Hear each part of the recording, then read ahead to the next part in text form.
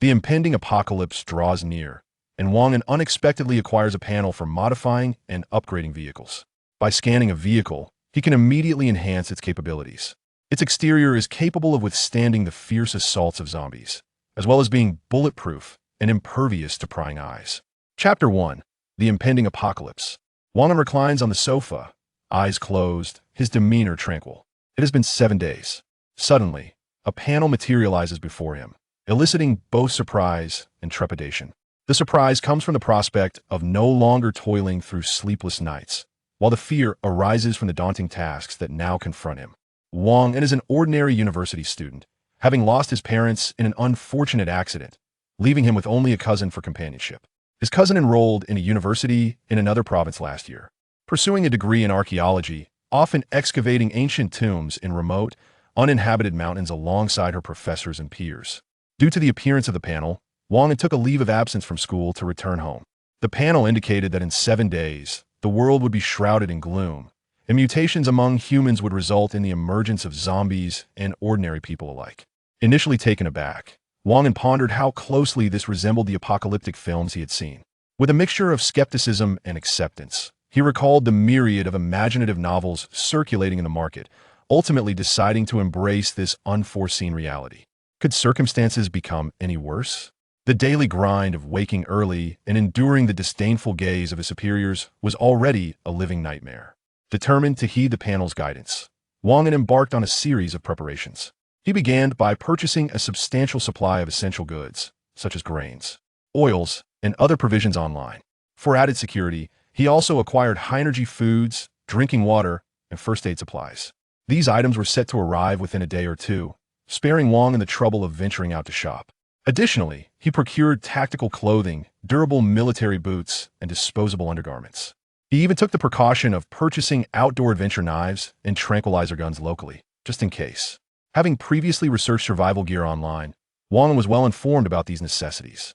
With methodical precision, he completed the bulk of his preparations for stockpiling supplies. What followed was the true crux of his endeavor. The panel not only revealed the impending apocalypse but also granted him, an ordinary individual, the means to ensure his own survival. Its primary function lay in mechanical modification and upgrades, requiring Wang An to provide the base vehicle and materials for enhancement. The first vehicle that sprang to his mind was a camper van in the apocalypse. A camper van would be superior to any other mode of transport. With a sense of urgency, Wang An swiftly placed an order through a vehicle rental app, knowing he would have to wait a while longer. He attempted to call his cousin, fully aware that the chances of reaching her were slim. Her work often took her to areas devoid of signal, making this moment the brink of an impending catastrophe the most unfortunate time for communication. As expected, the call resulted in a notification indicating that her phone was turned off. Wang An decided to send her a text, urging her to contact him as soon as she was able, assuring her that he would remain waiting for her call in the afternoon. Wang An hurried to the car rental company. Given the limited availability of RVs, he had spent considerable time searching online before finally locating one that was free. The representative urged him to arrive promptly, allowing him only 2 hours. As he caught sight of the store's sign from a distance, a sense of relief washed over him. The rental office was modestly sized, decorated with simplicity and elegance. Behind a reception desk stood a girl with a sweet demeanor and her hair styled in a bun. Dressed in the company uniform, the girl exuded a fresh beauty, appearing to be in her late teens. She was engaged in conversation with another customer clad in a suit.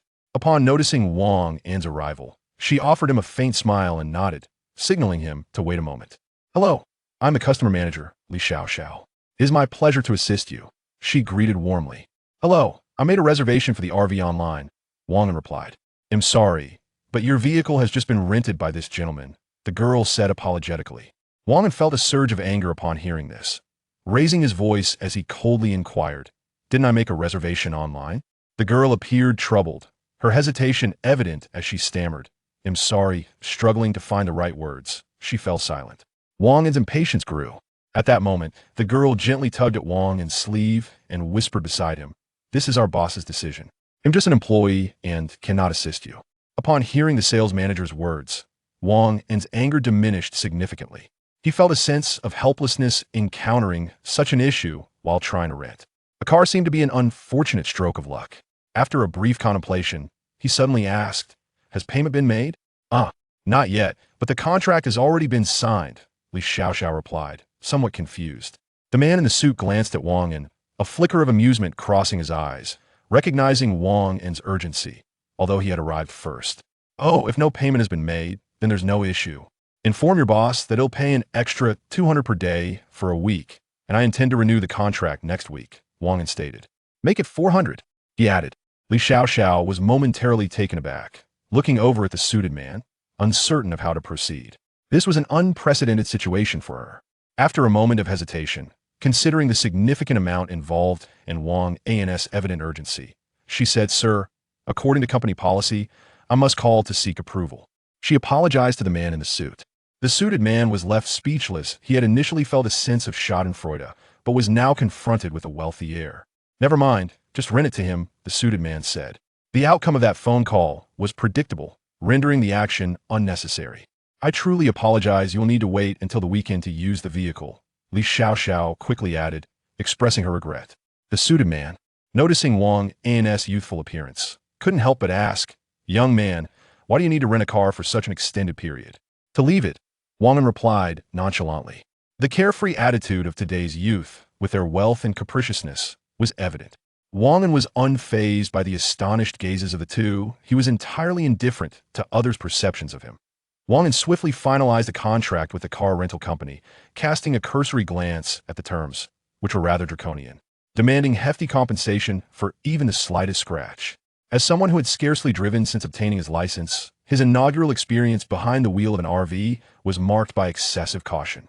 This cautiousness provoked ire from fellow drivers, who leaned out of their windows, vociferously admonishing him, If you can't drive, go practice elsewhere, don't endanger others here. Wang An, feeling quite helpless, endeavored to dismiss the cacophony around him. Time slipped by unnoticed until he finally maneuvered the RV back to its designated spot. Seated within the vehicle, he expelled a deep sigh. After an entire day of preparations and running about, he was now ready, yet a disquieting sense of trepidation enveloped him. The calm demeanor he had maintained earlier was merely a facade, now shattered by the weight of the moment. After sitting in silence for 5 or 6 minutes, he gradually regained his composure. After all, the world was on the brink of collapse. His heightened reactions were entirely understandable, especially considering he possessed the panel, which promised to enhance his capabilities beyond his previous limitations. Following the prompts from the panel, Wang An rose and approached the driver's seat, closing his eyes momentarily. Suddenly, as if a switch had been flipped, a vivid representation of the entire RV materialized before his mind's eye. The vehicle's exterior became translucent, revealing its myriad components in stark clarity. Experiencing this phenomenon firsthand was nothing short of enchanting, reminiscent of a virtual reality sci-fi adventure. Vehicle model: compact RV. Age: 10 years. Power: gasoline-powered. Faults: an aging engine and various worn-out parts. In summary, this was a rather ordinary RV, likely retired from the tourism circuit. Once he completed the initial modifications, it would be adequately equipped for the impending apocalypse. The panel presented several avenues for enhancement, and after some contemplation, Wang An opted for the spatial expansion model, which could augment the interior space without altering the vehicle's exterior, evoking a sense of dimensional versatility. Although it required considerable materials, its practicality was unparalleled and unlikely to raise suspicions from others. Before long, the panel provided a comprehensive list of materials needed for the vehicle's modifications. Upon reviewing the list, Wang An couldn't help but click his tongue in dismay. Acquiring these items would prove to be quite a challenge. Chapter 2. Gathering materials. The required materials included 100 kilograms of steel, 100 kilograms of copper, 10 kilograms each of titanium alloy and leather, along with various components of assorted sizes. Upon reviewing this list, Wang An realized the substantial financial investment necessary, a daunting prospect given his modest means. He reached for his mobile phone and opened a loan application, such as Campus Loan or 360. Although the interest rates were exorbitant, the speed at which funds were dispersed was remarkable. In no time, he received amounts of 30,000, 50,000, and 80,000 respectively, which seemed adequate for his needs. Wang An tirelessly scoured the urban area, rummaging through various shops to source the required materials, turning Xiaobei City upside down in the process. For some elusive items, he even ventured to a recycling station to complete his collection. Once he had gathered all the materials, he placed them near his mobile home, and summoned 2 movers to assist in loading everything onto the vehicle. With preparations complete, Wang An entered the driver's cabin, closed his eyes, and envisioned the control panel before him. The buttons required for the upgrade shifted from gray to blue, indicating that the materials were ready and he could proceed with the enhancement. He pressed the upgrade button, yet the mobile home exhibited no noticeable changes. After a brief wait, he observed that the materials seemed to be diminishing gradually. Noticing that the upgrade would take 2 days, Wang An retired to the bedroom of the mobile home to rest. After a long day of relentless activity, fatigue washed over him, but he still needed to call his cousin to see if he could reach her. In this world, she was his closest relative. As before, his call went unanswered, leading Wang An to feel utterly disheartened. He sat on the bed and soon drifted off to sleep. In his dreams, he found himself back in the days when both his parents were alive, celebrating with his cousin. He recalled the birthday cake his mother had lovingly prepared, and his father's gentle gaze. As the dream progressed, he envisioned a future where he had established a family of his own, filled with joy alongside his wife and children. Strangely, the image of his wife bore a resemblance to Wei Yuqi, a high school classmate. Wei Yuqi possessed a melodious voice, exquisite beauty, and a delightful personality, making her quite popular among her peers. Wang An, who shared a desk with her, often found himself captivated by her graceful hair flowing gently. Though Wei Yuqi excelled in many areas, she struggled with physics, a subject in which Wang An excelled. Consequently, she frequently sought his assistance with her studies. Wei Yuqi listened intently, her focus unwavering, and it was during these sessions that Wang An experienced the first stirrings of affection for her. However, after the tragic loss of his parents, he became increasingly withdrawn, relegating himself to the back of the classroom, and their relationship gradually faded. Suddenly, Wang An awoke, surprised to find tears at the corners of his eyes. Reflecting on the dream, he pondered whether he could ever relinquish those tender, fleeting feelings. He reminded himself that the past was irrevocable, and what was lost could never be regained. A new day awaited him, filled with tasks yet to be accomplished. Just then, the sound of a ringing phone interrupted his thoughts. It was a call from his friend, Dong Kong. "Hello, what brings you here so early?" Wang An mumbled. "Old Wang, are you really so audacious as to skip school?" Wang An remarked. "I have some family matters to attend to. I will return in a few days." Wang An replied after some contemplation. "Very well, do hurry. I can only imagine how furious the instructor will be upon seeing your absence," Wang An stated. "Indeed, I understand. It's best to stay in the dormitory and play games tomorrow.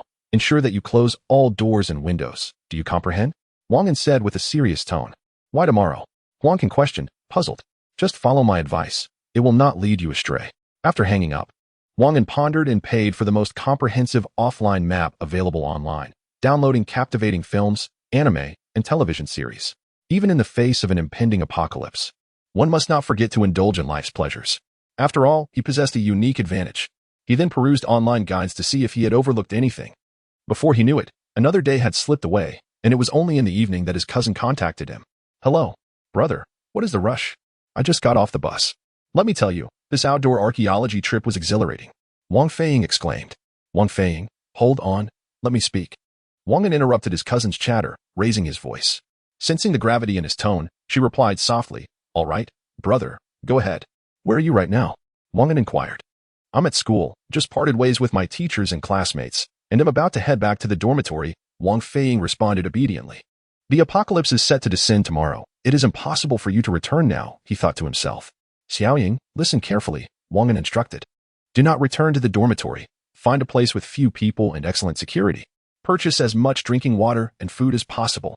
Charge your phone fully and prepare several power banks.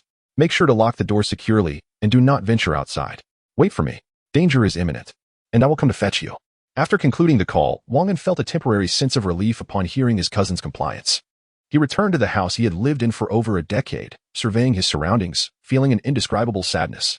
Since the tragic accident that befell their parents, Wang An and Wang Feiing had relied on each other, their struggles leaving little to cling to.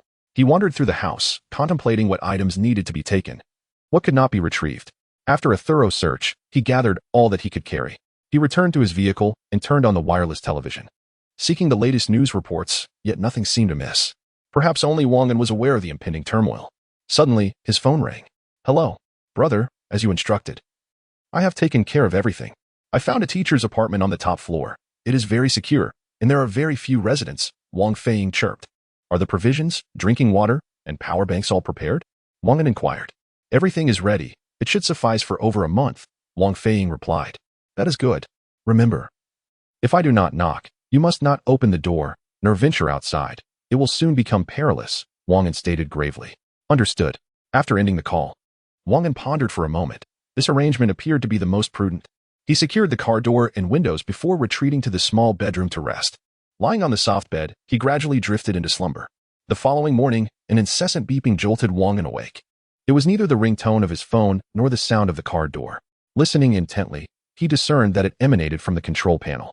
To his astonishment, the display revealed the message, RV upgrade complete. Initially taken aback, Wang An then surveyed his surroundings in awe. The small bedroom, which had seemed quite satisfactory the night before, now appeared exquisite, plush, and immaculate. Opening the bedroom door, he was further astonished by the view outside. Chapter 3. The upgraded RV before him was a semi-enclosed sofa seat, adorned with numerous control panels that provided insights into the temperature and air quality within the RV. Next, he observed the kitchen, bathroom, and display screens. Upstairs was a cozy multi-person bedroom, all elegantly designed and imbued with a sense of advanced technology. Upon opening the door to the driver's cabin, he found 2 comfortable seats, control levers, and meticulously designed buttons, alongside ample sockets and a convenient recess by the steering wheel. The entire front of the passenger seat was dominated by display panels, offering an unobstructed view of the RV's surroundings, with myriad buttons whose functions remained a mystery to be unveiled over time. He was now tasked with loading the items he had purchased previously. After more than 3 hours of effort, he stood before the RV, now brimming with his belongings. Feeling somewhat speechless, Wang An settled into the passenger seat and opened the panel, searching for storage space. He had read about such features in novels and wondered if they would elude him in reality.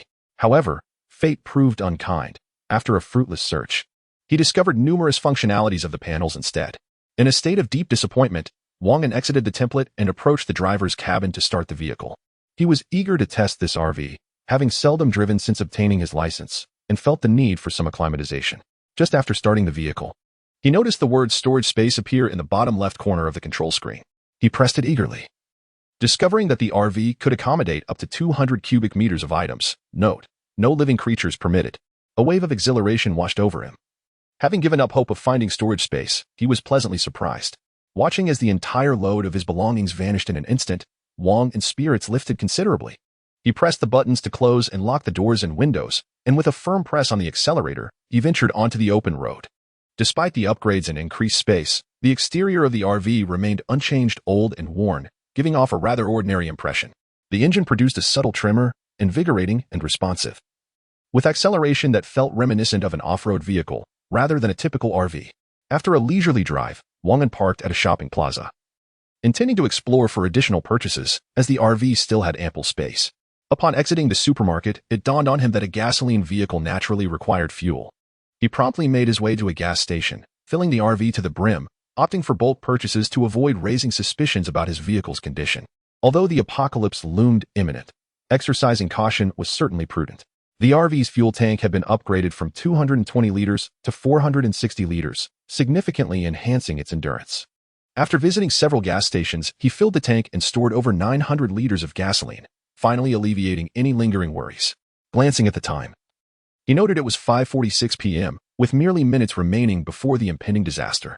Wang An reiterated instructions to Wang Feiying, all while continuing to explore the RV's other features. As for the others, he chose to remain silent. He was never particularly loquacious, resulting in few connections and acquaintances. As the clock struck 6, Wang An felt as though he had been struck by lightning, trembling incessantly. In that moment, he was engulfed by a torrent of bloodlust that surged through his mind, causing a severe headache. He seemed to glimpse his parents and his younger self from days long past. After an indeterminate period, Wang An finally regained consciousness, shaking his head and surveying his surroundings. Outside, the world had undergone a cataclysmic transformation. The once ordinary citizens were now being torn apart by the mutated zombies, with the cacophony of colliding vehicles, blaring alarms, and the anguished cries and moans of the populace flooding his ears. Wang An's senses sharpened, although the noise from outside should not have penetrated the vehicle. He discovered that the dashboard could be configured to eavesdrop on the outside world. He swiftly started the engine and set course for the city where Wang Feiying's university was located. Normally, it would take an entire day to reach, but under the present circumstances, he could only hope to minimize delays. The highway was invariably the fastest route, and he directed his vehicle towards the Xiaobei Expressway. However, upon arrival, he was taken aback by the sheer number of vehicles, rendering any movement impossible. What was happening? Wang An could only silently queue. Hearing that the military was en route to assist and organize the vehicles, seemingly having been stationed there for some time, it dawned on him that news of the apocalypse had reached others before him, though the means of their knowledge remained a mystery. He dismissed such thoughts, resolving that escaping this place was paramount. Yet, contrary to his intentions, the traffic worsened, compounded by numerous vehicles desperately pushing forward, exacerbating the already dire situation. After 5 or 6 minutes of waiting, the previously sluggish vehicles suddenly surged ahead. Confused, Wang An quickly grasped the situation upon noticing the commotion behind him. Many drivers had already been bitten by zombies and were now infected with the virus. The sight of the advancing horde sent chills down his spine, and disregarding all else, he pressed the accelerator to the floor, propelling himself forward. At that moment, the anguished cries of a girl seeking help pierced the air. Wang An had initially resolved to ignore such pleas, as he was in grave danger himself and could hardly concern himself with others. A brief glance at the passenger display screen caused him to pause. It was her. 2 girls were desperately running outside, pleading for assistance. They were so striking, so innocent. Under normal circumstances, someone would have stepped forward to help, but these were not normal times. Survival was paramount. How could anyone afford to care for another's fate? As the girls watched the speeding vehicle, one stumbled and fell, weeping in despair, as if resigned to her fate. Just then, an old, white RV barreled toward them at high speed, catching the girls off guard. One girl, with her hair in a bun, was slow to react but eventually grasped the other's hand, rising to her feet. At that moment, Wang An's vehicle made a U-turn and halted nearby. "Get in the car," Wang An urged rapidly. As the car door swung open, 2 girls swiftly entered the vehicle. The RV hastily departed from its original spot, only to be met with vitriolic remarks from surrounding motorists. "Fool, risking your life for a woman, are you? If you don't want to live, go elsewhere and stop causing a ruckus here."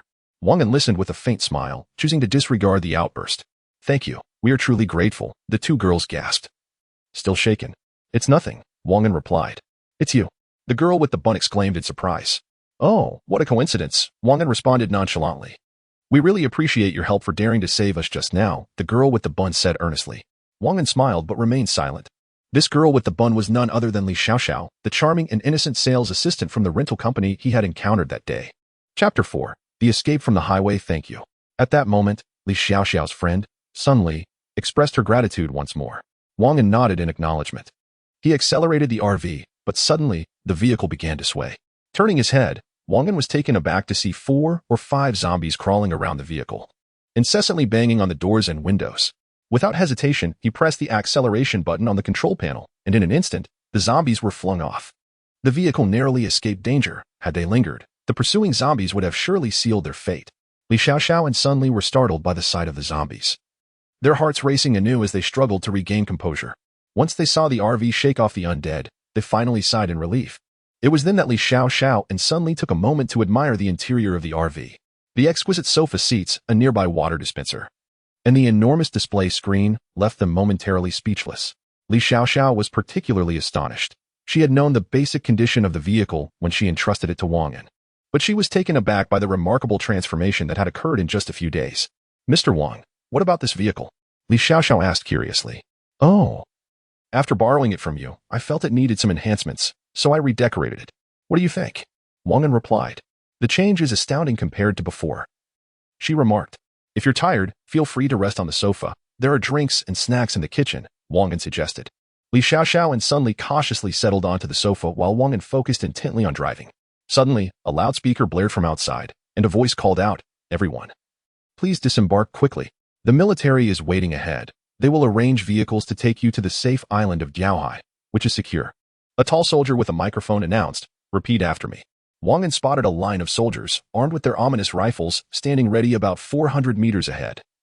Realizing this was a dedicated rescue operation for survivors, time was of the essence, as a horde of zombies was already closing in. "Mr. Wang, we should hurry and disembark to join the military vehicles and leave this place," Sun Li urged anxiously. "You go ahead. I have other matters to attend to and will not join you," Wang An replied without hesitation. Both Sun Li and Li Xiaoxiao looked at Wang An in astonishment. "Mr. Wang, why? Is there something more important than life itself?" Li Xiaoxiao asked with concern. "I have a cousin studying in Shenzhen, and I must go meet her," Wang An explained. Reluctantly, Li Xiaoxiao and Sun Li accepted his decision. "Xiaoxiao, let us disembark and join the military," Sun Li suggested to Li Xiaoxiao. "I won't be going either. My parents and sister live in the countryside, and I wish to return to see them," Li Xiaoxiao pondered aloud. "Mr. Wang, Could you take me with you? Li Xiaoxiao gazed at Wang An with anticipation and remarked, our home is located on the way to Xinxing. It certainly will not delay you, and I am quite familiar with the road conditions here. After pondering for a moment, Wang An acquiesced. Recognizing the convenience of having someone knowledgeable about the route, especially given that it was a young lady making the suggestion. Very well, let us depart shortly. Please advise on the safest and quickest route to Xinxing, Wang An stated. Sun Li, listening to Li Xiaoxiao, felt tears welling in her eyes. She, too, was uncertain about the fate of her parents, yet her home was far away, making it impossible to return. Now, she was about to part ways with her close friend amidst their escape. Reluctantly, Sun Li exited the vehicle, bidding a final farewell to Wang An and Li Xiaoxiao. Xiaoxiao. Mr. Wang, take care. She called out, waving vigorously as the RV receded into the distance. Wang An sharply turned the steering wheel, crashing through the highway barrier and veering onto the grassy terrain, ultimately merging onto a significantly narrower country road. Li Xiaoxiao had previously suggested this route due to its light traffic and minimal pedestrian presence, ensuring a degree of safety. As the vehicle sped along, Li Xiaoxiao gazed out the window, her expression tinged with melancholy. Wang An observed the diminishing number of vehicles on the road, with only an occasional car parked by the roadside, posing no hindrance to their journey. He exhaled heavily and reduced his speed. Miss Li, if you're tired, feel free to rest, Wang An offered. Li Xiaoxiao shifted her gaze from the window and replied, understood, but please refrain from calling me Miss Li. If you don't mind, you may call me Xiaoxiao, as my friends do. Very well, then do not refer to me as Mr. Wang. My name is Wang An. Brother Wang, Li Xiaoxiao hesitated to address him directly, opting for this alternative. What unknown dangers might lie ahead on this path? Wang An had no way of knowing. For the moment, everything seemed satisfactory. Suddenly, a rumble emanated from Li Xiaoxiao's stomach, causing her face to flush with embarrassment as she cast a sideways glance at Wang An. Perhaps you could cook some noodles, Wang An suggested. We haven't had a chance to eat since this morning. His own hunger was beginning to surface. But time had been scarce. The outside environment appeared relatively safe. Wang An found a secluded spot and halted the RV. He pressed a button on the control panel, and the once transparent windows darkened instantly, rendering the interior concealed from the outside world. Wang An was pleased with this feature, as it enhanced their security. Rising from the driver's seat, he washed his hands and settled onto the sofa to rest. Having driven for a short time, he found it mentally taxing, thus. He reclined and picked up his phone to call his cousin, hoping to establish a connection. Unsurprisingly, the screen displayed no signal, rendering the phone unusable for calls. Wang An accepted this outcome with resignation and slowly closed his eyes. When he awakened again, it was to the gentle calling of Li Xiaoxiao. Upon observing the 2 bowls of noodles upon the table, exuding an alluring aroma and vibrant colors, Wang An felt a tinge of dissatisfaction. He rose from his seat and made his way to the kitchen, discreetly retrieving chicken wings, slices of meat, and spicy chicken, cold dishes that he hoped would not arouse any suspicion in Li Xiaoxiao. Settling for this makeshift meal, Wang An placed the dishes on the table. Upon seeing them, Li Xiaoxiao could not help but swallow hard. After the two had devoured their meal with great enthusiasm, Li Xiaoxiao took it upon herself to wash the dishes, while Wang An surveyed his surroundings. Following a moment of darkness, he found himself unable to see outside, relying solely on the dashboard of the passenger seat to glean the external conditions. After a brief observation, he noted that everything appeared normal. It was time to prepare for departure. Having rested for a considerable duration and having satisfied his hunger, he felt invigorated. With a decisive action, Wang An deactivated the black screen, transforming the vehicle's windows from opaque to transparent and a faint shade of black. He switched on the headlights, pressed the accelerator, and set off. It was now approximately 7 in the evening, and the onset of the apocalypse had rendered the outside world ominously eerie and heavily oppressive. To alleviate his negative emotions, Wang An turned on the music as the vehicle meandered slowly along the rural roads.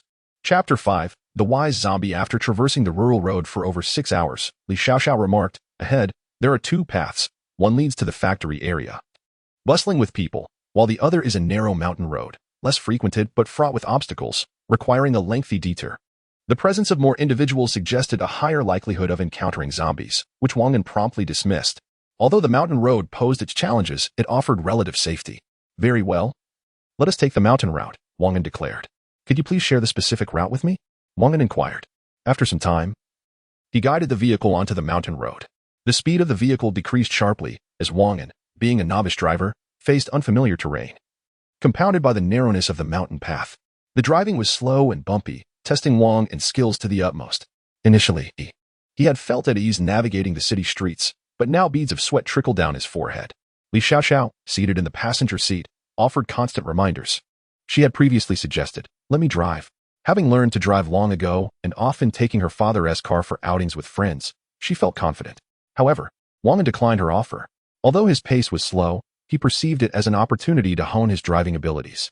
Allowing Li Xiaoxiao to take the wheel would have separated them from her family, complicating matters further. With her presence beside him, providing intermittent guidance, he felt considerably more at ease. After a series of intermittent maneuvers, Wang An arrived at a small mountain town, the only sizable settlement he had encountered thus far.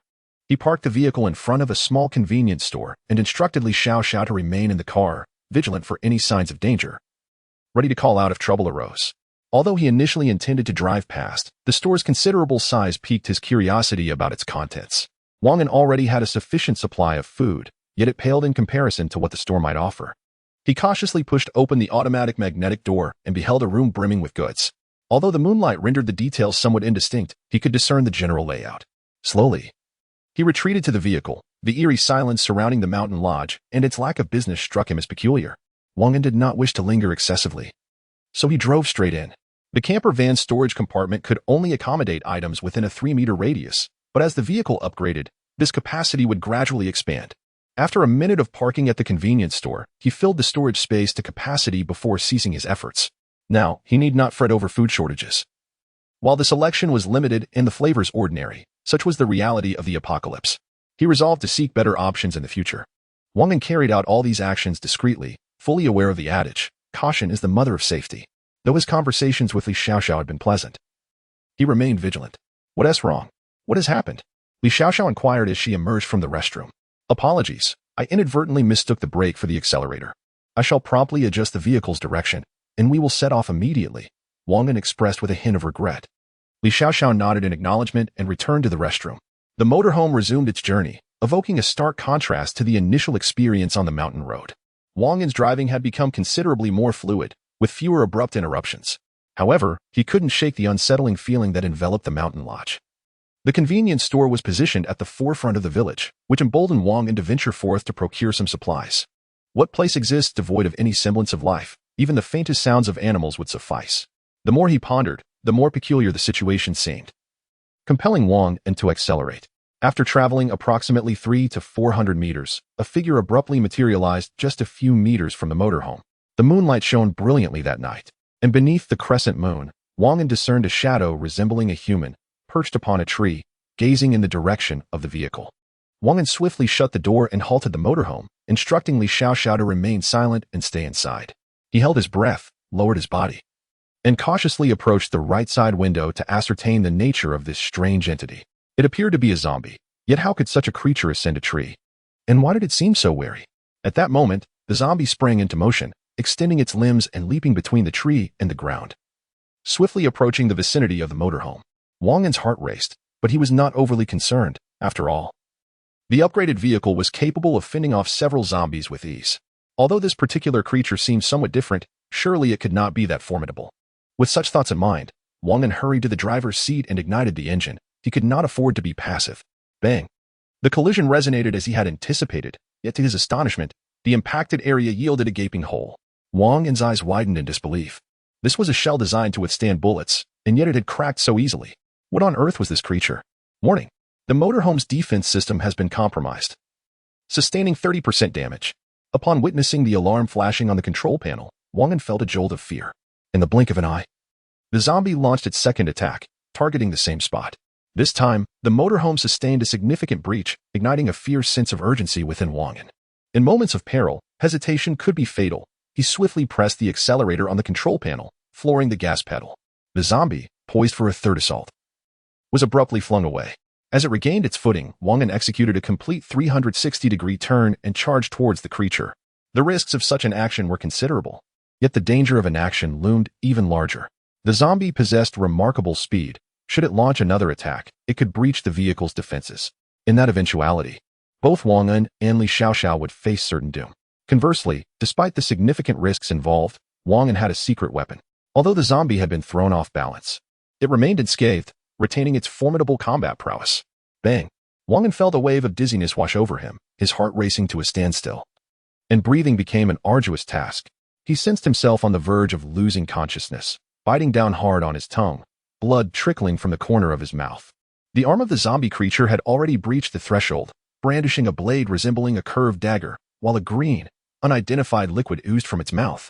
It appeared as though the creature's arm was ensnared, and Wang An felt a surge of opportunity, a chance that seemed infallible.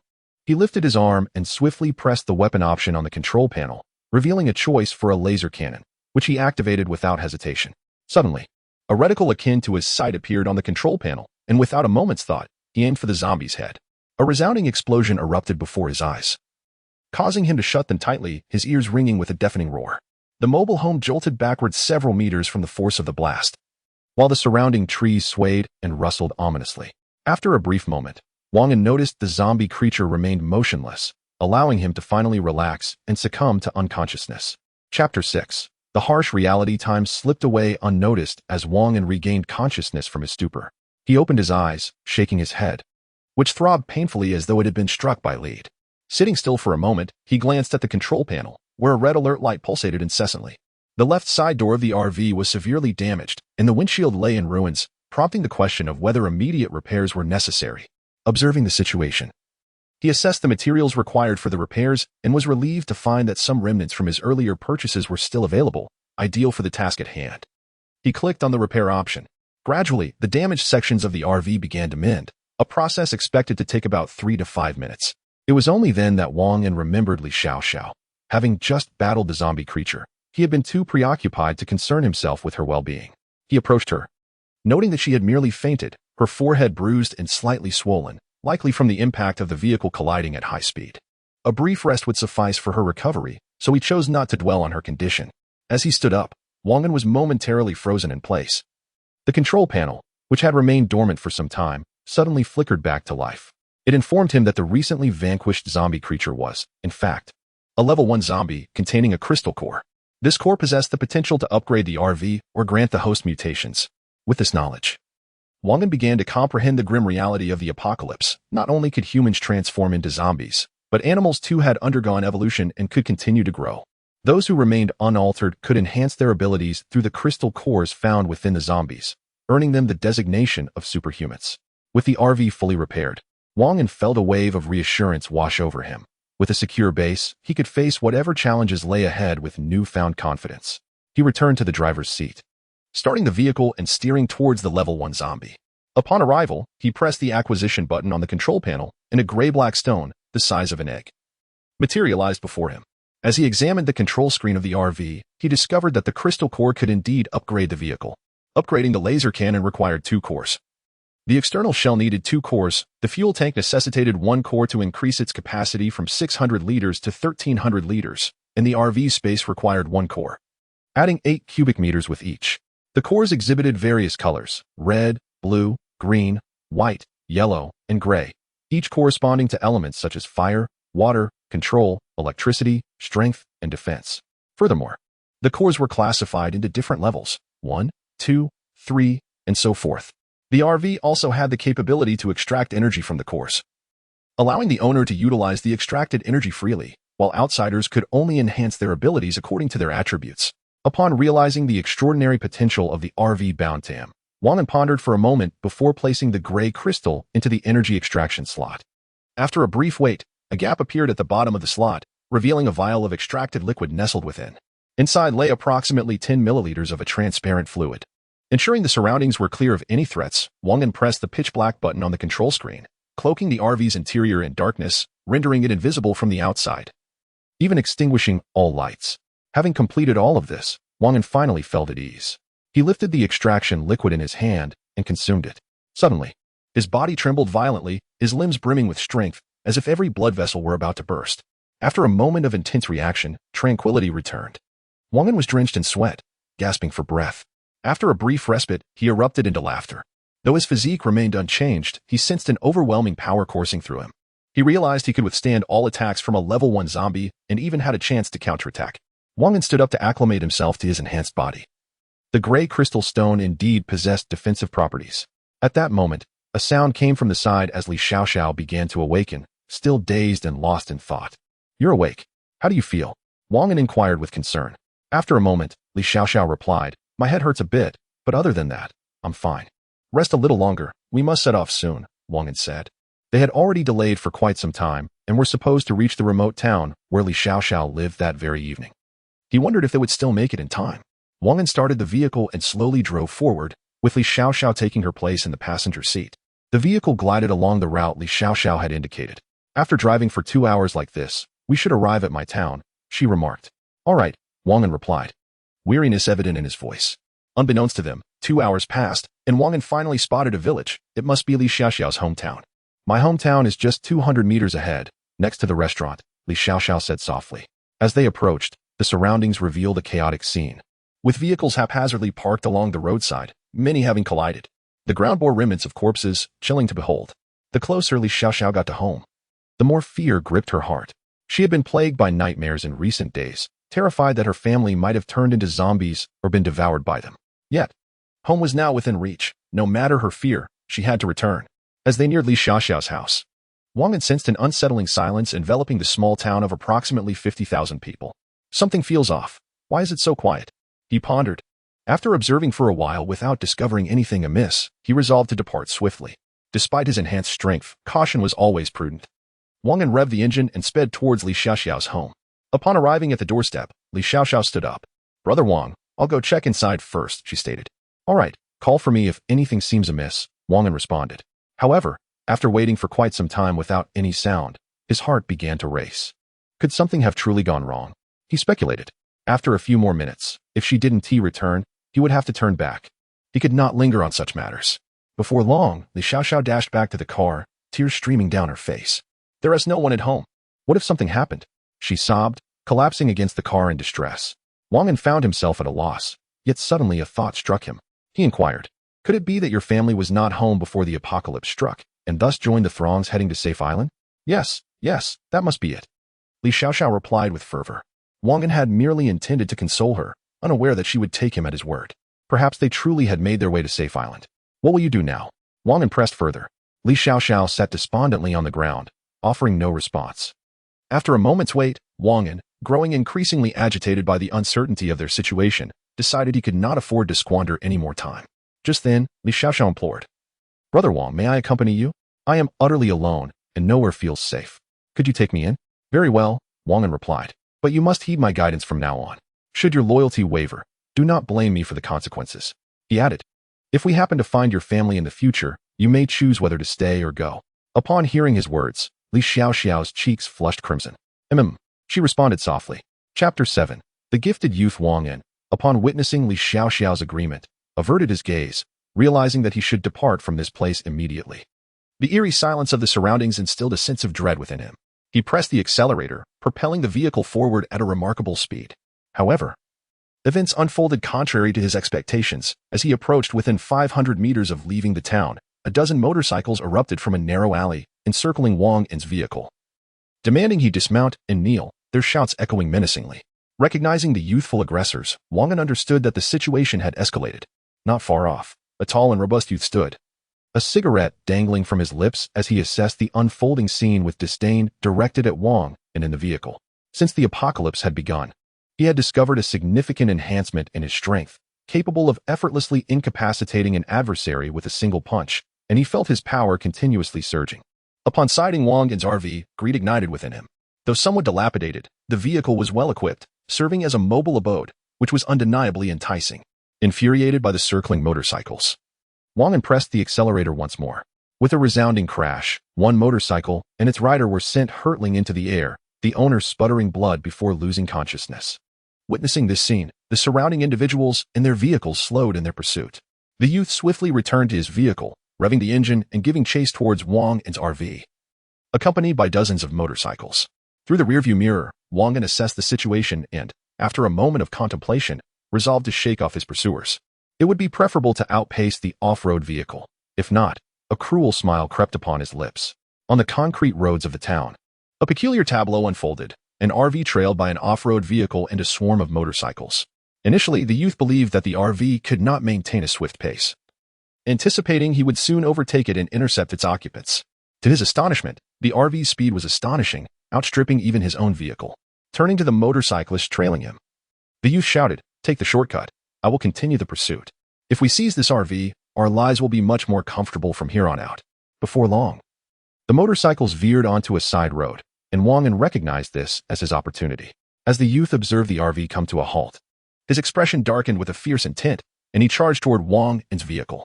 Instead of colliding from behind, the off-road vehicle aimed directly for Wang An's driver's side. Wang An deliberately exposed this vulnerability, intending to eliminate this youth as one would a lowly zombie. The ensuing confrontation unfolded as Wang An had anticipated. The youth's fist collided forcefully against the driver's side window, resulting in a network of fine cracks spidering across the glass. Wang An realized that the youth possessed abilities akin to those of a zombie. Without hesitation, he activated the laser cannon on the RV's control panel, charging for a powerful shot. Boom! With a resounding crash, the young man was propelled outward, and the RV recoiled several meters, its windshield marred by a web of cracks. Though not yet shattered, unfazed by the damage, Wang An hastily maneuvered the vehicle to the young man's side, pressing the suction button. Yet, neither the RV nor the young man exhibited any change. However, a subtitle materialized in the core of the RV, igniting a flicker of joy within Wang An. Another layer of assurance had been added. The days ahead seemed increasingly promising. He turned to the co-pilot, Li Xiaoxiao, and inquired how to evade those unruly youths. Li Xiaoxiao advised him that a left turn at the next small path would lead them out of the town. Upon hearing this, Wang An wasted no time in starting the vehicle and departing.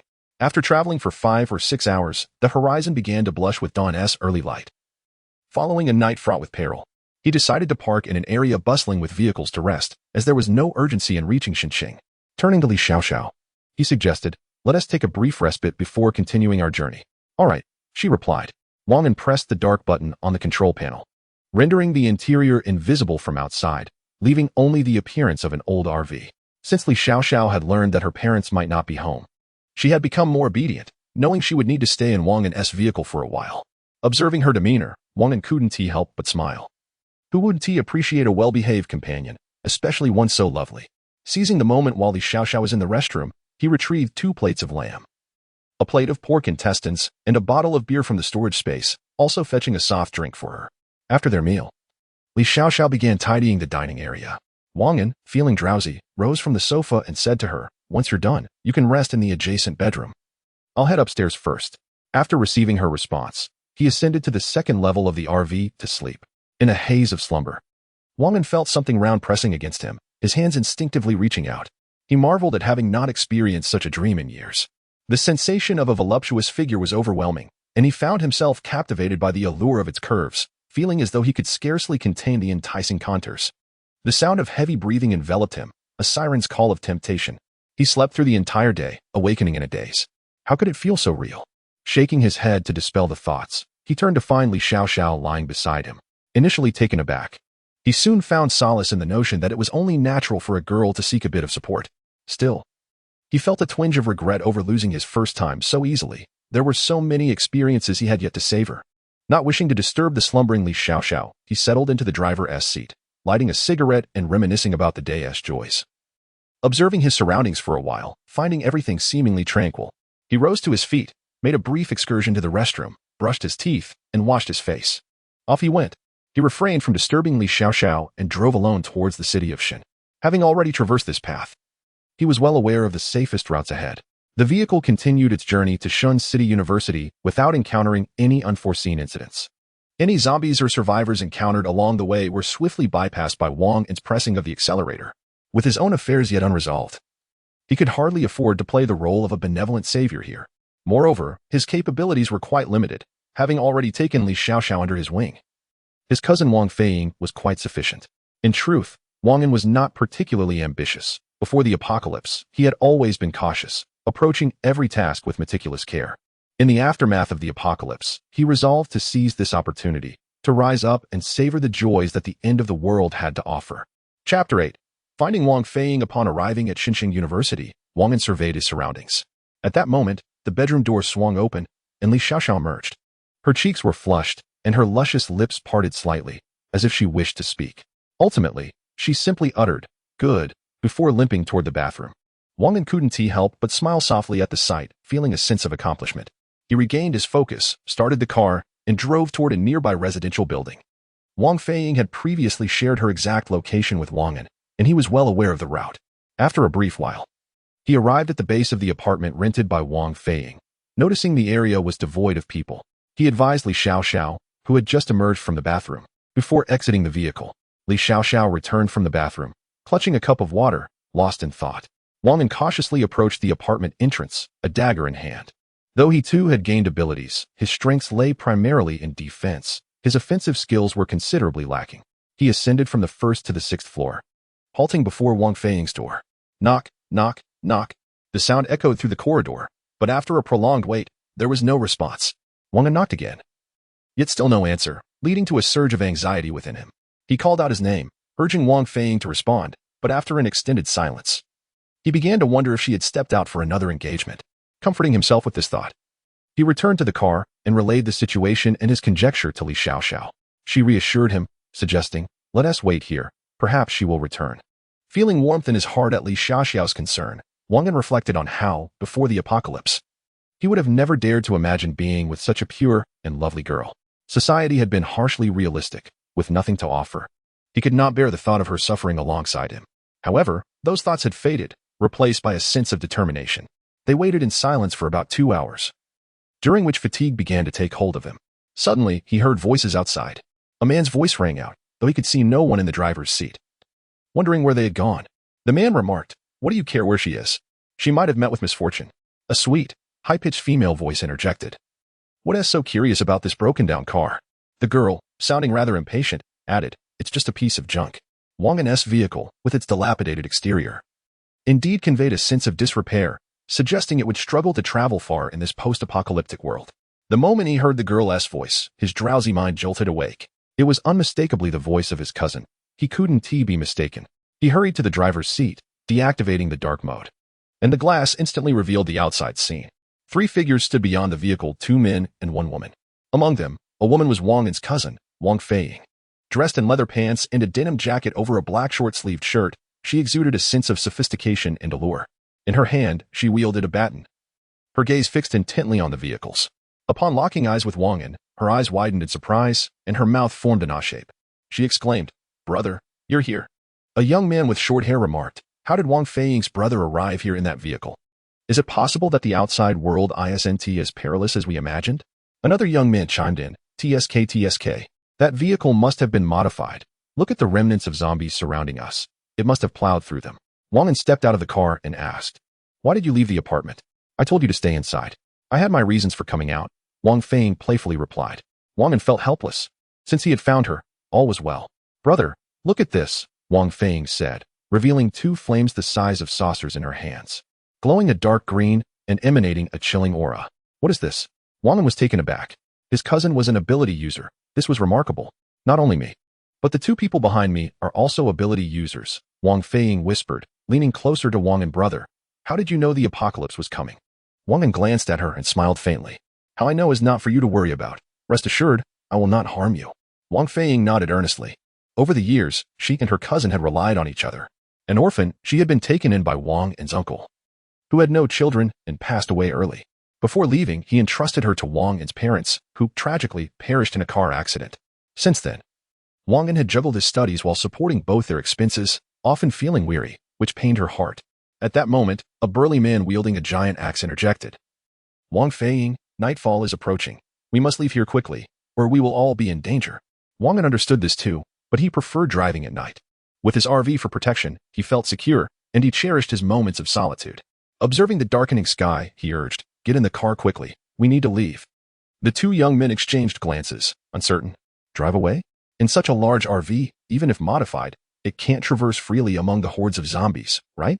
Moreover, this vehicle is too conspicuous.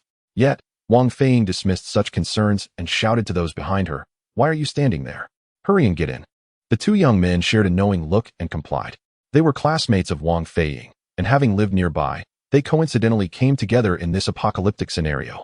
In school, they had always followed Wang Feiying's lead, and outside, the dynamic remained much the same. Moreover, Wang Feiying's unique abilities in combat far surpassed those of the 2 others. Upon entering the vehicle, they were immediately taken aback. Despite its dilapidated exterior, the interior was astonishingly opulent, truly equipped with everything one could desire. The 3 of them observed the conditions inside the RV, utterly amazed. Wang An guided Li Xiaoxiao to the second-floor bedroom, preferring to keep certain matters concealed. Although he trusted his cousin, he remained wary of the others. At that moment, Wang An turned to inquire, "Xiaoying, where are you staying?" I have a map here to determine the most convenient route, as we cannot traverse areas swarming with zombies. Oh, you have a map. Wang Feiying exclaimed with delight, feeling quite pleased to be in sync with her older cousin. Chapter 9. The residence of Wang Feiying. Wang An started the vehicle and glanced at them through the rearview mirror, casually remarking, "There are refreshments in the kitchen. Xiaoying, could you please bring some out?" "Sure, brother," Wang Feiying replied. The other two young men, one slender and tall named Wang Zhe, and the robustly built Dong Xinwu, politely chimed in, "Thank you, brother Wang." Wang An smiled and nodded. The vehicle continued its smooth journey, occasionally passing a few zombies ambling along the road. Inside the vehicle, Dong Xinwu surveyed the surroundings with a flicker of disdain in his eyes. Everyone in the class was aware of Wang Feiying's humble background. She was a beneficiary of poverty alleviation efforts. It was astonishing that, with the onset of the apocalypse, Wang An had procured a motorhome to indulge his long-standing vanity. A quintessential mindset of the impoverished. Dong Xinwu thought this inwardly, yet maintained a facade of cheerfulness. Wang An was likely aware of their thoughts but chose not to address them. The vehicle eventually came to a halt before a villa. Nestled in the suburban hills of Shen City, surrounded by several similar houses not far away, Wang An looked up at the size of the building. Reflecting on how limited his previous perspective had been, the place he resided in paled in comparison to this grandeur. Wang Feiying and her companions greeted him before disembarking. Wang An mentioned that he had some matters to attend to and would join them shortly. While they descended, he made his way to the second floor to inform Li Xiaoxiao to remain in the vehicle. "If you're hungry, there's food in the kitchen," he said, observing Li Xiaoxiao's lingering sleepiness. He smiled, playfully nipping at her lip before turning to leave. Li Xiaoxiao rolled her eyes, muttering to herself about his antics. Just as he departed, Wang An turned back, saying, "I'll return to the vehicle to sleep tonight. I'll bring you something special." To his surprise, Li Xiaoxiao turned her back to him, leaving him with a view of her pristine form. Wang An, initially tempted to reach out, ultimately restrained himself. Considering the long journey ahead, the mutated beings lacked crystal cores. However, the motorhome could absorb the energy from within them, converting it into energy liquid. Typically, this energy liquid required attribute matching for others to use. Yet, after his first encounter with Li Xiaoxiao, he noticed on the panel that her attributes aligned perfectly with this energy liquid, both marked in green. He recognized it was her first time, as he had caught a glimpse of a hint of red beneath her covers when she had turned. Wang An felt quite content, though not particularly conservative. Who wouldn't appreciate a favorable encounter? He entered the villa, which was adorned with exquisite luxury, surpassing even his motorhome in refinement. Although it lacked the numerous functionalities of his vehicle, the elegance in color and quality was undeniable. Within Wang Feiying's abode were 3 young men and 2 young women, among whom was a strikingly beautiful female teacher, her features perfectly accentuated. The remaining 3 young men and 1 woman were ordinary students, tasked with guarding the premises. Dong Xinwu directed those without abilities to prepare meals, seemingly holding a degree of respect for the female teacher present. Wang An observed this dynamic with a sense of familiarity, noting that it resembled the social hierarchy of the pre-apocalyptic world, where those with abilities held a higher status than ordinary individuals. This appeared to be a general consensus among the group. After a while, Wang Feiying announced, "All right, everyone, it's time to eat," and turned to Wang An, suggesting, "Brother, why don't you join me for a meal?" Her words caught the attendees off guard, leaving them momentarily stunned. Dong Xinwu smiled and remarked, "Feiying, is that necessary? Wang Gu isn't an ability user. It won't be of much benefit to him." The others, including the ordinary individuals, shared this sentiment. "Eating is better than not eating at all," Wang Feiying responded dismissively. Dong Xinwu's expression shifted slightly, yet he managed to maintain a smile, saying, "True enough, after all. This is your food."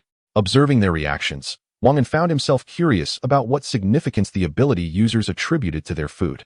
Wang Feiying then led Wang An into a room, where she soon returned with several plates filled with what appeared to be meat from some exotic creatures.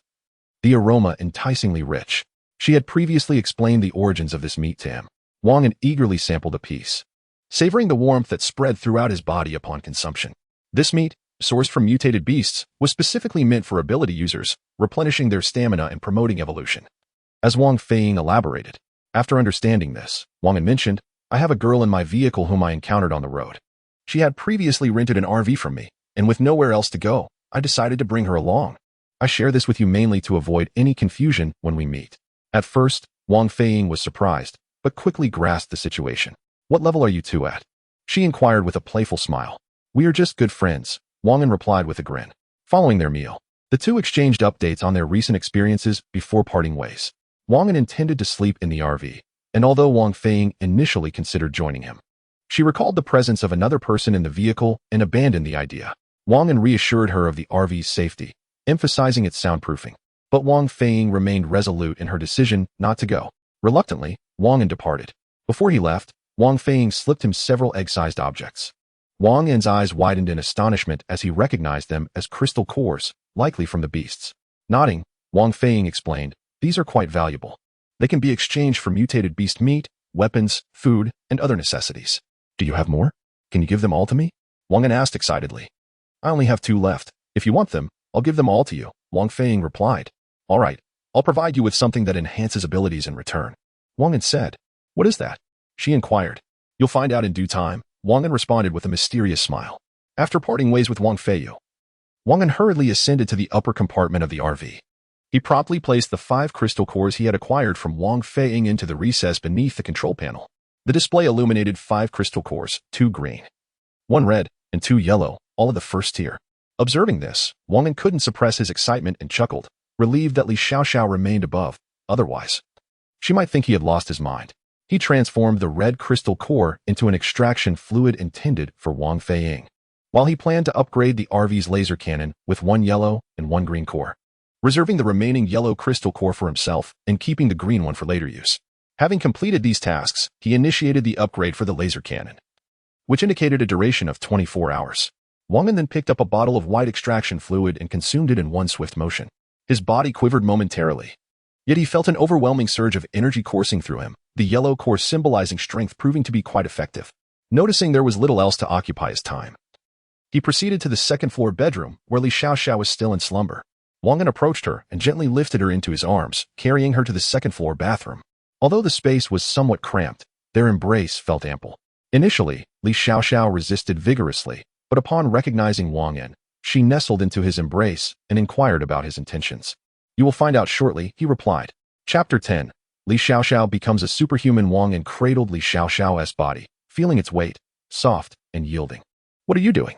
It's late, and you're still awake," Li Xiaoxiao remarked, a hint of irritation in her voice. After their initial encounter, she had grown more relaxed, though she still diligently engaged in activities she deemed appropriate.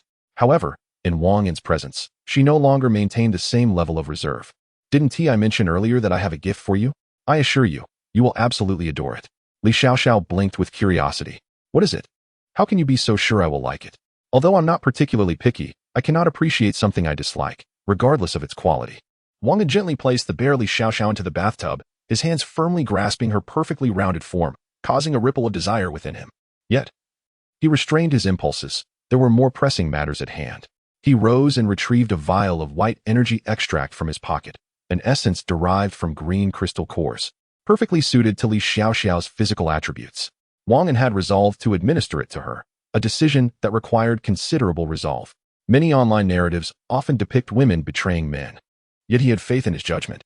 Since their first encounter, Li Xiaoxiao had been candid with him, sharing her thoughts openly and honestly. The interface lacked any loyalty metrics, which Wang An deemed unnecessary. He was quite capable of discerning right from wrong. "What is this?" Li Xiaoxiao inquired, her curiosity piquing. Suddenly, a realization struck her, and her face flushed a deep crimson, resembling a ripe apple, tempting one to take a bite.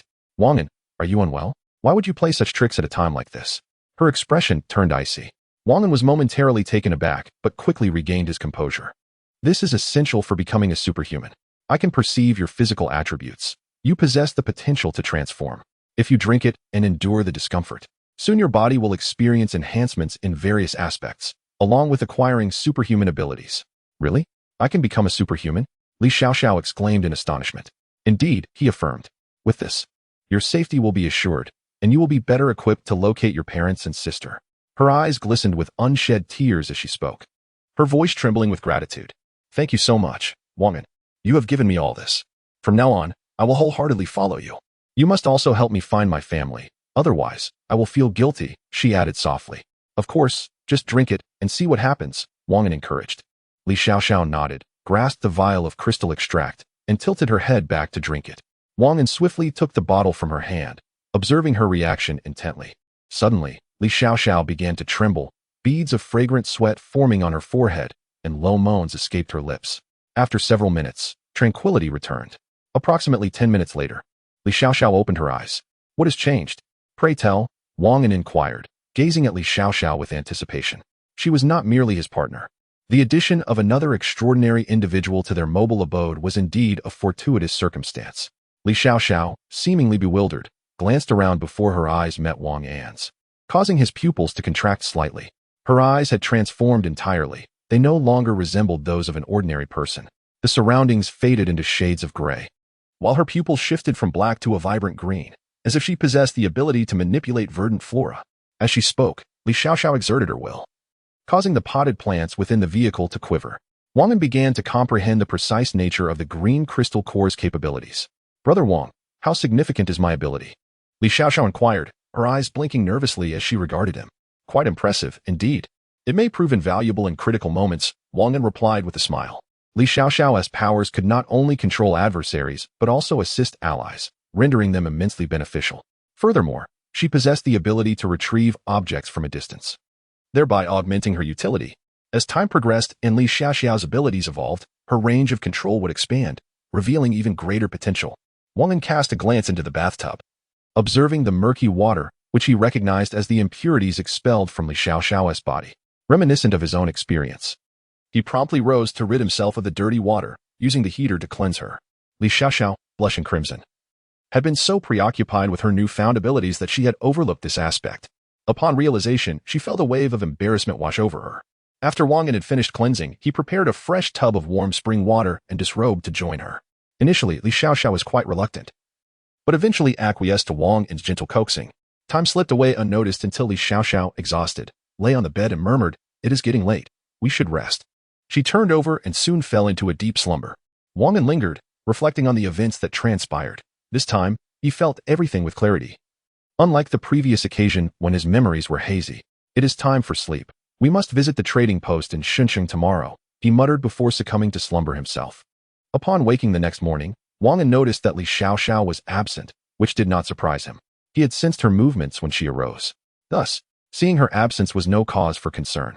Descending from their second-floor chamber, he settled onto the sofa and spotted her busily preparing breakfast in the kitchen. "Good morning." Wang An greeted her, continuing, "I have informed my cousin Wang Feiying about you. When you meet, do not be startled. As for the others, it is best for them to keep their distance for now." "Understood. I will," Li Xiaoxiao replied. After Wang An finished his morning routine, he called for Wang Feiying to join them for breakfast. She enthusiastically agreed, excited to meet her future sister-in-law for the first time. Once they were introduced, they each began to eat, with Wang Feiying, characterized by her vivacious nature, eagerly inquiring about the relationship between Li Xiaoxiao and Wang An. Li Xiaoxiao provided some honest answers, while others were rather ambiguous. Wang An noticed that Wang Feiying's questions were becoming increasingly absurd, and he gently cleared his throat, saying, "Hurry up and eat. We still need to head to the exchange." Shunsheng, classified as a prefecture-level city, is densely populated. There are already numerous no-go zones inhabited by the living. At this moment, the vehicles had just arrived at the outskirts of Shunsheng. The distant skyscrapers appeared strikingly similar to those before the apocalypse, yet the scene on the streets was utterly chilling. The shops along the roadside were smeared with copious amounts of blood, and many vehicles lay wrecked in a tangled heap. Fires and explosions were rampant, and skeletal remains, gnawed clean, were scattered about, leaving one to ponder whether they belonged to humans or the undead. Chapter 11. The Shunsheng Exchange. Upon witnessing the desolation that plagued the city, the group drove in solemn silence. Wang An had grown accustomed to such sights during their journey, which, despite traversing mountainous roads, revealed numerous instances of despair. Li Xiaoxiao, however, reacted more intensely, still unaccustomed to such scenes. In contrast, Wang Feiying appeared rather indifferent. They had arrived in two vehicles. One was an off-road Mercedes-Benz driven by Dong Xinwu, and the other was Wang An's RV. Wang An sensed a peculiar gaze from Dong Xinwu, prompting him to remain vigilant.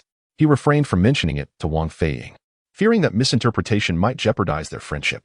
After driving several dozen kilometers, they encountered a secure area, guarded by armed soldiers wielding M16 rifles, with artillery stationed nearby. Observing Dong Xinwu make a sharp turn, they continued forward for approximately 500 meters, ultimately arriving at a large square marked by the word exchange. Inside, there was a military trading venue alongside numerous personal trading spaces. Wang An parked outside and disembarked, following Dong Xinwu closely. Wang Zhe and two young men retrieved an array of food, daily necessities, and several pounds of exotic beast meat from the off-road vehicle's trunk. Wang An learned from Wang Feiying about the general exchange ratios and processes. He gathered some canned meat, beef jerky, and emergency medical supplies from the kitchen. Items of considerable value. Li Xiaoxiao watched as Wang An extracted these provisions, her eyes flickering with curiosity but remaining silent. Wang An glanced at her and smiled without uttering a word.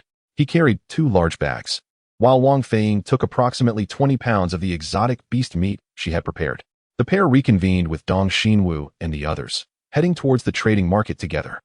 Outside, there were but a handful of ordinary people, yet within the market, a bustling crowd engaged in lively exchanges, discussing business and the significant news of recent days. Have you heard? In Shunqing's largest commodity warehouse, a substantial stockpile of supplies was discovered. However, few who entered have returned. 2 men conversed nearby, and Wang An, overhearing their words, felt a twinge of interest, though it quickly subsided. There would be time to investigate. Such a vast warehouse must harbor countless treasures. At the exchange, he sought to acquire more crystal cores to upgrade the RV, believing it still held untapped functionalities. Time was of the essence, for this would enhance his and Li Xiaoxiao's and Wang Feiying's chances of survival in the apocalypse. The 5 of them proceeded directly to the military trading area, where they anticipated finding the items they desired. Ahead, a large display screen showcased tasks issued by the military, including requests for high-capacity generators exceeding 80 kilowatts. 1 unit for 4 pounds of mutated beast meat, medical supplies, with details in the accompanying chart, and a substantial demand for gasoline, offering high prices for large quantities. With inquiries directed to the front desk, upon revisiting the previous announcements, Wang An noted that the 5th announcement indicated that a box of canned beef could be exchanged for 4 AK-47s, along with 500 rounds of ammunition. This list was open for repeated exchanges. The 18th announcement stated that a box of amoxicillin could be traded for 5 pounds of mutant beast meat. The 80th announcement revealed that a single mutated crystal nucleus could be exchanged for 1 ton of mutant beast meat. At this point, Wang An instantly grasped the significance of the crystal nucleus, which had yet to be uncovered by other scientists. Contemplating this, he resolved to exchange for as many crystal nuclei as possible, envisioning a substantial profit. Inside the hall, numerous survivors were engaged in heated debates with the soldiers regarding the quantities of supplies exchanged.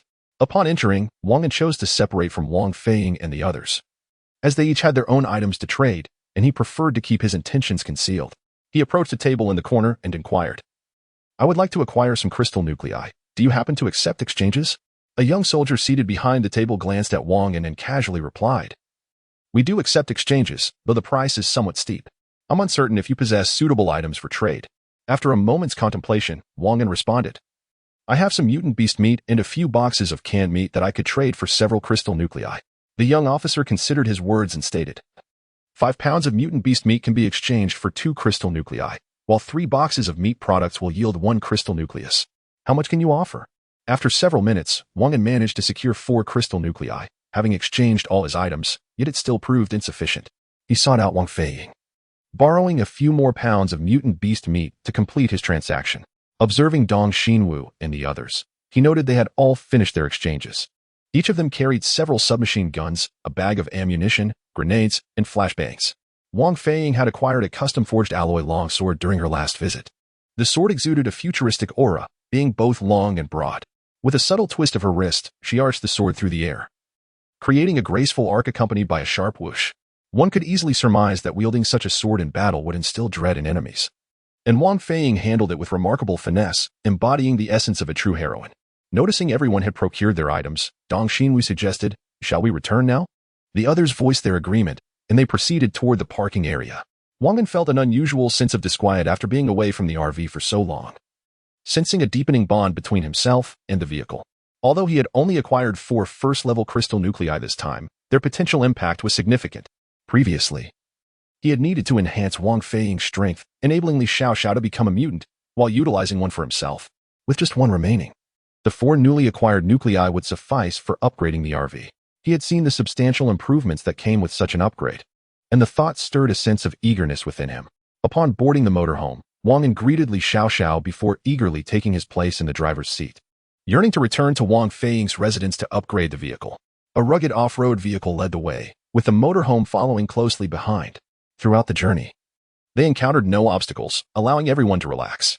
Upon their return, they were greeted by 1 man and 3 women, and in that moment, Wang An profoundly felt the superiority that power brings. Much like the world before the apocalypse, authority and wealth imbue life with richness and flavor. Only those like him, who toiled tirelessly from dawn till dusk, truly grasped the humility and helplessness of existence.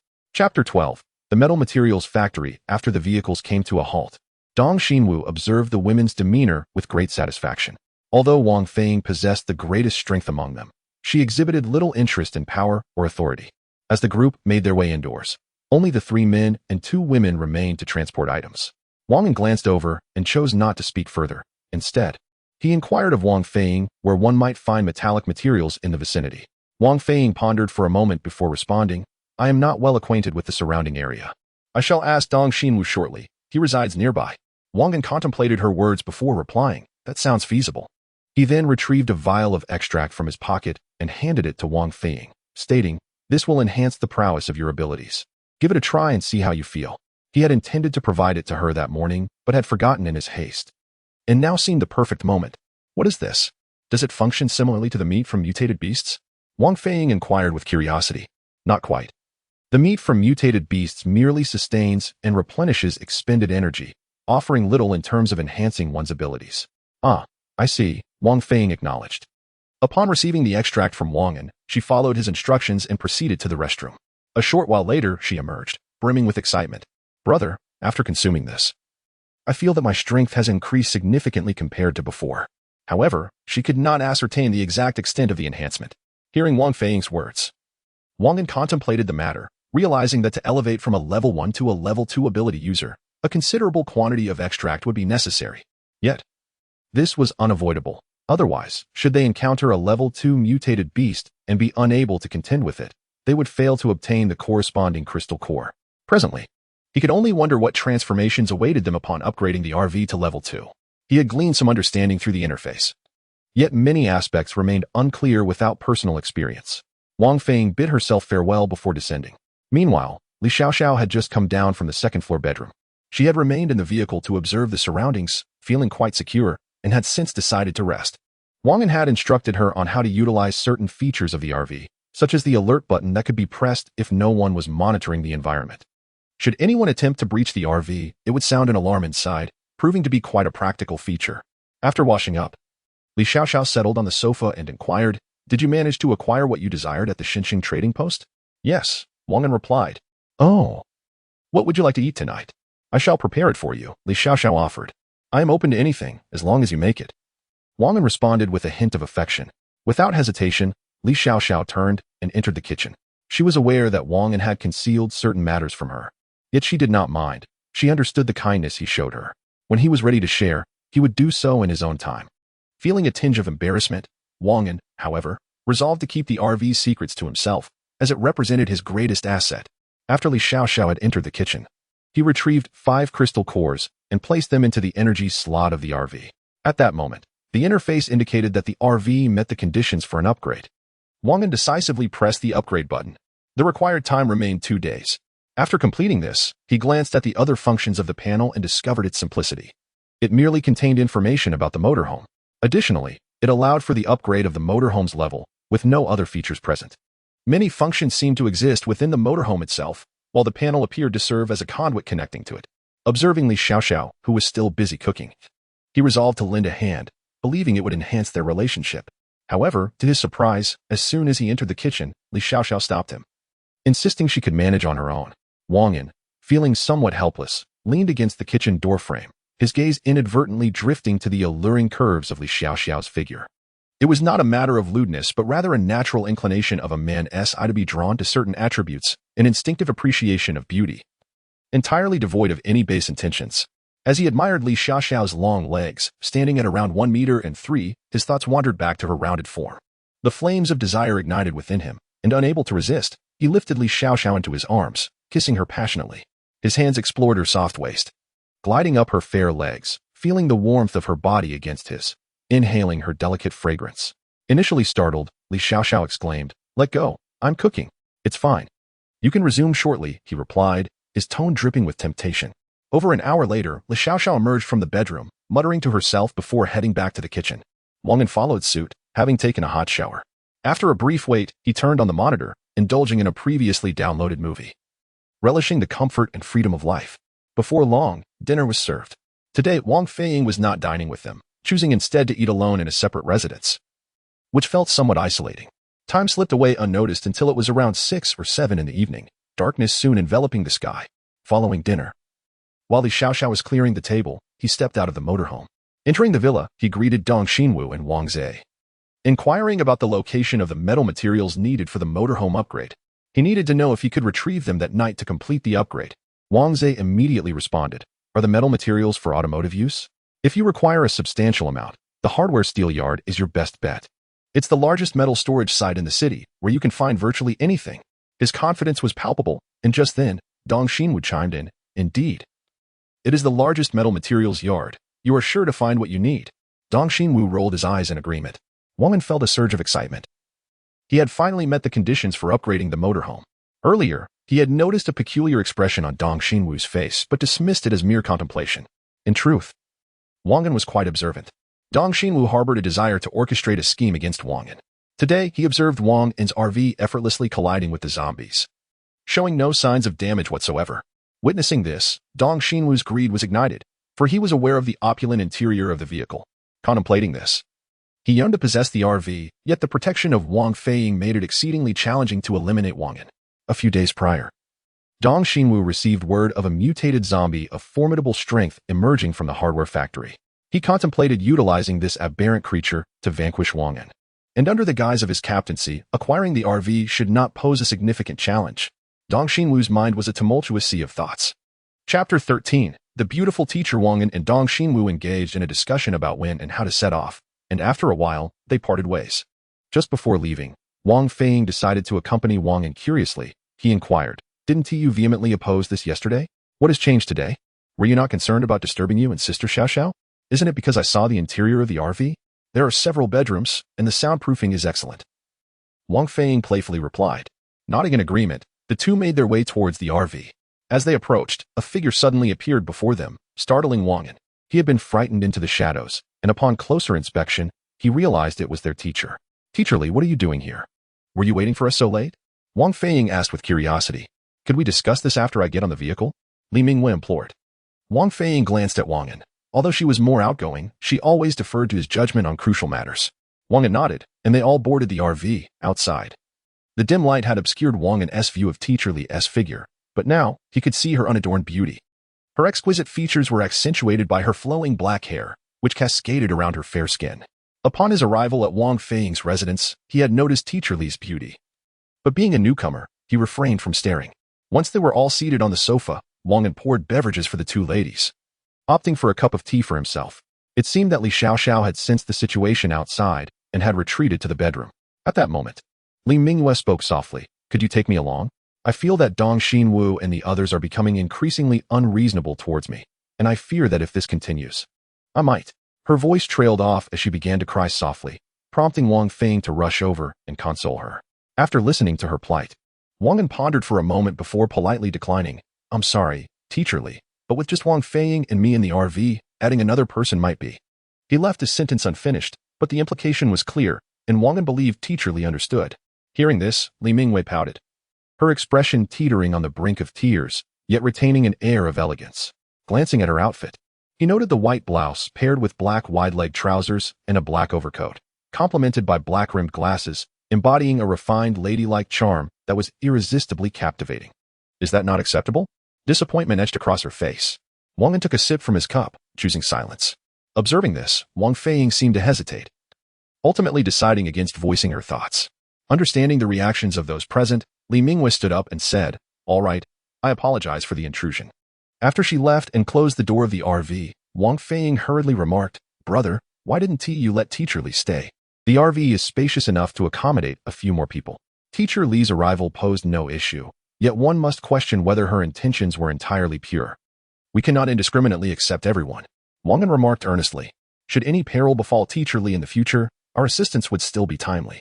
Although Dong Xinwu and his companions have become increasingly outrageous towards her, it hasn't escalated to that extent, especially considering she was once your teacher, deserving of some respect. Wang An mused. Upon hearing these words, Wang Feiying decided to refrain from further discussion. At that moment, Li Xiaoxiao descended from the second floor. "Are you still awake?" Wang An inquired. "Not yet. I'll rest a bit later," Li Xiaoxiao replied with a smile. Observing their flirtatious expressions, Wang Feiying teased, "Brother, sister-in-law, How far along are you two? Focus on your own matters. Adults have their own affairs, Wang An chuckled, imparting a gentle admonition. Wang Feiying laughed playfully and took the clothes Wang An had given her to the bathroom to freshen up.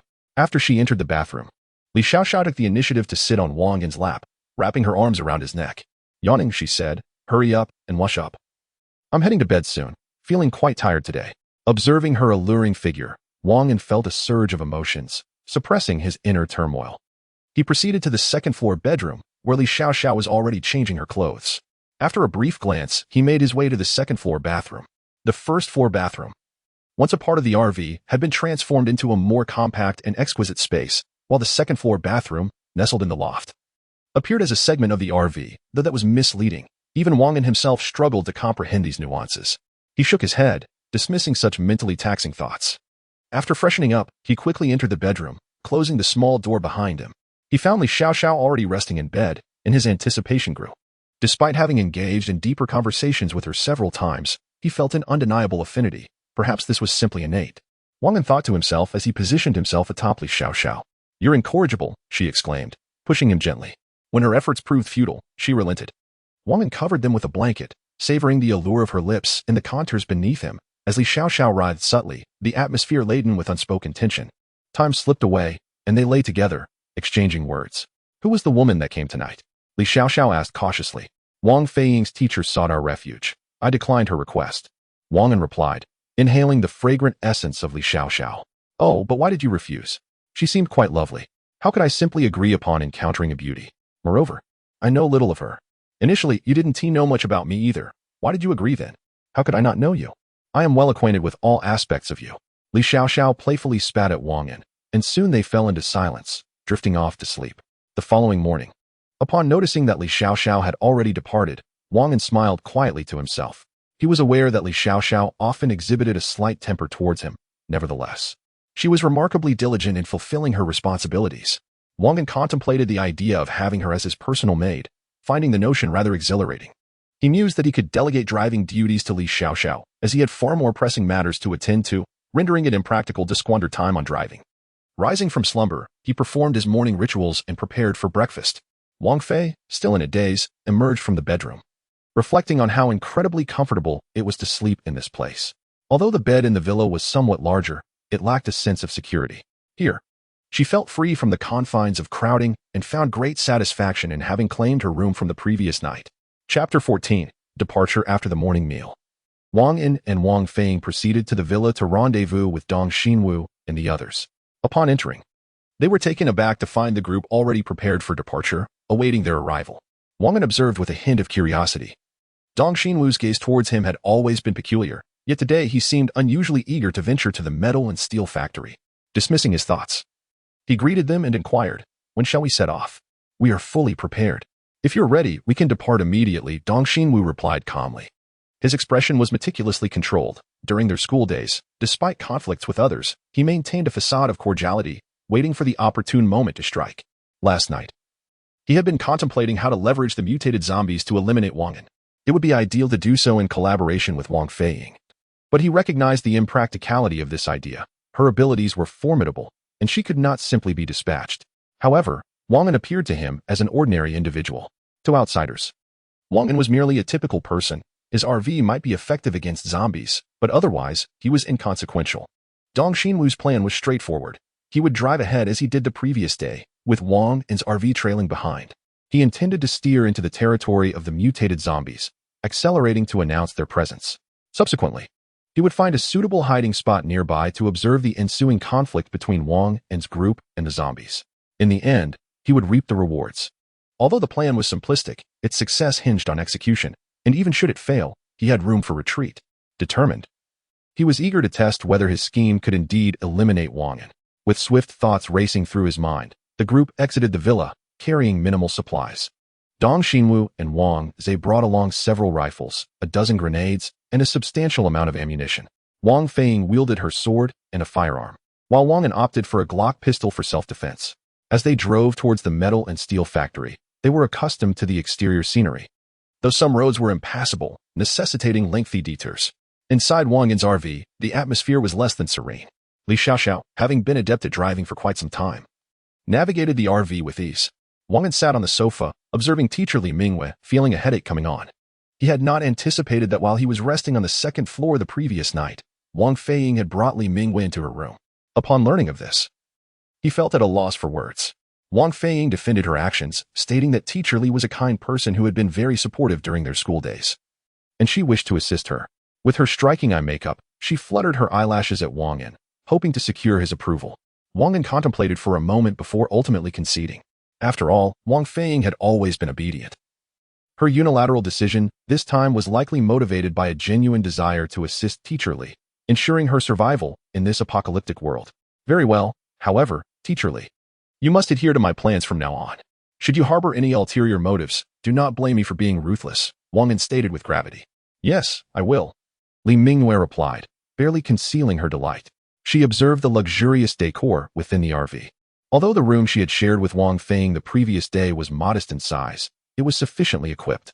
A beautifully crafted double bed, though somewhat cramped for sleeping, was adequate. A large wardrobe, occupying an entire wall of the RV, was filled with various garments belonging to a girl, outerwear, undergarments, and other personal items. In the center of the wardrobe was a 27-inch monitor, and a tiny washroom occupied a corner, albeit small, it sufficed. Next to the toilet was a bathing tub, complete with a heater overhead, leaving no extra space for standing. Upon witnessing these amenities, Li Mingwei felt a surge of joy, realizing that her efforts in caring for this student during her school days had not been in vain. Wang Feiying had often struggled financially, unable to participate in class activities due to her family circumstances. Understanding her situation, Li Mingwei had gone to great lengths to assist Wang Feiying in obtaining poverty alleviation support, providing care in daily life. At that time, her motivations were purely those of a teacher wishing to help a student, never anticipating such a significant return on her kindness. When the apocalypse first struck, she was engulfed in despair. Her parents resided in distant provinces, both retired teachers desiring to return to the countryside for a peaceful retirement. Being so far from home, she felt utterly helpless. She had intended to call her parents to caution them to be vigilant, but the phone lines were down, leaving her heartbroken. Not long after, she witnessed her students and colleagues transformed into zombies, relentlessly seeking out others. The gruesome scenes were etched in her memory, haunting her. She narrowly escaped that fate, only to encounter a group of men who had developed supernatural abilities, preying on resources and enslaving women as playthings. When they discovered her, she ran desperately, pursued relentlessly. It seemed her appearance had caught their attention, leading to her utter despair until she was rescued by Wang Feiying, Dong Xinwu, and their companions. Initially, she felt immense gratitude towards them, contributing her efforts to transport the supplies they salvaged, preparing meals, and maintaining cleanliness. However, it wasn't long before Dong Xinwu began to exhibit inappropriate behavior towards Wang Feiying while carrying her on his back. Several times, it was only her quickness that allowed her to escape. Otherwise, after being rejected by Wang in the previous evening, she had contemplated fleeing, considering other alternatives. Her stubborn nature inclined her towards thoughts of escape, even contemplating death as a release. Yet, just as she lingered in uncertainty, Wang Feiying surreptitiously brought her back into the RV. Wang Feiying remarked to teacher Li, "My brother is not as cold-hearted as he appears. He merely harbors concerns about your character and whether you possess any ill intentions towards them. That is why he did not give his consent. You will stay in my room tonight, and tomorrow I shall speak to him personally. He will acquiesce." Wang Feiying was filled with confidence, trusting in her cousin's disposition. Although Li Mingwei had a restless night, she felt an undeniable sense of safety and reliability in this place.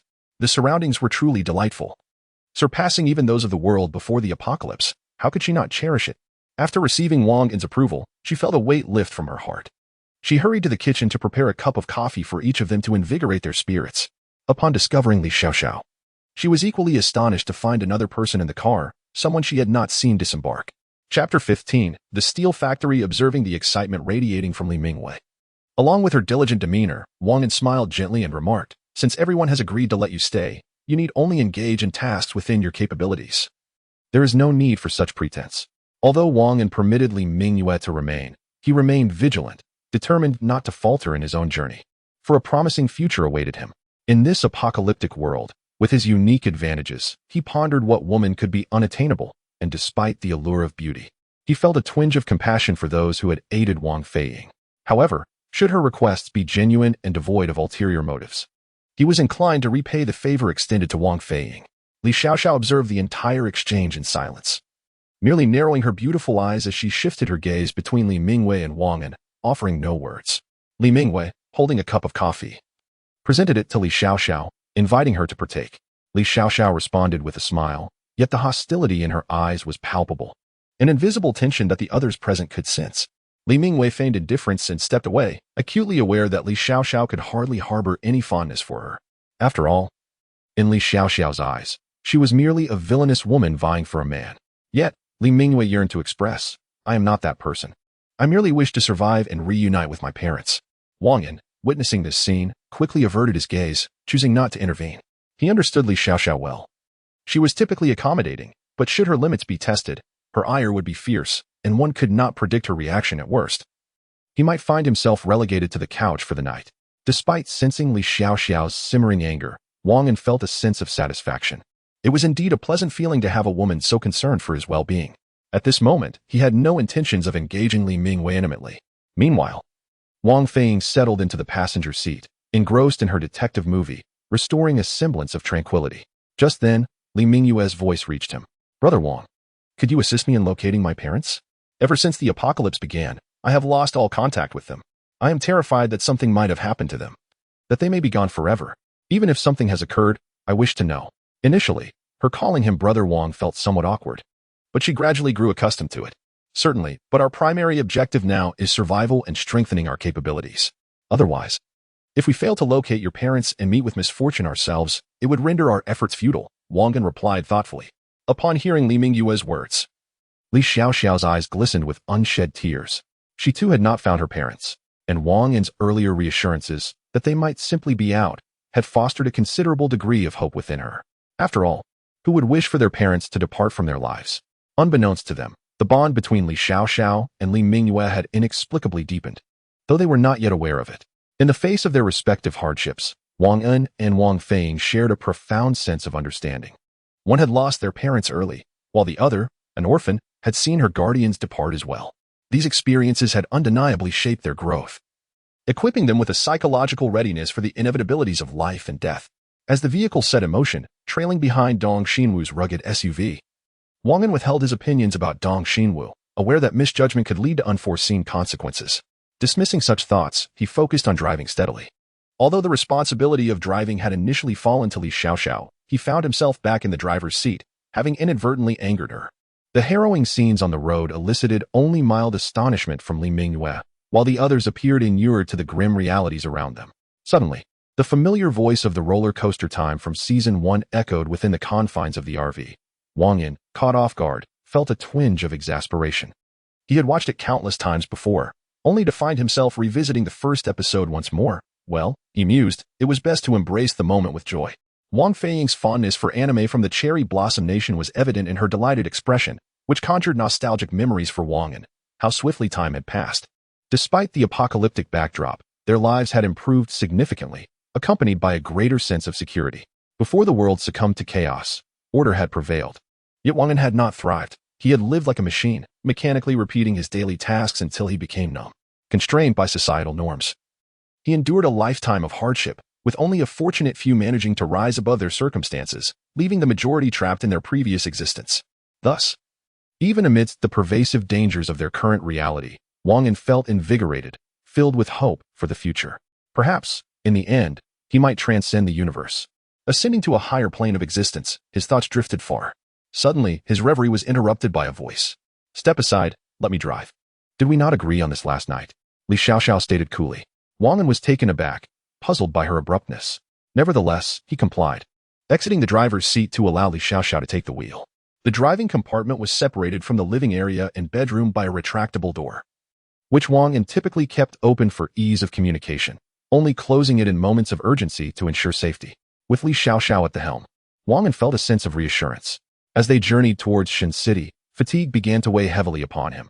His eyelids grew heavy, and several times, he nearly collided with the roadside barriers, only to be roused in time by Li Xiaoxiao's timely warnings. Once she took over the driving, Wang An relaxed against the passenger seat, initially apprehensive but soon calmed by her adept handling of the steering wheel, shifting gears, and managing the headlights. It became clear to him that she was indeed a capable driver. Settling on the sofa, Wang An sampled the coffee brewed by Li Mingyue, finding its flavor quite agreeable. He turned to her, saying, teacherly, please join me. I am immensely grateful for your assistance to Wang Feiying. I must apologize for my initial refusal when you first sought help. Wang An's words conveyed a sincere appreciation. Although he was not fond of meddling in others' affairs, he felt compelled to repay any assistance he received manifold. It's nothing. That was my initial duty, and besides, I understand your concerns if you choose to decline my offer. Li Mingwei hurriedly replied. Well then, congratulations to Teacher Li for joining our team. May we find a stable home in this apocalyptic world. Wang An welcomed with a cheerful grin. The journey proceeded without incident, and after nearly 2 hours of travel, they were on the verge of reaching the steel factory. Wang An, spotting the prominent sign in the distance, felt a surge of excitement. At last, he would be able to acquire the materials necessary for upgrading the RV. Just then, however, Dong Xinwu and his companion's vehicle suddenly accelerated and veered onto a nearby road. Li Xiaoxiao, puzzled, inquired, should we continue to follow them? Chapter 16. Secondary Zombie. As Wang harbored an ominous suspicion upon witnessing the sudden acceleration of Dong Xinwu and his companion's off-road vehicle. He wondered if perhaps he was overthinking the situation. Li Xiaoxiao, who was driving, wore a serious expression, despite her commendable driving skills. The current predicament left her feeling both anxious and fearful. The occupants of the RV were equally perplexed about the reason behind the hastened pace of Dong Xinwu and his team. Soon, the cause of their haste revealed itself. A mutated zombie, covered in green fur, with long limbs and sharp fangs, stood atop a distant skyscraper, gazing toward their two vehicles. Dong Xinwu and Wang Zhe, upon sighting the aberrant creature, felt an exhilarating thrill, realizing that their plan could proceed as intended. Wang Zhe was momentarily taken aback by Dong Xinwu's scheme. But upon hearing the rationale, he resolved to partake in this risky endeavor, enticed by the promise of substantial rewards.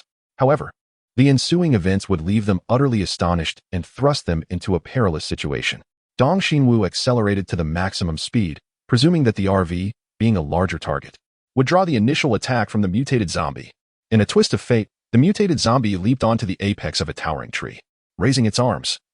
It unleashed a barrage of lasers from its palms, targeting both Dong Xinwu and Wang An's vehicles. Remarkably, Dong Xinwu exhibited exceptional agility and driving prowess, evading all the laser strikes. In contrast, Wang An's vehicle suffered a hit. The trepidation of Li Xiaoxiao, being a woman, prevented her from executing dangerous maneuvers. The vehicle's alarm blared, signaling a defensive system status of 94.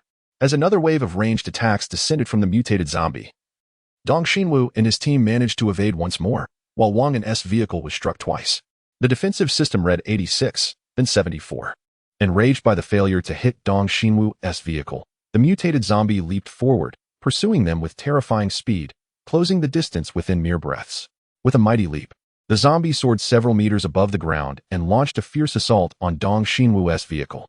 Its arm crashed against the windshield, shattering it into countless shards that scattered everywhere. Dong Xinwu and Wang Zhe were momentarily stunned. The reality of the situation diverged drastically from their expectations. The creature's swiftness was astonishing. As the second strike of the mutated zombie loomed, Dong Xinwu and Wang Zhe swiftly opened their car doors.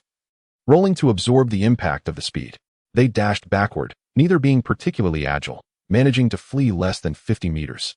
Dong Xinwu, with keen awareness, noticed that the zombie's attack was about to descend upon him. Out of the corner of his eye, he saw Wang Zhe nearby and instinctively pulled him behind to shield him from the impending lethal blow. With a sickening thud, Wang Zhe coughed up blood, struggling to articulate a response, but the devastating strike left him momentarily incapacitated. Dong Xinwu, you truly are a despicable wretch, he gasped, after Wang Zhe collapsed onto the ground. He waited for a moment before he began to curse vehemently.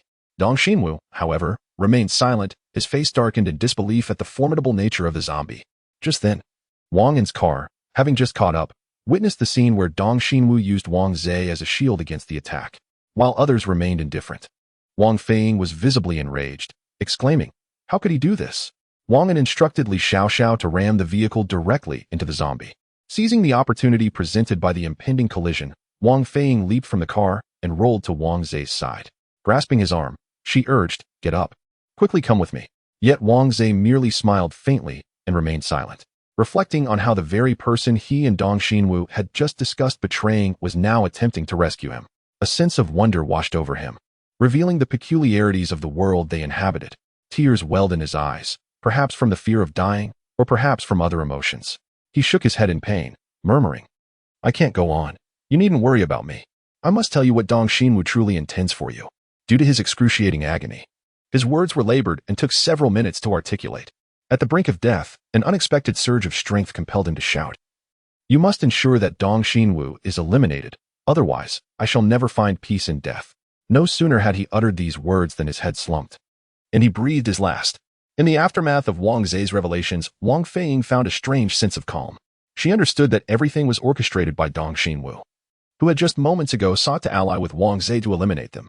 It appeared that everyone harbored ulterior motives. At that moment, Wang An's vehicle pulled up beside her, urging her to get in quickly. Once inside, she recounted everything that had transpired to Wang An and the others. Upon hearing her account, Wang An was filled with fury, wishing to annihilate that vile creature with a laser cannon. However, he reconsidered. After all, the mutated zombie before them posed the greatest threat. Moreover, Wang An had observed that this zombie exhibited remarkable intelligence, adeptly evading harm and knowing precisely when to strike for maximum effect. With this knowledge, he surmised that the creature was of a significant level, likely at least a second-tier zombie. Meanwhile, Dong Xinwu, pursued by the zombie, darted amidst the debris, the creature's larger size proving to be a hindrance in the confined space. Frustration mounted for the zombie, which was unable to capture him. Suddenly, the zombie turned its gaze towards Wang An's vehicle, abandoning its pursuit of Dong Xinwu in favor of targeting them. Within mere seconds, the RV's windshield came under relentless assault from the zombie, which pounded mercilessly, threatening to shatter the glass. Wang An's mind raced as he strategized the most effective means to eliminate this mutated zombie. He instructively xiao. When the zombie breaks the windshield, hold it for a few moments, I will take it down. He pressed the attack button on the laser cannon, initiating a 15-second countdown. 15, 14, 10, 8, 2. The windshield shattered, and Wang An shouted loudly. Li Xiaoxiao swiftly activated her skills to control the trajectory of the zombie's movements. With a thunderous roar, the RV was propelled backwards several dozen meters. The driver's and passenger's seats were utterly wrecked, and the retractable door had been flung open, preventing further devastation. The zombie was struck by the laser cannon, sent soaring 30 meters into the air, only to crash heavily back to the ground. To everyone's astonishment, the seemingly doomed zombie staggered back to its feet, albeit with its defense, attack, and speed now at their lowest ebb. Wang An entered the attack chamber and took aim. After a barrage of bullets, this particular zombie finally met its demise. Next in line was Dong Xinwu. Chapter 17. The death of Dong Xinwu. Wang An swiftly maneuvered the vehicle to the side of the zombie, instructing Wang Feiying to descend and extract the crystal core from the creature. Zombies with crystal cores cannot have their energy harvested, as only those devoid of such cores, along with supernatural beings, are eligible for energy extraction. Shortly after, Wang Feiying returned, clutching a crystal core significantly larger than that of a first-tier zombie. Wang An accepted the core she handed over and placed it into the energy slot, whereupon the panel displayed the information of the crystal. As anticipated, it was indeed a second-tier zombie crystal core, an unexpected windfall. During the earlier confrontation with the undead, he had substituted for Li Xiaoxiao, finding himself more adept in handling the situation. Now, he directed Li Xiaoxiao and Li Mingyue to promptly clear the shattered glass and debris surrounding them, while he drove over to Wang Zhe's side and initiated the extraction process, increasing the count of crystal cores displayed on the panel by one. A subtle smile graced Wang An's lips. It was time to confront Dong Xinwu. Having witnessed the entire ordeal of the zombie's demise, Dong Xinwu was taken aback by the formidable weaponry of the RV, never expecting such power. Alas, it was beyond his reach. As Wang An's vehicle approached, Dong Xinwu rose, a smile forming on his face as he prepared to greet them. However, he was met with armed hostility from Wang An and his companions, weapons trained upon him. What is the meaning of this? Surely, you must have misunderstood, Dong Xinwu exclaimed, his eyelids twitching. Wang Zhe has informed us of everything. Your end is nigh, Dong Xinwu. Wang Feiying retorted fiercely. You must be mistaken. There is no way I would harm you. Dong Xinwu continued to protest, yet Wang An dismissed further dialogue, firing a volley at him. In an instant, Dong Xinwu lay wounded, for even a first-tier supernatural being is not impervious to bullets, especially after sustaining injuries from zombies.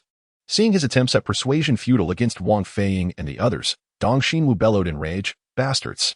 You will meet a grim fate. But before his words could fully escape, he was silenced by Wang Feiying's lethal strike, vanishing into oblivion.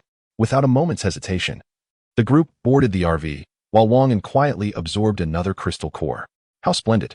This outing would undoubtedly enhance his strength even further. Li Xiaoxiao returned to the driver's seat, and the RV set off toward the steel mill, while Wang An reclined on the sofa, contemplating how to best allocate the newly acquired crystal cores for maximum efficacy. The journey proceeded without incident, devoid of any obstacles. The steel mill has collapsed. We have been busy all morning. Now it's time for a well-deserved rest. I shall prepare the meal, Li Mingyue announced to the group. After circling the steel mill, Wang An stored all the materials he required in the storage space. At long last, he could meet the upgrade requirements for the RV. Subsequently, Wang An maneuvered the RV to a relatively secluded location, where he would patiently await the opportunity to upgrade the vehicle to a higher tier in 2 days. After completing his tasks, a sense of fatigue washed over him, prompting him to rise from the driver's seat in search of respite to recuperate his energy. Alone on the sofa, he closed his eyes to rest, while Wang Feiyin and her companions busied themselves in the kitchen, preparing a meal. Wang An pondered the sudden closeness among them, shaking his head to dispel such thoughts before drifting into slumber. After an indeterminate period, he felt a gentle shake on his shoulder, stirring him from his dreams. Opening his eyes, he found Wang Feiyin grinning at him. "Time to wake up." "The food is nearly cold," she playfully announced. After washing his face, he joined the 3 women at the dining table, where they engaged in conversation about their next destination. Wang Feiyin hesitated, reluctant to return to their previous dwelling, feeling a sense of disappointment from the betrayal of Dong Xinwu and Wang Zhe. She was not well acquainted with the other 3, and though they had some exotic meat and provisions at home, their journey ahead would rely on their own resources, as their relationships remained somewhat fragile. At that moment, Li Xiaoxiao interjected, "What if my parents also went to the safe island in Xinjiang? They seldom travel far. And if they ventured out, it would be nearby. After the onset of the apocalypse, could they have followed others to the safe island?" Observing the silence from the other 2, Wang An contemplated and replied, "It's possible. We are unaware of the government's latest information anyway. We might as well inquire while we're there." With no objections raised, the plan was set in motion. Before long, the meal was concluded, and Li Mingyue volunteered to clear the dishes. Yawning, Wang An suggested, "Since there's nothing pressing, let us all take a nap." With the afternoon devoid of obligations, he lay down and soon fell asleep. In the depths of his dreams, he felt a head resting upon his arm. He needed no further thought to discern who it was, and together they slipped into slumber. Meanwhile, Wang Feiyin lay on her bed, engrossed in a detective anime, her focus unwavering. After washing the dishes, Li Mingyue entered the room. Though she had not exerted herself much in the morning, she felt a sense of trepidation from the events of the day. Acknowledging her fatigue, she completed her routine and climbed into bed. Observing Wang Feiying's vibrant energy with a tinge of envy, aware of Wang Feiying's extraordinary abilities, she recognized that her physical constitution surpassed that of ordinary individuals. "Xiaoying, aren't you going to rest for a bit?" Li Mingyue inquired with concern. "I'm lying here watching TV, which is my way of resting," Wang Feiying replied. "Teacher Li, you should take a break. I'll turn down the volume so it won't disturb you." Gazing at Li Mingyue's figure, Wang Feiyin licked her lips and embraced her affectionately. She relished the comfort of holding her teacher while drifting into sleep. Wang Feiyin promptly turned off the television, opting instead to cuddle with Li Mingyue, finding solace in their shared warmth. Wang Feiyin has always cherished the way she sleeps. In her childhood, she would embrace her brother Wang, and during slumber, and as she matured, her affection shifted to a plush pillow. However, her heart truly lies with Li Mingyue, who has become her ultimate comfort. As time progresses, Wang Feiyin grows older, yet her reliance on the embrace remains unwavering. The object of her affection has transitioned from her brother to a soft, endearing pillow. Each night, she envelopes the pillow in her arms, savoring the familiar sense of comfort, gently closing her eyes, and succumbing to the serenity of her dreams. Yet, while the pillow provides a certain degree of solace, the experience of sharing a bed with Li Mingyue is entirely transcendent. Whenever they lie together, Wang Feiyin instinctively draws closer to him, wrapping her arms around his waist. The warmth conveyed through their skin and the faint fragrance emanating from Li Mingyue render Wang Feiyin utterly entranced. In her heart, falling asleep in Li Mingyue's embrace has become one of her most cherished activities. Regardless of the fatigue and worries that may accumulate throughout the day, the mere thought of being cradled by her beloved at night effortlessly dissipates all her stresses. Chapter 18. Reclaiming Li Mingyue in the early morning. Wang An opened his drowsy eyes to behold Li Xiaoxiao, who was still blissfully asleep beside him. Her sleeping visage was quite endearing. Her lips parted and closed in a delightful manner.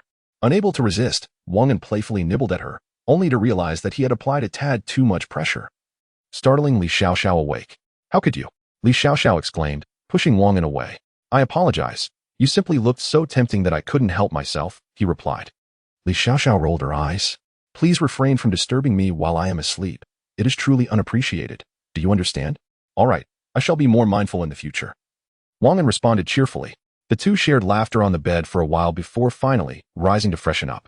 Upon reaching the first floor, Wang An was greeted by a sumptuous breakfast spread on the dining table, and he felt that taking in Li Mingyue was indeed a wise decision. Observing her busy in the kitchen, he mused that having this woman serve as his maid was rather agreeable. Wang An found great pleasure in her obedient nature. Combined with her amiable character, especially considering that she was a teacher, such a thought was rather exhilarating. Am I thinking too much? He pondered. Wang Feiying lazily emerged from her room, and upon seeing her, Wang An's expression darkened. Why are you up later than I am? I simply wanted to sleep a little longer. Is there a problem with that? Wang An was momentarily taken aback by her response. Fine, come over for breakfast. Not wishing to engage further in conversation, Wang An invited Li Mingwei to join them for the meal. Although you are the one cooking for everyone, do not consider yourself an outsider. We all eat together. All right? Thank you, Wang Ge, Li Mingwei replied in a mature, alluring tone, causing Wang An to shiver involuntarily.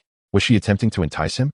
It shouldn't be the case. Such actions should have occurred yesterday, after all. As they enjoyed their meal, the group discussed their plans for the day. Wang An proposed, we should remain in the vicinity for a couple of days. Today, I will share with you the martial arts I have downloaded that are suitable for women. It is essential to not only possess extraordinary abilities, but also to learn how to integrate them effectively. Li Xiaoxiao, with her powers of control, healing, and telekinesis, possessed formidable abilities. You should absorb a vial of extraction liquid to elevate your prowess to an even higher realm. Feiying, on the other hand, was adept in swordsmanship, agility, and close combat. Learning these will enable you to better harness the power of your abilities. Both women nodded in agreement. Begin by eliminating the zombies in the vicinity. But do not stray too far, Wang An instructed. After breakfast, as Li Xiaoxiao and Wang Feiying descended, Li Mingwei remained alone in the vehicle, tidying up the utensils. Wang An reclined on the sofa, closing his eyes in a feigned slumber, awaiting the upgrade of the RV and the changes it would bring. He was resolute in conserving his energy if it meant enhancing his strength while reclining. From his position, Wang An had a clear view of Li Mingwei, whose well-developed figure exuded a mature aura, starkly contrasting with Li Xiaoxiao. She projected an image of understanding and compliance, devoid of childish temperaments, showcasing a maturity that surpassed that of Li Xiaoxiao, who still bore the traits of youth. However, the two individuals are distinctly different. Li Xiaoxiao possesses a youthful charm, with a pure and adorable appearance. In contrast, Li Mingwei exudes an entirely different aura, one of remarkable maturity. It is said by Wang Feiying that she has remained single for an extended period, seemingly neglecting the care of a boyfriend. Her family, concerned about this, even sought out the school, leaving Li Mingwei feeling quite awkward. At approximately 32 years of age, Li Mingwei, when observed up close, emits a subtle fragrance that is utterly captivating. Her tall figure and elongated legs, combined with her modestly proportioned bosom, create a striking impression, even though they are slightly less prominent than Li Xiaoxiao's. Nevertheless, her elder sister-like visage, with softly curled hair and a gentle smile, is undeniably alluring. Furthermore, her rounded and firm dairy adds to her charm, evoking a sense of delicate beauty that one can only imagine would feel incredibly smooth to the touch. Wang An glanced around before observing what Wang Feiying and the others were doing, ensuring he would not be detected. He stood up and approached Li Mingwei from behind, gradually leaning into her. As Wang An drew nearer, Li Mingwei sensed his presence but chose to feign ignorance. She had been taken in by Wang An's vehicle and felt no impulse to turn and flee. Rather, she wished to rely on his team to locate her parents. When she felt Wang An's body press against hers, she experienced a surge of anger, yet she did not blush, as she had already resolved to accept Wang An's advances. Noting Li Mingwei's lack of resistance, Wang An slowly reached out to caress her modest bosom, his hands just able to grasp them. He leaned in to kiss her earlobe. And as the situation escalated rapidly, he turned his attention to her face, only to discover that Li Mingwei was silently shedding tears, her lips sealed. Wang An felt an overwhelming sense of embarrassment. If you do not consent, I shall not force you, he stammered awkwardly. Li Mingwei remained silent, prompting Wang An to consider retreating. Though he had an affinity for beautiful women, he detested coercing anyone. In that moment, he realized he had acted hastily, failing to ascertain Li Mingwei's true feelings before proceeding. Just as he was about to withdraw from her, Li Mingwei's hoarse voice broke through. If you can promise to help me find my parents and allow me to become an extraordinary being, I will stay by your side unwaveringly. Wang An paused, his body halting mid-motion. He whispered into her ear, I will do everything in my power to help you locate your parents. But whether you become an extraordinary being will depend on your performance. What do you think? Wang An was careful not to make grand promises, nor would he yield unconditionally simply due to Li Mingwei's alluring physique. Upon hearing Wang An's words, Li Mingwei hesitantly replied, Let us go to one of the other bedrooms upstairs. Over the past few days, she had taken it upon herself to clean. Thus she was well acquainted with the layout of the vehicle. Wang An, exhilarated by this response, lifted Li Mingwei and passionately pressed his lips against hers, only parting when they were both breathless. Be careful, they might see us here, she exclaimed. Li Mingwei swayed her tall figure, brushing off Wang An's hand. With her hair cascading down, she spat at him and ascended the stairs. Wang An entered the bedroom and immediately embraced Li Mingwei. Inhaling the intoxicating aroma of her youthful essence, his hands began to explore her body, moving up and down. Li Mingwei instinctively twisted her body in response, and everything transpired in silence. After more than an hour had passed, Li Mingwei struggled to rise from the bed, her gaze falling upon a vivid crimson stain, which caused her cheeks to flush slightly. You truly took advantage of me, after all these years of preserving my innocence. Upon hearing this, Wang An chuckled and replied, Aren't you going to rest? Li Mingwei, feeling weary, responded, No, I fear that Li Xiaoxiao and the others might discover us. You mustn't speak of this, or there will be consequences. She feigned anger as she spoke. All right, I shall reveal it at an appropriate time, he assured her. Do as you wish, but not now. Remember your promise to me. Chapter 19. Li Mingwei becomes a first-level ability user. Rest assured. I shall never go back on my word, Wang An said sincerely. Upon hearing Wang An's assurance, Li Mingwei finally felt a sense of relief. After all, without any constraints, she remained uncertain whether he would stay true to his promise in the future. Having entrusted him with everything, she hoped he would honor his commitment. Observing Li Mingwei, who had dressed and was limping her way outside, Wang An felt a sense of accomplishment. If this were before the apocalypse, it would have been uncertain whether he would ever find a wife. But now, thus, Wang An felt immensely grateful to the system for granting him a life of freedom in the post-apocalyptic world. Although it could not be described as entirely free-spirited, it was certainly better than mere freedom. Once Li Mingwei had dressed, she lay down on the bed to rest for a while on the first floor, as she still needed to prepare lunch later. The events of today had unfolded so abruptly that she had little time to mentally prepare. She felt rather hollow after Wang An had completely taken advantage of her. For now, she could only take things one step at a time. After a while, Wang An also got up to check on Wang Feiying and the others to see how they were faring. As he descended from the RV, he was immediately struck by a sense of danger. It was not safe to linger inside. Moreover, since he had used the energy extraction liquid, he had not engaged in much practical training. Although he had performed admirably in moments of peril, this was not a sustainable strategy. But considering he had the RV, it seemed wise to minimize his outings. With this thought, he shook his head. It was better to train nonetheless. After all, he had only one life, and his brighter days were still ahead. After walking a short distance, he noticed Wang Feiying was still somewhat far away, so he hurried in her direction. Upon arrival, he discovered they had dispatched numerous ordinary zombies and slain 2 first-level zombies. It appeared Wang Feiying's strength had indeed increased. Her swordplay had become increasingly proficient, and her movements were commendably graceful, which filled Wang An with joy.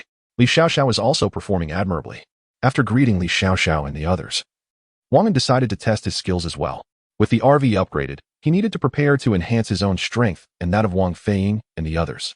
It had been over 10 days since the apocalypse began, and he was uncertain about the situation outside. He must elevate his abilities as much as possible to withstand unforeseen circumstances. He did not wish to be eliminated the moment he stepped outside. After some warm-up exercises, Wang An paused and called Wang Feiying and the others to return, as it was nearly noon, time for a meal and rest. Wang An believed in balancing work and relaxation, for a life well lived must be infused with flavor. Since his first encounter with Li Mingwei, he had gradually begun to trust her. Allowing her to stay alone in the RV was a testament to his faith in her, albeit with a hint of testing. He hoped everything would unfold positively. In the morning, Wang Feiying and Li Xiaoxiao had slain a mutated zombie and a beast, acquiring 2 first-level crystal cores. Wang An decided they would feast on roasted beast meat for lunch today. Imagining the delectable aroma made his appetite surge, and he shared this plan with Li Mingwei. She rolled her eyes and remarked, I knew you would torment me. Wang An chuckled and replied, Today, Wang Feiying and Li Xiaoxiao must be exhausted. I will join you shortly, which will expedite the process. Li Xiaoxiao observed their conversation, feeling a tinge of skepticism at how effortlessly familiar they seemed. Just yesterday, Li Mingwei had humbly begged to stay, yet today, the two appeared remarkably close. She turned her gaze away, choosing silence, and settled onto the sofa to sip water and rest. Wang Feiying, as ever, switched on the display screen upon her return, resuming the anime she had previously been watching. Such freedom and joy. Wang An found comfort in his cousin's consistent nature and hoped she would remain so, for simplicity devoid of convolutions is indeed a form of happiness. Time passed unnoticed until Wang An called out that dinner was ready. Both Wang Feiying and Li Xiaoxiao rose simultaneously, heading towards the dining table. After a morning of labor, their hunger was palpable, the aroma of seasoned meat wafting towards them. They swallowed hard in unison as Li Mingwei brought over 4 bowls of fresh yogurt. The combination was truly delectable. The young women disregarded decorum as they indulged, prompting Wang An to join them. His appetite peaked. Half an hour later, Wang Feiying and Li Xiaoxiao reclined on the sofa, their bellies full and round. Wang An smiled and said, "This afternoon, let us rest in the car. We no longer need to vanquish zombies." He continued, "I plan to help Li Mingyue become an ability wielder, thereby strengthening our team and ensuring greater safety in perilous situations."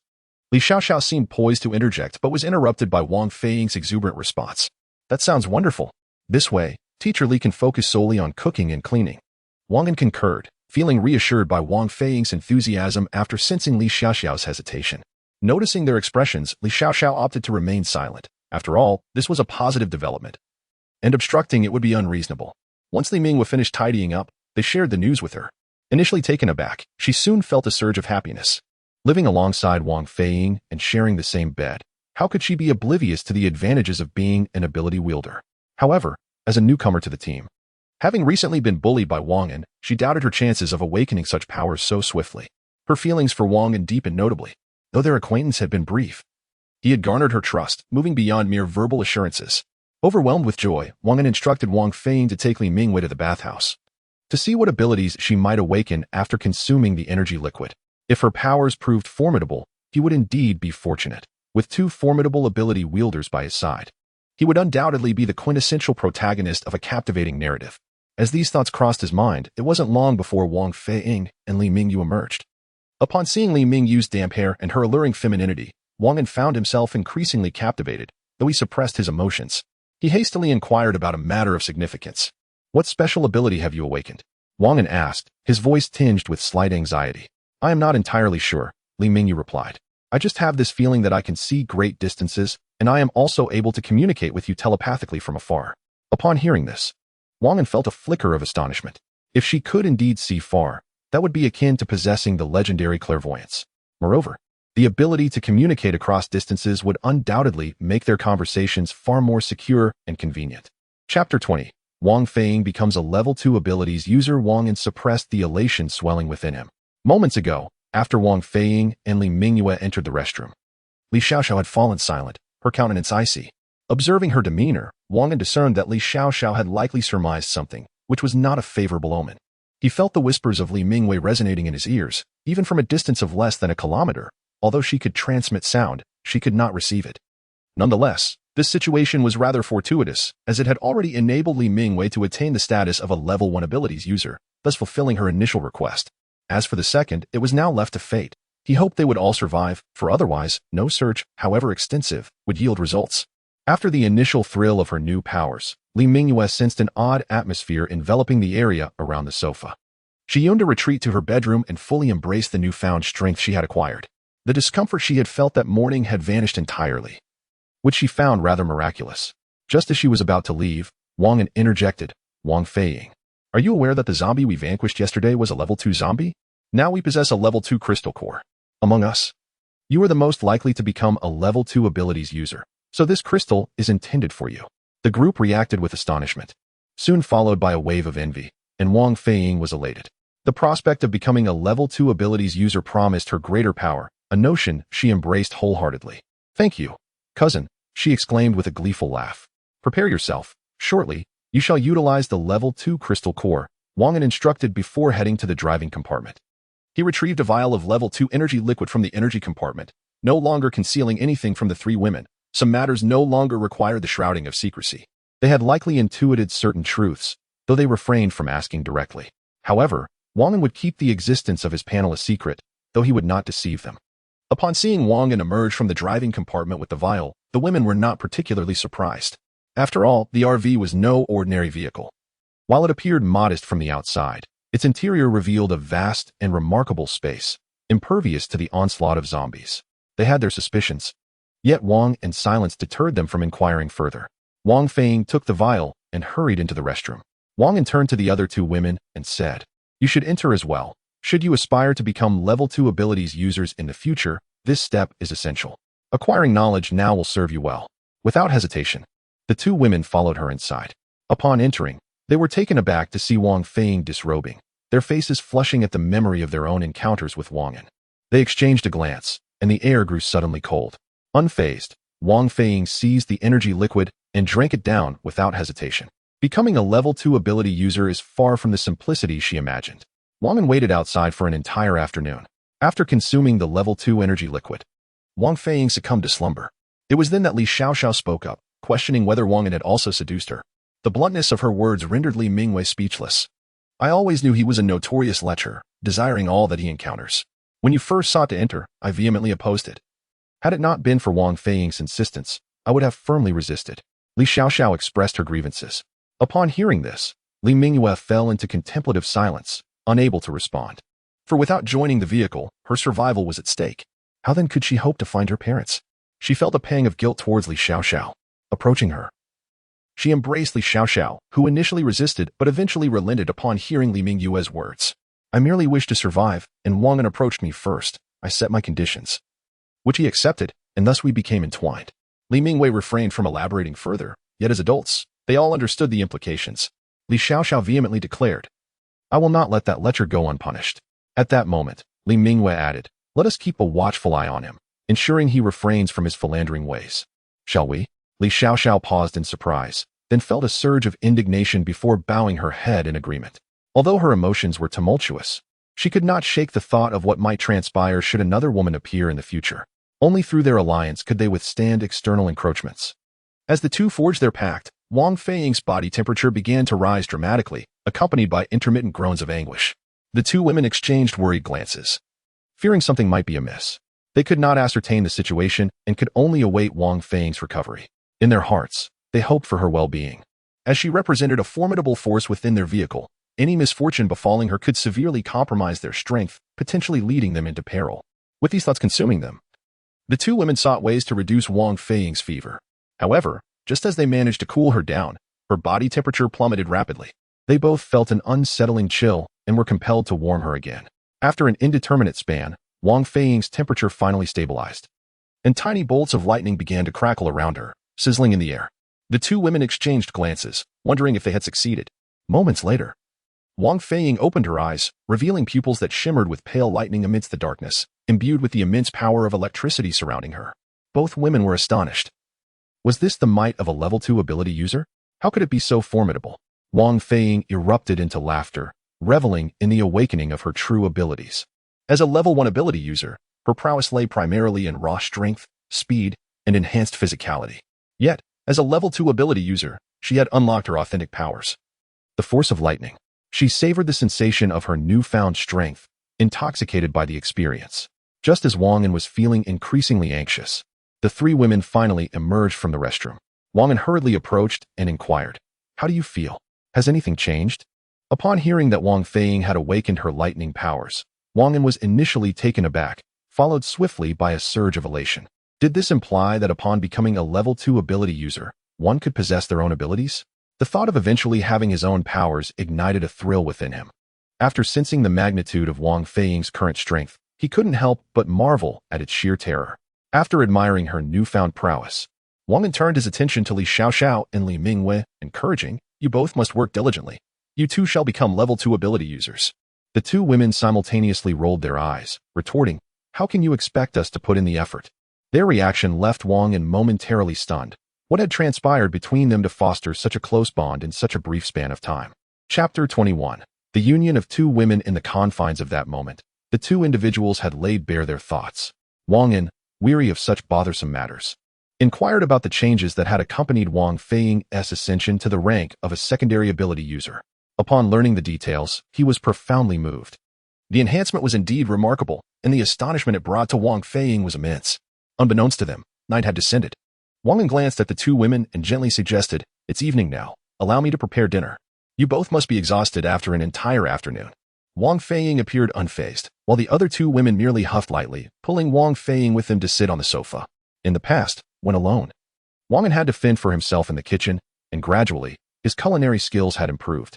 This evening, as he contemplated what dishes might please his two wives and Wang Feiying's palate, various delectable options came to mind. Wei City grilled fish, Sha Shou snacks, Bai City roasted duck, accompanied by a selection of side dishes and steaming rice. It would surely be a delightful feast.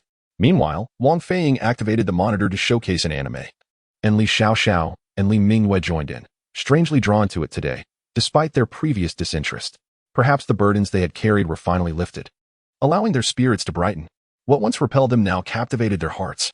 Half an hour later, dinner was finally ready. The sight of the aromatic and visually appealing dishes stirred the appetites of all present, and without further ado, they began to eat. Sated, they all turned their gazes toward Wang An, who was suddenly aware of the expectations laid upon him. No one had volunteered to wash the dishes. Observing this, his expression darkened. Such treatment felt unjust.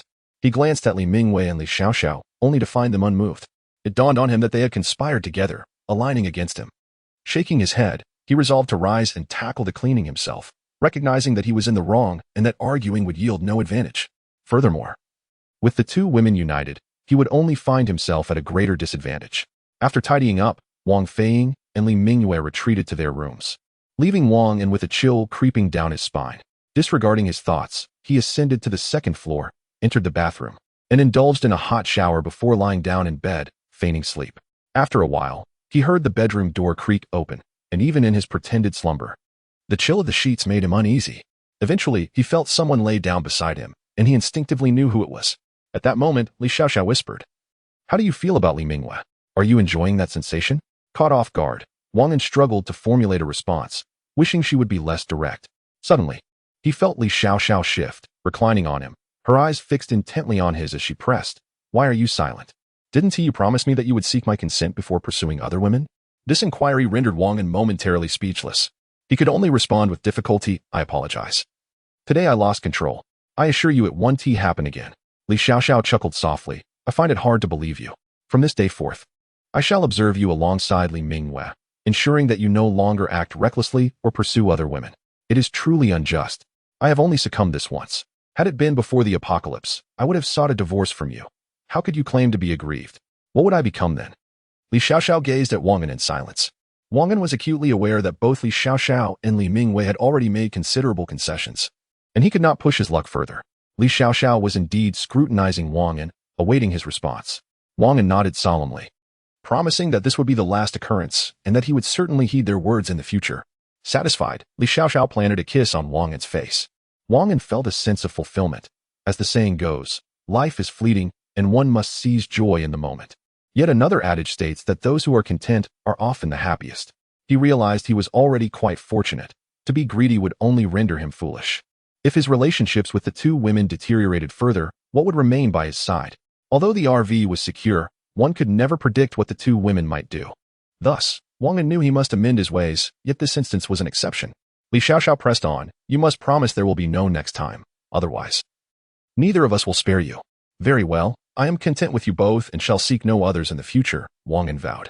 As he felt Li Xiaoxiao's ample bosom against him, he found it quite delightful, though the fabric somewhat dulled the sensation. He gently removed her outer garment, followed by her sweater, and upon feeling her full form anew, every pore of his being ignited with warmth. An hour later, exhausted, Wang An lay on the bed, while Li Xiaoxiao nestled in his embrace, urging him to hold her as they showered together before sleep. Although fatigue weighed upon him, he could not resist Li Xiaoxiao's gentle persuasion. With her soft curves enveloping his waist, they made their way to the bathroom. After a playful bout, Wang An and Li Xiaoxiao completed their shower and returned to rest. However, before they could settle down, a knock echoed from the door. Both paused in surprise. Within this RV, it was just the four of them, Wang An and Li Xiaoxiao together. With Wang Feiying absent, only Li Mingyue remained. Li Xiaoxiao rushed to the door, finding Li Mingyue standing outside, dressed scantily. Instantly, her expression turned cold. "What are you doing here?" Li Xiaoxiao felt conflicted about how to navigate their trio's dynamics. "Did you not suggest that we join forces? Now that we can meet openly, it could strengthen our trust in one another. Why then can we not live together?" Li Mingyue spoke hesitantly. Li Xiaoxiao was taken aback, unable to comprehend the extent of Li Mingyue's transformation. Previously aloof, she now boldly expressed such unambiguous sentiments. Li Mingyue, observing Li Xiaoxiao blocking the doorway, suddenly leaned in and captured Li Xiaoxiao's lips, drawing her into a fervent kiss. Unbeknownst to them, Li Mingyue harbored feelings for women. In the past, her kindness towards Wang Feiying stemmed from her affection for her, and Wang Feiying often stayed at her place. However, what Wang Feiying did not anticipate was the unease that plagued her nights. This was due to the mischief of Li Mingyue, who, after being claimed by Wang An, decided she no longer wished to suppress herself. Initially, she intended to have an open conversation with everyone, but upon encountering Li Xiaoxiao, who stood before her clad only in lingerie, she lost her composure. In a frenzy, Li Mingyue lunged at Li Xiaoxiao, tearing away her final garment. Wang An, witnessing the scene, was left in utter disbelief. Was this truly the Li Mingwei she had known? Her previous air of aloofness had been nothing but fade. Chapter 22. The daily lives of everyone in the early morning. Wang An groggily awoke, gazing at the empty space beside him with a satisfied smile. It had indeed been a delightful night, one that he felt he would never forget. After all, who could have anticipated that beneath the exterior of a cool, aloof woman lay a heart as fragile as glass? The memories of the previous night lingered in his mind, evoking a sense of nostalgia. Rising from his slumber, he swiftly dressed and attended to his morning rituals, feeling particularly invigorated today, having enjoyed a comfortable night's rest beside Li Mingwei. As he descended to the first floor, he observed the varied expressions of the women around him. "How did you sleep last night, Wang Feiyin?" Wang An inquired with a hint of suspicion. "I slept quite well." "Why do you ask?" Wang Feiyin replied. "Oh, just checking in on you." Wang An thought it unnecessary to reveal that he was merely seeking to alleviate the awkward atmosphere. Li Xiaoxiao appeared to be in a rather poor state today, likely still in shock from Li Mingwei's unexpected behavior the previous evening. Shortly thereafter, Li Mingwei emerged, carrying a meal. Though she had become an extraordinary being, she still diligently prepared meals each day. During breakfast, she purposefully sat beside Li Xiaoxiao, causing her to feel quite uncomfortable. In this peculiar atmosphere, they finished their meal. With no pressing matters to attend to, the group decided against venturing out, opting instead to rest and recuperate for the day. By evening, the upgrade of their RV would be complete, and Wang An eagerly anticipated what transformations it would undergo. As he pondered this, the breakfast plates were cleared, and Li Mingwei and Li Xiaoxiao began tidying up. Meanwhile, Wang Feiyin switched on the display screen to watch anime. Wang An rolled his eyes. "Could you not be so lazy? But I'm still young. Can't you all cut me some slack?" Wang Feiyin retorted, leaving Wang An momentarily speechless. "Fine, continue watching," he responded, turning his thoughts to their next destination. With plans to head to the safe island in Xinjiang after the RV upgrade, he also considered whether they should further enhance their storage space. After all, there remained a substantial area that had yet to be utilized, and their supplies of food and daily necessities were far from exhausted. The nutritious provisions they had initially purchased were nearly consumed, though there still remained plenty of snacks. Wang An contemplated the necessity of replenishing their food supplies. Once the two women completed their cleaning, they all gathered to watch anime together, while the outside world remained tranquil. The dilapidated RV blended inconspicuously among the surrounding vehicles, almost undetectable. Furthermore, Wang An had activated the concealment feature, rendering the interior invisible from the outside, while the occupants could only observe the exterior through the display screen. Wang An shared his thoughts with the group, and they quickly grasped his intentions. Everyone began to ponder whether there were other locations nearby that might harbor sufficient supplies. At that moment, Wang Feiyin exclaimed, "I know of a place abundant in resources." "What place?" The group's expressions ignited with excitement. They are aware of the formidable capabilities of the RV. If they were to acquire sufficient provisions, they could indeed live without worry. In the port area of Xinjiang, the largest harbor in the southwest region, a myriad of goods can be found. Upon hearing this, everyone began to ponder the feasibility of such a venture. After all, in this post-apocalyptic world, people are engaged in a fierce struggle for food, supplies, and other essentials. The largest port in the southwest is right here, and it is inconceivable that no one would venture there. Wang An contemplated for a moment before arriving at a decision. They must go. With the RV, they can store a significant amount of supplies, and the risks involved are relatively minimal. Moreover, in this era of calamity, what endeavor does not entail some degree of risk?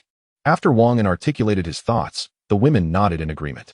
They understood his intentions well, having experienced so much together. Who could truly be a stranger to one another? Such an opportune moment, if missed, would render it exceedingly challenging to find another vast location in the future. Furthermore, as time passes, resources will dwindle. And even if a suitable place is discovered later on, there may be no supplies to be found. After deliberating for a while, everyone nodded in consensus. Seeing this agreement, he continued, "Once the RV upgrades are complete, we shall first head to Xinjiang port and then proceed to Safety Island. This way, we will have no lingering concerns." The women nodded in affirmation and then resumed their enjoyment of the anime. Noticing the absence of food around him, Wang An entered the kitchen, retrieved several baskets, and gathered some fruits and snacks from the storage space. He brought them out for everyone to enjoy and then promptly sat beside Li Xiaoxiao, wrapping her in his embrace. However, Li Mingwei, seated nearby, clearly expressed her displeasure. She had just allowed Li Xiaoxiao to rest in her arms, and now Wang An had taken her away. She glared at him in irritation. Wang An feigned ignorance, which left Li Xiaoxiao bemused. What was happening? She had never anticipated that Li Mingwei would exhibit such possessiveness. Yet she did not oppose Li Mingwei's actions. It felt rather pleasant. Initially, she found it hard to accept, But gradually, after a few instances, she grew accustomed to it. She then embraced Li Mingwei, allowing her to rest in her arms, while her hand instinctively caressed her abdomen. The sensation was delightful, warm, and comforting, with a satisfying softness. At that moment, Wang An felt somewhat like an ancient emperor, yet even more at ease than any ruler. The trials of the apocalypse had enhanced his physical prowess, rendering him incomparable to any monarch. He reminded himself that everything he had was hard-won, and he must cherish it deeply, proceeding with utmost caution to avoid any pitfalls. He had not yet fully savored these experiences. Li Xiaoxiao nestled in Wang An's embrace wore an expression of pure enjoyment. Since the onset of the apocalypse, she had endured little hardship, as everything she had was bestowed upon her by Wang An. Having witnessed the brutality of the outside world, the zombies, and the ruthless struggles among humans for survival, she was determined to follow Wang An unwaveringly, hoping he could help her locate her parents and younger sister, wishing them safety and well-being. The mere thought of them brought moisture to her eyes. Wang An seemed to sense Li Xiaoxiao's emotions, drawing her closer into his embrace. Unbeknownst to her, Li Xiaoxiao drifted off to sleep. After Wang An had taken Li Xiaoxiao away, Li Mingwei felt a twinge of discomfort. She stood up and moved to sit beside Wang Feiying. Subsequently, she pulled Wang Feiying into her arms, an act to which Wang Feiying offered no resistance, embracing the gesture quite naturally. Observing this, Wang An was rendered speechless, yet he refrained from voicing any objections. After all, the individuals involved had remained silent. This scene unfolded in a serene atmosphere, enveloping the entire caravan in a warm ambience. Wang An took out his camera from the space, capturing the beautiful moment. Chapter 23. The RV upgrade completed. Time passed unnoticed, and by around 6 in the evening, a sound resonated in Wang An's mind, prompting him to spring to his feet. The RV had undergone its upgrade, and he observed notable changes on the display panel. The layout was altered. Previously, it merely showcased the structural diagram of the RV, but now it allowed for adjustments at any moment. A new feature emerged: Mastery of Firearms, accompanied by a note indicating that a crystal core could enhance the skill proficiency by 1 level, with a maximum of 4 levels. Upon seeing this, Wang An's eyes brightened. He would no longer need to rely solely on brute strength. The 2 bottles of energy-enhancing liquid he had consumed before merely boosted his power and speed, nothing more. After learning that Wang Feiying had ascended to level 2, enabling a qualitative leap, he had relinquished the impulse to become stronger immediately. Acquiring a level 2 crystal core was no trivial matter. It had taken considerable effort to obtain their current one.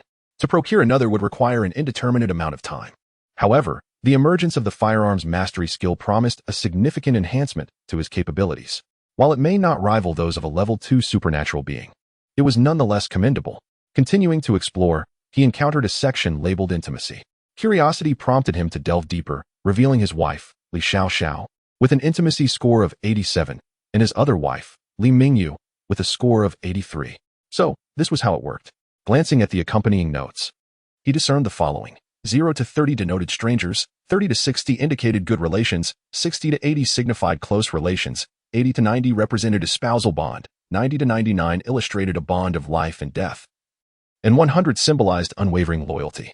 Upon reading this, Wang An sighed. He too was bound to this system.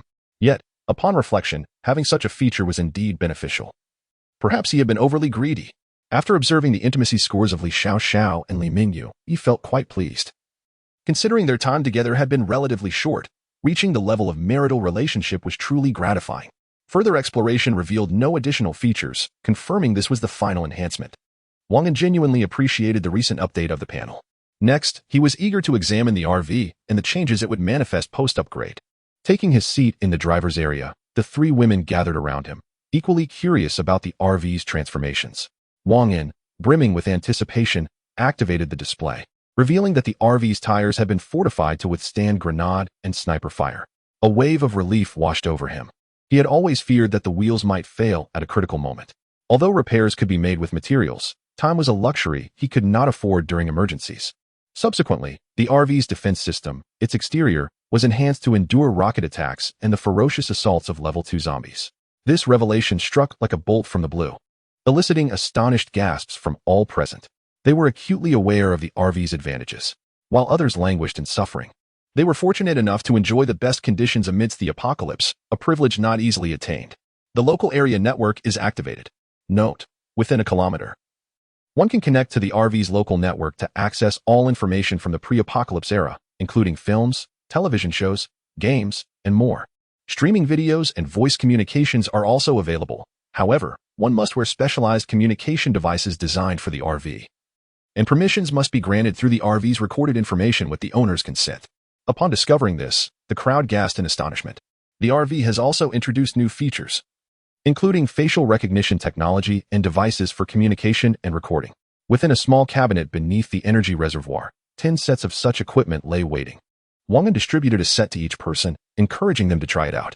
Yet, the women, intrigued, wished to see what other upgrades were available. The laser cannon has been upgraded to level 3, now a particle laser cannon that poses a lethal threat to level 3 zombies. Although its firing rate has diminished, it can still revert to previous levels. The storage space has expanded to an astonishing 500 square meters, prompting another round of gasps from the crowd. They continue to explore further. The transformation feature requires a larger mechanical vehicle than the RV. The two vehicles can switch at will.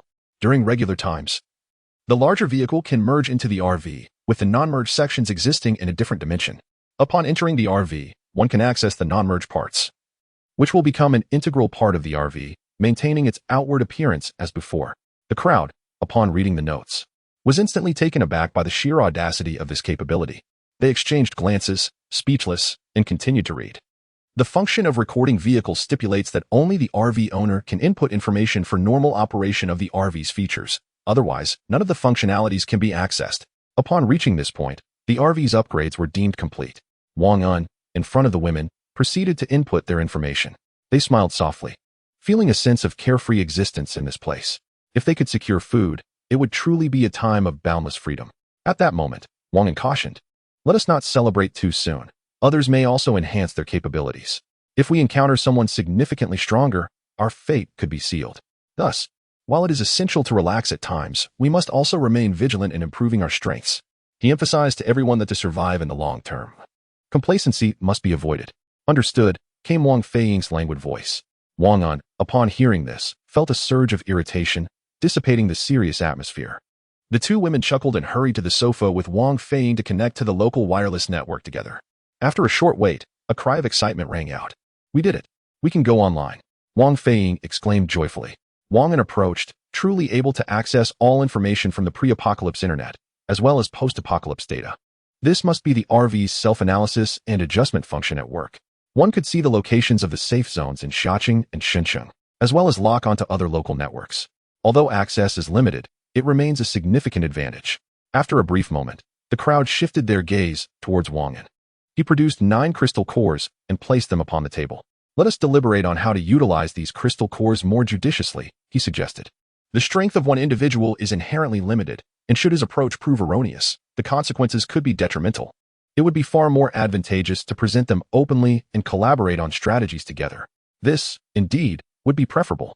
Li Mingyue pondered for a moment before asserting, "I believe we should strive to enhance our strength as much as possible, while reserving 2 cores for contingencies, which could prove invaluable in critical moments."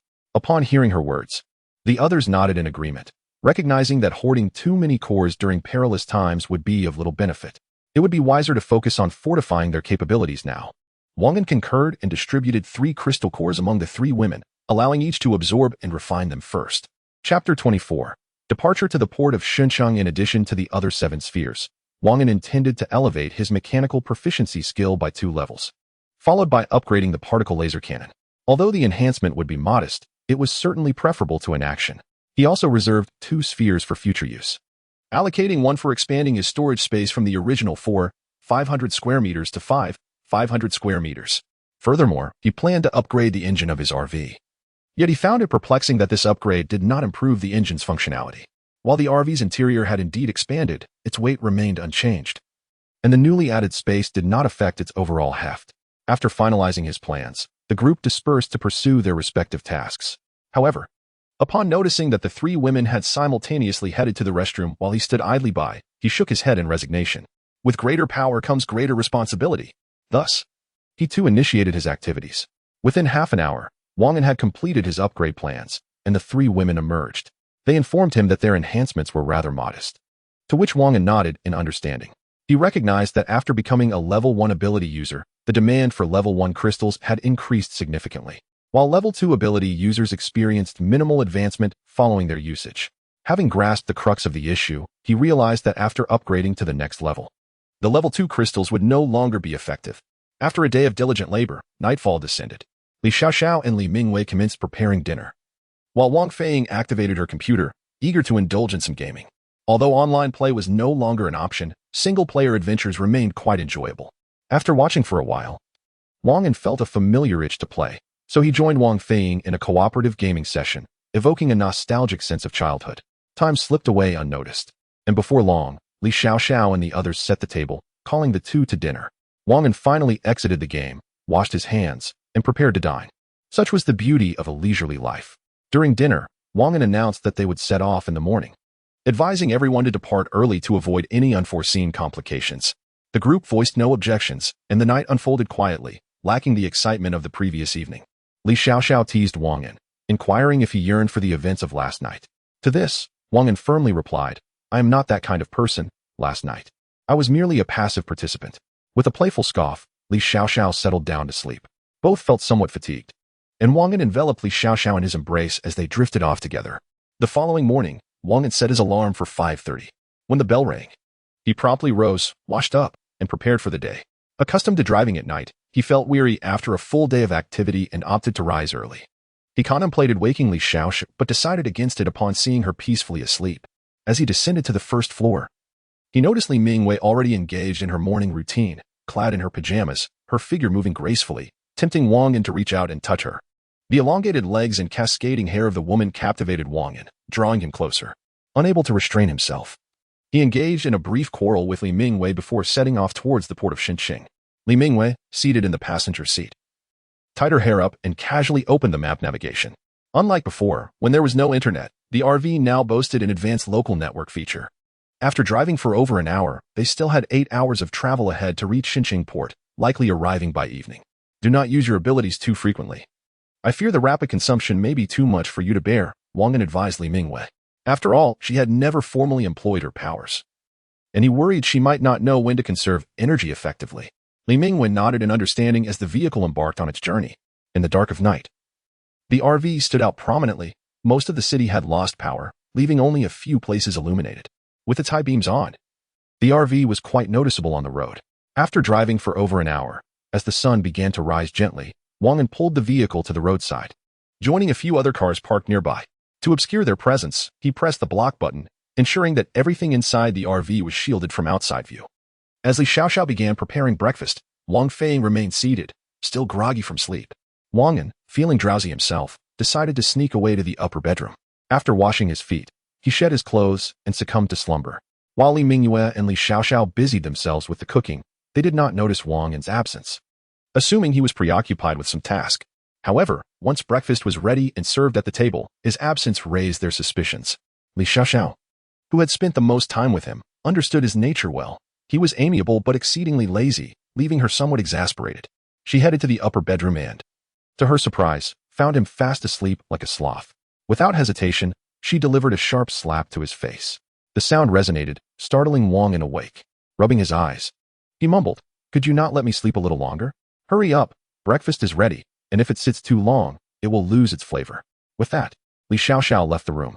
Wang An realized that lingering in bed was no longer an option. He got dressed and descended to partake in the meal. After finishing breakfast, Wang An rested for another half hour before restarting their journey.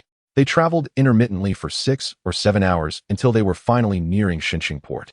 As darkness enveloped the surroundings, Wang An turned off all the RV's lights, relying on its night vision capabilities to navigate the road ahead.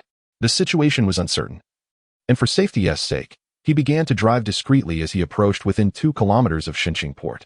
Upon reaching a distance of approximately 900 meters, he found a concealed spot to stop, prompting Li Mingwei to activate her abilities and assess the environment around them. Upon hearing Li Mingwei's report, Wang An's heart immediately sank. It appeared that obtaining supplies was indeed a formidable challenge.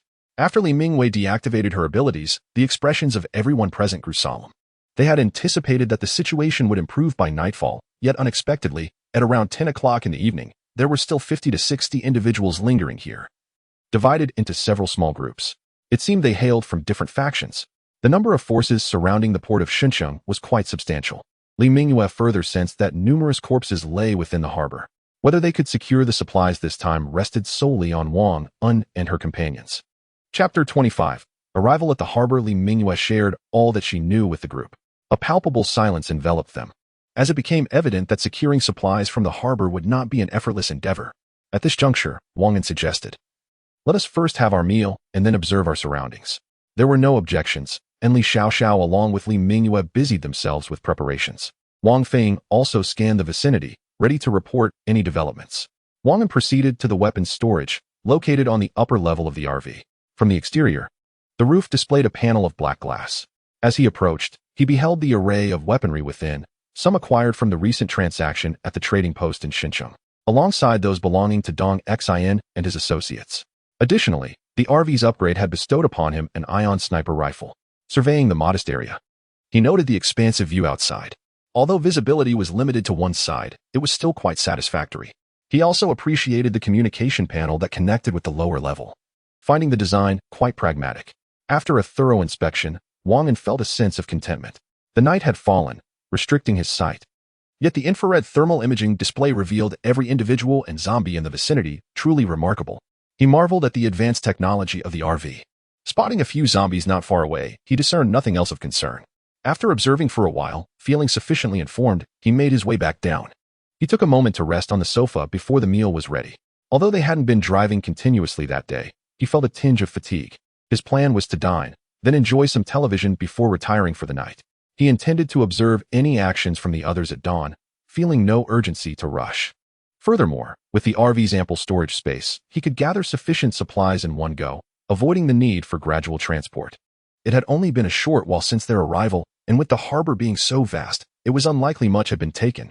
Now, the task at hand was to patiently await any movements from the other party, adopting a stance of observant tranquility. As the group gathered for dinner, they discussed the current opportunities while watching the television on the display screen.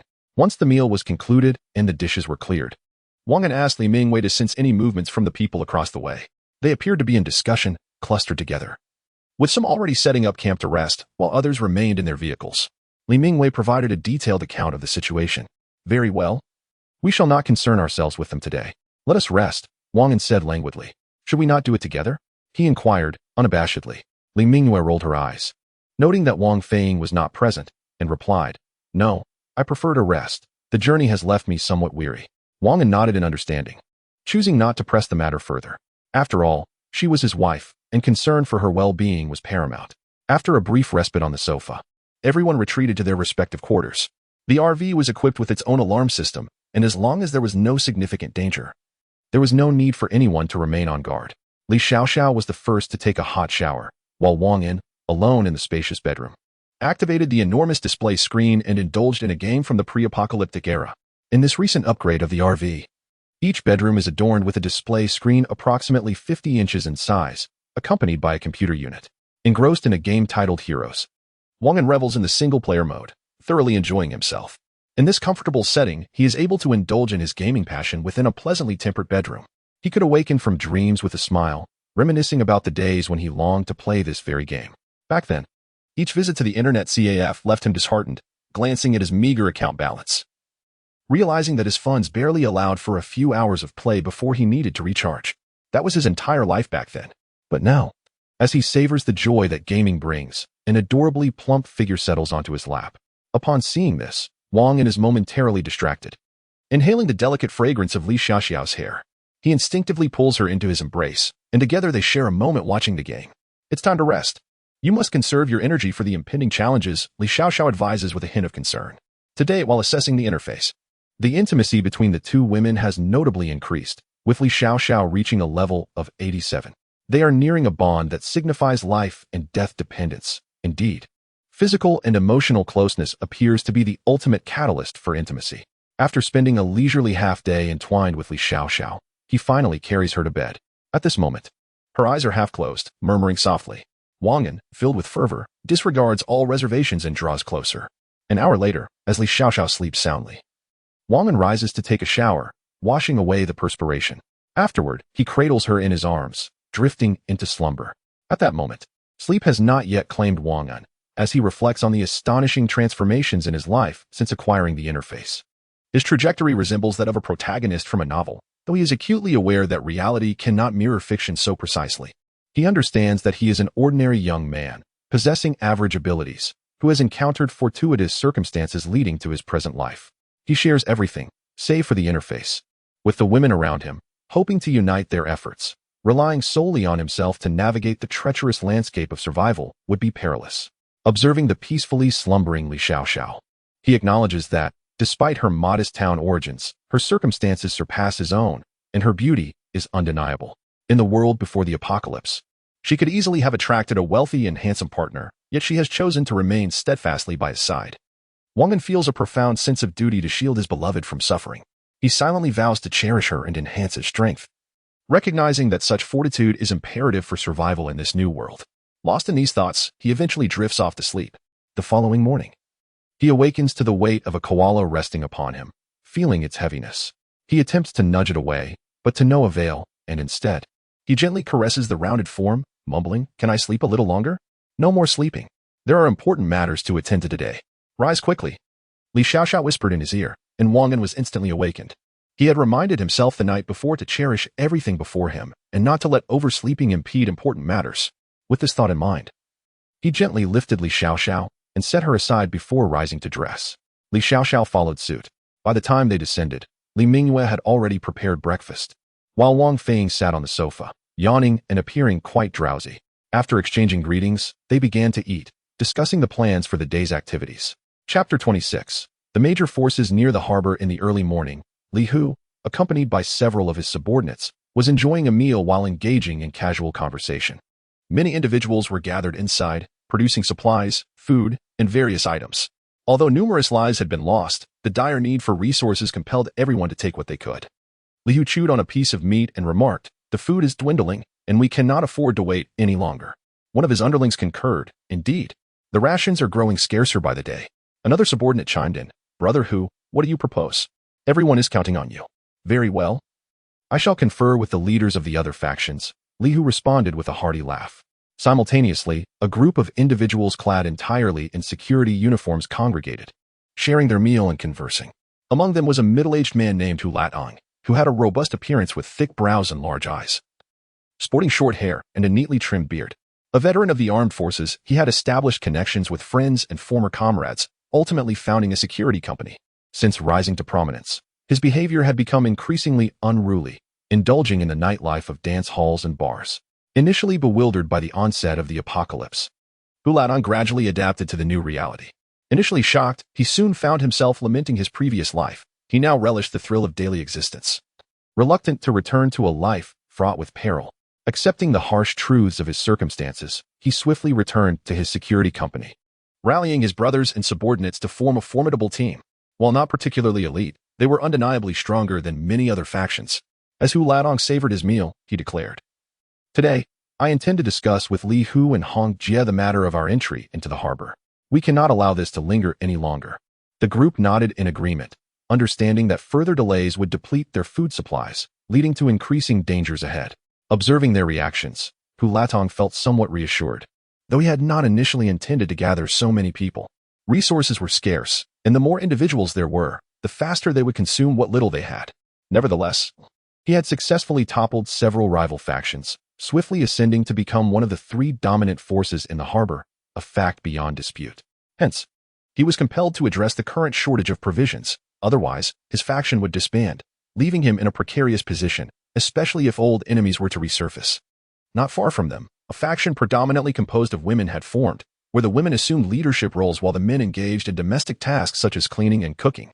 Among them was Hong Jie, who sat at the center of the gathering. Her wine-red hair flowed elegantly, her long lashes framed captivating eyes, and her lips burned with the hue of flame, exuding an alluring and seductive charm. Her enchanting gaze was utterly irresistible. Hong Jie observed the circle of women surrounding her, contemplating before she spoke.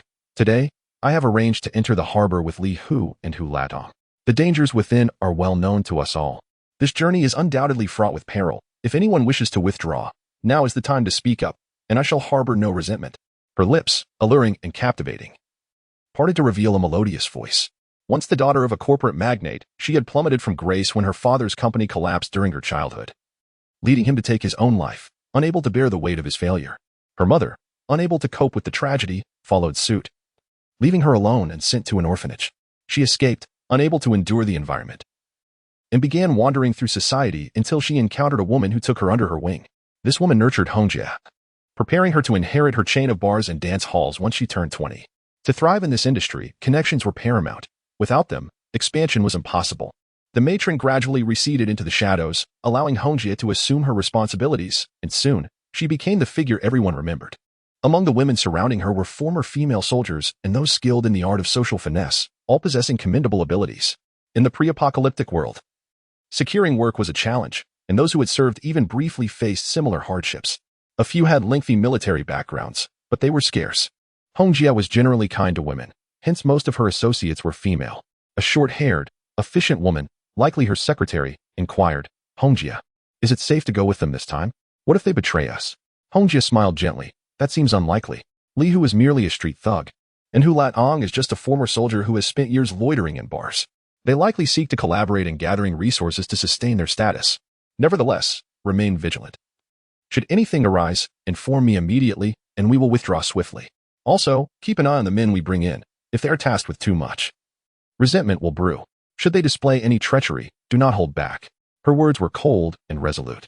The women nodded in agreement. In the RV, Wang An observed through binoculars in the operations room. Every move on the screen displayed with clarity. Although he could not hear their conversation, their actions spoke volumes. It appeared they were deliberating their entry. The three women nodded, recognizing it was time to follow closely behind them, allowing for a moment's notice should danger arise. Wang An remarked with a smirk, "It seems we must set off now." The three women exchanged knowing smiles, and Li Xiaoxiao quipped, "When did you become so cheeky?" He retorted, "I've always been this way. You just never noticed." With a playful scoff, Li Xiaoxiao rolled her eyes. The crowd began to make their final preparations, awaiting the entry of those ahead of them, following closely behind. After a discussion among Li Hu, Hongjia, and Hu Latang, they unanimously agreed on the order of entry, Li Hu leading, Hongjia following, and Hu Latang bringing up the rear.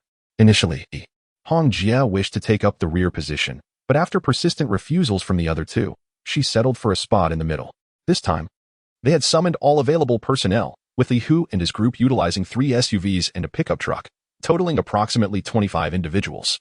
Meanwhile, Hongjia and her team operated 2 SUVs, a van, and a pickup truck. Hu Latang drove a military truck along with a military pickup. Everything was in readiness. Chapter 27. Inside the harbor, observing the convergence of the 3 major factions, all poised for departure, Wang An and the women exchanged glances. Li Xiaoxiao, proceed to the cockpit and prepare for departure. We shall reach their previous location, observe for a while, and then follow them into the harbor, Wang An instructed solemnly. Li Xiaoxiao rose and made her way to the cockpit, while Wang Feng also stood up to head for the co-pilot's seat. Meanwhile, Wang An and Li Mingwei proceeded to the operations room, each fulfilling their respective roles. As the vehicle moved slowly, Wang An gazed at the receding scenery, steadying his mind. He needed to brace himself for battle, hoping for a safe return and a resounding victory. Upon arriving at the spot where the previous group had departed, it was evident that the area was now deserted. All had ventured inside. The allure of the harbor's supplies was evidently irresistible. "Let us also proceed in." Wang An communicated through the operations room to Li Xiaoxiao. Understood. As the vehicle approached the harbor entrance, the surroundings grew dim. Wang An promptly activated the infrared detector and relayed information about the road ahead to Li Xiaoxiao. The speed of the RV decreased significantly. Ahead, Li Hu and Hongjia observed the darkening environment, prompting them to reduce their speed as well. The leaders each possessed a handheld radio for easier communication, provided by Hu Latong, who had equipped his security company with various military-grade items. "There should be a protective gate ahead. Let us take it slow." Li Hu's voice came through the radio. Hongjia and Hu Latong acknowledged this, adjusting their subordinates accordingly. The vehicles from the various factions passed through the security gate in an orderly fashion. After traversing less than 500 meters, they encountered an expansive area filled with numerous shipping containers. The sheer volume was astonishing. Wang An mused that acquiring these supplies could sustain them for thousands of years. However, that was a matter for another time. The presence of so many goods stirred excitement among the factions, with many individuals unable to hide their envy. Despite the enthusiasm, the leader's subordinates quickly stepped in to restore order, halting the chaotic scene. Some containers were opened, revealing boxes filled with hairdryers and electronic watches. In the wake of the apocalypse, these items had become mere electronic refuse. Perhaps they could have fetched a tidy sum before the world changed. The 3 leaders descended from their vehicles and convened to discuss the equitable distribution of the supplies. Time is of the essence, and we are unaware of the situation within. Let us instruct our subordinates to open all nearby containers and ascertain their contents before proceeding with the division, Hong Jie articulated with clarity. The other two nodded in agreement, aware that several groups had entered before them, yet very few had emerged. Thus, securing these supplies was paramount. The trio directed their subordinates to swiftly open the containers. In a short while, a cacophony of sounds erupted, followed suddenly by exclamations of astonishment. A whole box of chocolates had been discovered, undoubtedly of exquisite domestic origin. This initial gasp was swiftly followed by a continuous stream of excitement. A complete box of small white buckets filled with instant noodles left everyone salivating, alongside military jackets. Upon the unveiling of these items, the three leaders abruptly realized a crucial fact. There were no vehicles available to transport such an abundance of supplies. It seems we must arrange for more trucks to be deployed to carry these resources, Li Hu remarked, slapping his thigh in exasperation. Embodying the frustration of having wealth yet lacking the means to access it. The other two were slightly more composed than Li Hu, yet their demeanor was hardly more stable. However, as the trio made their way back to their respective groups, they glanced back at one another, exchanging furtive looks before parting ways. The atmosphere turned suddenly eerie, not only for them but also for some scattered factions outside, as if they were all waiting for an opportune moment. As Hu La Tang returned to his group, he summoned his trusted confidant, instructing, quickly contact the members of the other 5 factions, if anyone ventures out. We must unite to eliminate those too sent to drive the vehicles. We must first eradicate their living forces. Hu La Tang chuckled coldly to himself. Here, he could only be the supreme leader. Those who pretended to be comrades were nothing but fools. Moreover, he had harbored desires for Hong Jie, the woman he deemed unworthy, for quite some time, and this opportunity would not slip through his fingers. Despite the presence of a few skilled fighters by her side, they would not be able to deter his considerable numbers, bolstered by weaponry. These individuals were all first-level ability users, and notably powerful ones at that. They were among the earliest to awaken their powers, capable of extracting crystal cores from zombies and mutated beasts, enhancing their own strength in the process. Hong Jie returned to her convoy, her expression pensive, sensing something amiss. The recent glances exchanged among everyone suggested a mutual wariness of their respective factions. After pondering for a moment, her concern lingered. She instructed her ever-present female secretary, arrange for some men to go out and drive the trucks to collect the supplies. The secretary nodded and promptly left, returning shortly with the report, everything is arranged. Her demeanor remained calm and unperturbed, as if nothing could disturb her serenity. Hong Jie approached her, speaking softly, activate your abilities and ascertain whether Hu La Tang harbors any schemes. Li Hu's intellect is straightforward, but Hu La Tang is the one I find most concerning. He has always been a petty individual, willing to resort to any means to eliminate rivals. With such significant interests at stake, he is bound to concoct some devious plans. The secretary nodded in understanding and turned to leave. As she stepped outside, her form gradually became ethereal before vanishing completely. Hong Jie watched her disappear, a woman she had saved during a fortuitous incident, who had since recovered and devoted herself to following Hong Jie. When questioned about her decision to stay, she had simply replied that she was weary of the outside world and now only wished to serve beside her. Hong Jie empathized with such individuals and had given her the name Qingming, fearing that her organization might pursue her. It is possible they believe she perished in that operation. The name Qingming was bestowed upon her by Hong Jie, who inquired about her former identity. Qingming replied that she had no name before. Hong Jie felt reassured by Qingming's capabilities. She had the utmost confidence in her. Deep within, Hong Jie silently prayed for a safe passage this time. Nonetheless, her heart was filled with trepidation. It had been a long time since she had seen her godmother, and she was uncertain of her current circumstances. Since the onset of the apocalypse, the person she missed the most was the godmother who had once offered her the greatest assistance. Chapter 28. The Origin of Qingming in Her Youth. Qingming was taken in and trained by an assassin organization, subjected to rigorous training from an early age. She acquired an extensive knowledge of assassination techniques, earning her a place as the 7th-ranked assassin. Relentlessly, she executed the tasks assigned by the organization, eliminating targets to claim the bounty.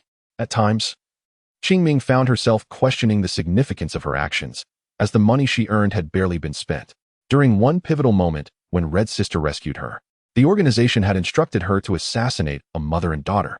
Initially, she harbored doubts about the mission. However, as her investigation progressed, the truth began to surface. The target was a wealthy businessman who, realizing he had provoked dangerous individuals, hastily relocated his family. Yet, the threats against him had escalated to a lethal intensity. Despite his efforts to hire the assassin organization for protection, they were unable to locate him, indicating that he had wisely sought refuge. In a desperate attempt to exert pressure, Those he had offended demanded the whereabouts of his family, executing the men on the spot and capturing the women. Upon learning these details, a fierce glint emerged in Qingming's otherwise calm eyes. The organization had indeed lost all moral boundaries. It seemed that such assignments were not new to her, but this particular mission had unexpectedly fallen into her hands. Determined to rescue the mother and daughter, Qingming planned to relocate them to safety. However, just as she was about to execute her plan, a figure clad in black appeared behind her. The higher-ups anticipated your compassion. They sent me to observe whether you could adhere to the regulations and complete the mission. You have disappointed me, the man in black stated coolly. There is still time to carry out the order. What the man in black could not foresee was Qingming's swift response. She pivoted and fired several shots in his direction. Cursing under his breath, he reacted quickly, evading the bullets. Taking cover in a corner, he drew his handgun and unleashed a barrage towards Qingming and the mother and daughter. The man in black had unwavering confidence in his marksmanship, taking only a few glances before firing rapidly. It was undeniable that the individual sent by the organization was on a different level compared to Qingming. Hit by a bullet, Qingming understood all too well the peril she faced in trying to survive alongside the mother and daughter.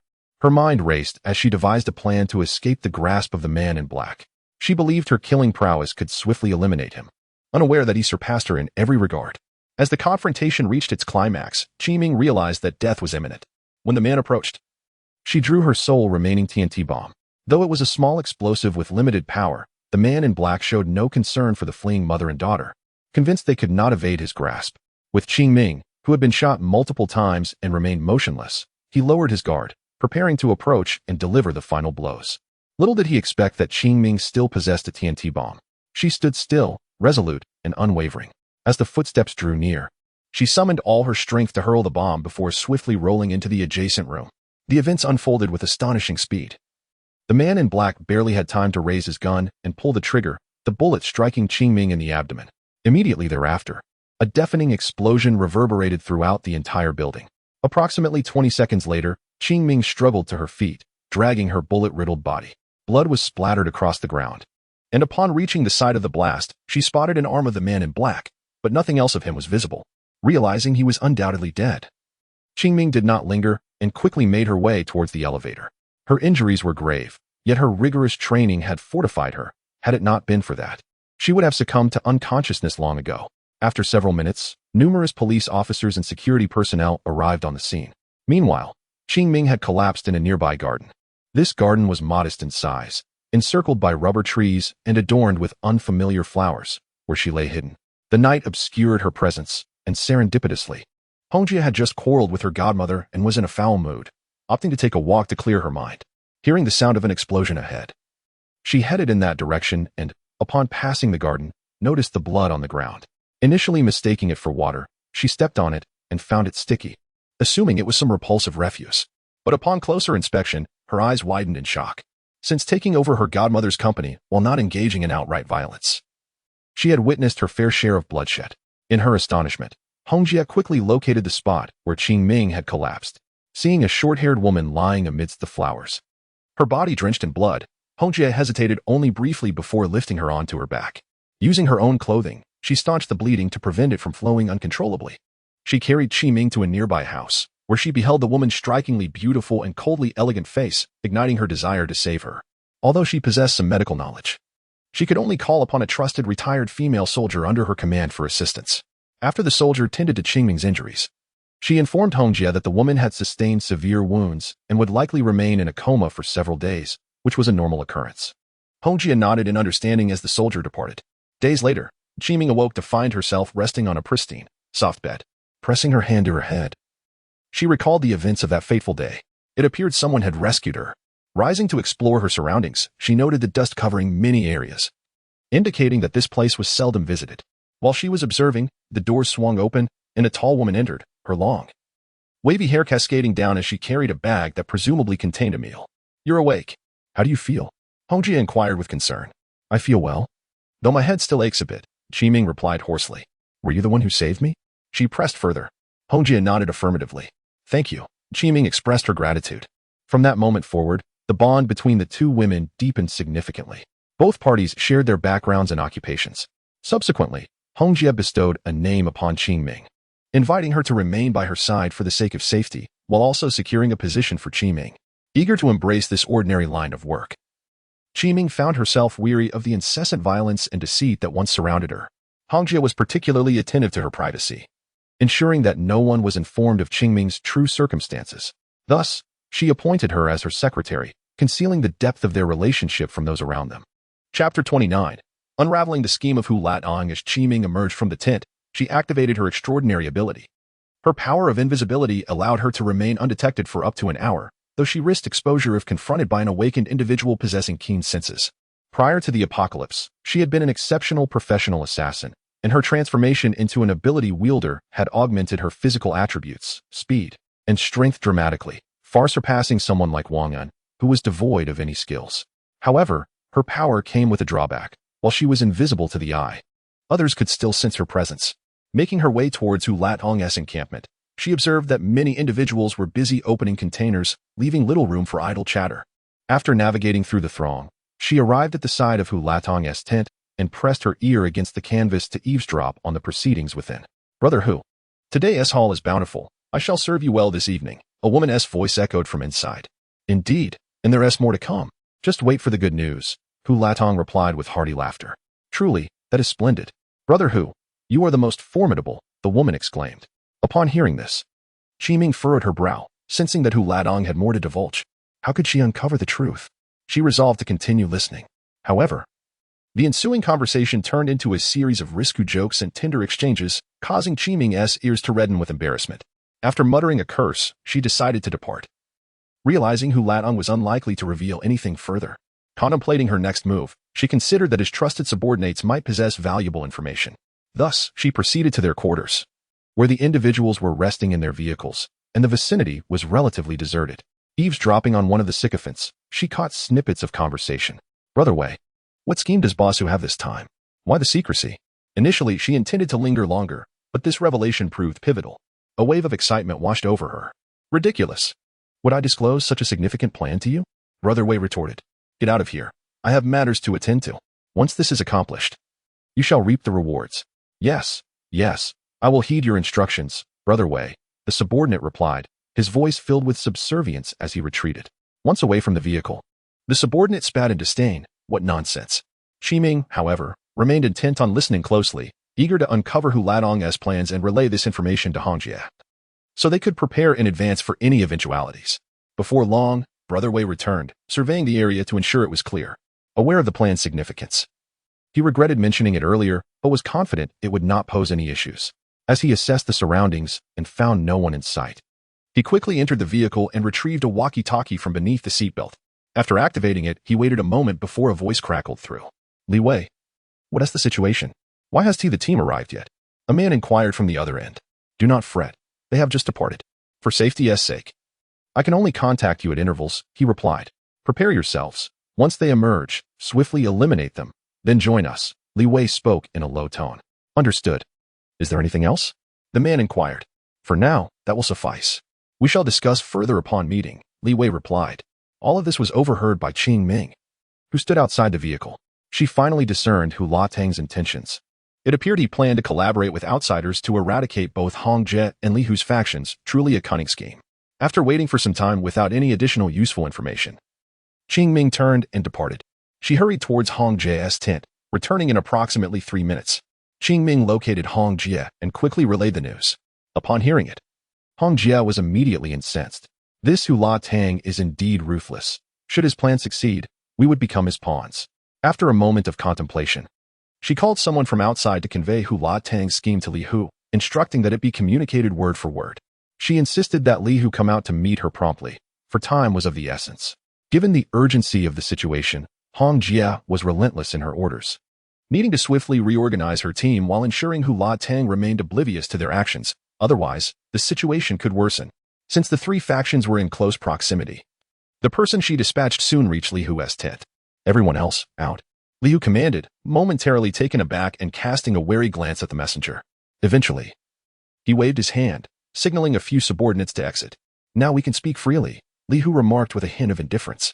Once the area was clear, the messenger wasted no time in detailing the events. Li Hu was momentarily stunned, struggling to believe such a scenario.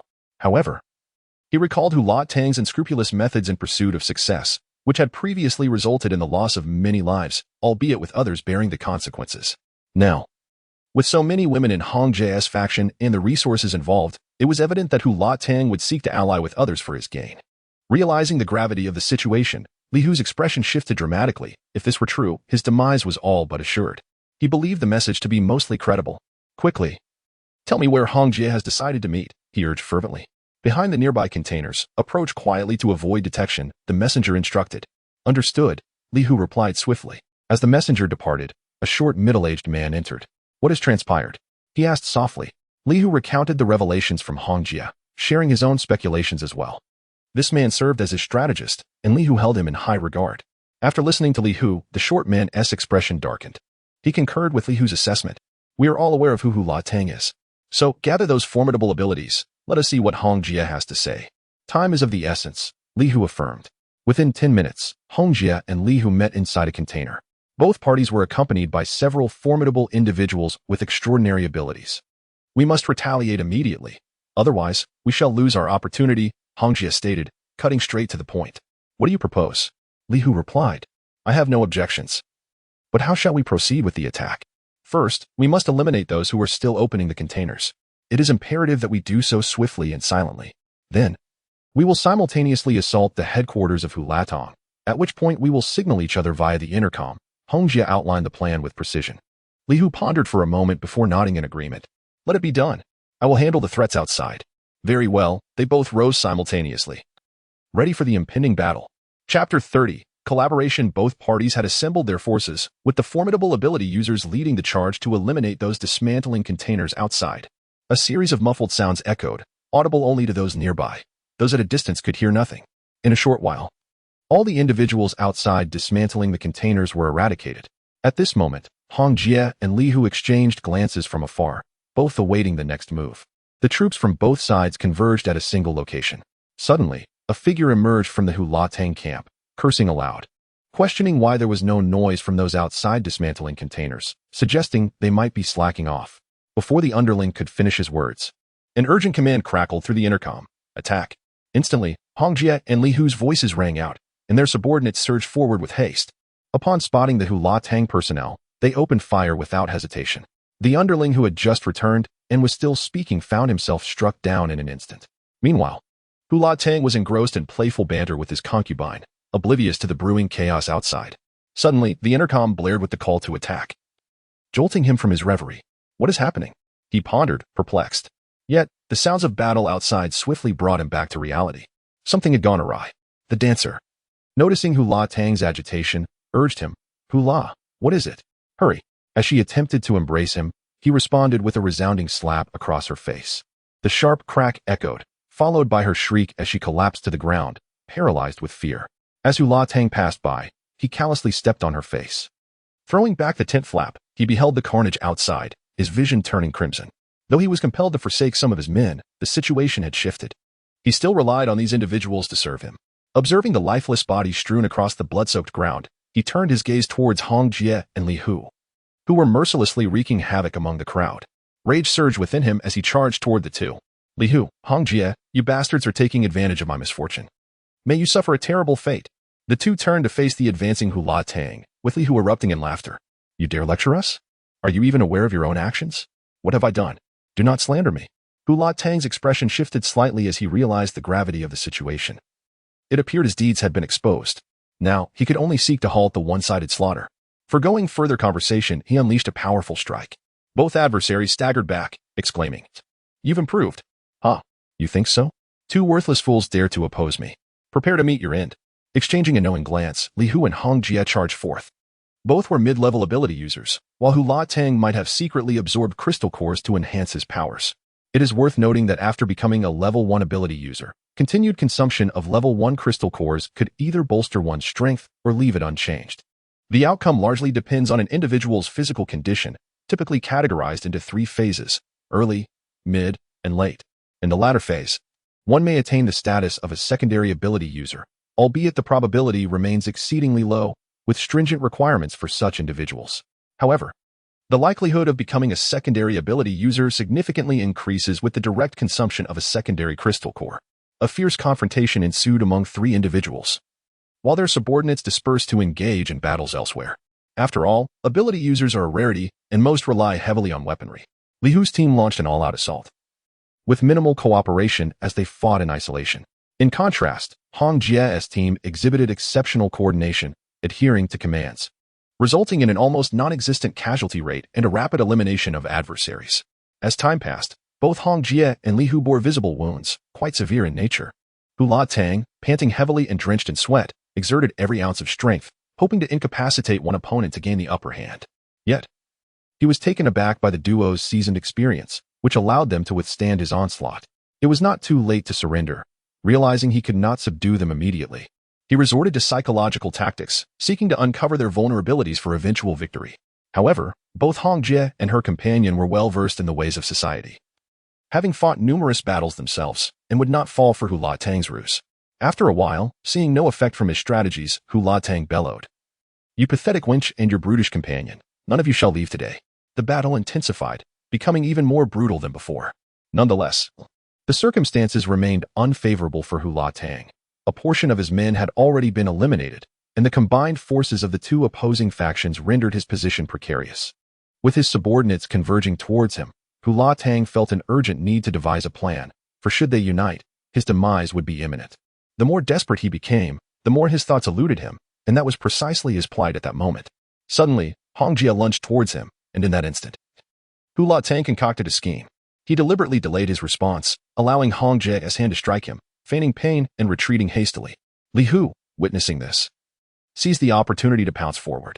He had been suppressed for far too long, and the chance to retaliate was not one he would let slip away. With a clenched fist, he aimed a blow at Hu La Tang's forehead.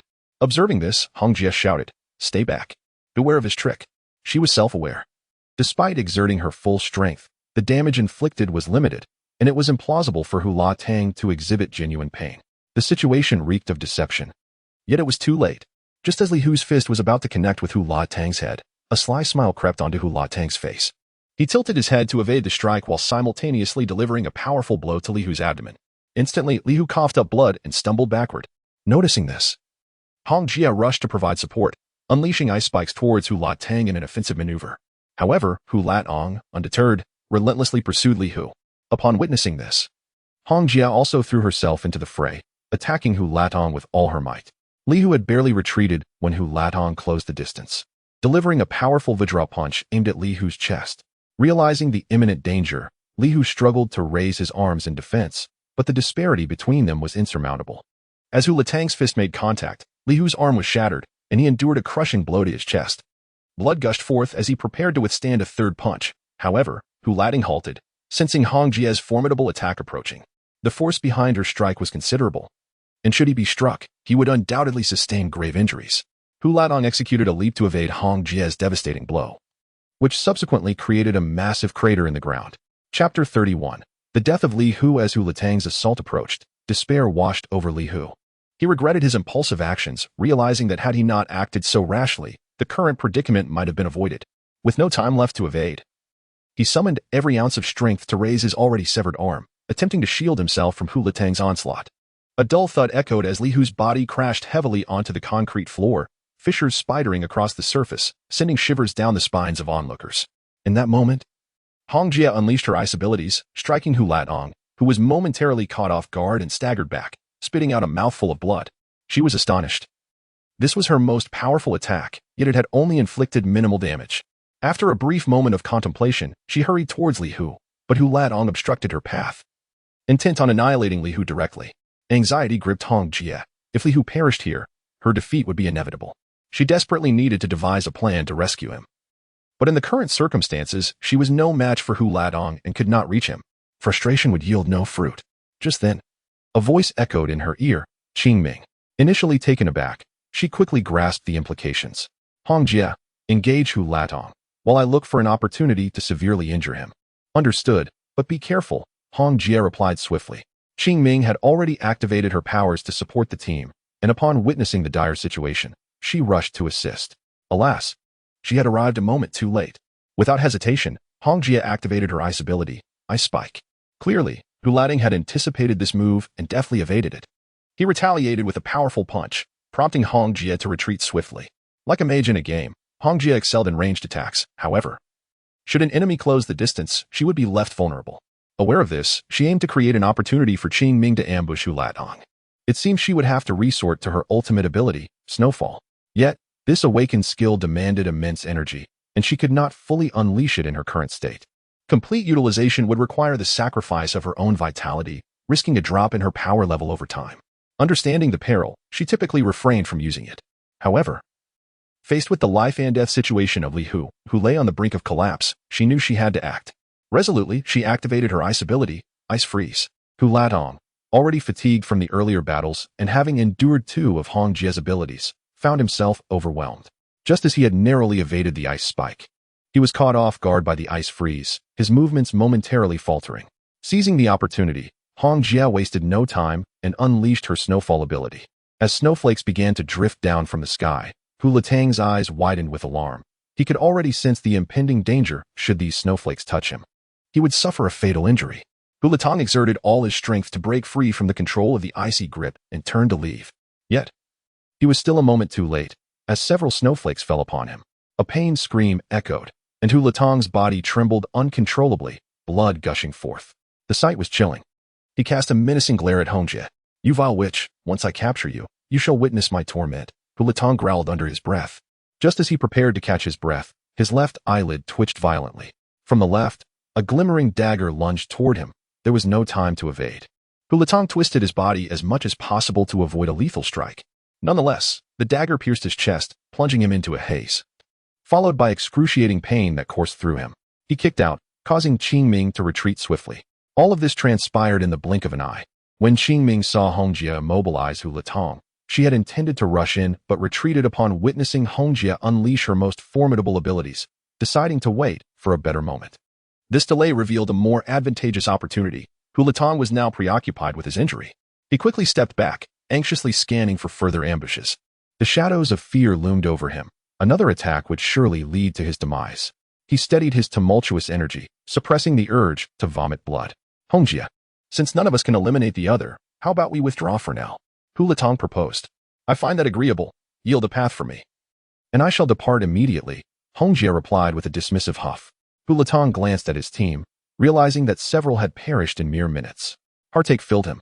Today his plans lay in ruins. Moreover, he had irreparably offended both Hong Jie and Li Hu, and with Li Hu gravely injured, should he recover, their conflict would undoubtedly escalate. This realization weighed heavily on him, and he sought to salvage the dire situation. However, Hong Jie remained vigilant, offering him no opportunity. Seizing Hu Latang's moment of vulnerability, Hong Jie swiftly approached Li Hu, assessing his injuries as she instructed Qi Ming, "Keep a close watch on Hu Latang. Do not let him play any tricks." Li Hu's condition was critical. Though his eyes remained open, he could not speak. The blow to his chest had been particularly devastating. He felt as if death loomed at any moment, yet he clung to a thread of life. "Do not speak. I will take you away," Hong Jie said in a low voice. Li Hu nodded weakly. Hong Jie was taken aback by Li Hu's frail state. Rescuing him now seemed futile. They could only proceed one step at a time. At that moment, the 3 factions ceased their hostilities, and Li Hu's loyal subordinate rushed over. After assessing Li Hu's injuries, he frowned but complied with Hong Jie's wishes, helping Li Hu towards the harbor. However, they were unaware that Hu Latang seized this opportunity to consume 2 level 1 crystal cores. Qing Ming was also unaware, likely caught off guard when the short man was called. And Hu Latang seized the opportunity. Hu Latang had always believed that Li Hu was gravely injured. He never anticipated that Li Hu was on the brink of death. He intended to take advantage of this moment to fight back. Just as the short man was supporting Li Hu and navigating through the paths that divided the 3 factions, a thunderous roar echoed, "Embrace death." In an instant, Hu Latang was at the short man's side, raising his right fist to deliver a devastating blow directly to Li Hu's forehead. Li Hu's eyes widened in disbelief at the thought of his impending demise. Everything had seemed fine just moments ago. How could it have come to this? His consciousness faded away. Li Hu was dead. Chapter 32. The demise of Hu Latang after a resounding explosion. Neither Li Hu nor the short man emerged unscathed. All present were left in a state of shock, with many of Li Hu's followers laying down their weapons and kneeling in surrender. Hu Latang was formidable. He was a force to be reckoned with. Hong Jie was equally taken aback by Hu Latang's ferocious assault, while others may have been unaware of the extent of his injuries. However, she was acutely aware. In such dire circumstances, to unleash such a powerful attack spoke volumes about Hu Latang's prowess. "Assist me in subduing Hong Jie's forces." and the resources here shall be at your disposal. I speak with conviction, Hu Latong asserted, ever the opportunist, seizing every chance that presented itself. Suddenly, the tides shifted dramatically. Hong Jie, who had previously held a numerical advantage, found her followers swiftly transformed into Hu Latang's subordinates. These individuals were like reeds swaying in the wind, aligning themselves with whichever side appeared more advantageous. With the Hu's demise, it was evident that their future would be bleak. Thus, the astute among them naturally gravitated towards Hu Latang. Hong Jie, in a state of turmoil, hastily rallied her forces in preparation for resistance. Yet, faced with such overwhelming odds, her options were limited. She recognized that Hu Latang, too, bore significant injuries, yet her own condition was hardly favorable. The factions divided into two camps, one led by Hu Latang and the defectors from Li Hu, while the other comprised Hong Jie and her loyal confidants, who could not bring themselves to ally with the murderer of Li Hu, even if only temporarily. At that moment, a voice pierced through the tension. Hong Jie, would you consider an alliance with me? Together, who could challenge us in this harbor? If you become my woman, would you not gain strength? Hu Latang laughed heartily, adding, contemplate your fate. You are now ensnared. Upon hearing his words, Hong Jie felt a wave of helplessness wash over her. The only options left were capitulation or a futile struggle. She glanced at the women who had steadfastly followed her, and her resolve wavered. At that juncture, Qing Ming spoke up, Hong Jie, we cannot fight them, but we are not afraid of death.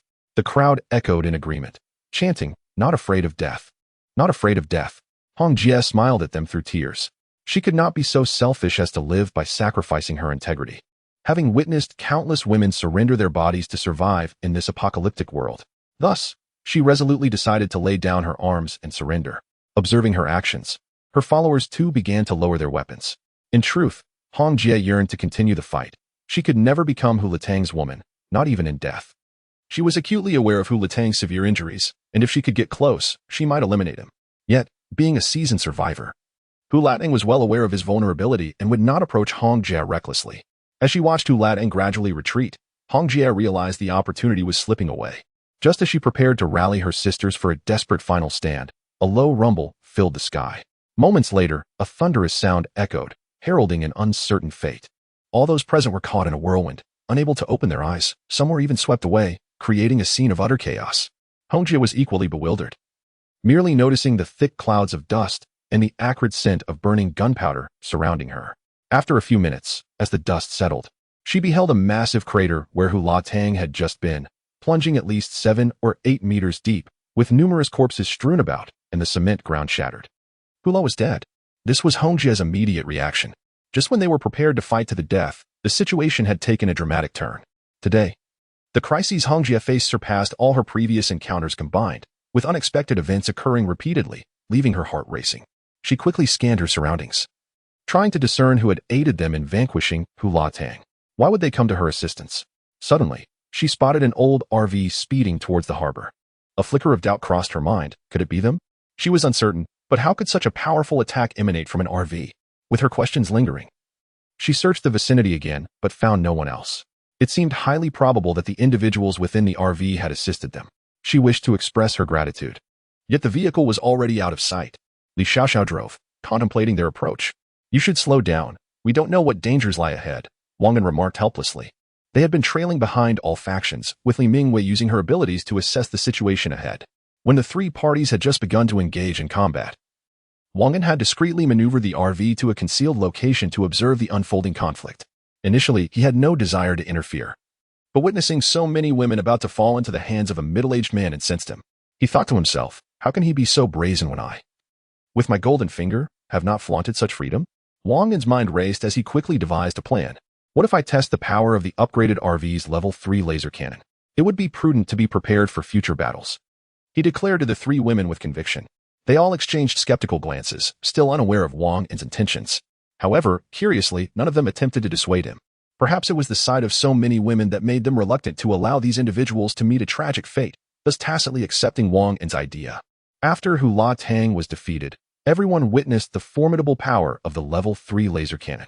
Li Xiaoxiao, inadvertently catching Wang and staring at the women with a lecherous expression, felt a surge of anger and promptly accelerated the vehicle towards the harbor. Wang An, feeling unfortunate, lamented to himself, how could I be so misunderstood? I was merely appreciating the scene. After some time on the road, Li Mingwei spoke up, slow down. I see an unidentified object. Its size is considerable, but I can't discern what it is. Wang An's concern immediately heightened. They were unaware of any potential dangers lurking nearby. Perhaps we should relocate the nearby containers instead of proceeding further, Wang An suggested earnestly. Li Xiaoxiao also understood the gravity of the situation and ceased her petulant behavior. After a brief discussion among the group, Wang An took the wheel and started the vehicle. Instead of moving forward, he maneuvered backward, collecting containers as he went. As they watched the storage space quickly fill with containers, a wave of joy swept over them. No longer would they have to worry about supplies. The items here could sustain them for several lifetimes. Furthermore, stored within the space, they would remain undamaged.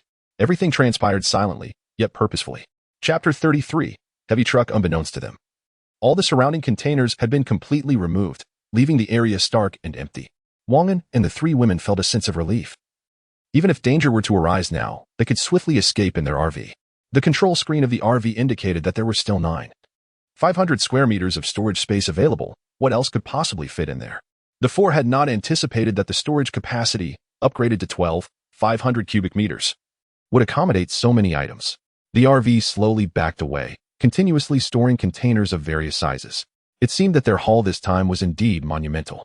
Li Mingyue exclaimed in excitement, and Wang An instinctively nodded in agreement. They both believed that loading items while retreating would pose little threat. Wang An surveyed their surroundings.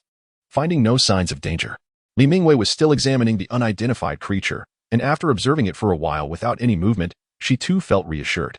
Just as she was about to retract her abilities, she glanced toward Wang An and noticed nothing unusual. Suddenly, her mouth fell open in sheer excitement, struggling to articulate her discovery. After a moment, she exclaimed, "Do you know what I've found?" Her first statement ignited frustration among the group, who were all eagerly awaiting her revelation. Wang Feiying was particularly anxious to learn more. "I discovered a gigantic truck. It's enormous." Li Mingyue emphasized the size of the truck. Upon hearing this, Wang An also felt a rush of excitement. After the RV's upgrade, he had no longer concealed its capabilities from the three women. Naturally, they were all invested in understanding what the RV could do and what it required, given that they would be living in it together. Upon seeing the massive heavy truck, Li Mingyue recalled that once the RV upgraded to level 2, there was a requirement for a transportation vehicle that was larger than the RV itself, thus allowing for additional secondary space for their use. This space would only be accessible to others upon Wang An's authorization. "How far is it from us?" Wang An urgently inquired about the vehicle's location.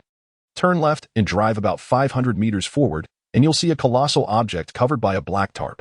That's the truck," Li Mingyue detailed meticulously.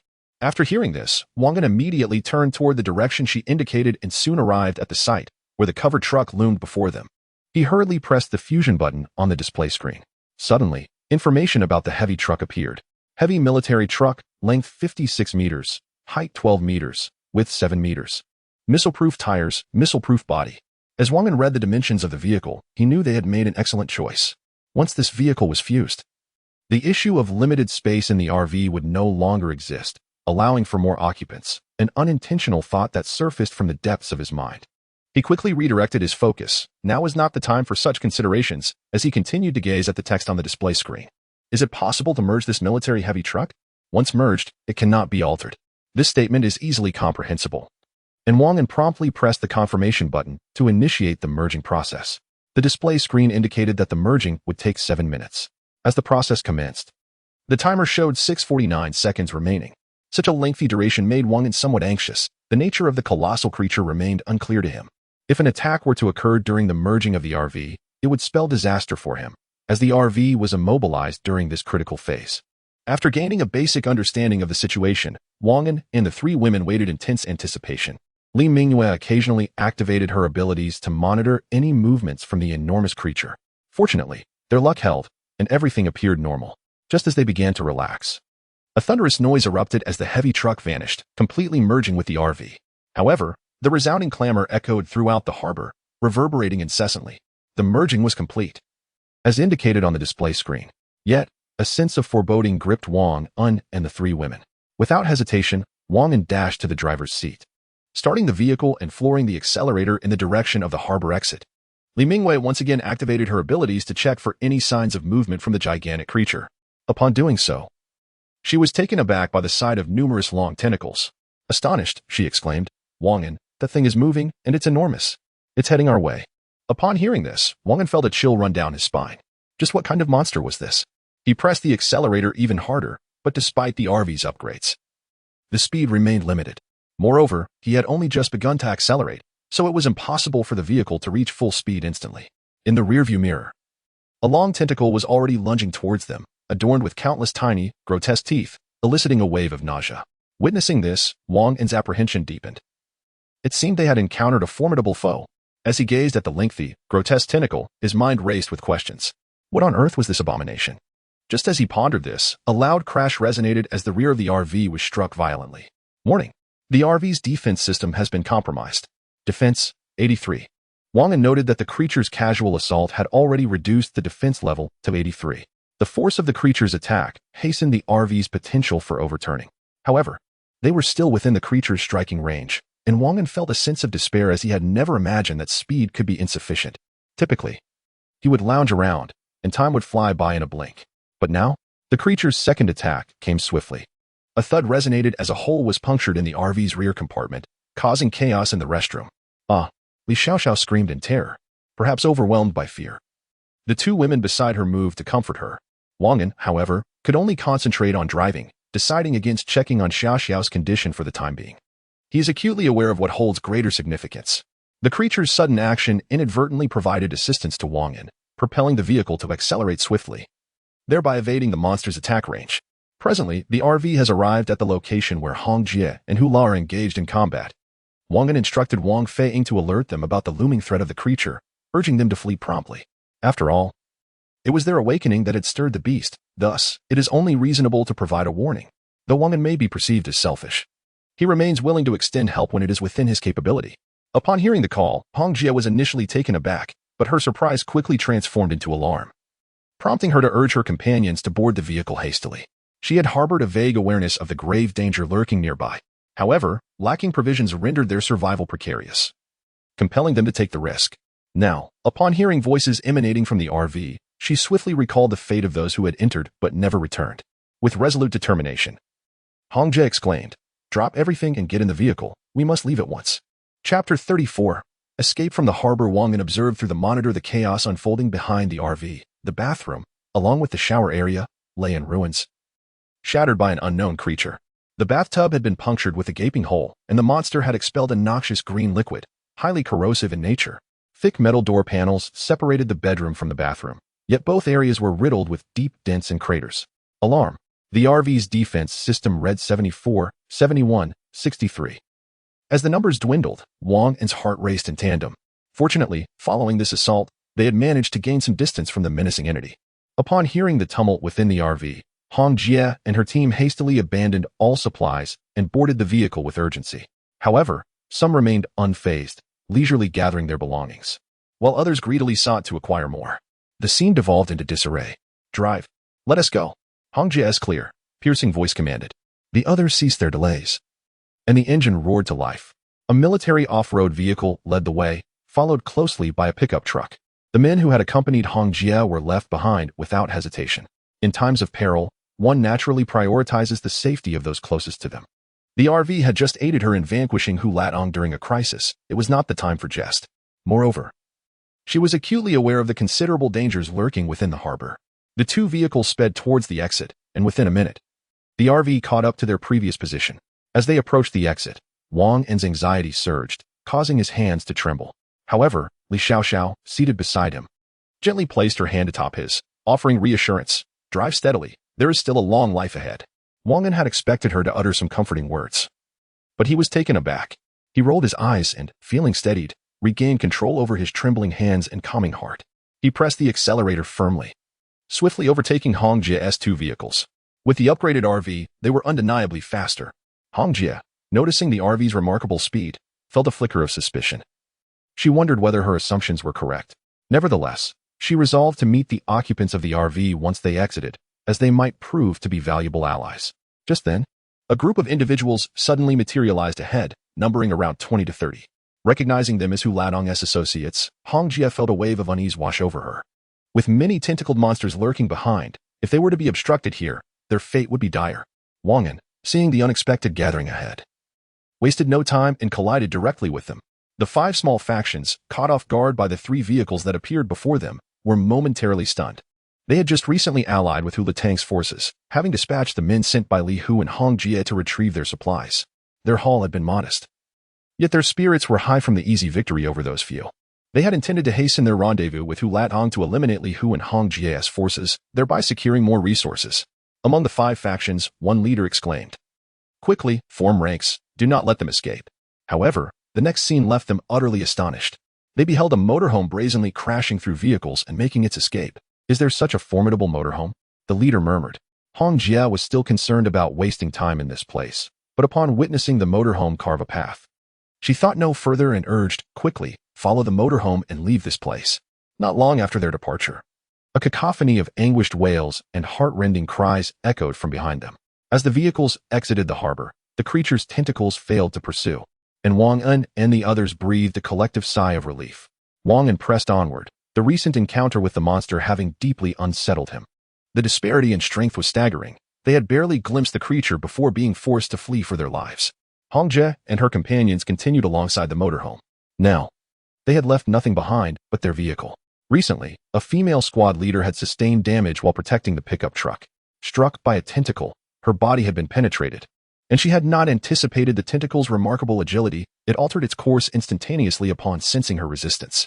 After being impaled through her abdomen, she was on the verge of being lifted away, but fortunately, they had prepared explosives in advance. As the tentacle struck, someone ignited the explosives. Yet everything transpired too swiftly for her to react.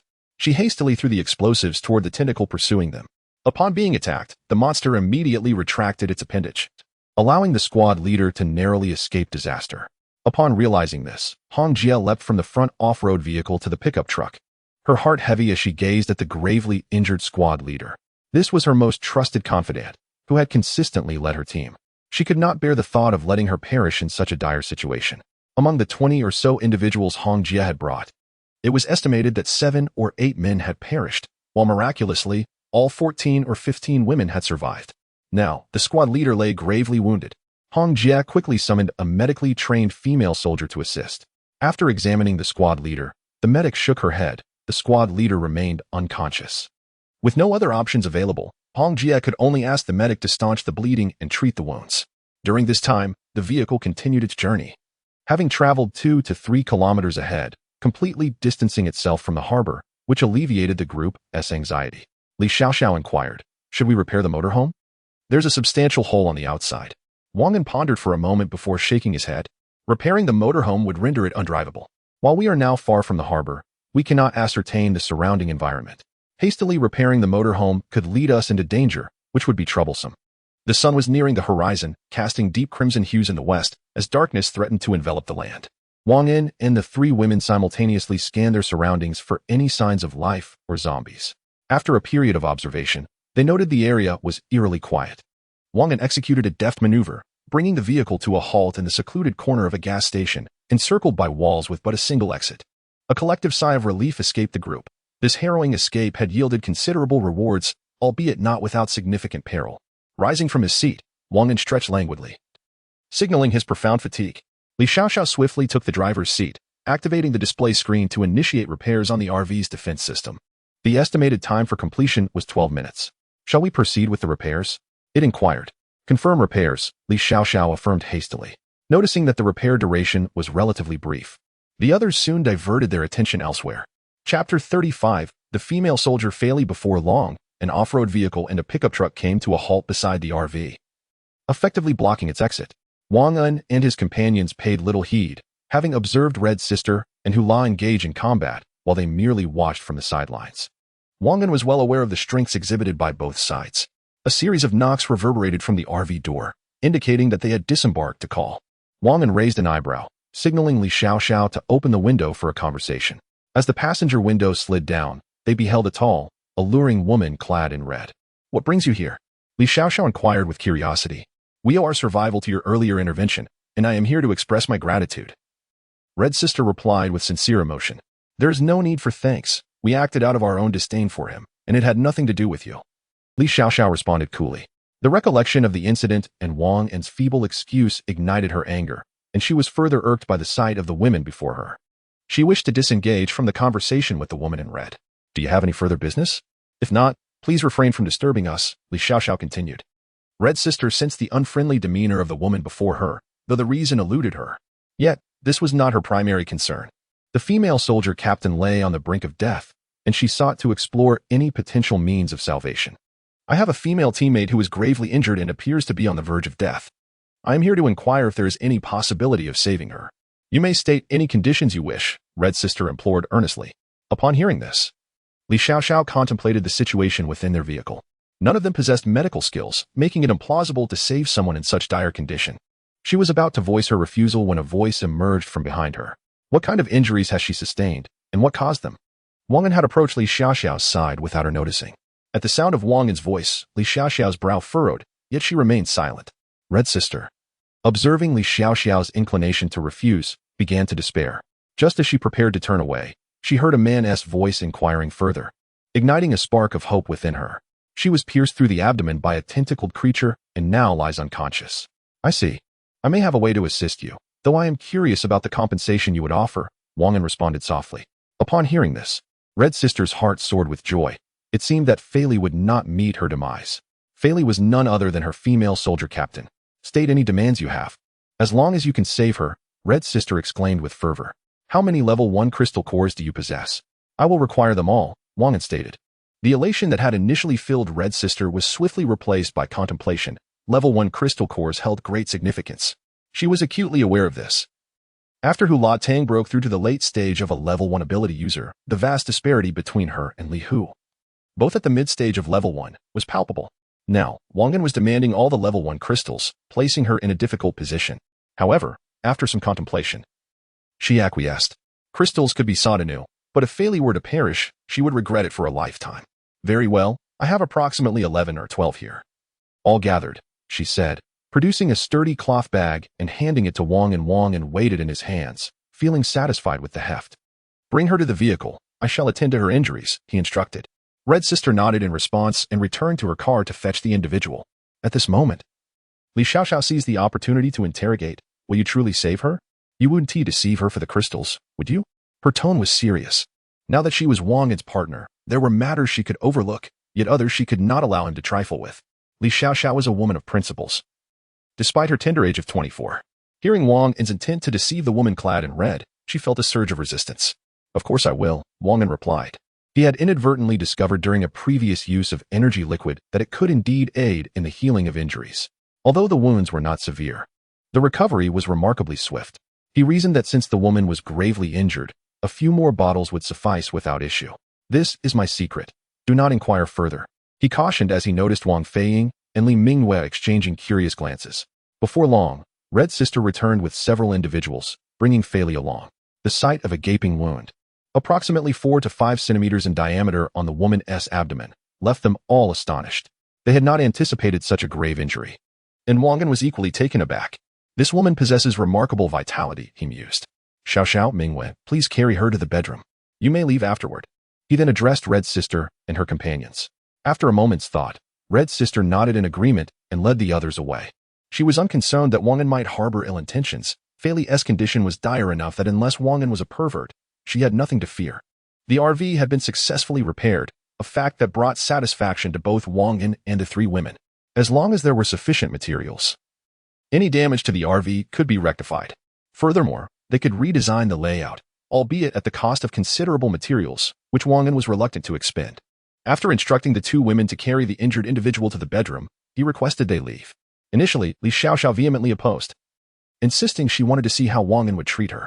Wang An's stubbornness flared in response. His wife disregarding his words wounded his pride deeply. If you insist on watching, any unforeseen incident may also endanger me. Do you still wish to observe? He said, his expression a mix of anger and frustration. Upon hearing this, the women conceded and ceased their insistence. Wang An cast a glance at Li Xiaoxiao. Li Xiaoxiao softly murmured, all right, just refrain from doing anything outrageous, or I shall not let you off. Wang An then revealed a smile and replied, I want tea. Given her current state, what more can I do? Upon hearing Wang An's assurance, the 3 women finally turned to leave. After they departed, a wave of trepidation washed over Wang An. He had never conversed with Li Xiaoxiao in such a tone before, and it felt surprisingly pleasant. Initially, the presence of the 3 women was inconsequential. Yet Li Xiaoxiao's repeated disregard for his words had irked him. Thus, he was resolute in his decision to ensure the 3 women departed today. Turning to gaze at the woman before him, he noted her pallid complexion as she lay unconscious, with blood continually seeping from the wound on her abdomen.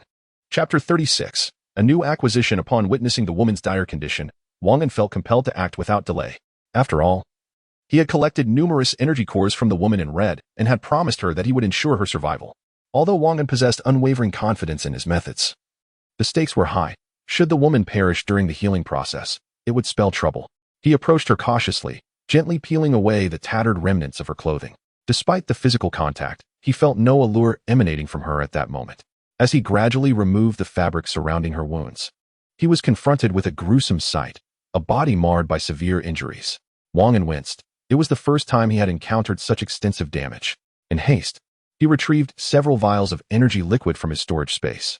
During his time at the harbor, he had gathered 9 energy cores, supplemented by 2 additional reserves, totaling 11.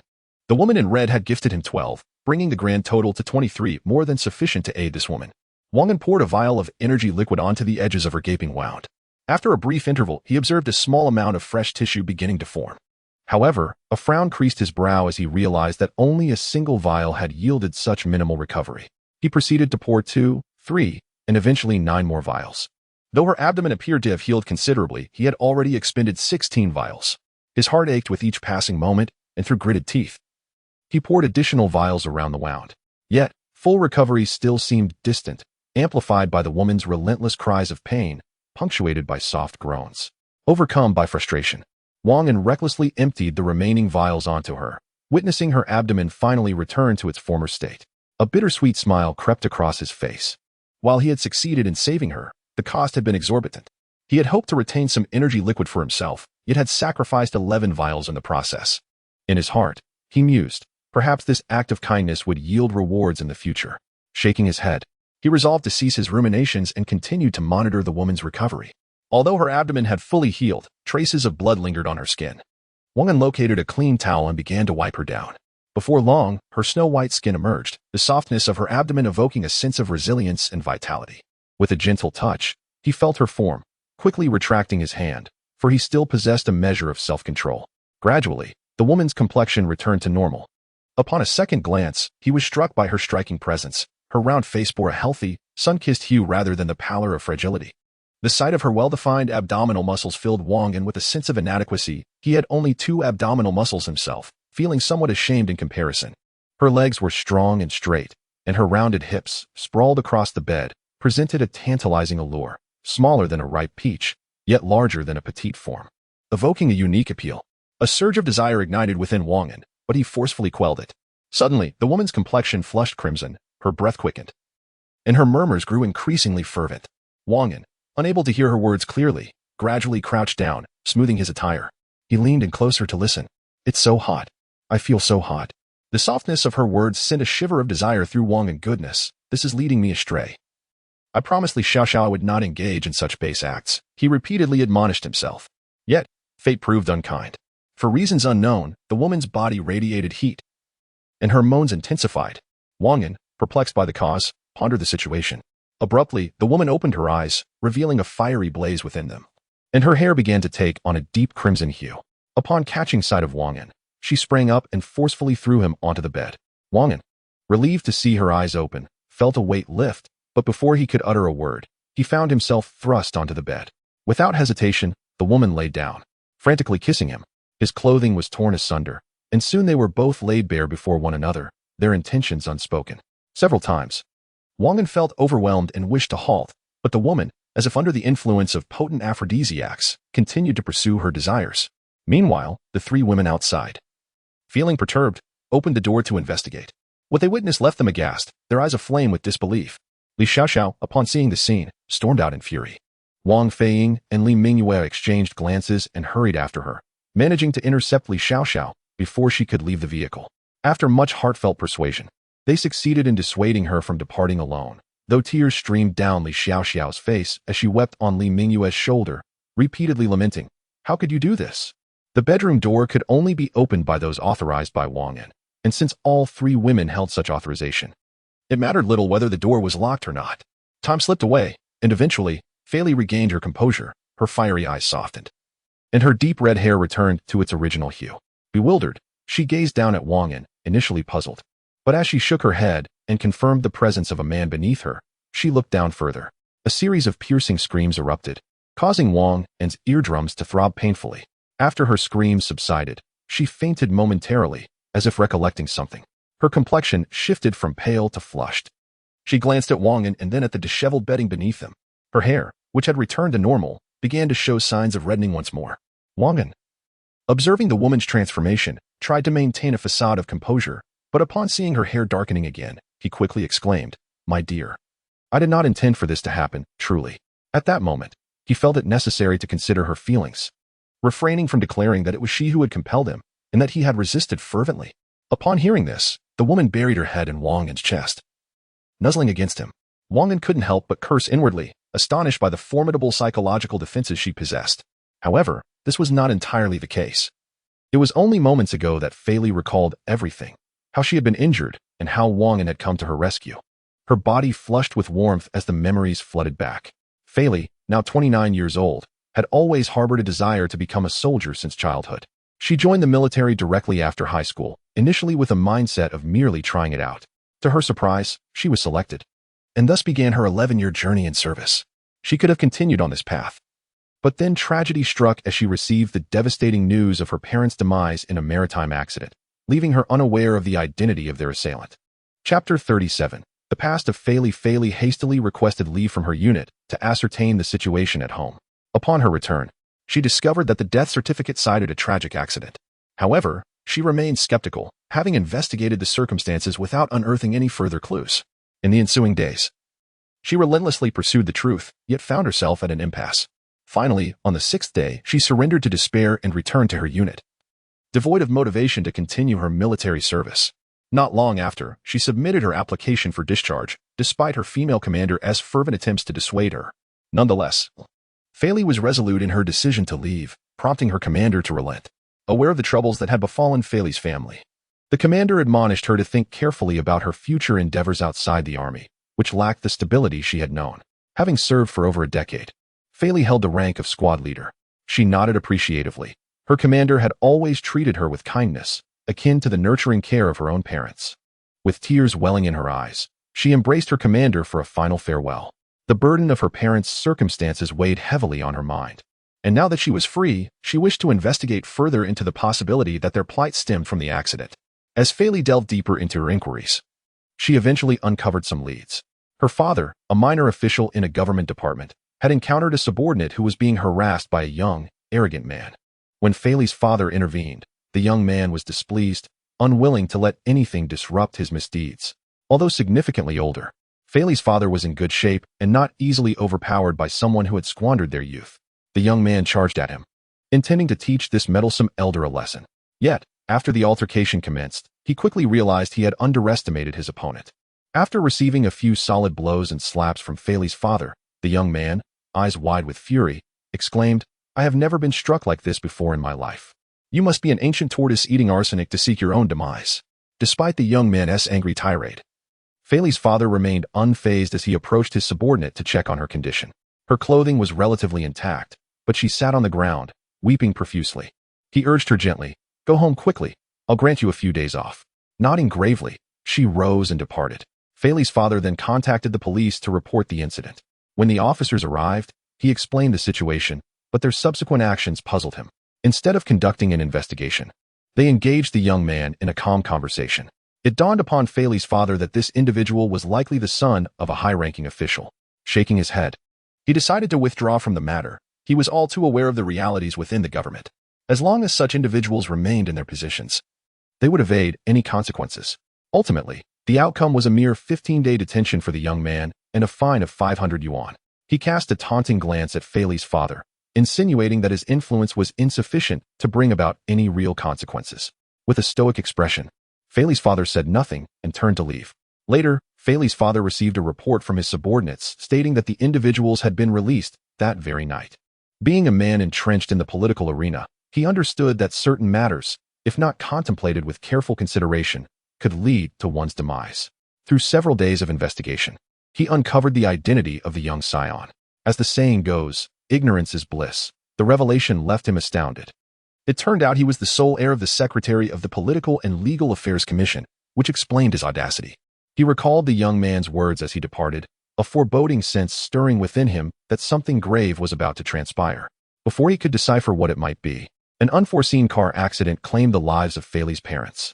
The young man returned home that day in a foul mood. Yet the thought of eliminating Feilei's parents had not crossed his mind. However, after receiving a scathing reprimand from his father, the Secretary of the Political and Legal Affairs Commission, along with a few resounding slaps, his anger was thoroughly ignited. He thought to himself, had it not been for this old fool, he would not be in such dire straits. He felt compelled to make the old man pay dearly. Initially, he intended to impart a profound lesson to the elder. But for reasons unbeknownst to him, he ended up taking the lives of both the old man and his wife. Upon learning of the outcome, the young man was taken aback. He had never intended to commit murder. Despite his father's high-ranking position, he could not act with impunity, especially with numerous political adversaries coveting his father's position. Unbeknownst to him, this lesson had been deliberately manipulated by his subordinates into a murder incident, aiming to topple the young man's father. Feilei remained oblivious to the unfolding events. After several days of searching without uncovering any leads, she came to believe that the tragedy was merely an accident. However, as she trudged home, weary and dejected, a cloaked figure in black brushed past her, discreetly slipping a note into her hand. Noticing the figure bore a resemblance to a woman, she paid little heed. Upon returning home, she was compelled to examine the note. As she read, her gaze became vacant, a hint of crimson appearing in her eyes. The note detailed the circumstances under which her father had rescued his subordinate. After reading, Feilei inhaled deeply, suppressing the tumultuous rage swelling within her. Rubbing her temples, she pondered whether the events unfolded as described in the note. In the following days, Feilei undertook a covert investigation into the young man and his father, the Secretary of the Political and Legal Affairs Commission. Having gleaned a substantial understanding of the truth, Feilei resolved to avenge her parents by eliminating this malevolent young man. Before the situation erupted, the young man's father utilized his connections to stifle the incident, though at a tremendous cost, as he had to appoint others to numerous significant positions, a price for his assistance. The thought of such losses weighed heavily on the young man's father, who had initially ascended through the favor of an esteemed mentor. Now, he found himself grappling with substantial losses due to this affair. Armed with the truth, Feilei began to execute her assassination plan. Although she had remained in the military, she had heard and witnessed many things. For instance, her company commander was long overdue for a promotion to battalion commander, yet the advancement eluded him. She observed her commander tirelessly striving for this goal, only to face ultimate disappointment. From that moment on, the commander adopted a more accepting attitude, realizing that this matter was beyond her control and that she could only resign herself to fate. In truth, the commander was well aware of the underlying reason. Another company commander, who had cultivated a close relationship with the assessing officer, had usurped the rank that rightfully belonged to her. Determined to eliminate the privileged scion, Feilei resolved to act without hesitation. Thus, a series of meticulously crafted assassination plans began to take shape. Chapter 38. The fateful Bar. The privileged son of a government official found his father utterly overwhelmed in recent days, tirelessly exerting himself to extricate his son from a precarious situation. Meanwhile, the young man was confined to a room, deprived of any opportunity to venture outside. For someone accustomed to a life of unbridled freedom, being caged felt akin to a death sentence. Previously, he was always surrounded by a throng of loyal followers, ready to cater to his every whim with just a flick of his wrist or a mere word. The allure of numerous bar dancers, models, and flight attendants ensured that he never lacked for female companionship. Days filled with revelry and nights of relaxation afforded him a life of indulgence. Now, however, as he languished in isolation, his disheveled hair and pronounced dark circles under his eyes betrayed his despondency. After spending 3 days confined within these 4 walls, he could scarcely endure the gnawing solitude. He paced the room, ruminating on potential escape routes to remedy the void created by his confinement. Countless laps around the room yielded no viable options, especially since his communication devices had been confiscated by his father. After a fruitless period of contemplation, he surrendered to exhaustion, reclining on the bed with his hands clasped behind his head, staring blankly at the ceiling. His mind wandered back to a recent encounter with a dazzling woman at a bar, where they had engaged in profound discussions about life over drinks. The memory elicited a bittersweet smile, a distraction from his current predicament.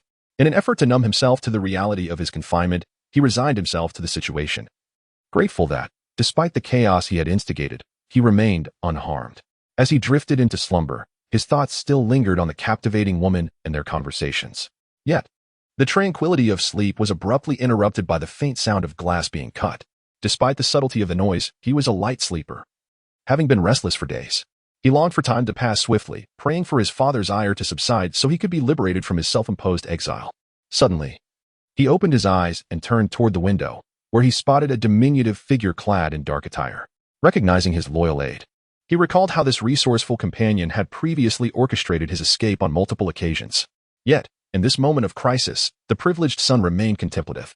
The gravity of his recent misdeeds weighed heavily upon him, and he questioned whether it would be wise to flee once again, abandoning the consequences of his actions. Just as he deliberated, the figure in black urged him quietly, "Brother Gao, we must leave quickly. Sister Feng is waiting for you." The mention of Feng ignited a spark of excitement in his eyes. She was the very woman he had been reminiscing about. "She has been asking for you." "Wondering where you've been," his aide added, further piquing his interest. With this revelation, the young man resolved to prioritize the present moment over his father's affairs.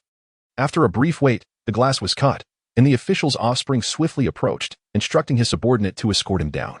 In no time, he descended to the first floor, where he noticed the absence of onlookers. Now that he had emerged, he no longer lingered on other concerns. Cautiously, he made his way outside. And upon exiting the gates of the compound, a smile of uncontainable joy crept across his lips. At last, he was free from confinement. The air outside felt significantly fresher than within the walls. Eager to visit the bar he had frequented last time and reunite with the enchanting Fengjia, he was soon joined by his subordinate, who guided him to a nearby SUV. Shortly thereafter, the vehicle departed. All of this was observed from a humble vehicle by Fei Li, who had been quietly watching since receiving the note. After verifying the information contained within, she began plotting her revenge. Her first step was to gather intelligence at the bar he often frequented, where it seemed everyone was aware of his situation, confined, and little else. Confirming that the official's offspring was indeed under house arrest, Fei Li positioned herself not far from the compound, observing every movement. Days passed without any sign of him, and Fei Li grew anxious, contemplating a stealthy infiltration of the premises, but ultimately refrained. Just as she was about to alter her plan, she spotted two figures ahead. She could confirm that one of them was the person she sought, the very individual responsible for her parents' demise. Excitement surged within her. She had finally found the killer. Instead of acting hastily, she maintained her distance, trailing the SUV from afar. Having trained as a scout in the military, she knew precisely how to follow without drawing attention. The two vehicles traveled along the road, maintaining a considerable gap. The SUV in front appeared to be in a hurry. Initially, it moved at a steady pace, but soon accelerated rapidly. Fei Li's heart raced with uncertainty. Had she been detected? However, after trailing for a good 10 minutes, she discerned the reason. Before her loomed a resplendent bar, its sign proclaiming Fortune Bar, the largest entertainment venue in the city. A disdainful expression crossed her face. It was evident that the official's offspring could no longer contain himself. Hence the haste. Once the two men entered the bar, she parked her vehicle at a nearby spot, waiting patiently for the official's offspring to grow weary. Hoping to deliver a fatal blow when he was least prepared, she remained there for an entire night. The official's offspring and his companion hastily exited their vehicle and entered the bustling atmosphere of the Fortune Bar. As he took in the cacophony around him, the weight of his earlier gloom dissipated. The pulsating music enveloped him, and in the center of the room, a dancer swayed sensuously, embodying the joy the bar promised. A regular patron, the official's offspring made his way to the dance floor, seamlessly joining the dancers in their rhythm. His movements were fluid and practiced, drawing the attention of the dancers who surrounded him, occasionally engaging in flirtatious gestures. At that moment, a striking woman clad in alluring lingerie and lace stockings emerged from the side. She whispered into the ear of the privileged heir, "Come to the private room quickly. I have missed you dearly." Her voice dripped with an alluring tone, seducing him with every word. The heir responded with hearty laughter, immediately wrapping his arms around Feng Jie, savoring her enticing figure. "All right, let's go now," he said. A charming smile graced Feng Jie's face, yet when he embraced her, a flicker of resistance crossed her features, barely perceptible in the dimly lit ambience of the bar. Feng Jie concealed her true feelings expertly, swaying her body alongside the heir, appearing utterly enraptured in the moment. Chapter 39. The past of Feng Jie. The bar, Yuan, was exceptionally vibrant, frequented by the affluent and the powerful.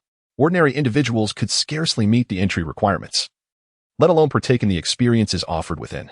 In the heart of the dance floor, the offspring of officials was engaged in a lively dance with Feng Jie, their spirits exuberant. After a while, the official's heir seemed eager to progress to the next phase, grasping Feng Jie's slender, curvaceous hand and leading her into the private chambers of the bar. Once inside, Feng Jie hurried to the wine cabinet, retrieving a bottle of 1983 To Lafite. With a satisfying pop, the bottle released a plume of white vapor as she poured the exquisite wine into two high-stemmed glasses, presenting one to the official's heir, who reclined on the sofa, admiring her figure. "Do try it," she urged playfully, settling herself on his lap with an intimate tone. The heir caressed Feng Jie's supple form, while his other hand raised the glass to his lips, indulging in a generous sip of the red nectar. He felt a surge of urgency. Having been cooped up at home for several days, he had never gone so long without the company of a woman, leaving him in a state of pent-up desire. Watching Feng Jie writhe on his lap, exuding her feminine allure, stirred something primal within him. Sensing the moment was ripe, Feng Jie clinked her glass with his for another toast. The heir tilted his head back, draining the contents, and rose, intending to carry Feng Jie to the bed. However, she swiftly intercepted his advances. "Why not take a shower first?" "There's no rush," she purred, her lips adorned with a seductive shade of wine-red lipstick. The heir, captivated, leaned in for a kiss, but Feng Jie deftly evaded him. "Hurry and wash up. Wait for me on the bed," she instructed. He chuckled heartily, striding toward the bathroom. Observing the door left ajar, she approached to close it, reminding him playfully, "Take your time. I shall await your return." Turning her back, she no longer cast a glance at the heir. As her enticing demeanor faded into neutrality, she took a final glance at the now-closed bathroom door. Exhaling a sigh of relief, entering the bedroom, she secured the door behind her and approached the bedside table, retrieving wet wipes to cleanse herself of the earlier contact with the official heir. Feng Jie grimaced in distaste, muttering to herself, "Disgusting. After this mission, I shall take a well-deserved break." Once a member of an assassin organization, she was of mixed heritage. Her father hailed from the Dragon Kingdom, while her mother was of Sakura descent. Her mother was a martial arts master, wielding a blade with unparalleled skill. Her father, a highly ranked assassin, belonged to the elite echelon of his profession. As the saying goes, those who frequent the riverbank are bound to get their feet wet. Aware of the perilous nature of their trade, her mother accepted her husband's identity without concern. Influenced by her parents, Feng Jie gradually acquired the unique attributes and lethal techniques inherent to assassins. Understanding the risks associated with their line of work, her parents had taken precautions by sending her far away at an early age. At intervals, her parents would carve out moments to spend with her. However, on the eve of Feng Jie's 18th birthday, after sending a message to her mobile phone, they vanished without a trace and ceased all contact. Feng Jie likely understood that her parents were aware of the peril she faced, leaving her with a final farewell. While still in school, upon receiving the distressing news, she initially succumbed to a torrent of tears, subsequently withdrawing into a state of despondency and taking an extended leave of absence. It seemed that Feng Jie inherited her parents' talents, suited for a life of shadows. Her academic performance was abysmal, and she was disinclined to memorize the dense, trivial content of textbooks. Despite her parents never having criticized her throughout her upbringing, this only emboldened her defiance. Yet, her teachers disapproved of her behavior, perceiving underachievers as inherently inferior compared to those who excelled academically. Feng Jie harbored a deep disdain for this mentality, but for the sake of continuing her education, she endured it. After her parents disappeared amidst danger, her desire to attend school dissipated entirely. She withdrew from her studies and began to wander the streets. However, the bloodthirsty reality of society proved far less idyllic than she had imagined. Although she possessed considerable wealth, her financial worries were non-existent. Yet, human nature dictates that once something is acquired, it is often taken for granted. Some individuals, for the sake of money, are compelled to endure harsh treatment in society, while others pursue their passions. Feng Jie experienced various jobs, leaving after just a day or two. Although her appearance, while not yet alluring, was once innocent and charming, the job she held the longest was as a salesperson, likely due to her appealing looks facilitating swift sales. Nonetheless, she faced numerous tribulations, including jealousy from coworkers and overt harassment from customers. After tolerating such indignities several times, she ultimately reached her breaking point. In a fit of rage, she confronted a corpulent man who had dared to take advantage of her. How could she endure this? Throughout her life, she had never suffered such humiliation. Following the altercation, Feng Jie departed and returned home to rest for a while. During this period, she rummaged through her parents' belongings, searching for any remnants that might offer insight into their lives. She found only books, household items, and clothing, but there were no personal photographs, not even a family portrait. Initially puzzled, she gradually came to understand the nature of her parents' work as she matured. After a considerable search yielded no discoveries, she reluctantly resumed her aimless lifestyle. Yet she diligently practiced the skills her parents had imparted to her, finding joy in the endeavor. Thus, 6 months passed. One evening, after returning home from gaming, Feng Jie opened the door, removed her sneakers, and casually placed her keys on the shoe rack, preparing to recline on the sofa for a moment of rest.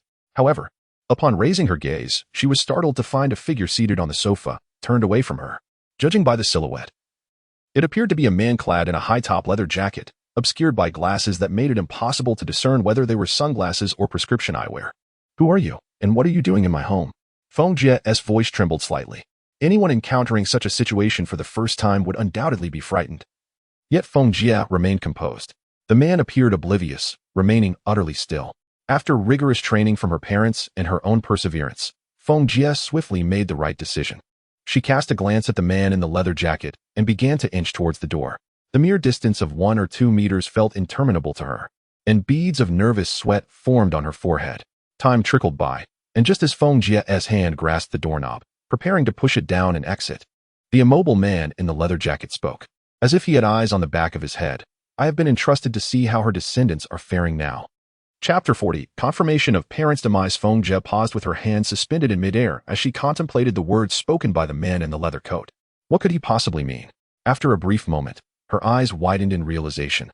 Could he know her father? Or perhaps, the more she pondered, the more plausible it seemed. Anxious to ascertain the fate of her parents, she turned and inquired, "Do you know my parents? What is their current condition? Please, tell me quickly." Her expression was a complex tapestry of excitement and dread as she bombarded him with questions. The man in the leather coat slowly turned to face her and replied coolly, "I learned of the news afterward. Both of them have met with foul play. I am still investigating who was responsible." Feng Jie noted the man's dark sunglasses, his tall stature, and his apparent age of around 30. Yet, before she could scrutinize his features further, his words struck her. Upon hearing that both her parents had perished, she could no longer contain her tears. Although she had received a farewell message from them long ago, a flicker of hope lingered in her heart, that perhaps they were merely facing difficulties and would return in due course. However, the stark declaration from the man shattered that illusion. She wept uncontrollably, her body trembling with grief. The man, in contrast, displayed no inclination to offer solace. Perhaps he had become desensitized to the cycle of life and death. Such tragedies were likely mundane to him. Time slipped by unmeasured until Feng Jie, finally ceasing her sobs, lifted her gaze toward him and asked, "What is it that you seek from me now? Surely, it cannot be merely to convey the news of my parents' demise." He spoke once more. "That is indeed one aspect. The next consideration is what you wish to pursue moving forward. I hope to assist you. After all, your father once saved my life, and I wish to remain untainted by excessive entanglements. With your parents gone, this obligation now falls upon you." His words were delivered with a calmness that belied their weight. Feng Jie began to contemplate her future, realizing she was now bereft of family, with the only connection remaining being this enigmatic man before her. Regardless of the veracity of his claims, she felt compelled to trust him, at least for the moment. After a period of reflection, she steadied her emotions and declared, "I wish to follow in my father's footsteps. I believe I possess a natural aptitude for this line of work." The man regarded her thoughtfully for a moment before responding, "That is certainly feasible, yet it entails considerable risk." A master of your father's caliber met his end so abruptly. "Are you certain you wish to proceed?" Feng Jie resolutely shook her head. "I have made my decision. No further persuasion is necessary." Upon hearing her firm resolve, the man ceased his attempts to dissuade her and turned toward the door. As he brushed past her, he remarked, "In a few months, I shall return to impart certain skills requisite for this profession. I trust you will remain here and not stray, for if you do, I shall take my leave." After the man uttered those words, he promptly opened the door and departed. Feng Jie remained in a daze, watching him leave, utterly motionless.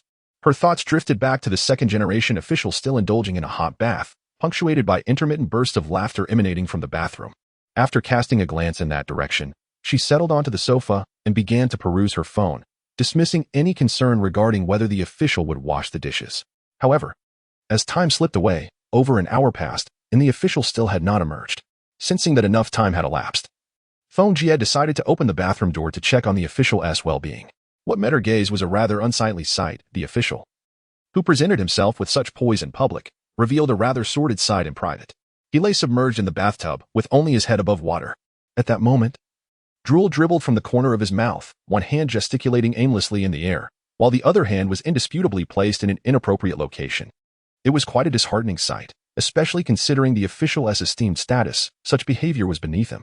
The reason for his state was far from innocent. Feng Jie had been lacing his wine with substantial doses of hallucinogens and sedatives, a concoction that allowed him to revel in the pleasures of life within his dreams. Seeing that he was unharmed, she chose to withdraw her attention. Her role was to surveil the second-generation official as per the instructions of the man in black. What was initially meant to be a carefree respite for her had turned into a pursuit of thrill. Ever since she had decided to enter this line of work, she had steeled herself for the challenges that lay ahead. Moreover, she harbored a desire to avenge her parents personally. Through her months of interaction with the man in black, she gleaned insights into his character. The man in black had been an orphan since childhood, devoid of parents or relatives, and had spent his early years in an orphanage. It was unclear in which year a woman had taken him away from there. Subsequently, he had entered a world of assassins, undergoing rigorous training, brainwashing, and obediently following orders until he reached adulthood, at which point he began undertaking missions alongside others. Initially, he played a supportive role, struggling to meet the challenges presented to him. Upon his emergence into this world, he had been closely associated with Feng Jie's father until he was capable of handling tasks independently. He had remained by her father's side, which proved to be significantly advantageous for him. Thus, in the depths of his heart, he felt indebted to Feng Jie's father for his guidance. When her father faced peril, the man in black rushed to the scene, but alas, he arrived too late. The area had been meticulously cleaned, leaving no trace behind. Feng Jie had now reached a point where she could independently undertake assassination missions. However, the man in black forbade her from doing so. He was acutely aware that this organization was far from benevolent and suspected that her father's murder was orchestrated by someone within its ranks. The tasks Feng Jie completed were those that the man in black had accepted and subsequently entrusted to her. Convinced that the second-generation official was no longer in danger that evening, Feng Jie retreated to the guest room and shut the door. She lay on the bed, surrendering to sleep, while her mind continued to wander. The audacity of that creature to approach me again. Let it remain in the water. As dawn broke the next morning, around 5 o'clock, the scion of the official was unceremoniously dragged onto the bed by Feng Jie, the remnants of moisture still clinging to his body. After more than an hour had passed, he gradually opened his eyes, gazing at Feng Jie, who had her back turned to him. She was in the process of dressing, clad in black stockings, with her underwear barely covering her curves, hinting at the blue lace beneath. A surge of heat coursed through the official's heart, yet the wildness of the previous night left him devoid of strength. He could only recline on the bed, indulging in the view before him. Feng Jie rose, her shapely form accentuated as she slowly lifted her skirt, captivating the official's gaze, his eyes wide with fascination and his lips murmuring in silent admiration. Chapter 41. The demise of the official's progeny. Feng Jie deliberately acted to capture the attention of the official's offspring, ensuring that everything appeared genuine, devoid of any suspicion. She gracefully swayed her body, advancing step by step towards the coat rack, where she donned a jacket over her undergarments. Turning back with a subtle smile, she inquired, "How was last night's experience?" "Exhilarating." The young official managed to muster a smile, though his voice lacked conviction, likely a consequence of their prolonged philosophical discourse the previous night. "I'm glad to hear that. I was worried my performance might not have been satisfactory," Feng Jie cooed sweetly. "Not at all. You were the most exceptional among the women I've encountered," he praised, his voice rising appreciatively. Upon hearing this, Feng Jie stifled a laugh, her eyes involuntarily rolling upwards. "That's great. You should get up now. Someone will be coming to tidy the room shortly. We wouldn't want to be seen, would we?" Though he longed to linger in bed a while longer, the dampness of the sheets compelled him to rise and freshen up. The young official felt a thrill of excitement at the memory of his exploits from the previous night.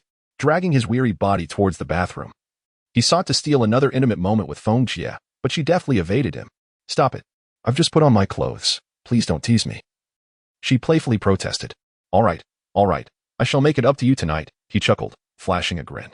Once they were both prepared, they exited the private room of the bar hand in hand, feeling like a true couple. Yet, the young man's complexion appeared somewhat pallid, perhaps a testament to the high demands of his enchanting companion. Onlookers perceived their interaction with knowing glances, and Feng Jie, noticing their attention, feigned a blush, further solidifying their assumptions. The pair proceeded to a high-end restaurant downstairs to enjoy breakfast. The young official, aware of his body's needs, ordered a large glass of fresh milk and some raw egg juice, consuming them eagerly. He had invested considerable effort in mastering knowledge in this domain to maintain his virility. Feng Jie, on the other hand, opted for a glass of milk and a selection of bread, savoring each bite. As the clock approached 8 in the morning, he found himself captivated by the alluring way she ate. Realizing it was time for him to depart, he felt an urgency to return home and apologize to his father, lest he find himself in deeper trouble. With this resolution, he stood, bidding farewell to Feng Jie. Next time, let us continue our discourse on the truths of life. He expressed sincerely. Certainly, as long as you have the time, she replied, and he nodded, taking the liberty to caress her hand a few more times. Despite feeling a wave of nausea, she maintained a sultry smile. Without further delay, he turned to leave. After a long night of waiting, Fei finally saw him emerge. Several times along the way, she nearly succumbed to slumber. However, the haunting image of her parents' tragic demise compelled her to remain steadfast, observing the scion of a powerful family. His gait appeared somewhat unsteady, yet outwardly he seemed relatively normal. Nevertheless, to the keen eyes of a scout, his underlying issues were immediately evident. His unsteady stride and lack of balance, coupled with a pallid complexion indicative of insufficient vitality. A thought crossed Fei's mind. It was clear he had indulged excessively the previous night. She murmured softly, before meeting his end, he still sought enjoyment. Perhaps he deserves no pity. As the young aristocrat exited the hotel restaurant, he paused briefly to orient himself. His lackey from the previous night seemed to have vanished, and he resolved to teach him a lesson upon his return. With this thought, he proceeded to the location where he had parked his vehicle. His pace was leisurely. The weather was pleasant, the sun having risen to cast a warm glow. The air was imbued with a comfortable temperature, alleviating some of the shadows of remorse he felt regarding his father. Just as his hand rested upon the door handle, preparing to apply pressure, a fleeting movement caught his peripheral vision. Suddenly, a figure surged towards him with alarming speed. A sense of bewilderment washed over him. What could this be so early in the day? Was someone truly rushing to catch the first bus? As he pondered this, an unexpected chill enveloped his neck, and before he could comprehend the situation, an excruciating pain radiated from his throat. His eyes widened in terror, realization dawning that someone intended to take his life. Yet, how could they dare? His father was Gao Wuwei, the secretary of the Political and Legal Committee. His identity was well known. Despite the unfolding chaos, his mind struggled to grasp the situation, but soon his cognitive faculties began to falter. Moments later, he collapsed beside the SUV, lifeless and motionless.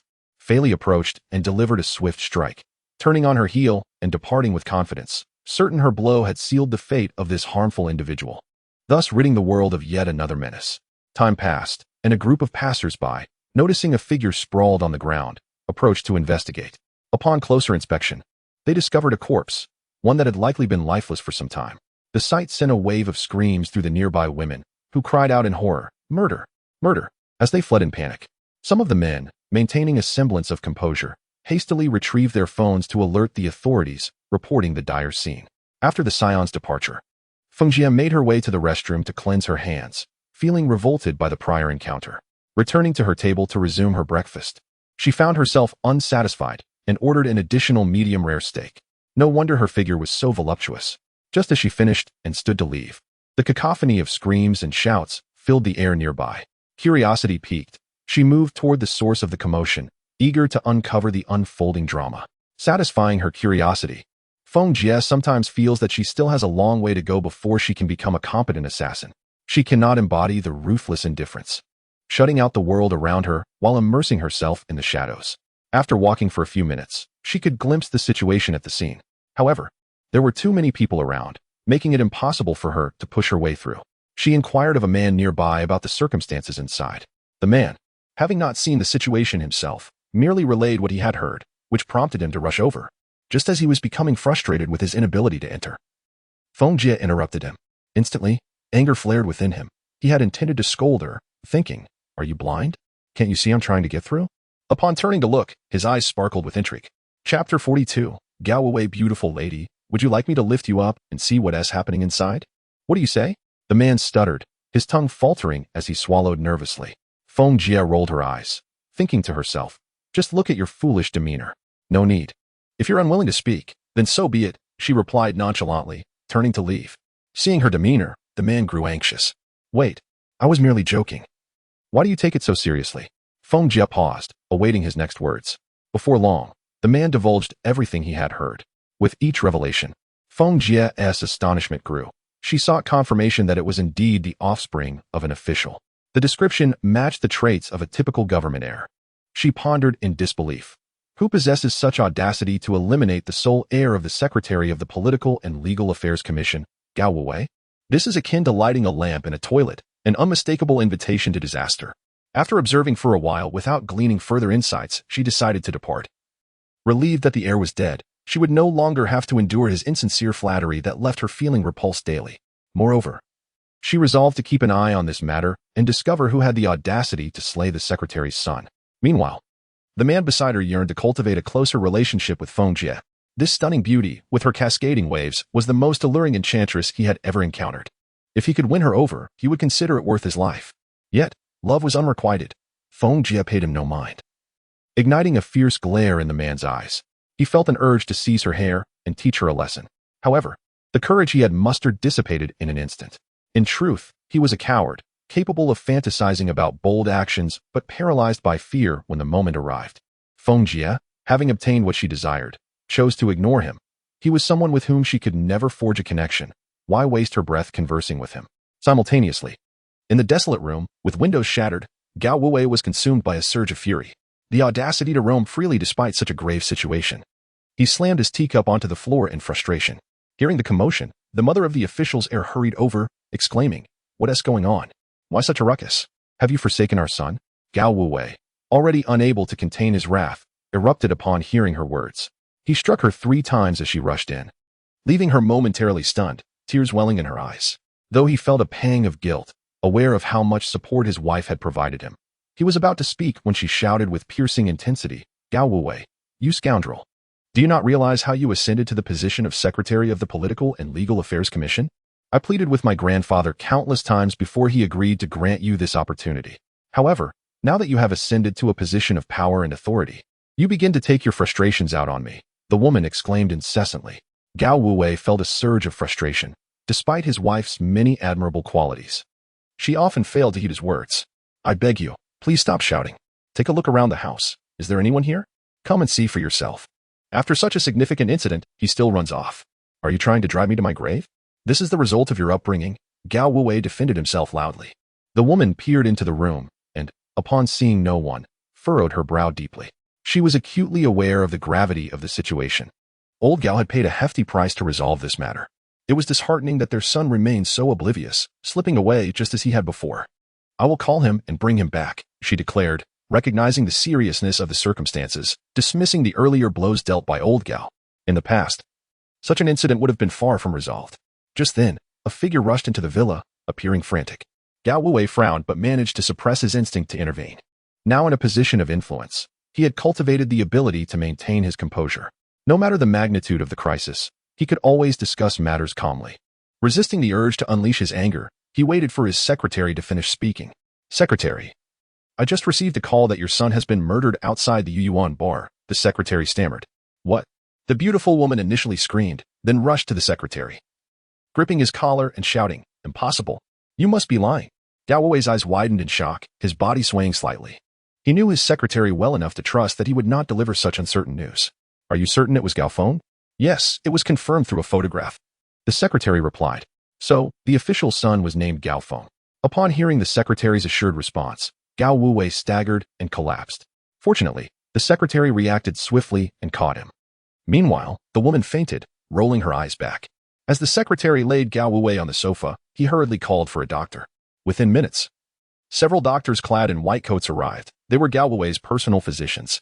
The treatment afforded to the deputy of the province was indeed substantial, though many were unaware of it. After examining both Gao Wuwei and his wife, the doctors concluded that their distress was merely a result of heightened emotions. There were no significant health concerns. They prescribed medication and advised rest and recuperation. Once the doctors departed, a now conscious Gao Wuwei stared blankly at the ceiling, lost in thought. Although Gao Feng had strayed from the right path, he was not irredeemably lost. Gao Wuwei had always been strict in his upbringing. It was shocking that such an incident had occurred. He suspected foul play by a rival. Reflecting on recent events, he felt a surge of clarity. However, he vowed that he would not let the perpetrator who had taken his son go unpunished. Turning his gaze back to his wife, who remained in a state of unconsciousness, he felt another surge of heartache. The woman who had been by his side for over 40 years was someone Gao Wuwei cherished deeply, not solely due to her esteemed family background, but also because of their shared experiences during their school days. Coming from modest beginnings, Gao Wuwei could only return to his obscure third-tier city after graduation, assuming the role of an ordinary bureaucrat. At that juncture, his girlfriend revealed to him the circumstances of her family, which could facilitate his transfer to a more favorable position. Overjoyed by this news, Gao Wuwei expressed his gratitude to his wife through his sincere actions.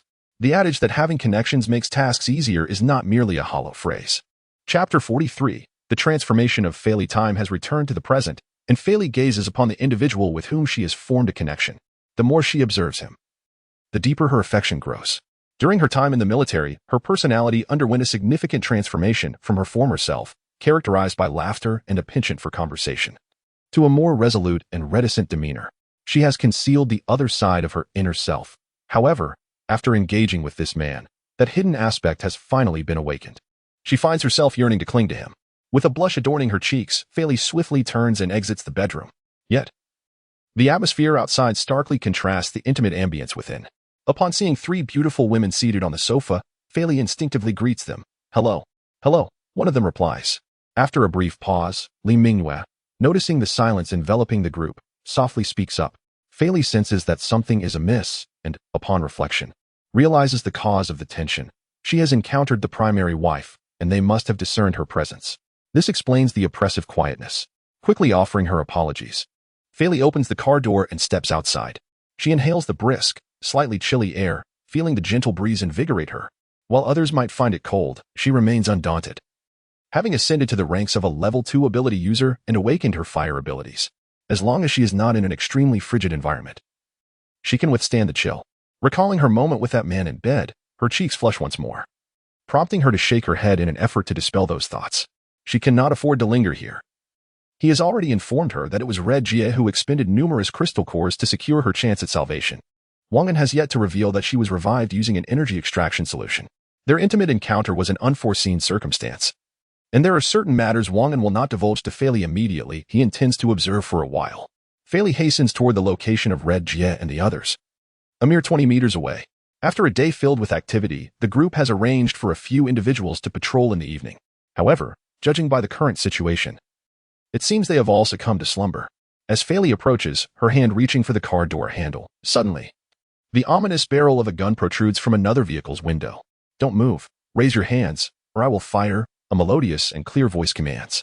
The woman's tone is neither too loud nor too soft, ensuring that everyone in the car can hear her. Before long, the lights of both vehicles illuminate Fei Li. And once they recognize her, expressions of delight emerge. Fei Li has cultivated excellent relationships with her subordinates, always considering their well-being. And these female soldiers hold great admiration for their captain. Red Jie, Qing Ming, and the woman who just spoke approach her, scrutinizing the injuries Fei Li bears.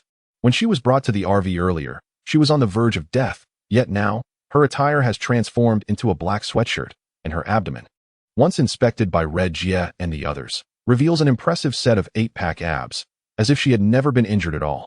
However, her skin has become more radiant and hydrated.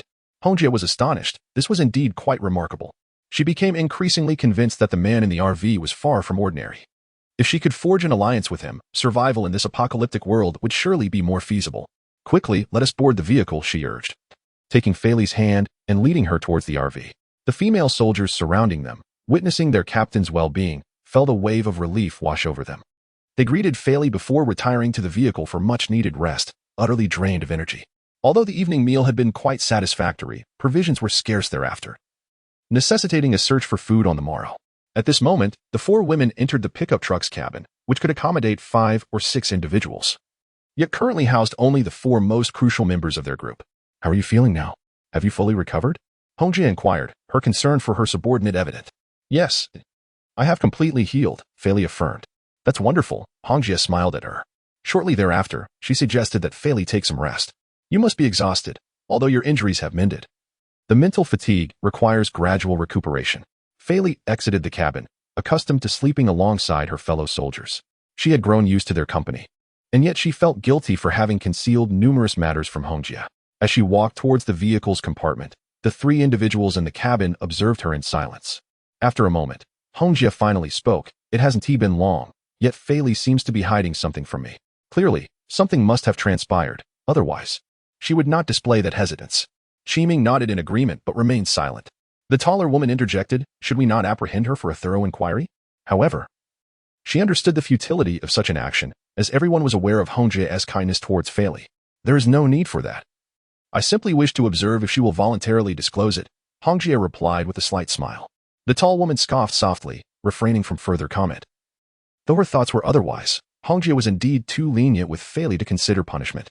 This tall woman had ascended the ranks from the very bottom of the company, possessing a keen intellect and a diplomatic nature that allowed her to avoid offending anyone. After the apocalypse struck, while Fei Li awakened her extraordinary abilities, the tall woman did not, which fueled her jealousy and resentment towards Fei Li.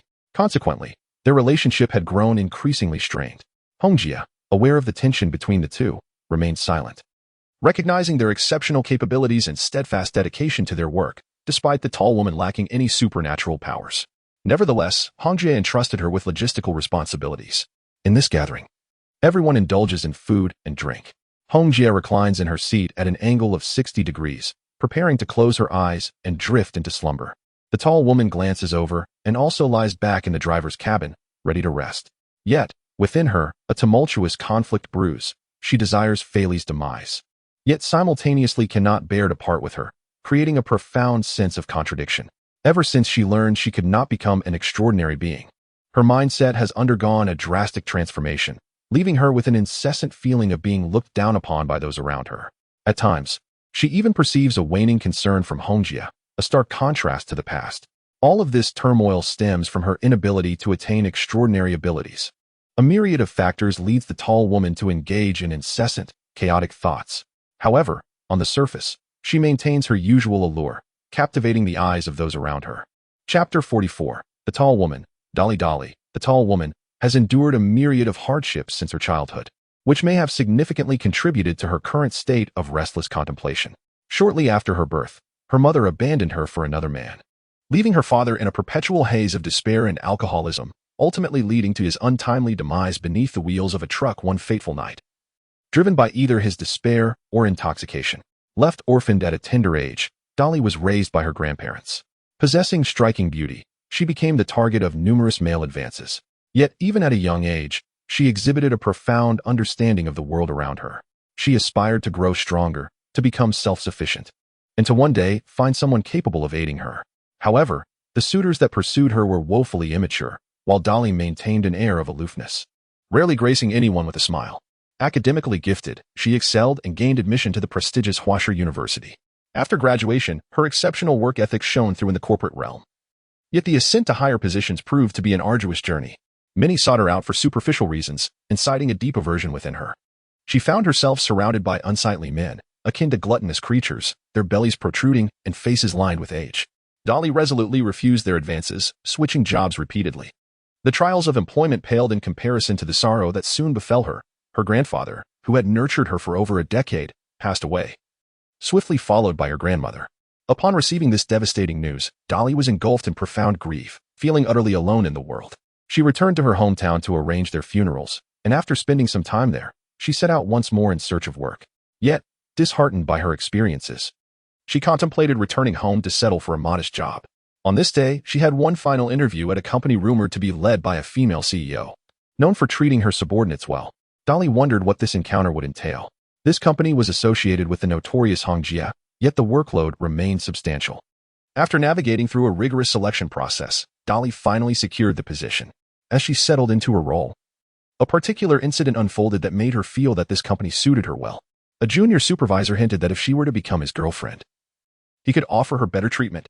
Dolly dismissed him entirely, yet unbeknownst to her, the junior supervisor, perhaps emboldened by drink or folly, lured her into an office with malicious intent. Fortunately, Dolly was acutely aware of her allure to men. From a young age, she had trained in martial arts, initially dabbling in the basics, but never abandoning her passion. Upon entering university, she sought a master to hone her skills further, ultimately becoming proficient in self-defense. As the lecherous figure lunged at her, Dolly swiftly utilized her long legs to deliver a decisive kick to his groin. Though he reacted promptly, it was still a moment too late. The ensuing cacophony of screams echoed throughout the entire floor. The diminutive winter melon narrowly evaded a fatal blow, yet his groin suffered a severe impact. He lay on the ground, writhing about like a shrimp, a rather comical sight. Upon learning of the incident, the upper management of the company promptly handed him over to the police. They also uncovered the man's tax evasion and the betrayal of company secrets, which were likewise reported to the authorities. Ultimately, he betrayed the trust of 11 years, and as a result of this affair, the higher-ups took notice of Dolly. Her exceptional skills led to a swift promotion, eventually catching the eye of Hongjie, elevating her to the upper echelons of the company. However, The current circumstances stood in stark contrast. Her abilities proved nearly futile in the face of an apocalyptic world. Tally felt that fate had been exceedingly unjust to her, filling her life with helplessness. Lost in such thoughts, she unknowingly drifted into slumber. The next morning, the sun rose, casting its light through the car window onto the sleeping faces within. Due to their hasty departure the previous day, Hongzhe and the others found their food supplies dwindling, forcing them to make do with some compressed biscuits to stave off hunger. Soon, she planned to visit the occupants of the RV, expressing her gratitude for their role in saving Fei and hoping to seize the opportunity to align herself with such a formidable ally. As Hongzhe contemplated this, a series of knocks echoed through the RV. Wang An and his companions, still at breakfast, paused in surprise before quickly deducing the identity of the visitor. Li Xiaoxiao's expression turned cold. Wang An felt a wave of anxiety wash over him, acutely aware of the drawbacks of having multiple wives. In an effort to appease Li Xiaoxiao the day before, he had exhausted all his efforts to mend her broken heart. Just as their peaceful days seemed about to begin, they appeared on the verge of ending. The three women turned their gazes toward Wang An, who was munching on a hamburger, and suddenly, the fried chicken lost its appeal. Reluctantly, he suggested, "Perhaps we should open the door and see what's going on. It would be unwise to overlook anything." Upon hearing this, the three women lowered their heads and resumed their meal, disregarding Wang An. With no other choice, he stood up to answer the door, internally lamenting, "It wasn't always like this. I used to sit back while you handled everything. Now, I prepare breakfast and tidy up the dishes." With a bitter smile, he shook his head, resolving to cast aside such thoughts. Opening the RV door, he was greeted by the sight of four stunning women standing before him.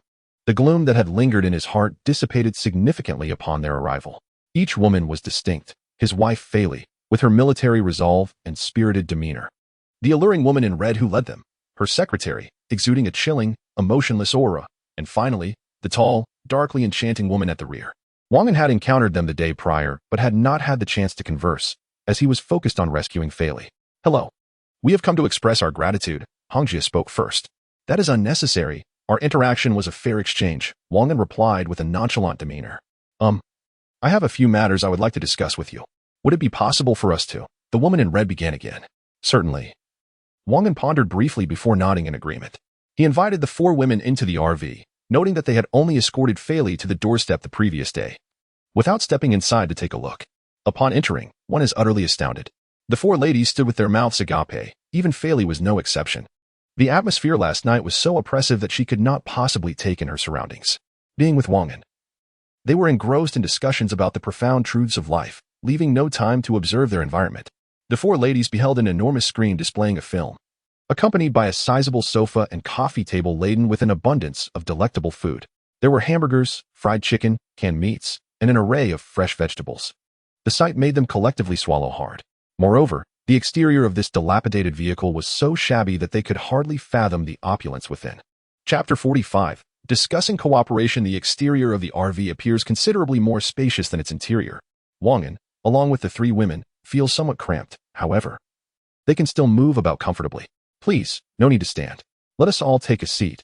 Wang An graciously invited everyone to sit down. The four women occupied two large sofas, while Li Mingwei and Wang Feiying settled on the remaining seats.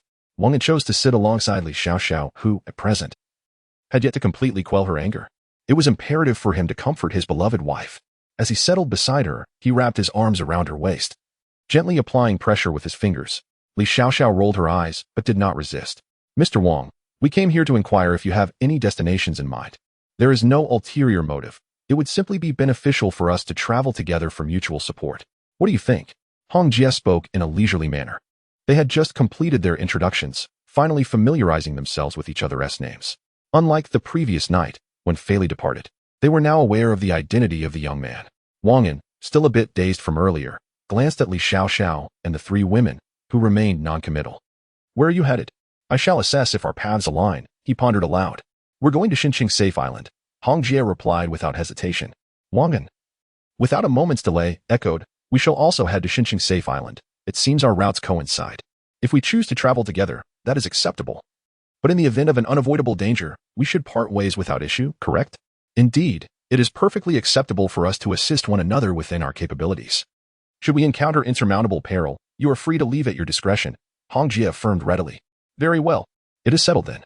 For the time being, we shall cooperate and journey to Safe Island together," Wang An declared with a smile. He found the prospect of collaboration with Hong Jie quite enticing, particularly with such a delightful company of women. Although they were not all exclusively hers, the few beautiful ones were certainly a feast for the eyes, Wang An mused inwardly. At that moment, Hong Jie continued, "Yesterday, we left in a hurry, and our food supplies are rather limited now. If we find ourselves short, Mr. Wang, might we borrow some provisions from you? Since we are cooperating, I am willing to share some food, but what do you have to offer in exchange?" Wang An replied, suppressing a smile, though his tone remained composed. Li Xiaoxiao, unable to contain herself any longer, pinched him sharply. Wang An grimaced in pain but held his tongue. "Have you all had breakfast? We prepared plenty. You are welcome to share some," Li Xiaoxiao said with a smile. Unbeknownst to her, she had taken on the role of the benevolent one, leaving the mischief to Wang An. The four women, eyeing the array of food on the coffee table, did not decline, as they had indeed eaten very little that morning and still felt hungry. Hong Jie glanced at the three women and, with a determined resolve, said, "Thank you very much. We did not eat much this morning." The four stunning beauties then began to savor the food. At that moment, Hong Jie spoke again. "Mr. Wang, may I take some food for my subordinates? They also had little to eat this morning." Wang An exchanged glances with the three women, unable to suppress the thought that she was indeed rather unreserved. "No problem, take it all. We'll prepare more shortly," Wang An replied readily. After departing from the harbor, the abundance of food stored in Wang An's vehicle provided him with a sense of assurance. Without a moment's hesitation, he offered the plethora of food on the coffee table to them. Hong Jie felt a surge of excitement. In this apocalyptic world, food was of utmost importance. Countless individuals had resorted to desperate measures, even bartering their bodies for a mere chocolate or a loaf of bread. "Thank you, Mr. Wang," she expressed gratefully. "There's no need for formality. You may simply call me by my name. Addressing me as Mr. feels rather distant," Wang An replied with a light chuckle. As Hong Jie and the others prepared to take their leave, Fei Li lingered, wishing to converse further with Wang An, her first man, yearning to remain in his presence. Hong Jie and the other two rose, leaving Fei Li seated, which piqued their curiosity. Could she wish to express her gratitude for yesterday's rescue in private? Hong Jie then inquired, "Fei Li, do you have something to discuss with Brother Wang?" She refrained from directly addressing Wang An by name, as she was currently in need of his assistance and felt it impolite to be so familiar. Moreover, she noted that Wang An's vehicle was quite extraordinary and wished to inquire about its origins. Fei Li, momentarily lost in thought, snapped back to reality upon hearing Hong Jie call her name. Although she desired a private conversation with Wang An, she knew this was not the appropriate time, especially seeing the woman he held in his arms, which stirred an uncomfortable feeling within her. "No, I was merely contemplating other matters," Fei Li replied with a faint smile. Hong Jie nodded and led her companions down from the vehicle. Once outside, the four women were struck by the stark contrast between the interior of the vehicle and the outside world. It was as if they had stepped into entirely different environments. The air within the vehicle was fresh and the temperature comfortable, while outside, the wind carried dust that clung to them in no time. "Who could argue with that?" said Tao Li with a grimace. "Indeed," Fei Li echoed. Hong Jie and Qing Ming, however, chose to ignore their remarks and proceeded toward the pickup truck, unwilling to engage further. It was fortunate to have food. The wish for more seemed a case of insatiable greed. Fei Li followed suit, while Tao Li lagged behind, a paragon of endurance, suppressing her discontent as she watched the three depart, her darker emotions buried deep within her. Once back in the vehicle, Hong Jie instructed Qing Ming to distribute the food among everyone. Each person received a small portion, but even that was a rare treat. She had made an arrangement with Wang An. Whenever she had a need for food, he would provide it. This assurance brought her a measure of comfort, though she acknowledged that the size of the vehicle, while capable of holding a fair amount, would scarcely suffice for the sustenance of 15 or 16 individuals over several days. Is there something peculiar about this? Hong Jie pondered deeply within her heart. The women savored hamburgers, fried chicken, and some vegetables, with a few even shedding tears. How long had it been since they had tasted such food? Before the apocalypse had dawned, who among them had not indulged in hamburgers and fried chicken? Yet, the circumstances now stood in stark contrast. The women extolled the deliciousness of the food, lamenting its scarcity. Meanwhile, Hong Jie and three others ascended to the driver's cabin of the pickup truck to deliberate on their next course of action. They needed to strategize how to maintain a favorable relationship with Wang An and address the pressing issue of their insufficient food supply. Pondering how much assistance Wang An could offer, these were pivotal concerns for the survival of their group. Chapter 46. Journey to Xinqing Safe Island. The group resolved to journey to Xinqing Safe Island without delay. After finishing their breakfast and taking a brief respite, they set forth. Wang An consulted the map and estimated that the distance to their destination would require approximately 2 to 3 days of travel. However, unlike the pre-apocalyptic era, The current circumstances were unpredictable, and Wang An anticipated that the journey would likely extend to around 8 days. The weather was pleasant that day, significantly warmer than in recent days. At around 8 a.m., 3 vehicles embarked on their journey. The roads were unlikely to be tranquil, and everyone remained vigilant within the vehicles. In the RV, Wang An and the 3 women found themselves in a different situation compared to Hong Jie and her companions. Wang Feiying occupied the front passenger seat, engrossed in an animated show on the screen, while Li Xiaoxiao and Li Mingwei lounged on the sofa, resting, possibly fatigued from the previous night. The 3 vehicles traveled along the road, encountering a few zombies, all devoid of crystal cores, as well as some scattered individuals who appeared anxious and vigilant. The sight outside elicited a sense of reflection among the women in the RV. Had it not been for their vehicle, they too would be wandering outside in search of sustenance or facing the threat of harassment. Days swiftly passed without any significant incidents, with minor groups of zombies being effortlessly dispatched by the RV. One evening, while the group was parked for rest, Fei approached the RV seeking a private conversation with Wang An. However, Li Xiaoxiao intervened, prompting Fei to glance at Wang An with pleading eyes. Caught in the middle, Wang An felt helpless and decided to retreat to the bedroom with the 2 women, intending to impart a lesson on respect to them. Li Xiaoxiao was more amenable, as she often shared a bed with Wang An. Meanwhile, Fei, resembling a famished tigress, clung to Wang An with fervor. In that moment, Wang An found himself lost in thought, acutely aware of the phrase "a woman at 30 is like a wolf," feeling overwhelmed by the intensity of the situation. He began to fear further encounters with Fei, concerned that such experiences might leave lasting impressions on him. Yet, he could not deny that Fei, at the age of 32, possessed an enviable physique, her skin supple to the touch, and her voice enticingly intimate. While Li Xiaoxiao had succumbed to sleep, Fei remained wide-eyed, gazing at Wang An with curiosity. Should I disclose our affair to Hong Jie, along with my ascension to a second-level ability user? She inquired, her eyes darting thoughtfully. Wang An replied candidly, if you wish to speak of it, then do so. The truth cannot remain hidden for long, and it will inevitably affect your relationships. Fei nodded in understanding. Wang An, unable to resist the allure of Fei's captivating form, drew her closer, wrapping his arms around her waist, momentarily forgetting the turmoil within him. Fei, taken aback by Wang An's sudden affection, had intended to continue their previous conversation, but his refusal had left her perplexed. The 2 indulged in a tender embrace for a while, though they refrained from crossing further boundaries. Eventually, Fei attempted to rise and dress, but Wang An insisted she stay, playfully removing the clothes she had just put on. Thus, they remained entwined, finding solace in each other's warmth as they drifted into slumber. The following day, Fei shared with Hong Jie and the others the news of her relationship with Wang An. Their astonishment was palpable. They had not anticipated that Fei, who was considered a late-blooming single, would experience such fortune. Meanwhile, Tali, listening from the side, clenched her teeth in frustration, unable to believe that Fei had outmaneuvered her once again. After much deliberation, she had finally resolved to board Wang An's ship, only to be thwarted. Hong Jie, upon grasping the situation, wholeheartedly supported the union, contemplating the potential benefits of Wang An's assistance. Her naive thoughts wandered to how advantageous it would be if they could secure even more help from him.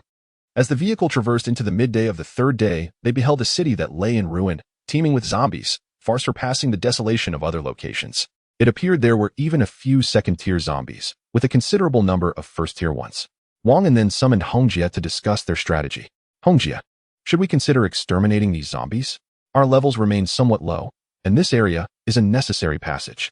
If we collaborate to clear the zombies, I propose a division of the crystal cores, 6 for me, 4 for you. What do you think? Wang An articulated his thoughts. Indeed, I had the same intention.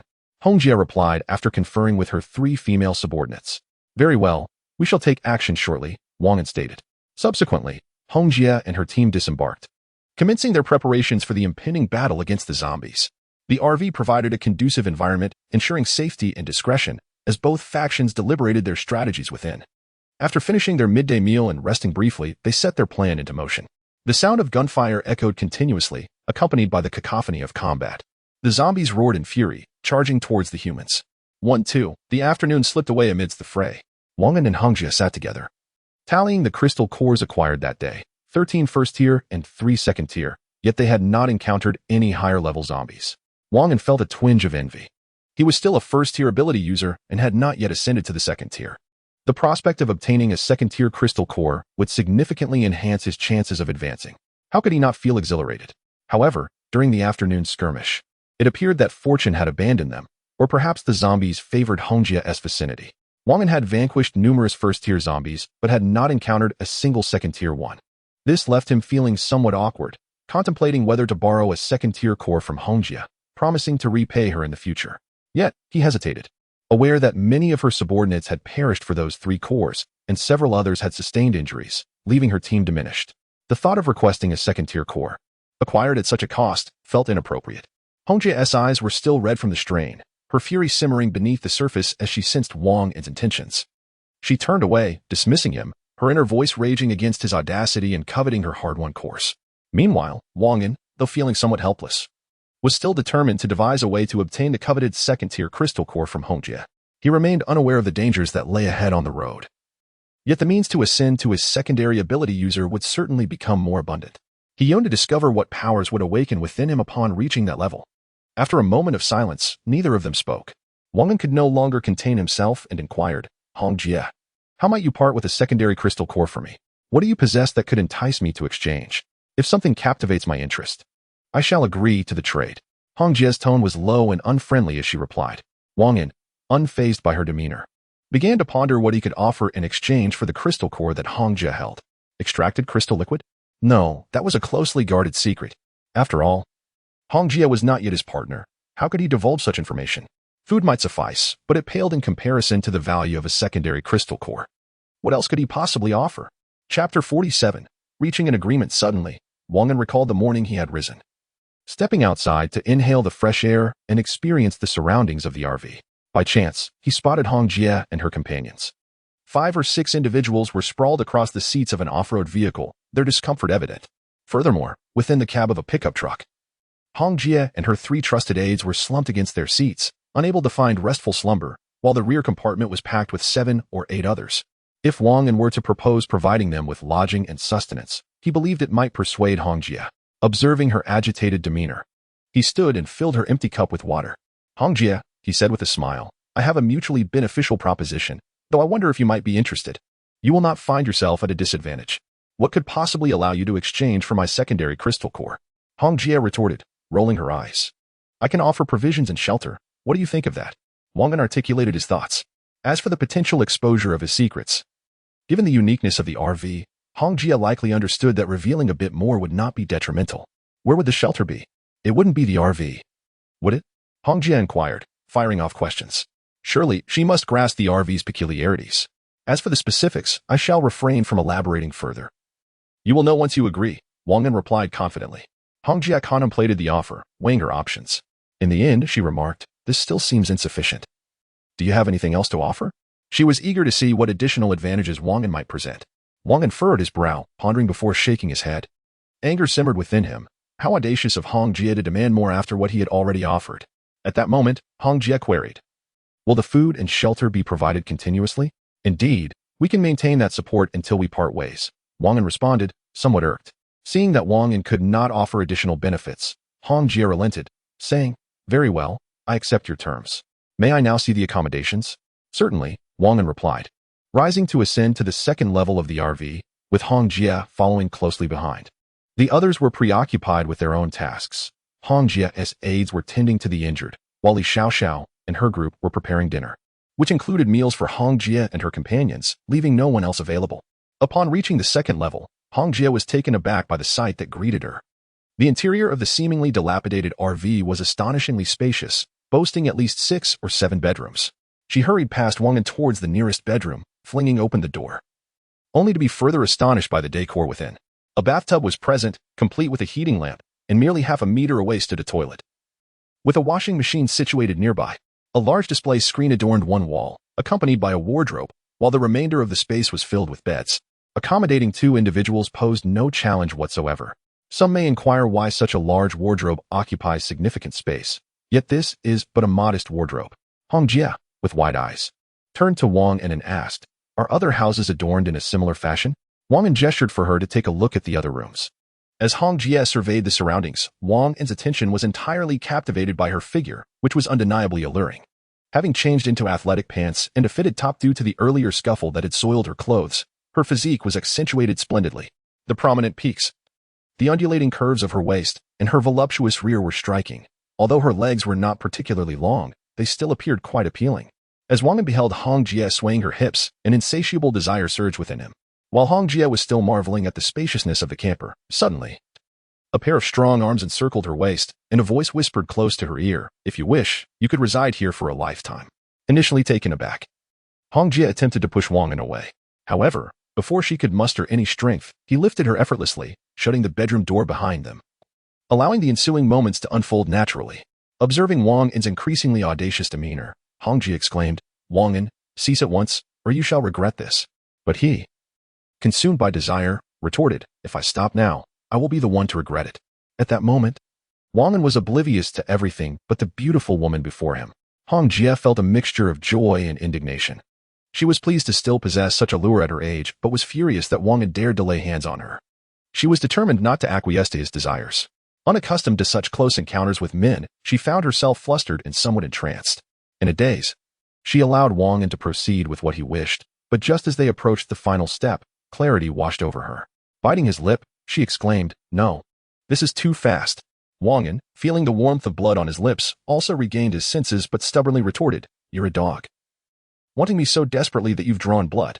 Hong Jie pushed Wang An away and began to dress, casting a fierce glare in his direction. Just before departing, she declared, "I will ensure they stay the night." With that, she left. Wang An lingered, relishing the moments that had just transpired, regretting the interruption. After a brief reflection, he rose and descended to the lower level.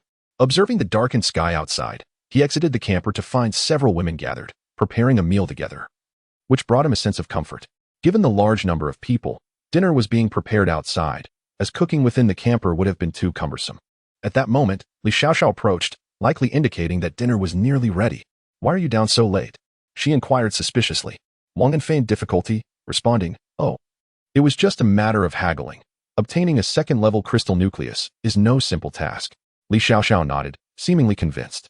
"Let us get ready to eat. Tonight's meal is particularly delicious," she exclaimed with excitement. Wang An nodded in agreement, taking her hand as they made their way towards the gathering crowd awaiting dinner. As for Hong Jie, she disembarked from the vehicle and greeted several women before feigning a need to use the restroom, seeking refuge in an isolated corner. She took a deep breath, recalling the sensation of being thoroughly seen and touched by a man. It was an exquisite feeling. For the first time, she experienced the enchanting nuances of intimacy between the sexes, striving to suppress the tumultuous emotions within her. Previously, encounters with men had never evoked such a response, and today felt remarkably different. Reflecting on her previous interactions, she had never reacted this way, nor had she ever been so intimately engaged as she had been with Wang An. The thought sent a flush of warmth to her cheeks. Chapter 48.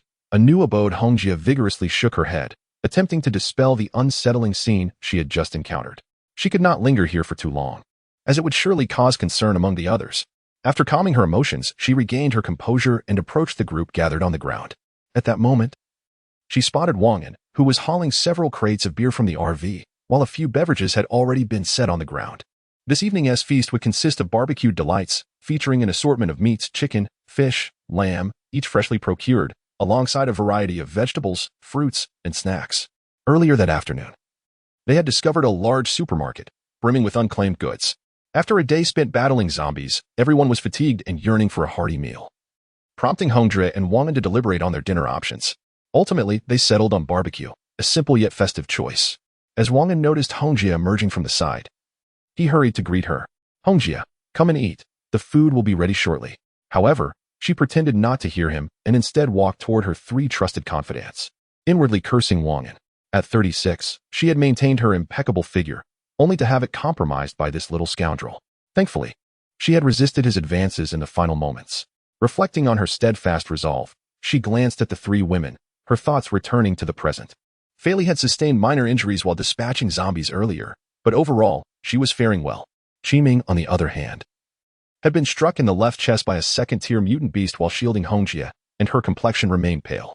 Tali, lacking any supernatural abilities, had provided firearm support without sustaining any injuries. Hong Jie approached to offer her regards, assessing Qiming's condition and concluding that all she could do was allow her to recuperate at her own pace. At that moment, the first batch of grilled meat was ready. Wang An's barbecue grill was sizable, yet with so many people, they could only cook in increments. The first round was now complete. Each person held a skewer, the aroma of grilled meat wafting through the air, making it impossible to resist salivating. They were also handed a bottle of drink or beer each. Let us raise a glass. It's not easy collaborating in this apocalypse, Wang An exclaimed with enthusiasm. Cheers. They echoed, with Wang An secretly relishing the fact that he was the sole man among so many women. Wasn't he that a privilege reserved for emperors of ancient times? During the meal, they reveled in meat and conversation, momentarily feeling as though they had returned to a time before the apocalypse. The bonds among them grew increasingly intimate.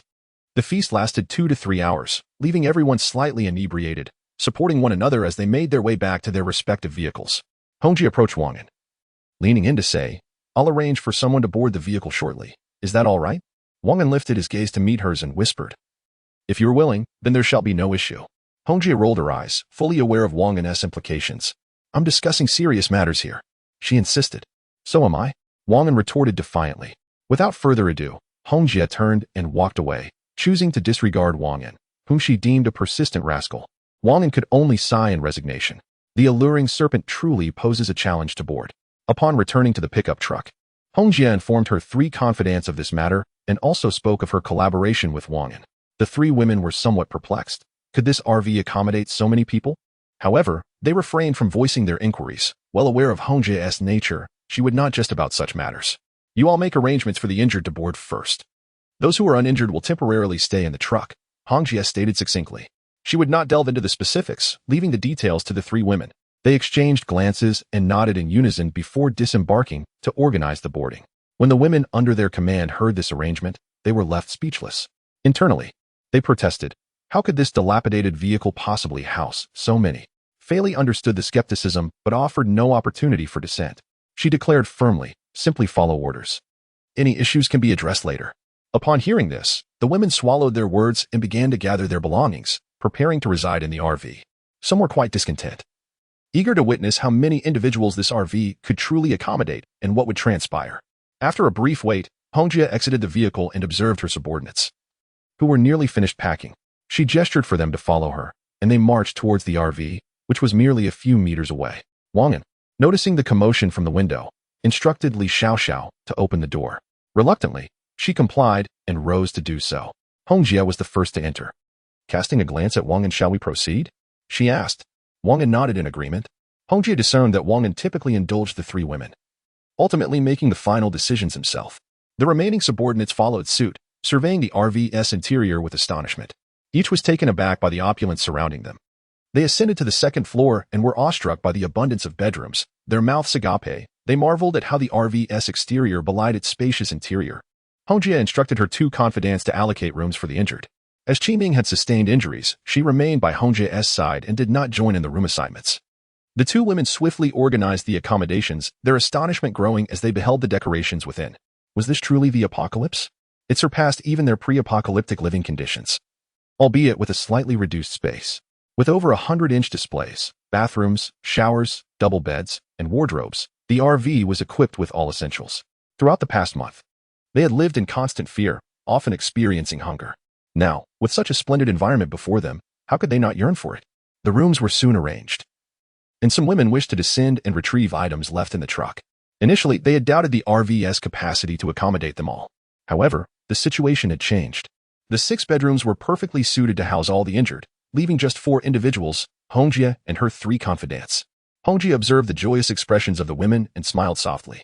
Having endured so much alongside them, she sincerely hoped that her subordinates could thrive amid the apocalypse. Throughout this arduous journey, far too many sisters have perished. Now, having the 4 of them return to their vehicles seems rather inappropriate.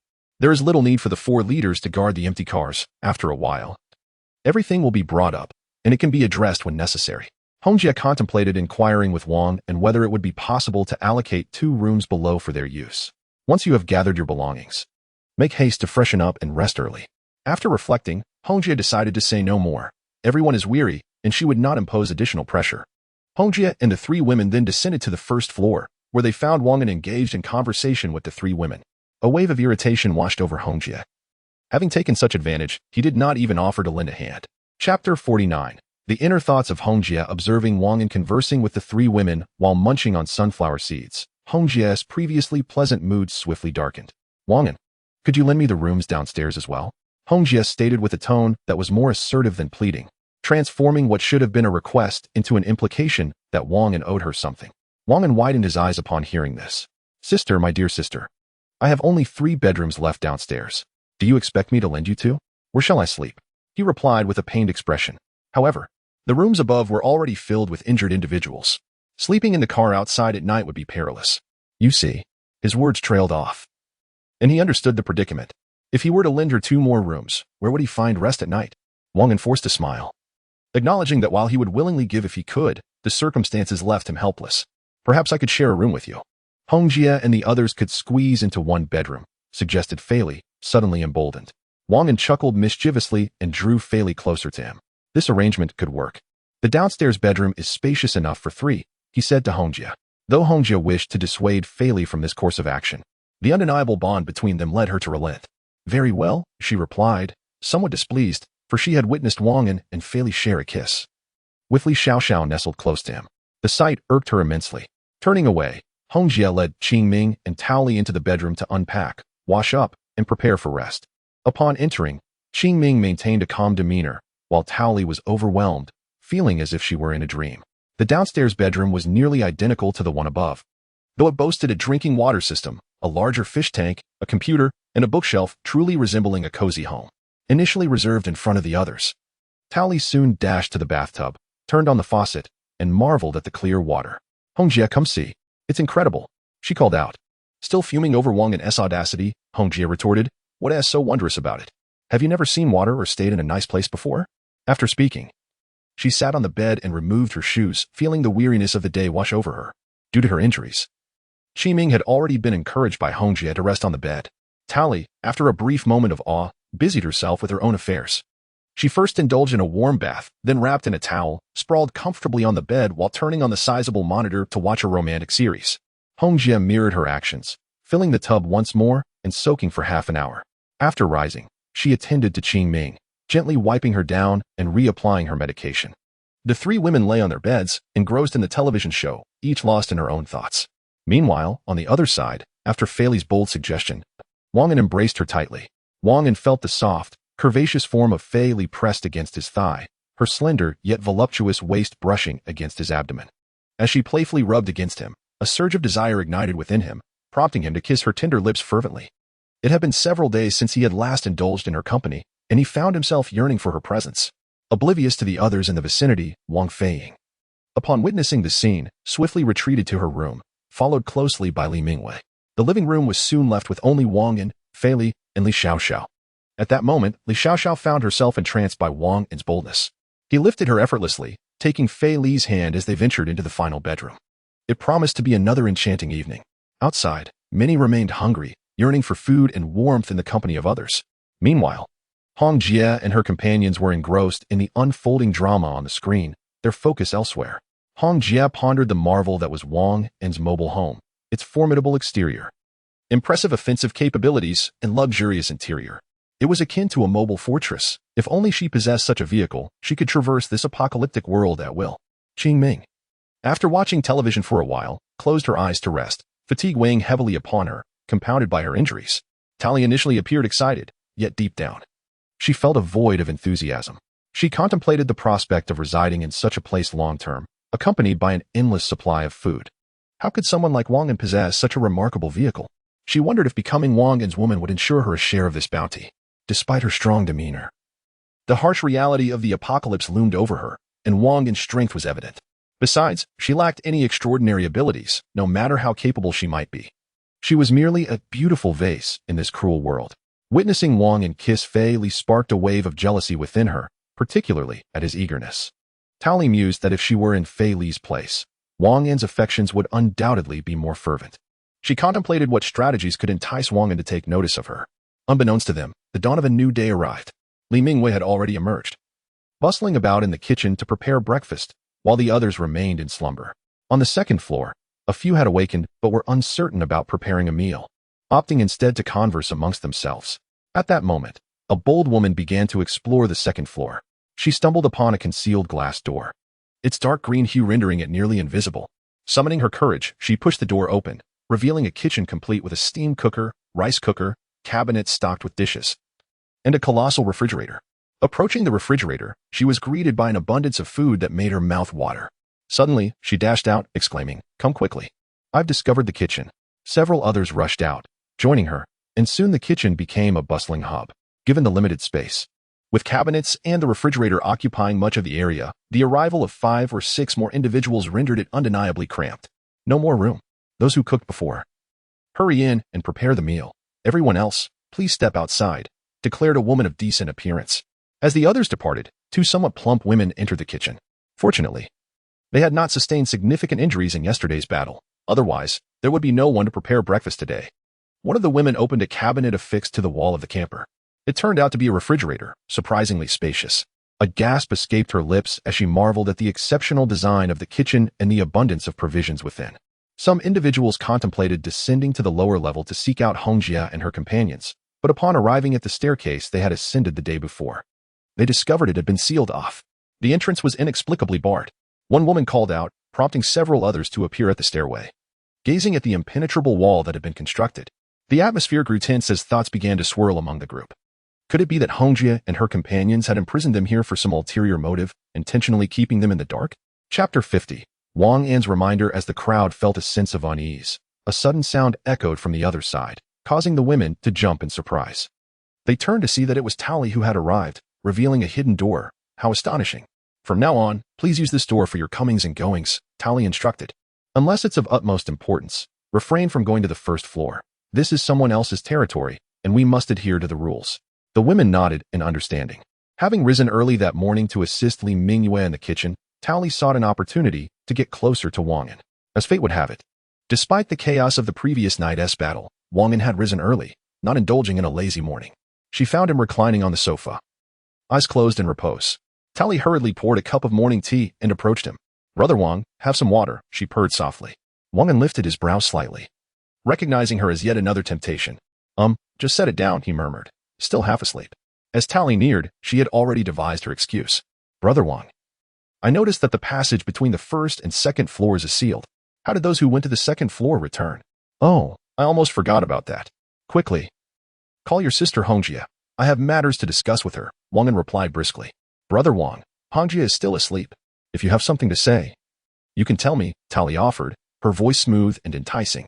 She leaned closer, her ample bosom brushing against Wang An's arm. Wang An was taken aback by her boldness. It seemed she was intent on pursuing him.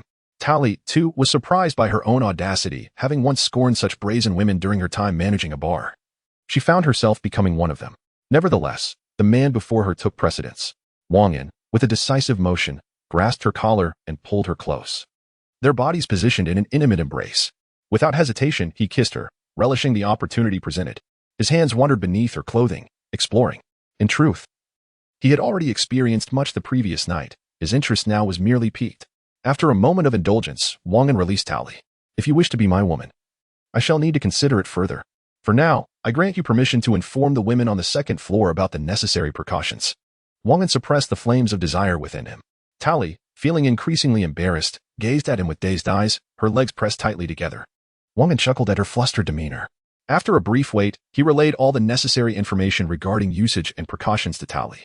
Comprehending her instructions, she prepared to ascend to the second floor and share the news with her sisters. Just before leaving, she planted a kiss on Wang An's cheek. This is the entire account. Tali informed them that the kitchen refrigerator and freezer would automatically replenish their contents, so there was no need for alarm.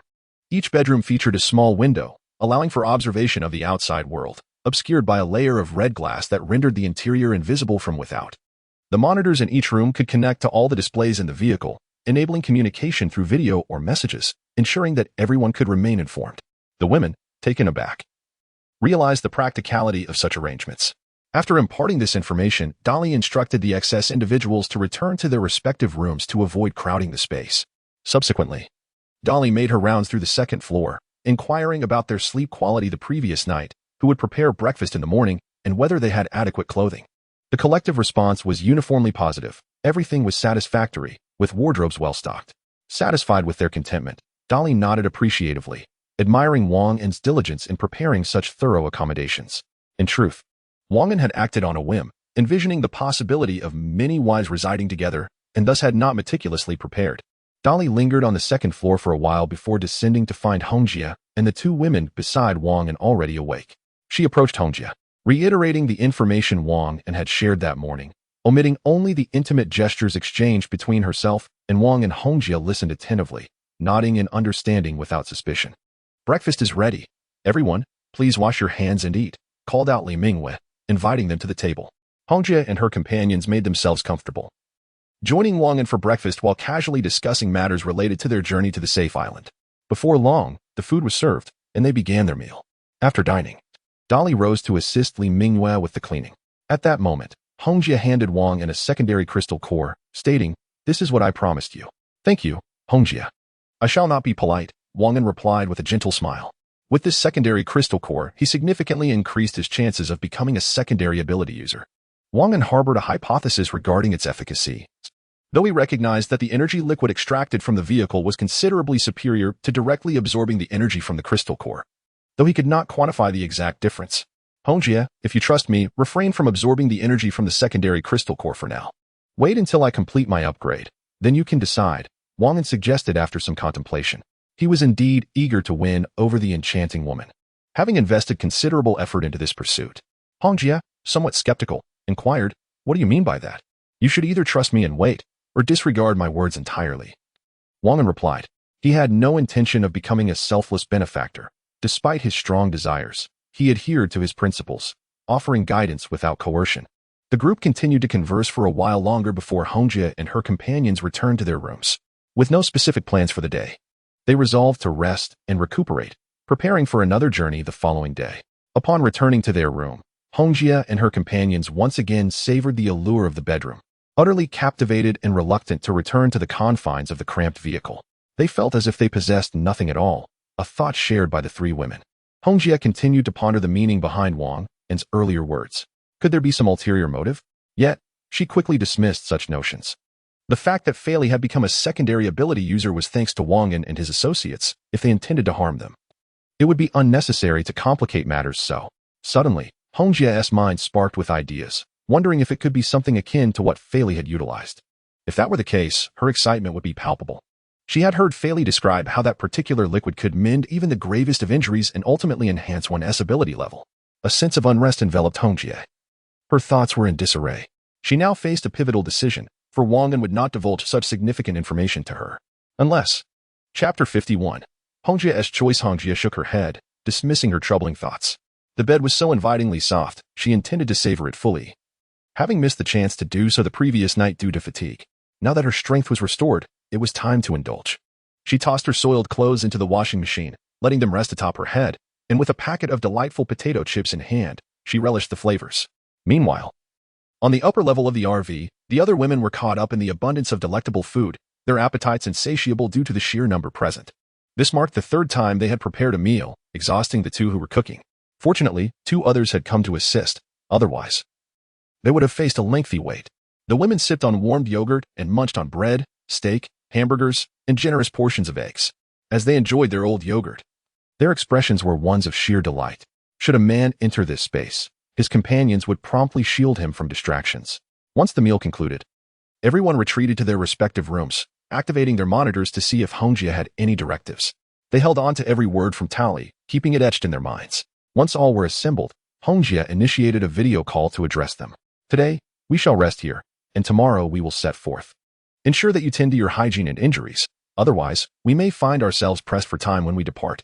Should any setbacks occur then, I will not hesitate to address them firmly. Though her tone began gently, it turned serious towards the end. She was concerned that the comfort of the RV might lead them to forget their precarious situation. After her address, the women busied themselves, searching for clothing, changing dressings, or reclining in bed to watch television, each absorbed in their own tasks. Hongjia tended to Fei Li, redressing her wounds. The healing appeared satisfactory, yet she was still unfit for battle. After all, these were ordinary medical supplies, and their efficacy in treating the injuries of those with abilities was considerably limited. Qiming indicated that she was fine, prompting Hongjia to rise and move to her computer. She powered it on, intending to ascertain the precise location of the safe zone.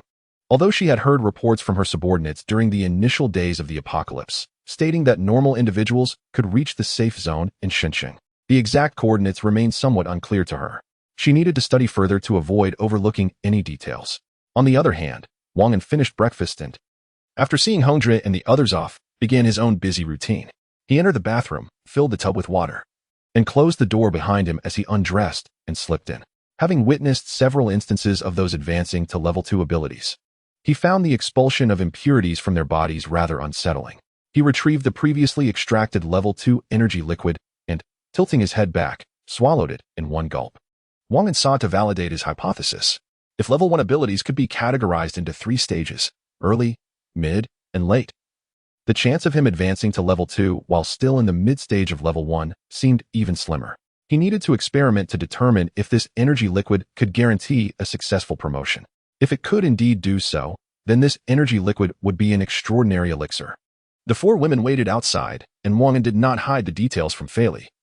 He shared the information about the energy liquid and how it had saved her last time. However, it is imperative that Fei Li does not disclose this to anyone, as it poses a significant danger. Fei Li is acutely aware of the implications involved.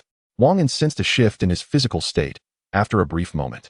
His body began to radiate warmth, his head spun, and his limbs felt weak, rendering him incapable of uttering a word before he ultimately succumbed to unconsciousness. Time passed, and Wang An felt several hands gently rubbing his body.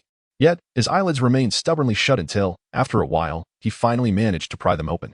Before him stood 3 women, their faces etched with disdain. This sight irked Wang An, but he was too fatigued to engage in an argument with them at that moment. Wang Feiying, wishing to avoid any implications, refrained from entering, as Wang An was her cousin, and discretion was necessary.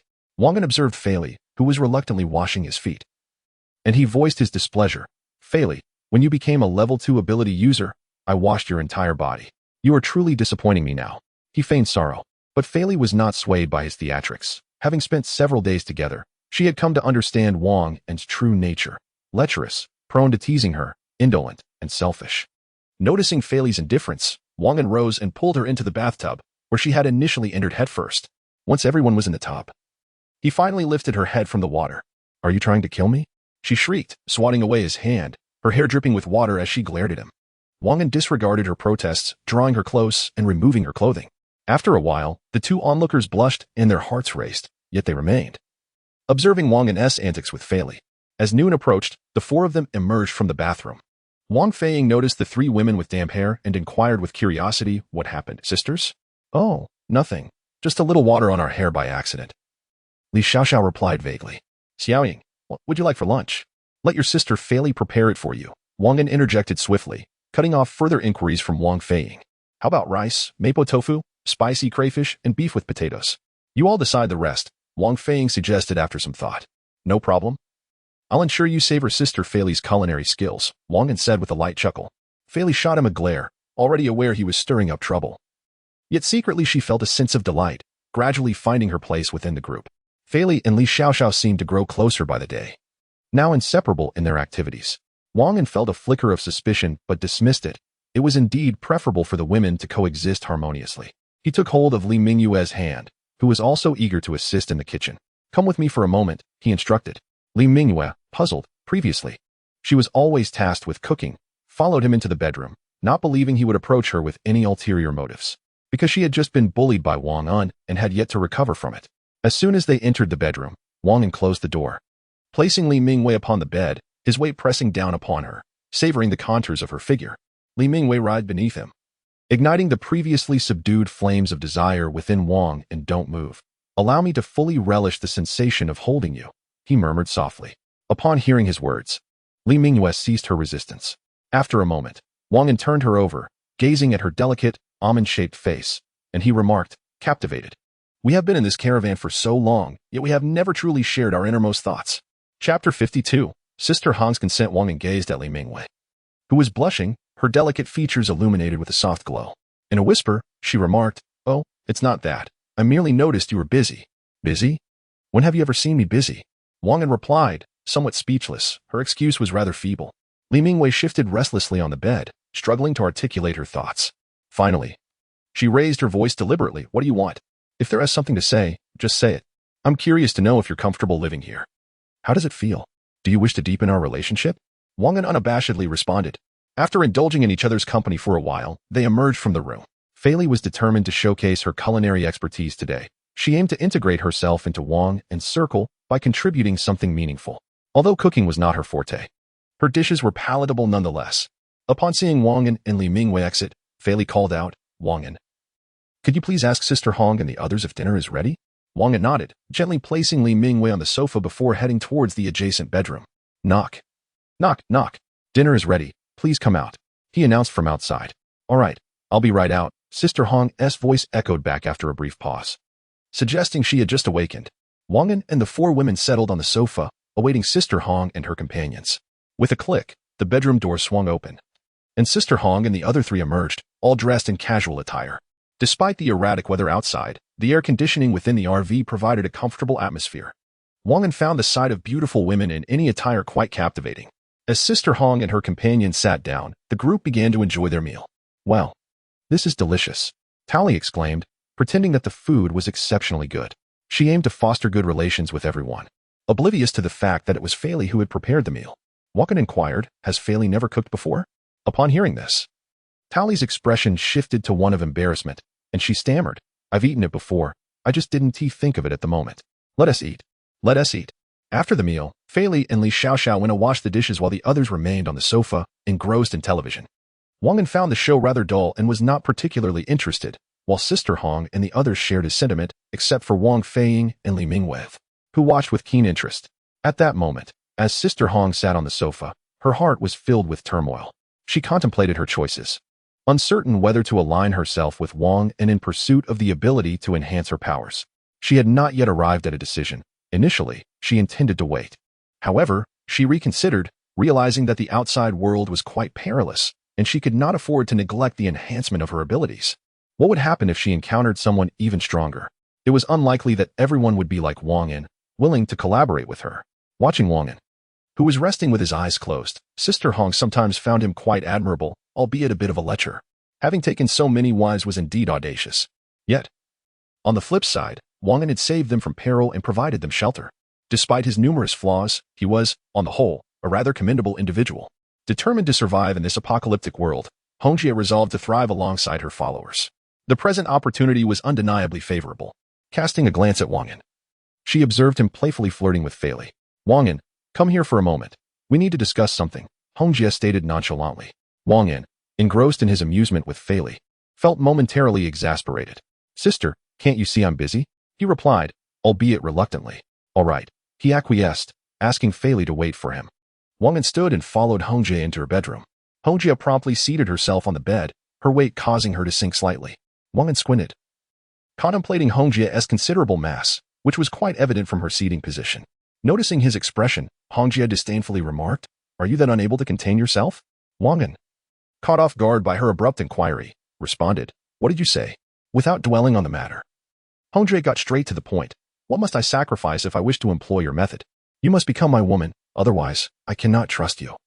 Wang An replied without hesitation, internally elated at the swift conclusion Hongjie had reached.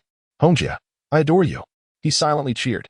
Raising an eyebrow, Hongjie responded, Though I may be older, I have yet to engage with a man, let alone partake in such activities. As her cheeks flushed, she continued, Aside from our close encounter yesterday, Wang An feigned earnest attentiveness. Rolling her eyes, Hongjie persisted, I can agree. But only once I attain the status of a level 2 ability user. Contemplating her words, Wang An pondered whether this arrangement was advantageous. After a moment's reflection, he nodded. No problem, I have great faith in you, Hongjie.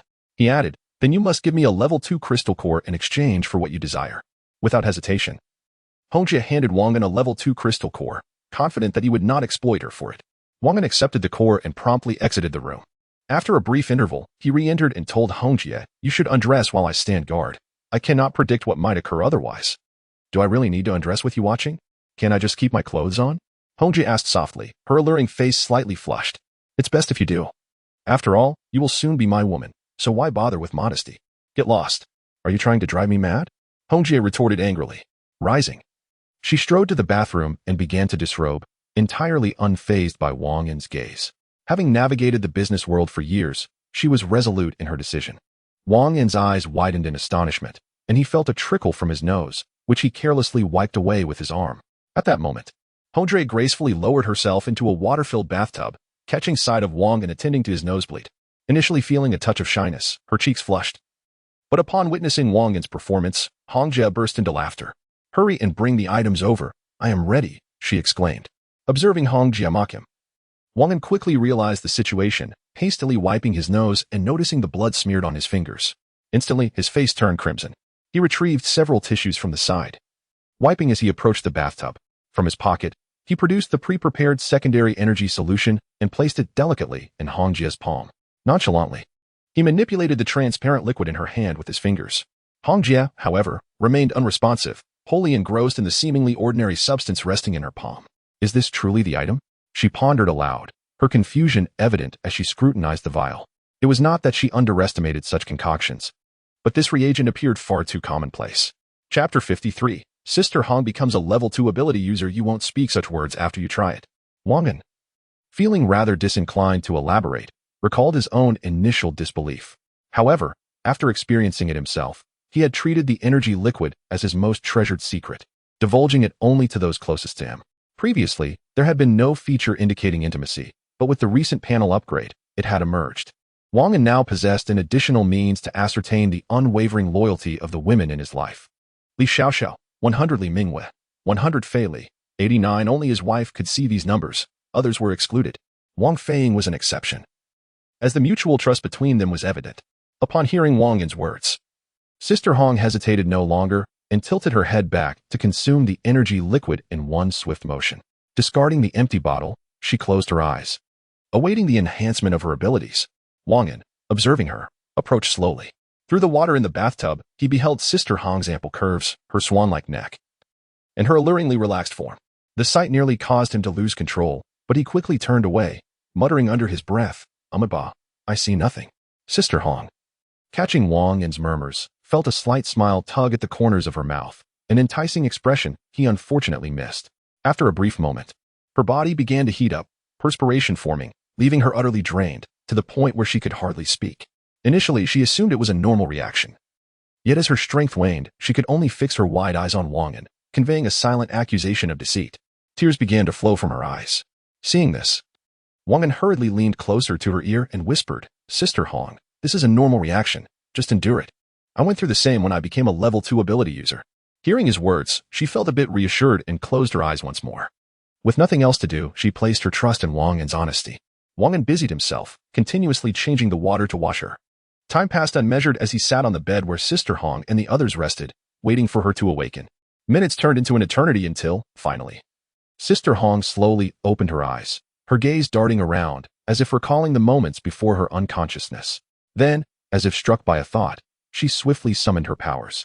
In an instant, with just a hint of her ability, the temperature in the room plummeted, and frost glimmered ominously in her palm. The sight was somewhat alarming.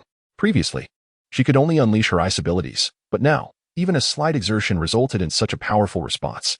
The smile on Sister Hong's lips could no longer be contained. "Ha ha." Wang An rushed to her side and captured her laughing lips in a kiss.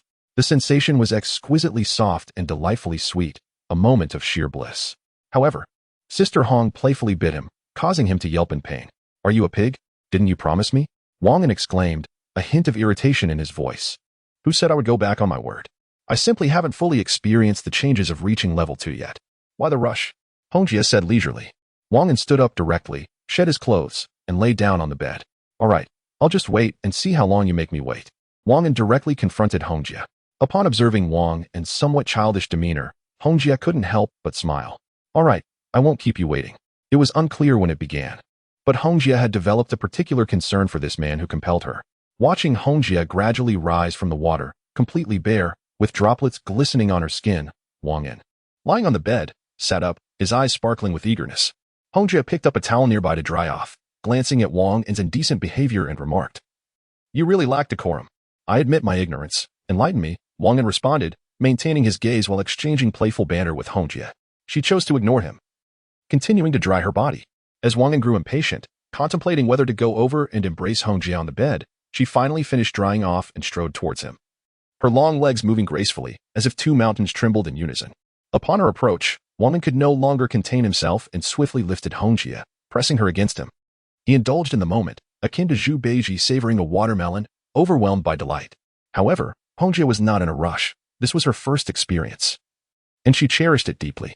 "Our agreement has been fulfilled. What relationship shall we have moving forward?" Hongjie, suppressing her inner turmoil, acknowledged her own desires, which she had buried deep within her heart. Now, awakened by Wang An's presence, she fought to maintain her composure, knowing certain matters needed clarification beforehand. For Wang An, it mattered little. As long as he did not cross any lines, he would agree to anything she proposed, leaving other discussions for later. Hongjie observed Wang An's unrelenting antics and made no attempt to stop him. After all, they had come to an understanding. And now that she had successfully become a level 2 ability user, she would not break her word. Furthermore, this little man held many secrets, and accompanying him was far preferable to leading her group of subordinates into the fray. Noticing that Wang An seemed unresponsive to her signals, Hongjie seized his ear with her slender fingers, lifting him slightly. "Ouch, what are you doing, sis?" Wang An exclaimed, perplexed, still eager to continue his indulgence. "What do you think I'm doing? I am about to become your woman. What do you think I want? You haven't given me any assurances. I'm afraid you might get bored and cast me aside," Hongjie said, her eyes glistening with emotion. She understood Wang An's fondness for women, yet uncertainties lingered. What if one day he grew discontented and dismissed her? Women like Hongjie, who fought in the business world, always left themselves an escape route. With no guarantees from Wang An, she could easily rise and dress, for they had not yet reached the final step. She would not suffer loss in this collaboration. Wang An was vexed by Hongjie's antics and irritably questioned, "What exactly do you want?" He merely wished to understand what their future together would entail and how he and his companions would be treated. Hongjie, soothing the agitation within her, replied in a calm tone. At that moment, Wang An was disinclined to ponder further. He leaned closer to her, saying, "Just tell me what you desire. I will grant you whatever I can. What do you think?" A surge of joy filled Hongjie's heart. She had deliberately chosen this moment to disrupt Wang An's enthusiasm. She was acutely aware that men were most amenable at such times, provided she maintained a delicate balance. And indeed, here it was. Hongjie was quite pleased with Wang An's response, which indicated that he truly harbored deep affection for her, albeit primarily stemming from his fascination with her physical form. Chapter 54, The Awakening of Hongjie's Second Ability. Yet, this could also elucidate certain issues. Perhaps some conclusions were drawn too hastily. Hongjie believed such an approach was acceptable. With a commanding demeanor, she proclaimed, "First, we shall reside in the RV indefinitely. Unless they choose to depart, you cannot expel them. Second, as long as we dwell in the RV, you must provide us with sustenance. Third, you are to divulge all your secrets to me without reservation, and I assure you, I shall keep them confidential. Fourth, henceforth, all matters must be discussed with me, requiring my consent before any action is taken. Fifth, you are to sleep beside me every night.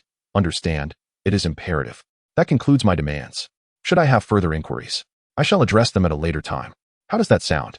Wang An gazed at Hongjie in disbelief, her words awakening him to the gravity of the situation. Internally, he raged, thinking, "Is this how you intend to manipulate me? Absolutely not. Do not even dare to entertain such thoughts." He sat up, facing Hongjie, trembling as he spoke. Observing his agitation, Hongjie mused, "I still have not grasped you entirely." Nonchalantly, she replied, "If not, then let us part ways. We are even now. You have fulfilled your obligations. I could simply have them disembark, and we would each pursue our own paths. How does that strike you?" Upon uttering these words, she prepared to rise from the bed. Wang An quickly grasped her arm, his eyes reddening as he solemnly asked, "Are you truly intent on this course of action?"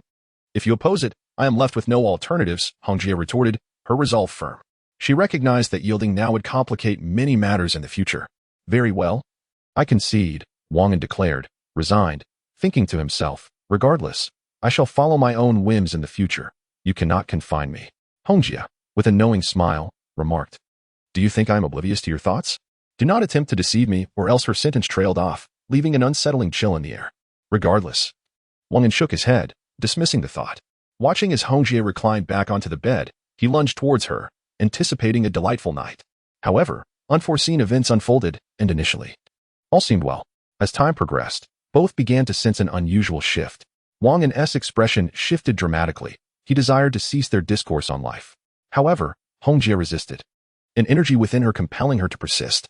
She felt her ability intensifying, becoming increasingly difficult to rein in. "You must stop," Wang An urged, desperately pushing her away. Yet with her powers surging, he could no longer withstand her advances. Time elapsed, and Wang An lay in bed, wide-eyed, helplessly regarding the woman beside him who lay in slumber. He felt utterly devoid of power, though physically untroubled, merely exhausted by Hongjie's relentless vigor, now utterly disinclined to move. In contrast, Hongjie appeared vibrant, softly snoring as she slept. Wang An was truly infuriated, his heart crying out, "Is there no justice? Is there no law?" However, he was not overly frightened. As long as his body was unharmed, everything else seemed trivial. After a while, Hongjia opened her eyes, still feeling a sharp pain within her, as though her abilities had reached a critical point of eruption, leaving behind a lingering aftermath. Assessing her physical state, she noted that aside from the slight discomfort, all else was well. She glanced at Wang An, who lay beside her, and with an apologetic smile said, "I'm sorry. I just couldn't control it in the end." Wang An turned away, unwilling to entertain Hongjia's excuses. Observing his reaction, Hongjia couldn't help but chuckle softly. Just as she was about to turn him back to face her, her hand hovered in midair. She gazed at her hand, which appeared as white as jade. Her arm significantly paler than before. Even her nails, though painted, could not conceal the fact that they had all turned white. "What on earth is happening?" Hongjia stammered. Wang An, lying on his side, heard the tremor in her voice and quickly turned to assess the situation. Despite his anger, he held a deep affection for Hongjia. After all, he had agreed to her stringent conditions. He had not paid close attention earlier, but now he realized that her entire body had become far whiter than before. Moreover, her eyebrows had turned completely white, and the black pupils of her eyes had transformed into the shape of snowflakes. "What has happened to you?" Wang An asked, bewildered. It dawned on him that perhaps her transformation was a result of absorbing his abilities. Hongjia shook her head in fear. "I don't know." Wang An sat atop her, scrutinizing the changes in her eyes. Earlier, he had merely noticed the snowflake-shaped pupils, but now he observed a faint blue hue surrounding them, leaving him perplexed. He relayed this observation to Hongjia, causing her to panic even more. After all, she was still a woman.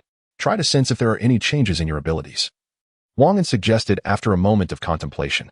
Hongjia nodded and began to probe within herself for any alterations in her powers. In the aftermath of the apocalypse, humanity's greatest transformation was becoming endowed with abilities, which infused them with distinct energies. Suddenly, the air turned exceptionally cold. Simultaneously, Hongjia's hair, eyebrows, and eyes took on a snowflake hue. "What is happening to you?" Wang An exclaimed in astonishment. Hongjia seemed to grasp the situation, taking a moment to confirm her hypothesis. A fit of wild laughter erupted from her lips. After a spell of laughter, she ceased and looked at Wang An, effortlessly pulling him closer. "Surrender to me, will you?" Hongjia teased, gazing down at him. Wang An, now realizing that Hongjia had somehow transformed his abilities into her own, understood that she had likely ascended to the rank of a level 3 ability user. Wang An silently lamented his predicament, never anticipating such a turn of events. Now, he could only shut his eyes and remain silent, surrendering to whatever means Hongjia might employ. Observing Wang An nestled in her embrace with closed eyes, Hongjia was simultaneously amused and exasperated. She seized his neck, knowing that with the slightest pressure, he could meet his demise. "Wang An, I offer you one final opportunity. Submit to me," Hongjia urged once more. Wang An remained unresponsive, even nuzzling deeper into her arms. Realizing that he had deduced her intentions, that she would not resort to violence nor gamble on his life, Hongjia ceased her threats. Feeling Wang An's playful movements against her chest, she leaned in and bestowed a kiss upon him. "You truly are clever, understanding that I was merely intimidating you," Hongjia remarked with a smirk. Chapter 55. Aftermath. Wang An, with a hint of disdain, pursed his lips in discontent. He felt a deep unease within, never anticipating such a situation. He had never encountered Hongjia in her current state before.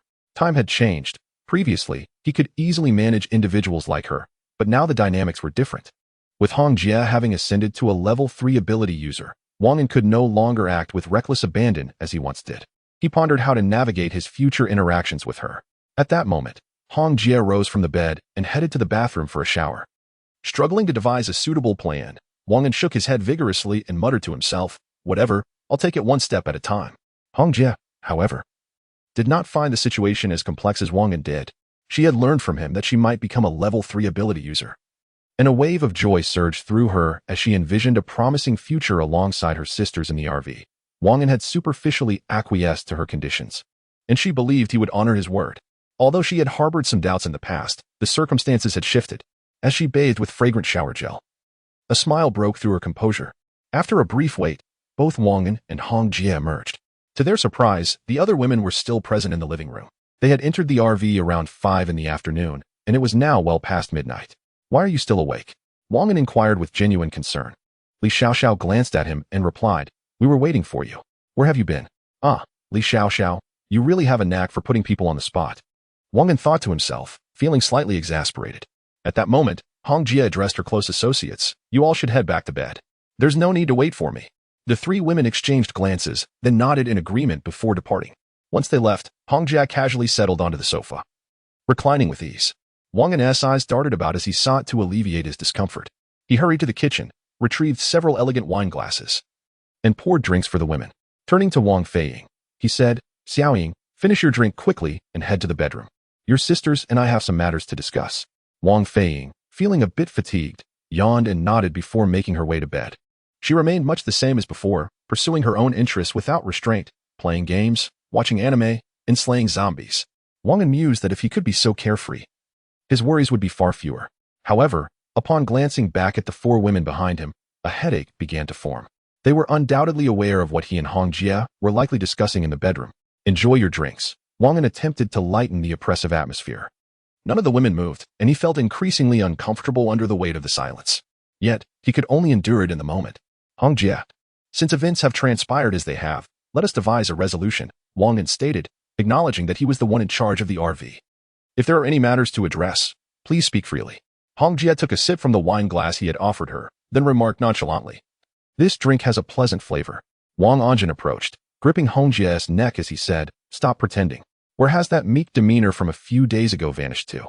Suppressing his displeasure, Wang An spoke in a low tone, Hong Jia, let us not do this. If you have any requests, please voice them. Understanding that the situation was nearing a tipping point, Hong Jia decided to tread carefully, mindful of the little man's pride. You must fulfill the conditions you promised me before. We can negotiate the rest. What do you think? After contemplating for a moment, Hong Jia articulated. All right, no problem, Wang An replied without a second thought. He was, after all, under the same roof and had to concede. And about your secret, it's time you disclosed it to me, Hong Jia added. Wang An gritted his teeth and cheekily replied, I can tell you once we're in bed, that would be no delay. Suddenly, Hong Jia's face flushed, although she was somewhat open-minded.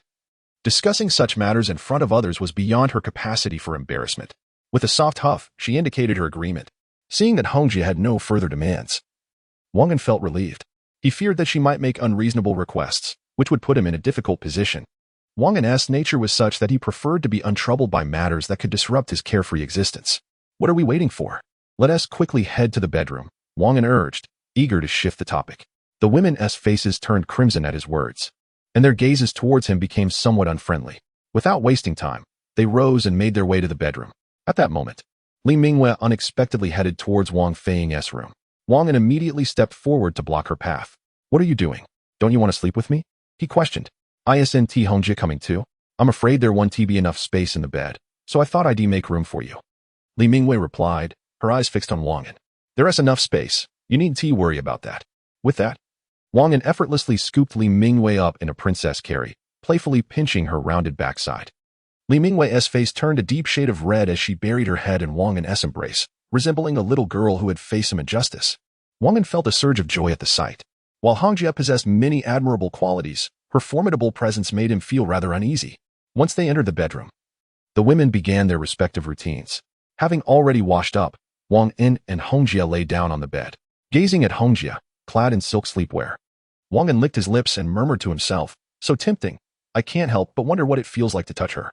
If you want to touch, then do so. I am not stopping you, Hong Jia replied languidly. Wang An widened his eyes. Despite lowering his voice, she had still heard him. Don't be surprised. This ability came to me when I became a level 3 supernatural being, Hong Jia explained upon seeing Wang An's astonished expression. I see, Wang An said, his face illuminating with understanding. Observing Hong Jia's nonchalance, he no longer hesitated and lay beside her, wrapping his arms around her slender waist. Hong Jia raised an eyebrow but did not object. Embracing her, Wang An inhaled the fragrance of her hair, cherishing the moment. Wang An felt a tinge of boredom while the three women indulged in their baths. The bedroom on the first floor of the RV was spacious, and the bathtub was ample enough to accommodate 3 or 4 individuals comfortably. Wang An picked up the remote control beside him and turned on the monitor, tuning into the anime channel to watch the Ultraman series he cherished from his childhood. At that moment, Hong Jia lifted her head and was taken aback to see Wang An engrossed in such a childish show, rendered speechless by his apparent delight in it. Unable to contain herself, Hong Jia remarked, Wang An, how old are you? Watching such juvenile content at your age? It's as if you haven't weaned yet. Wang An, unashamed, replied candidly. Hong Jia paused for a moment, then suddenly recollected something, her face flushing crimson. Chapter 56, Sister Hong joins. Are you out of your mind? Have you no shame? Sister Hong exclaimed, her anger palpable. While she could tolerate Wang An's presence, she could not abide his reckless words. Observing the abrupt change in Sister Hong's demeanor, Wang An realized he might have truly provoked her ire. He swiftly leaned in to whisper sweet nothings into her ear, hoping to lift her spirits. Upon hearing his tender words, Sister Hong felt her mood brighten. Despite her experience with life's tempests, she found herself unable to resist the urge to forgive Wang An in the presence of someone she cherished. Next time, think before you speak. Sister Hong feigned irritation. Wang An nodded earnestly, indicating his understanding. In truth, he harbored a deep resentment towards Sister Hong. The disparity was staggering. Just days ago, the situation had been entirely different. Was this the price of falling behind? Wang An's inner turmoil screamed in protest. At that moment, the three women who had just finished bathing approached the bed. Fei Li chose to lie on Sister Hong's left, while Li Xiaoxiao settled on Wang An's right, with Li Mingyue following suit. As he observed the women reclining, Wang An tilted his head, unable to suppress a smile. He mused that ancient emperors likely never experienced such indulgence, reveling in a life reminiscent of having multiple wives. The women exchanged bemused glances at Wang An's foolish grin. Let us discuss serious matters, Sister Hong finally interjected, unable to contain herself any longer. Wang An snapped back to reality, recognizing his earlier lapse in decorum. He cleared his throat to alleviate the tension and said, "Then let us begin. Sister Hong, it is not as complicated as you might think. Everything I have today stems from this RV." Wang An gradually unveiled some secrets to her, while the other three women listened intently. Firstly, the RV can be upgraded, but it requires a crystal core and specific materials for the enhancements. Currently, it is a level 2 RV equipped with a defense and alarm system. Should anyone approach the vehicle, an alert will sound from within. He continued. The cannon used to dispatch Hu Latong previously is housed in the RV's upgraded combat room, which accommodates 2 to 3 individuals who can launch attacks against external foes. Sister Hong's eyes sparkled with intrigue, her thoughts concealed from all. Wang An added, moreover, the liquid you utilized can be crafted from crystals of that level. I refer to it as energy liquid. Upon hearing this, Sister Hong interjected, is it the same liquid you provided me? Can it truly elevate an ability user's level by 100%? Wang An was momentarily taken aback by her direct question, uncertain of the validity of her assumption. After a moment's contemplation, he responded, I cannot be certain, but thus far, it has never failed. Sister Hong's eyes gleamed with uncontainable joy at this revelation. Does this mean I can? She began, but Wang An swiftly interrupted her. He offered no hints, stating plainly, some matters are best left unknown for your own good. After listening, Hong Jie and the three women reacted differently. However, Hong Jie understood Wang An's meaning. She chose not to elaborate further, while the others, curious about the matter, remained silent. They decided to continue experimenting with this hypothesis. What I wish to convey next is that the storage space of the RV is exceptionally vast, totaling 12,500 square meters. The last time you saw us, it was to collect containers, and during these days spent together, we have gathered some items as well. Hong Jie gasped in astonishment at the thought of how much was now inside the RV. Currently, there is still over 1,000 square meters of space remaining. Wang An replied casually, how long will it take to consume all this food? Hong Jie exclaimed in surprise. Food occupies a part of it, along with gasoline and materials for upgrading the RV. It will suffice for us for a considerable duration, Wang An stated matter-of-factly. Hong Jie accepted the RV, realizing it possessed so many functions. Surely, anyone who owned such a vehicle would feel as if they could soar into the sky. One could only say that Wang An was exceptionally fortunate. Furthermore, these resources would eventually become part of her as well. A notion that Hong Jie shamelessly entertained in her mind. Now, what other functions does the RV have? Hong Jie inquired once more. There are some other functions, but I'll explain them to you later, Wang An replied, wanting to watch some anime and unwilling to discuss further. Hong Jie discerned that Wang An had nearly finished speaking, and that the remaining details could be shared gradually. After all, this vehicle would soon belong to her. She feared that Wang An might change his mind, which was highly unlikely. In her heart, Hong Jie firmly resolved not to allow Wang An's abilities to surpass her own. She felt deeply that just days ago, Wang An had spoken from a position of authority, implying that he must approve before she could proceed with anything. Hong Jie was determined that Wang An must never exceed her inability. She needed to maintain a firm grip on him. Everything else could be negotiated, but the matter of their abilities was non-negotiable. Wang An, feeling somewhat vacuous, although inherently lazy and disinclined to ponder trivial matters, could still grasp certain concepts. It was imperative for Hong Jie to ensure that Wang An's abilities did not surpass hers. Contemplating this, Wang An considered that he could serve as a source of energy for Hong Jie, aiding her in enhancing her powers, which he found quite agreeable. Observing the intimacy gauge on his panel, he noted that in just a few days, Hong Jie had reached 100 intimacy. This was Wang An's source of confidence. It was this level of intimacy that allowed him to act so boldly in Hong Jie's presence, as she would never harm him. Thus, The two forces of Wang An and Hong Jie began to merge together. Feeling fatigued after her reflections, Hong Jie opened her eyes to see Wang An still gazing at the screen. "Turn it off," she instructed firmly. Can't I just watch for a bit longer?"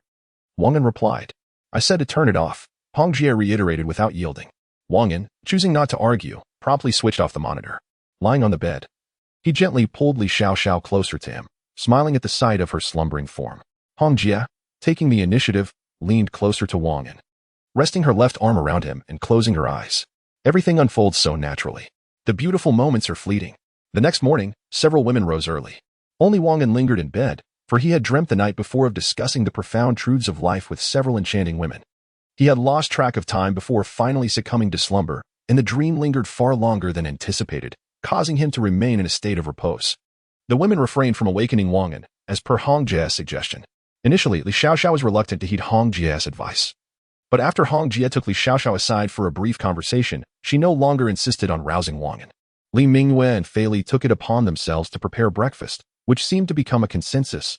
Hong Jie was not adept in the kitchen, and Li Xiaoxiao could only manage instant noodles. Thus, it fell to Li Mingyue and Fei Li to undertake this responsibility.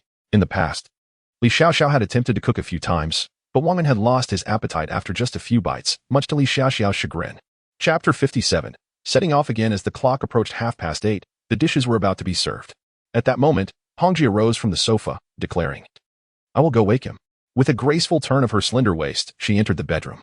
Li Xiaoxiao curled her lip, muttering about vanity, before closing her eyes to rest. Upon entering the bedroom, Hong Jie beheld Wang An, sprawled across the bed like a lifeless pig, and recalled the outrageous events of the previous night. With a playful smirk, she whispered, "He was never an extraordinary being. It serves him right for being so reckless." She approached and pinched Wang An's nose, waiting patiently. As Wang An felt the air thinning, he abruptly opened his eyes to find Hong Jie teasing him.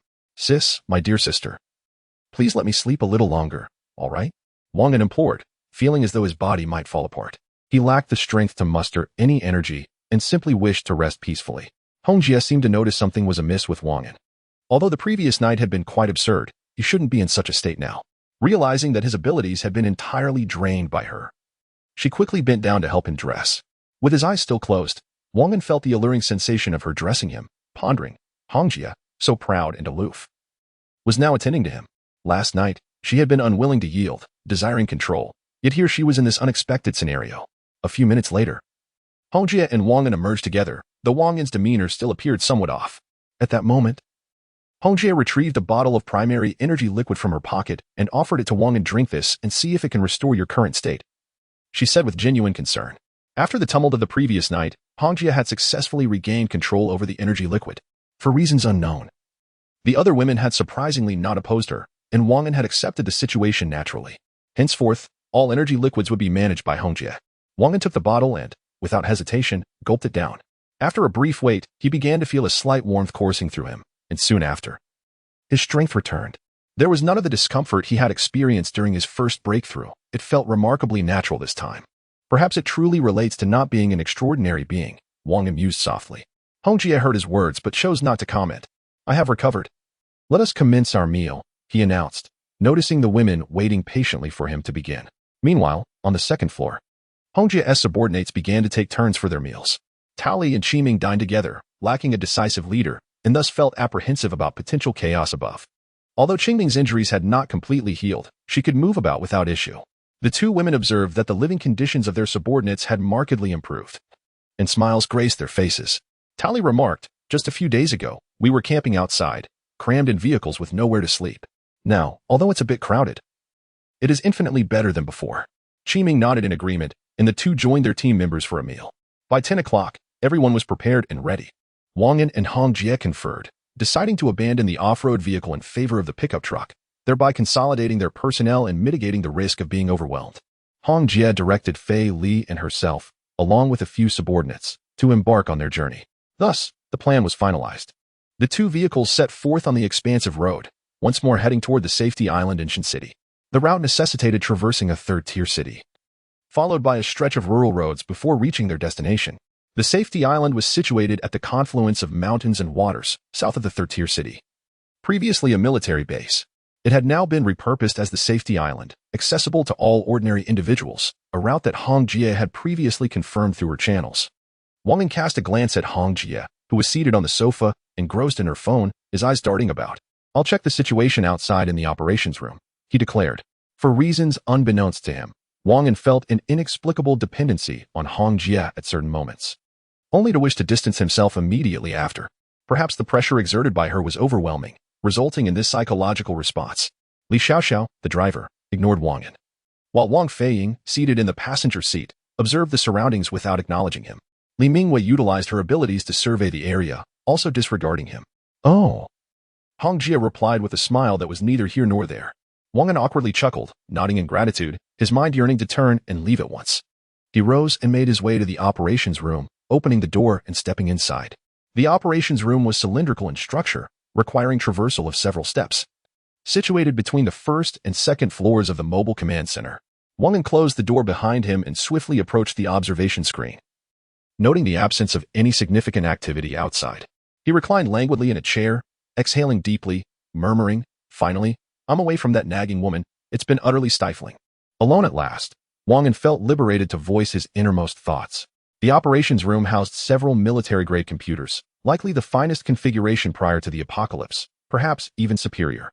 Wang An could not accurately gauge their quality, but their operation was undeniably smooth.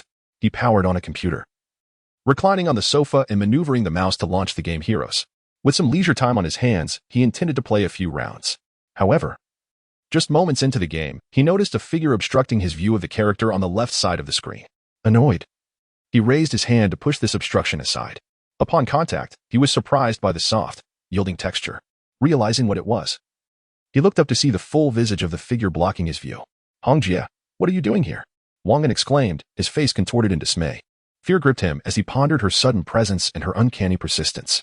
Hong Jie, having heard Wang An's disparaging remark, was initially incensed and contemplated teaching him a lesson. Yet, for reasons unknown, she restrained herself, curious to see what further comments he might make.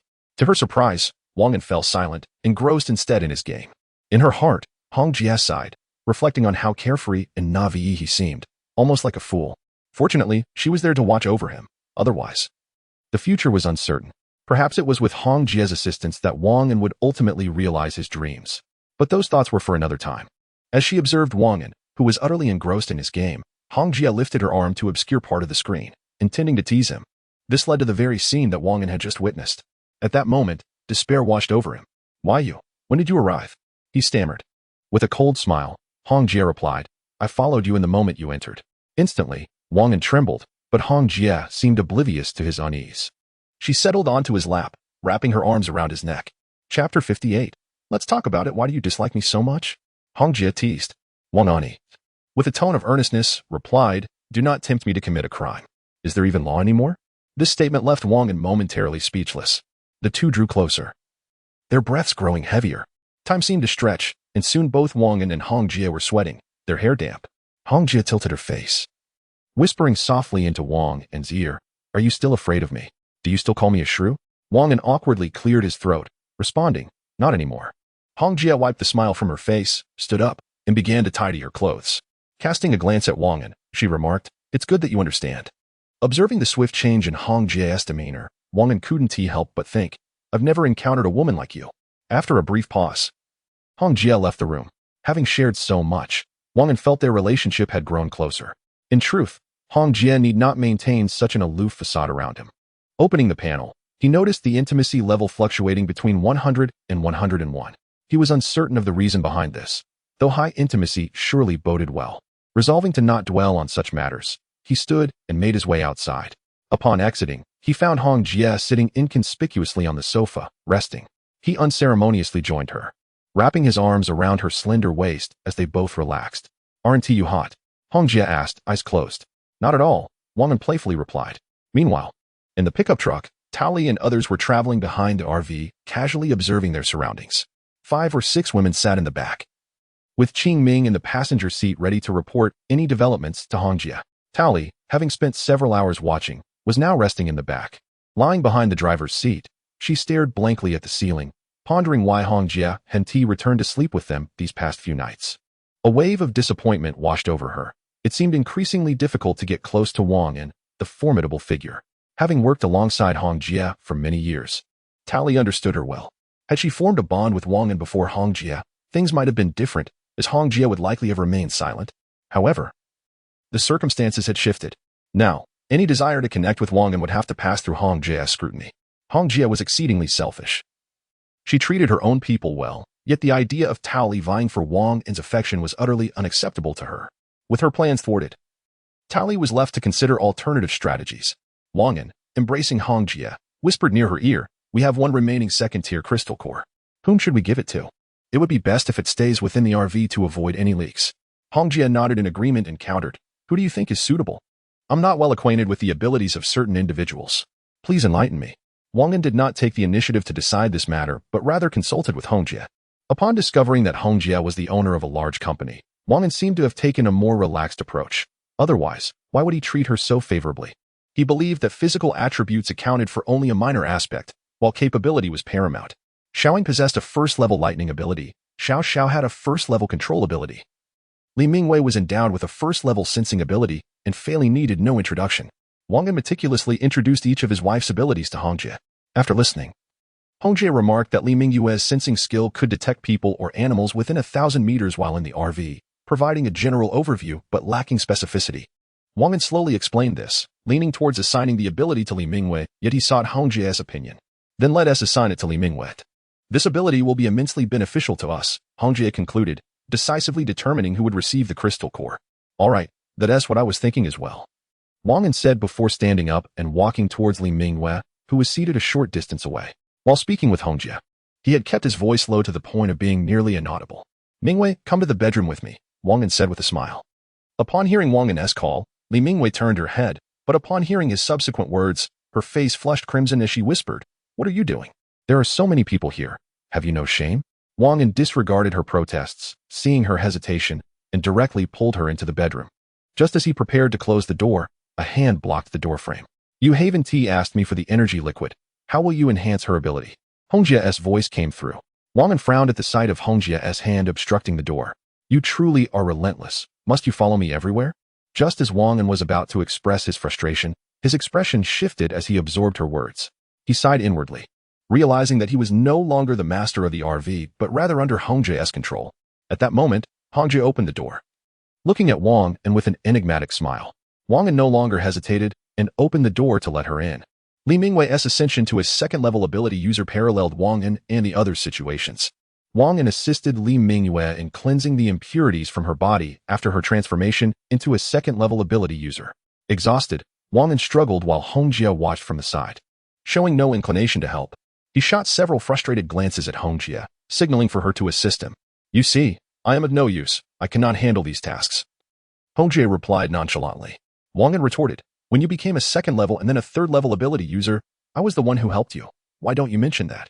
Hongjie remained unfazed, calmly responding, "That situation was different. We are husband and wife. While with her, we are merely competitors. How can competitors assist one another?" Wang An was left speechless by her words. "If you want help, then so be it," he said. Hongjie coldly replied, "Isn't it quite enjoyable to watch?" "It is not. Do not accuse me falsely," Wang An protested loudly. Hongjie chose to ignore him thereafter, uncertain of how much time had passed. Li Mingwei slowly opened her eyes. Wang An and Hongjie stood by the bedside, anxiously watching to see if Li Mingwei had succeeded. Would this energy liquid truly enable a person to ascend with complete certainty? "How does Mingwei feel?" Wang An inquired with concern.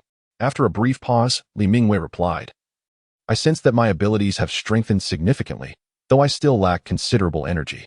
After waiting for several more minutes, Li Mingwei finally regained her composure. "Take a moment to assess your abilities," Wang An urged. After a short interval, Li Mingwei stated, "I can perceive a range that is 50% greater than before, and my sensing duration has also extended." "Oh, an expansion of 50% is quite impressive," Wang An exclaimed with enthusiasm, exchanging glances with Hongjie. Chapter 59. The marvel of energy liquid. It became evident to the two that the energy liquid extracted from the crystalline nucleus within the RV could indeed elevate an individual's ability level to 100%. Hongjie's eyes sparkled with intrigue as she contemplated a new question. Could this energy liquid be utilized by those who have yet to awaken as ability users? The prospect of transforming an ordinary person into an ability user was indeed terrifying if it proved to be true. Furthermore, this secret must be safeguarded. Should it leak, the consequences would be dire. "Menu, rest here for a moment. We shall step outside," Wang An said as he stood up, gently grasping Hongjia's arm and leading her out. Hongjia nodded, following Wang An into the open air, where they observed others engrossed in their own affairs, oblivious to their presence. Hongjia signaled Wang An to head towards the operations room, which she approached first, with Wang An closely trailing behind her. Upon entering, Hongjia swiftly closed the door and locked it securely. Turning to Wang An, Hongjia spoke with gravity. This energy liquid is astonishing. Its ability to guarantee 100% enhancement for ability users is immensely powerful. If this information were to be disclosed, she left her thought unfinished. Yet Wang An understood the implications. How many individuals are aware of the energy liquid?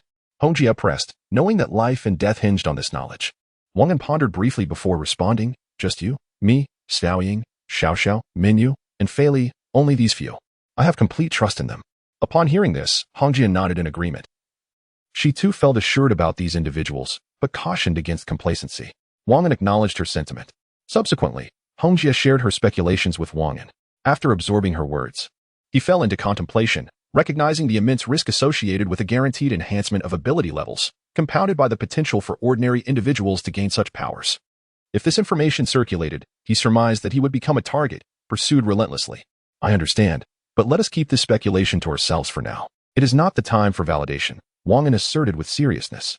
Agreed. I comprehend the stakes involved, Hongjia replied. Aware that Wang An was concerned her curiosity might divert them from their pressing matters. After discussing the issue, she attempted to leave, but as she stepped forward, Wang An grasped her arm. Is there something else? Hongjia inquired, her gaze questioning. Earlier, when I was helping Li Minghua bathe, Wang An stammered. Upon hearing this, Hongjia chuckled lightly. Did you not express disdain for me? I would never, Wang An defended, pulling her into an embrace and kissing her. Hongjia did not resist. Her desires were equally fervent, though less overt than Wang An's. His actions inadvertently satisfied her longings, and Wang An realized his boldness was growing. For the sake of his brother, he was willing to bear the weight of any scorn. Letting things unfold naturally was his approach. As noon arrived, Wang Feiying inquired about lunch with Wang An before both emerged from the command center. Fei Li, you may pursue any endeavor you wish, Wang An remarked. Directing his gaze towards Fei Li, who was adjusting her apron, Li Xiaoxiao remained at the wheel of the RV. Wang An approached her from behind the driver's seat. Glancing at the route ahead, how much longer until we reach that tertiary city known as Jina District? He queried. We should arrive shortly, perhaps in another 30 minutes. Li Xiaoxiao replied, clearly unaware of the events that transpired between Wang An and Hongjia earlier that morning. Let us first head to a secluded spot. We can dine before proceeding to Jinha District. Otherwise, we may find ourselves lacking energy should anything unexpected occur upon arrival. Wang An elucidated the rationale. Agreed, Li Xiaoxiao affirmed. At that moment, they passed a gas station, which appeared to be a much-needed respite. The RV had ample supplies, but was low on fuel. This gas station would serve as their replenishment point. Let us stop at the station just ahead and refuel. We should rest for a while before setting off this afternoon, Wang An expressed eagerly. After a brief wait, the RV swiftly turned into the car wash adjacent to the gas station, a discreet environment. A pickup truck shielded the RV from view, ensuring everything was properly concealed. A few women disembarked from the pickup. Tally halted beside the RV's rear left, pausing in front of a small panel. She placed her thumb upon the fingerprint scanner below the panel. In an instant, a half-meter-high door appeared in the previously solid wall of the RV, revealing a staircase within. Tally ascended first, stepping into the interior and climbing to the second floor. Subsequently, 6 or 7 others followed her ascent, and after a brief pause, the door closed automatically. Upon reaching the upper level, Tally discovered others already dining. The kitchen bustled with activity. The severely injured rested upstairs, while those with minor injuries took turns driving below, alleviating their fatigue. After several days in the RV, the weariness had dissipated, and the meals had been delightful, restoring their vigor. What are we having for lunch today? Tally inquired of a pleasantly plump woman in the kitchen. Braised chicken with mushrooms, spicy pork intestines, deep-fried fish, and seaweed egg drop soup. The woman responded in a melodious voice. Oh, that sounds delightful, Tally exclaimed joyfully. Though her spirits were low, she quickly regained composure. She would have her opportunities. While she may not have latched onto Wang An's coattails, Hongjia had succeeded. Their lives would not be too dismal, and their current living conditions were quite satisfactory. In truth, things were looking up. Meanwhile, Wang An had begun preparing lunch, while Li Mingwei busied herself in the kitchen, indicating that a little more time was needed. He encouraged Li Xiaoxiao to take a break and then settled into the driver's seat, opening the storage compartment to gather fuel supplies. Hongjia nestled comfortably on his lap, her back resting against his chest. This truly feels wonderful, Wang An mused inwardly. No longer wasting time, he observed the diminishing storage space, realizing that the gasoline and diesel here had likely remained untouched.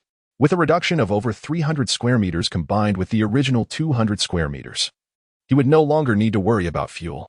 The RV also possessed an electrical system, which would recharge on sunny days, capable of storing sufficient power for approximately a week. This does not even account for the space from the integrated heavy-duty truck.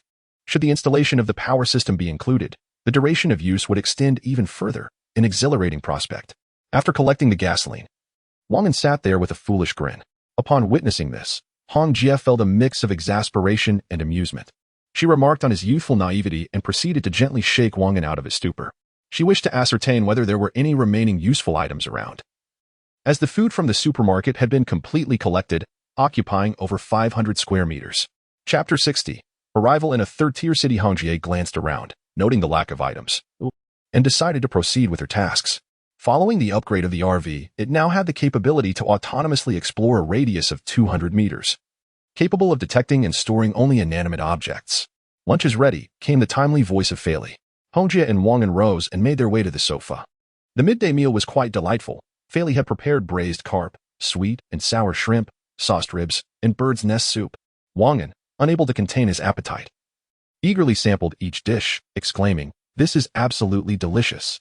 Hong Jie, seated beside him, picked up her chopsticks as well, blinking her eyes in appreciation, thinking to herself, "Indeed, it is splendid." When she had been alone with her subordinates, her meals had consisted mostly of canned and packaged foods. Rarely did she engage in cooking. The uncertainty of her surroundings had always kept her on edge. However, now with the RV, her sense of security had significantly increased. Wang An had reassured her that should anyone or any zombies attack the RV, it would sound an alarm, and the vehicle's defense system was remarkably robust. Although she still harbored some concerns, it was not as overwhelming as before. For reasons unknown, Hong Jie found today's lunch particularly delectable, unable to resist indulging a bit more, causing her belly to protrude. Wang An observed her with curious eyes, wondering what lay beneath Hong Jie's rounded abdomen. Ignoring his gaze, Hong Jie rolled her eyes and walked away. Wang An, recalling the matter at hand, spoke up, "Hong Jie, we plan to depart around 6 this evening. Please inform the others below to take a nap and rest well." Hong Jie looked at Wang An in astonishment, questioning, "What do you mean? Why leave so late? Don't you realize it will be dark by then?" "I prefer to explore a new place under the cover of darkness. It minimizes risks," Wang An replied softly. Understanding the implications of Li Mingyue's abilities, Hong Jie ceased to insist, saying, "Do as you like," before walking away. After opening the bedroom door, Hong Jie took a hot shower, finally ridding herself of the unpleasant odor Wang An had left behind, which had been quite discomforting. She lay down on the bed and quickly drifted off to sleep, unaware of Wang An's entrance. Perhaps it was truly Wang An's earlier disturbances that had hindered her rest. Wang An, observing Hong Jie asleep, quietly lay down beside her and succumbed to slumber, while Li Xiaoxiao slept to Wang An's right. Meanwhile, Li Mingyue, Fei Li, and Wang Feiying shared a sleeping space together. The first floor of the RV was enveloped in a serene midday slumber, devoid of any sounds. In contrast, the second floor was far less tranquil. Having recently arrived in a new place, everyone was still acclimating, cautious to speak too loudly. However, the atmosphere had shifted. They were now familiar with their surroundings and surrounded by old acquaintances. After finishing their meal, several individuals gathered in one bedroom to converse and discuss the RV's functions, marveling at the delicious food they had just enjoyed. "Did you know? There's a retractable door in this bedroom that offers a view of the outside. Yet from the exterior, it remains completely inconspicuous." One woman proudly shared her discovery. "Where? How did I not know of this?" the others eagerly inquired. "Right here, look." The woman rose to demonstrate for everyone. It became evident why I had been unable to find it here. Time slipped away unnoticed. And soon it was 6:30 in the evening. The two vehicles were fully prepared. The woman in the pickup truck had changed. It was still Qiming, with Tao Li leading a different set of subordinates. "Let's set off," Hong Jie commanded. The RV and the pickup truck began to move forward slowly. After half an hour, the faint outline of a city came into view. As they continued to drive, Wang An asked Li Mingyue to use her abilities to assess any potential dangers ahead. Since Li Mingyue had advanced to a level 2 ability user, the duration of her power had increased from 1 hour to an hour and a half. "Understood." Li Mingyue nodded in acknowledgement. As the vehicles continued their journey, a few more minutes passed before they reached the city's entrance. Everything appeared normal, and no abnormalities were detected ahead. Li Mingyue remarked at this point. Wang An nodded and turned to Hong Jie, saying, Let's leave the pickup truck here for now. We'll come back for it tomorrow. Let them all use the RVs, as they operate silently when powered. That seems a bit far-fetched, Hongjie replied, slightly perplexed. Can't Li Mingwei sense within 1,500 meters? The pickup's noise shouldn't matter much. That makes some sense, Wang An mused, his eyes wide as he quickly contemplated the situation. After a moment, he spoke again. Hongjie simply turned her head away, unwilling to engage with Wang An, feeling that he was lowering her intelligence. Let's continue forward. She instructed Li Xiaoxiao, who was driving. All right, Li Xiaoxiao nodded. Wang An thought to himself, wondering when Li Xiaoxiao had become so compliant to Hongjie's directives. It seemed that his internal authority had gradually been undermined by her influence. Hongjie shot a provocative glance back at Wang An, signaling that his prestige had diminished. Wang An suppressed his annoyance and continued to observe the surroundings through the vehicle window. Once the two vehicles entered the city, they moved particularly slowly, taking a full hour to reach the city center. Throughout the journey, Wang An refrained from utilizing the storage space, fully aware of the distinction between what was essential and what was not. As they approached the front, they encountered a scene of dozens of vehicles colliding with one another. Let's stop here for the night, Wang An declared, satisfied with the surrounding environment. Hongjie and the other women had no objections. The occupants of the pickup swiftly gathered their gear, closed the doors, and descended to the second level of the RV. Hongjie was particularly attentive to her subordinates, unwilling to witness even a slight loss. Under Hongjie's direction, no matter the circumstances, they were to board the vehicles at the first opportunity. Wang An had intended to voice some objections to this arrangement, but upon meeting Hongjie's cold gaze, he hesitated. Internally, he cursed, thinking, let whoever wants to manage it do so. I have no desire to intervene. He had come to appreciate Hongjie's formidable nature. At this moment, Li Mingwei began reassessing the surroundings, wary of any potential vulnerabilities. Meanwhile, the others prepared dinner, some resting while others busied themselves. Suddenly, Li Mingwei exclaimed, I have detected traces of others. Still discussing with Hongjie about departing tomorrow for the safety island in Xinqing, they were suddenly alerted by Li Mingyue's words, prompting both to rise and approach her. What is the situation? Please elaborate. Wang An, in his haste, even neglected to call Li Mingyue by her name. I have spotted over 20 individuals within a building, though their activities remain unclear to me, Li Mingyue replied calmly. Could you specify the exact location and how far it is from us? Hongjie interjected, eager for answers ahead of Wang An nodded in agreement. Equally curious about Hongjie's inquiry. It is approximately 700 or 800 meters away. They should be on the third floor of that building, but beyond that, I cannot ascertain further details, Li Mingwei stated. Very well. Are there any other observations from your surroundings? Hongjie continued. Understood, Li Mingwei responded. Chapter 61. The two sisters Wang An and Hongjie exchanged a glance, their understanding palpable as they approached the sofa. You all come over and activate the RV's blocking feature, Wang An instructed Li Xiaoxiao, who was seated at the driver's seat. The group gathered around the sofa, and Wang An took the initiative to speak. Hongjie, what do you suggest we do next? We'll observe for a while. And if we determine that no one else is around, then... Hongjie left her thought unfinished, yet everyone understood the implication. Wang An glanced at Li Xiaoxiao and the others, who all nodded in agreement. He then turned to Li Mingwei, who remained seated in the passenger seat, and inquired, Mingwei, have you made any other observations? None, she replied. Then we shall proceed according to Hongjie's plan, Wang An affirmed. Goo goo. Alice looked at her sister, who had gone a day without food, noting her pale complexion, and felt a pang of distress. Her sister's name was Ailey, and they were of mixed heritage from Longhua and Yingjiang. They had come to Longhua with their parents to visit their ancestral home and explore local attractions. Unfortunately, on the very day the apocalypse erupted, Alice and Ailey were in a supermarket purchasing snacks, narrowly escaping the onslaught of humans transforming into zombies.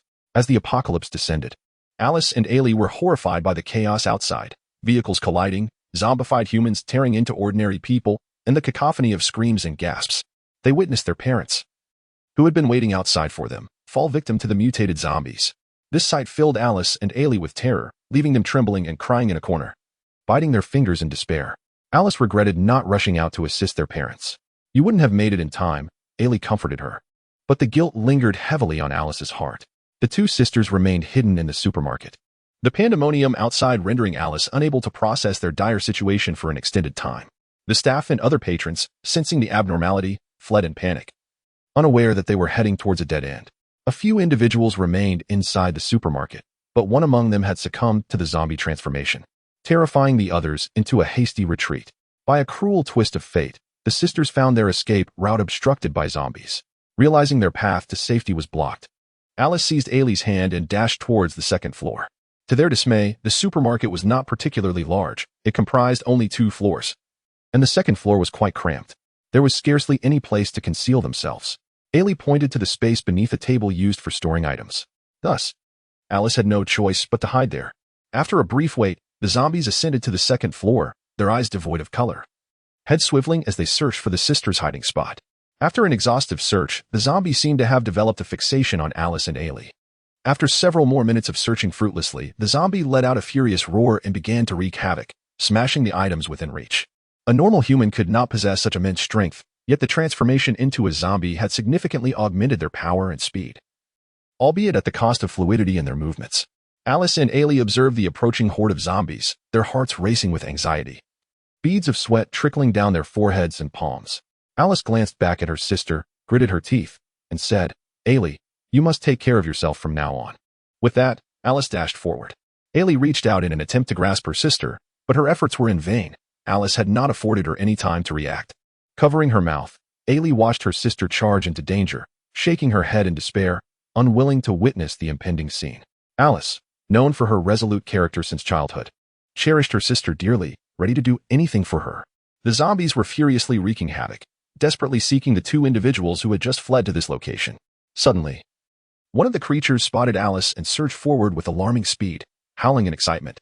Realizing she had little chance of escape, Alice steeled herself for the grim task of luring the zombies away, fully aware of the risk of death that awaited her. With no path ahead, Alice surveyed her surroundings, finding only a glass window to her left. Determined, she sprinted toward it, preferring to risk a fatal fall rather than be devoured by the undead. Knowing other zombies might be lurking below, ignoring any other considerations, she focused solely on the immediate moment. Just as she reached the window, preparing to leap, the zombie lunged ahead of her. Alice froze in disbelief, her mind racing to comprehend the bizarre situation. Why was the zombie seemingly committing suicide? She murmured, "Sister, we are saved." Ailey's eyes widened as she watched her sister about to jump, her heart lodged in her throat. At that moment, a steel pipe fell just over 2 meters in front of the window, a detail previously unnoticed. Alice, having just run past, inadvertently tripped the zombie. The creature, moving too swiftly to halt, crashed through the window first. With a thunderous crash, the zombie lay sprawled on the road. Alice peered out from the window, observing the motionless figure, and let out a long sigh of relief. She then turned to Ailey and called out, "Quick, close the door below." As she spoke, she raced toward the entrance. Ailey, responding to her sister's command, scrambled from under the table and dashed to the first floor. Both sisters were aware that the supermarket was deserted, all patrons having been chased away by the recent chaos. Ailey reached the entrance first, grabbing an iron hook beside the door and leaping to pull down the rolling shutter. Though the supermarket was modest in size, it boasted 3 such shutters. Ailey hopped up, securing each one, while Alice swiftly closed the final door behind her. The 2 completed their task almost simultaneously. At last, they felt a sense of safety wash over them. Ailey panted, "Finally, we are safe." As Alice closed the door moments ago, her gaze remained fixed upon the lifeless forms of her parents. Though they were no longer whole, she could still ascertain their identities. Turning to her sister, whose eyes brimmed with tears, Alice hurried over to offer comfort. Possessing a cheerful disposition, Alice felt a profound sadness at the loss of their parents, yet she swiftly emerged from her despair. "Sister, do not grieve any longer. It is now just the 2 of us, and we must consider our next steps," Alice gently reassured her sister. Upon hearing these words, her sister nodded in agreement, fully aware of the gravity of their situation. Their parents had departed from this world, and surely they would not wish for any misfortune to befall their daughters. After a moment of reflection, her sister spoke, "Let us remain here for now and observe what has transpired outside. Just moments ago, everything seemed fine. How did it come to this?" Her voice trembled with emotion. "Indeed, just a short while ago, all was well." Chapter 61. Scarface. Indeed, everything seemed just fine moments ago. Alice echoed this sentiment softly. The 2 lapsed into silence. After a few minutes, Alice broke the stillness. "Let us head upstairs and see what is happening outside." "All right." Together they ascended the staircase, both feeling the pangs of hunger after a long day. Alice had little appetite, while her sister, however, casually grabbed 2 bags of chips, offering one to Alice. "I'm not hungry, you eat it." "Oh," Alice responded with a hint of disappointment. Noticing her sister's discontent, Alice was too preoccupied to concern herself with it. She was eager to discover the unfolding events outside. Alice opened a bag of chips and took a bite, only to exclaim in horror, "God, how can this taste so terrible?" She tossed the chips to the floor in disgust. Alice, undeterred, hastily made her way to the second floor, where she was met with the sight of shattered glass strewn across the ground. Cautioning her sister, she advised, "Be careful coming up." Alice moved to another window to observe. The glass permitted a view from the inside, allowing them to witness the chaos outside, albeit through a hazy lens. What she beheld left her utterly shocked. Alice, trailing behind, gasped in disbelief. "This is horrific." Outside, pandemonium reigned as people ran frantically, desperately trying to escape the pursuing monsters, who were far swifter than they. Vehicles collided, flames erupted, and thick smoke obscured the scene, painting a grim picture. The remnants of bodies and severed limbs, whether belonging to the undead or the living, were strewn about. The sisters watched for a moment before quickly averting their gaze, fear gripping them. They found a corner to sit in, seeking refuge from the harrowing sights. Alice retrieved 2 blankets from a nearby box and spread them on the floor. "Here, sister. Have some water. What shall we do now?" she asked, handing her sister a bottle. "I'm not sure. We can only observe for now. Until we comprehend the situation outside, we cannot venture out recklessly," Alice replied with gravity. Alice nodded in agreement.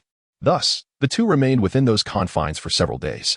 During this time, they tended to their basic needs in that space, growing accustomed to the distant screams that occasionally pierced the air. On one occasion, they witnessed a group of men chasing a woman, ultimately seizing her and forcing her into a vehicle. The sight filled them with dread. Throughout these days, they observed a conspicuous absence of law enforcement, as if the very fabric of law had unraveled. On the morning of Wang An's arrival, as she gazed upon her still sleeping sister, Alice felt an overwhelming urge to bring their parents' remains inside. Several times, she contemplated opening the roll-up door to retrieve their parents' bodies, only to be thwarted by Alice's firm objections. Alice understood all too well that should they be discovered, their beauty would render them mere playthings in the eyes of others. Alice resolutely opposed, "Sister, if we are discovered to be worse off than our parents, it would be a fate worse than death. Would you truly wish to witness such a thing?" Under Alice's insistence, she relented. However, the present moment presented a prime opportunity. Stealthily, Alice descended to the ground floor, opened the wooden door, and slowly lifted the rolling shutter. She glanced around to ensure no one was in sight. Observing the tranquility outside, Alice hastened toward the location where her parents' bodies lay. Yet, as she approached, she heard a voice exclaim, "Ah, we have a foreign girl here. Boss, today is our lucky day." Upon hearing this, Alice's heart sank. It was over. Without a moment's hesitation, she turned to flee in another direction. However, she was no match for the group of men, and before she had taken more than a few steps, she was apprehended. At that moment, a man with a long scar on his face approached. This scarred man, known as Wang An, had earned his nickname after receiving a long scar during a childhood fight. Having grown up without any particular talent, he found himself introduced to a casino by friends, gradually rising to prominence as a leader among his peers, commanding respect wherever he went. Today, he had instructed his subordinates to be discreet in their operations. After days of searching without success for food and water, and encountering not a single soul, he devised this plan. To his surprise, they had indeed captured a beauty. Wang An stepped before Alice and grasped her chin, lifting her face. What a striking appearance, he marveled. He had entertained numerous women in recent days, yet they had all been of mediocre quality. With the onset of the apocalypse, the lack of water and electricity had further diminished his interest, leaving him with little choice but to endure. Alice, aside from her complexion resembling that of a Dragon Country citizen, possessed all the attributes of an American physique. Her devilish figure, cascading golden curls, and perfectly proportioned long legs showcased her exquisite form in a snug athletic outfit. Wang An felt a surge of desire, yet he restrained himself. At 36 years old, having managed the casino for over a decade, he recognized the gravity of the situation and quickly regained his composure. His primary objective was to secure food. Otherwise, his subordinates would surely revolt against him. Wang An surveyed his subordinates and declared, "Tonight, everyone will partake. Follow me, and you shall have meat to eat and women to enjoy." "Brother Dao, how magnificent! We will heed your command." His followers responded with fervor, their spirits lifted. In such dire circumstances, the prospect of having access to such a beautiful woman seemed worth any risk. With a deft touch, Wang An endeavored to win their loyalty. "You three, go check the situation inside," he commanded, pointing to several of his men toward the place from which Alice had emerged. "No, it's just me. You need not search further." Alice shouted loudly, determined to prevent Scar and his minions from finding her sister. Her attempts to speak were swiftly silenced by her younger companions. Yet their efforts proved futile. Scar, witnessing the scene, muttered a curse under his breath, deeming them useless. He then approached Alice and delivered a sharp slap across her face. A resounding crack echoed as the impact resonated, leaving her left cheek swiftly swollen and marked by a prominent handprint. The suddenness of the blow rendered her silent. Throughout her childhood, Her parents had sheltered both her and her sister, never allowing them to experience such violence. Regret washed over Alice as she lamented her decision to disregard her sister's advice and remain safely in the supermarket. Now, she found herself in the clutches of these individuals. And soon, her sister would likely face the same fate. Chapter 62. Alice and Ailey captured. Why did Ailey not heed Alice's words? Alice was consumed by remorse within her heart. Soon, a few of the henchmen returned with another beautiful woman. Alice was voluptuous, while Ailey possessed an exceptionally tall and slender figure. Ailey's long legs and perfectly proportioned body contrasted sharply with Alice's physique. With a cold gaze, Ailey regarded Alice, silently screaming in her heart, "You simply refuse to listen to me." She had implored repeatedly, "Do not open the door, do not open the door." Yet Alice persisted in her defiance. Ailey felt profound disappointment towards her sister, Alice. Next, Ailey could already foresee the calamity that awaited them, and her body trembled uncontrollably. Ha ha. Scarface was laughing uncontrollably, reveling in double fortune. Whatever he wished for seemed to materialize. He approached Ailey and pinched her cheek, relishing the sensation. "What else did you find inside?" he inquired of his henchmen. Scarface commanded the loyalty of this group, primarily due to his former status, and, secondly, because he had awakened supernatural abilities. On one occasion, he and his subordinates had slain a formidable first-level zombie, a scene steeped in gruesome brutality. Many of his men perished or were grievously injured in that confrontation. After the beast's demise, they discovered a luminous stone within its carcass, the nature of which was unknown to them, and presented it directly to Scarface. He mused that this zombie was more powerful than any he had previously encountered.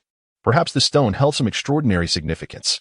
As he reached out to examine it closely, a surge of energy coursed through his body, causing his expression to shift dramatically. One of the henchmen, observing from the side, curiously asked, "Scar, are you all right?" "Ha ha. I am fine. This trinket you provided is quite useful. Tonight, you shall receive an extra chicken leg," Scarface replied, his laughter echoing as he rewarded his subordinate. "Thank you, Scar." From that day forth, Scarface recognized the power of the cores within zombies. He kept this knowledge to himself, wary that others might covet his discovery. He subsequently vanquished numerous zombies, successfully rising to the rank of a second-level supernatural being. Returning to the present, Scarface ordered that these two women be placed alongside the previous captives. He then commanded that all the food from the supermarket be swiftly transported away, as delays might bring unforeseen complications by nightfall. Scarface methodically orchestrated the operation today.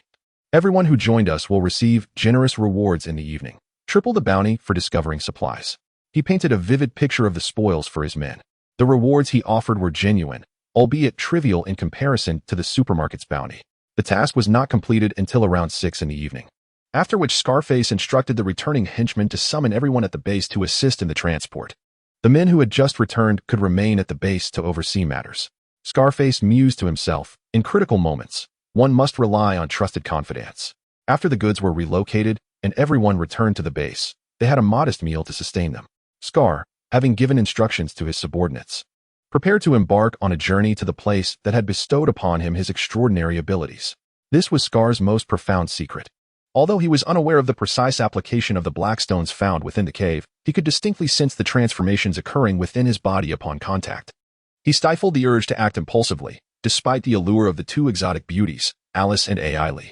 Over the past few days, Scar had been apprehensive about the possibility of someone discovering that location. Such an event would spell disaster. Previously, due to the chaotic state of his team, he had expended considerable effort to ensure that these individuals willingly performed tasks for him. At first, he had attributed his newfound powers to the zombie cores, not realizing the true source of his abilities lay with the Blackstones until he reflected on a particular incident. In the initial days of the apocalypse, Scar was horrified by the sight of ordinary people transforming into zombies, preying upon the living. The terrifying scenes compelled him to hide for his life. In the early days of the end times, he sought refuge in the home of a popular male influencer. During this period, as scrutiny intensified from above, casinos were shuttered for several days. Scar, feeling financially strained, resorted to delivering takeout, earning a modest sum of $300 to $400 a day. On this day, he found himself delivering food to the influencer once again. After completing his delivery, he made his way to his electric scooter parked downstairs. However, upon reaching the first floor, he suddenly felt dizzy, only to be met with the horrifying scene outside. Sweat beaded on Scar's forehead, and his legs trembled as he turned and sprinted back to the influencer's residence. Having been the leader of a casino for many years, Scar had grown complacent, and his mental acuity had dulled. A loud knock reverberated through the door, provoking the influencer's ire. Upon opening the door and seeing Scar, he cursed. What the hell is wrong with you? Are you tired of living? Knock on my door again and see what happens. Scar, now enraged and recalling the dire situation outside, realized that peaceful coexistence was no longer an option. Without hesitation, he delivered a swift kick to the influencer's groin. A scream escaped the influencer's lips as he writhed in pain on the ground. Scar had put all his strength into that kick, and its speed was formidable. He then unleashed another vicious blow to the influencer's head. The sound of the impact was jarring. Moments later, the influencer succumbed to unconsciousness, and Scar dragged him into the elevator. He hid in the influencer's home for 4 or 5 days, consuming all the food within, until he could find nothing more. Ultimately, he was compelled to venture out in search of sustenance. Ironically, the influencer had inexplicably transformed into a zombie and, upon spotting Scar, relentlessly pursued him. Damn it. Even in death, he won't leave me alone, Scar shouted. Observing the unresponsive zombie, Scar could only sprint forward desperately. However, the speed of the influencer-turned-zombie was far beyond Scar's capabilities. Within mere minutes, Scar found himself cornered. Snap. The scarred man was struck from behind by a long, deep wound inflicted by another man. The pain caused him to grimace in agony. Fortunately, his physical resilience was commendable. Otherwise, such an injury would have rendered him immobile. His mind raced, contemplating any possible means of escape. Suddenly, he spotted a grove of trees to his left. Without a moment's hesitation, he shouted in desperation and surged forward with all his might. However, this burst of energy proved to be fleeting. The slight distance he had gained was quickly closed by his pursuer. As the man drew ever closer, he gasped for breath and lamented inwardly, is it truly hopeless? His strength was waning, and he still could not shake off the relentless pursuer. Despair seeped into his spirit, and his footsteps began to falter. Thud. Chapter 63. Scar's abode time seemed to stretch indefinitely as Scar slowly opened his eyes, surveying his unfamiliar surroundings. A dull ache throbbed in his head as he pondered his whereabouts. Where am I? He muttered to himself. After a few moments of contemplation, he rose to his feet and walked toward a faint glimmer of light ahead. Upon arriving, he looked up and discovered a half-meter-wide opening above him. So, this is how I fell. No wonder I managed to escape death, Scar realized, a hearty laugh escaping his lips. A seemingly fatal predicament had taken an unexpected turn. He wandered around the vicinity, seeking further discoveries. Suddenly, he stumbled over an unseen object. Damn it, my luck today is abysmal, he cursed, grimacing. Curious about the obstinate object that had tripped him, he groped in the dim light.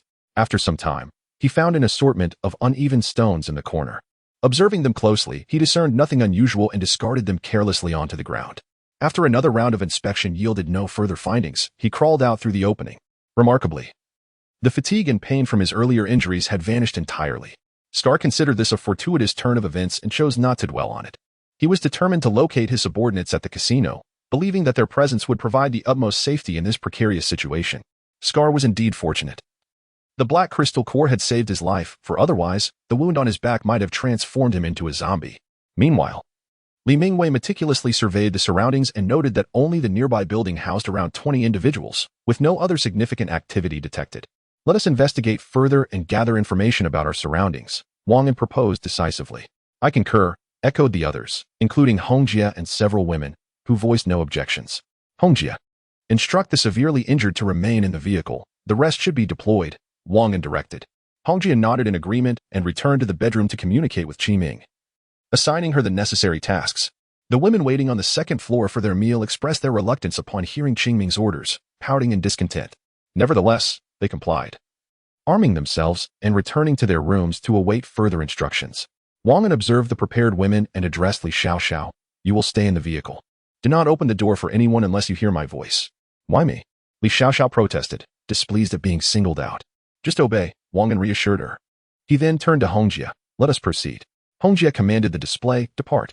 Once the order was given, the door on the second floor opened. And aside from the 2 severely injured individuals, the remaining 14 exited the vehicle to await further commands.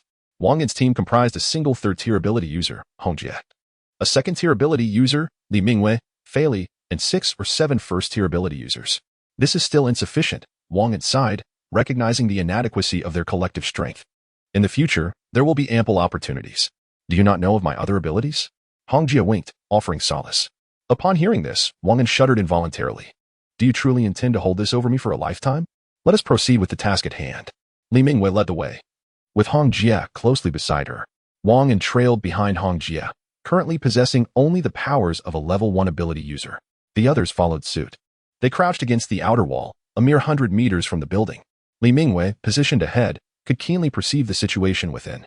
Outside, 2 armed individuals were present, one sprawled on the second-floor balcony, while the other concealed himself in the garden on the ground floor. How cautious they are, Wang An remarked softly. Li Mingwei continued. There are over a dozen women confined in one room, while 4 or 5 individuals are huddled in the living room, engaged in some unknown activity, alongside 16 others sleeping in various rooms. Qingming, eliminate those 2 individuals.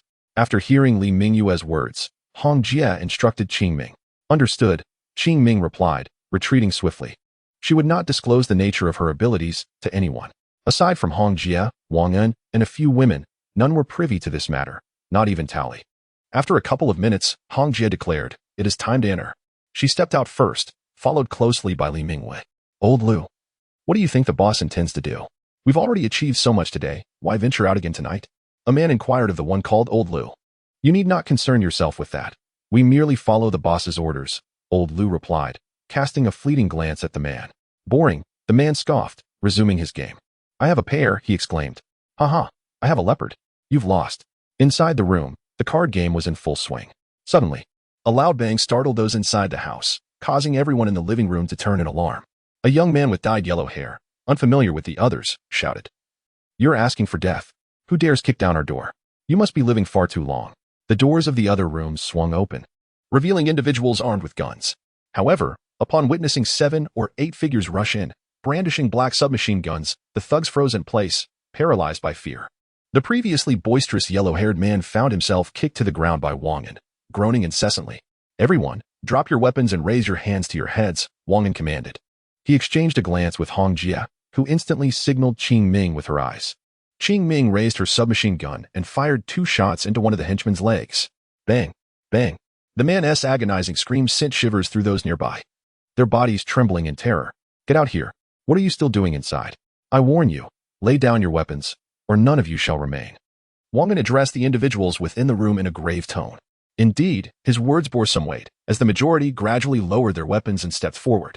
However, 2 reckless souls, undeterred by fear, charged out with their firearms, only to be swiftly overwhelmed by the onslaught from Hong Jie's subordinates. Wang An surveyed the silent crowd. Discerning the leader among them, he reiterated firmly, "I shall state this for the final time. Should no one respond, there shall be consequences." Beside the man with yellow hair, a middle-aged individual, utterly terrified, succumbed to a loss of control, filling the room with an unbearable stench. "Big brother, no, esteemed sir, I am aware," the man stammered. "Scarface has led his elite crew to a place they refer to by some name. I do not know the specific location." "Very well, I understand. You may depart now," Wang An replied. "Is that truly the case, esteemed sir?" The man inquired, skepticism evident in his voice. Chapter 64. Encounter of both parties. Wang An gestured to Qingming, indicating for her to take the man outside. He had faith in her understanding of the task at hand. Qingming received Wang An's message and approached the man with 2 subordinates in tow. The 2 subordinates dragged the feeble man toward the exit. "Thank you, sir. Thank you so much." The man incessantly expressed his gratitude to Wang An. Once Qingming led him to a dimly lit corner on the first floor. The man sensed something amiss and inquired, "Where are you taking me?" "The exit is not this way." "Oh, is it? My apologies for the oversight." Qingming replied with a faint smile. "It is that way." The man then exhaled in relief, directing Qingming and her companions towards the correct path. He was not foolish. He understood that Wang An might resort to silencing him. However, upon reflection, he deemed it unnecessary, as he was of no significant consequence. His life or death mattered little. As the man pondered his next steps for leaving this place, a sudden shadow darted past him, a sharp pain pierced his neck, and a sweet taste flooded his throat. "You." The man's eyes widened in shock, his voice silenced before he could utter another word, and he succumbed to death. He had overestimated Wang An. There was no chance that the events here would be disclosed. If anything were to leak, it would only be after their departure. Such a thing was utterly impossible at present. Wang An was inherently selfish. Safeguarding what he possessed was no trivial matter, necessitating utmost caution. Inside the room, Hong Jie commanded her subordinates to meticulously search every chamber for any remaining items. Before long, a report came in. "In the innermost room, we discovered over 10 women." A subordinate reported. Hong Jie raised an eyebrow but offered no comment, instructing her subordinates to continue their search. Minutes later, another report followed. "We found several crystal cores," a subordinate announced. Prior to their arrival, Hong Jie had informed them of the appearance of the crystal cores, so their recognition was hardly surprising. Seeing that there were no further discoveries, Hong Jie exchanged a glance with Wang An. Wang An signaled to Li Mingwei and Tao Li to usher the women back into their rooms. As their hands were bound and their mouths gagged, it was an effortless task to confine them. Observing the living room, which had become less congested, Wang An contemplated the inquiries he had made. Feeling they had reached a satisfactory conclusion, begin the assault, leave no one behind, Wang An suddenly commanded. The women armed with guns hesitated, unsure of their next move. At that moment, Hong Jie shouted, "Are you all deaf? Can't you hear what Brother Wang is saying?" In the presence of outsiders, Hong Jie was careful to uphold Wang An's reputation, always referring to him as Brother Wang. Bang, bang, bang. "You scoundrels! You wretched bastards! May you rot in hell!" The gunfire mingled with curses. The thugs, begrudgingly, fell lifeless to the ground. Thus, 15 or 16 ruffians met their demise. A subordinate searched their bodies and shook her head at Hong Jie, signaling that nothing of interest had been found. Contemplate how to deal with these women. We must prepare everything before that person known as Scar returns. Wang An urged Hong Jie to hasten her pace. Hong Jie cast a disdainful glance at Wang An and retorted, "What is the rush? Can't you see that everyone else is still?" The earlier gesture to send those women back was indeed Hong Jie's intention. Wang An contemplated exterminating them all, despite a few possessing remarkable beauty. However, he found himself utterly drained by Hong Jie's influence, devoid of any further strength. "I'll take a few individuals inside for an inspection," Hong Jie remarked, glancing at Wang An. "Very well, I shall descend first," Wang An replied, leading several women away. After approximately 5 or 6 minutes, as Wang An grew increasingly impatient while awaiting their return, Hong Jie and the others finally emerged, accompanied by the women. Wang An's brow furrowed as he approached Hong Jie, whispering, "Hong Jie, our shelter has reasonable conditions, but we cannot accommodate just anyone, can we?" He was perplexed. How could Hong Jie, known for her ruthless nature, exhibit such leniency towards women? Was this not a blatant double standard? "I propose allowing them to stay in the pickup truck." "Consider it a favor owed to you," Hong Jie whispered closely to Wang An. Wang An subtly nodded in agreement. "Ensure your subordinates keep their mouths shut and do not divulge any information regarding the RV. Otherwise, we shall encounter significant trouble," Wang An cautioned seriously. "I understand." Hong Jie acknowledged the serious risk involved. "Let us depart. It would be unwise to linger until Scar returns," Wang An stated. "Quickly retreat," Hong Jie commanded. The group hurriedly took their positions as they had arrived, with the women being escorted by several of Wang An's subordinates. Upon reaching the entrance of the building, they spotted several vehicles approaching, their headlights illuminating the night, heading towards Wang An and his group. An immediate tension enveloped Wang An and Hong Jie. Li Mingwei had just exhausted her powers and would not be able to use them again until the following day, a detail Wang An had overlooked. "Prepare for confrontation," he instructed everyone. The subordinates positioned themselves against the fence, weapons at the ready, while Wang An and the women crouched down. After about a minute, the vehicles halted a short distance away, and a group of men leaped from them. "You scoundrels, taking advantage of my absence to raid my home. Just wait until I catch you. I shall relish torturing you," Scar bellowed. He had intended to return and enjoy some amusement with the 2 foreign women he had brought back, but this unforeseen incident had derailed his plans. Now, Scar's sole desire was to annihilate the wretches before him. "Charge. For every person you kill, I'll reward you with 2 drumsticks, 5 loaves of bread, and a pack of cigarettes." Scar's fury surged, disregarding everything else.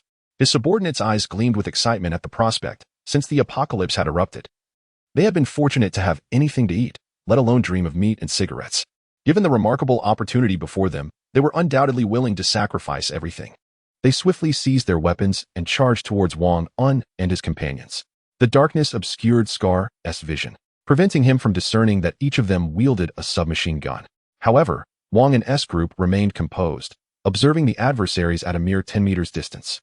It was only then that Wang An issued the command to fire. The air was suddenly filled with a cacophony of gunfire, bang, bang, bang, startling even Scar.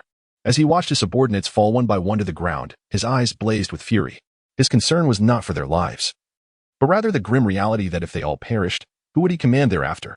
With this thought weighing heavily on him, Scar abandoned his hesitation and surged forward with remarkable speed, swiftly closing the distance to Wang An's camp.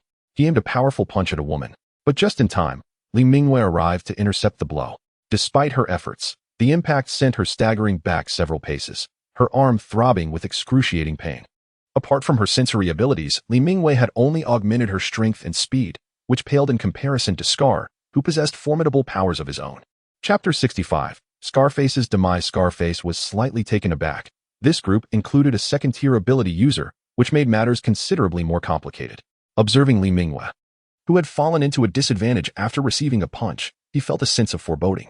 Ha ha ha, although you are a second-tier ability user, your powers are too feeble to pose any threat to me, Scarface boasted with a hearty laugh. Li Mingwei pursed her lips, remaining silent, fully aware that her abilities were not suited for offense. As another punch came hurtling towards her, she gritted her teeth and stepped forward to intercept it. However, the disparity in strength proved insurmountable, and she was sent flying by the blow. Fortunately, Fei Li managed to catch her before she could be propelled further back. Wang An, witnessing Li Mingwei block the man's initial attack, shook his head and signaled for Fei Li to assist her. Though Fei Li's abilities were not of the attack variety, she was a skilled assassin, and her physical prowess was far beyond that of Li Mingwei after her powers had been enhanced. Subsequently, Fei Li engaged Scarface in combat, while Li Mingwei provided support from the sidelines.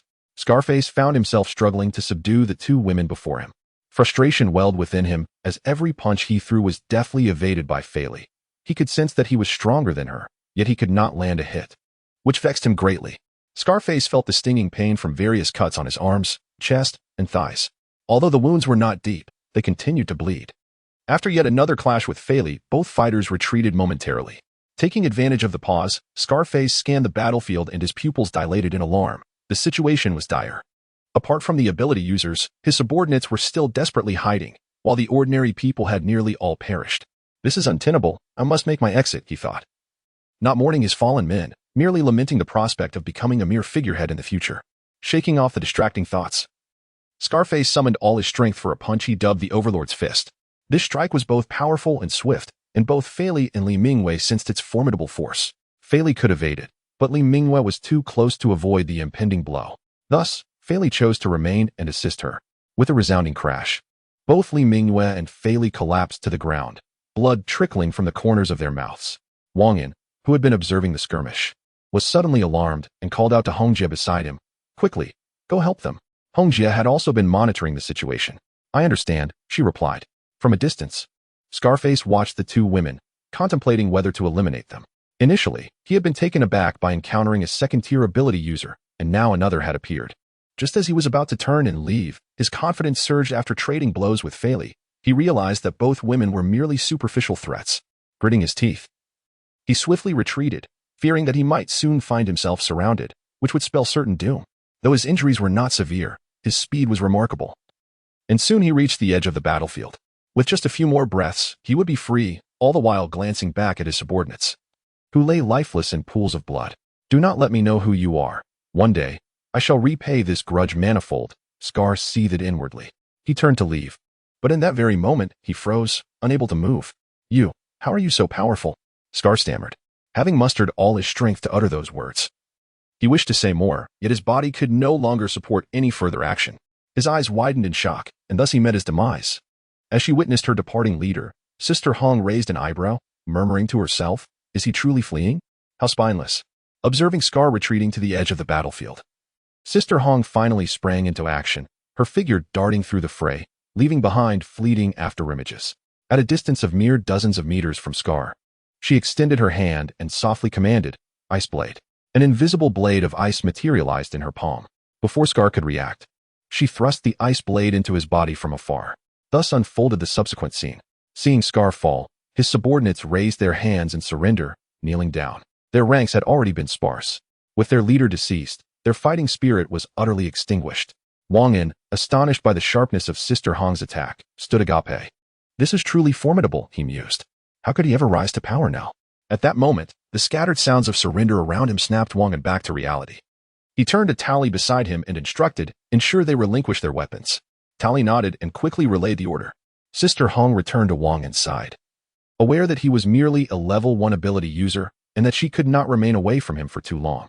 These people, you see, Wang An began, but his words were cut short. Not a single one shall remain, Sister Hong replied coldly. What is the meaning of this? Wang An inquired, perplexed. Sister Hong ignored him and turned to leave. Just then, an RV and a pickup truck approached. Earlier, Sister Hong had reached Li Mingwei and Fei Li's side, assessing their injuries, which were merely bruises and not severe. Mingwei, contact Li Xiao and have her bring the vehicle over, Sister Hong instructed. Mingwei nodded in understanding, aware of Wang An's trust in Sister Hong and the evident prowess she possessed. The RV arrived beside Wang An, and Sister Hong swiftly boarded. Absorbing the energy cores from Scar and his subordinates, 1 level 2 core and 3 level 1 cores. Pleased with her haul, she disembarked to relay the news to Wang An. Should we investigate the place Scar just visited? Wang An responded without much change in demeanor, instead broaching another topic. Very well, Sister Hong nodded. You 6, come here. Wang An called out to the 6 who had surrendered. The 6 hurried over, eager to comply. One of the individuals, slender and diminutive in stature, exuded an air reminiscent of a furtive character, addressing Wang An with a sense of urgency. Your Highness, please, feel free to speak. I will divulge everything I know. The little man beseeched Wang An, adopting an exceedingly humble demeanor. Very well, you shall be the one.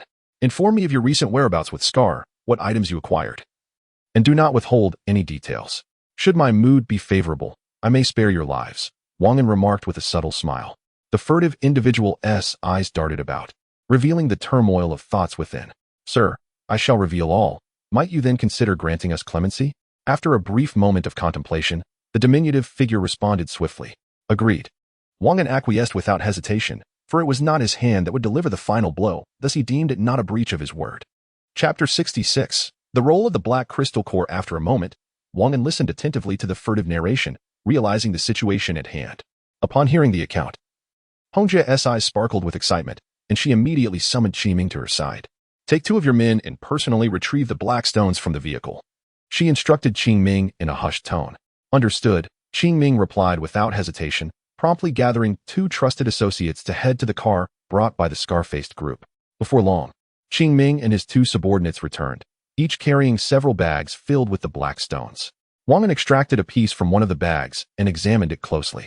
It appears to be composed of a material similar to that of the crystal core, he remarked to Hongjia. Hongjia nodded in agreement and then instructed Qi Ming. Place these bags on the first level of the RV. Qi Ming and his companions complied, transporting the items back to the vehicle. Let us test it using the energy recess in the RV. That might reveal its true nature, Hongjia suggested, casting a glance at Wang An. Oh dear. How could I have forgotten that? Wang An lamented, frustrated at himself for overlooking the RV's capabilities at such a critical moment. What on earth are you thinking about? Are you still reminiscing about last night? Hongjia's voice dwindled to a whisper, audible only to the 2 of them. Wang An recalled the events of the previous night. A wave of warmth washing over him. For reasons unknown, Hongjia had been particularly enthusiastic, her voice igniting a fervor within him. Step away, cease your temptations. He firmly pushed Hongjia aside and made his way toward the RV. With a faint smile, Hongjia replied, My dear, if I wish to bring you pleasure, you shall feel pleasure. If I desire to discomfort you, then discomfort you shall. She aimed to comprehend every facet of Wang and to better exert her influence over him. Subsequently, she followed him into the RV. Once inside, Wang An instructed Li Xiaoxiao to open the energy recess beneath the driver's seat. Upon entering, Hongjia noticed Qi Ming and his 2 subordinates peering curiously in Wang An's direction. Suddenly, a sharp sound echoed through the air, followed by 2 piercing cries from the women. Startled, Wang An nearly dropped the black stone he was holding. What are you staring at? Get out of here, or else, he began. But Hongjia's silence spoke volumes. The 2 women collapsed to the ground, hastily nodding in compliance. Leave, Hongjia commanded sharply. The women quickly scrambled to their feet and exited. Just as the RV door swung shut, a resounding slap reverberated within the confines of the vehicle. Qi Ming's right cheek instantly swelled, yet she remained silent. Return to your quarters and reflect, Hongjia ordered, her frustration palpable. While she could afford to relax at times, there was no room for carelessness when it came to serious matters. The secrets held within this RV must remain undisclosed. Now, let us uncover the functions of this black stone. Wang An hastily approached Hongjia, attempting to soothe her ire. And you? Can't you see there are others in the vehicle? With a blatant display, you were testing the black crystal core, Red Sister reproached Wang An with exasperation. Wang An felt an overwhelming urge to slap him, for it was his own fault for speaking so carelessly. All right, I acknowledge my mistake. Come here, he said, wrapping his arms around Red Sister's waist and playfully nibbling at her ear. This gesture quelled her simmering anger. If you dare to act so shamelessly again, Red Sister's warning was abruptly silenced by Wang An's kiss. Moments later, their breaths were heavy with emotion. Observing the black crystal, Red Sister pushed Wang An aside to the cockpit. With a triumphant grin, he joined her, allowing Li Mingyue to place the black crystal into the energy slot. Witnessing the earlier scene, Li Mingyue smiled quietly, her thoughts unspoken. She genuinely hoped Red Sister would join Wang An's team, having witnessed her remarkable abilities. Moreover, Red Sister's physique was simply exquisite. Li Mingwei found herself curious about the sensation of touching her, yet her self-control remained commendable. Neither Wang An nor Red Sister noticed the thoughts swirling in Li Mingyue's mind. All right, Li Mingwei finally replied, placing the black crystal into the energy slot. The trio in the RV awaited in silence, eager to uncover the special purpose of the black crystal. After several minutes, the cockpit display illuminated with several lines of text. Black crystal core, composed of multiple elements, formed from the influx of chaotic energy following the apocalypse. It possesses remarkable regenerative capabilities and can transform ordinary individuals into abilities wielders. Upon reading this passage, the three remained speechless, their expressions a mix of astonishment. I previously tested that the energy liquid cannot turn an ordinary person into an abilities wielder, Red Sister remarked slowly. Wang An was well aware of this situation. They had once discussed whether her idea could be tested. Naturally, he had agreed wholeheartedly. Red Sister had proposed the method of discreetly adding energy liquid to someone's food to see if it could grant them abilities. This individual, however, must be trustworthy. Otherwise, it would be a waste of a first-level crystal core. Subsequently, observations revealed that aside from enhanced strength and speed, the individual remained otherwise typical. At that time, Red Sister and Wang An concluded that the energy liquid could only elevate the level of abilities, not transform an ordinary person into one. Thus, they both sighed in relief, as they were already abilities wielders, rendering the function irrelevant to them. However, they feared that if the energy liquid held such miraculous properties, its exposure could lead to significant troubles. Unexpectedly, the capability that the energy liquid could not fulfill was instead replaced by the black crystal. Wang An found himself in a perplexing mix of amusement and disbelief. He felt little excitement regarding this revelation, aside from its impressive regenerative power. The prospect of transforming ordinary individuals into abilities wielders was a deadly temptation for the uninitiated. Yet for someone like him, it was merely a curiosity. Red Sister, on the other hand, was exhilarated, her face beaming with joy, as the peaks ahead swayed gently, and the narrow path between them fluctuated in width. As Wang An continuously swallowed hard, Hong Jie noticed and cast him a disapproving glance, hastily instructing him to collect all the black crystal cores and place them into the energy reservoir. This task could only be performed by Wang An, as it required the special storage space provided by the panel, where various types of crystal cores could be deposited simultaneously in exchange for energy liquid. Wang An granted the ladies permission to produce only one bottle of energy liquid per day, a provision established by the mobile home. With eagerness, Wang An cooperated with Hong Jie, for he genuinely wished to see her joyful, fully aware of the reasons behind her delight, including Hong Jie. There were a total of 16 individuals, and throughout their journey, it was only these closest companions who remained, some of whom were utterly devoted. Hong Jie kept all of this in her heart, which ultimately led to the accumulation of these black crystal cores, altering their destinies irrevocably. Chapter 67. The great hole left by Scar. It must be said that Hong Jie is truly benevolent toward her subordinates, yet their loyalty is paramount. Otherwise, their survival may be in jeopardy. Just look at how much energy liquid we can produce, Hong Jie exclaimed excitedly to Wang An. All right, Wang An replied, then proceeded to place all the black stones into the energy receptacle from his storage space. This process would require some time. It will be ready shortly, he assured Li Xiaoxiao and Hong Jie. The energy liquid produced from the black crystal cores was indeed dark in hue. After laboring tirelessly without even a sip of water, Wang An smacked his lips. He then turned towards the kitchen and returned shortly, bearing a tray with 2 glasses of juice and a cup of lemonade. Here is some water. There is nothing else to do for now, he said with a smile as he offered the drinks to the 2 women. Li Xiaoxiao happily took a glass of juice from the tray, while Hong Jie remained fixated on the area beneath the driver's seat, disregarding Wang An entirely. You should have some too. It won't be long before we're out. Why the rush? Wang An remarked, somewhat annoyed. Go away. Don't distract me, Hong Jie curtly refused. Wang An inwardly cursed, feeling exasperated. After about 5 or 6 minutes, the RV's display indicated that the manufacturing was complete. All right, take a look at how much we have, Hong Jie said to Wang An. The energy liquid produced could only be stored in the storage space. Wang An initially intended to tease Hong Jie, but upon seeing her genuine concern for the matter, he abandoned the thought, fearing retribution. He directly opened the space and retrieved the black energy liquid, placing a considerable amount on the coffee table, which appeared quite abundant.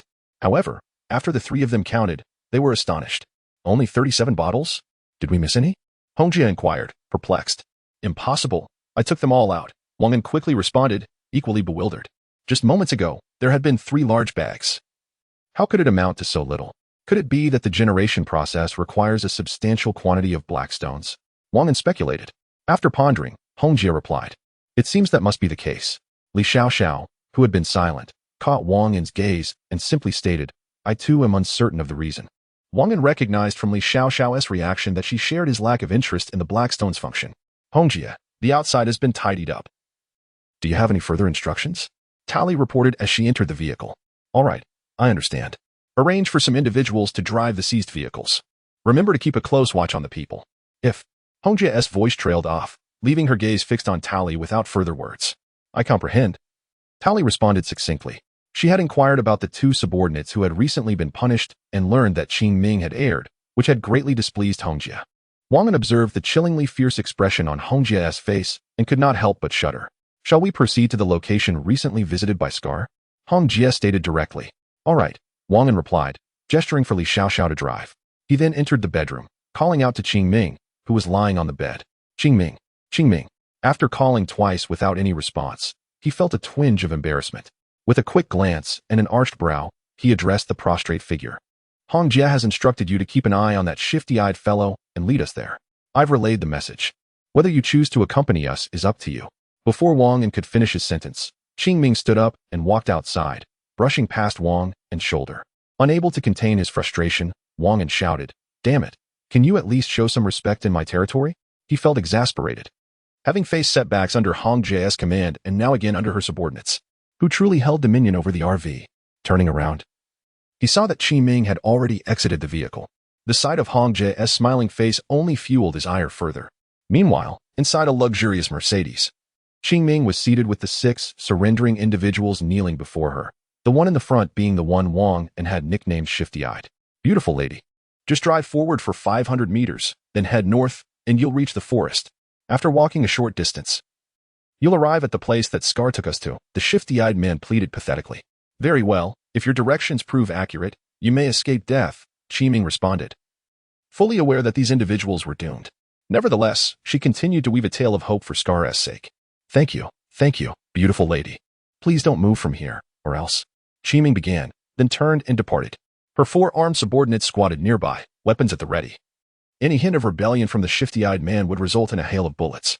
The shifty-eyed man, observing the guns aimed at him, dared not make a move. Through the small window of the vehicle, Qing Ming relayed the shifty-eyed man's directions to Li Mingyue. After listening, Li Mingyue nodded, signaling that she understood. It was a strict rule established by Hongjie that the individual abilities within the RV must remain confidential, a measure designed to safeguard everyone's security, which Wang An and the others unanimously agreed upon. Thus, Qing Ming had instructed her subordinates to remain in the RV should the capabilities of the energy chamber be revealed. It could spell disaster. Qing Ming mused that had Hongjie not intervened in time, the situation would not have been so straightforward. Given the urban setting, the distance was not great, and they arrived at their destination within a few minutes. Wang An and the others did not disembark immediately, allowing Qing Ming to scout ahead with her team. Leading the 5 subordinates and escorting the 6 prisoners, Qing Ming set forth toward their objective. Wang An, waiting for Li Mingyue, reported that the surroundings were clear before finally stepping out of the vehicle, while Li Xiaoxiao opted to remain inside. After some grumbling from Li Xiaoxiao, Wang An spoke kindly until she relented. Observing that everyone had exited the vehicle, Wang An surveyed the environment. It appeared to be a park-like wooded area within the city, surprisingly expansive in its design. Wang An surveyed the surrounding darkness, illuminated solely by the beam of a military flashlight. "Follow me," Li Mingyue instructed. Wang An nodded in agreement and proceeded alongside Li Mingyue toward the location of Qing Ming. Upon his arrival, he found that Qing Ming had already descended with a group. Wang An and Hongjie, accompanied by their subordinates, awaited outside. After a few moments, Qing Ming emerged from the cavern, breathless, and reported, "There is nothing inside except for some remnants of black stones." Observing Qing Ming's labored breathing, it was evident that she had not rested for even a moment. "Indeed," Hongjie replied, then added, "Have someone collect the remnants of the stones for me, and bring the others out." Qing Ming nodded and descended once more. Shortly thereafter, 6 individuals stumbled out from within, appearing quite disheveled. Chapter 68. The moonlight is truly beautiful tonight. As the figure with thieving eyes emerged and caught sight of Wang An, he immediately scurried to Wang An's feet and implored, "Your Highness, I have shared all that I know with you. Might we now be granted our freedom?" The man recognized that this group was led by the individual before him, and he discerned that the woman clad in a crimson coat held a higher status than Wang An. However, the woman's icy demeanor exuded a formidable aura of oppression, prompting him to beseech Wang An. Should Wang An have been privy to the thoughts of the figure with thieving eyes, he might have found them amusing.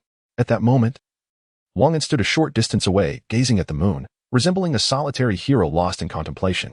Of course, I am a man of my word. Wang An replied calmly. Suddenly, he pivoted the conversation. The moonlight tonight is truly exquisite. I wonder if you share the sentiment? His words seemed to be both a soliloquy and an address to the figure before him. Indeed, it is beautiful, splendidly so, my lord. Your words are imbued with such poetic elegance. The figure with thieving eyes responded hastily, eager to flatter. The women behind him, along with his subordinates, stifled their laughter as they observed the exchange. Given this, shall you remain here? Wang An remarked, sensing the insincerity of the flattery. Ah, but your highness, we had an agreement. The figure stammered, disconcerted. We had indeed agreed, yet it is not I who shall take action. I still hope for your survival. Wang An shamelessly elaborated. You must not act in this manner. The figure with thieving eyes lamented, tears and snot streaming down his face as he crawled closer to Wang An. He recognized that this was a moment of life and death. And if he did not plead fervently, his end was nigh. Wang An tilted his head upwards at a 45-degree angle, gazing at the moon, choosing to disregard the figure and his companions. A sudden crack echoed through the woods, the sound of necks snapping reverberating ominously. Just as the figure with thieving eyes was about to plead for mercy, life escaped him before he could utter a word. They have departed, said Hongjia, instructing her subordinates to dispose of the bodies. She then turned to Wang An, who remained lost in thought. What are you still doing there, basking in the coolness? She scoffed. Could you not offer me a compliment? Must you belittle me daily? I too possess my dignity, Wang An retorted, irked. Once everyone had boarded the vehicle, they proceeded towards a concealed location nearby. Li Mingwei continued to scout the surroundings, informing Wang An of their situation. The clock had now struck past 11 o'clock at night. Wang An and his companions had yet to dine, having first dealt with the occupants of the building, followed by a confrontation with Scar and his men. After 2 intense battles, everyone was utterly exhausted. Wang An and the women reclined on the sofa, with Hongzhi and Li Xiaoxiao flanking him. He rested his head on Hongzhi's abdomen, while his legs lay across Xiaoxiao's thighs, embodying the essence of a carefree spirit. As he hummed a tune, he sipped the tangy milk that Fei Li had provided, relishing the comfort of the moment. How delightful, Wang An chuckled, unable to contain his joy. The women joined in his laughter, for they had indeed achieved a resounding victory that day. A secondary crystal nucleus and 6 primary crystal nuclei were harvested, along with supplies from a supermarket. This discovery was made by Hongjia's subordinates at the base of the building, where they promptly reported Wang An's ineffectiveness. Although there was an abundance of food, gathering what we could was still worthwhile. Vehicles entered an underground garage that was devoid of anything but cars. Li Mingwei reported the surrounding environment to everyone. Let us settle here, Wang An declared, immediately arranging for the night's rest. You organize the cooking. We shall dine outside today. Hong Jie nodded in agreement and then assigned tasks to Tao Li. Upon receiving the directives, Tao Li exited the vehicle to make arrangements. Everything proceeded in an orderly fashion, and Wang An was quite satisfied, noting how obedient the members of Hong Jie's team were. Wang An's thoughts drifted to his several women, causing him a moment of distress, and he shook his head to dismiss such thoughts. After a while, only Hong Jie and Wang An remained in the RV. It seemed evident to everyone that the two had matters to discuss, prompting them to voluntarily exit the vehicle. Except for Li Xiaoxiao, who was forcibly sent away by Wang An. This is becoming increasingly ridiculous, he mused. Wang An deliberately sought to display some bravado in front of Hong Jie. Otherwise, he would appear too timid.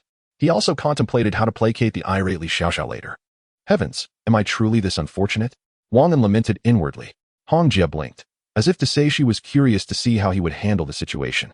Wang An sank into the sofa, producing the secondary crystal nucleus and handing it to Hong Jie. This is for you. Let Qingming use it first. His words were the result of careful consideration. After witnessing the duel between the two women that evening, he realized that their lack of practical experience and insufficient combat skills were significant factors. Although both were secondary ability users, Li Mingyue had failed to block even a single blow. This was quite disappointing, and Wang An resolved to select a formidable individual to become a secondary ability user. On one occasion, Hong Jie had mentioned her subordinate's capabilities while in bed with Wang An. He was astonished to learn that Qingming had previously been an assassin. This capable woman, whom Wang An had assumed was merely a career-oriented individual, turned out to have a past as a killer. In light of the recent events, he decided that the secondary crystal nucleus should be given to Qingming, while he could have allocated it to Fei Ying, who also possessed combat attributes. He felt she still required further development. Thus, he chose Qingming, planning for Fei Ying to become a secondary ability user at a later time. Outwardly, Wang An maintained the facade that everything was for Hong Jie's benefit. You should let Qingming use this. Your subordinate's strength seems somewhat lacking, he fabricated an excuse. Ha ha ha, Wang An, your fabrications are truly absurd, Hong Jie replied, had it not been for Fei Li's assistance just now. Li Mingwei might have. She did not complete her thought, confident that Wang An understood. Fei Li is, after all, one of my people. How am I trying to help you? Only to be mocked in return? As Wang An attempted to reclaim the crystal nucleus, the tension in the air was palpable. Hong Jie gently tapped Wang An's hand and interjected. All right, let Qiming break through. Our team is currently in dire need of combat abilities, and Qiming is just the right fit. She added. Consider this a favor I owe you. Is that agreeable? This softened Wang An's earlier displeasure, lifting his spirits considerably. At that moment, Hong Jie leaned in closer, leading Wang An to believe she was about to kiss him in gratitude for his generous offering of crystal cores. He closed his eyes, awaiting her advance. However, after a prolonged pause, he felt nothing. When he opened his eyes, he discovered that Hong Jie had vanished. Frustrated, he gritted his teeth and muttered under his breath. That wicked woman, always taking advantage of me. Meanwhile, after stepping out of the vehicle, Hong Jie felt quite elated. She was aware of all that Wang An had done for her. Yet, she was reluctant to let him have his way, having initially intended to express her gratitude. The sight of Wang An's foolish expression only fueled her desire to playfully tease him. Chapter 69. Qiming becomes a level 2 ability user. Hong Jie felt an increasing dependence on this man. Despite the significant age difference between them, she found solace in Wang An's presence, relishing the sense of security it brought her. After alighting from the vehicle, her subordinates were busy preparing a meal over a fire. A barbecue grill was set up, utilizing smokeless coal and a small gasoline pressure tank. The folding table was laden with an array of meats, seafood, vegetables, fruits, and beverages. Hong Jie nodded in approval. She had always been diligent in her work, and during her leisure, she believed in indulging in good food. With such a bountiful harvest that day, it was only fitting to enjoy a sumptuous feast. Approaching Qiming, who stood vacantly to the side, she grasped his hand and inquired, "Are you still upset with me?" "I'm not," Qiming replied softly. Observing the slight redness in his eyes, Hong Jie reflected on the fact that since she had rescued him, she had never once scolded him. In the past, I could turn a blind eye to many things, but today's incident requires you to understand its implications. She continued. You may believe that they are our sisters and would not speak out, but have you considered that they might aspire to be like us? What will you do then? Resources are limited. Whom will you allocate them to? What if some become discontent and harbor thoughts of betrayal? Sometimes, you must ponder these matters carefully. Hong Jie spoke to Qiming like an elder sister, elucidating the stakes involved. Qiming listened attentively, choosing not to respond. Realizing that excessive words would be futile, Hong Jie decided it was essential for him to comprehend the situation. Once we finish eating, come to the car with me, she whispered before departing. Qiming replied. Although she felt somewhat aggrieved, she was still inclined to heed Hong Jie's words, knowing that while she might not fully grasp certain matters, following Hong Jie would lead her right. As Wang An exited the vehicle, the meal was perfectly ready. Initially intending to confront Hong Jie, his gaze shifted to Li Xiaoxiao, who wore an expression of distress as she looked at him. Wang An hurriedly noted this in his mind for future reference. Realizing he had no choice but to approach her, rushing to Li Xiaoxiao's side, he comforted her. It was unintentional. I merely wanted to assert my authority in front of Hong Jie. Please don't take it to heart. For reasons unknown, he found himself unwilling to deceive her. Spilling his thoughts candidly, Li Xiaoxiao's mood improved slightly upon hearing his words, but she still turned her head away, unwilling to engage with him. Observing that her anger was dissipating and that she was merely sulking, Wang An took her arm and pulled her closer. Startled, Li Xiaoxiao lost her balance and fell into Wang An's embrace. What are you doing? She protested, attempting to rise. However, Wang An denied her the opportunity, wrapping his arm around her slender waist and finding a nearby stool to sit upon. As Li Xiaoxiao squirmed in his arms, her movements ignited a tumult within Wang An. Leaning closer to her ear, he whispered, "Is this your form of resistance? Because I sense you are tempting me. Leave me alone. Let go of me," Li Xiaoxiao said. Her cheeks flushed. Wang An, noticing Li Xiaoxiao's continued restlessness, leaned in and kissed her earlobe. Instantly, Li Xiaoxiao nestled closer into Wang An's embrace. The food is ready. The food is ready, called two plump women who had been cooking. Everyone gathered together to begin their meal. Arranged for 2 people to attend to those women, Hong Jie said to Tally. The women who had been rescued were still seated in the pickup truck, under the watchful eye of several subordinates. All right, Hong Jie, Tally nodded, promptly instructing 2 of her men to bring some roasted meat, seafood, vegetables, and milk. After more than an hour, everyone boarded the vehicles. But this time many chose not to enter the RV. This was a decision made by Hong Jie. She wished to keep the RV's secrets from outsiders. Bear with it for a few days. Those severely injured will stay inside, while the rest will occupy the confiscated vehicles. Hong Jie announced loudly at the door of the RV. Oh, came the lackluster responses from the crowd. Speak up, a female captain shouted. Understood. The female soldiers replied energetically this time. All right, find yourselves some space to rest, Hong Jie said before turning to enter the RV. Tao Li, Qing Ming, and others followed her inside. Hong Jie quietly instructed Tao Li, arrange for a few people to bring them bedding and keep an eye on what needs attention, but do it discreetly. After Tao Li nodded, she exited the RV to make the arrangements. Come in with me, Hong Jie said to Qing Ming, who was following her. By this time, Wang An and the others had already entered the RV and were lounging on the sofa. Upon entering, Hong Jie immediately noticed Wang An lying comfortably in Li Xiaoxiao's arms, relishing the grapes she was feeding him. The sight of Wang An's blissful expression made Hong Jie purse her lips in silence. You really know how to enjoy yourself, she remarked as she approached him. Wang An merely retrieved a bottle of white reagent from his pocket and handed it to Hong Jie before turning away, ignoring her. He inwardly complained about Hong Jie, thinking it was infuriating that she wouldn't let him bathe Qing Ming. Is this a level 2 energy solution? Hong Jie asked, confirming as she accepted the reagent. No doubt about it, Wang An replied affirmatively, prompting Hong Jie to lead Qing Ming towards the bathroom. Qing Ming, who had sustained some injuries a few days prior, was just beginning to regain her strength, making this an opportune moment for her breakthrough. She looked at Hong Jie and Wang An in confusion, wondering, what is this reagent? Is it meant for me? Uncertain of the situation, Qing Ming followed closely behind Hong Jie as they entered the bathroom. Hong Jie closed and locked the door. Wang An, hearing the sound, curled his lip in slight disdain. First, remove your clothes, Hong Jie instructed as she saw Qing Ming undressing completely. Then, step into the bath. I will now share some secrets about the RV with you. And it's best that you keep this to yourself, understand? I understand, Hong Jie. Qing Ming nodded earnestly. Just now, you observed that vial of white reagent. It possesses the capability to elevate an individual to a level 2 ability user, Hong Jie slowly articulated. Ah, how can it be in liquid form? Qing Ming inquired, his mouth slightly agape. This is precisely what I wish to convey to you. The mobile home can transform level 2 crystals into this white reagent. Moreover, it guarantees a 100% success rate in enabling individuals to ascend to level 2 ability users, Hong Jie continued. Such extraordinary properties. Qing Ming responded, astonished. Now, drink it.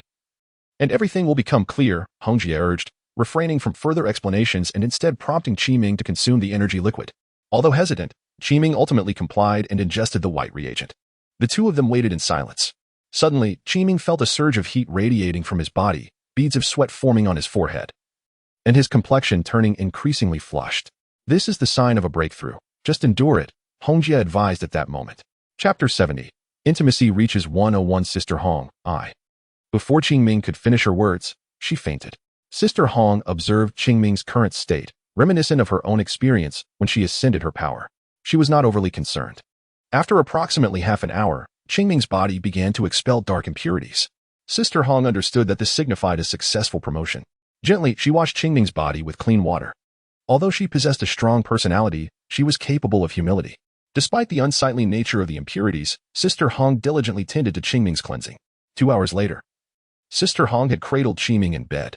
As Qing Ming slowly opened her eyes and surveyed her surroundings, she murmured, "Where am I? You're awake. Take a moment to sense the changes in your abilities," Sister Hong encouraged. Qing Ming tilted her head back, noticing Sister Hong sitting beside her, engrossed in her computer. The voice she had heard earlier belonged to Sister Hong. "Ah, my abilities," Qing Ming whispered, gradually recalling that before she fainted, she had consumed a vial of white serum Sister Hong claimed would enhance her powers. Realizing this, Qing Ming immediately closed her eyes to examine the transformations within her. Her invisibility ability had extended by half an hour. She could now remain unseen for an hour and a half. Observing the energy waves emanating from her hands, she felt a surge of formidable power. Meanwhile, Sister Hong, who had been focused on her computer, sensed the immense force that Qing Ming was gathering. She quickly turned to her, whispering, "This is a second ability." "I don't know. It just happened unconsciously," Qing Ming replied, perplexed. "This is indeed a second ability, one that very few possess," Sister Hong explained, continuing, "Can't you see that this invisible energy wave is quite similar to what we used to defeat Scar? Indeed, it resembles that." Qing Ming pondered aloud. "It seems that this breakthrough has awakened a second skill for you. Truly, a double blessing. Our team's combat capability has significantly increased. Do not disclose this to anyone, understood?" Sister Hong's tone grew increasingly serious as she spoke. Qing Ming nodded earnestly, signaling her understanding. "Good, then rest well. Spend these days familiarizing yourself with your abilities," Sister Hong advised with great care. Qing Ming responded, touched by Sister Hong's unwavering concern for her, just as it had always been. Sister Hong did not linger, shutting her computer and exiting the room. Outside, everyone else had already retired, leaving only Wang An seated on the sofa, watching anime. Sister Hong recognized that Wang An was waiting for her. Wang An glanced over and inquired, "Did it succeed? How is she?" Without a word, Sister Hong moved beside Wang An, plopping down on his lap, wrapping her arms around his neck, and pressing her body against his. Wang An felt a wave of softness and could not help but exclaim, "This is so comfortable. Look at you, what a sight," Sister Hong teased him. Then, he recounted Qingming's experience of breaking through to Wang An. Upon hearing that Qingming possessed a second ability, Wang An was taken aback. In their team, individuals with dual abilities were exceedingly rare, and although many had not advanced to the second level of ability, it was not immediately apparent. Among the second-level abilities they had encountered, only Hongjie and Qingming possessed them, and Hongjie's peculiar second ability was effective solely against him. Hongjie had previously informed Wang An that she could only perceive the affinity between them after experiencing a connection akin to his. As Wang An conversed with Hongjie, they discussed how to deal with the women in the future and Hongjie's ascension to a fourth-level ability. Together, they deliberated on matters ahead, and the atmosphere between them gradually grew somewhat intimate. Wang An's hand grew restless, exploring Hongjie's curves as he leaned against her. Hongjie swayed her alluring form, her whispers of pleasure filling the air. A beautiful romantic interlude unfolded upon the sofa in the RV's lounge. The RV's barriers had been engaged, rendering the outside world invisible and inaudible. Time slipped away unnoticed as they remained on the sofa, with Hongjie now reclining on Wang An, panting softly. Wang An used a tissue to wipe the perspiration from their brows. "Shall we take a shower together?" Wang An suggested to Hongjie, who nodded in agreement. He lifted her into his arms and carried her toward the bathroom. After placing her in the bathtub and filling it with warm water, everything was prepared. Just as Wang An was about to join her for a romantic bath, a panel suddenly appeared in his mind. This was the second time the panel had manifested on its own, apart from the initial instance when he first acquired it. Wang An gazed at the panel, puzzled by the occurrence. After scanning it, he began to suspect that nothing had changed. "What is this?" Wang An murmured. "What's wrong? Why are you just standing there?" Hongjie inquired, perplexed. "It's nothing, you go ahead and wash. I just remembered something I need to attend to," Wang An explained. Positioning himself beside the panel and ignoring Hongjie, she pursed her lips, choosing not to speak. Although she sensed that Wang An was concealing certain matters, she trusted that he would eventually reveal everything to her. Confident in her own abilities, she remained patient. Wang An examined the panel again, still finding nothing amiss. Could it be that the panel had simply popped up without any new developments? Just as he was about to dismiss the panel, he noticed a small red dot that had not been there before. Observing the intimacy section, he saw a red circular dot and was uncertain of its significance. Wang An instinctively focused on the red dot with his mind, and the panel transitioned to his wife's intimacy page. Initially, he observed that the intimacy level remained unchanged, still at 100%. However, upon observing the intimacy level of Hongjie, Wang An lost his composure. The intimacy stood at an impressive 101. Below it, a line of small text indicated that rewards had been allocated to the exclusive reward space of the panel. Note: this space is solely designated for items obtained from panel rewards. No other items are permitted. At this moment, Wang An realized that after reaching an intimacy level of 100, each additional point would yield a reward for him. Following the upgrade of the mobile home, the panel had acquired a storage space. Nevertheless, Wang An had been unable to access the storage space, unaware that it was intended for reward distribution. Without hesitation, he exited the intimacy page, and upon returning to the main page, he clicked on the storage space at the bottom. Loading completed. After waiting for several seconds, Wang An finally entered, discovering the rewards quietly resting within. Chapter 71. Words from Hongjie. Wang An gazed intently at the storage space, where an object lay in wait. Inscribed upon it were the words 1 level 3 crystal core, accompanied by an image. Unfamiliar with its significance, Wang An chose to read the text on the reverse, only to turn back and find the image even more striking than that of the level 2 crystal core. He could not quite articulate his feelings about it. Ultimately, he decided to dismiss his uncertainties, shaking his head. Hastily, he pressed the extraction button for the level 3 crystal core. In an instant, a deep blue crystal core materialized in his palm. Is this truly a level 3 crystal core? This was his first encounter with such an object. Hongjie had ascended to the rank of level 3 ability user through her hidden powers, and the bond they shared was pivotal to her journey. Now, holding this crystal core, he could sense the vast reserves of energy contained within, a stark contrast to the level 2 variant. Wang An scrutinized the crystal for a considerable time, contemplating its potential applications. In truth, he had already formed a plan in his mind, merely taking a moment to deliberate further. he envisioned utilizing the core for himself, subsequently enhancing Hong Jie's abilities. After all, this level 3 crystal core was a reward for their closeness, making it an ideal gift for her. Yet, a flicker of doubt crossed his mind. Would Hong Jie's growing strength mean that he would forever remain beneath her? His understanding of their bond assured him she would never harm him, yet sigh. Life was already quite satisfactory. Why must he strive to surpass this remarkable woman? Having Hong Jie by his side was a blessing in itself, such a stunning beauty devoted to him. Reflecting on this, Wang An turned his body to face Hong Jie. Having returned the crystal core to the storage space, both were in the bathroom, and he trusted that Hong Jie had not used her powers to pry into his thoughts. She had always respected his privacy. Her past behavior had shown that she never forced him to share what he preferred to keep to himself. What are you doing? Hong Jie inquired, somewhat displeased as she lay in the bathtub, yearning for a massage to help her unwind. Upon hearing this, Wang An felt an immense sense of relief, as his earlier concerns about her potentially reading his thoughts dissipated. Without uttering a word, he stepped into the tub, embracing Hong Jie and settling beside her. They could feel the rhythm of each other's breaths, enveloped in a moment of silence. What's wrong? It's been peculiar since earlier, Hong Jie remarked, her brow furrowed. Wang An's thoughts trailed off as he pondered how to convey his feelings in a manner that would earn her trust. What are you contemplating? Hong Jie pressed, leaning back into him, their bodies now intimately close. Just tell me what you wish to share without overthinking it. Stop being so tedious, she scoffed. Upon hearing her words, Wang An felt a surge of irritation and playfully pinched her cheek. Hong Jie emitted a nasal sound, sensing that the moment had nearly arrived. Wang An gently rested Hong Jie's head on his shoulder, leaning closer to her ear and softly whispering, do you wish to become a level 4 ability user?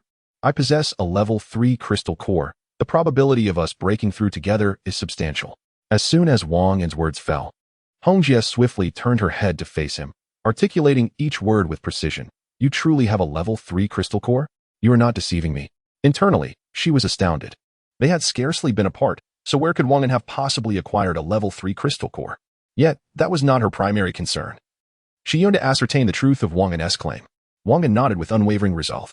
I assure you, I would not deceive you regarding such a matter.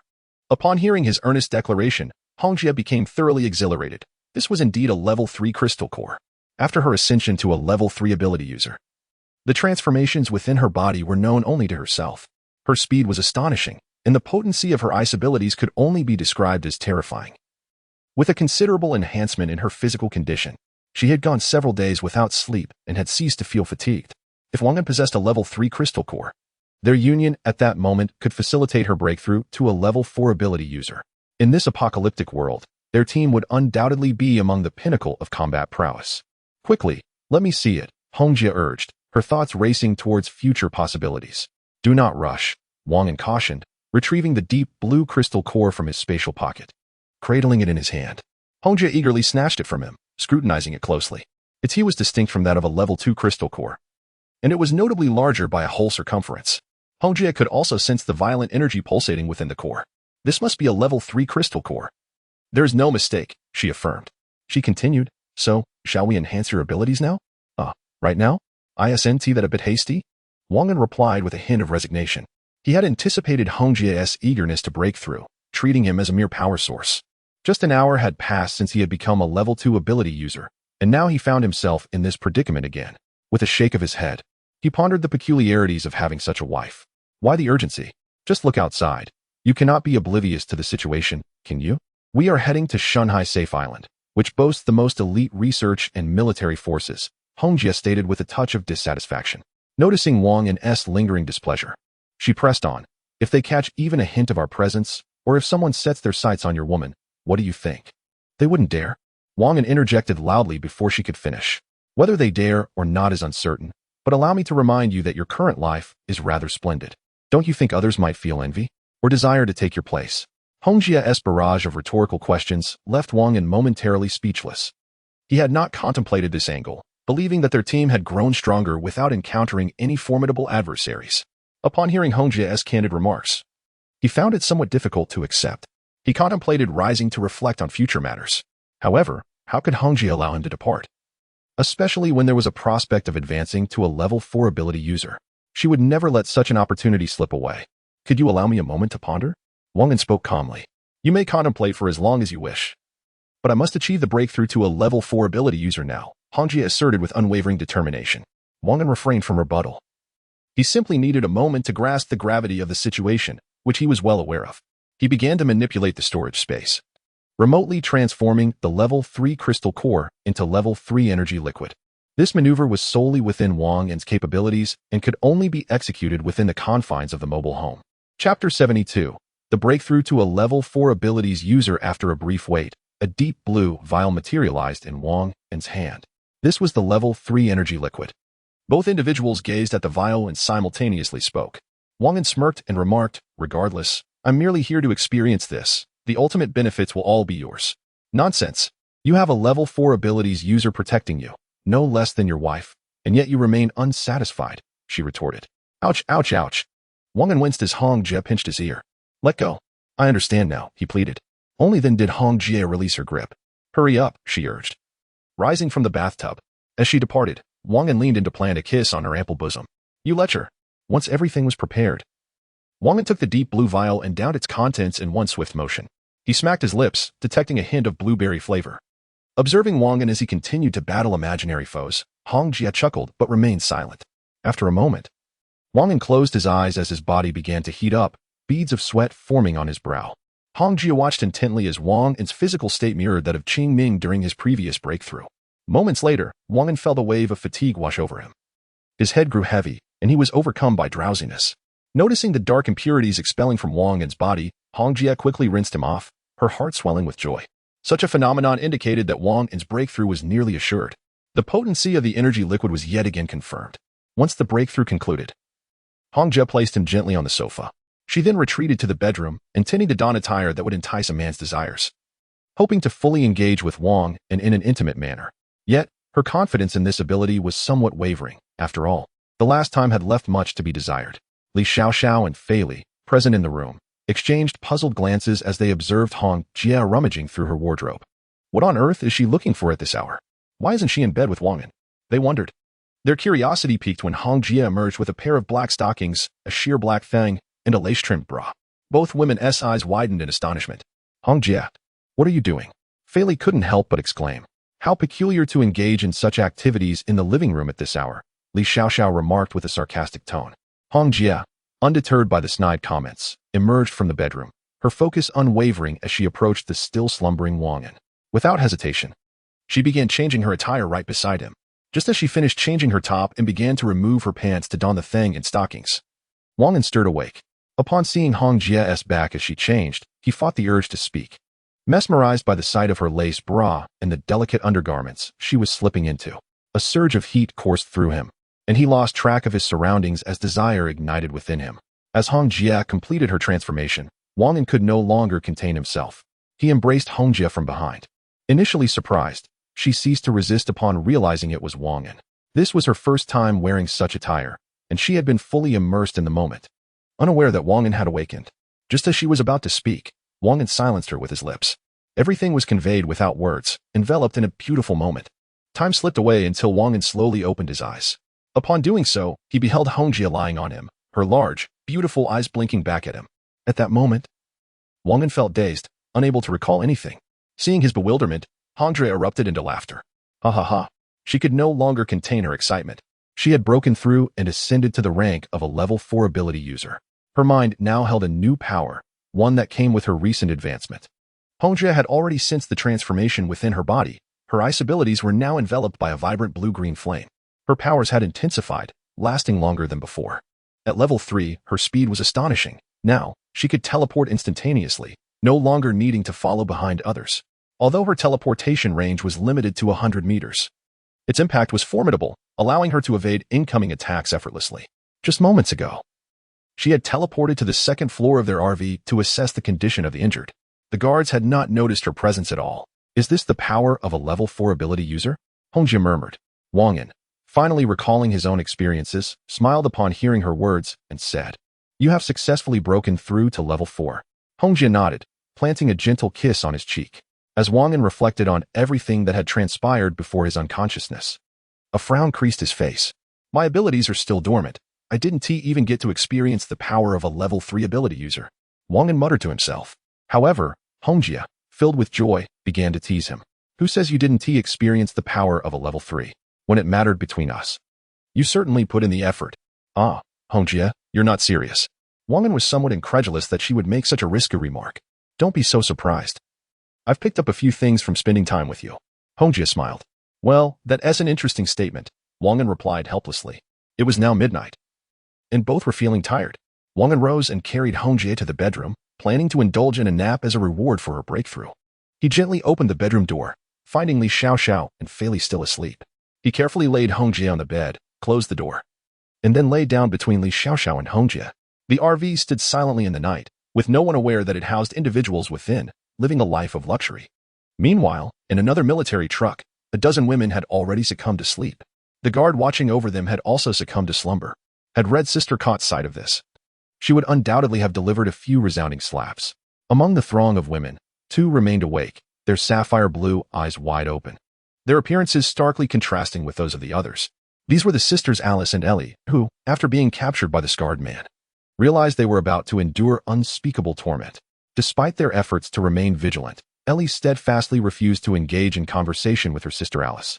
Unable to forgive her for her folly, Alice, in a low voice, continually offered her apologies, but Ellie remained impervious to her sister's remorse. Deep within, Ellie harbored the conviction that their current plight was entirely the result of Alice's actions. Initially, they could have awaited their fate in carefree tranquility within that supermarket, observing the unfolding events outside. Chapter 73. The roller coaster journey of 2 sisters. Alice had always believed that as long as she remained in the supermarket, observing the external circumstances before formulating a plan, she would be safe. This notion was indeed commendable. The supermarket provided sustenance and a place to rest, far better than the situation of over 80% of the populace in this apocalyptic world. However, her sister's obstinacy led to their discovery, placing them in grave danger. When the 2 were apprehended, they found themselves confronting a man with a long scar across his face, surrounded by a boisterous group of his henchmen. Both Alice and her sister were paralyzed by fear, unaccustomed to such harrowing experiences. Yet, they restrained their impulse to weep, silently following the other captured women while contemplating their future. Alice, with her impetuous nature, sought every possible means to escape. Meanwhile, Alice was somewhat dazed, at a loss for what to do. Upon arriving at the scarred man's hideout, the captured women exhibited varied reactions. Some were terrified, others resigned to their fate, and a few accepted the grim reality before them. They understood that in this chaotic world, survival necessitated dependence on men. Otherwise, they would either succumb to the undead or starve to death. Alice's mind was a tempest of confusion, devoid of any coherent thoughts. However, her sister remained vigilant, searching for an opportunity to flee. She was determined to evade the fate of being toyed with by these men and was resolute in her quest for an escape route.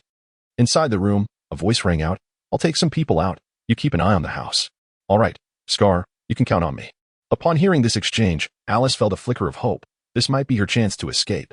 She knew that if she missed this opportunity, she might never find another way out and could end up as a mere plaything for these men. Resolute, she clenched her teeth and scanned the surroundings for anything that could sever the ropes binding her hands and feet. However, after an extensive search, she found no tools to aid her. Just as Alice was about to give up, a loud knocking echoed from the door. Bang, bang, bang. Drop your weapons and put your hands on your head. The women inside the room were struck with terror. What calamity was unfolding now? Moments later, the door was violently forced open, blinding light from flashlights rendering them momentarily sightless. As their eyes adjusted, they beheld a group of women in matching uniforms, armed and directing their attention toward them. Seeing this, a spark of hope ignited within Alice's heart.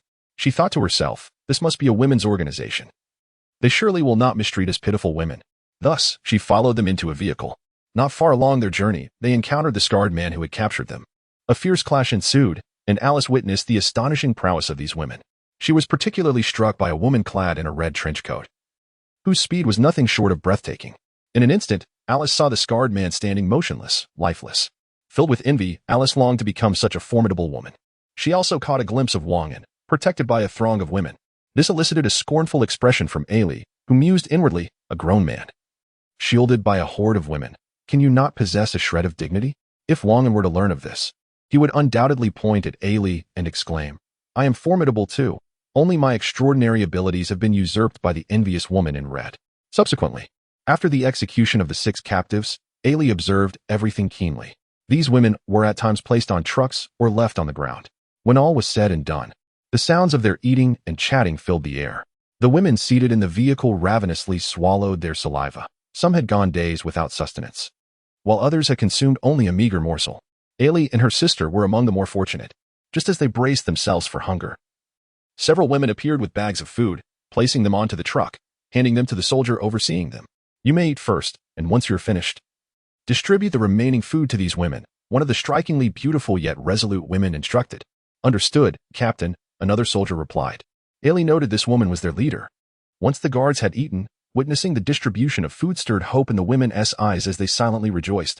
This is incredibly lavish seafood, barbecued meats, beverages, and fruits. One might think we were indulging in an unexpected camping trip.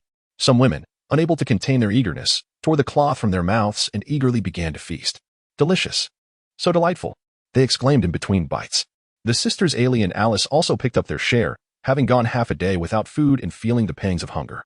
After about half an hour, having eaten their fill, the women were once again bound. You will sleep in the truck tonight. Blankets will be provided shortly. One of the guards announced. Should you dare to escape, you will be met with lethal consequences, another guard warned. Ailey felt as though this day had stretched endlessly. Richer in experience than all her years prior, she couldn't help but sigh. Unbeknownst to her, drowsiness overcame Ailey, and she slowly closed her eyes.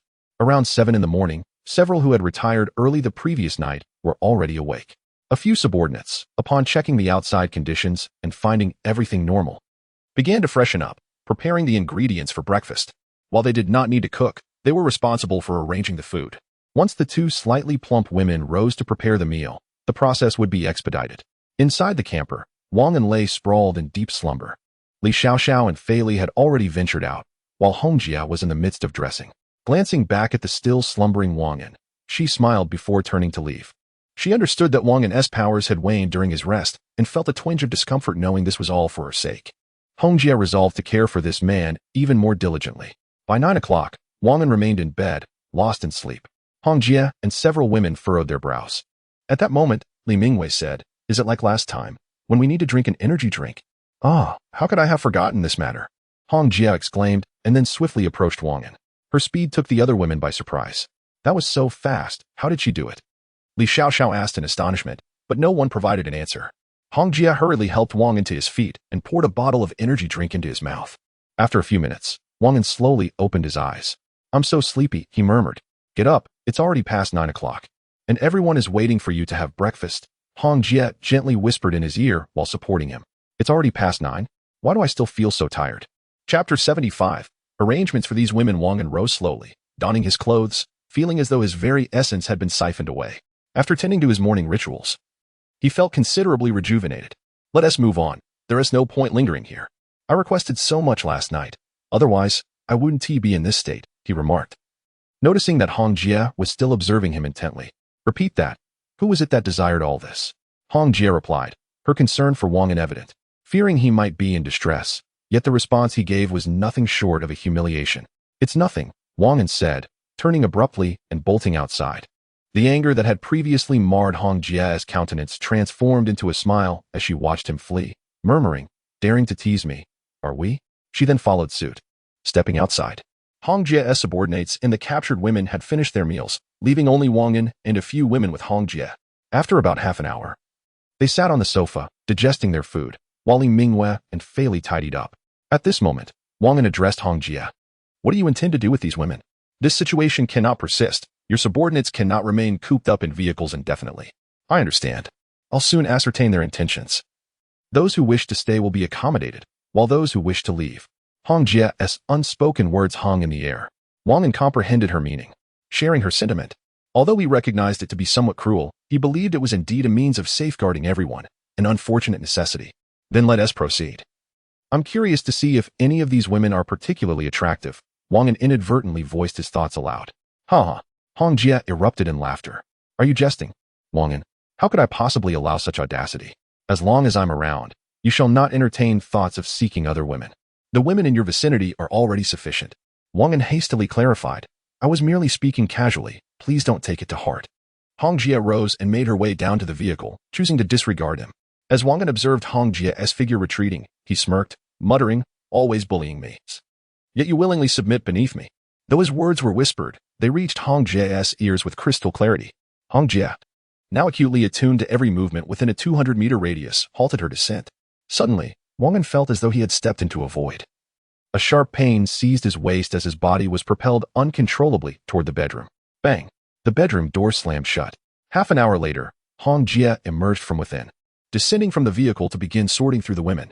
Meanwhile, Wang An lay in bed, his eyes wide open, devoid of any will to live. He finally grasped the essence of a fate worse than death, a sensation he had never before experienced. Revitalized, Hong Jie strode confidently towards the military truck, where the captured women remained confined, their autonomy stripped until she bestowed her command. Hong Jie, Hong Jie. Her subordinates called out loudly as they noticed her approach. Hong Jie inclined her head slightly. What is the situation inside? She inquired of a female soldier. Is everything in order? Very well. Now escort them to the open space ahead. I have something to convey to them, Red Sister instructed. Understood, the soldier replied before proceeding with the arrangements. Shortly, 10 women stood before Red Sister, their faces pale and grimy. Surrounding them were 7 or 8 armed female soldiers, vigilantly surveying the area. Greetings. I am the leader of this group, and you may call me Red Sister, she declared, casting a scrutinizing glance at the women. I now present you with 2 choices. The first is to join us and obey my commands, in which case I shall provide you with sustenance, fresh water, and shelter. The second option is to depart immediately. I will not hinder your exit, and I shall even offer you some provisions. You have 2 minutes to decide. Once the time is up, a choice must be made. Otherwise, Red Sister's voice trailed off ominously. The women below understood the implication punishment or worse awaited them. Alice and Lily exchanged glances. Alice spoke first. Sister, how shall we choose? We shall remain, Lily replied, harboring resentment towards her sister but unwilling to see her come to harm. Very well, I shall follow your lead. I truly apologize for yesterday's events. Enough. I do not wish to hear this, Lily interrupted. The 2 minutes swiftly elapsed. Now what is your decision? Red Sister inquired once more. Among the crowd, 2 women slowly stepped aside. One of them whispered, we wish to leave. Red Sister scrutinized the girl for a moment, nodded, and remained silent.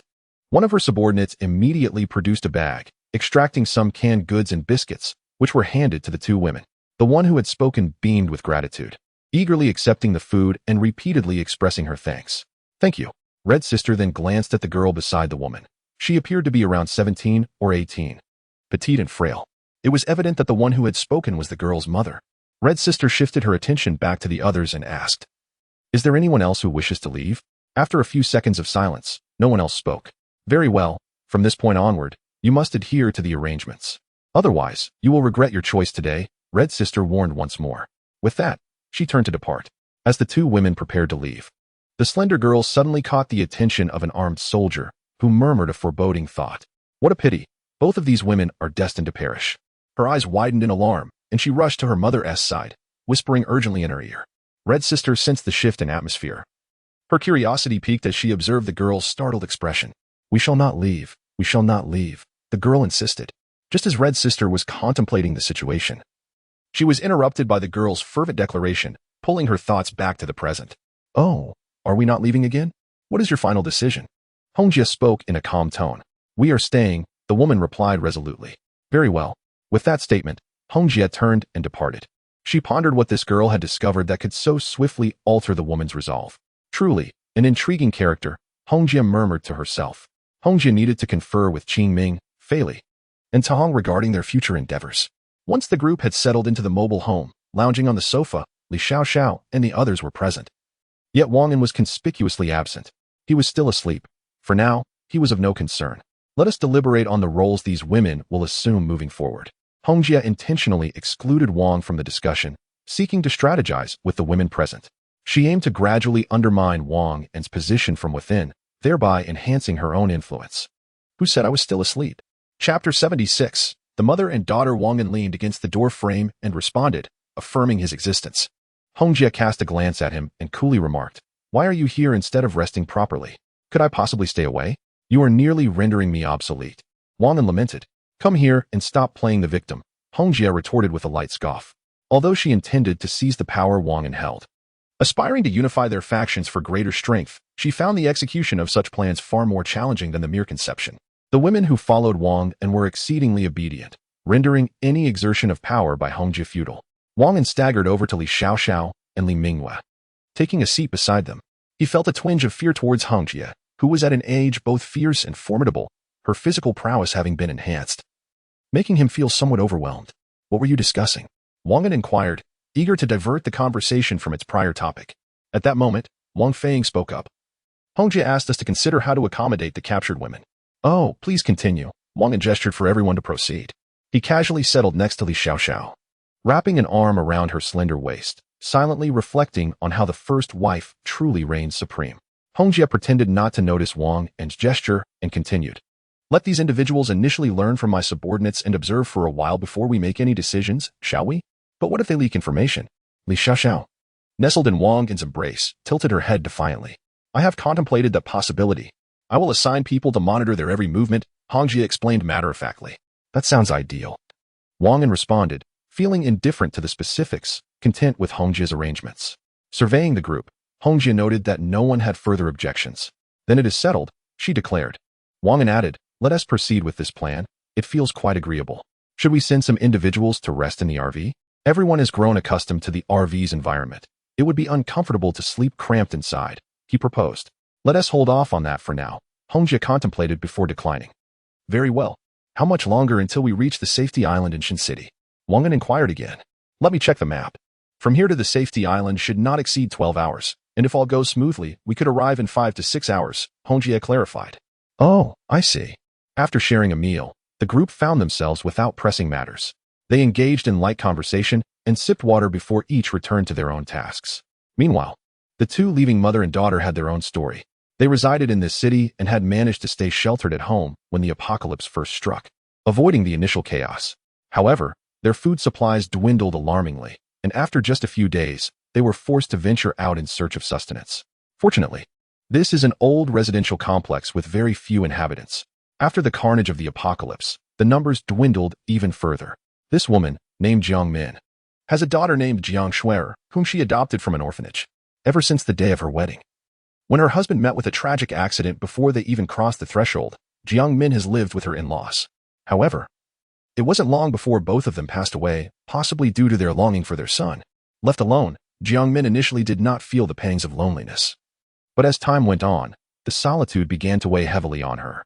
She contemplated finding a new companion, but quickly dismissed the thought, feeling it would be a betrayal to her deceased husband. One day, while passing by the orphanage, she was inspired to adopt a child, to aid those unfortunate souls, and to have someone by her side. Ultimately, she chose Jiang Shuer, a well-behaved and beautiful girl despite her tender age. The two of them have lived together without any conflicts. Rather, Jiang Shuer has shown great care for her mother. This year, Jiang Min is 43 years old, while Jiang Shuai is 23, the same age as Wang An. Their relationship resembles that of sisters more than that of a mother and daughter. Although Jiang Min is 43, her youthful appearance gives her the allure of a woman in her 30s. Her figure would surely captivate Wang An. Upon learning of Jiang Min's husband's demise in a car accident, several individuals expressed their intentions to profess their feelings for her. Fortunately, Jiang Min possesses a keen intellect, allowing her to evade numerous advances and remain single thus far. As the pair descended to search for food, they stumbled upon a small convenience store. To their surprise, they found 7 or 8 people already inside. The atmosphere felt decidedly off. Within the store were 6 individuals, 2 young couples, and an elderly couple. It appeared that the 2 young couples were in a standoff while the elderly couple watched from the sidelines. Jiang Min and her daughter stood quietly observing. Upon noticing the 2 women, the young couple ceased their confrontation, redirecting their attention towards Jiang Min and Jiang Shuer. One of the women spoke up first, saying, "There are already people here. You should leave." The striking girl's words were indeed startling. Jiang Min pleaded softly, "I haven't eaten in several days. There is so much food here. Could you kindly allow me to have just a little?" After hearing Jiang Min's explanation, a heavy silence enveloped the room. The woman who had spoken earlier was about to say something more when her boyfriend pulled her aside, whispering something in her ear. With a huff, she turned away, silencing herself. "Very well. Take a few bags of cookies and go," the woman's boyfriend finally said. The moral compass of these individuals had yet to adjust to the new world after the apocalypse. "Thank you. I am truly grateful," Jiang Min expressed repeatedly as she grasped Jiang Shuer's hand. After a moment, Jiang Min and Jiang Shuai exited the convenience store. As she glanced back, she realized that the others wished to expel them quickly, not wanting them to interfere in their competition. Jiang Minxin was not greedy. With these few bags of goods, they could sustain themselves for several more days. The mother and daughter set off towards home, brimming with excitement. Despite their cautiousness, they were soon spotted by the recently arrived Scarface. As Jiang Min noticed a group of men suddenly appear at the corner ahead, she instinctively grasped Jiang Shuer's hand and fled in another direction. Ha ha ha, today truly is my lucky day, Scarface exclaimed, his gaze fixed upon the two women ahead. Unable to suppress his laughter, he mused to himself, having just captured two foreign girls, now he had stumbled upon two beautiful women, one of whom exuded an irresistible femininity. As this thought crossed his mind, he couldn't help but salivate. Chapter 77, Team Strength as expected. The mother and daughter managed to escape a short distance before being caught by Scar. Ha ha ha, yet another pair of beauties, Scar exclaimed, waving to his underlings, brothers, tonight. Brother Scar will treat you well. The underlings cheered in unison, their loyalty to Scar significantly bolstered. Jiang Min and Jiang Shuier turned pale with fear, trembling as they retreated on the ground. Don't come any closer. Jiang Shuier, summoning an unexpected courage, stood protectively beside Jiang Min and shouted to deter them. Let us capture them first, and we'll have some fun with them tonight, Scar replied, hearing that they would have to wait until evening. Jiang Shuier finally breathed a sigh of relief, initially fearing something worse. Their subsequent experiences mirrored those of Alice. Just moments ago, Jiang Min had intended to take Jiang Shuier away. Still apprehensive, she felt that the women around them were ruthless and capable of murder without a second thought. She shared her concerns with Jiang Shuier, who, as always, did not object. Growing up, Jiang Shuier had always heeded her mother's words, and this time was no different. Just as Jiang Min finished speaking, they decided to leave the place. Unbeknownst to them, Jiang Shuier inadvertently overheard a voice. Alas, this mother and daughter pair is likely to. Jiang Shuier pondered, wondering who had spoken. Upon grasping the full meaning of the words, her eyes widened in horror. They were plotting a murder to silence them. Without a moment to lose, she hurried to her mother's side and whispered urgently in her ear. Upon hearing this, Jiang Min's expression shifted dramatically. Had it not been for her composure, she might have cried out. She quickly called out to Hongjie, "We're not leaving anymore."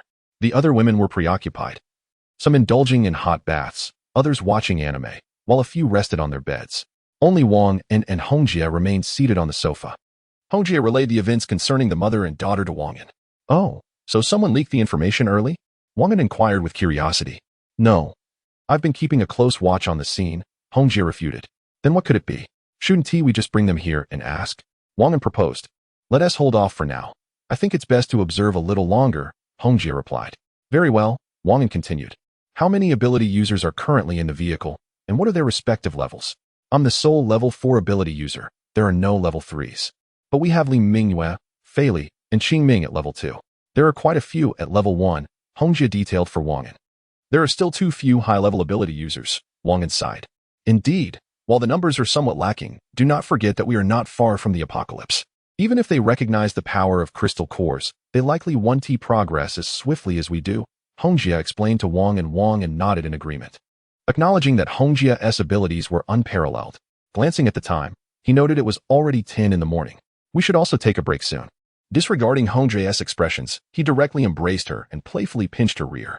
Wang An remarked, "This is what you get for bullying me. Let us see if you dare do it again."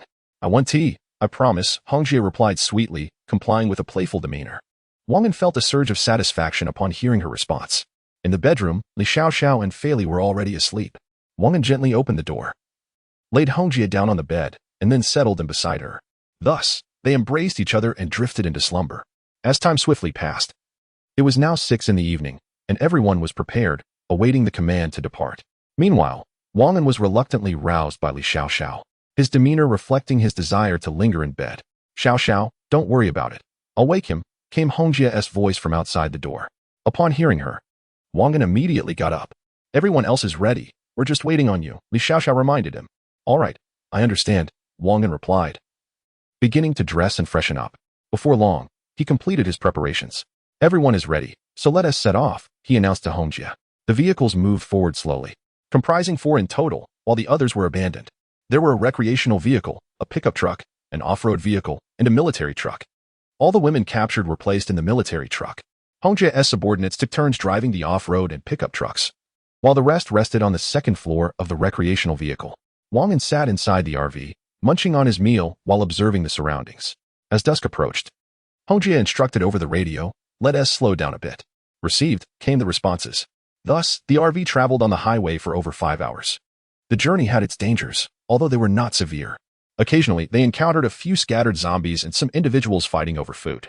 Wang An, having grown accustomed to such sights, remained largely unfazed. "Are we heading directly to Safe Island now, or should we wait until tomorrow to enter?" Hongjie inquired. Let us wait until tomorrow. Everyone is tired, and we're unsure of the situation inside, Wang An suggested. Let us find a concealed spot to hide and wait until daylight to proceed to Safe Island. That works. It simplifies matters, Hong Jia instructed Qi Ming to convey her orders, reminding everyone to keep their voices low outside. Qi Ming exited the vehicle to carry out the arrangements. The captured women took turns performing various tasks. You go bring over those food supplies. You move those drinks to the table. All were directed by Hong Jia's subordinates, overseeing the 5 captured women as they worked diligently. Among them was Ailey, who was busy with miscellaneous tasks while her sister remained in the vehicle. Observing the crates of beverages, she pondered, it's been several days. How are we still eating so well? Ali was somewhat perplexed. With so many individuals indulging in food and drink, how could merely 4 vehicles possibly accommodate all their needs? Were they oblivious to this reality? Observing the extravagance with which these people feasted, she felt a deep sense of incredulity at their utter disregard for the future. What are you dawdling about? One of the guards monitoring them remarked. I apologize. I was feeling a bit unwell earlier, hence my pause here, Ali explained. Her voice tinged with anxiety. All right then, make haste. Otherwise, you'll have to switch places with someone in the vehicle, the supervisor replied, somewhat irked. No. I'm feeling much better now, Ali insisted, eager to continue surveying her surroundings. She was reluctant to remain confined within the vehicle, crouched in silence. It was truly uncomfortable. Before long, the 5 captives completed their tasks, and the slightly plump woman who had been cooking began her preparations, the sounds of sizzling filling the air. Chapter 78. The defense team leader Huang Zheng. The sound of stir-frying wafted through the air, prompting those nearby to swallow in anticipation. Ailey gazed longingly at the pot where spicy chili and pork intestines were being prepared, her appetite stirred. Once dinner was ready, everyone savored a sumptuous meal before retiring for the night. Inside a military truck, Jiang Shuer quietly addressed her mother, saying, It's quite pleasant here. The work isn't overly taxing. The food is delicious, and we are safe. Jiang Shuer expressed her excitement, reflecting on how just days prior, she had been troubled by hunger. And now this timely relief had arrived. Aside from the somewhat cramped living conditions, everything else is quite satisfactory. Let us remain here for now and see if other opportunities arise, Jiang Min suggested. Jiang Shuai nodded in agreement. Meanwhile, several dozen miles away, a towering telescope was aimed at Wang An and his companion's location, unnoticed by them. A casually dressed military advisor remarked, that man is truly enjoying himself. Surrounded by so many beautiful women, he's quite the charmer. This man was Huang Zheng, a former deputy platoon leader before the apocalypse. His position secured through the influence of his elder brother, a well-connected military chief with numerous government officials among his friends. In truth, Huang Zheng's capabilities would not have warranted his retention in the military had it not been for his brother's connections. On duty that evening, he had just returned from a ballroom where, amidst the heightened pressures of life post-apocalypse, entertainment venues had paradoxically thrived. Earlier that night, Huang Zheng had engaged in a friendly dance-off with an acquaintance, but his spirits had quickly deflated. Feeling frustrated, he recalled a childhood mishap on a trampoline that had left him injured, leading to a diagnosis of a faulty steel bead, which ultimately resulted in his current condition of being cross-eyed and suffering from premature ejaculation. The gaze of the dancer had provoked a mix of irritation and restraint within him. He dared not retaliate, for this was the territory of the council leader's son, and any trouble could lead to dire consequences. Returning to his post at the gate, Huang Zheng, as the leader of the patrol group for the night, ensured that his soldiers wouldn't dare utter a word. After a brief nap in a rocking chair, a chill breeze roused him. He glanced at the sky and estimated it to be around 4 in the morning. Feeling somewhat bored, he decided to peer through the large telescope to survey the surroundings, hoping to uncover something intriguing, a pastime he enjoyed. To his surprise, he caught sight of Wang An and his companions dining together. A man surrounded by so many women, could he truly handle such attention? As Huang Zheng observed through the telescope, envy and jealousy brewed within him. What gives you the right to enjoy such a life, with so many women flocking to you? He thought wickedly. Let us see how you fare against me tomorrow. Huang Zheng had devised a plan, and now it remained to be seen whether it would bear fruit on the morrow. He peered through his telescope towards the direction where Wang An and the others were located. Where had everyone gone? Surely, they must have finished their meal and boarded the vehicle. Huang Zheng observed the absence of anyone outside and deduced that they had likely retreated indoors. He then glanced around other areas and found everything to be in order before reclining back into his rocking chair, softly humming a tune. I wish you would wield a slender whip, striking me gently time and again. The rhythmic creaking of the rocking chair lulled Huang Zheng into a tranquil slumber. In his dreams, he envisioned a group of women circling around him, beckoning him to join them. That night, Huang Zheng experienced a blissful reprieve. Passing soldiers caught sight of him, bemused to discover a large stain in his trousers, and many struggled to suppress their laughter. Yet, one soldier, known for his jovial nature, initially found it hard to believe his comrades' chatter. Upon approaching Huang Zhong, he was met with the sight of the dampness and the steady drip of liquid. Drip, drop, drip. It continued unabated. Unable to contain himself, the soldier erupted into laughter. Huang Zhong was jolted from his delightful reverie, his annoyance palpable. "Are you so impatient with life?" He glared at the fool before him, who was still chuckling heartily. "You've gone too far." As he stood, he suddenly felt a chill in his trousers and looked down in shock. Was this truly him? He had wet himself. Forgetting his dignity in the face of the soldier's laughter, Huang Zhong bolted towards the changing room, the echoes of mockery trailing behind him. "Just you wait." He couldn't help but threaten, though his words seemed to carry little weight. Meanwhile, on Wang An's side, individuals were gradually stirring from their slumber in the vehicle, while those on the lower level remained blissfully asleep. Tali stood outside, contemplating whether to call out to Hongjia to open the door. She believed it prudent to oversee the captives, ready to respond should any unforeseen circumstances arise. It was already past 11, and Hongjia and her companions still lay in repose. Tali, filled with envy, mused about the luxury of sleeping in until naturally awakened. Alas, such a notion felt like mere fantasy. Not being an ability user, she felt a pang of disappointment. Yet, the current situation was quite pleasant, as she could occasionally rest in the mobile home, enjoying its comfort and environment. Nevertheless, her lack of abilities meant certain matters remained beyond her reach.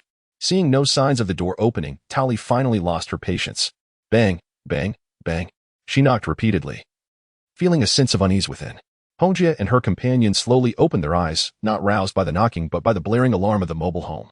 Tali's knocking raised concern. Was something amiss? Upon realizing it was Tali outside, Hongjia sighed with relief.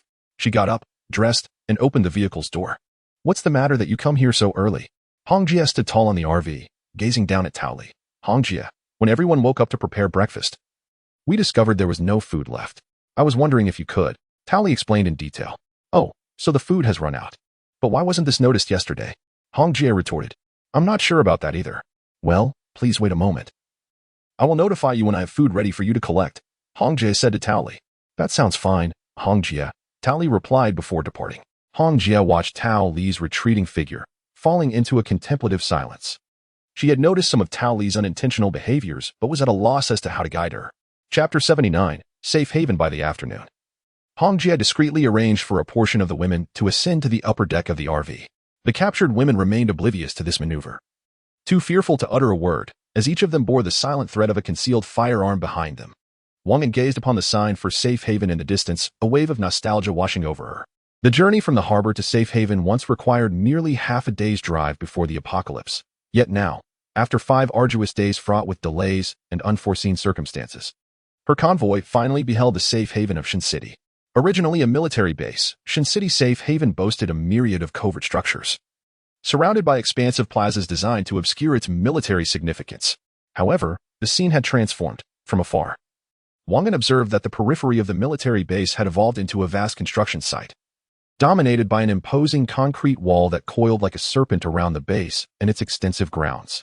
This formidable wall, already partially constructed, measured 7 meters in thickness, with exposed steel rebar and ongoing construction in numerous areas. Prior to the apocalypse, the government had initiated the wall's development, its outline already discernible. In the wake of the calamity, skilled laborers and ordinary citizens had toiled day and night to erect this monumental barrier, which now served as the last bastion of hope for Safe Haven. Presently standing at 8 or 9 meters high, the wall aimed to reach at least 15 meters, forming a protective enclosure against the ever-growing hordes of zombies and mutated beasts, safeguarding the lives of hundreds of thousands on the island. Along the wall, artillery towers were erected at intervals, though they remained unfinished. Nonetheless, the weaponry was already in place, featuring a rapid-fire grenade launcher complemented by 2 heavy machine guns. Just the sight of these armaments instilled an inexplicable sense of security. Beneath the wall stood patrolling soldiers, armed to the teeth. Each squad was equipped with automatic rifles, grenades, and some even bore portable artillery.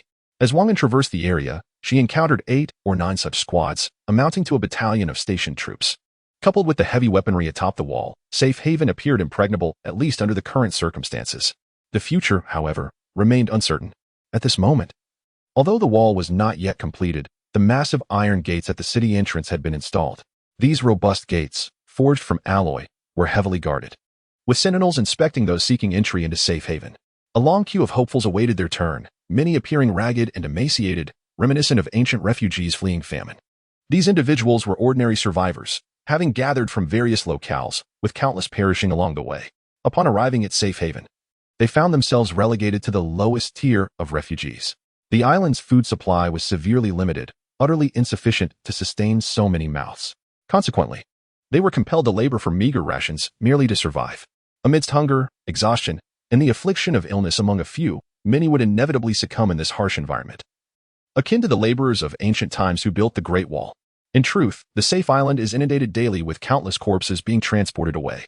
To prevent the proliferation of disease, these bodies are subjected to collective cremation. Not only do they lack tombstones in death, but even their ashes are intermingled. This, perhaps, epitomizes the sorrow of ordinary people in the apocalypse. Everyone, regardless of their status, must undergo wound and virus quarantine before entering the safe island. Any wound inflicted by a zombie carries a significant risk of infection. The regulations of the safe island stipulate that all individuals with injuries must be isolated for observation, while those unscathed must undergo ocular examinations. The eyes of those infected by zombies, in the midst of transformation, exhibit stark differences from those of ordinary individuals, making detection relatively straightforward. At the city gate, 10 quarantine entrances have been established, each manned by armed soldiers who are on high alert. Should any suspicious behavior be detected, they are authorized to shoot immediately. In this critical moment, it is deemed preferable to mistakenly eliminate an innocent than to allow an infected individual to enter the safe island. Among the 10 quarantine entrances, 6 are designated for ordinary people. Given the meticulous nature of the inspections, queues have formed at each of these 6 points. Due to the necessity of examining wounds, the personnel conducting these checks are predominantly female, often middle-aged, who, after repeatedly performing the same task, exhibit signs of impatience. Their handling can be rather forceful, which is tolerable for men, but the famished young women find it unbearable, sometimes getting pushed down in the process, leading to inevitable scolding. In this situation, no one complains about the quality of service. All are eager to muster their strength to rise and continue the examination. However, the remaining 4 quarantine points present a starkly different scene. 2 of these are dedicated to combat personnel, where slightly more individuals can be accommodated. The so-called combat personnel are merely ordinary people armed with rifles or powerful handguns, along with ample ammunition. The final 2 quarantine points cater to those with special abilities, where the numbers dwindle to a mere 3 or 4 individuals, thus eliminating the need for queues. The attendants here are all strikingly beautiful women, originally literary soldiers, possessing grace and elegance with their tall figures. When inspecting wounds, their demeanor is exceptionally gentle, their smiles sweet, often engaging in conversation to ensure proper documentation. Herein lies a conspicuous disparity in the treatment of ordinary individuals versus those with abilities. Wang An gazes at the refugees outside, lamenting the plight of ordinary people. They arrive at this place as the lowest tier of society, prohibited from bringing vehicles inside. All vehicles must be left outside the city, with gasoline and diesel confiscated. The military does provide some rations to purchase these fuels, but henceforth, they must toil from dawn to dusk merely to avoid starvation. Their accommodations consist of hastily constructed dormitories, with some resorting to tents that offer little warmth in the biting winter chill. In contrast, those with abilities enjoy considerably better circumstances. They are allowed to bring vehicles into the city and are allocated small apartments. More robust individuals with special powers may even reside within the confines of the safe island itself. There exists a luxurious apartment complex, and behind it lies an artificial hill, atop which stand several exquisite villas. However, those residing in the villa district are not typically ordinary individuals. Wang An and his companions arrived at the superhuman quarantine checkpoint in their camper van, where 2 individuals were ahead of them, necessitating a brief wait before their turn. After a short while, the 2 individuals in front completed their inspection. A strikingly attractive and artistic soldier approached them with a welcoming smile. "Greetings, and welcome to Shanghai Safe Island. Please disembark for your quarantine inspection, and I would also like to pose a few inquiries." Chapter 80. Settling into the safety island of Xinjiang, 4 vehicles slowly passed through the security checkpoint. Through the car window, Wang An observed the sweltering weather outside. The ordinary people standing in the heat, burdened by their journeys and lacking sufficient sustenance, risked fainting after a brief while. With a sigh of resignation, Wang An chose to disregard the scene. He noted from the sign at the quarantine gate that the ability users would be allocated smaller apartments, with the size varying according to their ranks. The artistic soldier, after assessing the situation, informed them that among the 4 vehicles, there were a total of 6 ability users, 3 at the second level and 3 at the first level, collectively assigned to 2 adjacent 3-bedroom apartments. Well, There are so many people here, exclaimed Wang Feiying, taken aback by the bustling environment. With hundreds of thousands residing together, how could there not be many? Wang An replied. Thus, Wang An and his companions followed the path indicated by the artistic female soldier toward their designated apartments. Unbeknownst to them, a pair of eyes was fixated on their every move. Huang Jing observed the vehicle's trajectory, his eyes darting about, lost in thought. Oh, I've got it. Huang Zheng exclaimed softly as he slapped his thigh. He recalled the council leader's son, a notorious womanizer known to all. The council leader's son, Gao Jun, was currently favored by the highest authority on Safety Island, surrounded by sycophants eager to curry favor. Seeing the number of individuals in Wang An's vehicle, particularly a striking beauty with a tall stature and a cherubic face, Huang Zheng was certain that Gao Jun would be intrigued. He resolved to inform him of this news, believing it would yield significant benefits and potentially earn him a favorable impression within Gao Jun's circle. Determined, Huang Zheng wasted no time and summoned his subordinate. I have some matters to attend to. Contact me via the intercom if anything arises. The defense here utilized military-grade intercoms with an extensive range, nearly encompassing the entirety of Safety Island. Wang An's group parked their 4 vehicles in front of a tall building, reminiscent of older structures, marked with numerous repair traces. It appeared to be a derelict building that had been renovated prior to the onset of the apocalypse. Let us enter and inspect the interior, perhaps tidy up a bit. Feili suggested to those in the vehicle. Agreed. Let us clean thoroughly and check for any additional equipment, Wang An replied, nodding in agreement while reminding them to be diligent. Feili disembarked, leading several women into the building. The artistic female soldier had already provided them with the keys. Thud, thud, thud, the sound of footsteps echoed from the staircase. Hongjie descended from the second floor and approached the sofa where the others were seated. I will step out shortly to survey the surroundings and gather some information. Are you going alone? Wang An inquired hesitantly. Yes, do not worry. I can go unnoticed, and even if I am detected, I can easily escape. Hongjie assured him with a smile. This reassured Wang An slightly. I will take some individuals with me shortly to assess the situation around us. At this moment, Wang An remarked, very well, with one illuminating and one shadowing, we shall investigate with greater scrutiny. Let us reconvene tonight to cross-check our findings. Hongjie concurred with a nod. After she spoke, she turned and retreated to her bedroom, leaving her intentions ambiguous. Wait a moment, who will accompany me outside? Wang An inquired, directing his question towards the women seated on the sofa. I will go. Li Xiaoxiao was the first to respond eagerly. Wang An understood her enthusiasm. Their primary objective in Shin City was to locate Li Xiaoxiao's family. It was inconceivable that she would remain indifferent as before. I wish to see as well, Li Mingyue added softly, expressing her curiosity about the situation outside. Qing Ming sat silently, seemingly detached from the conversation, her solitude palpable. Sensing Wang An's inquiring gaze, she shook her head and said, You all go ahead. I would prefer to rest for a while. Wang An cautioned the group. I know you are prepared to set off promptly. Time is of the essence, and we must return before nightfall. It was already past 3 in the afternoon, and darkness descended unusually early now. In the world before the apocalypse, it would be 8 or 9 o'clock before night fully enveloped the sky. Post-apocalypse, twilight arrived by 4, shrouding the surroundings in darkness. Moreover, the night harbored myriad unknown dangers, leading many to refrain from venturing outdoors after sunset. A sudden click echoed as the bedroom door swung open. Wang An turned to see Hongjie, clad entirely in black. She wore a black trench coat over a black sweater, with black stockings partially concealed beneath the coat. Only a portion of her calves was visible, and her feet were adorned with black boots. Most striking was the hood that obscured her face, revealing only her piercing eyes. Had it not been for their familiarity, one would hardly recognize her. Ah! The women gasped in astonishment. Wang An approached Hongjie, scrutinizing her ensemble with curiosity, uncertain of his impulse. He reached beneath the hem of her trench coat and playfully pinched her. The sensation sent a thrill through him. Get away! Hongjie pushed Wang An aside, rolling her eyes dramatically. It's not like you haven't touched me before. What's the big deal? Wang An retorted, feeling slightly aggrieved. The other women gathered closer, inquiring why Hongjie had chosen such an outfit. Isn't it just to be cautious? Being discovered would be troublesome, Hongjie explained. That seems overly cautious, Li Xiaoxiao remarked. Yet, it does have its charm, Wang An interjected, not particularly concerned with stealth but rather appreciating the allure of her attire. Hongjie, aware of his thoughts, chose to ignore him. I'm leaving, she announced to the group before swiftly departing, her movements so swift that it left the others momentarily stunned. How remarkable, Li Mingyue commented. Breaking the silence, Wang An, along with a few women, shared this curiosity. Just how formidable is Hongjie now?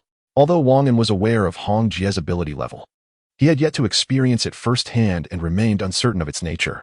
As for the fact that Hong Jie was a level 4 ability user, Wang An chose to keep that information to himself. Sometimes, silence speaks volumes more than words.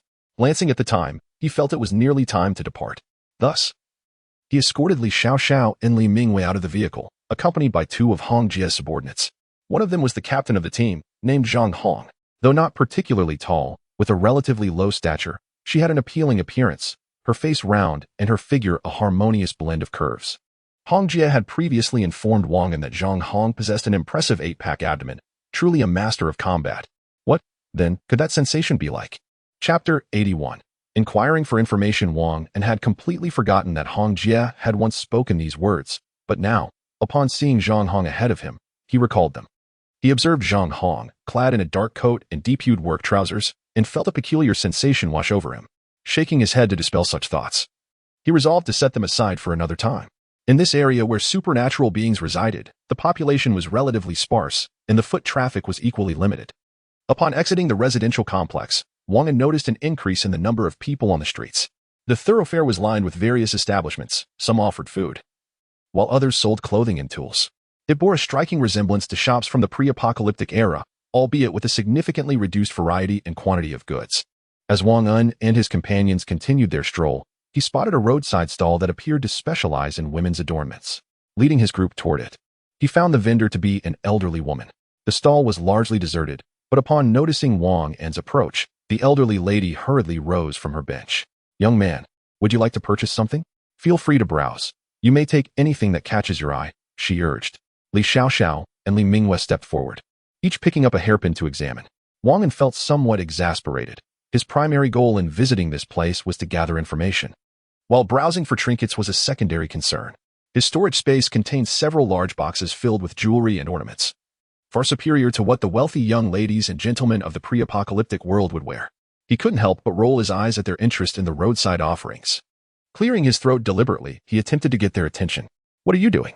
Li Xiaoxiao, seemingly aware that Wang An had something to convey, responded with impatience, as she was engrossed in her selection and disliked being interrupted. "I have a few inquiries to make of the elderly lady. Do not forget our primary purpose for being here. Also, please coax Li Mingwei away," Wang An whispered in her ear. Hearing his request, Li Xiaoxiao ceased her examination and murmured a few words to Li Mingwei before the two quickly retreated behind Wang An. The elderly woman, sensing their intent to leave, called out urgently, "Don't go. There are more items here. If you like something, you can purchase it. The prices are very reasonable. Rest assured, we intend to buy something. However, we wish to inquire about some information first. We just arrived today and are unfamiliar with the local situation. If you could enlighten us."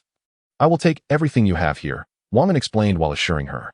"Are you certain you won't deceive me?" the elderly woman asked, skepticism lacing her voice.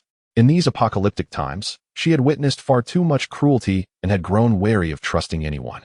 Wang An understood that mere words would not suffice to assuage her doubts. He reached into his pocket and retrieved a can of meat, having actually taken it from his storage space but pretending to extract it from his pocket. "Ah, a can of meat. This is quite a treasure," the elderly woman exclaimed in astonishment. "A can of meat could buy me several pieces of jewelry." "Very well, I believe you now," she finally conceded, her faith in Wang An's words restored. "What would you like to know?" "I, an old woman, will share all that I know with you." However, the old woman trailed off, and Wang An discerned her desire for the can of meat. "Here, take it. I hope what you tell me is the truth, otherwise." Wang An handed the can of meat to the old woman, his voice taking on a chilling tone. Startled, she quickly responded, "I assure you, I will divulge everything I know." "Very well, I believe you. Has anything significant occurred on the safe island recently?" Wang An inquired. The old woman lowered her head, lost in thought, murmuring to herself, Recently. Oh, I recall now. A few days ago, the Hungry Wolf squad ventured out to hunt zombies. I'm not sure what went awry, but they suffered heavy casualties. Out of more than a dozen, only one woman returned. The Hungry Wolf squad? I am unfamiliar with them. Is there anything else?" Wang An pressed further. "Indeed. A few days back, there was a riot involving dozens of workers, which the military swiftly quelled. And the most significant recent event, the supreme leader of Safe Island, Feng Taobua, was gravely injured while slaying a level 3 beast and perished on the spot. His deputy, Gao Lojian, has taken over. What do you think of this news?" the old woman concluded, awaiting his response. "Is there anything else?" Wang An continued to probe for more information regarding the happenings on Safe Island. "None that I can recall," the old woman replied, shaking her head. Very well, the can of meat is yours, and I will also take these pieces of jewelry. What shall we use for trade? Wang An reiterated their earlier agreement. You are new here and may not know the norms. Paper currency, gold, and silver are no longer accepted. Only crystal coins are valid. I've heard they are extracted from the beasts and hold great value. The old woman explained to Wang An. Where can I exchange for crystal coins? Wang An asked. Just walk straight ahead, then turn right. You will soon see the entrance to the trading hall, the old woman replied. She continued, if you lack crystal coins. Barter is also an option. Many here engage in trade through goods. Understood. Wang An produced another can of meat and gestured for Li Xiaoxiao and Li Mingwei to present some of their belongings. He could not rely solely on the cans of meat, as it might raise suspicion among others. After pooling their items, they finally had enough to purchase the jewelry. Wang An requested several large bags from the old woman to facilitate the transfer of items from their storage space. Once the transaction was complete, they proceeded forward. Li Xiaoxiao and Li Mingwei flanked Wang An on either side, slightly behind him, while Zhang Hong and another woman closely followed. As Wang An walked, he contemplated the old woman's words. The earlier reports seemed credible, yet the last piece of information felt peculiar. It was reminiscent of a situation where a conflict erupted, only to be ambushed from behind by one's own comrades. Perhaps some were aware of the underlying truths but refrained from speaking due to insurmountable circumstances. Upon contemplating this, Wang An shook his head, choosing not to dwell any further, and continued to proceed ahead. Look, there are so many people over there. Li Xiaoxiao pointed in a particular direction for Wang An to see. Indeed, why are there so many? Let us go and take a look. Wang An responded with growing interest. Brother Wang, should we not attend to the matter at hand first? Zhang Hong interjected from behind. No need. Did you not notice the notice board above the quarantine gate before we arrived? It clearly states that no actions are to be taken within the safety zone, otherwise the consequences are dire. Thus, you may rest assured, Wang An reassured confidently. Very well, Zhang Hong ceased her objections. Wang An understood that Zhang Hong meant well. Yet some matters are best known sooner rather than later. Chapter 82. The trading hall. Wang An and his companions walked for a while until they reached a gathering of people. Observing the congestion ahead, he realized the only option was to inquire among the crowd. Excuse me, do you happen to know what is happening up ahead? He asked a nearby man. Get lost. Can't you see I'm trying to push forward as well? The man retorted harshly. Wang An opened his mouth, but no words of anger escaped him. He had changed since the days before the apocalypse. In every regard, he could no longer afford to act impulsively. He reassured himself, it is unwise to engage with such individuals. He had established a personal rule, as long as his safety and that of his companions were not threatened and the insults were not excessively harsh, he would refrain from retaliating. Unbeknownst to him, Wang An had gradually matured, shedding the ignorance and fearlessness of his school days. He shifted his position, hoping to catch a glimpse of the commotion within the throng. The women beside him were eager to defend him, yearning to confront the rude man. Yet their fear of Wang An's reaction held them back. How could a mere country bumpkin possess such audacity? In front of him stood a worker, covered in a mix of cement and dirt. As Wang An prepared to ask him about the situation, he hesitated and instead pulled out a pack of cigarettes, still the premium brand. Brother, what is going on up there? Why are there so many people gathered? He inquired, extending the pack toward the middle-aged man. Oh, I couldn't possibly accept this, the man stammered, momentarily taken aback, yet ultimately unable to refuse. Ah, premium brand cigarettes. I haven't had the chance to enjoy these since before the apocalypse, he marveled, gazing at the pack in astonishment. After the collapse, resources had become scarce, and prices soared, making such luxuries hard to come by. Brother, what is happening up ahead? Wang An pressed on, noticing the man's excitement. Two wealthy gentlemen are arguing over a dancer. It seems the bar owner is no ordinary person either, as he promptly ejected them. They continued to bicker, and their subordinates began to fight. If it weren't for the timely arrival of the patrolling officers, the situation would have escalated further, the man explained, licking his lips at the thought of the dancer. What sort of background do those gentlemen have? Even the police seem powerless against them? Wang An inquired, curiosity piqued. I know one of them is the son of a conference chairman, but I don't recall his name, the man replied, trailing off. Thank you for your help, Wang An said with gratitude before stepping back. The crowd was too dense, and he decided against pursuing the matter further. He muttered to himself, the chairman's son. Could he be the one the old lady spoke of? What was his name? Gao Jun. Yes, that's it. Gao Jun. Wang An, reminded by the voice, recalled that it belonged to Li Xiaoxiao. After spending so much time together, he was thoroughly familiar with her. You are truly clever, he complimented sweetly. Oh please, spare me the flattery, Li Xiaoxiao retorted, unimpressed by Wang An's disingenuous words. He hesitated, choosing to remain silent as he strode ahead. The other women, observing this, exchanged amused glances before following suit. After walking for more than 10 minutes, the number of shops around them dwindled, while entertainment venues began to proliferate. Before the apocalypse, such establishments were abundant, and considering the immense pressure people face nowadays, their presence was hardly surprising. Spotting a large bathing center, Wang An couldn't help but inquire. Is this place reputable? Should we take a look? Don't even think about it. You want us to accompany you inside. Wang An, I advise you to behave, or I'll have to inform Hongjie, and you won't like the consequences, Li Xiaoxiao warned sternly. All right. I was merely joking. Let us continue on our way. Wang An replied with an awkward smile, pressing forward. They were only a few dozen meters away from the trading hall, and before long, they arrived at their destination.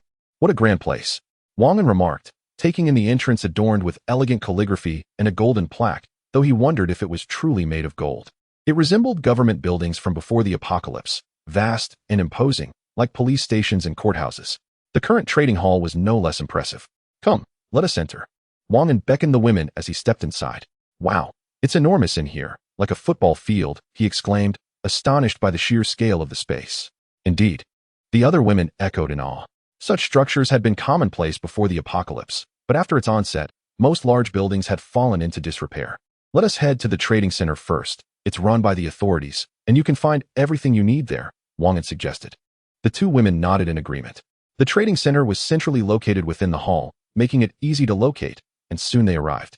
Behind the counter stood an attractive staff member, beaming as she addressed them. Gentlemen, is there anything you wish to trade? This hall offers the most diverse array of goods. Feel free to inquire about any services. Do you have a list of items? I would like to peruse it before making a decision, Wang An asked. Certainly. The staff member replied, handing him a board filled with a myriad of product names.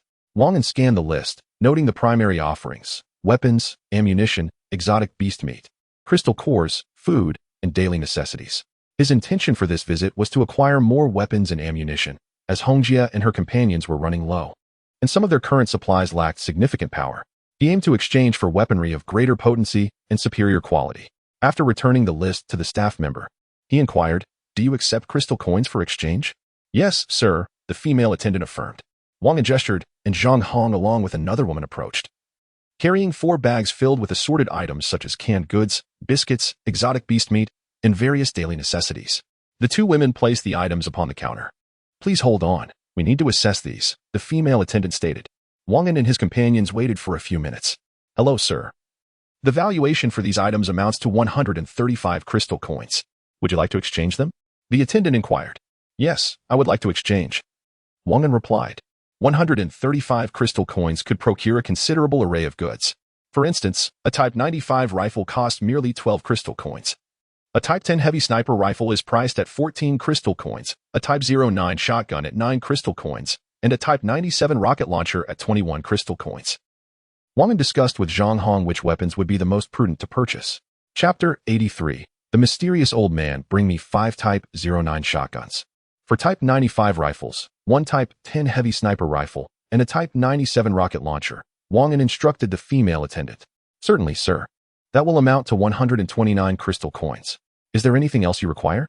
The attendant replied, persisting in her efforts to extract more crystal coins from Wang and convert the rest into ammunition. Wang An responded helplessly, inwardly lamenting his inability to resist spending. "Sir, each firearm you purchased comes with 40 rounds of ammunition, while the rocket launcher includes 7 projectiles, with the remaining 6 crystal coins. Would you like to purchase bullets or rocket shells?" The attendant inquired. Wang An glanced at Zhang Hong, realizing his limited knowledge of firearms. Despite having a skilled companion like Hongjie by his side, he had never used a gun. Noticing his hesitation, Zhang Hong quickly whispered in Wang An's ear, "Purchase all shotgun shells." After considering Zhang Hong's suggestion, Wang An replied, "Very well. Excellent choice, sir. That totals 120 rounds of shotgun shells," the attendant confirmed. A female team member hoisted a military-grade sack filled to the brim with firearms, while Wang An shouldered the Type 97 rocket launcher. The others also took their share. And once they had gathered their belongings, Wang An remarked, "Next time, we should bring a vehicle and acquire even more. We can hardly carry all this." As he spoke, he noticed a hunting mission board on the left side of the display. He approached to examine it, discovering details about locations inhabited by exotic beasts, along with rewards for bringing back their meat and crystals. One entry read, "At Zaifengku in the western district of Xinjiang, there is a level 2 flame tiger. Slay it and return with its meat and crystal core to receive 900 crystal coins, 20 firearms and ammunition, selectable, and 1 ton of supplies. Another noted, at Huaxi Street in the southern district of Xinjiang, there is a level 3 exotic beast. The board detailed various exotic creatures and zombies, along with the rewards for their extermination. After perusing the board for a while, Wang An departed with the women. The hour was late, and fatigue began to set in. He had learned that the highest combat strength in this area was merely a level 3 ability user. Wang An deemed it reasonable to assume there was little danger here. Having personally experienced the disparity between level 3 and level 4 ability users, which had left him increasingly beleaguered. Let us head back. Today's mission is nearly complete, Wang An said as he walked, addressing Li Xiaoxiao and Li Mingyue beside him. Li Mingyue remained silent, while Li Xiaoxiao appeared hesitant, wanting to speak but unable to find the words. Wang An chuckled and leaned closer, his tongue grazing Li Xiaoxiao's earlobe. Just as she was about to resist, he spoke. I actually entrusted this task to Hongjia. She is meticulous and would not make any mistakes. How about expressing your gratitude? How shameless of you. Stop taking advantage of me, Li Xiaoxiao retorted, her face flushed as she pushed Wang An away and walked ahead. Wang An watched her retreating figure, her curvaceous form swaying enticingly, igniting a spark of desire within him. It had been several days since he had sought her out. He could not let the night pass without making his move. Wang An murmured softly, yet was overheard by Li Mingyue beside him. Rascal. Li Mingyue hastily distanced herself, as though Wang An were some sort of monster. Wang An felt quite speechless. Was I not merely stating the truth? He glanced around, noticing that his captain and her subordinates were also blushing, but their training discipline compelled them to suppress their embarrassment. Wang An pursed his lips, contemplating stepping outside. Feeling disgruntled, you all are due for a reckoning. I'll see to it when the opportunity arises, he thought with a smirk. As Wang An exited the trading center, not too far along, he heard a commotion. Hey, young man up ahead. Wang An paid it no mind. He knew no one here, so it certainly was not directed at him. Wait up. An elderly man hastened to catch up on Wang An's left, only to be swiftly blocked by Zhang Hong.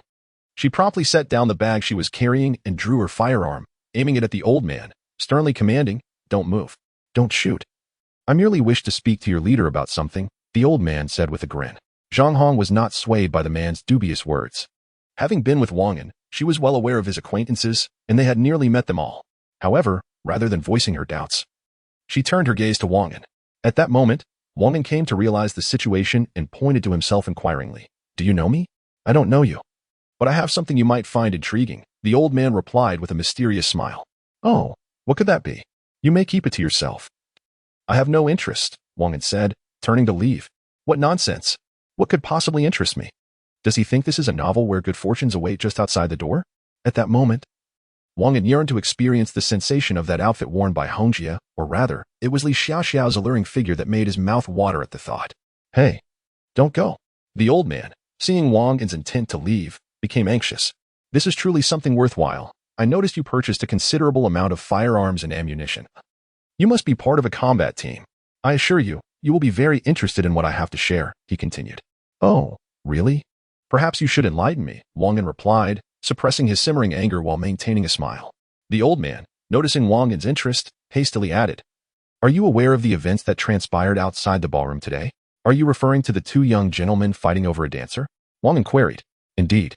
That's the matter at hand. You may not yet be aware, but Gao Jun has secretly orchestrated an assassination.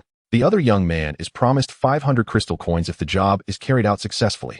I must confess, I am a subordinate of Gao Jun, seeking individuals eager to make some money. You appear to be in need of funds, am I correct? The old man laid out the entire scenario. Yet, Wang An remained skeptical, even if he did not express it outwardly. He replied nonchalantly, Indeed, I do find myself in need of money. I shall contemplate your proposition. How does that sound? No problem. Here is my contact information, the old man said before swiftly turning to depart without lingering. On the safety island, one can make and receive calls, but it necessitates the purchase of a specialized mobile phone or the use of a payphone at the store. This situation feels reminiscent of a bygone era. Wang An squinted, observing the old man's retreating figure, and disdainfully remarked, Boring. The matters concerning Hongjia and Lixiaxio are far more significant. He then declared, Let us return home. Stretching languidly, he addressed the women accompanying him. Just moments prior, as the old man had intercepted him, Li Xiaoxiao and Li Mingyue had gradually approached. Zhang Hong found herself speechless, internally musing, This man of Hongjia is exceedingly brazen. Is he not weary of dwelling on such trivialities all day long? Chapter 84. The new apartment. Wang An and his companions retraced their steps and soon arrived at the assigned apartment. When they had departed, Hong Jie's subordinates were just beginning to clean. Now, it seemed they were nearly finished. Wang An murmured to himself, gazing at the apartment before him, feeling somewhat dazed. Before the apocalypse, housing prices had soared to exorbitant heights, and even after the cataclysm, the demand for homes in secure zones remained equally high. This, perhaps, illustrates the principle of survival of the fittest. Let us proceed inside, Wang An announced to his companions, leading the way. As they passed by the RV, he glanced inside and found it shrouded in darkness. He knocked on the door, and after a brief wait, Fei Li opened it. "You're back," she said. "Is anyone else in the vehicle?" Wang An inquired. "On the first floor, it's just me. As for the second floor, I am uncertain." "All right. I will take a look inside. Please do not open the door for strangers," Wang An cautioned before entering the new apartment. They had informed the quarantine officer beforehand that they would only be staying temporarily and requested to be placed together, preferably on the first floor. The attendant checked and found that there were indeed 2 vacant units on that floor, promptly arranging for Wang An and his group to occupy them. Approaching the apartment entrance, Wang An noticed one of the doors ajar and recognized it as one of his 2 assigned units. He pushed the door open and stepped inside. There was a cabinet for keys and shoes at the entrance. After donning a pair of disposable slippers, he walked further in and arrived at the living room, where Tao Li and the others were seated. "Brother Wang," they exclaimed in unison, rising to greet him. "Hello, everyone. Please continue with your tasks. I shall just observe," Wang An replied, maintaining a facade of calmness, though internally he was elated. For once, he was being treated with respect. He ventured into the bedroom to find several women changing the bed linens. Returning to the living room, he asked, "Has Hong Jie returned?" "No," replied a plain-looking woman. "Very well. Continue with your work. I'll check the adjoining apartment," Wang An said before turning to leave. He approached the neighboring unit, where the door was closed. Knocking gently, he called out, "Is anyone there?" "Who is it?" came the voice of Wang Feng from inside. "It's me," he replied. "You're back. Why so soon?" Wang Feng asked suspiciously, her attire revealing she had just risen from slumber. Wang An observed her in her pajamas, feeling a twinge of annoyance. "While I was out gathering information, you were here sleeping in," he retorted. "Cousin, I was merely tired. I promise not to be lazy next time. Please spare me this once," Wang Feng pleaded, her tone remorseful. "Very well, I shall grant you this reprieve," Wang An thought to himself. Amused by how easily she could be deceived, he entered the supply room, followed closely by Li Xiaoxiao, Li Mingyu, and Zhang Hong, who carried a substantial load after receiving items from another woman. 4 individuals entered the room, with Wang An directly making his way to the sofa and settling down. This apartment bore a striking resemblance to the previous one in layout, particularly with the positioning of the sofa and the direction of the bedroom door. Observing that there was nothing of consequence occurring, Wang Feng remarked, "I will retire to my room," and promptly turned to enter a chamber. Wang An initially contemplated teasing her a bit more, yet upon noticing her evident fatigue, he refrained from speaking out. Li Xiaoxiao and her companions set down their bags, which were laden with firearms, and reclined on the sofa. Wang An intended to ask Li Mingwei to fetch everyone a drink, but seeing that she too had lain down, he could only helplessly glance at Zhang Hong, who stood nearby. Perceiving Wang An's gaze, Zhang Hong quickly comprehended his intention and swiftly exited to instruct her subordinates to retrieve the designated drinking cups from the vehicle. "You should sit as well. I have several inquiries for you," Wang An addressed Zhang Hong upon her return. Zhang Hong, still somewhat apprehensive, seated herself on the sofa, her bottom barely occupying half the space. Wang An remained silent, his eyes flickering back and forth between Li Xiaoxiao and Li Mingwei. Internally, he mused, "Observe Zhang Hong's demeanor, and then compare it to yours. You truly are losing your feminine essence."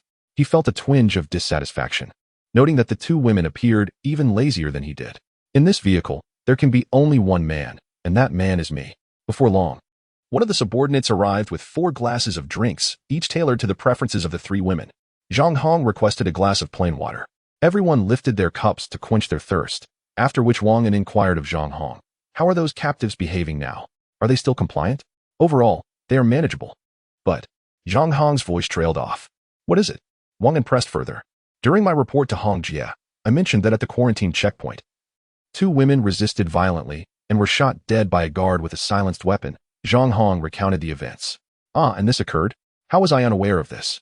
Wang An's eyes widened as he questioned her. "I do not know. I reported it to Hong Jie. As for what transpired thereafter..." Zhang Hong's voice diminished to a whisper, eventually ceasing altogether. Wang An sighed, expressing his frustration. "It seems I have not engaged in sufficient dialogue with Hong Jie. Otherwise..." The women stifled their laughter, with Li Xiaoxiao blushingly muttering, "Shameless." Wang An was unconcerned about the deaths of the 2 captives. having had no prior acquaintance with them. They were merely a burden that attempted to report him, and their demise was of no consequence. As for Zhang Hong's failure to inform him, he could surmise the reason, given that she was under Hong Jie's command and would not easily heed his words. Suddenly, a spark of realization brightened Wang An's eyes as he scrutinized Zhang Hong. With her appealing appearance and rumored abundance of abdominal muscles, having such an obedient and attentive maid would be quite delightful, especially if she could also warm his bed at night. The more he considered it, the more appealing the notion became. Yet, the crux of the matter lay in how to persuade Hong Jie to agree. Zhang Hong felt a shiver run down her spine as she sensed Wang An's unwavering gaze upon her. She was acutely aware that this owner of the motorhome was a notorious lecher, and being under his scrutiny could spell trouble. It was not that she held any disdain for Wang An, rather, she had never considered him in such a light. However, if Sister Hong were to propose that she engage in such activities with Wang An, she would readily acquiesce, fully aware of the opulence of his motorhome. Given the opportunity, Zhang Hong was determined not to let it slip away, especially since Sister Hong had assisted her during her times of need. Thus, she was inclined to follow any directive issued by Sister Hong without hesitation.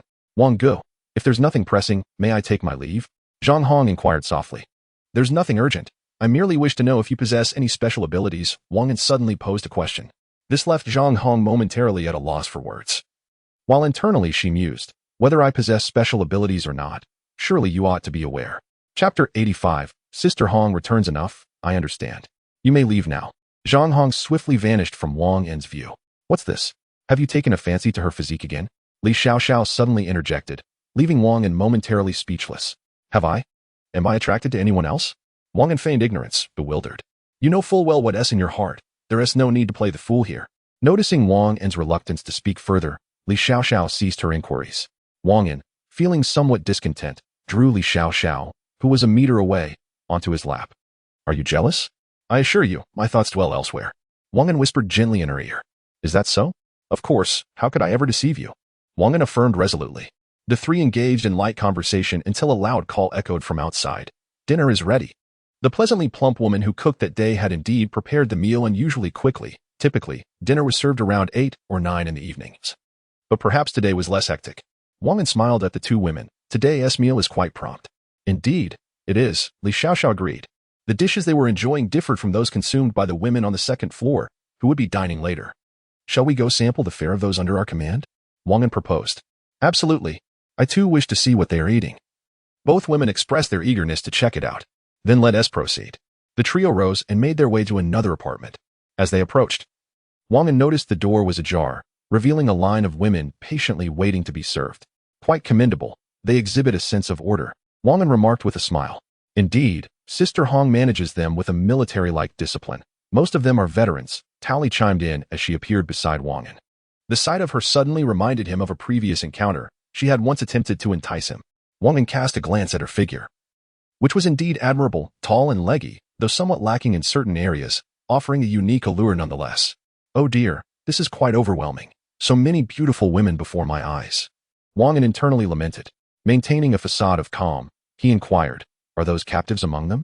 Indeed, everyone in the vehicle belongs to us, Tao Li whispered conspiratorially into his ear. Wang An felt a thrilling shiver at her breath against his skin, igniting a sense of excitement. Yet, he reminded himself, biting his tongue to maintain composure, with so many around, I must not reveal any weaknesses. Very well, I understand. Please bring us a bowl of your food. We want to see how you are being treated. If Sister Hong is withholding your rations, let me know, and I shall seek justice for you. Wang An began earnestly, concluding with a tone of righteous indignation. Dolly stood to the side with a gentle smile, refraining from interjecting. Wang An, ignoring her presence, strode directly into the kitchen, prompting the onlookers to part ways for him. He was aware of Dolly's cunning nature upon their first encounter. She intended to employ her charms to ascend the social ladder, an endeavor he could not fault. Wang An also recognized that Dolly would never engage with such overtures, so he chose not to linger. Elili, waiting in line nearby, watched with great curiosity as Wang An made his way to the kitchen. It was her first encounter with him, the man who had aligned himself with Scarface. At that moment, she had noticed the only man in the group attempting to hide behind a throng of women. However, as they boarded the vehicle and traveled together, Elili gradually discerned that this man held a position of considerable significance. He was undoubtedly a person of stature. She yearned to uncover more about him. Yet the female soldiers remained tight-lipped, unwilling to divulge any information on the matter. 3 dinners, please, Wang An stated succinctly, eschewing any superfluous chatter. Of course, Mr. Wang, replied the plump chef with a smile. Don't call me Mr. Wang. Just call me brother, Wang An unabashedly insisted. The slightly overweight woman paused in surprise before complying. Brother Wang. Ah, now that's more like it. A Lily observed this exchange with astonishment. This man was exceedingly casual.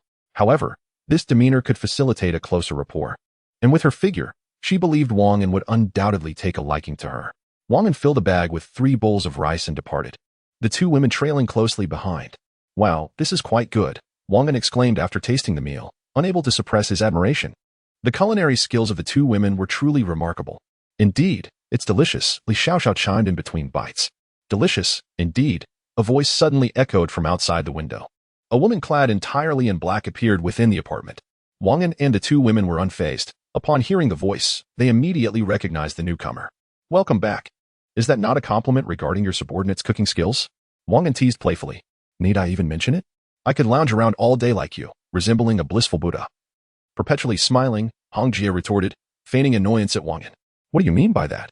I too have been out gathering information today, Wang An replied, somewhat disgruntled. Ah. After so many days, you finally caught on, Hong Jie mocked. Did you encounter something out there that you've returned to provoke me? Wang An protested. Hong Jie chose not to respond further, instead making her way to Wang An's side and plopping down, promptly seizing half of his dinner and devouring it with gusto. Noticing that Hong Jie was likely very hungry, Wang An dutifully headed to the kitchen, pouring a glass of lemon water and placing it on the table. Unbeknownst to Hong Jie, after a prolonged separation from Wang An, her spirits began to dwindle. Upon her return, an unsettling fire simmered within her, prompting her to exchange sharp words with Wang An. Is this what they call a petty woman? Hong Jie mused inwardly. At that moment, Wang An observed Hong Jie as she dined and inquired, is everything proceeding smoothly? Have you unearthed any information? His eagerness to discover what insights she had gathered was palpable. You tell me first what you've learned, Hong Jie retorted. Wang An proceeded to recount the intelligence he had acquired. The supreme leader has been replaced. The chairman's son, Gao Jun, is embroiled in a scuffle for a dancer outside a bar. Truly, the world is full of surprises. Hong Jie listened intently, captivated by the unfolding tale. Chapter 86. The news from Hong Jie. After a moment of mockery, Hong Jie shifted her tone and inquired, that mysterious old man you mentioned, what is his purpose? The old man replied, he is one of Gao Jun's subordinates, following Gao Jun's orders to seek out those in financial distress and eliminate those who compete for his woman. Wang An elaborated. How peculiar. The excuses you found are quite inferior compared to yours, Hong Jie scoffed. What? My previous excuses were far superior. Wang An retorted indignantly. Really? How would I know? Hong Jie responded dismissively. Never mind that. What news have you uncovered? Wang An did not wish to prolong the discussion. I have come across a particularly confidential piece of information, though its veracity is uncertain, Hong Jie stated, glancing at the other women around them. The implication was clear. She wanted them to leave. Is that truly necessary? Wang An queried, puzzled by the gravity of the information. Absolutely, it is quite essential, Hong Jie insisted. All right, then share the information that does not require discretion, Wang An said, his eyes shifting. Hong Jie shot him a glare but did not oppose him. Instead, she began. It concerns the task you assigned me to investigate the situation of Xiao Xiao's family. Upon hearing this, Li Xiaoxiao straightened her posture, eagerly awaiting Hong Jie's next words. After a moment of contemplation, Hong Jie spoke, I'm sorry, Xiao Xiao, but your family may have met with tragedy. She delivered the news she had uncovered with stark honesty. Impossible. You must be lying, Li Xiaoxiao exclaimed, rising in agitation. Hong Jie, however, did not engage with Li Xiaoxiao's outburst. Instead, she continued, I learned this from someone who knows you. His words should hold some credibility. Who is this person who knows me? Li Xiaoxiao pressed on, still flustered. He did not disclose his name, but he mentioned that after the apocalypse began, many townspeople were killed by zombies. Furthermore, some youths on motorcycles wreaked havoc, abducting numerous women and seizing vast amounts of food. Hong Jie recounted the scenes described by that individual. At this moment, Wang An approached Li Xiaoxiao and comforted her. If you feel like crying, then let it out. Your expression is quite heart-wrenching. His straightforward words rendered both Hong Jie and Li Mingwei speechless, easing the previously somber atmosphere. You jerk, Li Xiaoxiao scolded. Then collapsed into Wang An's embrace, weeping. Wang An then asked, is there any other news? No, I was merely fortunate to overhear this, Hong Jie replied. All right. Is there any additional information? As Wang An posed this question, a sudden pain shot through his waist. He stifled a cry, gently patting Li Xiaoxiao's back to signal her to let go. However, still reeling from the earlier news, Li Xiaoxiao remained unwilling to release her grip. Wang An, feeling helpless, could only endure the situation. Beside him, Hong Jie and Li Mingwei both noticed and stifled their reactions. After all, the news of Li Xiaoxiao's family tragedy was freshly received. Laughing at such a moment would be utterly inappropriate. He suggested, "The report of the incident may not be entirely accurate. Let us visit in person tomorrow to verify the truth." Wang An's mind was already spinning with plans for liberation from this distress. "Really?" Li Xiaoxiao replied, releasing her grip on Wang An's waist. He bore the pain as he gently wiped away her tears, pulling her into his embrace, offering comfort. It is likely true, but his words are not necessarily reliable. Once you confirm, you can make a judgment. All right, I trust you, Li Xiaoxiao said, wiping her tears and using Wang An's clothing to clean her nose. Wang An could only endure, for it was she who needed solace at this moment. At that juncture, Hong Jie interjected, "It's all just tales of Gao Jun, the young master, and his romantic escapades. There's really not much to discuss." "Oh, very well then," Wang An responded, gesturing for Hong Jie to join him in the bedroom. Seeing his cue, Hong Jie did not hesitate and swiftly entered. "Humph," Li Xiaoxiao let out a nasal sound. Wang An chose to ignore it and quickened his pace into the room. Upon entering, he found Hong Jie already seated on the bed, her form sinking into the mattress. Clad in tight black attire, igniting a warmth within Wang An's heart. "Do not gaze inappropriately," he admonished himself inwardly. "What's the matter? Are you not coming over?" Hong Jie seemed to perceive his feigned composure. Drawn in by her alluring voice, Wang An could no longer restrain his desires, and he surged forward, capturing her fiery red lips with his own, his hands exploring her curves. Hong Jie, too, succumbed to the moment. "Wait a moment," she said. As Wang An's hands roamed eagerly, he paused briefly before resuming his exploration. "If you do not wish to hear what I have to say, then continue." "I shall play along," she panted. "I'm listening," Wang An replied with a playful defiance. "You truly are beyond redemption," Hong Jie remarked, feeling exasperated with him. As she realized he was intent on continuing, she bit down on his lip with fervor. "Ah, Hong Jie, have you lost your mind?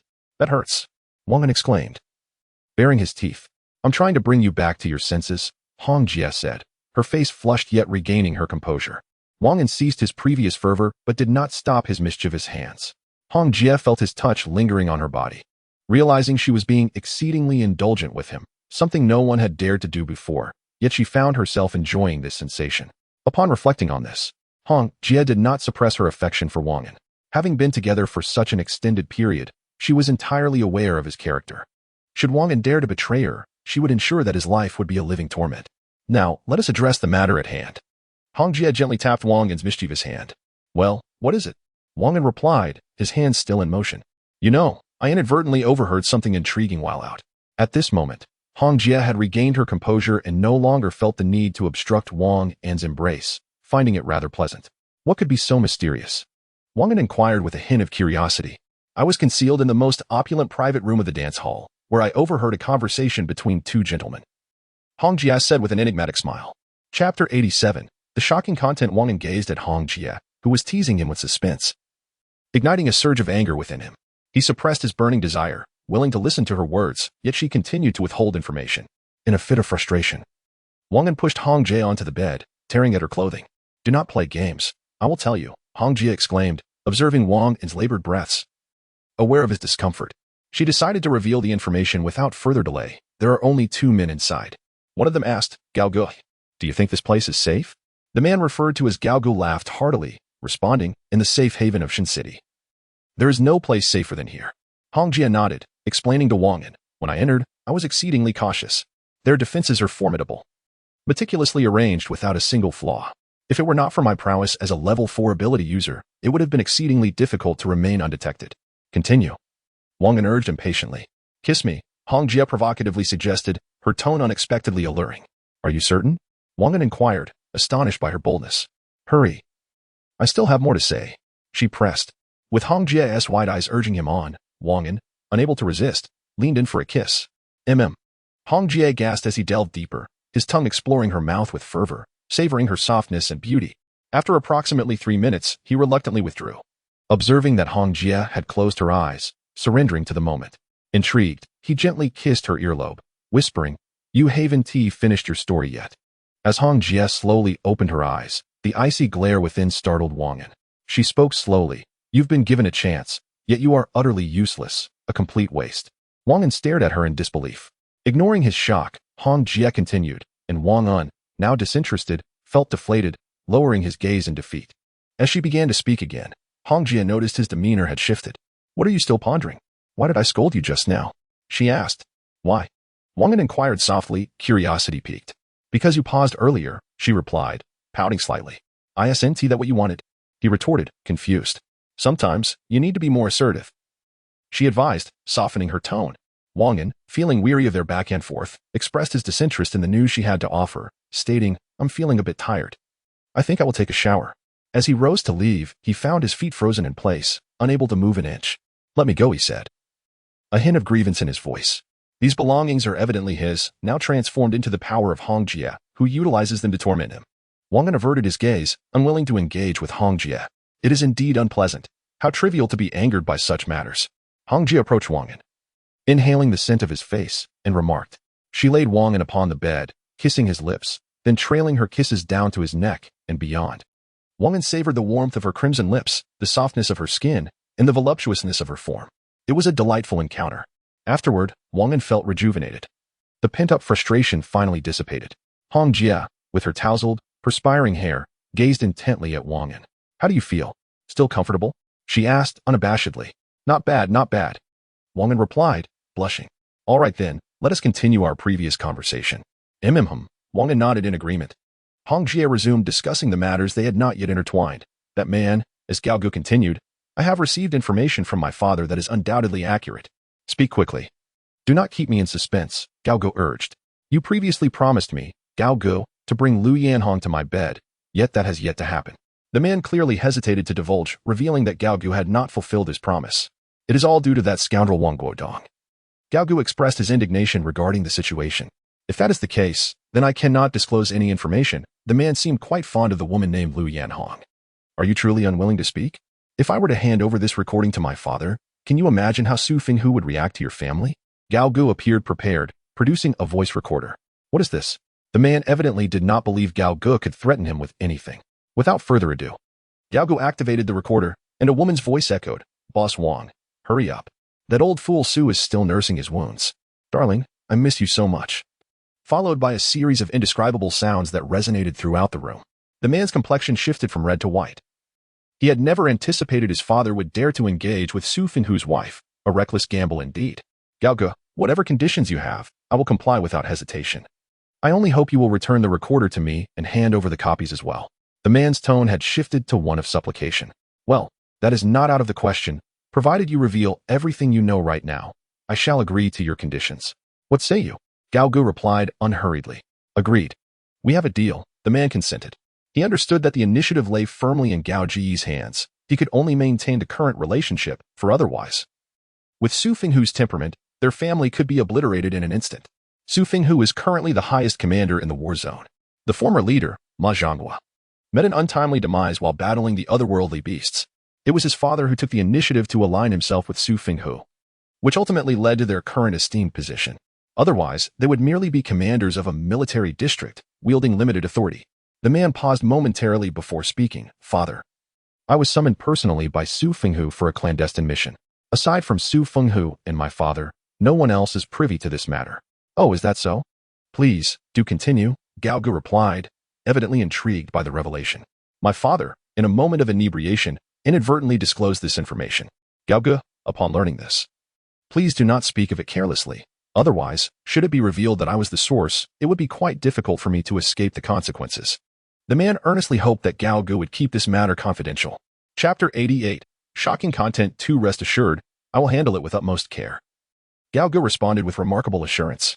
The man inwardly scoffed, yet maintained a cheerful demeanor, replying, "Indeed, indeed." He continued, "Initially, chiefly Zhanghua perished while hunting a level 4 beast. At that time, Su Fenghu took over Li Zhanggua's position and commanded the troops to launch a fierce assault on the already severely wounded creature. Although the casualties were considerable, they ultimately succeeded in slaying the level 4 beast. However, Su Fenghu's luck turned sour upon returning to Safety Island. He promptly prepared for a breakthrough. Yet after entering his room for less than a day, he emerged looking pallid, clearly not in a normal state. "Please, go on," urged Gao Gu. The man continued. "This incident is known to many. Su Fenghu's ascent to power was met with considerable opposition, and this only stirred the hornet's nest further. He eliminated several leading figures to temporarily quell the unrest. However, he lacked Li Zhanggua's prestige, and the level 4 crystal core unexpectedly did not enhance his abilities, but rather diminished them. Recently, Su Fenghu informed my father to arrange troops in preparation for an assault on a level 4 beast in the eastern district of Safety Island. What? Again targeting a level 4 beast? Gao Gu's voice rose in surprise. Gao Gu, lower your voice, the man cautioned anxiously. All right, I understand. Isn't this the same reason Chief Li Zhang was sacrificed himself? Gao Gu expressed his confusion. This time is different. Doctor. Sweki is leading a team of scientists to develop a new type of weapon specifically designed to combat these beasts. I am not privy to the specifics, the man explained. Is that so? Is there anything else you haven't mentioned? Gao Gu inquired. I have disclosed everything I know. Just look at your expression, the man replied softly. Here, see? I assure you that I will keep my word, Gao Gu stated, patting the man's shoulder. All right, it's settled. Let us be on our way. Sure thing. The man picked up his recording pin, stood up, and departed. Hong Jie relayed the entire conversation to Wang An, who was still pondering over the details shared by Hong Jie. Is this Gao Gu the son of Gao Jun, the council president? Wang An asked. It should be. After reflecting on the information you provided, it seems these two individuals are indeed the same, Hong Jie speculated. If that is the case, with Li Zhonghua possessing a level 4 crystal core and Su Fenghu once again targeting a level 4 beast, coupled with the newly developed weapon. If we know the specific timing, we might be able to join in the fray, Wang An mused. I share the same sentiment. It appears our thoughts are aligned this time, Hong Jie smiled. We are truly in sync. Is there anything about you that I do not understand? Wang An said shamelessly. Hong Jie turned away, choosing not to engage with Wang An further.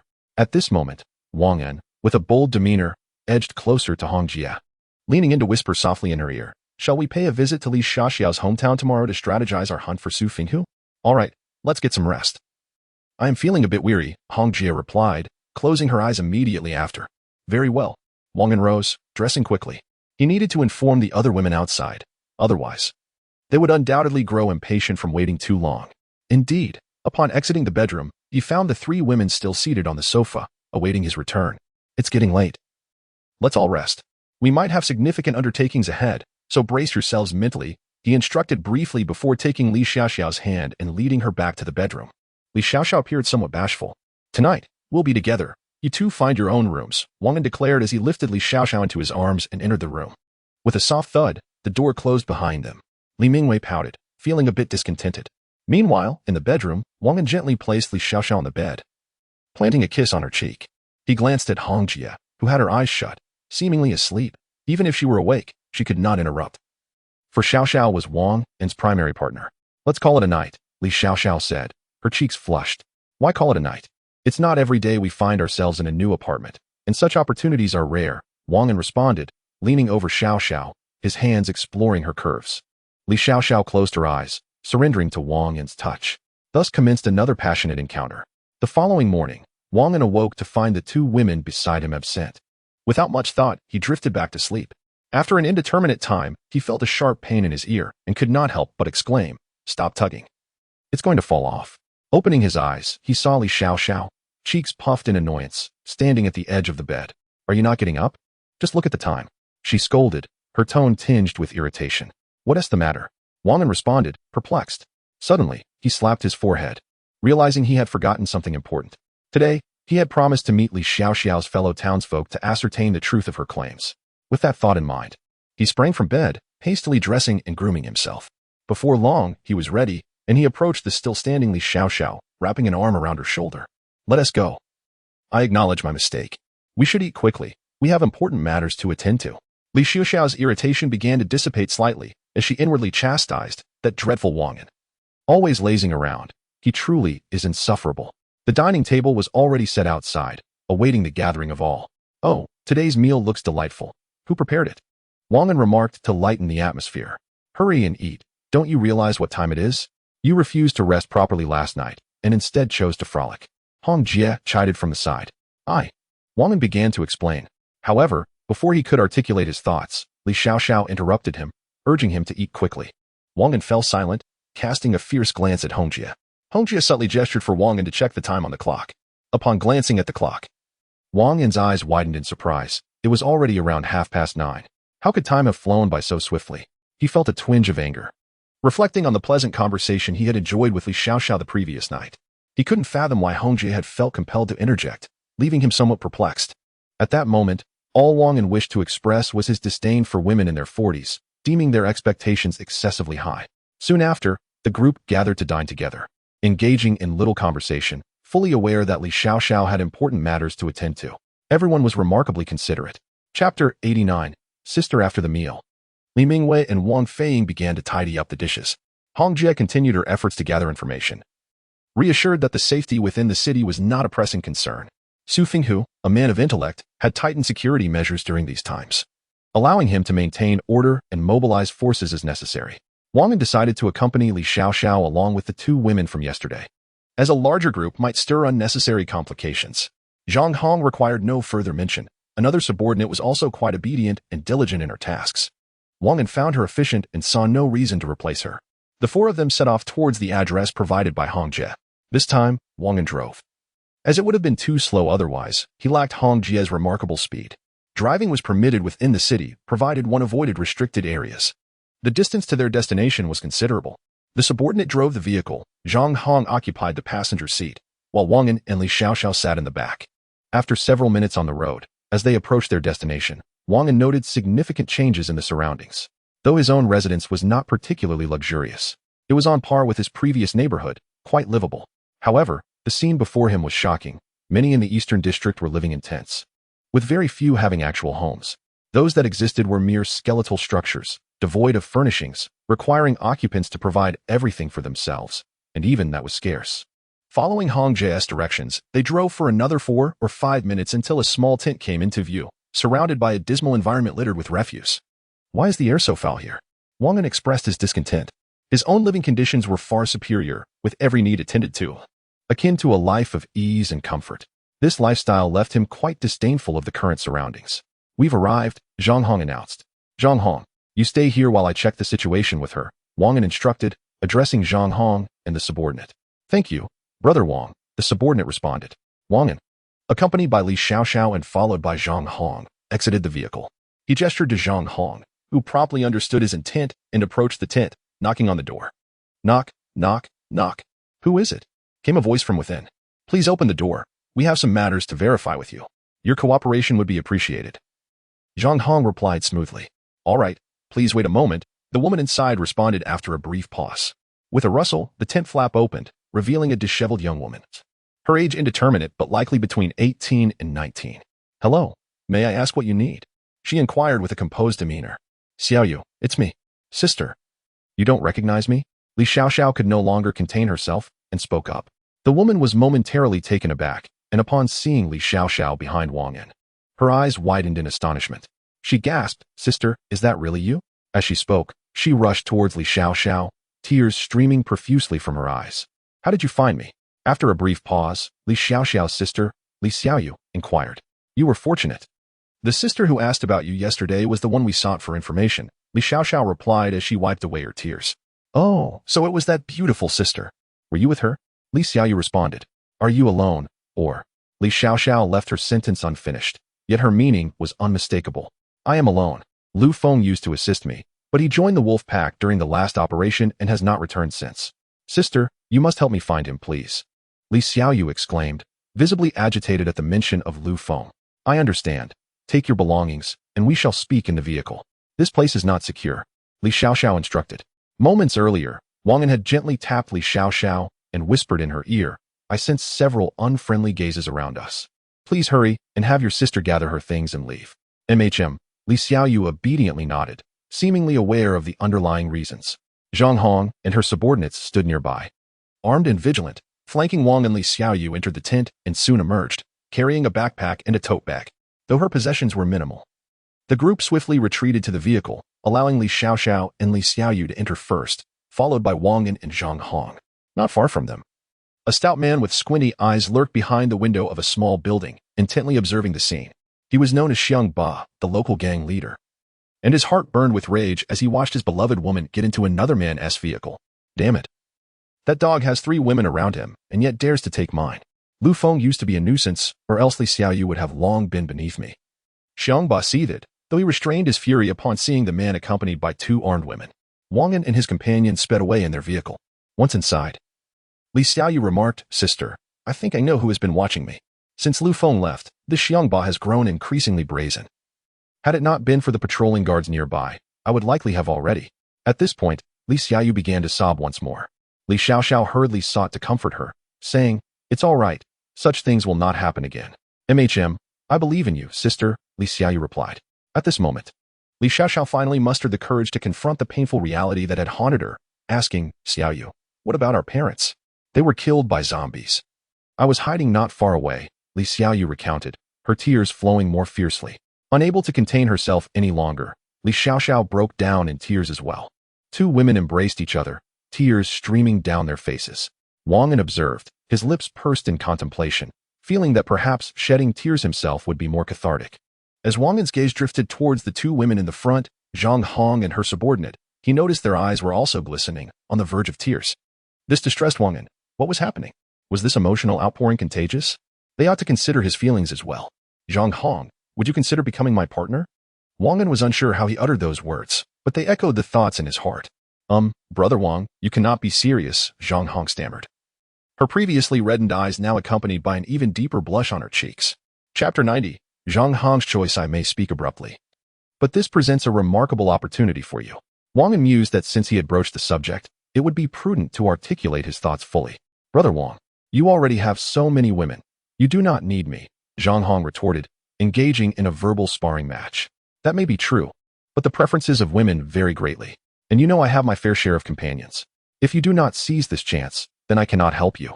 Wang An replied with a mischievous grin. Upon hearing this, Zhang Hong's complexion suddenly paled, and she stammered, "Brother Wang, are you trying to dismiss me?"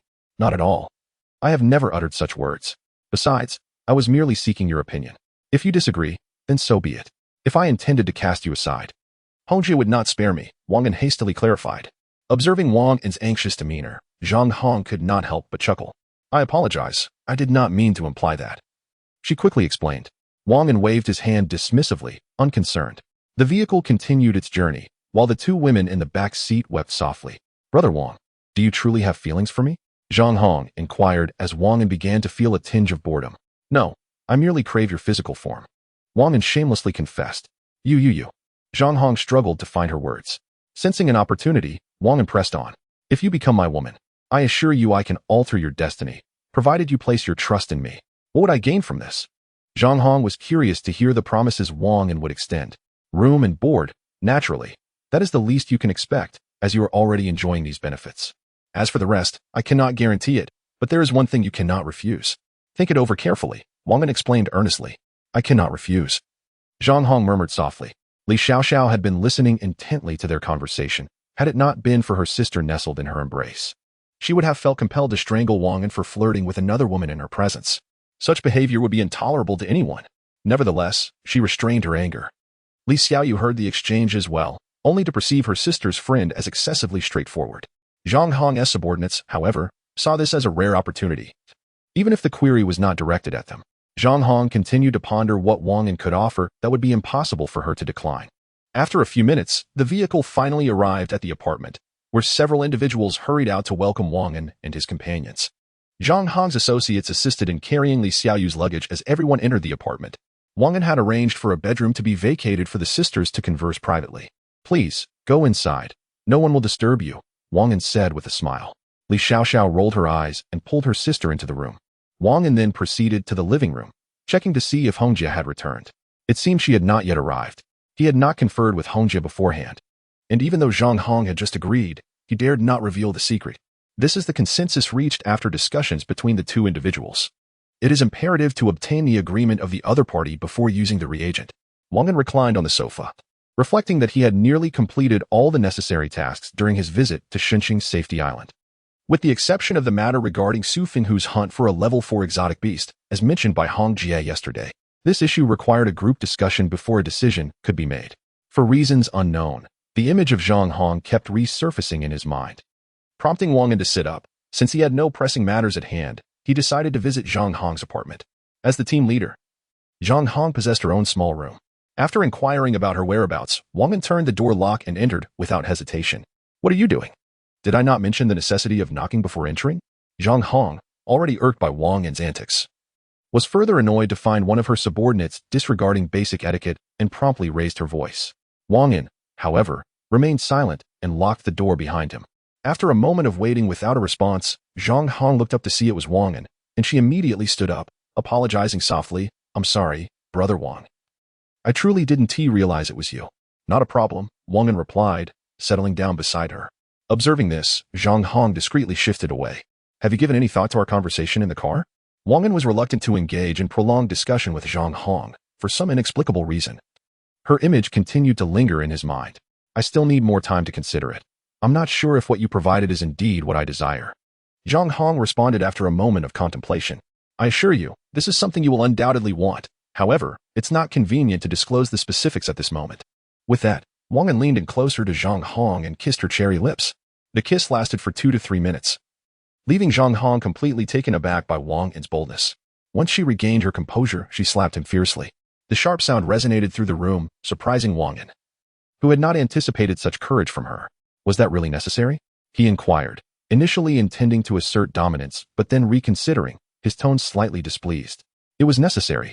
I didn't realize you could be so shameless," Zhang Hong replied, her body trembling as she recognized Wang An's status, fearing he might retaliate by dismissing her. "Fine. I may be shameless, but there are those who are even more so," Wang An declared, pushing Zhang Hong onto the bed, intending to impose his will upon her. To his astonishment, however, Zhang Hong displayed no resistance, instead allowing him to dictate the situation. "Is this what you truly want?" Wang An laughed heartily. As he began to remove Zhang Hong's clothing, preparing to kiss her again, he noticed tears silently streaming down her face. Wang An, who dreaded seeing anyone in tears, reassured her, "I am not deceiving you. This is something you will absolutely want."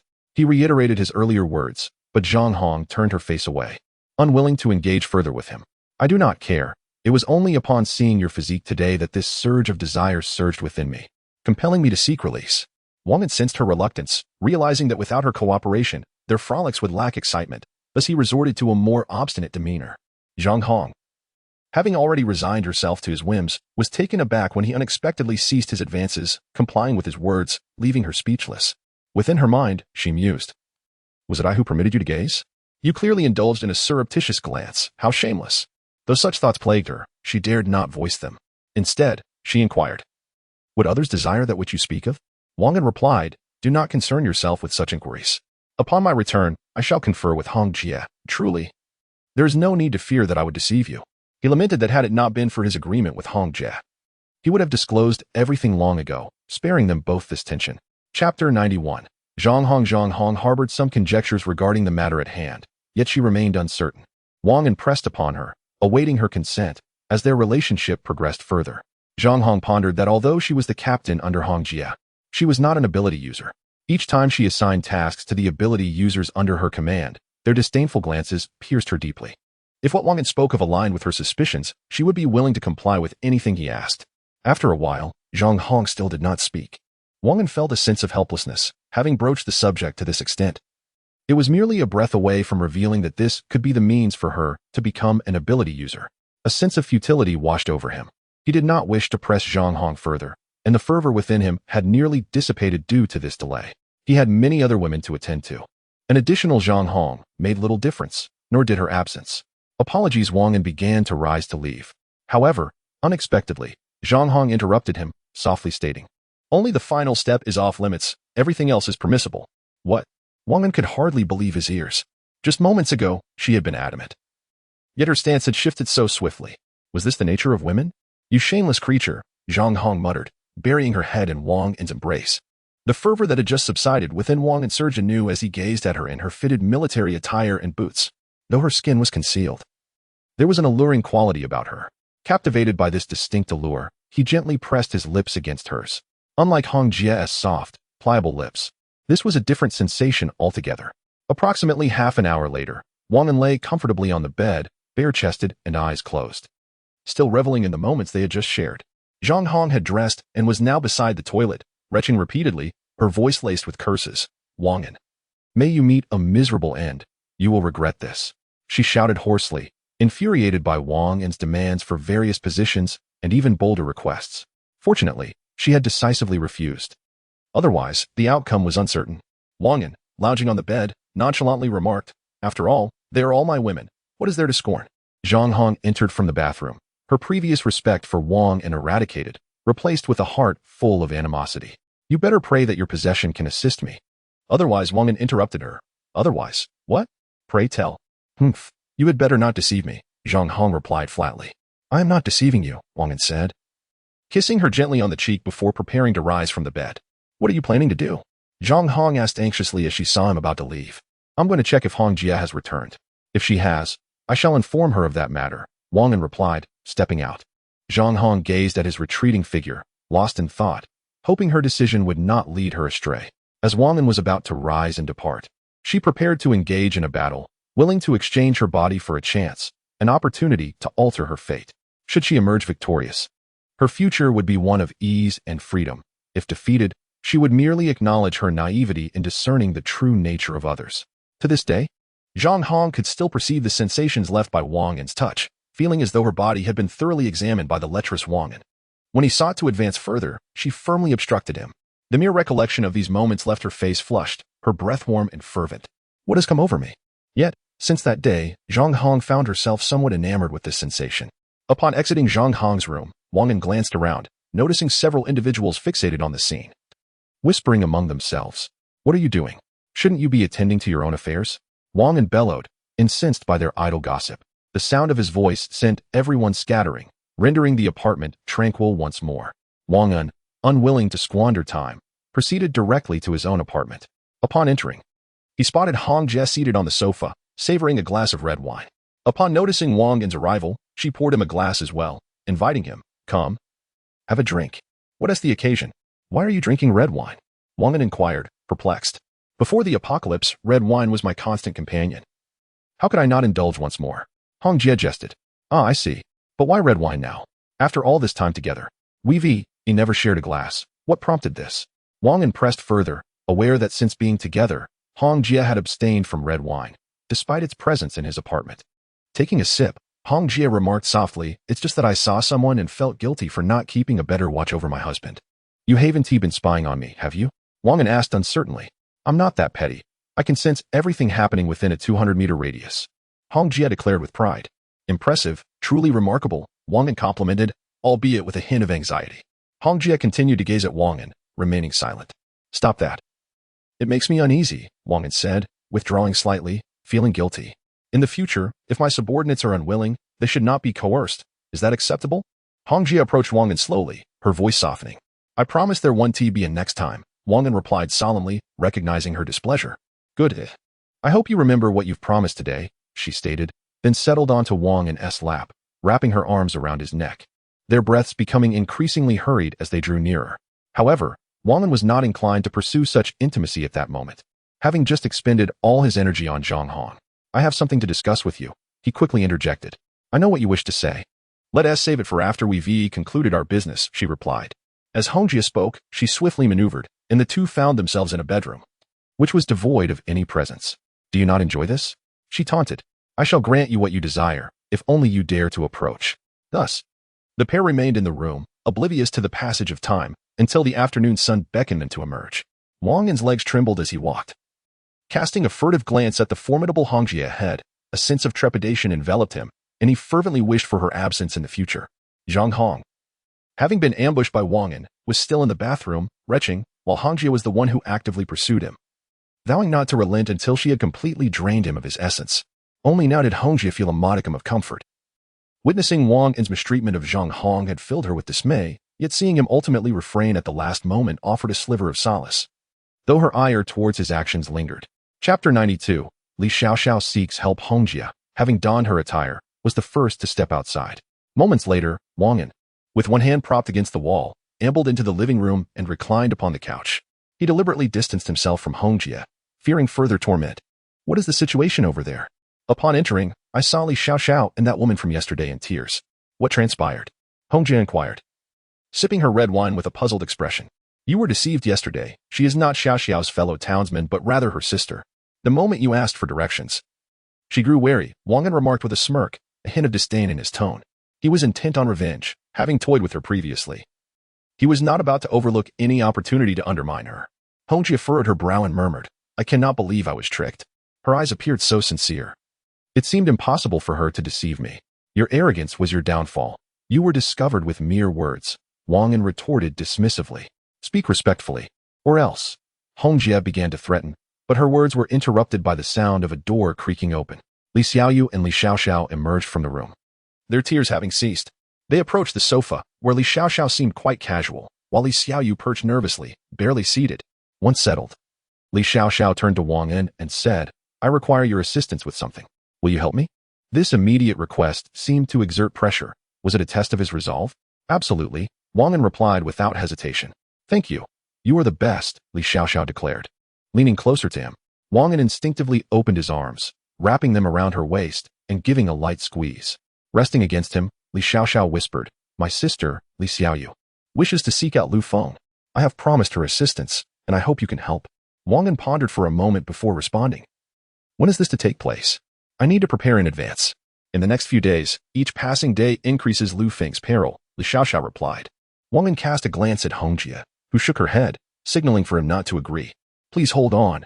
I need to discuss this with Hong Jie. You are aware that I mentioned significant developments occurring these days, and I must assess the timing," he explained to Li Xiaoxiao. Li Xiaoxiao blinked her large eyes, pleadingly gazing at Hong Jie, hoping for her immediate consent. "Humph." Hong Jie scoffed lightly before rising to head towards the bedroom. Observing this, Wang An could only shake his head in resignation, following her into the room. With a resounding thud, the door closed behind them. "Sister, why is that woman so unreasonable?" Li Xiaoyu expressed her discontent. "Xiaoyu, listen carefully. While I wield considerable influence within this team, it is primarily that woman who dictates decisions. You must show her the utmost respect. She is generally amiable, but when it comes to serious matters, she shows no leniency," Li Xiaoxiao clarified. Wang An and Hong Jie entered the bedroom, where Hong Jie candidly stated, "Should we proceed or not? You know how vital these 2 crystal cores are for us right now. After reaching level 4, the effects of such endeavors here are no longer as pronounced as before. Relying solely on my level 4 status, I cannot achieve much." Wang An nodded in agreement, contemplating the situation before responding, "We still have a few days. We should be able to manage." He felt compelled to assist Li Xiaoxiao in fulfilling her sister's wish. "Wang An, you," Hong Jie interjected softly. Before she could finish, Wang An interrupted, "Do you recall the surplus level 3 crystal cores? Although I didn't explain their origin, you can probably surmise it was similar to this occasion." Hong Jie fell silent, lost in thought. Wang An patiently stood by, awaiting her response. After what seemed like 3 minutes, Hong Jie finally spoke. "If the situation mirrors the last time, then I suppose we can make an exception this once." "Indeed. This is precisely why I agreed to help Li Xiaoxiao without hesitation," Wang An clarified. "Very well, we only have 2 days. If we exceed that, we must return. We cannot afford to miss this opportunity," Hong Jie cautioned Wang An. He gestured an okay in response. After their discussion, they stepped outside, where Li Xiaoxiao waited them. Not wanting to keep her waiting. Inside, Li Xiaoxiao felt a surge of anxiety, fearing that Wang An might decline and leave her sister heartbroken, which could also jeopardize her relationship with him. The 2 women sipped their hot water, occasionally glancing towards the bedroom where the 2 were. "Sister, do you think they will agree?" Li Xiaoxiao inquired, her composure slipping as she realized she could not be without Lu Feng. "Don't fret, let's wait a little longer," her sister reassured her. Suddenly, the bedroom door swung open, and the 2 emerged, one after the other. Once Wang An and Hong Jie settled onto the sofa, Wang An addressed Li Xiaoxiao. "I have conferred with Hong Jie, and we have agreed to seek out Lu Feng's whereabouts, but we can only spare 2 days at most. That is all the time we can afford." Upon hearing Wang An's agreement, a smile brightened Li Xiaoxiao's face, but when she learned of the 2-day limit, the smile faltered. "Isn't that a bit short? Can we extend it a little longer?" Wang An, suppressing his rising frustration, replied sternly, 2 days is already the maximum we can allocate. How much longer do you wish for? You should understand that I have emphasized the importance of this matter. We cannot engage in any other activities at this juncture." Sensing Wang An's irritation, Li Xiaoxiao fell silent, refraining from further comment. "Please detail the specifics. That way, we can devise appropriate methods without requiring an extended time frame." Hong Jie interjected, easing the tension in the atmosphere. "Of course," Li Xiaoxiao promptly responded. She continued, "Lu Feng is the one who brought my sister to the safe island. Later, due to a scarcity of food, he had no choice but to engage in the extermination of the monstrous beast in order to procure sustenance. Lu Feng joined a combat team known as the Hungry Wolf Brigade." Upon hearing this name, Wang An and Hong Jie exchanged glances. Li Xiaoxiao went on, at first. Everything was going well. Each time he returned, he brought back a substantial amount of beast meat along with various other provisions. However, during the last expedition, it seemed that the Hungry Wolf Brigade had an important operation, with rewards that were exceedingly generous. Lu Feng decided to participate, but unexpectedly, the brigade suffered a defeat. and only one member returned, while the others vanished without a trace. After listening to Li Xiaoxiao's account, Wang An inquired, "Where does the returning individual reside now?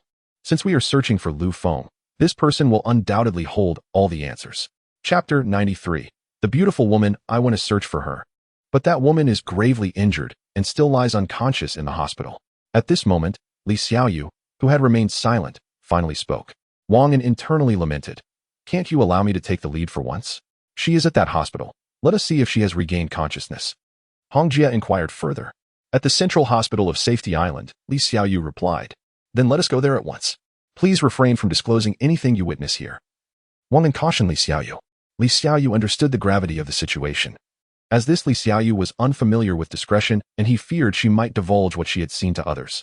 "I understand," Li Xiaoyu assured. Knowing the source of Wang An's concern, the three of them rose and made their way outside. Wang An approached Hong Jie, leaning in to whisper. "What were you trying to convey with your glance just now?" "Black energy liquid," Hong Jie stated, casting a brief glance at Wang An. "Give that to me," Wang An exclaimed, unable to contain himself. Hong Jie shook her head and swiftly departed. "Aren't you coming along?" Wang An called after her. "Are you not concerned about me causing you trouble? You all go ahead. Bring a few more people." Hong Jie's voice echoed from outside the apartment.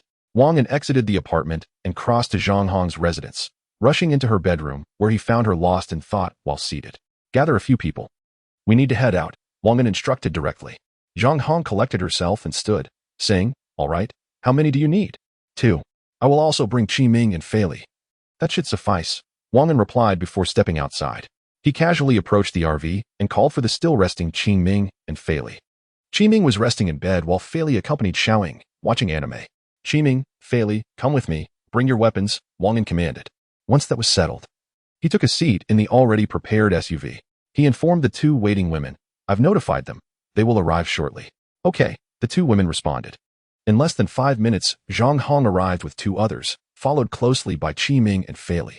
With only 5 seats in the SUV, Wang An had to share the front passenger seat with Fei Li, while Zhang Hong took the wheel. Li Xiaoyu and her sister, along with Qi Ming and Zhang Hong's subordinate, settled into the rear. With a roar, the SUV roared to life and sped away. Wang An, seated in the front, felt Fei Li shift slightly on his lap. Just moments ago, Zhang Hong had been so different, nestled in his embrace like a neighborly little sister, her face flushed as she playfully burrowed into him, her rear end swaying teasingly. Had it not been for Wang An's gentle caress of Zhang Hong's sculpted abs, he would have never imagined that this woman was once a seasoned scout. After approximately 10 minutes of travel, they reached their destination. Wang An's apartment was not far from the city center, and the central hospital was indeed the largest in Safety Island. Wang An alighted from the vehicle with Fei Li, instructing Qi Ming to remain concealed nearby, ready to offer protection at a moment's notice. Li Xiaoxiao and her sister, along with Zhang Hong and her subordinate, trailed closely behind Wang An. Upon entering the hospital, Li Xiaoyu guided Wang An, and soon they arrived at the door of the survivor's hospital room. Through the window of the door, Wang An glimpsed an elderly woman tending to the patient lying in bed. "Knock, knock, knock." Wang An gently tapped on the door. "Please come in," a melodious female voice replied. Creaking open the door, Wang An stepped inside, observing the modest furnishings of the room while also regarding the woman. The room was sparsely decorated, featuring a simple cot, a long table by the window, a chair tucked underneath, and a cabinet against the wall. "Hello. I am a friend of your daughter. I came to check on her recovery," Wang An stated, having learned from Li Xiaoyu that the woman in bed had a mother who had been caring for her. "Alas, she remains unconscious," the woman confessed, her skepticism evident. "Oh, I see," Wang An mused, contemplating how to save the woman in bed without arousing suspicion. After much deliberation, he found no viable solution. He turned to the others and gestured for them to leave. In such circumstances, no one dared to defy Wang An's command, and they all exited. With everyone gone, the room now held only him, the anxious woman, and the unconscious daughter. Wang An took a few steps forward, approaching the woman. She appeared somewhat apprehensive, yet reassured by the hospital's safety. Noticing her unease, Wang An spoke softly, "Do not worry. I possess a method to heal your daughter." He paused, allowing the weight of his words to linger. As he scrutinized the woman, he observed faint wrinkles adorning her face, which still bore an unmistakable youthfulness. Her elegance and charm were increasingly captivating, becoming even more alluring with the passage of time. Wang An pondered. To have a daughter of such an age and still possess such allure. Upon hearing Wang An's remark, the woman felt a mix of excitement and caution. Her emotions at odds. She gazed at him and replied evenly, "You claim you can save my daughter. How can I trust you? What gives you the right to claim such a thing?" Wang An considered her question before responding. I have a friend who wishes to visit the site of the wolf pack's tragedy, hoping your daughter can provide us with insight. Clearly, that is not feasible at present. As for saving your daughter, it is all tied to this matter. If you do not believe me, consider it as if I never spoke." With that, he turned to leave, realizing that the more kindness he showed, the more she would doubt his intentions. "Do not go," the woman exclaimed, hastily stepping forward to block his exit. "I cannot simply take your word for it. You must provide me with some proof." "Dear lady, I possess no proof. And I am not compelled to plead for your daughter's salvation," Wang An replied nonchalantly. The woman fell silent, waiting for several minutes. She slowly spoke. "Can you truly save my daughter?" The woman sought confirmation once more. "Yes," Wang An replied, his eyes darting about, an insidious thought brewing in his mind. "Then assist me in reviving her at once. I shall comply with any condition." The woman, desperate, clung to hope. For her daughter had lain here for over half a month, and the doctors warned that if she did not awaken soon, she might never do so again. "Any condition, you say?" Wang An chuckled slyly. "Indeed, as long as you can bring her back, I will agree to anything," the woman declared resolutely. She was unwavering in her conviction. If this man could restore her daughter to life, she would sacrifice everything, even her own body. However, she pondered, given her age, would he still desire her? Chapter 94. The Awakening of the Beautiful Woman's Daughter. "I want you," Wang An shamelessly declared. "Very well, I agree, but you must first save my daughter." The woman replied directly. "That is not possible," Wang An flatly refused. "Why? You cannot be deceiving me, can you?" The woman asked coldly. "I am not deceiving you.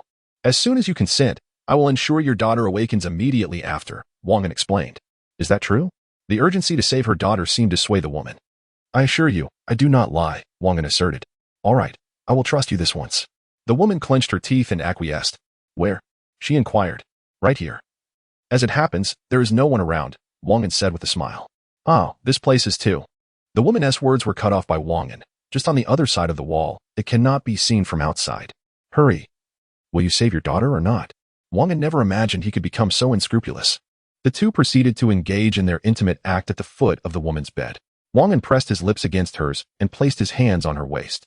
Initially, the woman resisted, but gradually succumbed to Wang An's skillful touch. After approximately half an hour, the two finally parted. Wang An's lips were slowly oozing blood as he adjusted his clothing, remarking helplessly, "Next time, could you not bite so hard?" This time, he truly experienced a mix of pain and pleasure. The woman shot Wang An a glance and exhaled, saying, "I told you to take it slow. Can you blame me if you didn't listen?" Wang An, observing the woman clad only in her underwear with her jeans still unpulled up, was incensed and slapped her backside.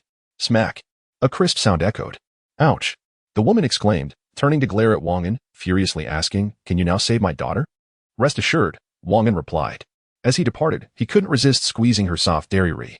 He approached the woman lying on the hospital bed and produced a vial of black energy liquid from his pocket, preparing to pour it into her mouth. "Wait. What is this? Is it effective?" the woman asked, hastily approaching, her clothes still disheveled. Wang An embraced her from behind, whispering into her ear, "This substance will take effect immediately upon consumption." "Really?" Doubt lingered in the woman's voice. "You can decide whether to drink it or not. Here, take it," Wang An said, placing the vial in her hands while enjoying the softness of her body. "Stop that. I still need to administer medicine to my daughter," the woman protested. "I do not understand. You should hurry," Wang An urged. The woman carefully poured the black liquid into her daughter's mouth, fearful of spilling it, and even pried her daughter's mouth wide open. Just as she finished pouring the solution and prepared to discard the vial, Wang An, still holding her, took it from her grasp. "Is this not to be thrown away?" the woman questioned, puzzled. "It is imperative that you refrain from discussing the matter of the reagent with anyone," Wang An admonished, his expression turning serious. "Can I inform her about the medication?" the woman inquired hastily. Wang An replied while stepping outside, "Just wait a moment." Upon finishing his statement, he exited. "What have you been doing in there for so long?" Li Xiaoxiao asked anxiously as Wang An emerged. "Oh, nothing of consequence, just giving that woman lying down some special medicine. We need to wait a bit longer," he stated calmly. He realized his talent for deception had sharpened, allowing him to maintain a composed demeanor without a flicker of emotion. "What happened to your mouth?" Li Xiaoxiao asked. "It's nothing. I just bit it accidentally," Wang An replied. "Was it truly an accident?" Li Xiaoxiao queried, somewhat perplexed. "Do not concern yourself with that. Have you thought about how to pose your question?" Wang An feigned impatience. Li Xiaoxiao nodded affirmatively, responding, "I know what to say." As she spoke, she directly embraced Wang An in front of everyone. "Thank you for your assistance this time," she expressed. "It's nothing. It is merely my duty," Wang An replied. He then leaned in and kissed her alluring lips, the two lost in their moment, oblivious to the astonished onlookers. Zhang Hong, witnessing the scene, clenched her teeth in anger, recalling how he had kissed her similarly that morning. Internally, she cursed Wang An, calling him a scoundrel and a rogue. Just as Wang An and Li Xiaoxiao reveled in their affection, the door to the hospital room swung open, revealing the earlier woman. Upon seeing Wang An kissing another woman, she paused briefly before stating, "You may enter. My daughter wishes to speak with you now." Although she felt a pang of discomfort, having just engaged in intimate actions with her, only to witness him with another woman, she suppressed her discontent and wore a smile. Everyone else entered, leaving only Wang An and the woman behind. Wang An, with a mischievous grin, slipped his hand beneath the woman's garment, teasingly asking, "Are you feeling jealous? Do not be upset. I have many women, all equally beautiful." The woman, horrified by his audacity, turned away in disgust and re-entered the room, ignoring him thereafter. Wang An, catching a whiff of the woman's scent lingering on his hand, murmured, "How delightful." This scene was witnessed by the woman as she closed the door, initially intending to leave Wang An outside to vex him. However, upon seeing him, she could not bear to dwell on the implications. This man was indeed a rogue. The door to the hospital room clicked shut.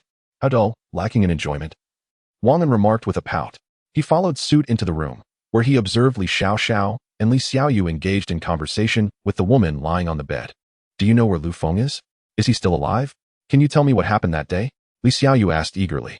The woman in the hospital bed had not responded for quite some time when she finally uttered, "You." However, her words were abruptly interrupted by the matron. The woman said, "My daughter has just awakened. You may inquire at your leisure, but if not, I must ask you to leave." It was evident that she was somewhat displeased. Her tone as she spoke to Li Xiaoyu was rather curt. "I apologize. Please do not be upset."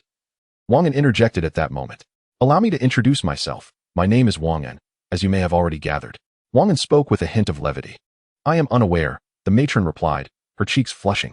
This was due to the fact that she had previously shared her name with Wang and during their earlier encounter. "This is my wife, Li Xiaoxiao, and this is my wife's younger sister, Li Xiaoyu. The others are my subordinates." Wang An introduced each person to the two women in turn. Chapter 95. The transformation of Njingi. Only then did the woman soften her tone and say, "My daughter. And you? I am Njingi. Hello, hello." Wang An feigned a handshake with Njingi, even caressing her palm lightly. And you had been intently observing Wang An since his arrival, as her mother had disclosed everything to her, including the coercion she had suffered at his hands. She scrutinized the man named Wang An, grappling with an indescribable feeling, finding it all rather peculiar. Her mother had mentioned that Wang An was not a bad person. At least he had not deceived her. Since her divorce from her father, she had remained single until now, and was considering a relationship with this man. Initially, and you had been taken aback, but upon reflection, she found solace in the thought that her mother had been single for over 20 years. And it was only natural for her to have needs. Nevertheless, she resolved to observe Wang An closely, wary of being deceived. "Hello." Wang An extended his hand, greeting her. "Hello." And you replied softly, "You sought me out because you wished to find the members of the Hungry Wolf team, correct?" And you continued. "Indeed," Li Xiaoyu responded. "I regret to inform you that, aside from myself, all the members of the Hungry Wolf team have perished," and you stated. "Are you certain?" Li Xiaoyu pressed for confirmation. "I cannot be certain, as the situation was exceedingly perilous. I survived solely due to my swiftness," and you replied. "Could you tell us where you encountered the tragedy?" Li Xiaoyu inquired. "We were in the Misty Forest, specifically 300 kilometers south of Safety Island. If you proceed straight ahead, you will come upon a vast forest teeming with various exotic beasts and medicinal herbs, which can enhance one's abilities. As for the precise location within the Misty Forest, I cannot specify. One must visit the site to discern it," and you elaborated. "Can you accompany us there?" Li Xiaoyu's eyes brightened with hope at the prospect of Lu Feng's survival, urging her to hasten to the Misty Forest. "I shall go, but not with you." And you said, directing her gaze toward Wang An. She added, "I have something to discuss with him. Could you please step outside? Please, do exit." Wang An waved his hand, prompting everyone to leave. After a while, only Wang An and the mother-daughter duo remained in the hospital room. And you had yet to speak when she witnessed Wang An embracing her mother, kissing her before her eyes. Initially, her mother resisted, but soon acquiesced. "Enough of this!" And you exclaimed in frustration. And Njingi, mustering all her strength, managed to push Wang An's head away and softly chided, "Not like this. My daughter is present. What does it matter?" "You saved your daughter," Wang An retorted, attempting to continue. And Njingi steadfastly refused, and the two remained entwined, neither able to prevail over the other. And you observed everything closely, her earlier anger gradually dissipating. Calmly, she asked, "Wang An, do you truly care for my mother?" "No, I merely admire her physique," Wang An shamelessly replied. As Jingyi heard these words, she began to struggle violently in Wang An's embrace, yet she was no match for him. A man endowed with extraordinary abilities. Wang An held her tightly, even taking advantage of the situation. "Let me go," Jingyi pleaded, tears slowly streaming down her face. She had never anticipated that Wang An could be so blunt, leaving her somewhat unable to accept his words. "Calm down. We have only known each other for a short time. Aside from your beauty and charm, is it really possible that I have fallen in love with you? Is that even conceivable?" Wang An explained carefully to the struggling Jingyi. Upon hearing this, she ceased her resistance and nestled her head deeper into his embrace. And you watched her mother, who was acting so childlike, with a sense of helplessness. "Will you abandon my mother in the future?" she asked. "Absolutely not.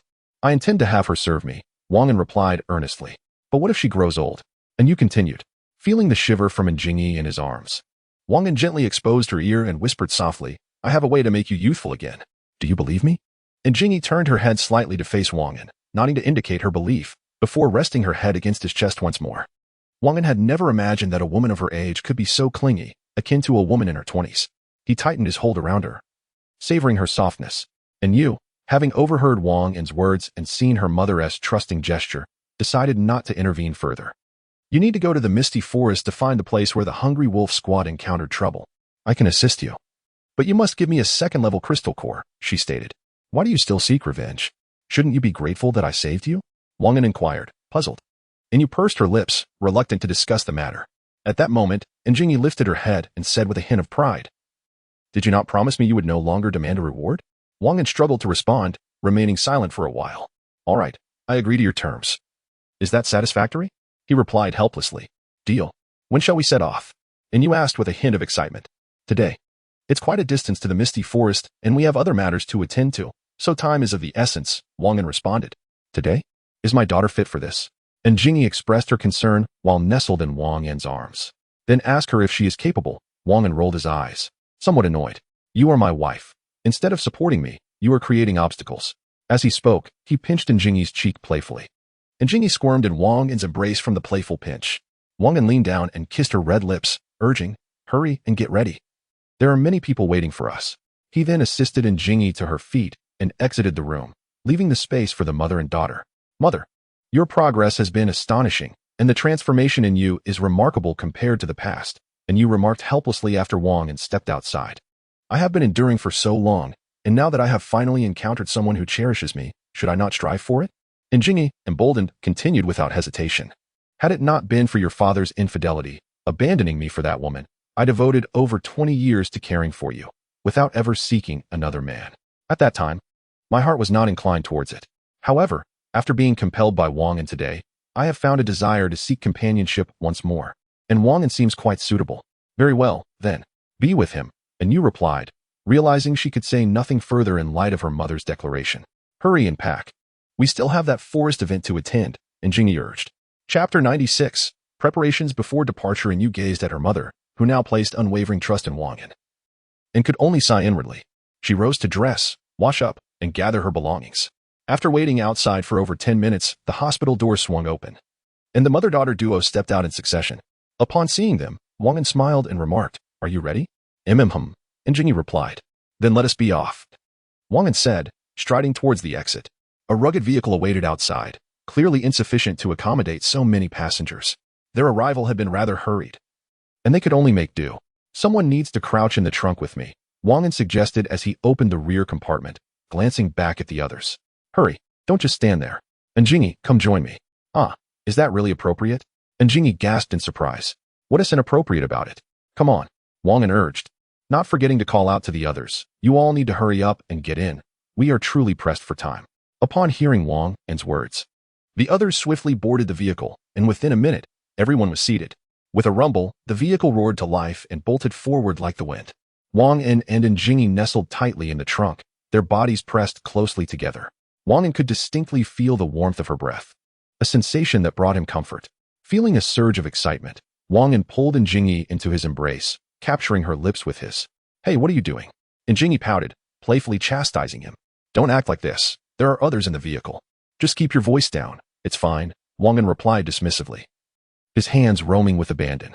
And Jingyi bit her lip, stifling any sound, though her occasional shivers betrayed her. After approximately 10 minutes of travel, They arrived at the apartment. The others quickly disembarked, leaving Wang An and Njingyi to wait a few moments before emerging from the trunk. While Wang An appeared composed, Njingyi was a different story. Her face was as flushed as a ripe apple, as if moisture might seep out if pressed. The others in the vehicle also bore a rosy hue, having overheard everything that transpired. Shameless, Li Xiaoxiao muttered under her breath. The others stifled their laughter. Ahem. Wang An cleared his throat awkwardly, redirecting the conversation. Let us head inside. We need to depart soon and gather our things. Wang An was unfazed by Li Xiaoxiao's comment. He knew he couldn't afford to lose all his standing in front of the others. I'll prepare first, Zhang Hong said as she entered with her subordinate. Li Xiaoxiao followed closely behind with Li Xiaoyu. Let us go, Wang An said to Njingyi and her mother. Upon returning to the apartment, Wang An noticed Hong Jie seated on the sofa with her eyes closed, while several other women were present. Qing Ming was whispering something into Hong Jie's ear. He observed as Hong Jie occasionally furrowed her brow, her expression shifting continuously.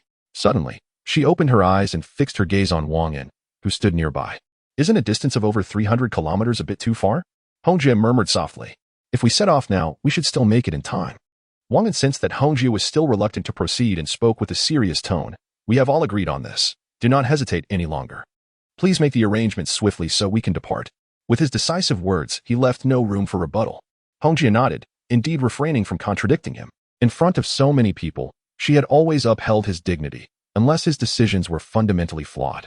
So be it, everyone else, please gather your belongings quickly. Wang An then turned to Hong Jie, saying, Come with me to the bedroom. I have some other matters to discuss with you. Without a word, Hong Jie stood and walked toward the bedroom, with Wang An closely following. Once inside the bedroom, Wang An initiated the conversation. How are your arrangements coming along? I have assigned Qi Ming to continue monitoring the man who betrayed Gao Jun. I have located his residence. Qi Ming just needs to be cautious. There should be no danger. Hong Jie replied, after contemplation. Perhaps we should assign 2 of your first-level abilities to assist Qi Ming. Although she is a second-level ability user and has experience as an assassin, it never hurts to be careful, Wang An suggested for added security. No problem. What about you? Will that woman divulge the matter regarding the black energy liquid? Hong Jie inquired about the situation with Njingyi and her daughter. No, this woman is particularly obedient. I will ensure nothing goes awry, Wang An confidently asserted. Oh really? I heard from Fei Li how you compelled her, Hong Jie teased. Do not listen to her nonsense. It is a transaction. Only in this way can we safeguard the secret more securely, Wang An retorted, somewhat irked. Suit yourself, but do exercise caution. I do not want to be left cleaning up your mess, she warned. All right, if there is nothing else, let us go out. Those people are still waiting. Wang An interjected, eager to end the conversation, finding her somewhat verbose. Hong Jie pouted but ceased her chatter, observing Wang An's retreating figure. She realized she had been somewhat talkative lately, a shift from her usual demeanor, perhaps a reflection of their deepening feelings. She comforted herself with this notion. Strangely enough, Hong Jie's speculation ultimately manifested as reality. Meanwhile, as Wang An exited the door, he observed the arrangement of items in the apartment, mirroring their initial arrival. And couldn't he help but marvel at the formidable execution of these women. He then proceeded to the adjoining apartment, which was also nearly packed up. Given the larger number of people and supplies stored there, suddenly a military truck rumbled into the open space in front of the apartment. Wang An gazed through the window. Surprised, he hadn't noticed when he returned that a vehicle was parked there, and now one had driven away. Turning, he made his way outside, just in time to encounter Hong Jie, who was also heading out. Where's that truck going? Wang An inquired. He understood that within this team, apart from himself, only Hong Jie had the authority to assign others to carry out tasks. This was a tacit understanding and a rule among them. Let them procure some supplies, ammunition, and our scarce resources at the trading center, Hong Jie explained. I see, Wang An replied. He then recalled that after his encounter with Hong Jie last night, she had instructed him to retrieve some surplus supplies from the storage space. The firearms and ammunition that Wang An had previously exchanged would suffice for a while, yet they were still inadequate. Hong Jie decided to exchange for additional supplies, and this opportunity was timely. However, they could not exchange too much, lest it arouse suspicion. Ultimately, they would trade a truckload of supplies for the necessary items. Chapter 97, Nightmare Sister Hong explained, at that moment, you just happened to be heading to the central hospital. So I didn't inform you. Wang An replied, what a coincidence, everything just piled up, and I completely forgot about it. Let us see what we have. Sister Hong said as she walked. Wang An nodded and followed closely behind her. As they approached, the women present greeted them warmly. Sister Hong acknowledged them with a nod and inquired, what supplies have been exchanged? At that moment, a woman of modest height and unremarkable appearance spoke up. 50,000 rounds of submachine gun ammunition, 50,000 rounds for the Type 56 rifle, 500 rocket-propelled grenades, 10 Type 47 field guns, 500 rounds of ammunition, 100 grenades, smoke grenades, and flashbangs each, along with 100 sets of mattresses and bedding. Goodness, that is indeed a substantial amount. Wang An exclaimed in astonishment. He recognized the girl who spoke. She was the one who had killed the two individuals who had resisted at the quarantine gate. Zhang Hong had mentioned her and even shown him photographs. Well done. Are you under suspicion? Wang An inquired. The woman reflected for a moment and replied. There shouldn't be any suspicion. Although such transactions are uncommon, a few occur daily. I made sure to observe on my way back, and no one was following. Wang An nodded and turned to stand beside Sister Hong. He remarked, everything is almost ready. We just need to figure out how to drop off Qi Ming and the others without being noticed.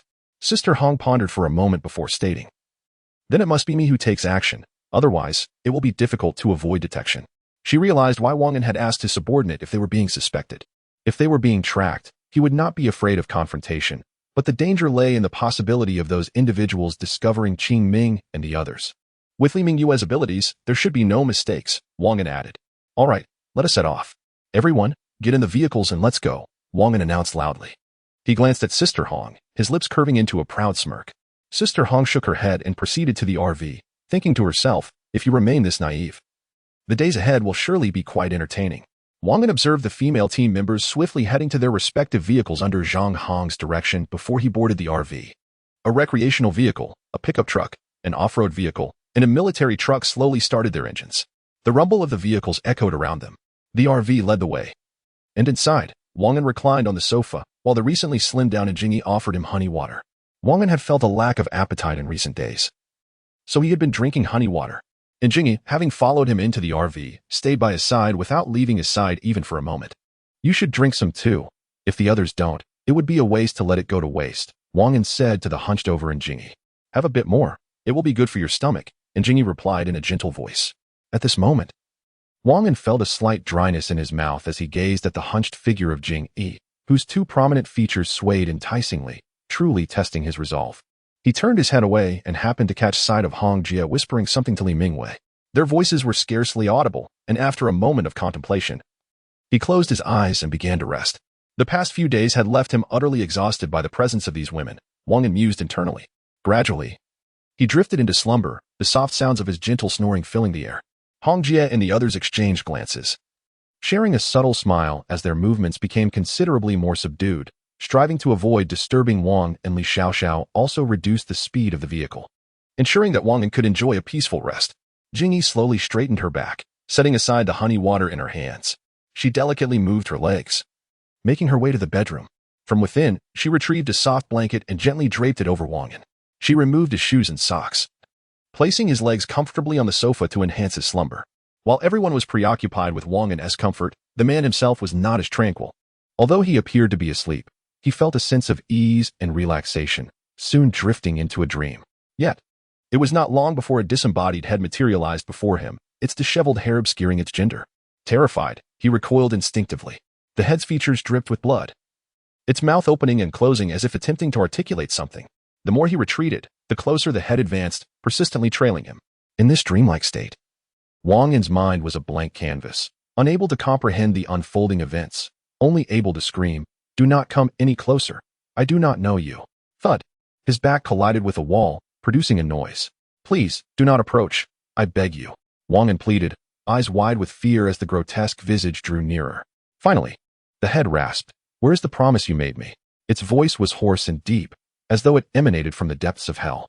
In the next instant, the head violently opened its mouth and engulfed Wang An's head whole. With a startled gasp, Wang An shot upright on the sofa.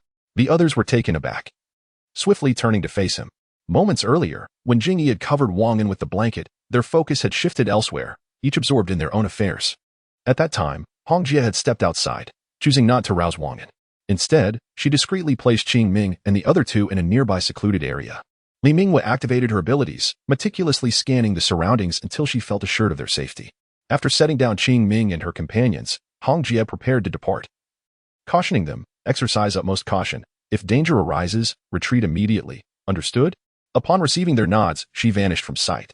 The three were momentarily stunned before exclaiming, "This is truly remarkable." Initially, They had assumed the distance wasn't great, which explained the swiftness of their arrival, but now it was clear that the situation was quite different. Meanwhile, back at the vehicle, Hong Jie had just returned shortly before Wang An awoke.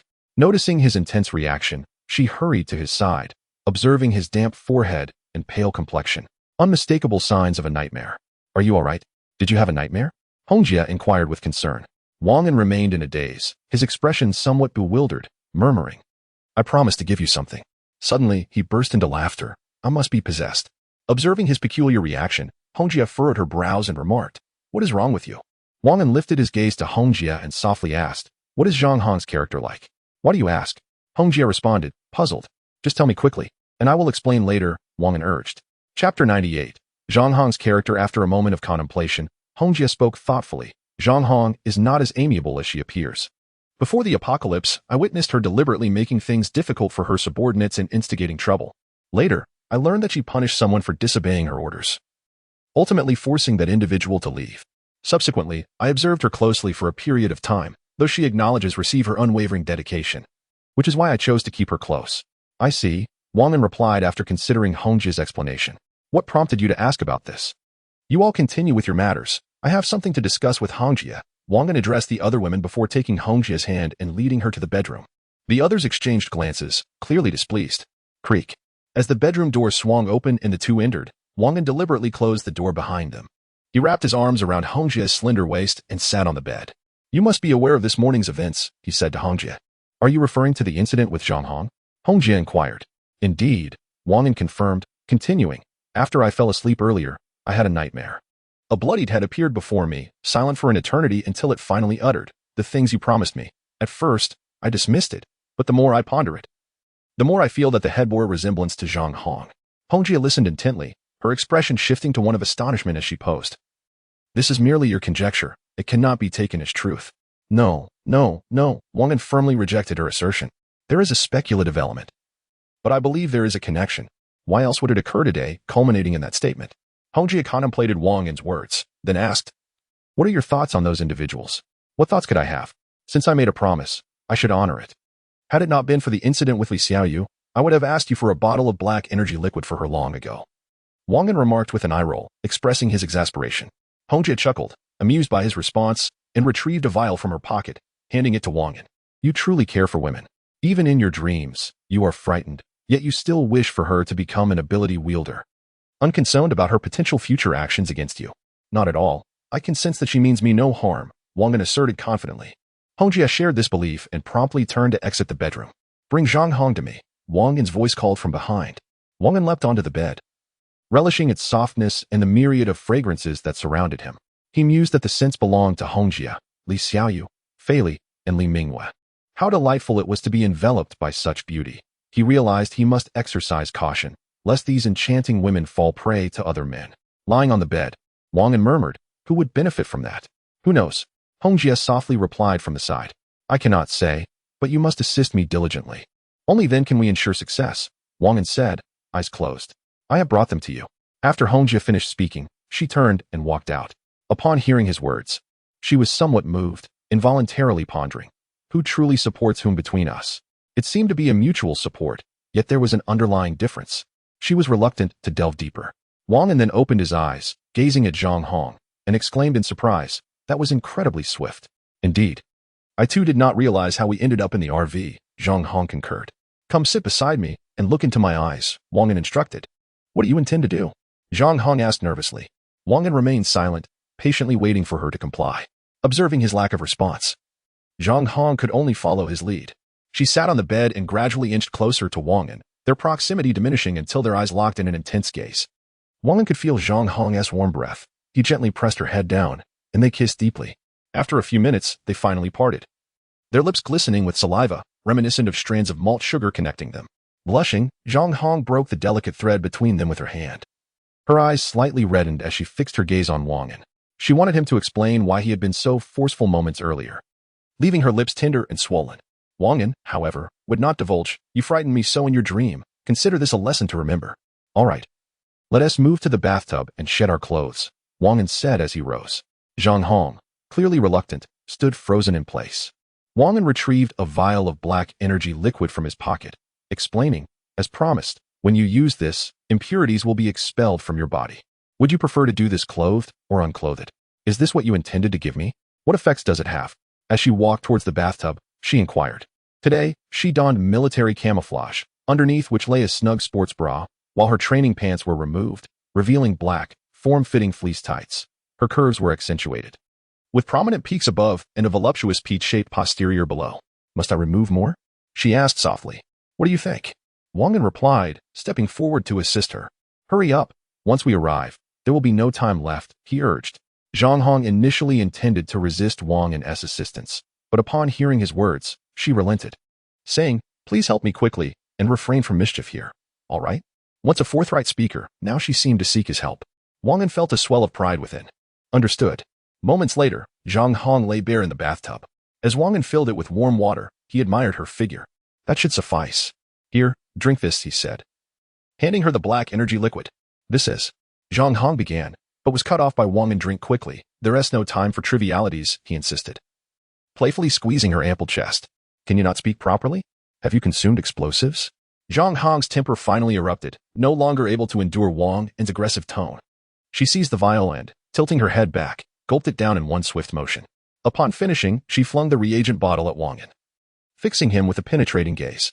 Wang An caught the vial and placed it into the storage compartment, his hand now holding an additional white reagent bottle. Zhang Hong, witnessing this scene, widened her eyes in astonishment and asked, How did you accomplish that? Wang An, with a mischievous grin, replied, Only after you truly become my woman will I reveal the secret. Shameless, Zhang Hong retorted, filled with resentment. She felt her body grow increasingly warm, her head beginning to spin, and her strength waning to the point where even speaking became a challenge. Chapter 99. Becoming a Level 1 ability user. Zhang Hong gazed intently at Wang An, perplexed by the apparent advantages of his actions, questioning whether all his prior assurances were mere fabrications. Wang An, sensing the malice in Zhang Hong's eyes, realized she had misunderstood him. He hurried to her side, leaned down, and whispered reassuringly in her ear, This reaction is entirely normal during a breakthrough. You'll feel better after a good sleep. I would never intentionally harm you. As he spoke, he unconsciously tugged at her earlobe playfully. Upon standing, Wang An noticed a significant reduction in the hostility reflected in Zhang Hong's gaze.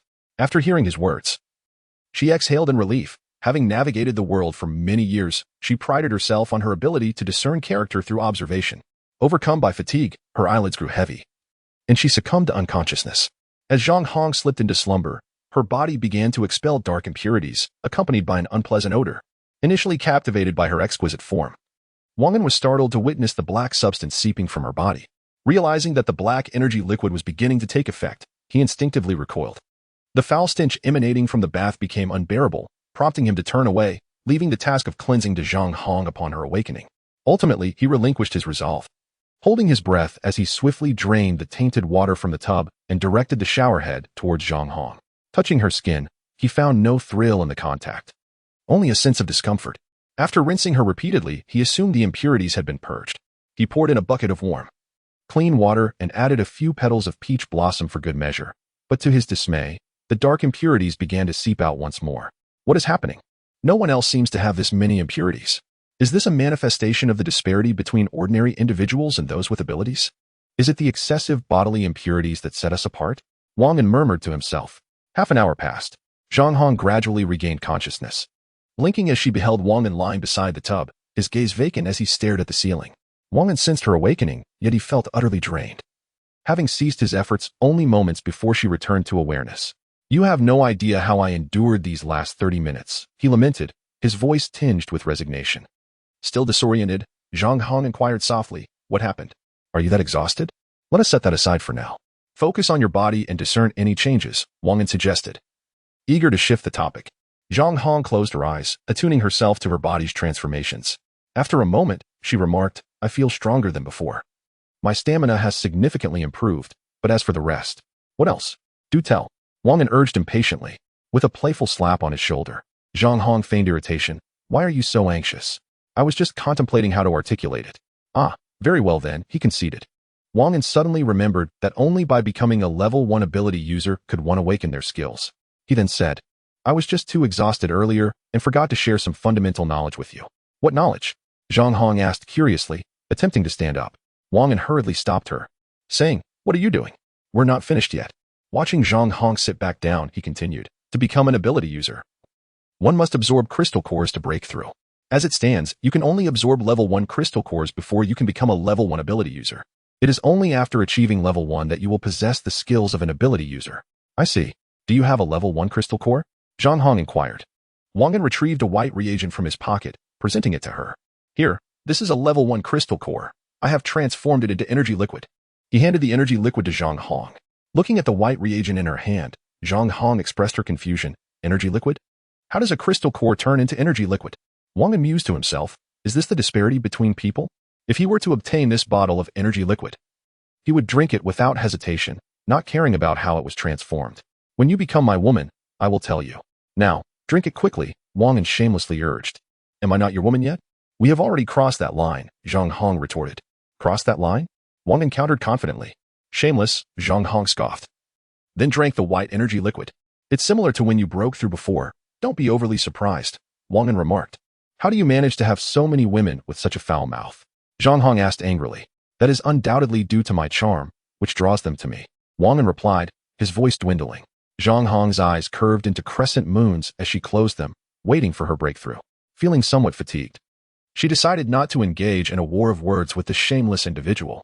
The breakthrough to level 1 ability user was akin to the previous women, after a sleep. Wang An would cleanse them of the impurities in their bodies. This time, the impurities Zhang Hong expelled were comparable in quantity to those of others, confirming Wang An's suspicions. After cleansing Zhang Hong's body, he placed her on the bed and covered her with a blanket. He then stripped off his clothes, took a hot shower. And by the time he finished, Zhang Hong had awakened. Awake? Wang An asked cheerfully as he pulled back the blanket and slipped in beside her. Zhang Hong blinked, casting a glance at Wang An's bare body before lifting the blanket to discover she was also scantily clad, causing her face to flush. Wang An instinctively embraced Zhang Hong. Their bodies pressed together, sharing breaths as the warmth of each exhalation drew them closer until their lips met. Unexpectedly, Zhang Hong was especially proactive this time. While Wang An became somewhat indifferent, this incited Zhang Hong's irritation, and after a passionate encounter, she lay exhausted beside him. Her hair damp and lacking the strength to turn over. She glanced at the still Wang An beside her and asked, "What's wrong? Why do you seem so distracted?" Wang An glanced at Zhang Hong and, feeling a bit embarrassed, said, "I apologize. It seems I am somewhat fatigued and unable to concentrate." The images of the recent moments spent bathing Zhang Hong lingered in his mind, refusing to dissipate, leaving little room for any flutter of excitement. His earlier bravado had been merely a fade, a pretense to prevent Zhang Hong from uncovering the underlying unease. Wang An had underestimated Zhang Hong's perceptiveness.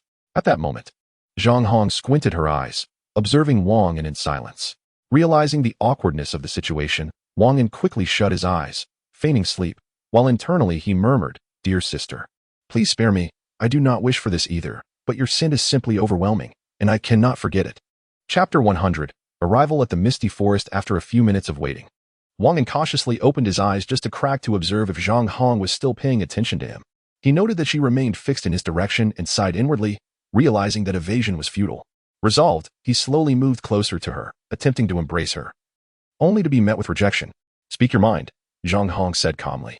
Wang An's stubbornness flared, and he retorted, "If you won't let me hold you, then I shan't say a word." No sooner had he spoken than Zhang Hong lay in his arms. The shift was almost too swift to comprehend. As Wang An felt her warmth, he pondered aloud, "After using the black reagent, your body expelled the black impurities, leaving behind an unpleasant odor that lingered in my mind, which prompted my earlier behavior." Zhang Hong was exasperated. How could someone like Wang An attract a woman's affection? Suppressing her rising anger, she replied, "Is that truly the only reason?" "None other," Wang An answered, his gaze evasive. "If you wish to be with me in the future, you must take the initiative now. Otherwise, do not approach me again," Zhang Hong stated coldly, each word imbued with finality. She understood the rationale behind Wang An's actions, but could not accept them. Her partner must love her wholly. An hour later, they emerged from the bedroom, with Zhang Hong wearing an uncontainable smile, while Wang An felt a twinge of discomfort behind her. "This matter regarding your abilities must remain confidential," Wang An instructed as they stepped out. "Understood," Zhang Hong replied cheerfully. Evidently in high spirits, she approached Hong Jie and whispered, "Hong Jie, may I return now?" Hong Jie regarded her and nodded, then spoke in a tone audible only to the two of them. "I know you are quite sensible. Performing your duties well and concealing your strength is also a form of protection for you. Rest assured, I will only heed your guidance from now on," Zhang Hong asserted earnestly. "Ah, as for Wang Gu, I will discuss it with him, but primarily I will follow your arrangements, Hong Jie, she added. Ha ha ha, splendid. Hong Jie chuckled. She gestured for Zhang Hong to head to the bedroom, wishing to avoid exposing their abilities in front of too many people, although some were already aware. They were trusted individuals, and there were still several who remained uninformed. Hong Jie stood and walked towards the bedroom where Zhang Hong was located. Upon opening the door and seeing Zhang Hong standing aside, she declared, "Let us depart." Without allowing Zhang Hong a moment to react, she waved her hand, and both vanished. Zhang Hong then truly sensed the swiftness of Hong Jie. Her eyes barely registered the movement before they found themselves back at their original seats. Hong Jie's figure already gone. She remained silent for a long while. When Hong Jie returned to the vehicle, Wang An was already resting on the sofa. Quiet E was attending to Wang An, occasionally feeding him morsels and even sweet nectar mouth to mouth. Upon noticing Hong Jie's return, Wang An inquired, "How far are we from the misty forest?" Hong Jie tilted her head, gazing at him, and replied nonchalantly, "Why not check for yourself? I've been busy all day. Can't I have a moment's respite?" Wang An, unabashed, retorted, "Well, if you're tired, let Hong Jie take over for you." Li Xiaoxiao, who was driving, interjected, "We're about an hour away. Barring any unforeseen circumstances, we should reach the misty forest in an hour and a half." As dusk deepened, the vehicle traversed the encroaching darkness, the trees along the roadside receding into the shadows. An hour and a half later, the RV screeched to a halt before a vast expanse of forest, followed by the three other vehicles that skidded to a stop after gliding several meters. They had arrived at the misty forest. Wang An and the others had just listened to Yu recount the tale of the Hungry Wolf Squad and their disastrous defeat. The squad had spent several days observing a solitary second-tier beast, formulating a plan to hunt it when it ventured out for food. Although they had incurred some losses, they deemed them acceptable. Just as the second-tier beast was nearing its limit, excitement surged among the Hungry Wolf Squad as they struck down the creature, anticipating rewards whether they sold it or utilized it themselves. However, at that critical moment, a monstrous entity, measuring 5 to 6 meters in length, erupted from the ground, catching them off guard. This creature was exceptionally swift and possessed formidable strength, charging at them indiscriminately. In less than a minute, nearly half of the Hungry Wolf Squad lay dead or wounded, and the previously encircled second-tier beast managed to escape. Ordinarily, they would have station members around to monitor their surroundings before a hunt, yet luck seemed to have abandoned them as this beast emerged from beneath, leading to their swift collapse. The squad soon realized that this creature was also a second-tier beast, and a particularly formidable one at that. As the leader of the Hungry Wolf Squad witnessed his team being decimated, he could only urge a retreat through gritted teeth, hoping that some might escape. Yet, at that moment, the previously fleeing second-tier beast returned, accompanied by reinforcements effectively surrounding the Hungry Wolf Squad. And he was uncertain about the events that followed. She had managed to escape by sheer luck, but by the time she fled, few remained alive from the squad. "Let us assess our surroundings. We shall set up camp here for the night and depart at dawn," Hong Jie instructed. "Very well, we shall proceed as Hong Jie suggests," Wang An concurred. He indeed feels somewhat fatigued today, and everyone has not had a proper meal since noon, subsisting only on snacks. They must be quite hungry by now. "Mingwei, please observe the surroundings closely and report any developments immediately," Wang An instructed Li Mingwei. Li Mingyuan nodded in acknowledgement, replying, "Understood." The group remained in the vehicle, surveying their surroundings. Should any unforeseen circumstances arise, they would have time to respond, but once they disembarked, it would be difficult to say. Wang An gazed at the dense fog surrounding the forest, furrowing his brow as he turned to Hong Jie, commenting, "This haze is exceedingly thick. We can barely see within. How shall we assess the surroundings once we venture in tomorrow?" At that moment, and Yu interjected, "At noon, the fog density in the misty forest is at its lowest. Entering at that time would be most advantageous." Chapter 101. The division of 8 captives. "No, it's taking too long," Hong Jie flatly rejected. Wang An understood that if they delayed until noon tomorrow to enter, the time required would be excessive, potentially causing them to miss Su Fenghu's hunt for the 4th-level beast, which would result in significant losses. He turned his gaze towards Hong Jie and inquired, "When do you plan to go in?" "Let everyone finish their meal. Rest for half an hour, and then prepare to set off. Let us schedule it for 23:30. Hong Jie outlined her plan. "Sounds good," Wang An nodded in agreement. "You all may leave. We will discuss the details further." He addressed the group. Everyone was accustomed to this by now. They had witnessed Hong Jie's capabilities firsthand and appreciated her kindness, so they did not oppose her decision to confer privately. "Why are you still here?" Wang An glanced at the quiet and Jingyi beside him. I was waiting for you," and Jingyi stammered. Wang An initially felt a surge of irritation, but upon seeing her genuine expression, he softly urged, "Go on down. Can't you see they can't stay here?" I will join you shortly. And Jingyi nodded and descended. Hong Jie watched the scene with a knowing smile, her lips curling as she remarked, "You are becoming increasingly considerate, unlike your former directness. Isn't this something I learned from you?" Wang An replied, settling closely beside Hong Jie. His hand rested on her thigh, gradually inching upwards. Inhaling the fragrant scent of her hair, Hong Jie did not resist. Instead, she allowed him to indulge, her breathing growing slightly more rapid. Suppressing her body's reactions, she spoke gently, "With your dedication this time, will you truly obtain a third-level crystal core like last time?" Wang An's thoughts were wholly consumed by Hong Jie, and he casually responded, "I can't say for certain, but it shouldn't be too disappointing." Having ignited his desire, Hong Jie took hold of Wang An's hands and placed them inside her tight-fitting attire, her face reflecting a look of indulgence. Wang An was momentarily taken aback by her boldness. It was incredibly direct. Feeling the softness that had just been on the mountaintop, he instinctively squeezed. Hong Jie let out a tantalizing sound. Wang An pressed her down, breath quickening, yearning to savor the peach before him. At the most critical moment, with her legs tightly closed, Hong Jie asked, "Where did you acquire that crystal core?" Seeing her legs firmly shut, Wang An instinctively attempted to pry them apart. But his strength paled in comparison to hers. Hearing her question, the desire in his eyes waned slightly as he replied with irritation, "I can't disclose that. You know well enough that all this probing is merely to extract my secrets." Hong Jie smiled without responding, slowly parting her legs and beckoning him closer with her fingers. Wang An's previously subdued desire flared once more, this time with even greater intensity. He lunged directly at Hong Jie, and they engaged in a passionate kiss. An hour later, Wang An was in the bathroom, gently drying Hong Jie's hair. Hong Jie reclined in the bathtub, her eyes closed, a look of bliss upon her face. She parted her crimson lips and said, "3 newcomers have arrived in the car. You must remain vigilant. Our secrets are numerous. Of the 10 captives, only 8 remain, and it's uncertain how many truly share our allegiance. We must exercise caution. Complacency is not an option." "I understand," Wang An replied, his gaze shifting thoughtfully.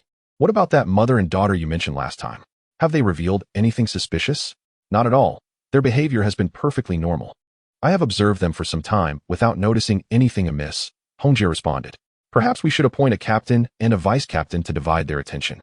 This would facilitate better control and reveal who among them is truly loyal. What do you think?" Wang An suggested. "I find that to be a commendable idea. I had intended to implement such arrangements, but time constraints led to postponement. Since you have brought it up, I shall instruct Zhang Hong to ensure this matter is handled properly," Hong Jie contemplated. "Very well, let us proceed," Wang An said, lifting Hong Jie from the bathtub and beginning to dry her off. He noticed that his self-control had strengthened. The sight of Hong Jie's bare form elicited no reaction from him, and he smirked in satisfaction. After a while, they descended from the vehicle, where a group had gathered around 3 grills, savoring succulent roasted lamb and occasionally sipping on fruit juice.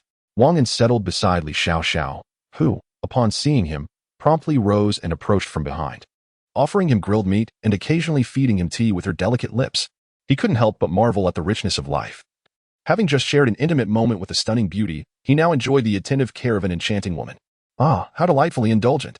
Meanwhile, after disembarking, Hong Jie made her way towards Zhang Hong, who was nibbling on roasted meat and sampling some red wine.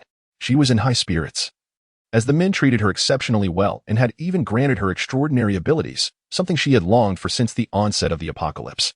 However, upon seeing Wang An emerge and being ensnared by the other woman, she felt a surge of frustration yet restrained herself. Recognizing her inferior position among the women in the vehicle, she could not afford to act as a pawn. Seeing Hong Jie approach, she immediately stood to greet her. The others followed suit.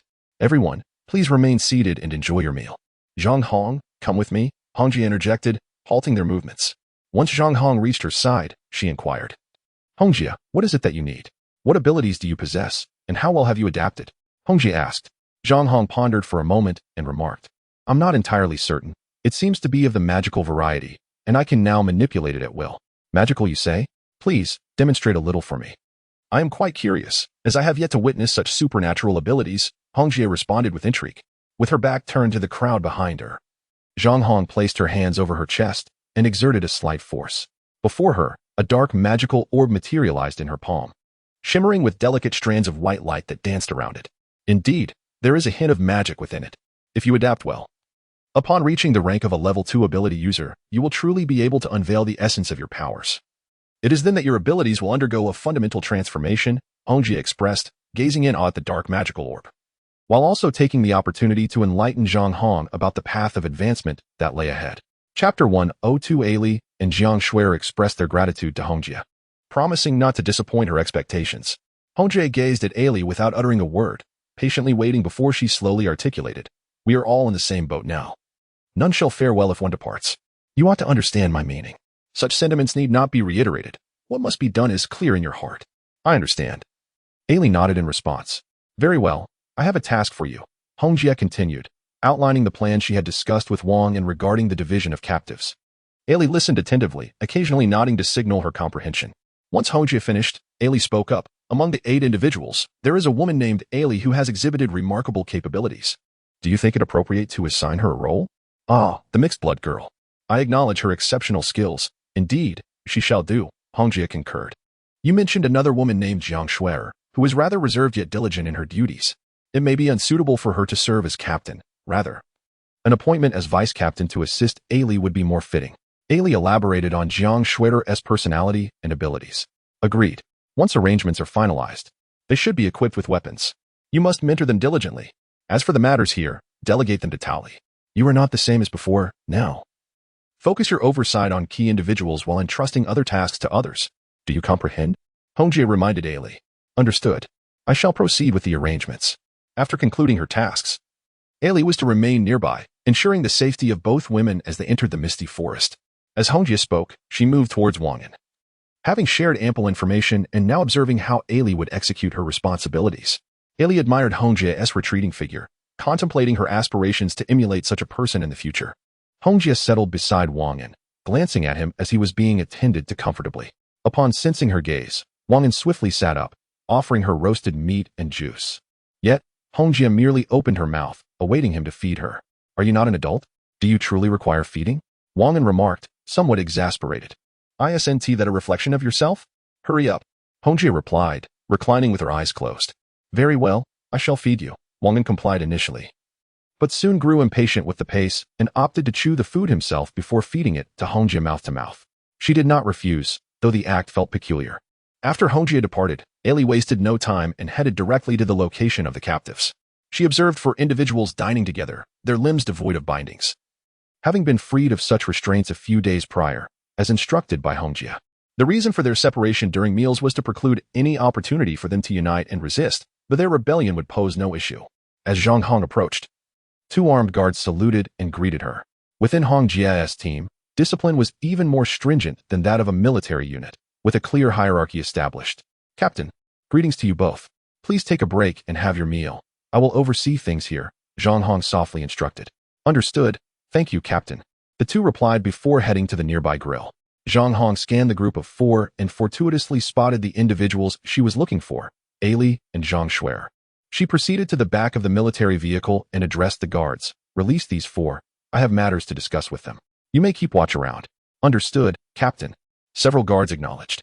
The 4 individuals in the vehicle were then brought down and stood beside those who were eating.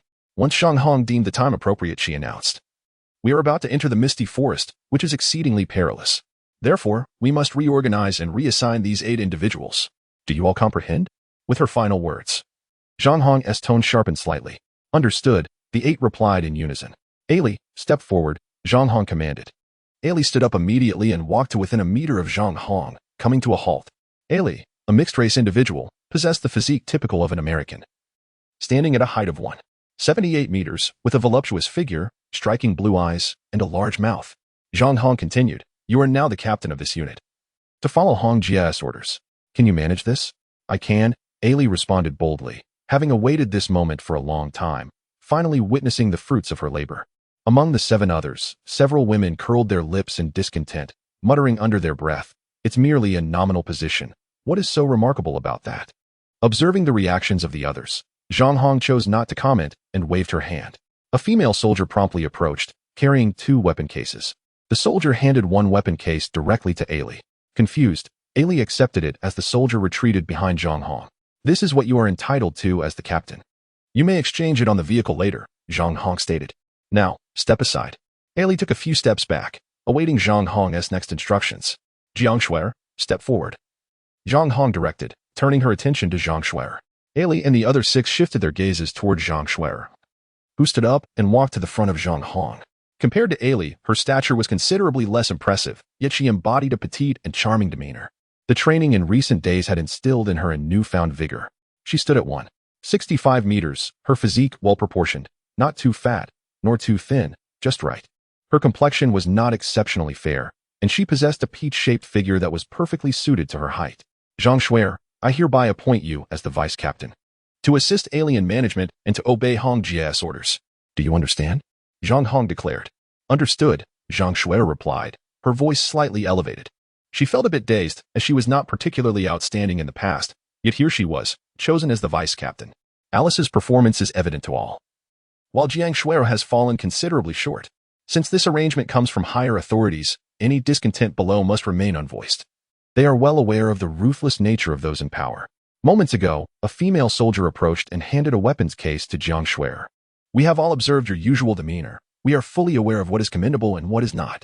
Henceforth, you are to obey the commands of Alice and Jiang Shuer.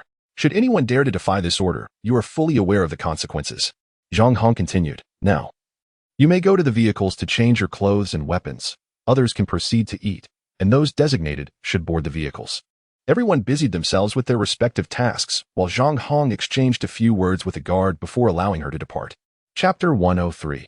A change of plans. Zhang Hong sat at the side of the dining table, observing that the 8 individuals were served a meal distinct from that of others. However, the fare was quite similar. Hong Jie would not treat them poorly simply because they were captives. The table was adorned with 9 dishes and a large bowl of soup, a truly sumptuous spread. Zhang Hong served herself a bowl of rice and began to savor the dishes, feeling unsatisfied after her earlier meal. She was not particularly fond of roasted meats, believing that rice and vegetables were more filling and palatable. After a while, Ailey and Jiang Shuo emerged from the vehicle, having changed into new attire and armed themselves. The onlookers gazed enviously at their pristine outfits, complete with handguns at their waists and daggers strapped to their thighs. Little did they know that these garments were the latest gear, incorporating lightweight bulletproof vests that went unnoticed from the outside. Ailey felt genuine happiness for her sister. She had initially thought of remaining in this group, performing manageable tasks each day, and enjoying such fine meals, which were far superior to what lay outside. However, Ailey was not content to merely exist. She worked diligently every day, executing her assigned tasks with excellence. Now, with such rewards, her efforts were not in vain. Jiang Min, on the other hand, had a different perspective. Although Jiang Shui completed her tasks punctually, she did not stand out as Ailey did. She seemed to blend in with the others. The question lingered. Was there something amiss in her being chosen as deputy leader? The two of them pondered this matter continuously. Come, you two, eat quickly. Soon we shall enter the misty forest, which is fraught with peril. Prepare yourselves for battle, Zhang Hong admonished from her place at the table. The 2 women nodded in agreement and resumed their meal. Wang An began to tidy up the dishes, flanked by Hong Jie and the others. As they moved toward the misty forest, casting glances into its depths, the density of the mist rendered visibility nearly impossible, leaving them to discuss their strategy for entry. Wang An turned to Yu and inquired, how did you manage to enter before? We used walkie-talkies, dividing into small groups of 5. The mist was not as thick then, and we could see each other's silhouettes at a reasonable distance, and you recounted. Indeed, Wang An nodded. Then turned to Hong Jie. What are your thoughts on the matter? This time, we need not send in too many individuals, which would complicate matters. We can form several small teams that work closely together. It should pose no significant issues, Hong Jie replied. She withheld certain thoughts from the group, fearing that revealing too much could sow seeds of future danger. Indeed, sending in too many would serve little purpose and could lead to confusion, causing undue concern among the others. Let us take a dozen or so skilled individuals who can work seamlessly together. What do you think? Wang An suggested as they continued walking. Hong Jie nodded in agreement. And you expressed her concern. Isn't this too perilous? What if we encounter a second-tier beast? Do not worry. That is not something you need to concern yourself with, Wang An replied calmly. He learned from Yu that on the outskirts of the misty forest, only first and second-tier beasts could be found, with third-tier ones rarely appearing, thus posing little danger. Very well, let us make the necessary arrangements, said Sister Hong, turning towards the team. Upon witnessing her prompt, Wang An and the others followed suit. The dining table, grill, and utensils were all tidied up, and everyone was busy organizing their gear in preparation for the upcoming battle. Sister Hong approached Fei Li, Tao Li, and Zhang Hong, intending to select a few capable individuals to accompany her into the misty forest. The 3 women, upon hearing Sister Hong's directive, paused momentarily before realizing that entering with a smaller group was a sensible approach. You all select a few skilled individuals to join me inside, Tally. You will remain here to oversee the team, Sister Hong instructed. Tally remained silent, watching Sister Hong with an unbalanced heart, wondering why Zhang Hong could enter while she had to stay behind. Sister Hong noticed the underlying tension, but, pressed for time, chose not to waste it on explanations. She emphasized, Tally, obey the command. Some matters will be clarified upon our return, understood? I understand, Tally replied softly, sensing Sister Hong's displeasure. You all may proceed with your arrangements. With that, Sister Hong departed, giving Tally's shoulder a reassuring pat as she left. Tally pursed her lips, choosing to wait for Sister Hong's explanation upon her return. At that moment, Wang An sat alone at a table in the operations room, scribbling in a notebook, seemingly lost in thought. Upon arriving at the RV, Sister Hong discovered Wang and was not on the couch, and, using her abilities, sensed he was in the operations room. She proceeded towards it. The door to the operations room creaked open. Wang An, hearing the sound, instantly recognized who it was without needing to guess. He informed the others that he required some solitude. What are you working on? Sister Hong inquired as she approached Wang An. I'm determining whom to take with us. He replied while continuing to write. Have you made a decision? Sister Hong asked. I suggest bringing along the Li sisters, and you, Li Mingyue, Fei Li, Zhang Hong, and a few first-tier ability users, along with you and me. The rest can stay behind, Wang An suggested thoughtfully. That arrangement seems sound, but who will guard the home? Sister Hong countered. We can drive the RV slowly into the forest, safety is paramount, and we need not worry about getting separated. Additionally, the RV's defenses are formidable. Wang An proposed. With that, we shall have no lingering concerns, Sister Hong replied with a smile. I'll assign a few individuals to stay with those 8 outside, while the rest board the RV. If danger arises, we'll make our exit, though it will be a last resort, Sister Hong continued. Wang An nodded in agreement, rising to convey the arrangements to the women. Sister Hong remained still, acknowledging the sudden and significant adjustments to their plans.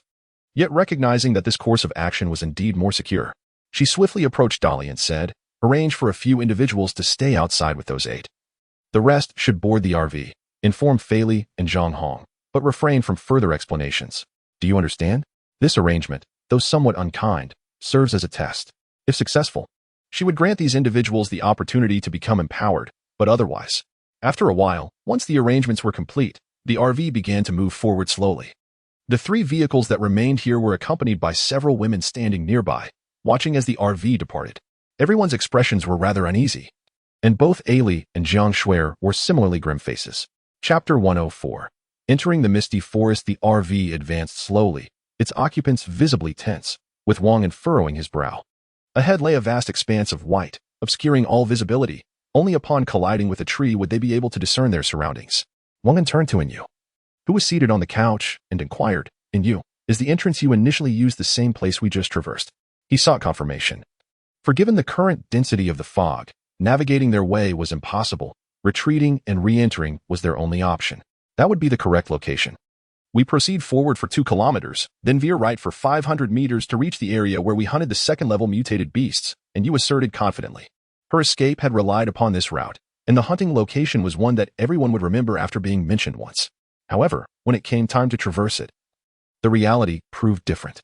And you had witnessed several companions flee with her, yet she alone emerged from the misty forest. At the time, she had been perplexed, pondering how those who had been right behind her had failed to escape. In hindsight, it was evident they had taken a wrong turn and met their demise at the hands of some unknown entity lurking within. Then let us continue forward. Wang An instructed Hong Jie as subordinate. Understood, Brother Wang, the subordinate replied. Wang An opted not to let Li Xiao continue driving. In such circumstances, her driving skills were still somewhat lacking. Hong Jie had recommended this subordinate, who had been responsible for eliminating 2 female captives. She informed him that this subordinate was named Feng Yan, known for her audacity and meticulousness, boasting the finest driving skills among her team. Hong Jie now sat beside Li Mingyue, the 2 engaging in hushed conversation, their voices barely audible to Wang An, who was merely a few meters away. What are you 2 discussing? Can't you share it with me? Wang An asked, unabashed. Focus on the road ahead. Li Mingyue and I are assessing our surroundings. Hong Jie replied impatiently. She held little regard for Wang An's current demeanor, perceiving his lack of caution as reckless, though she, as a level 4 ability user, deemed the outer regions of the misty forest relatively safe. She understood that many had lost their lives due to carelessness. Noticing Hong Jie's displeasure, Wang An promptly complied. Stepping back to observe through the windshield, the RV moved at a snail's pace, the treacherous muddy paths of the misty forest presenting their own challenges. Occasionally, they were startled by the roars of mutated creatures, the cause of which remained uncertain. Perhaps they had just awakened. Thus, half an hour passed. Wang An and the others finally completed the 2-kilometer stretch, leaving a mere 500 meters to the right turn. Suddenly, a clattering sound echoed from the roof of the RV, startling everyone. Wang An hastily made his way to the command room, employing the observation device to ascertain what had made its presence known atop the vehicle. What he saw was a monkey, approximately 5 to 6 meters long, of an unknown species, perched atop the RV, seemingly engaged in some activity. The observation device could only discern objects on the surface of the RV. Any further details remained elusive. A monkey, approximately 5 or 6 meters in length, posed a dilemma for Wang An as he spoke to Hong Jia. Have the individuals on the second floor drive the monkey away through the ceiling. If it refuses to leave, we shall eliminate it. We are on the brink of reaching our destination, and we cannot afford any unforeseen complications. After a moment's contemplation, Hong Jia replied, Tao Li, please make the necessary arrangements.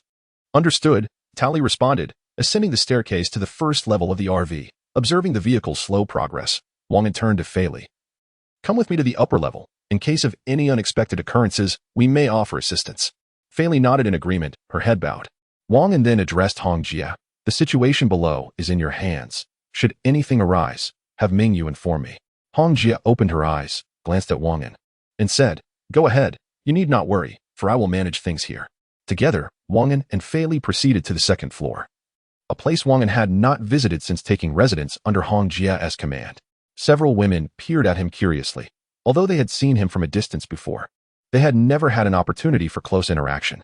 Wang An, typically indolent, spent most of his time within the confines of the RV, making it difficult for them to catch a glimpse of him. Ahead, he noticed Tao Li directing a group of armed women, who were firing at the monkey with wild abandon. It was only then that Wang An discerned the true nature of the creature. Its teeth protruded from its mouth. Its arms stretched over a meter long, and its body was a deep black, marred by cracks. The black macaque waved its arms chaotically, remarkably managing to deflect the onslaught of bullets. Furrowing his brow, Wang An turned to Fei Li. Is it possible to use a rocket launcher against it? No. The proximity is too great. The blast could harm our own people, Fei Li replied, her expression grave. We must observe further, if necessary. We will unite our efforts to see if we can eliminate this black macaque, Wang An stated. Fei Li nodded in agreement. The black macaque continued to shield itself from the projectiles, attempting to swat at the assailants below. Its arms, when lowered, suffered greatly from the attacks. Tao Li, having exhausted her options, opened several firing ports in the ceiling, transforming the once white surface into a transparent one. She observed the black macaque using its arms as a barrier, with bullets striking harmlessly against them. Thus, a stalemate ensued. At this juncture, Wang An and Fei Li reached Tao Li's side. Let us proceed with the rocket launcher.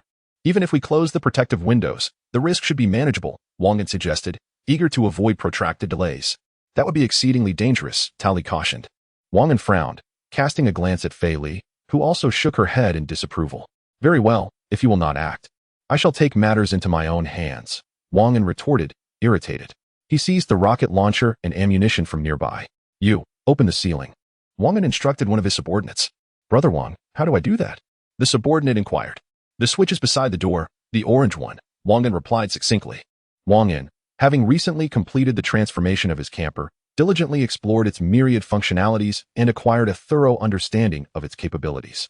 After becoming an extraordinary being, his memory significantly improved, allowing him to retain information for extended periods. Upon receiving a response from his subordinate, he hastily approached. With a soft click, the protective window above gradually opened. Just as Wang An prepared to seize the red rocket launcher to target the black macaque, Fei Li, standing nearby, swiftly intervened, snatching the launcher and ammunition from his grasp. Allow me, she asserted, urging him to step aside. She lifted the cover of the rocket launcher, loaded it with a missile, hoisted it onto her shoulder, and, through the scope, aimed at the black macaque, preparing to fire. Chapter 105, The Harrowing Battlefield. Quick, shut the protective windows, Wang An commanded loudly. Upon hearing his voice, his subordinates swiftly pressed the closure button. With a sharp click, the sound of the window's sealing echoed through the air.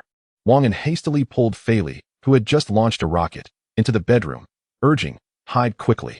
In truth, there was no need for Wang An to issue such a warning. The female team members were exceptionally skilled, and in the face of danger, they would instinctively safeguard themselves. Outside, a black monkey let out a fierce roar, evidently wounded. and fell directly from the RV with a thud. The sound resonated within the vehicle, prompting Wang An to rise from Fei Li's side. The force of the recent explosion had left his arm throbbing painfully. Fei Li sat up and scathed, and upon seeing the anguish on Wang An's face, she immediately began to examine his injury. As she rolled up the sleeve of his shirt, she noticed blood seeping from his forearm, likely a result of shrapnel from the blast. "Quick, give me a medical kit," Fei Li called out to her subordinates. "Here you go." Sisterly, one of them sprinted over, handing her a red medical box. With meticulous care, Fei Li began to bandage Wang An's wound. "It hurts." Wang An grimaced. The pain was quite unbearable. "Just bear with it. It will be better soon," Fei Li gently reassured him, knowing that the injury had occurred while pulling her to safety. A sweet warmth filled her heart. In critical moments, this man was truly reliable. After about 5 minutes, the wound had been disinfected and bandaged.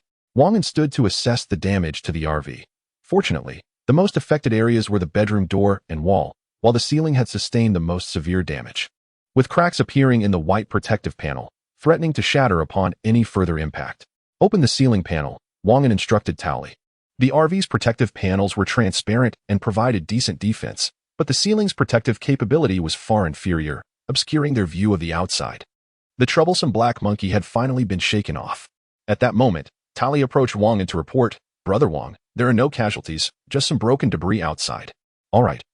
I understand," Wang An nodded. "You and Fei Li head down first. Make sure to arrange things up here before coming down." With that, Fei Li supported Wang An as they made their way to the first floor. "Understood," Tali responded from behind. "How did you get hurt?" Hongji asked upon seeing Wang An descend. "It's just a scrape. It's nothing serious," Wang An replied nonchalantly. "Be more careful next time," Hongji said, closing her eyes after her admonition. Quiety quickly approached Wang An, taking over from Fei Li. As she supported him, she inquired, "Does it still hurt? Do you want me to massage it?" Wang An felt the softness of quiet beside him, a pleasant sensation washing over him. It was comforting to be cared for by so many, comfortable and soft. He felt the warmth of Wang Jingyi's body, her ample figure. Among the many women surrounding Wang An, Wang Jingyi's voluptuousness was likely unparalleled. Hong Jue and Li Xiaoxiao fell somewhat short in comparison. Wang An was gently guided to a sofa by Jingyi, who poured him a cup of herbal tea and softly massaged the area around his injury. Closing his eyes, he reveled in the moment, although his arm throbbed with pain. It paled in comparison to the tenderness offered by Jingyi. Suddenly, the vehicle came to an abrupt halt, prompting Wang An to slowly open his eyes. "We've arrived," he heard Yu whisper. "Was it already 20 minutes? He pondered. Hongjia then asked, "Will you remain in the vehicle or accompany me?" "Together," Wang An replied calmly. The injury posed little threat to him. With Hongjia by his side, he felt reassured. Fei Li, Li Xiaoyu, and Li Minghua followed Wang An, while Yu led the way, and Zhang Hong was tasked with protecting them from the side. Hongjia orchestrated their movements with precision. "Understood," her subordinates responded. Wang An moved in accordance with her directives, remaining silent as he trailed behind Fei Li, Li Minghua, and Li Xiaoxiao, with Yu in the lead and Zhang Hong safeguarding their flank. As Yu and the others prepared to disembark, Wang An was halted by Jingyi's grip on his clothing. She pleaded, "Please protect Yu for me, will you?" "Rest assured," Wang An reassured her before stepping out. Internally, he mused that Yu was likely more capable than he, questioning how he could offer her protection. Nonetheless, he felt secure with a multitude of women watching over him. With others remaining in the vehicle on standby, it seemed unwise to have too many disembark, as it would only heighten the risk. Once outside, everyone closely followed Yu. "This is where we fought," Yu indicated, pointing towards a scattering of bodies ahead. Wang An and the others scrutinized the scene, as the thick fog obscured their view. Numerous corpses lay strewn across the ground, yet not clustered together. As they cautiously advanced, their observations grew more meticulous. The number of bodies was indeed substantial, many severely disfigured. Yu led them in a circular route around the battleground. "Li Xiaoxiao, where is your sister's target?" "Keep a sharp lookout," Wang An instructed Li Xiaoxiao beside him. Li Xiaoyu remained silent, her hope clinging to the possibility that her brother, Lu Feng, was still alive. Involuntarily, she called out, "Brother Lu Feng, where are you?" "Brother Lu Feng." Wang An jumped, startled. A resounding slap echoed through the air. "Why did you hit me?" Li Xiaoyu exclaimed, realizing her sister's elevated status within the group, which led to her somewhat overbearing demeanor. "Silence. Call out again and you'll be left behind," Hongjia warned sternly. Wang An, taken aback by Hongjia's reaction, whispered, "Lower your voice.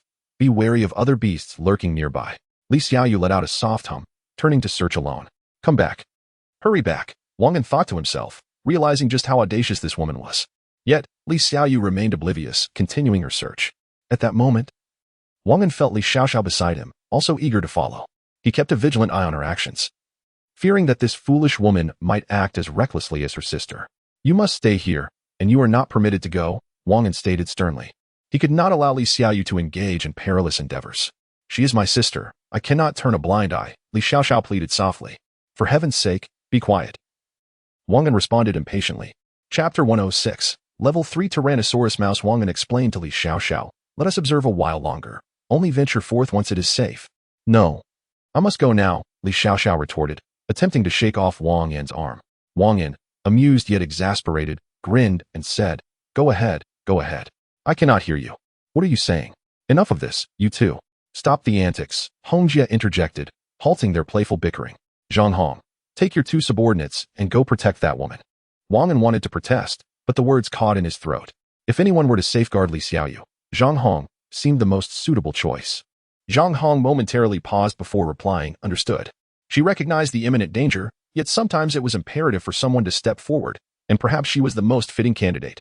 Having just received the energy liquid from Wang An and Hongjia, which granted her powers, she felt a twinge of guilt for disobeying. Moreover, she was acutely aware of Hongjia's regard for her. Entering the misty forest was fraught with peril, and whether or not they went forth made little difference. Contemplating this, Zhang Hong called to her companions, and together they advanced. Her companions hesitated not, for they were the most loyal to Hongjia and possessed formidable combat skills. Both had previously served as special forces before retiring due to injuries. Zhang Hong approached Li Xiaoyu with her two subordinates, and they exchanged silent glances.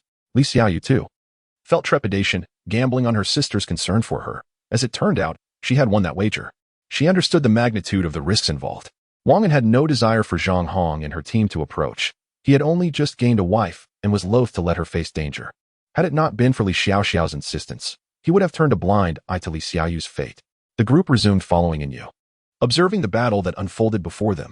This time, however, Wang An and his companions deliberately kept Zhang Hong and her team closer, ensuring they could provide assistance should any situation arise. Look, this is, Hongjie called out, directing Wang An's gaze toward a massive corpse ahead. Wang An scrutinized it closely, his expression grave as he remarked, this appears to be the carcass of a beast, reduced to mere bones by something. Could it have been devoured by its own kind? Hongjia speculated. Perhaps. Wang An began, but his words were cut short by a piercing scream. Then came the unmistakable sound of a woman weeping. He did not need to listen closely to identify the source. Li Xiaoyu wailed, this is Lu Feng's brother's clothing. What has happened to him? Her cries grated on Wang An's nerves. At that moment, Hongjia approached him and said, since we have found what we came for, we should return. Wang An considered this, recalling that they had agreed to enter the misty forest and whether or not they found what they sought. It fulfilled his promise to Li Xiaoxiao. He turned to Li Xiaoxiao and asked, shall we depart now? This place is exceedingly perilous. Yes, let us leave at once. She replied. Li Xiaoxiao was equally reluctant to remain in this desolate place, shrouded in an eerie gloom where nothing was visible. She turned to Li Xiaoyu and said, Xiaoyu, now that we have found Lu Feng, let us bury her and depart swiftly. Upon hearing her sister's call, Li Xiaoyu felt a surge of anger. Brother Lu Feng died for me, and you feel no sorrow at all? She retorted, responding reluctantly. Dig a hole, you two, Zhang Hong instructed her subordinates. The two women produced compact folding shovels, sharp and of high quality, yet rather small, making the task of digging take longer than anticipated. After approximately 7 or 8 minutes, the pit was finally prepared. Together, they assisted Li Xiaoyu in laying Lu Feng's incomplete body to rest and covering it with earth. Wang An, meanwhile, had not turned his attention to their task, continuing his conversation with Hongjia while occasionally inquiring about Li Minghue's surroundings. It seemed that nothing unexpected would occur today. Wang An murmured softly. Kneeling before the mound, Li Xiaoyu muttered to herself incessantly. Zhang Hong and her companions exchanged glances, each feeling a sense of helplessness. In her heart, she silently scorned, you dead woman, hurry up. If you wish to abandon life, don't drag me down with you. She harbored a deep resentment towards this woman. Had it not been for her, she would not have been separated from Wang An and would not be in such a state of fear now. Seeing that the task was complete, Hongjia spoke up, all right, let us depart. No sooner had she uttered these words than the ground began to tremble, the vibrations escalating in intensity. Before Wang An and the others could comprehend the situation, a massive Tyrannosaurus rat, approximately 8 or 9 meters long, erupted from the earth. Emerging perilously close to Wang An, holy cow! Wang An barely had time to react before the beast charged toward him, threatening to inflict grave injury. Just as it was about to collide with him, Fei Li desperately pushed Wang An aside, narrowly averting a disaster. With a resounding thud, Fei Li raised her arms in defense, but was still hurled away by the creature, crashing into a nearby tree. After colliding with Fei Li, the Tyrannosaurus rat directed its aggression towards Zhang Hong and her companions. Wang An rolled to his feet, and upon witnessing the scene before him, his eyes filled with tears of rage. "Zhang Hong, take cover," he shouted. But before he could finish, the Tyrannosaurus rat had already barreled into several of them. Instantly regaining his composure, he dashed to Fei Li's side, only to find her bleeding profusely from her mouth and a deep wound in her abdomen, crimson liquid flowing relentlessly. Fear gripped Wang An as he observed Fei Li's labored breathing, terrified at the thought of losing her. He lifted his gaze towards Zhang Hong and the others, who lay motionless on the ground. At that moment, Hong Jie had engaged the Tyrannosaurus rat in combat, with Li Mingwei and others assisting her in restraining the beast to prevent it from inflicting further harm. Hong Jie felt a sense of helplessness. She had never anticipated that such a creature would emerge from the depths, and so close to Wang An and his companions, moving with astonishing speed. She was utterly taken aback. At present, 5 or 6 lives hung in the balance. Hong Jie contemplated ending the beast's life directly, yet she refrained from revealing her full prowess in front of the crowd. Thus, she engaged in combat with the tyrant mouse, allowing the others the opportunity to rescue those in peril. Indeed, a fierce battle ensued. Suddenly, Li Xiaoxiao burst into tears, cradling the lifeless body of Li Xiaoyu. Consumed by grief, Wang An had just administered the black energy liquid to Fei Li and was approaching when he heard Li Xiaoxiao's anguished cries. He hurriedly knelt down to assess Li Xiaoyu's condition. She was lifeless. Wang An was startled. This stroke of misfortune was indeed overwhelming. He glanced at the other 3 women, all gravely injured, their breaths shallow and labored. Without immediate treatment, they would not survive much longer. Chapter 107. The death of the tyrant mouse. Wang An swiftly administered a vial of black energy liquid to the 3 individuals, ensuring they were positioned safely beyond the battlefield. Although he was not particularly familiar with Li Xiaoyu, he wished to avoid any unforeseen mishaps, as it would surely distress her. However, fate was unkind. Li Xiaoyu was tragically struck down by the ferocious tyrant mouse. While the black energy liquid possessed the capability to heal wounds, it could not resurrect the fallen. "Xiao, move aside. It's perilous here," Wang An urged, attempting to pull Li Xiaoxiao away from the imminent danger. They found themselves in the midst of a fierce confrontation between Hong Jie and her allies against the tyrant mouse, with attacks likely to rain down upon them at any moment. "Leave me alone. Don't worry about me," Li Xiaoxiao sobbed softly, her distress palpable. With no other choice, Wang An resolutely dragged her to safety, then proceeded to carry the lifeless Li Xiaoyu. Li Xiaoxiao squirmed in his arms, but fortunately they were only a short distance away. In a fit of frustration, Wang An set Li Xiaoxiao down on the ground and gently laid Li Xiaoyu's body beside her, understanding the gravity of respecting the deceased. Li Xiaoxiao winced in pain but paid it little mind, instead collapsing before Li Xiaoyu's body in deep mourning. Wang An entrusted the now-conscious Fei Li to care for Li Xiaoxiao before making his way towards Hong Jie. Upon reaching the edge of the battlefield, he observed that Hong Jie and Li Mingwei had successfully cornered the tyrant mouse. It appeared that the beast would not succumb easily. Its thick hide and robust musculature suggested it was no ordinary foe. Wang An could see that Hong Jie was holding back her full power, otherwise, the tyrant mouse would have been swiftly dispatched. Hong Jie's expression was strained. Since becoming a level 4 ability user, she had anticipated her strength would render her formidable, effortlessly dispatching lesser adversaries with a single blow.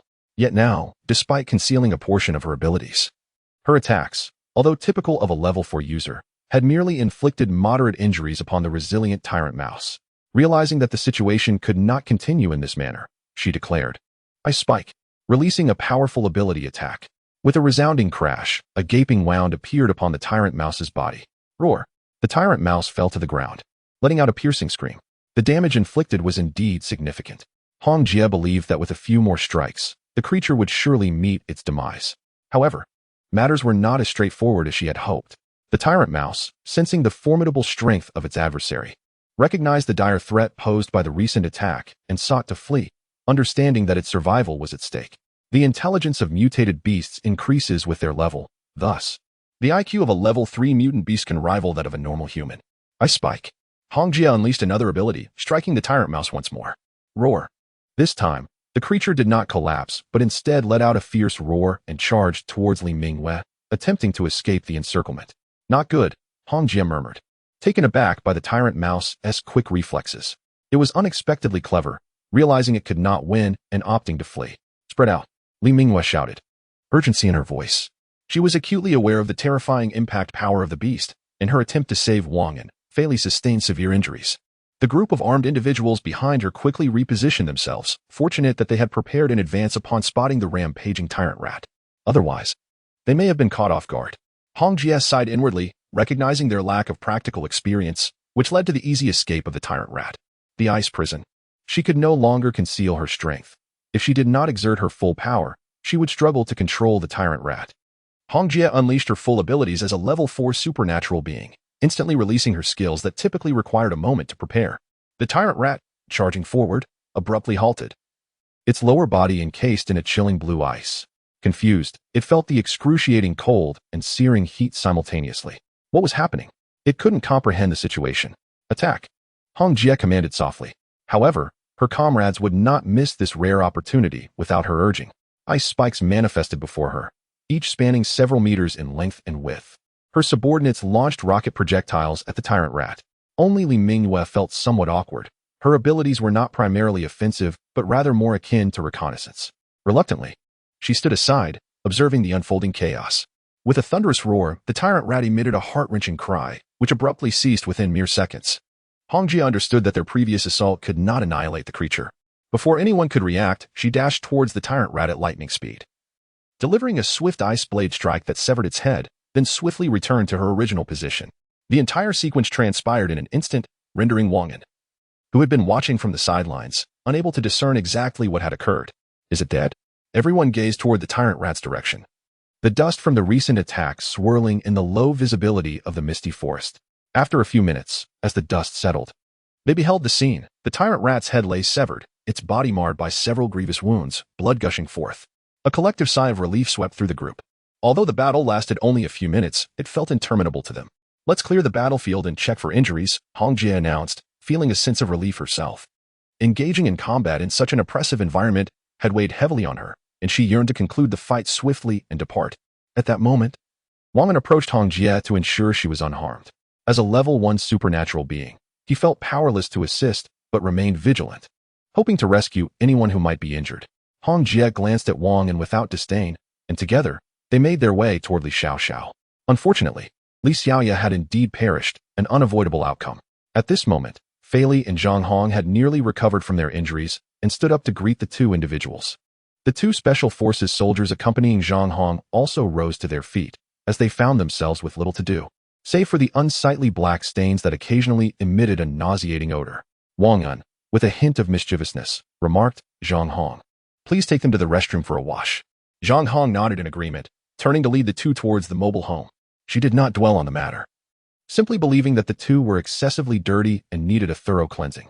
However, once inside the mobile home and entering the bathroom, witnessing the two remove their clothing to reveal a body marred with dark impurities and an overwhelmingly unpleasant scent, she recalled how Wang An had exhibited no enthusiasm during that fateful encounter after she had become an extraordinary being. At that moment, Zhang Hong too felt a sense of discomfort enveloping her. Chapter 108. Two mutated crystals. Zhang Hong silently cursed in her heart. You were truly despicable. She observed her two subordinates teetering on the brink of unconsciousness and, steeling herself, approached them to place them into the bathtub for a fresh start. Meanwhile, outside the vehicle, Hong Jie shook her head at the still weeping Li Xiaoxiao, choosing not to speak, and turned to leave. She was not one to offer comfort. Her presence felt superfluous, so she departed. Wang An felt a headache coming on. He was adept at sweet talk but had never been one to console others. He crouched down, soothingly patting Li Xiaoxiao's back, gently murmuring, Xiaoxiao, the dead cannot return to life. Try to see beyond this. It is still perilous here. Don't you agree? The latter part of his sentence remained unspoken. He wanted Li Xiaoxiao to make her own choice. Li Xiaoxiao, with her tear-swollen eyes fixed on Wang An, implored, can we first take my sister with us?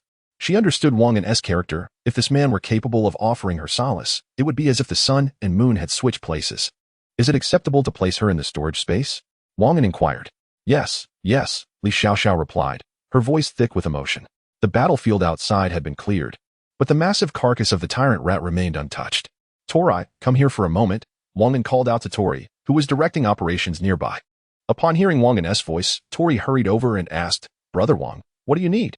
After the cleanup, have everyone board the vehicle and ensure all the small windows above are closed. Keep a close watch, Wang An whispered into Tori's ear. his voice low enough for only the two of them to hear. I understand, Tori responded, nodding in agreement. She could surmise Wang An's intentions and readily acquiesced. Though she held a minor leadership role, being a non-ability user left her feeling adrift without a true standing. Noticing Tori's somewhat despondent demeanor, Wang An gently patted her shoulder, offering reassurance. Some matters require time. There's no need to rush. He winked at her. I understand. I'll keep an eye on them, Tori assured. Go ahead, Wang An replied. After a few minutes, only he, Li Xiaoxiao, and the vigilant Fei Li remained, alongside the lifeless form of Li Xiaoyu on the ground. After consuming the black energy liquid, Fei Li's body swiftly regained its vitality, her abilities now more refined than before. With a thought, Wang An stored Li Xiaoyu's body in the vehicle's storage space. Let us ascend, Wang An said to the two women. Li Xiaoxiao appeared somewhat dazed, struggling to maintain her balance. Wang An quickly supported her, saying, once we reach the bedroom, take time to rest properly. Do not torment yourself. While speaking, he couldn't resist giving her thigh a gentle rub. Just stop. Don't provoke my anger, Li Xiaoxiao retorted, her expression still gloomy. Feeling Wang An's hand on her backside. Yet, after uttering those words, her previously repressed mood lightened a touch, and with a pout, she swayed her slender waist and boarded the vehicle. Ah, truly, you do not comprehend my good intentions, Wang An muttered to himself. Huffed, unable to contain herself any longer. Fei Li let out a laugh. Hurry and get in the car, stop fooling around. This place is exceedingly dangerous, Wang An said with annoyance. After finishing his words, he turned and walked away.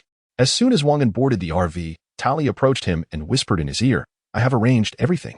I understand. You should also take a rest, Wang An replied with concern. He watched Tali's departing figure, her tall frame, the alluring curves of her figure, and her long legs clad in tight pants stirred something within him. Wang An was baffled. Ever since Hongjie had drained his prowess the first time, he found himself increasingly aroused by beautiful women, feeling a growing sense of depravity.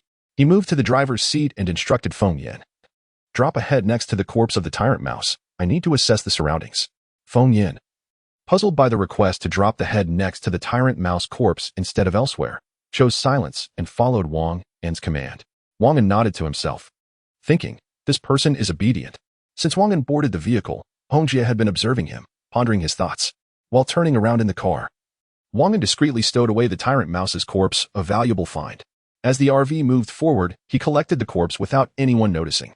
Normally, the RV could retrieve items from up to 200 meters away, but he realized when he attempted to collect it earlier that the panel indicated the RV's retraction device was damaged. Wang An recalled that when he had driven away the black monkey, the RV had sustained some damage. Not only did it require time for repairs, but it also could not continue its journey, so he had to leave it as it was. Unexpectedly, the retraction device had been compromised, which determined the distance it could retrieve items. Just as Wang An stored the tyrant mouse's corpse in his storage space, the panel popped up, bringing him joy. Had Li Xiaoxiao's reward arrived? With a thought, the panel's information materialized before him. He scrolled down and clicked on the intimacy option. Discovering that his intimacy with Li Xiaoxiao was at 101, followed by a line of small text, the reward has been placed in the reward space. Wang An hurried back to the homepage, located the reward space option, and clicked it open. Inside, he found a level 3 crystal core lying there, along with a retrieval option. Elated, he rushed to Hongjie and said, do you have the tyrant mouse's crystal core with you? I do. What's the matter? Hongjie nodded. Wang An whispered in Hongjie's ear, I also have a level 3 crystal core. Hongjie blinked her beautiful eyes at Wang An and said, really? That's incredible. Don't you want to see who I am? Wang An replied with pride, aren't you aware of my identity? Stop being so vain, Hongjie retorted. One core for upgrading the RV, and what do you intend to do with the other? Wang An pondered for a moment and replied, I am uncertain who it would suit best. Then you should use it. Others can only upgrade gradually. Only you can utilize that level of crystal core as a level of ability user. Sister Hong explained to Wang An. Ah, how did I overlook that? Wang An truly had not considered this aspect. He then inquired, must others ascend level by level? Sister Hong rolled her eyes and replied, I have researched thoroughly. There can be no mistake. I am unaware of the reasons. Wang An remarked, you need not concern yourself with the reasons, as long as you grow stronger. It will benefit everyone. Sister Hong understood that Wang An harbored many secrets, yet she believed that as long as they worked together, it would all be for the greater good. Chapter 109, Becoming a Level 3 Superhuman. No longer wishing to dwell on those matters, Wang An declared to Hongjie. Once we exit the misty forest, I shall achieve my breakthrough. How does that sound? Go ahead now. I'll manage things here. Your current level is still far too low. Hongjie retorted disdainfully. Ah, you look down on me, Wang An replied, his anger palpable. I'm merely speaking the truth, Hong Jie asserted. The truth can be quite hurtful. Wang An lamented, on the verge of tears. Do not waste time, hurry along, Hong Jie urged. Wang An nodded, turning towards the restroom. As he passed by the sofa, he called out to the quietly seated Jingyi. Jingyi, come with me. Ah, isn't that inappropriate? Jingyi blushed, glancing around at the others. Quickly, it's not as if they haven't seen anything before, Wang An replied. Upon hearing this, Jingyi buried her face between her hands. And you, sitting nearby, interjected. Stop bothering my mother. She could no longer bear to watch Wang An bully her mother. No, he isn't bothering me, Jingyi interjected before Wang An could respond. Her head still lowered. Mom? And you felt a surge of indignation, ready to speak up. Focus on your own matters. You need not concern yourself with me. Jingyi interrupted her daughter, continuing on. I won't take responsibility later if you don't pay attention, and you retorted angrily. Wang An found the situation somewhat amusing and picked up the seated Jingyi, planting a kiss near her ear as he led her toward the restroom. Once inside, he closed the door and playfully pinned Jingyi against the wall, where they began to kiss. Feeling her body soften against him, he finally released her. I am about to begin. Remember to help me rinse off afterward, he instructed her. Jingyi replied softly. Wang An swiftly removed his clothing and settled into the bathtub. Jingyi, having regained her composure, approached the tub to fill it with warm water. Checking the temperature while inquiring about Wang An's comfort, Wang An realized how considerate Jingyi was. Perhaps she could truly serve as his devoted attendant, he thought shamelessly. Once the tub was filled, he retrieved the pre-prepared level 3 energy liquid from his storage space and drank it down in one go. Transitioning directly from a level 1 to a level 3 superhuman, he was eager to experience the changes it would bring. After a few minutes, Wang An felt an overwhelming weakness wash over him, his head spinning, and gradually he succumbed to unconsciousness. Jingyi gazed at the man before her, who was over 20 years her junior. They had only just met, and he had embraced her with such intensity, it was a sensation she had not felt in decades. This man had awakened something within her, and she sensed that he was part of a remarkable team. If she served him well, her future, and that of her daughter, would surely be bright. As she caressed Wang An's skin, her mind wandered to future matters. Upon noticing the appearance of dark impurities on his body, she began to change the water for cleansing. Wang An had previously ascended to a level 3 ability user, expelling impurities once, so this time the residue was minimal. After a brief period of tranquility, the impurities soon vanished. Half an hour later, Wang An's eyes slowly opened to find Jingyi gazing at him with a silly expression. What's wrong? Are you hungry again? Wang An teased playfully. You're such a rascal, and Jingyi retorted, playfully swatting his arm with a hint of shyness. Wang An seized Jingyi's hand that was playfully hitting him, pulling her closer to the side of the bathtub. With a swift motion, he lifted her effortlessly and placed her into the tub. The fabric of her wet clothes clung to her form, presenting an alluring sight. Supporting her ample form, he positioned her on his lap, gently nibbling on her ear, cautious not to bite too hard. And Jingyi squirmed on Wang An's lap, her eyes gradually fluttering shut as she breathed heavily, a natural progression unfolding between them. Half an hour later, they emerged together, and Jingyi's hair damp and her cheeks flushed, while Wang An appeared refreshed, a subtle smile gracing his lips. Wang An turned to Hong Jie and inquired, Where are we now? How much longer until we exit the misty forest? You have quite the knack for timing. We are about to leave the misty forest, Hong Jie replied with a light laugh. I was merely savoring the moment, which caused us to be delayed. Wang An explained awkwardly. I know. Prepare yourselves. We are about to exit the misty forest, Hong Jie announced to the group. Understood, they replied in unison. Wang An settled onto the sofa, while Jingyi hurriedly poured a glass of water, bringing it to him, even sampling it herself. It's still a bit warm. Wait a moment, she said softly. Setting down the glass, she picked a strawberry from the fruit basket, removing the stem and offering it to Wang An to savor slowly. Hong Jie observed Jingyi's attentive care for Wang An with a twinge of discomfort, turning her face away to avoid watching. With a jolt, the RV shook violently. We're out, exclaimed Feng Yan, the driver, alerting everyone. As the RV emerged from its position, it was still some distance from the personnel station to guard the area. The vehicle's speed quickened, and within a minute, they reached the guards. The guards stood vigilant, scanning their surroundings, and when they spotted the RV approaching, smiles broke across their faces. Initially uncertain about being assigned as guards, they had pondered the potential outcomes of their stay, whether they would be abandoned, face threats from others or beasts, or leave alone. None of these options were favorable. Only the return of Hong Jie and the others would signify a positive outcome. Now witnessing the RV's safe return, they felt a surge of joy, finally reunited with their group. Upon observing her two subordinates diligently executing her orders, Hong Jie nodded in satisfaction, her mind already formulating a plan.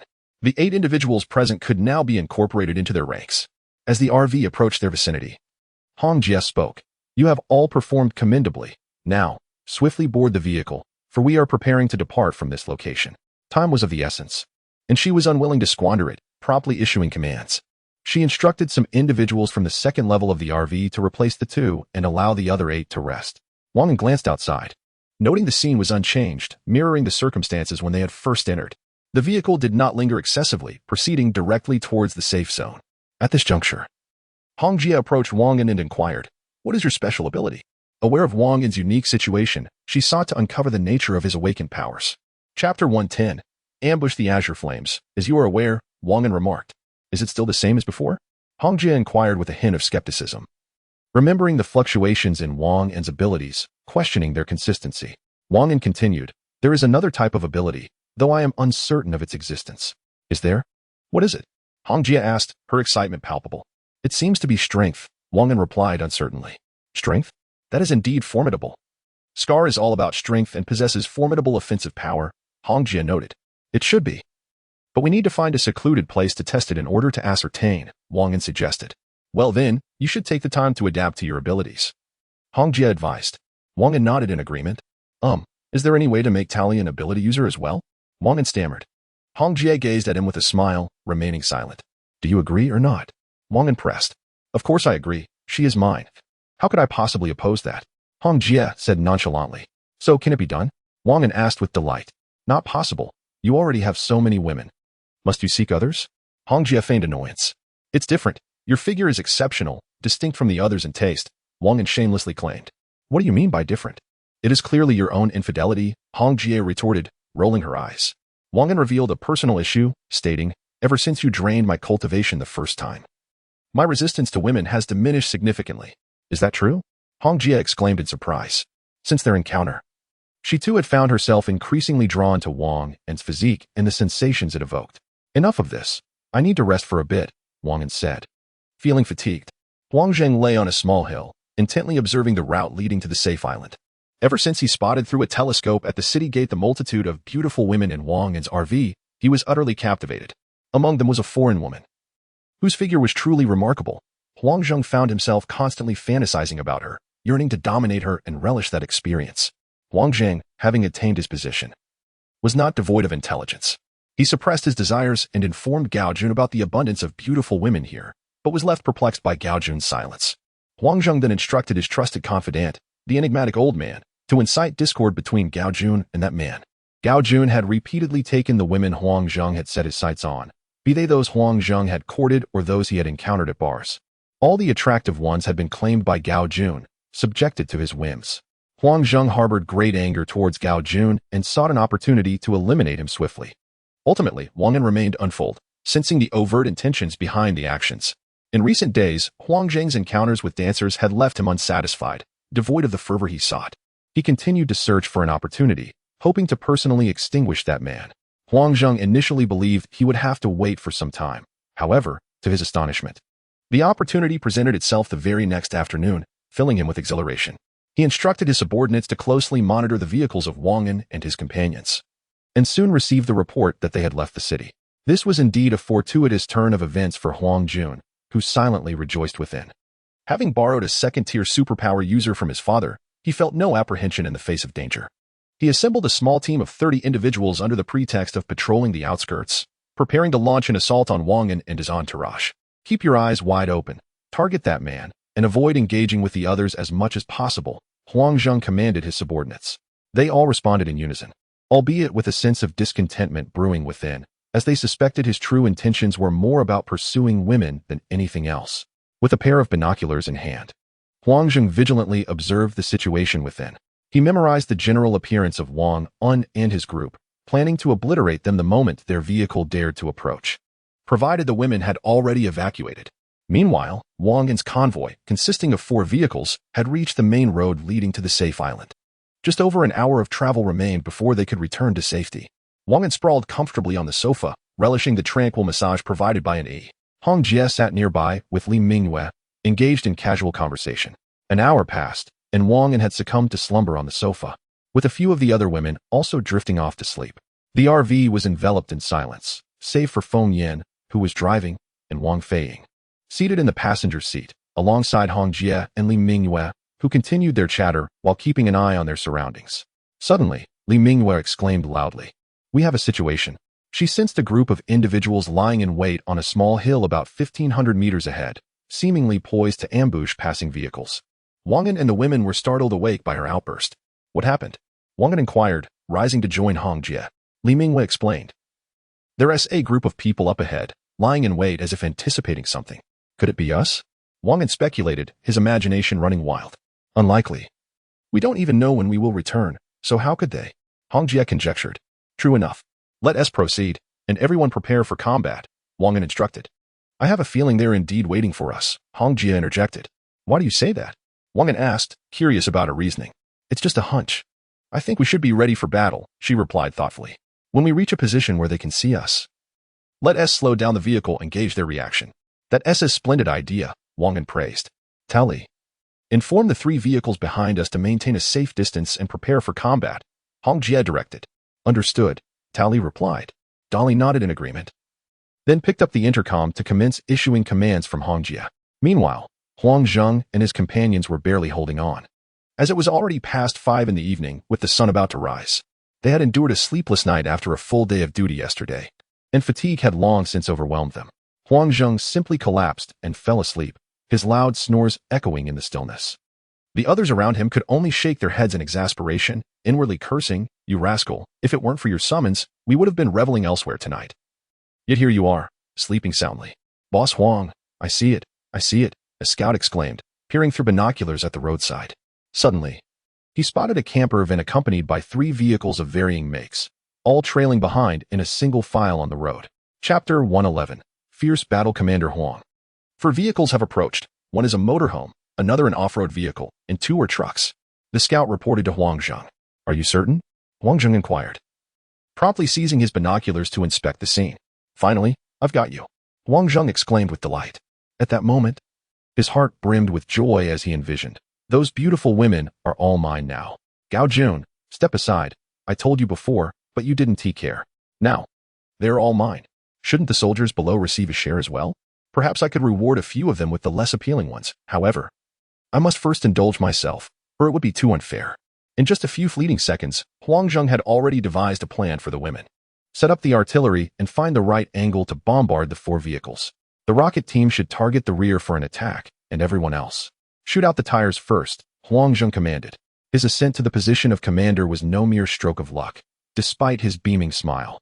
He harbored thoughts he would never voice. "Remember, eliminate that man first. Avoid shooting the women unless they resist. If they do, then take them down," Huang Zheng added. "Understood." The soldiers replied in hushed tones. 5 artillery pieces moved behind the hill to secure a suitable position, while the 2 rocket launchers were less encumbered, distancing themselves slightly and adjusting their angles. They had already found their spots, now merely awaiting final confirmation. Huang Zheng observed his soldiers executing his orders with precision, nodding with satisfaction. After about a minute, as Huang Zheng noted that his men were ready and on standby, his thoughts wandered to the alluring figure of a foreign woman, so irresistibly sensual. Just as he was lost in these thoughts, a dark projectile suddenly hurtled toward their location. Initially startled, Huang Zheng pondered, "What is that?" Then it struck him, they had been discovered. This must be artillery fire. No, wait, artillery cannot reach this far. As he opened his mouth to warn everyone to take cover, it was already too late. Boom! A deafening explosion erupted. Over half of Huang Zheng's group perished instantly, and he collapsed to the ground, spitting blood, his mind buzzing incessantly. Were it not for his status as a first-level ability user and the distance from the blast, he too would have been obliterated. "Quickly, prepare to fight," Huang Zheng bellowed. The remaining soldiers, struggling to move, grasped their weapons, understanding that failure to retaliate would lead to dire consequences. As they brandished their arms and turned their gaze downward, they saw the vehicles had scattered across the road, with some individuals securing shooting positions aimed at them. Huang Zheng spat out blood, crawled atop the hill, and shouted, "Damn it, fire at will." As soon as he finished speaking, those beneath him sprang to their feet, fleeing in a state of panic, abandoning their weapons, with some even tumbling in a most undignified manner. "You wish to court death by defying orders," Huang Zheng bellowed, having just experienced the chaos of an explosion. His head still spun, leaving him perplexed as to why his men were retreating. In the past, he would have reacted swiftly, instinctively rising to escape. "Young master, you must leave," urged the elderly second-level ability user standing nearby. Finally grasping the gravity of the situation, Huang Zheng thought to himself, this is dire. With a swift movement, he executed a flip, just as a thunderous blast resonated behind him. Boom. It was identical to the previous explosion. Barely escaping the disaster, Huang Zheng shouted, this isn't over. Is it? Observing the disarray among the soldiers, despair washed over him. It's finished, all of it. The foreign beauties and their alluring figures have turned to mere illusions. He turned to the elderly ability user beside him and implored, Old Huang, take me away. It seems we are destined to fail. Old Huang nodded in agreement, rest assured. Young master, I shall see you safely home. Before he could finish, a barrage of shells rained down from the sky. Boom, boom, boom. This round of explosions, though less potent than the first two, was overwhelming in number. Damn it, is there no respite? Wang Zheng, thoroughly exasperated, stood to voice his frustration. But Old Huang quickly pulled him down. Gazing at the dense cluster of artillery shells, Old Huang felt a sense of helplessness. He could escape alone, but taking Huang Zheng along would be a challenge. He scanned for an opening. If found, he would seize the chance to flee with Huang Zheng. If not, he would have to grit his teeth and depart alone, knowing that if Huang Shan discovered his precious son had perished, he would face dire retribution. Meanwhile, on Wang An's side, upon sensing movement from the group, Li Mingyue dismissed any concerns about their potential ambush. If they remained still, there would be no issue. But their movement left him no choice. After the apocalypse erupted, Wang An's life became paramount. Others were inconsequential. Nonsense, he scoffed. Sister Hong, take a few people around the back. I will bombard them here. You've witnessed the power of the level 3 laser cannon. Wang An instructed. Understood, Sister Hong replied, confident in Wang An's plan. Fire. Wang An commanded, as Fei Li and Zhang Hong operated the laser cannons from the command room, while he observed the situation through a high-powered telescope. Boom. A tremendous explosion erupted. The power of the laser cannon remains as exhilarating as ever, Wang An remarked, savoring the moment. Four vehicles stood apart, while those under the command of Hong Jie were strategically positioned, armed with weapons acquired from the safe zone, ready to unleash a barrage. Meanwhile, Huang Zheng noticed a significant reduction in the sound of explosions. He lifted his gaze towards the sky and addressed the elder Huang beside him. Elder Huang, is it time for us to depart? The elder surveyed their surroundings and nodded in affirmation. Now is the moment. Stay close behind me, and if any danger arises, shout loudly. With that, he turned and swiftly made his way towards the backside of the hill. Huang Lao's defensive abilities granted him a slight edge in speed. Though he was only marginally faster than Huang Zheng, the two raced ahead, closely followed by the vigilant eyes of Hong Jie and her companions, who were keenly observing their intended escape route. Do not rush. Let us see where they are headed, one of them remarked. Chapter 112. The death of Huang Zheng's sister Hong halted the two subordinates poised to fire, instructing them to wait a moment longer. The two men nodded in agreement. Huang Zheng trailed closely behind Old Huang, sprinting with urgency. Following the recent bombardment, he bore significant injuries. Initially, he was able to keep pace with Old Huang. But after a few minutes, his body could no longer endure the strain, and his speed diminished.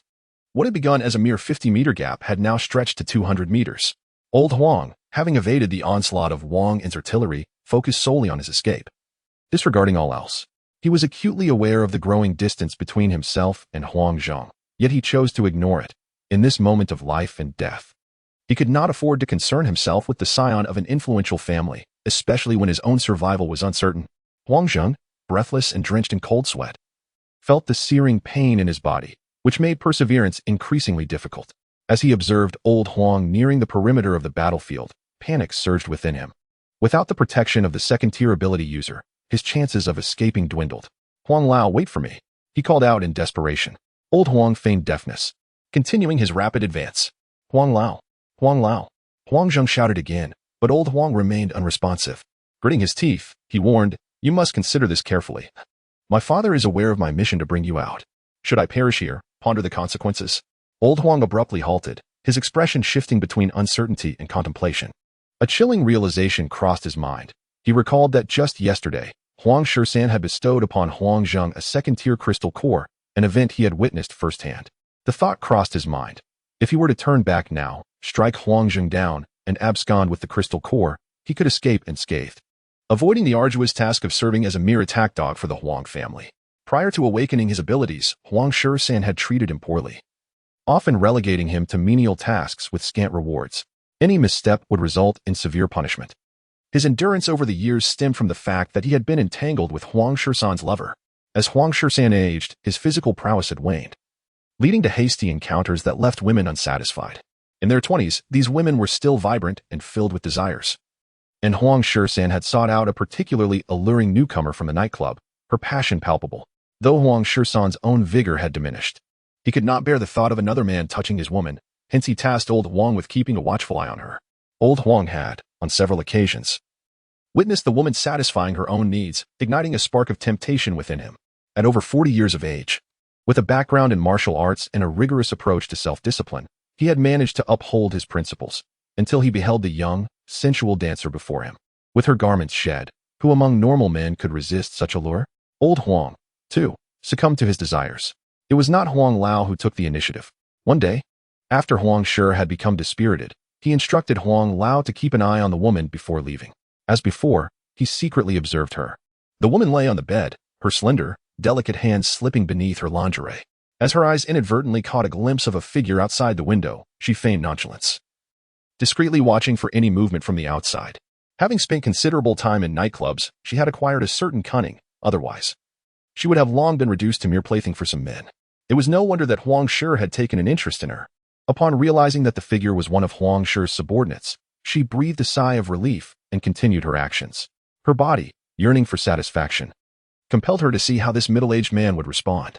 To her surprise, he stood up and began to sway enticingly, deliberately tantalizing Huang Lao outside the window.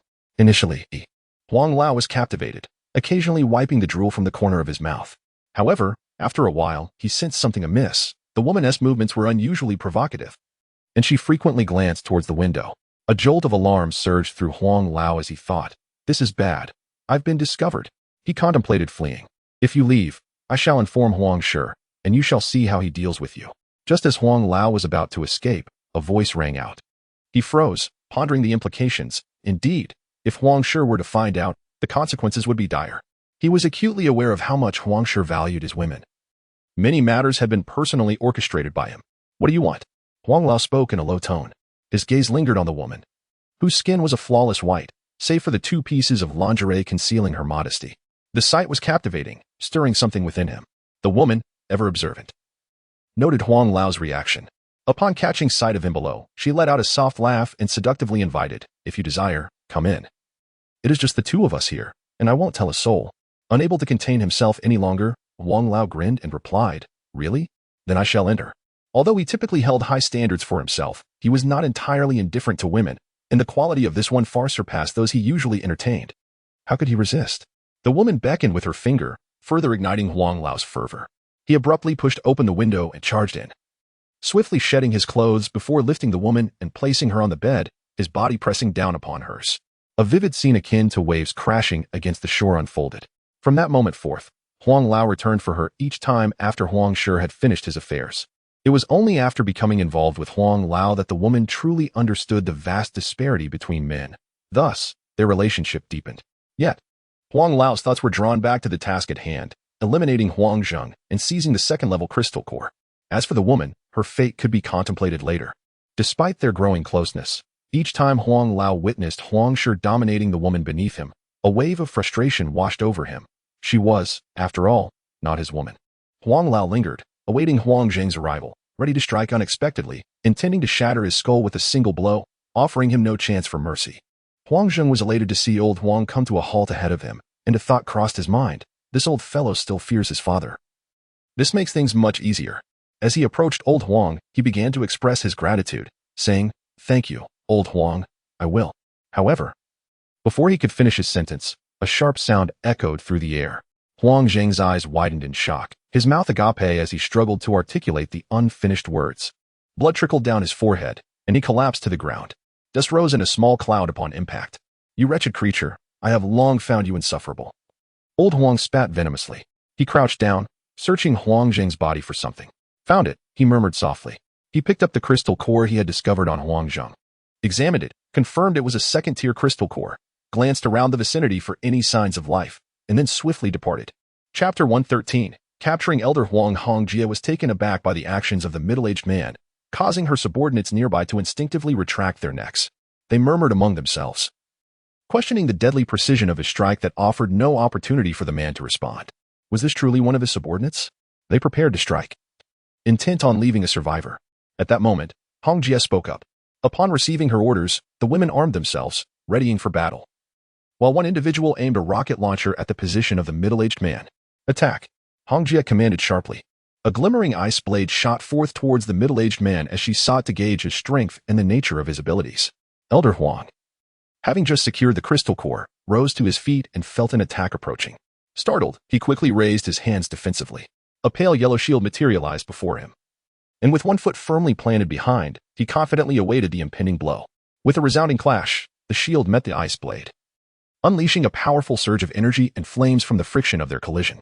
Ultimately, the ice blade was deflected and vanished, while the shield bore several significant cracks. Stumbling back several paces, Elder Huang finally steadied himself, astonished as he gazed toward the source of the attack. Since becoming a level 2 ability user, no one had ever repelled him with such ease. The individual responsible for this assault was undoubtedly formidable, and his expression turned grave. Surrounded and unaware of the enemy's full strength, he realized that if this continued, his fate would be dire. Hong Jie observed the deflection of the ice blade, raising an eyebrow. Yet, she discerned the opponent's foundation, a level 2 ability user, primarily defensive in nature. This was not something to be overly concerned about. She entrusted the frontline battle to Wang An and his team, believing that as long as they could contain the middle-aged man, no unforeseen complications would arise. Just as Elder Huang attempted to catch his breath, a series of explosive sounds pierced the air. He looked up to see a missile hurtling toward him, accompanied by a barrage of bullets. Damn it, not this tactic again. How despicable. Elder Huang muttered under his breath. He swiftly evaded the rocket's path, retreating without regard for the bullets raining down behind him. The bullets struck Elder Huang, producing a cacophony of noise, yet inflicting no harm. Garbage, he muttered disdainfully, turning to flee, fully aware that he could not afford to linger any longer. Seeing that the attack had little effect on the middle-aged man, Hong Jie sighed in resignation. She understood that such assaults might have some impact on a level 1 ability user, but were woefully inadequate against a level 2. Cease fire and observe if there are any others attempting to escape. Eliminate all resistors without mercy, she commanded her subordinates. Understood. Her team recognized that this caliber of ability user was beyond their capacity to harm with mere weaponry, and thus left the confrontation to Hong Jie as they moved to other areas to check for fleeing individuals. Wang Lao glanced back, realizing no one was pursuing him, and he felt a surge of relief. He had finally escaped, but the safety island was no longer an option. Contemplating his next destination, a figure suddenly appeared before him.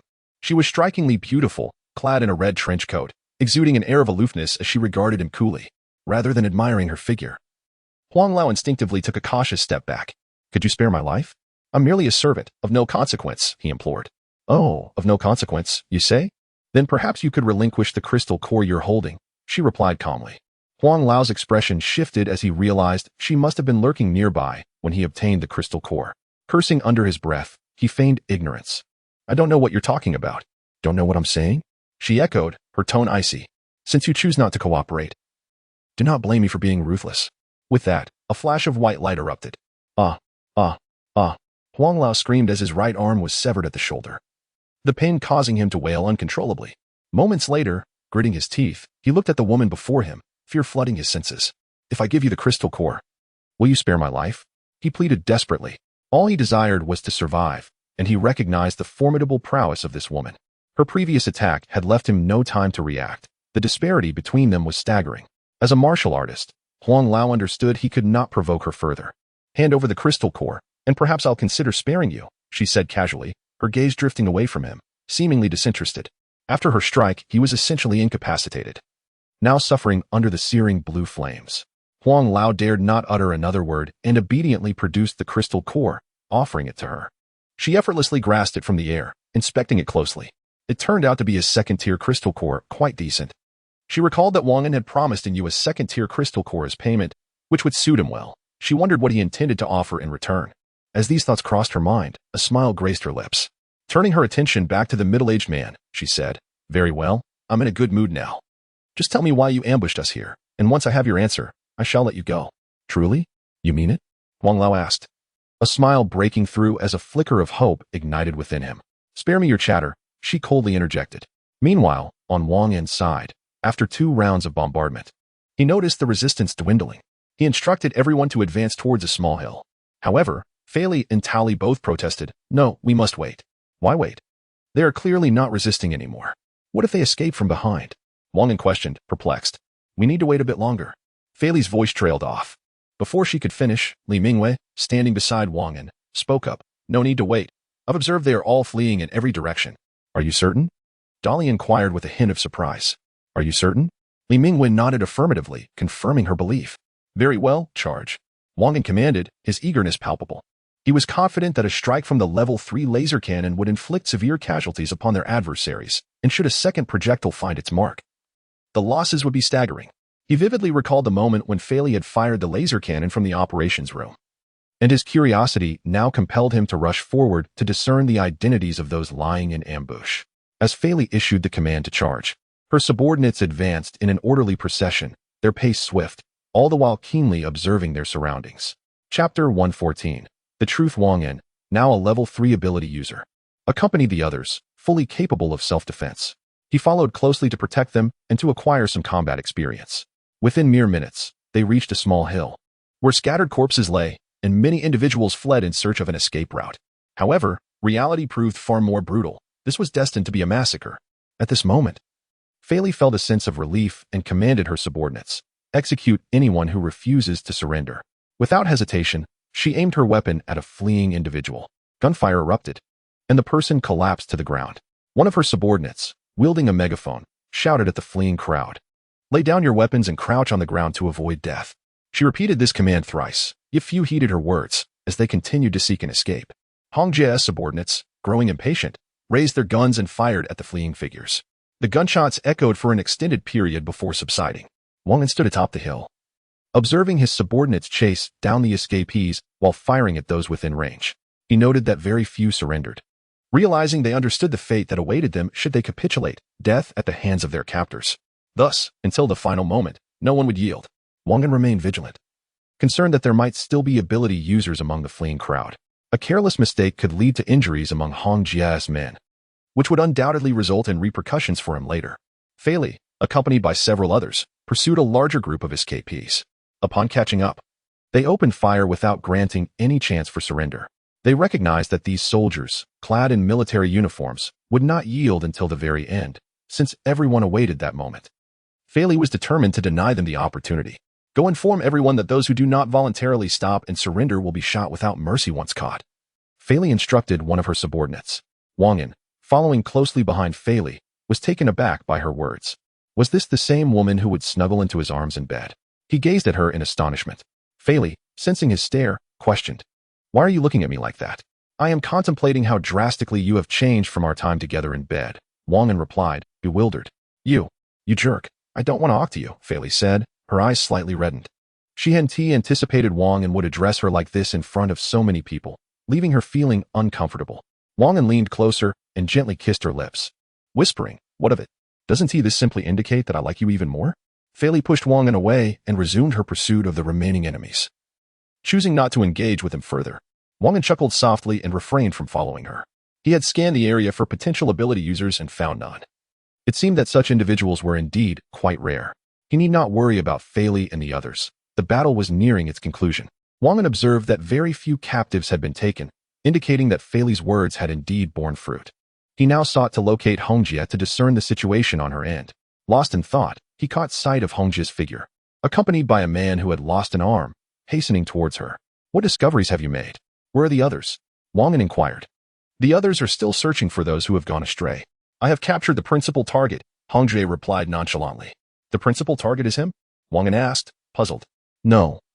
He personally killed the principal target, Hongjie said with a smirk. What is the meaning of this? Wang An questioned, bewildered. Perhaps you should ask him. Hongjie gestured towards the one-armed man. I. Huang Lao stammered, struggling to articulate his thoughts. With a sharp slap, Wang An interrupted him, saying, Speak swiftly, don't dawdle. Caught off guard by the sudden blow, Huang Lao thought to himself, I was still contemplating how to begin, and you struck me without warning. No longer hesitating, he began, the person is named Huang Zheng, his father is Huang Shisan, and I am his subordinate. My name is. Get to the point. Wang An interjected. The crux of the matter is that I have always held disdain for Huang Zheng.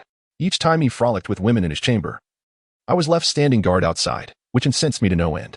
Several times, I nearly intervened to teach him a lesson, but I remembered his father, Huang Shisan, was a man of great cunning and cruelty, so I swallowed my anger. Today, fearing that this fool would hinder my escape, I took the initiative to kill him. His father had even given him a second-level crystal core before he left, which is... Huang Lao hastily recounted the events leading up to this moment. I see. But why did he ambush us? Wang An continued. Before you entered the city, he inadvertently spotted your group through a long-range telescope mounted on the city wall. He was quite the lecher and developed a fancy for your numerous beauties. Huang Lao divulged everything he knew. Ah, I understand now, Wang An responded, recalling that the night before they entered the safe island, they had stayed outside, and it was unfortunate that Huang Zheng had spotted them. Is there anything more to disclose? Should you possess any critical intelligence that satisfies me, I may consider granting you your freedom, Wang An stated calmly. Is there anything else? Huang Lao pondered before shaking his head. No, there is nothing. At that moment, Fei Li and the others approached Wang An and Hongjia, gazing at the middle-aged man before them. Wang An remarked, is that all? Think carefully. Huang Lao was about to speak, claiming there was truly nothing left. But upon noticing Wang An's narrowed eyes revealing a cruel glint, he couldn't help but swallow hard. Stammering, he said, there are a few things that are personal. Would you care to know? With a swift motion, Fei Li slapped him, admonishing, just speak what you have to say. Do not waste everyone's time here. At this point, Huang Lao dared not linger any longer and divulged, I had an affair with a lover of Huang Shisan.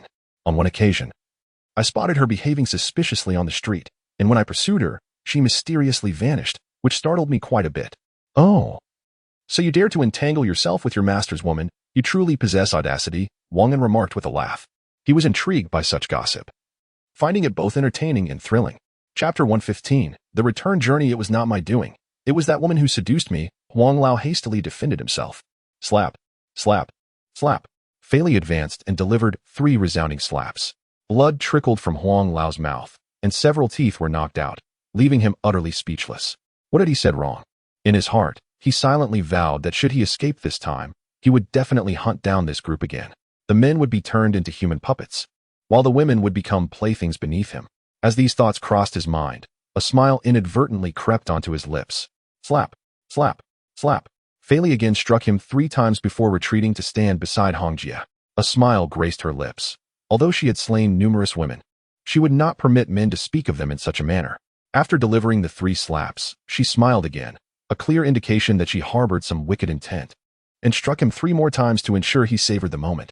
Fei Li possessed an extraordinary ability to comprehend the human heart. At this moment, Wang An inquired, you just mentioned that you were discarded by that woman, yet you are a level 2 ability user? Indeed, I was pondering that very question, Huang Lao replied.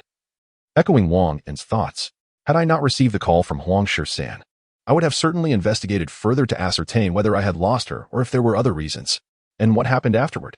Wang An pressed on, sensing something amiss. This woman was undoubtedly formidable.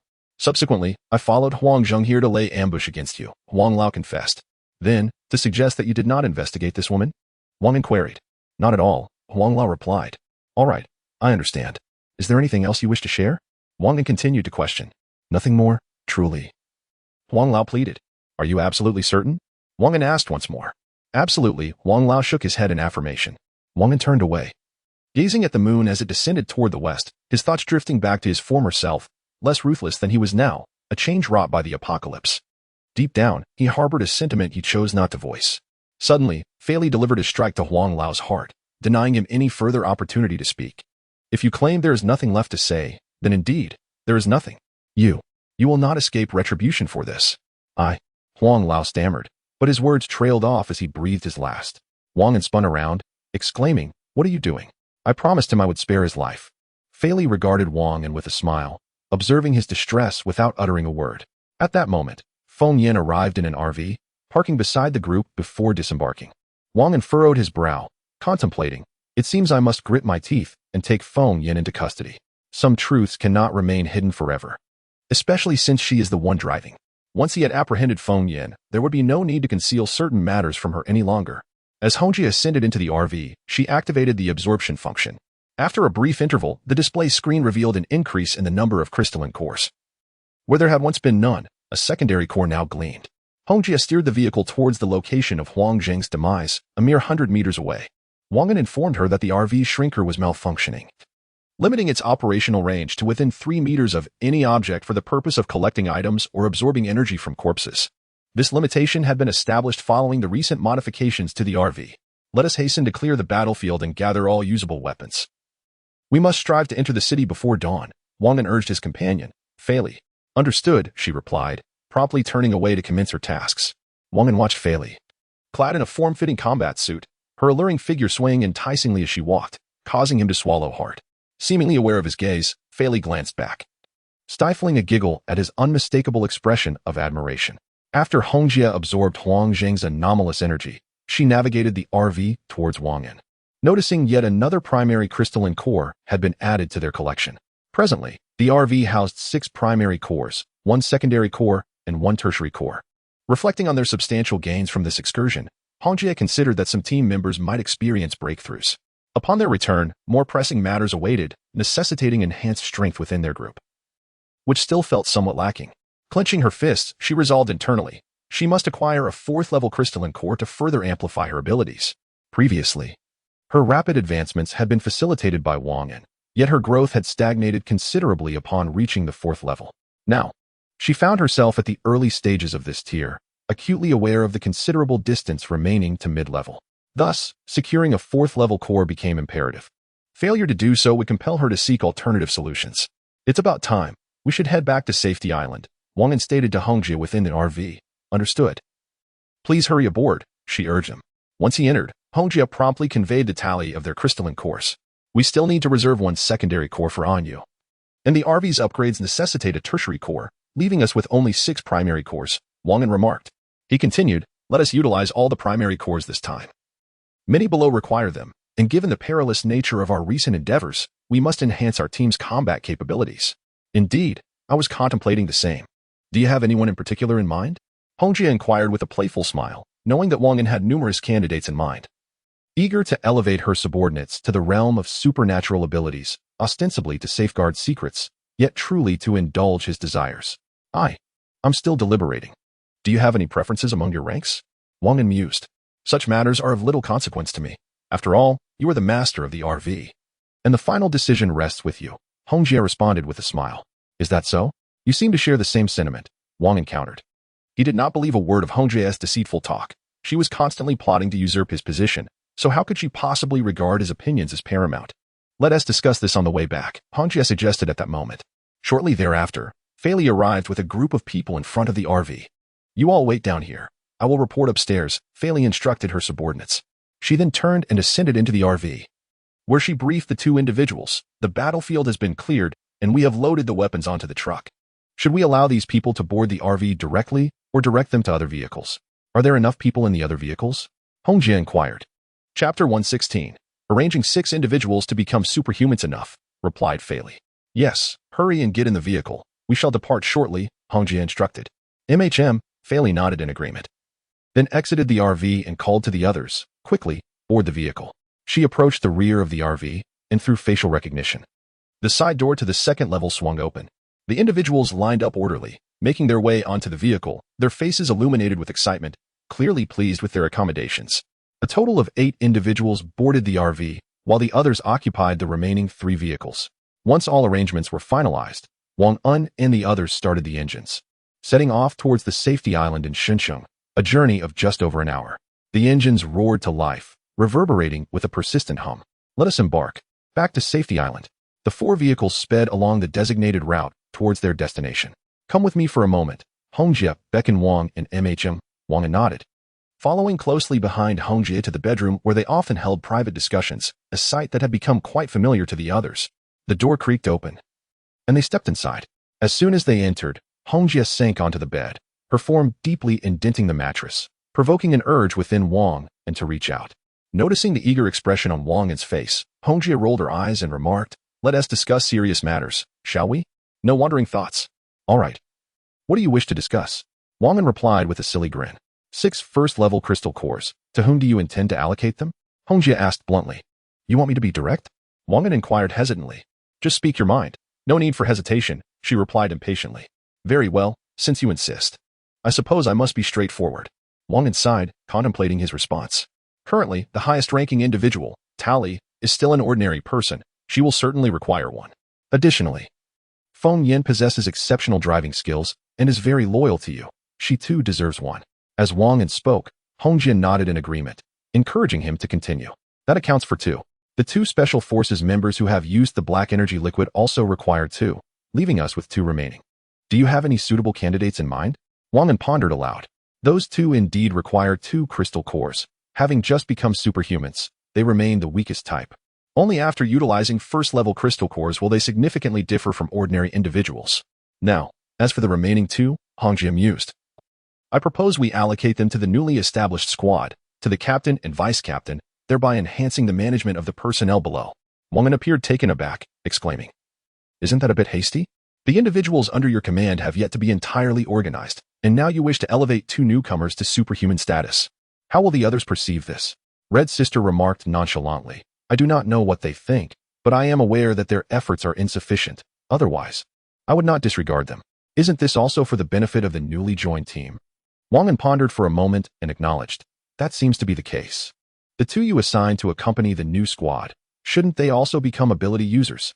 Indeed, Red Sister nodded in agreement. Next time, as the crystal cores have already been allocated, they will be prioritized for the next distribution. Wang An nodded in agreement and moved closer, attempting to push Red Sister onto the bed. She halted his advance, stating, Let us refrain from that today. You still need to interact with the other women. We must keep our secret intact, or else. Her trailing words left unspoken. Yet Wang An grasped her meaning. Unable to resist, he pressed his lips against hers. Such a reasonable and open-minded woman was truly rare, and he found her utterly delightful. They lost themselves in a passionate kiss.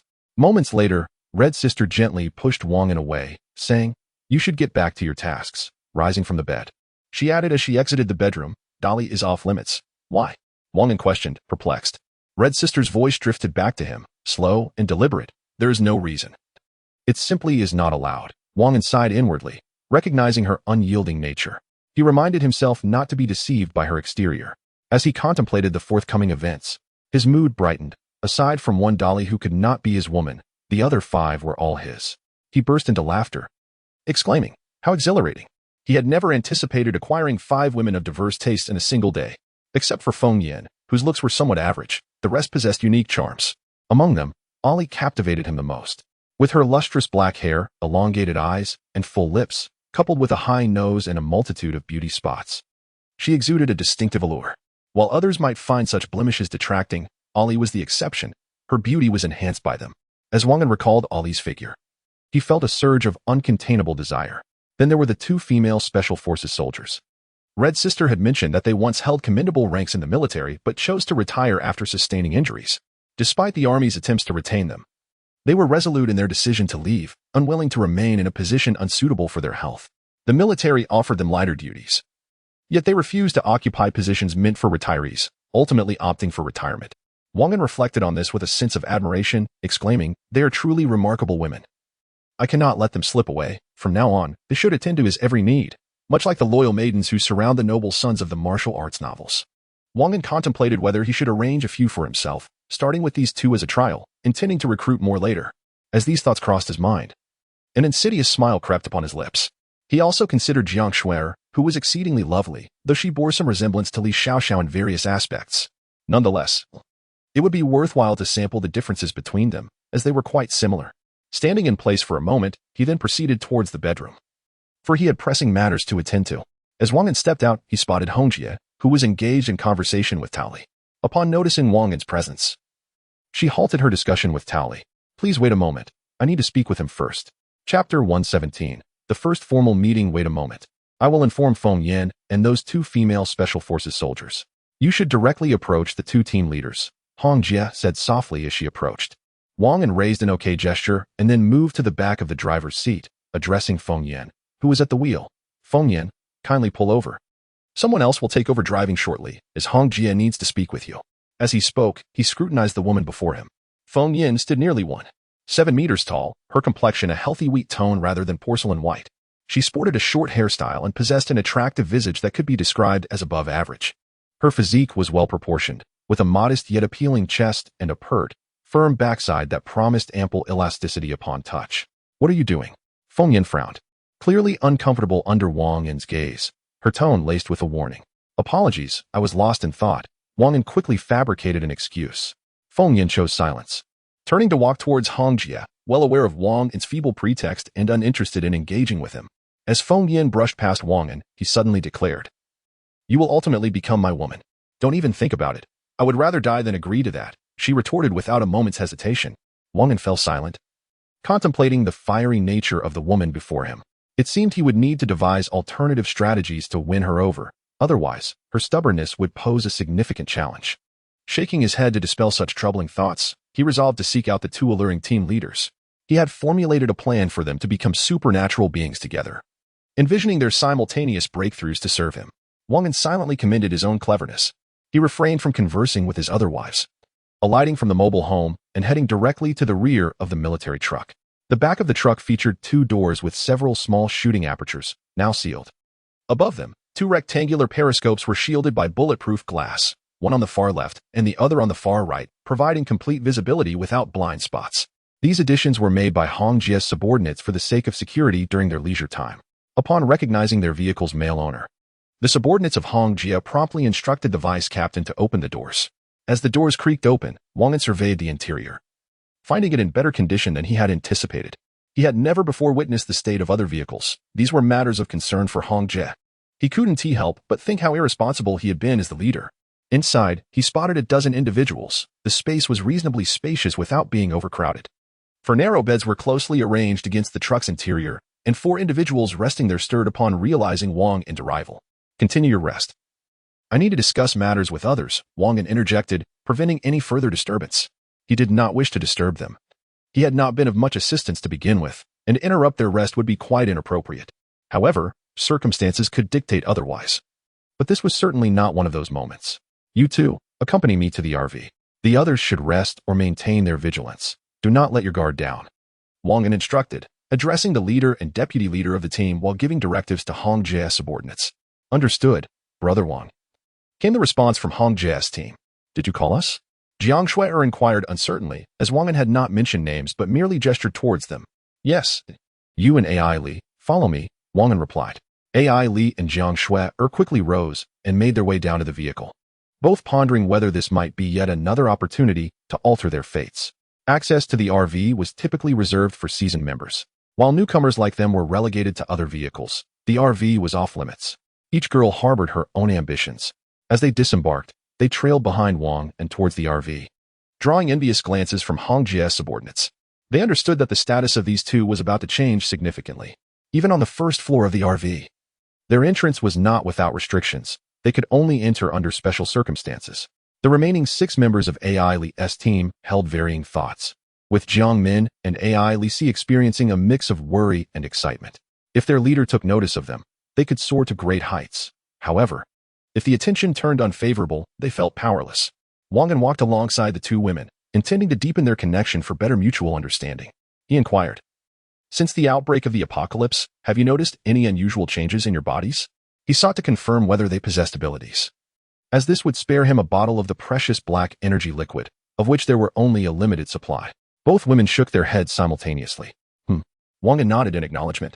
He contemplated the stringent conditions for becoming an ability user. Without the black energy liquid, there would be little utility in having ordinary women accompany him, as they would only serve to distract him. Turning to AI Li, he asked, are you of mixed heritage? With poise, AI Li replied, yes, my mother is from Longhua, and my father is from Yingjiang. Ah, I see, Wang An responded, taking a moment to appreciate the striking beauty before him. She possessed a slender waist, ample curves, long legs, and cascading dark hair, all of which were undeniably captivating. Wang An found himself envisioning a future where such a woman would belong to him, to mold her as he desired. AI Li, sensing Wang An's gaze upon her, unabashedly drew attention to her prominent features. Wang An's eyes widened, overwhelmed by curiosity to explore the heights and depths of her allure. A sudden cough interrupted his reverie, snapping him back to reality. Wang An felt rather displeased as he turned to glance at the source of the sound, Jiang Shuai, noticing the discontent in her eyes. He suddenly realized that they were still en route to the RV, and he had been overly anxious. Yet, it was not entirely his fault. It was that vixen, Ailey, who was too beguiling. Wang An directed his attention back to Jiang Shuai and inquired, what about you? How did you fall into Scar's clutches? He could not favor one over the other. Having questioned Ailey, he felt compelled to ask Jiang Shuai as well. I was out with my mother searching for food when Scar discovered us and captured me, Jiang Shuai replied softly. Her voice was gentle, reminiscent of the delicate willow branches swaying gracefully in the June breeze, captivating all who heard it. I see, Wang An quickly amended his previous statement. I apologize. That was not my intended meaning. I meant to say that it is fortunate you were captured, for otherwise, we might never have crossed paths. Wouldn't you agree? Chapter 118. The surprise of the two women. With a sudden burst of laughter, the two women found themselves unable to contain their amusement at Wang An's earlier antics. They had never imagined that the leader of their group possessed such a personality, which was entirely contrary to their expectations. In their minds, the leader was undoubtedly a lecherous man, for how else could he accommodate so many women with himself as the sole male? They envisioned him as having a fierce countenance, instilling fear in others, and being a formidable supernatural being adept at retaining the affections of such beautiful women. If Wang An were aware of their thoughts, he would vehemently protest, claiming, "I am not a lecher. I merely wish to provide these lovely women with a shelter from the storm." When they finally beheld his appearance, they were taken aback. He was of average looks, with long hair and a somewhat delicate visage, occasionally lost in thought as if pondering profound matters. Upon closer interaction, they discovered that Wang An's character was rather agreeable, endearing him to women in general. "What is so amusing?" he inquired, slightly irked. He recognized that his previous remarks had been somewhat hasty, revealing certain inadequacies. Indeed, Hong Jie had previously remarked that Wang An lacked the innate qualities and charisma befitting a leader. And it seemed that this had been proven true, as he had unwittingly exposed his shortcomings upon meeting his two subordinates. However, Wang An soon dismissed his concerns, reasoning that as long as he was comfortable, there was little need to pursue excessive ambitions. "It is nothing, merely a recollection of some humorous moments from pre-apocalypse films and television series," the two women replied, sharing a few popular references from the past. Wang An curled his lips in disinterest and chose not to engage further, allowing himself to quell the embers of desire within. The door to the RV stood ajar, and Wang An ascended inside, yearning to recline on the sofa and rest after a long night's toil. The two women followed closely behind him, their eyes widening in astonishment at the interior decor. The sofa was perfectly sized, adorned with cartoon patterns, and scattered with an array of cushions. A petite coffee table complemented the sofa, laden with fruits, snacks, and an assortment of water cups. The women observed the colorful liquids within the cups, identifying coffee, orange juice, and tea, though the rest remained a mystery. Beside the sofa stood an elegantly designed water dispenser, while opposite them loomed a screen as large as the RV's wall, currently showcasing a detective anime. Behind this area lay several rooms, the purpose of which, be it bedrooms or a kitchen, remained unclear to them. "Would you like something to drink? There are canned beverages beneath the coffee table. Feel free to help yourselves," Wang An interjected, breaking their reverie. "We're not thirsty," the two women replied in unison. "Then let us proceed to the bedroom, where I shall explain the purpose of your summons," Wang An said, rising and making his way toward one of the bedrooms. The two women hastily followed, still unfamiliar with their surroundings, relying on Wang An to guide them. Creak. As Wang An opened the door, preparing to enter, he was taken aback to find Hong Jie engaged in conversation with Tao Li. Confusion washed over him. Had they not finished their discussion since he had disembarked from the vehicle? "You may continue your conversation. I shall retire to another bedroom," Wang An bid farewell, attempting to close the door behind him as he moved toward another room. Just then, Hong Jie glanced at the woman behind Wang An and remarked, "If they disagree, so be it. Do you comprehend what I am saying? Of course, I am not that kind of person. If it comes to worst, isn't there still you?" Wang An retorted, rolling his eyes. He understood that Hong Jie was looking out for him, deliberately speaking in coded terms meant solely for their understanding. "Get lost," Hong Jie snapped, contemplating how increasingly audacious Wang An had become, daring to voice such words. Wang An chuckled, closing the bedroom door, and then sought out another small room. This space appeared to be a guest room, seldom visited, pristine and dust-free due to the effective isolation measures of the vehicle. With the three of them lacking space to stand, Wang An encouraged them to take a seat. However, the two women stubbornly refused, unwilling to allow their leader to stand while they sat. Seemingly courting danger in this perilous world, they had no desire to meet their end prematurely. "Please, sit down. I can convey matters more effectively while standing," Wang An implored, well aware of their thoughts. However, he wished to convey that he was not a petty individual. Only upon sensing his impatience did the two women slowly settle down, though they perched on the edge of the seat, appearing quite reserved. This sight irked Wang An, prompting him to assert, "Move further back. Occupying such a small portion of the seat is unacceptable. Now sit properly." Finally, the two women complied, fully situating themselves on the bed. Wang An observed them sinking into the cushions and felt a sense of satisfaction. "Now, that is more like it," he remarked, continuing. "Let us discuss serious matters. The reason I summoned you is to inquire whether you wish to become endowed with abilities. If so, you must understand that there will be a price to pay. If not, that is entirely acceptable. Take your time to consider." At first, Ailey and Jiang Shuer displayed expressions of delight at Wang An's words, but soon fell into contemplation. They recognized that there is no such thing as a free lunch. particularly since many aspire to gain extraordinary powers but are forced to relinquish their dreams due to insurmountable obstacles. After a moment's reflection, Ailey boldly inquired, "Is it truly possible for an ordinary person to become an extraordinary being? I can only say that it is possible for you to gain such abilities. Beyond that, refrain from asking further," Wang An replied nonchalantly. He maintained his boundaries, unwilling to transgress them simply because of their beauty. After all, a person devoid of principles would find survival exceedingly difficult in a world rife with peril. The two women fell once more into deep contemplation upon hearing Wang An's words. Wang An stood by, awaiting their decision regarding the acceptance of these two women. It was once again Ailey who responded first, inquiring, "What price must be paid?"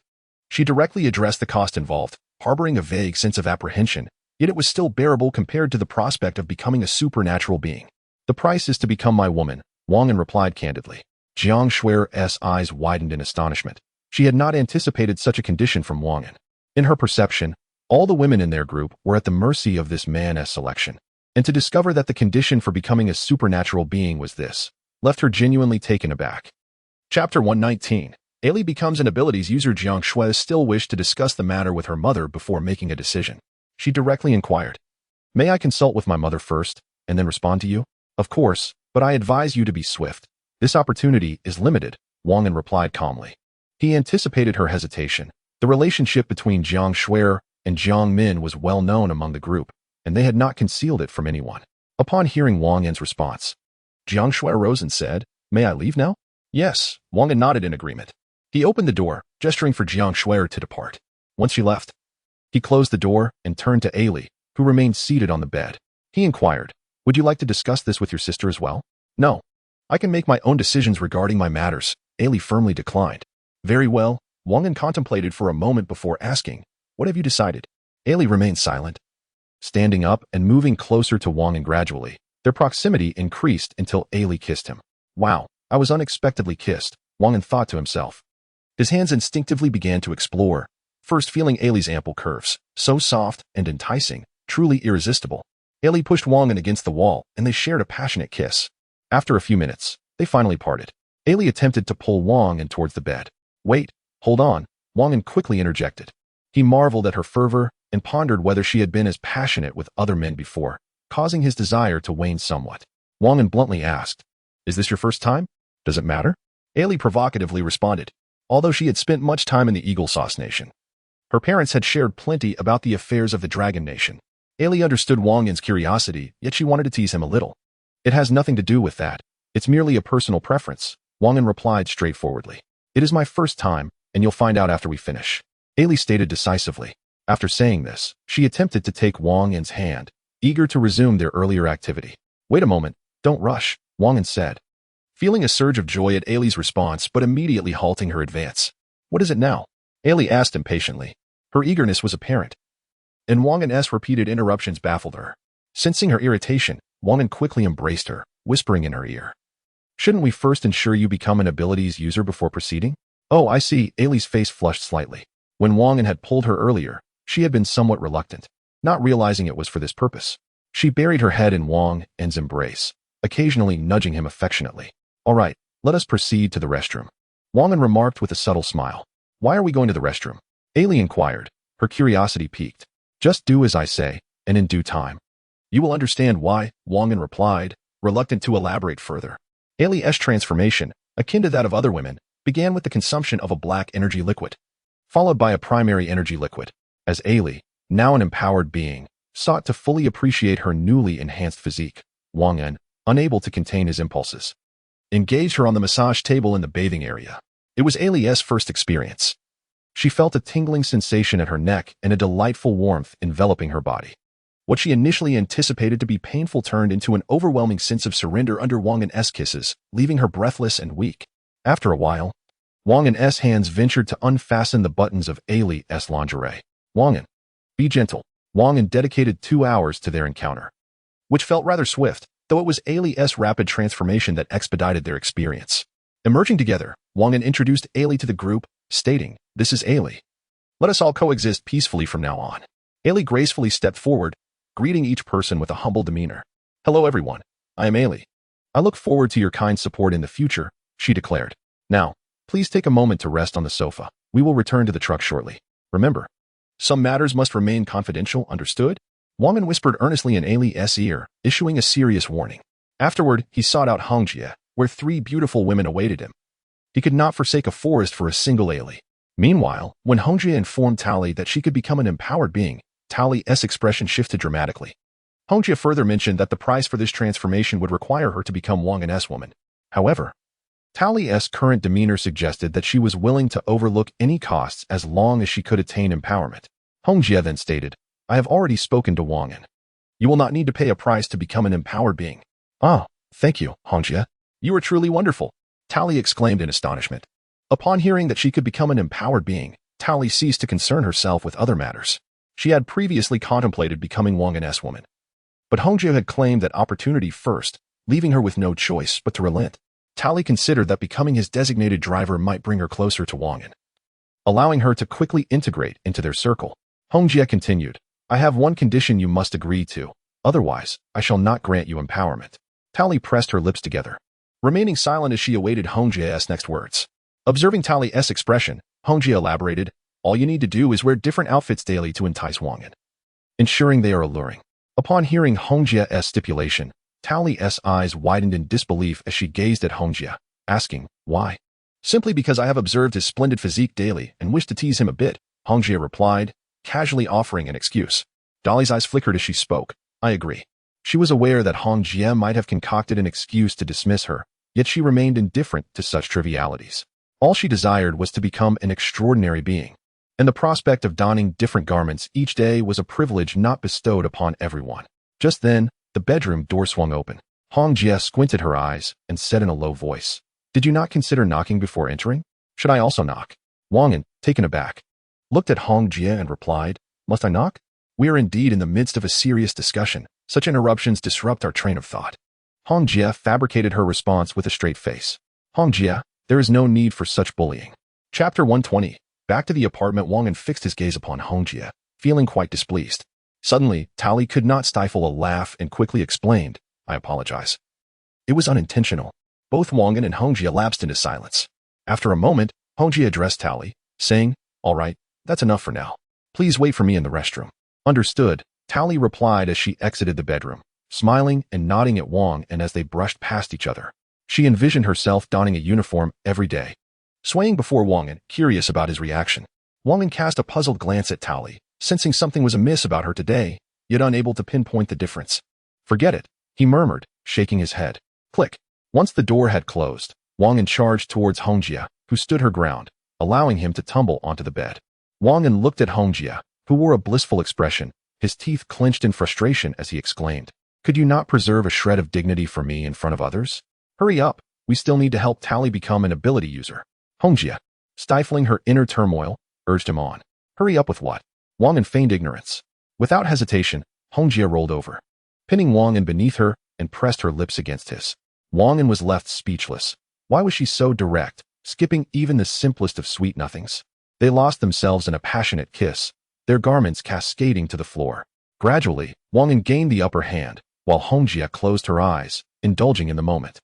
Just as they were about to take the final step, Hongjie suddenly halted, her hand blocking Wang An, who was now panting heavily.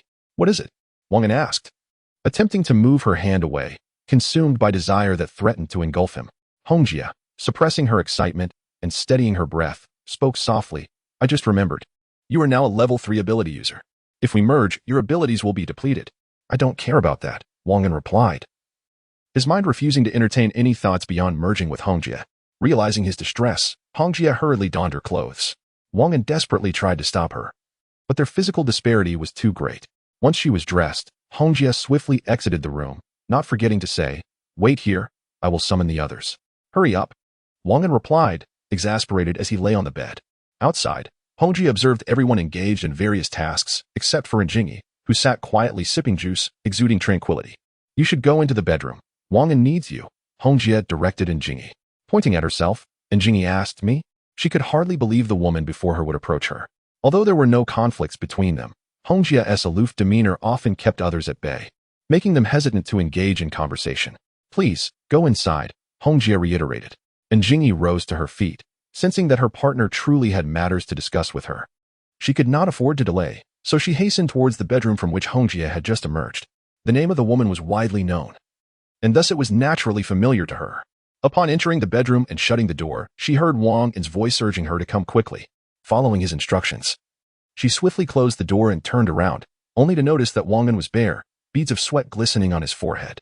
A blush crept across Jingyi's cheeks. She was well aware of Wang An's predicament. Having been intimate with him twice before, she could discern that he was undoubtedly consumed by desire. As she approached the bed, Wang An pulled her towards him with a rough urgency, tearing at her dress. Jingyi wore a sleek black bodysuit today, complemented by the black stockings Wang An favored, and safety shorts beneath. "Be gentle," she whispered softly, pinned beneath him. However, her plea went unheeded, as he quickly silenced her with a kiss, his grip tightening. After a passionate encounter, Jingyi lay on the bed, her arms entwined around Wang An's neck, resting against his chest. It was apparent that tears had recently grazed her eyes, leaving them glistening. Wang An then spoke. "I apologize. It was not my intention. I could not control myself." He had not anticipated the fervor ignited by Hongjie's provocations, and he knew that Jingyi, lacking any extraordinary abilities, would inevitably struggle to endure such intensity. With a hoarse voice, Jingyi replied, "It's all right. I understand." Wang An embraced her even tighter, inhaling the scent of her sweat mingled with a delicate fragrance. Unconsciously, he extended his tongue to taste her neck, savoring its saltiness. Jingyi nestled closer, feeling a wave of shyness wash over her. They lingered in their intimacy for several more minutes before Wang An carried her to the single-person bathroom within the bedroom, where a solitary bathtub awaited. He gently placed Jingyi inside, adjusting the temperature of the water before turning the showerhead on himself. Sitting in the bathtub, Jingyi watched the scene unfold, her heart warmed by a profound sense of happiness. Meanwhile, Hongjie handed a vial of black liquid to Tali, instructing her to drink it. "What is this?" Tali inquired, curiosity piqued. "Do not ask questions, just drink it," Hongjie replied, withholding the details of its significance. Understanding the gravity of the situation from Hongjie's tone, Tali cautiously accepted the vial, examining the opaque liquid within. Finding nothing else of note, she resolved to drink it in one swift motion. "Close your eyes and truly feel it. Afterward, share your experience of the breakthrough with me," Hongjie instructed. "All right," Tali responded. Closing her eyes as directed, she felt a warm sensation enveloping her, as if something had escaped her being. Her head swam, and she found herself utterly devoid of strength. Tali wished to open her eyes and inquire of Hongjie the cause of her condition, yet she discovered that her eyelids remained stubbornly shut. A sense of fear crept over her, prompting her to wonder if Hongjie intended to dispose of her, deeming her a burden. Unbeknownst to her, Tali succumbed to unconsciousness. Hongjie, meanwhile, observed Tali's expression in the bathtub, a subtle smile gracing her lips. After descending from the RV, Jiang Shui swiftly approached the military truck, refraining from entering. Instead, she called out to Jiang Min, who sat inside the vehicle. "Jiang Min, come down," Jiang Shui instructed. Hongjie had officially designated this small team as a new combat unit undergoing training, governed by stringent regulations. Among these was a cardinal rule: superiors and subordinates could only address each other by their true names, never substituting them with others. Similarly, during operations, they were permitted to use only their code names. Chapter 121. Jiang Min's opposition. 4 vehicles were lined up by the roadside, with a military truck at the rear. The back of the truck was open, and the individuals inside were vigilantly observing their surroundings, ready to report any new developments at a moment's notice. Upon hearing her daughter's call, Jiang Min crouched and swiftly made her way to the underside of the truck. Her speed was commendable, and through days of training, she had begun to embody the essence of a soldier. Her confidence in approaching so openly stemmed from her daughter's elevated status as the vice captain of the team, which naturally garnered her respect. The 2 subordinates assigned by Fei were obligated to follow the commands of Ali and Jiang Shui, thus within this unit. Only Ali had the authority to direct Jiang Shui, while others did not.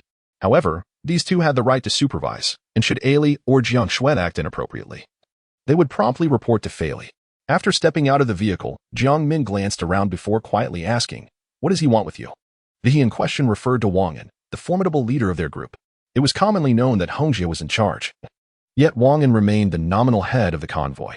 Jiang Shui's beautiful face flushed slightly as she whispered, "Mom, I need to tell you something." She resolved to share what Wang An had confided in her. When she departed earlier, Wang An advised her to refrain from discussing it too soon. Yet Jiang Shui felt compelled to confide in her mother. Although she was not Jiang Min's biological daughter, the bond they shared was undoubtedly one of the strongest in the world. She believed this wholeheartedly, regardless of others' opinions. "What is it?" Jiang Min inquired, her curiosity piqued. Jiang Shui surveyed their surroundings, ensuring no one was nearby, before leaning closer to her mother and speaking in a tone only they could hear. He can make me an ability user.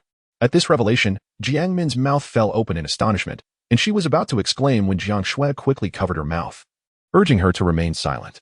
Realizing her earlier indiscretion, Jiang Min nodded in understanding, prompting Jiang Shui to release her grip. Once free to speak, Jiang Min lowered her voice and asked, "Is this true?" She was astounded by the news.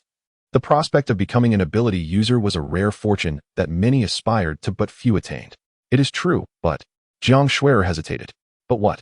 "Speak quickly," Jiang Min urged, her anxiety palpable. Jiang Shui reflected on their close relationship, having shared everything since childhood, and finally admitted, "He wants me to agree to be his woman in exchange for the opportunity to become an ability user." Jiang Min anticipated this would be the case. Her daughter, with her alluring physique and captivating features, was indeed someone Wang An might desire. Yet, she furrowed her brow and replied, "No, that's not acceptable. He has so many women. It would surely be difficult for you to be with him." Jiang Shui pressed her lips together, remaining silent. Fully aware of Wang An's numerous romantic entanglements and the complications that would inevitably arise should she choose to pursue a relationship with him. At this moment, Jiang Min spoke again, inquiring if there were any additional conditions. Was this stipulation absolutely necessary? She hoped for other acceptable terms. Clearly, her thoughts were somewhat excessive. Jiang Shui shook her head and replied, "No, as long as you agree to this one." Jiang Min then asked, "What are your thoughts on this?" She still wished to hear her daughter's opinion. After a moment of contemplation, Jiang Shui responded, "I am uncertain. I would like to discuss it with you before making a decision." Jiang Min fell silent, deep in thought. This matter would significantly impact her daughter's future, and a single misstep could irrevocably alter her life. She needed to ponder it further. After 5 minutes of silence, Jiang Min finally spoke, suggesting, "What if we approached it this way?" She whispered a few words to her daughter and observed her reaction.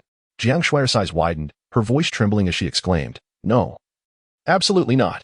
Her voice grew louder, drawing the attention of those in military trucks nearby, who assumed they were quarreling. Continuing, Jiang Shui insisted, "Mother, why would you entertain such an idea? If necessary, I shall forego this opportunity." Jiang Min quickly urged, "You are being foolish. Do you not realize where we are? This is Wang An's domain. To reject his demands here is to court disaster." Jiang Shui struggled to articulate her thoughts. She envisioned Ailey, still in the bedroom. In the situation they were in, what of her? No, it had to be her, not her mother, who faced this challenge. Jiang Shui remained resolute in her refusal. "But I am considering the future. Look at me. I am 46, and time has not been kind. Ever since the accident on your father's wedding day, I have remained single and have yet to experience the intimacy between a man and a woman. If presented with a young man of substantial influence, I would certainly wish to explore that possibility," Jiang Min implored earnestly. Her words were laced with pretense, yet she harbored genuine desires. Since turning 40, her needs had intensified, and she often found herself alone in the house, grappling with those needs. Many times she contemplated finding a partner, but upon seeing Jiang Shui, she refrained. Hearing her mother's sentiments, Jiang Shui was engulfed in guilt, recognizing the sacrifices Jiang Min had made for her as an orphan. "Mother, is this truly how you feel?" Jiang Shui sought confirmation, unwilling to let her mother sacrifice herself for her own aspirations of becoming an extraordinary being. "I genuinely feel this way. Do not hesitate. Inquire whether he consents. If he declines, then we can rethink our approach," Jiang Min urged. She continued, "Forget it. Just tell me how to find him, and I shall speak with him directly. Is that feasible?" Jiang Shui questioned, uncertainty lacing her voice. "Quickly, tell me how to locate him." Jiang Min pressed insistently.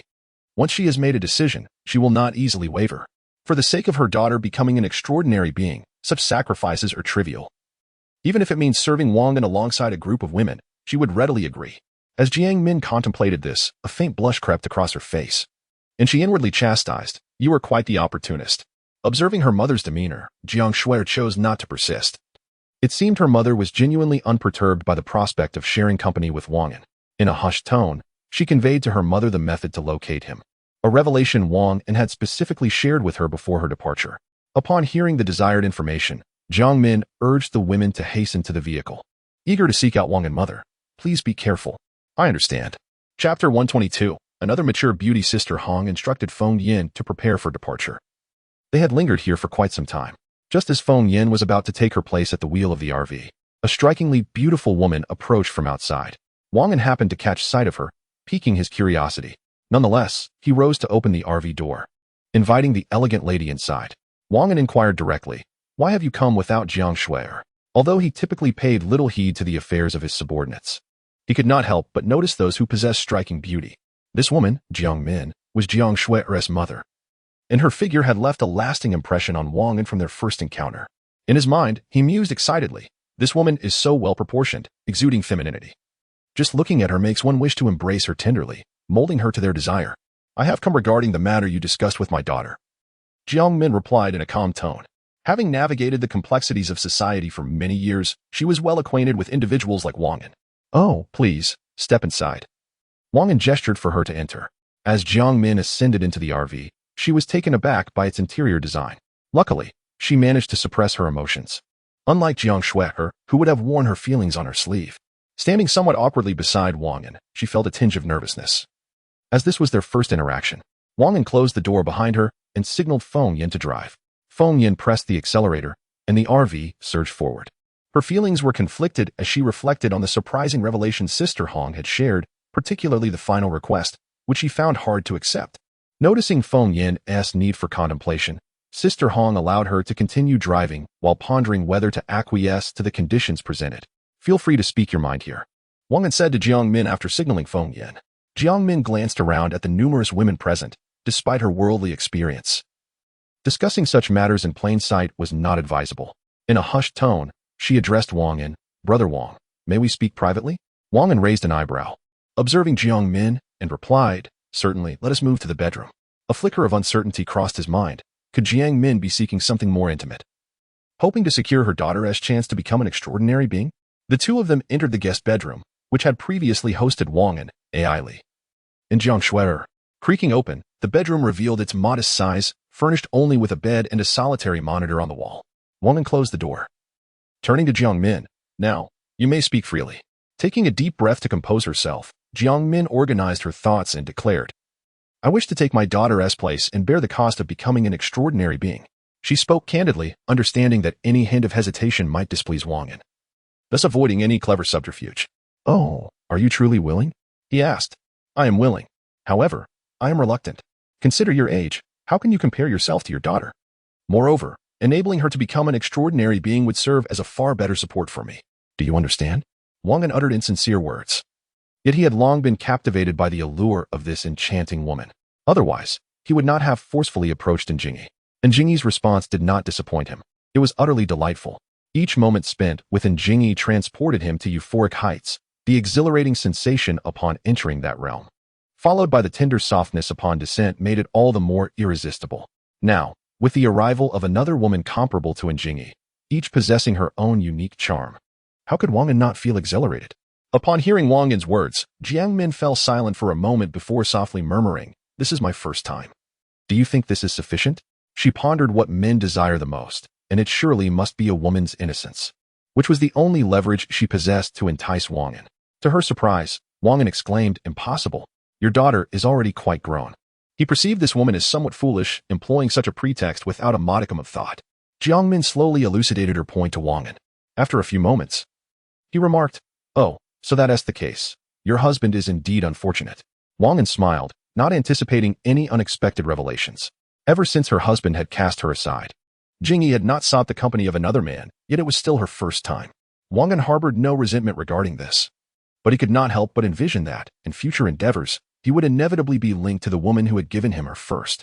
Upon hearing his words, Jiang Min pursed her lips in silence. It was evident that Wang An's comment was a slight against her late husband. However, under the current circumstances, she felt compelled to acquiesce, especially since her husband had been gone for many years, and the remnants of her affection had faded into oblivion. Jiang Min tentatively inquired, "Do you think it would be acceptable now to administer punishment on behalf of my daughter?" Her voice dwindled with each word. Discussing such matters face to face made her feel somewhat embarrassed. "I shall consider it," Wang An replied. He had initially intended to acquiesce immediately, but upon reflecting on the necessity of discretion and the potential troubles that might arise should it come to light, he chose to exercise caution and refrained from giving a definitive answer. Jiang Min perceived that Wang An was somewhat intrigued, yet held back by an unspoken concern. And as this thought crossed her mind, she approached him, swaying her body enticingly. "What are you doing? Don't come any closer." Wang An spoke symbolically. He uttered words of refusal while his hands encircled Jiang Min's slender waist. Wang An savored her alluring figure, which seemed to possess an enchanting charm. As she writhed in his embrace, His affection intensified, and his grip on her tightened. Their bodies pressed closely together. And Jiang Min appeared to have unleashed the contents of Pandora's box. She arched her back slightly, resembling a passionate feline, unable to resist nuzzling against Wang An. He captured her slightly cool lips with his own, soft and inviting, longing to envelop them entirely and savor them with fervent intensity. At this moment, the sky began to brighten subtly, with a hint of fish belly white appearing in the east. In the bedroom, a small window remained closed, casting a shadowy gloom within. Jiang Min, you are quite skilled, Wang An remarked with a smile. Jiang Min did not respond. Instead, she fumbled in the dimness. Wang An grasped her wrist, guiding her. Startled, Jiang Min jumped at his touch. Observing her bashful demeanor, Wang An gently laid her down on the bed, positioning himself atop her. Alarmed, Jiang Min hurriedly shielded her face with a pillow to prevent Wang An from gazing at her. Wang An chuckled softly. What is this? You're all grown up yet still shy? Come now, let me see my little treasure. Chapter 123. Ongoing as Wang An contemplated removing the pillow. Jiang Min was adamant in her refusal. With no alternative, he acquiesced to her wishes. Wang An's hands roamed over Jiang Min's body, eliciting a fervent response from her. He could feel the smoothness of the silk lingerie she wore beneath her military uniform, a delightful surprise that hinted at her increasingly alluring maturity. You're becoming quite the captivating woman, Wang An teased, leaning closer. Throughout this intimate encounter, Jiang Min remained silent. From a side glance, Wang An grasped her thigh and gently pulled her closer, noticing her heightened sensitivity. The atmosphere was charged with anticipation as Jiang Min seemed to have reached a fervent state herself, while Wang An, unreserved, engaged fully in the moment. Jiang Min's soft whispers filled the dim room for over an hour. As dawn broke, sunlight poured through the window, illuminating the bedroom. Wang An stretched lazily, instinctively reaching for the woman beside him. The pleasure they had shared was unparalleled, and he reflected that it was likely Jiang Min's experience that had contributed to such fulfillment. He resolved to cherish this enchanting woman more in the future. Gazing at the slumbering Jiang Min, he could not resist placing a gentle kiss on her lips before rising to tidy the room. Upon exiting the bedroom, he encountered Hongjia Taoli, and he surmised that a breakthrough had indeed been achieved. Returning to the room, Wang An was surprised to discover a translucent purple lace garment laid out on the bed. A smile crept onto his face at the unexpected revelation of Jiang Min's boldness beneath her seemingly gentle exterior. As he picked it up for a closer look, the panel beside him activated automatically. Intrigued, he examined the changes displayed. Each activation brought forth new information, and he wondered if this instance would be no different. To his astonishment, a new passage appeared at the bottom of the panel. Special skill. Locking extraordinary energy. The abilities of the extraordinary will only increase, never decrease. Confounded, Wang An pondered its implications but found himself at a loss regarding its utility. Deciding to abandon his inquiry, he returned his attention to the crimson garment on the bed. A smile gracing his lips as he realized he had encountered a woman who had maintained her virtue for over 40 years. The sensation of being with her was beyond words, and he noticed a remarkable vitality within himself, unlike before. At that moment, Jiang Min opened her eyes, gazing at Wang An with a hint of reproach.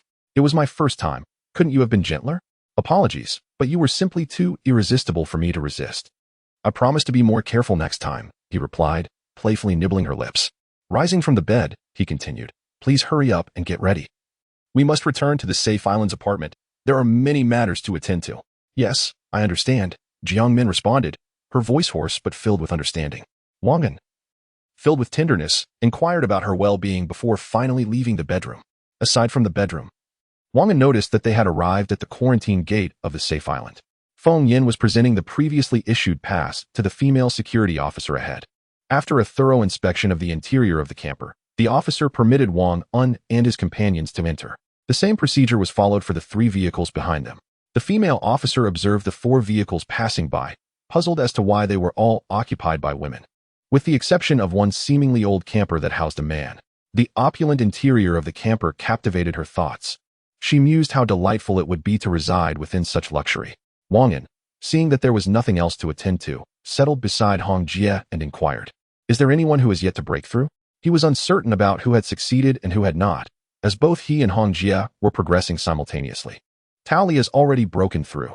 The others have not, Hong Jie replied succinctly. Wang An promptly asked, what is the nature of her ability? Speed type, Hong Jie answered. That is indeed advantageous. Our team lacked a speed type ability user, so this will undoubtedly enhance our strength, Wang An praised, to which Hong Jie nodded in agreement. And what of your side? Hong Jie inquired, aware of the situation but eager to hear Wang An's account. Oh, you don't know? I assumed all my actions were within your perception, Wang An expressed in surprise. I am not so idle. I only sense others when it pertains to important matters. Hong Jie calmly explained. Her words were somewhat ambiguous. Perhaps she genuinely did not sense others, but with Wang An, it was different. She had been observing him closely to uncover the secrets he harbored. My beloved AI Li has become an ability user of the power type. As for Jiang Shuer, Wang An began but paused, leaning closer to Hong Jie and whispering softly in her ear. Hong Jie listened, astonished by Jiang Min's actions. While she was aware of Wang An and Jiang Min's intimate encounters in the bedroom, she had presumed it was merely Jiang Min's desire to submit to Wang An for greater benefits. She had not anticipated this turn of events. Did you agree to this? Hong Jie arched an eyebrow, questioning him. We intended to consult you first, but Jiang Min was so proactive that it just happened. Wang An's voice dwindled as he spoke. Wary of displeasing Hong Jie, fearing he might incur her wrath, which he had come to dread. Next time, consult me before making any decisions. Otherwise, Hong Jie stated coldly. She had no intention of delving deeper into the matter, only hoping that Wang An would remember to exercise caution in the future and not lose his sense of self when faced with attractive women. Yes, yes. Wang An nodded in agreement, instinctively wrapping his arms around Hong Jie's slender waist as he remarked, You always treat me the best. He had anticipated some form of punishment for his actions, yet it had passed so simply that he found it perplexing. Nonetheless, he felt immense gratitude towards Hong Jie for her leniency. Hong Jie, we have arrived. Feng Yan's voice rang out at that moment. She observed the two of them on the sofa, whispering sweet nothings to each other, feeling a twinge of discomfort within her. She had not anticipated that the aloof and glamorous Hong Jie would possess such a side. Hong Jie seemed to sense Feng Yan's gaze, turning her eyes in that direction. Their eyes met, and Feng Yan averted her gaze, while Hong Jie smiled gently and pressed her lips against Wang An's, who was turned away from Feng Yan. The two continued their passionate embrace on the sofa, seemingly oblivious to their surroundings. Feng Yan stood there, momentarily dazed, questioning whether this was still the Hong Jie she knew. A warmth surged through her body, her mouth feeling parched. Shaking her head, she resolved to divert her attention from Hong Jie. She needed to get off the car and check on Qing Ming and the others, wondering if they had made any other discoveries. After a moment, Hong Jie pulled away from Wang An, rising to her feet as she spoke. Chapter 124. Returned to the apartment upon hearing Hong Jie's words, Wang An no longer hesitated. He was eager to ascertain the well-being of Qing Ming and her companions, although not overly concerned for Qing Ming's safety.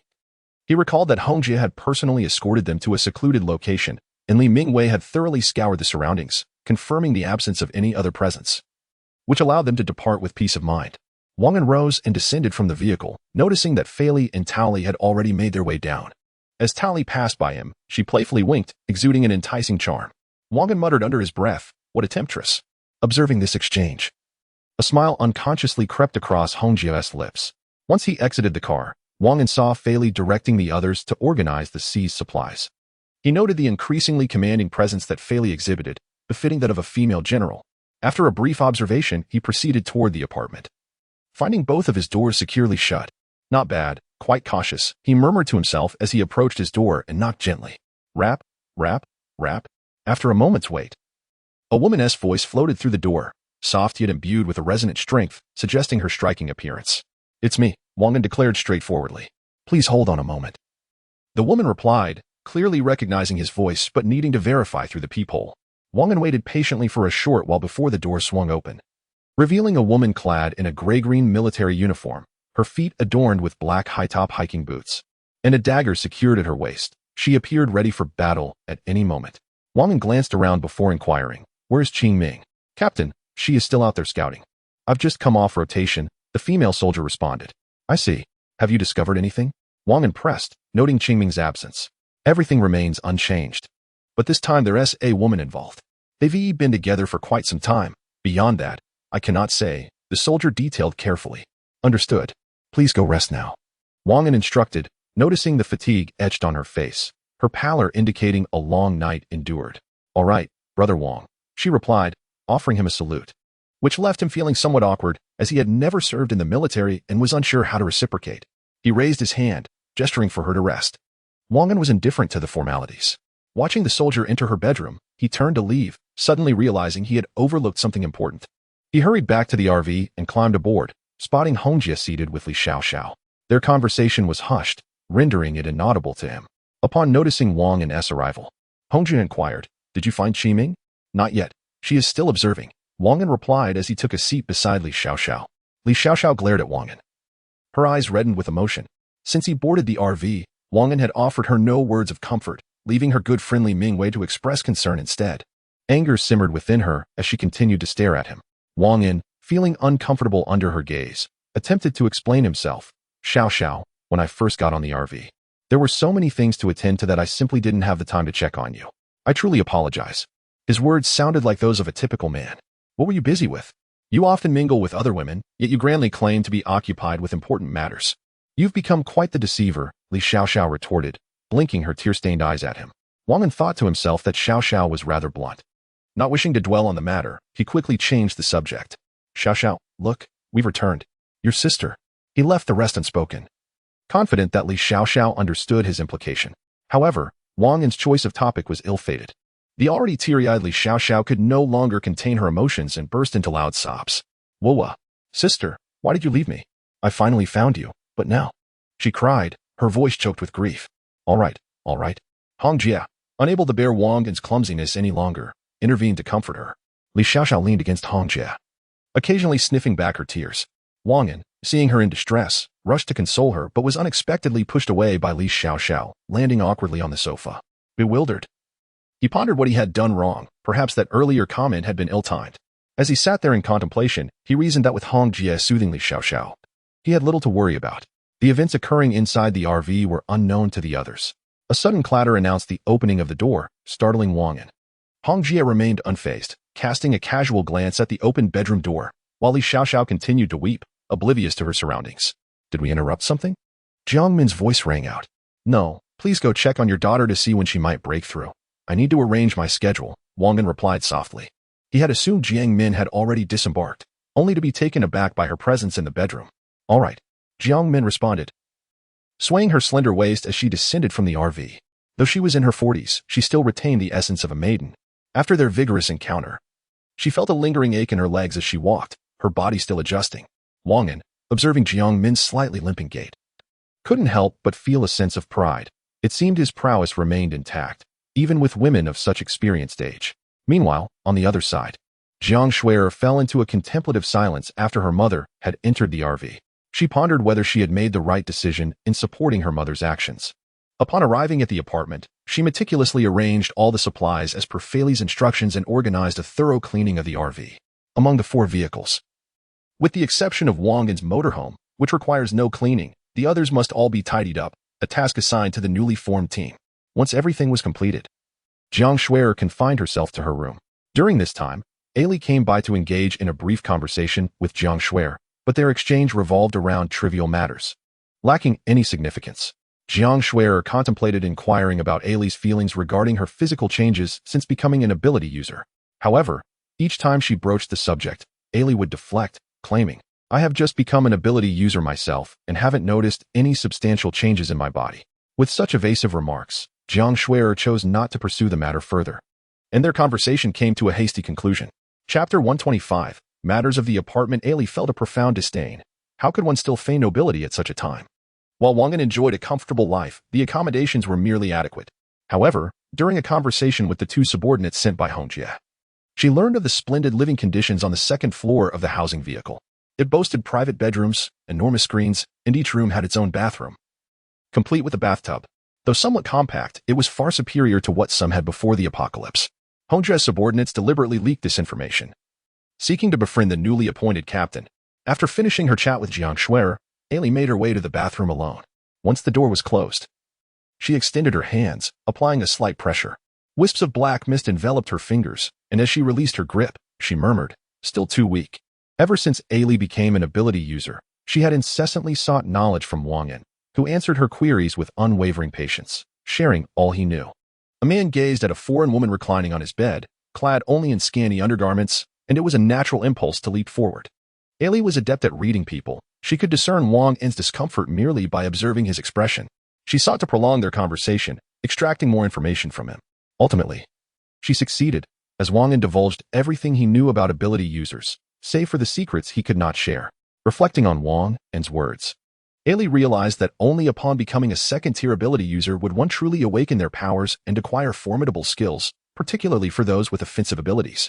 After attending to her needs and washing her hands, she exited the bathroom. Jiang Shuer remained lost in thought, pondering what occupied her mind. The tight-lipped demeanor of Ailey irked her. After all, they were captain and vice-captain, destined to collaborate in the future. Why such secrecy? Dismissing her irritation, she considered that perhaps her non-ability status created a rift between them, prompting Ailey's reticence. As Jiang Shuo continued in her reverie, the sound of the door creaking open interrupted her thoughts. She looked up to see her mother, whom she had been incessantly calling in her mind. Jiang Shuo quickly rose from the bed and approached her mother, concern etched on her face. "Mom, are you all right? Did he trouble you?" Jiang Min recalled Wang An's fervent actions and felt her cheeks flush, yet she maintained a facade of calm. "I'm fine. He asked me when you would break through and made arrangements in advance." Jiang Shuo barely registered her mother's subsequent words, softly inquiring, "Did you, with him?" Jiang Min, noticing her daughter's cautious demeanor, chuckled lightly and replied openly, "Yes, it felt quite pleasant. He is rather gentle." Such candidness would be unthinkable for most mother-daughter pairs. But Jiang Min and Jiang Shuo had always communicated directly, avoiding gossip and conflict. "Ah," Jiang Shuo exclaimed in surprise. "That was awfully swift." Jiang Shuo murmured softly, "What is the matter? Don't be foolish. I'm inquiring about serious matters. When will the breakthrough happen? Others have been waiting far too long. Do you understand?" Jiang Min urged. "I can do it any time. There is nothing pressing at the moment," Jiang Shuo replied, calming her emotions. "Then let us proceed," Jiang Min said. Preparing to take her daughter to the RV to find Wang and Li Xiaoxiao had ceased her tears, while Hong Jie sat nearby, sipping juice from a glass. "So it shall be. Tonight, we shall bury Li Xiaoyu here, leaving a memory for our return in the future," Wang An stated solemnly. He felt his impatience tempered by Li Xiaoxiao. The half hour had felt like an eternity. Li Xiaoxiao, her voice hoarse, agreed. "Yes, let us arrange it this way." She didn't wish to burden Wang An, for they had known each other intimately for so long. At this moment, Wang An seated himself beside Li Xiaoxiao, lifting a cup of coconut juice to feed her. The woman had become docile, nestling in his embrace, opening her mouth eagerly for his offering. As she drank heartily, Wang An chuckled, "Now that S obedient." Li Xiaoxiao pouted, her expression resembling a soy sauce bottle, prompting Wang An to playfully nibble at her lips. As their lips parted, Li Xiaoxiao lay still in Wang An's arms, seemingly exhausted and asleep. Wang An then glanced at Hong Jie, noticing a large wet patch on her left chest, a testament to Li Xiaoxiao's earlier efforts. He couldn't help but steal glances, feeling a rush of sensations. "Why look elsewhere? Just come sit closer. It'll be more intimate, and you can even touch," Hong Jie suggested. Wang An perceived a hint of flirtation in her words. Yet her tone and demeanor starkly contrasted with the implications of her statement. "At a time like this, you're still thinking about such matters? Can you not exercise some self-control?" Hong Jie remarked with a hint of disappointment. Feigning a dejected expression, Wang An replied, "I understand. I'll be more mindful next time." Just then, with a loud bang, the RV door swung open. Wang An felt irked by the intrusion, questioning who lacked the awareness to knock. He was aware that outsiders could not grasp the situation inside, yet he needed an outlet for his annoyance. Just as he was about to speak, Jiang Min entered with her daughter Jiang Shuo, prompting Wang An to swallow his words and greet them with a smile. "Have you come for the breakthrough?" Jiang Min gazed at Wang An with a flirtatious expression, her voice sweet and soft. "Yes, brother Wang, do you have time now?" Jiang Shuo was taken aback by her mother's tone. Having lived with her for so many years, she had never witnessed such a demeanor. She couldn't help but wonder, is this the difference between having a man and not? Upon hearing Jiang Min's provocative remarks, Wang An felt a sudden shiver run through him. Such words were surely igniting the flames of desire within him. However, with Hong Jie currently in a fit of anger, was it not akin to roasting him over an open fire? "Well, you two go to the restroom first. I will join you shortly," Wang An stammered. "Where is the restroom?" "It's on the left, the second door, the largest one," Wang An replied swiftly. "All right, brother Wang, I will be waiting for you," Jiang Min said once more in a sweet, soft tone. A torrent of chaotic thoughts surged through Wang An's mind. It seemed he was being denied any escape. Once the two departed, Hong Jie, who had remained silent until now, finally spoke. "Come to my room tonight." With that, she rose and exited the RV. Chapter 126. The experience of Qiming. Upon hearing Hong Jie's words, Wang An involuntarily shivered, recalling the shadows of the past that Hong Jie had cast upon him. With a soft sigh, he shook his head, choosing not to dwell on such troubling matters. Rising to his feet, Wang An made his way to the restroom, which housed a relatively spacious bathing area. It was the favored location for breakthroughs, as each bedroom contained only a diminutive washroom. With a creak, Wang An opened the door and stepped inside, where he found the mother and daughter standing there, each bearing distinct expressions. At that moment, he had no desire for distractions, oblivious to the inhumane torment that awaited him that night. Upon hearing the doors opening, the pair turned towards him. Jiang Min, upon recognizing Wang An, approached him and wrapped her arms around his, her body pressing against him. Wang An felt a surge of softness, causing his heart to flutter momentarily. However, he quickly regained his composure. After all, he had been in close proximity with women far too often today, rendering him somewhat immune to such sensations. Hasten the breakthrough for your daughter. Do not waste any time, he advised. Producing 2 vials of differing hues from his pocket with the hand that Jiang Min had not embraced, one containing black energy liquid and the other, white energy liquid. Jiang Min accepted the vials. Her curiosity piqued as she inquired, is it truly these 2 vials that can transform an ordinary person into a supernatural being? Wang An nodded in silence. How extraordinary, Jiang Min exclaimed. First, administer the black vial. Your daughter will succumb to a brief unconsciousness, during which black impurities will be expelled from her body. Be sure to clean her thoroughly. Once she awakens, allow about 10 minutes if she feels no abnormalities. Then proceed with the white vial. This time, the expulsion of black impurities will be significantly less. He elaborated on the precautions necessary for the breakthrough. I understand, Wang An, Jiang Min replied softly.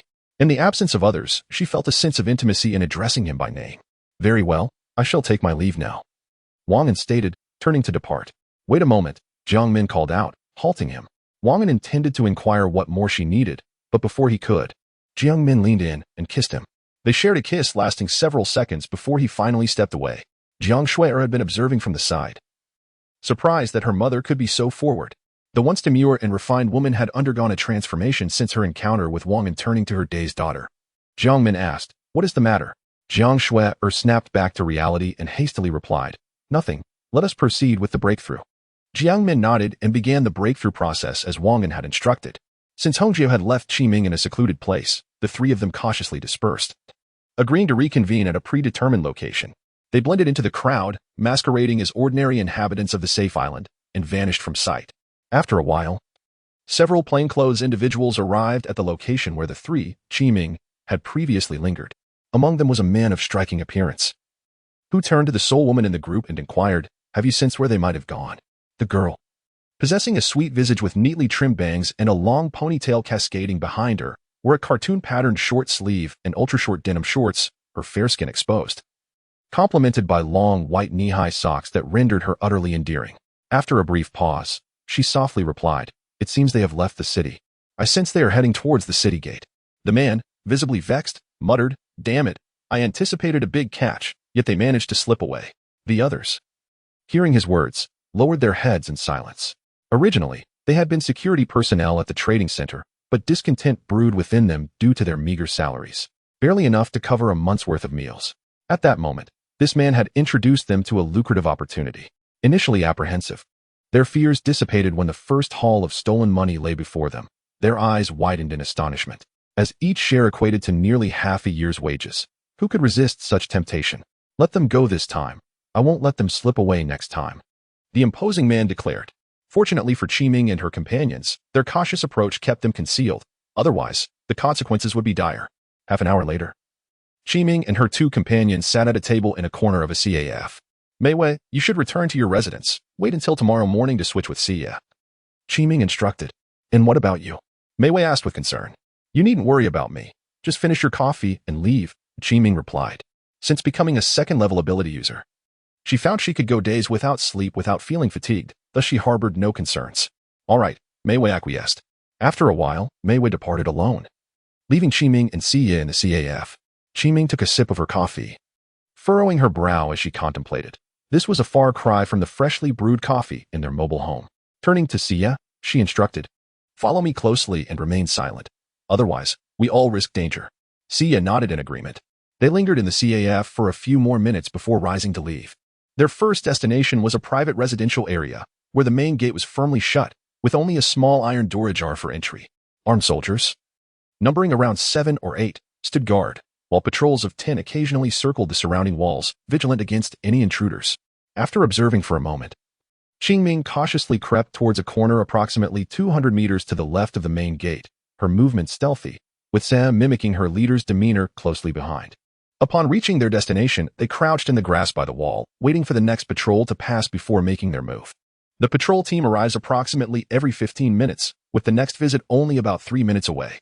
Qiming glanced at the watch adorning her left wrist, calculating the time. The sound of footsteps echoed. 10 fully armed soldiers approached, their expressions notably tense. Almost none of them dared to glance towards the front of the wall. Instead, they hurriedly advanced, their steps disordered, as if something were pursuing them from behind. Observing this, Qingming couldn't help but smile. It was evident that these soldiers yearned to return to rest, merely fulfilling their duties here to avoid unnecessary complications. As the patrol team moved further away, Qingming whispered, "Let's go." Chapter 127.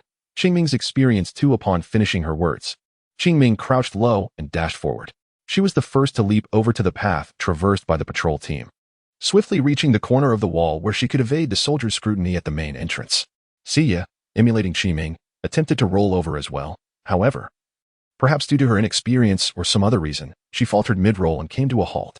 It was then that Qingming, quick-witted and agile, pulled her to safety. Qingming shot a sharp glare at Xia, choosing silence as she proceeded with the next step, following Hongjia's instructions. She discovered a half-meter-long crack at the base of the wall. Placing her hand beneath the fissure, she exerted a gentle force, producing a faint creaking sound that went unnoticed in the night stillness. Cautiously, she pressed against the wall, glancing towards the entrance where the guards continued to pace back and forth. With a sigh of relief, she returned her hand to the wall, which was solid and remarkably thick. In the past, she would have to exert considerable effort, but now, with slight pressure, the wall yielded, revealing a rectangular opening that led directly into the private residential area. Just as Qingming was about to crawl inside, she halted and glanced back at Xia beside her. She had no intention of bringing her subordinate along, not due to Xia's earlier blunder, but rather because she believed it would be more convenient and less conspicuous to enter alone. Initially, Hongjie had assigned these two to accompany her to mitigate potential dangers, but it now seemed unnecessary. After a moment of contemplation, she turned to Xia and instructed, "Wait here while I go in. Once I block the entrance, you can cover it up." Xia stared at Qingming in surprise, saying, "Captain, I didn't mean to earlier. I promise I won't make the same mistake again." She evidently interpreted Qingming's decision as a consequence of her prior error, leading to the captain's reluctance to act alongside her. Qingming, feeling exasperated, explained her rationale to Xia. After listening, Xia replied, "I see, Captain. I understand now." Nodding, Qingming decided not to waste any more time and turned to enter. She crawled through and sealed the opening, while Xia prepared to disguise the entrance. With a swift roll, she landed back on the grass she had previously crossed, this time moving downwards by a meter to enhance her concealment. After blocking the opening, Qingming observed the surroundings illuminated by streetlights, her lips curling in discontent. Outside, only a few of the most bustling streets were lit at night, while everywhere else lay shrouded in darkness, revealing a stark contrast. Crouching low, Qingming hastened towards the rear, remaining vigilant of her surroundings and careful not to tread on anything that might produce noise.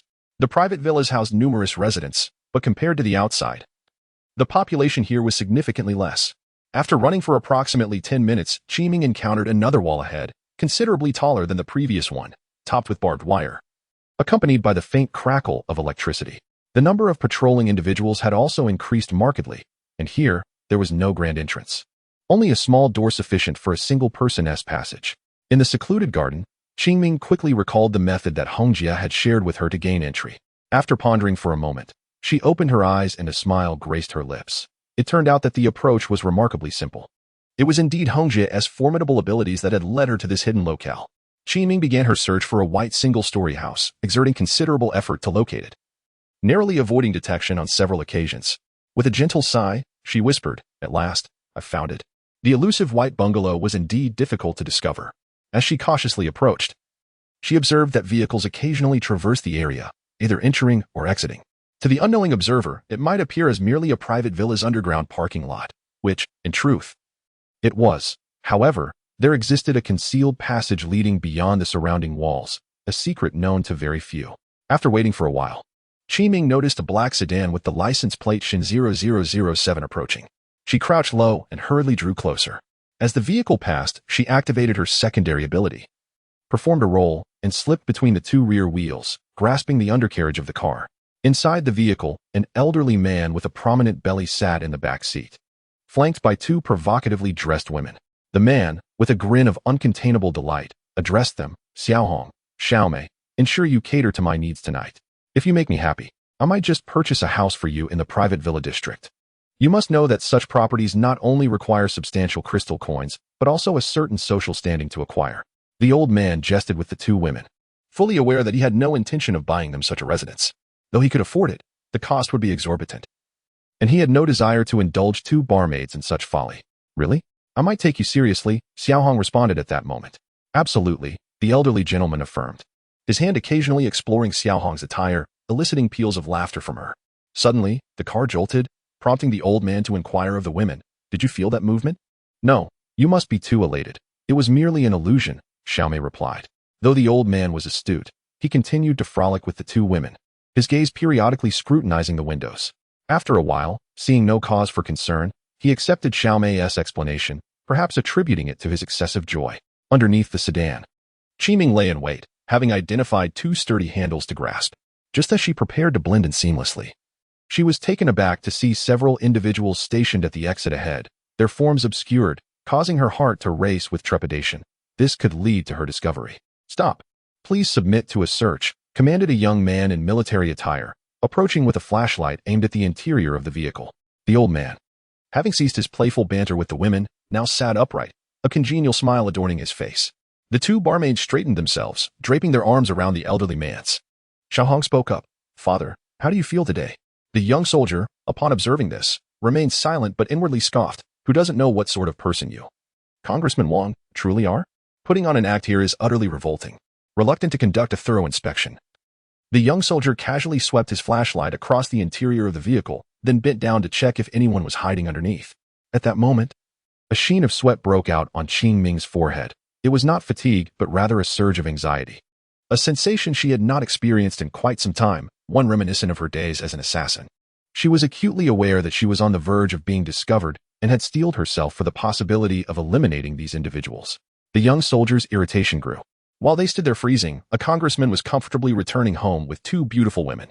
Who could possibly endure such a disparity? Chapter 128. Qingming's Experience 3. I shall not accompany you any longer, the young soldier thought as he paused mid-bow, rising to his full height and declaring, "No anomalies detected. Proceed." Upon hearing the young man's words, the other soldiers opened the barriers, allowing the sedan to pass through. Beneath the vehicle, Qingming exhaled a sigh of relief, pondering the soldier's curiosity about inspecting the underside of the car. Ultimately, she decided not to dwell on it. As long as she could gain entry, that was sufficient. As the sedan traveled a considerable distance, Qiming peered at her surroundings from beneath the car. They had already veered off the main road and onto a narrow path, suggesting they were nearing the residence of the occupants. After a brief wait, she released her grip and rolled onto the ground, deftly rolling into the nearby thicket to observe her environment. There was not a soul in sight, and the area exuded an eerie tranquility, its dimensions modest yet exceptionally well designed. Upon inspection, she noted a mere 20 or so houses, each considerably smaller than the opulent villas outside, with minimal spacing between them. Hongjia had previously informed her that heavily armed mobile units were stationed here. In the event of an emergency, the homeowners could instantaneously summon the units, and within a minute, the entire house would be encircled. Proceeding with utmost caution, Qiming sought out the house described by Hongjia. The exterior of the houses appeared strikingly similar, but Hongjia had mentioned that a dusty blue Passat was parked in front of the specific house she was to locate. This detail made it relatively easy to identify. In no time, she found the dwelling, with a dust-covered Passat parked out front, a model she recognized from her time abroad. Approaching the house with care, she noted the presence of an alarm system at the entrance. This posed little challenge for Qingming, who effortlessly pried open the black railing beside the door, composed of steel bars a few centimeters thick. With a gentle tug, she bent the bars enough for her to slip through, releasing them only once she had cleared the passage. A nimble leap brought her over, after which she restored the bars to their original position. Silently, she made her way toward the interior of the house. Circumventing the exterior cameras, she successfully reached the entrance, which was securely closed. After surveying her surroundings and confirming that all was normal, she executed a graceful leap to the second floor. Clutching the windowsill, she pressed her ear against the wall to listen for any sounds from within. After a brief pause, she cautiously peeked into the room, discovering it to be unoccupied, with the windows not barred. With a swift motion, Qiming opened the window and climbed inside. Remaining outside for even a moment longer posed significant risk. Once inside, she was confronted by an array of photographs adorning the walls, depicting various unclothed women and enlarged images of their private parts. The sheer depravity required to create such a display made her frown as she turned her gaze elsewhere. The house featured a separate bathroom, complete with an oversized bathtub, more than double the size of the largest one in the RV, a computer desk, and a large, well-crafted bed. The desk was cluttered with numerous electronic devices, including a gaming console, controllers, and mobile phones, all appearing to be the latest products from the pre-apocalyptic world. Behind the computer desk stands a bookshelf. The room is shrouded in darkness, illuminated only by the silvery moonlight streaming through the window. Qiming approaches to take a glance, only to feel a wave of nausea wash over her. She had expected to find books, but instead, the shelves are filled with an array of adult DVDs, artfully collected. Each case contains a complete set of discs, and this entire bookshelf could easily accommodate tens of thousands of such items. One has to wonder just how much one must adore such things to amass such a collection. Qiming deliberately flips through them, feeling speechless. Having surveyed the room, she turns her attention to the door. She refrains from locking it immediately, fearing that the sound of the lock might betray her presence. She is confident in her ability to conceal herself the moment the door opens. This is the source of her assurance. She positions her ear against the door, straining to catch any sound from outside. The silence is profound, not a whisper to be heard. Slowly, she cracks the door open, peering into the enveloping darkness. Guided by a faint glimmer of light, she cautiously steps outside, avoiding any obstacles. After walking a few meters, she notices a light illuminating the lower left corner. She deduces that this must be the person she is searching for. Stealthily, she descends the staircase, moving towards the source of the light. The door to the room is closed.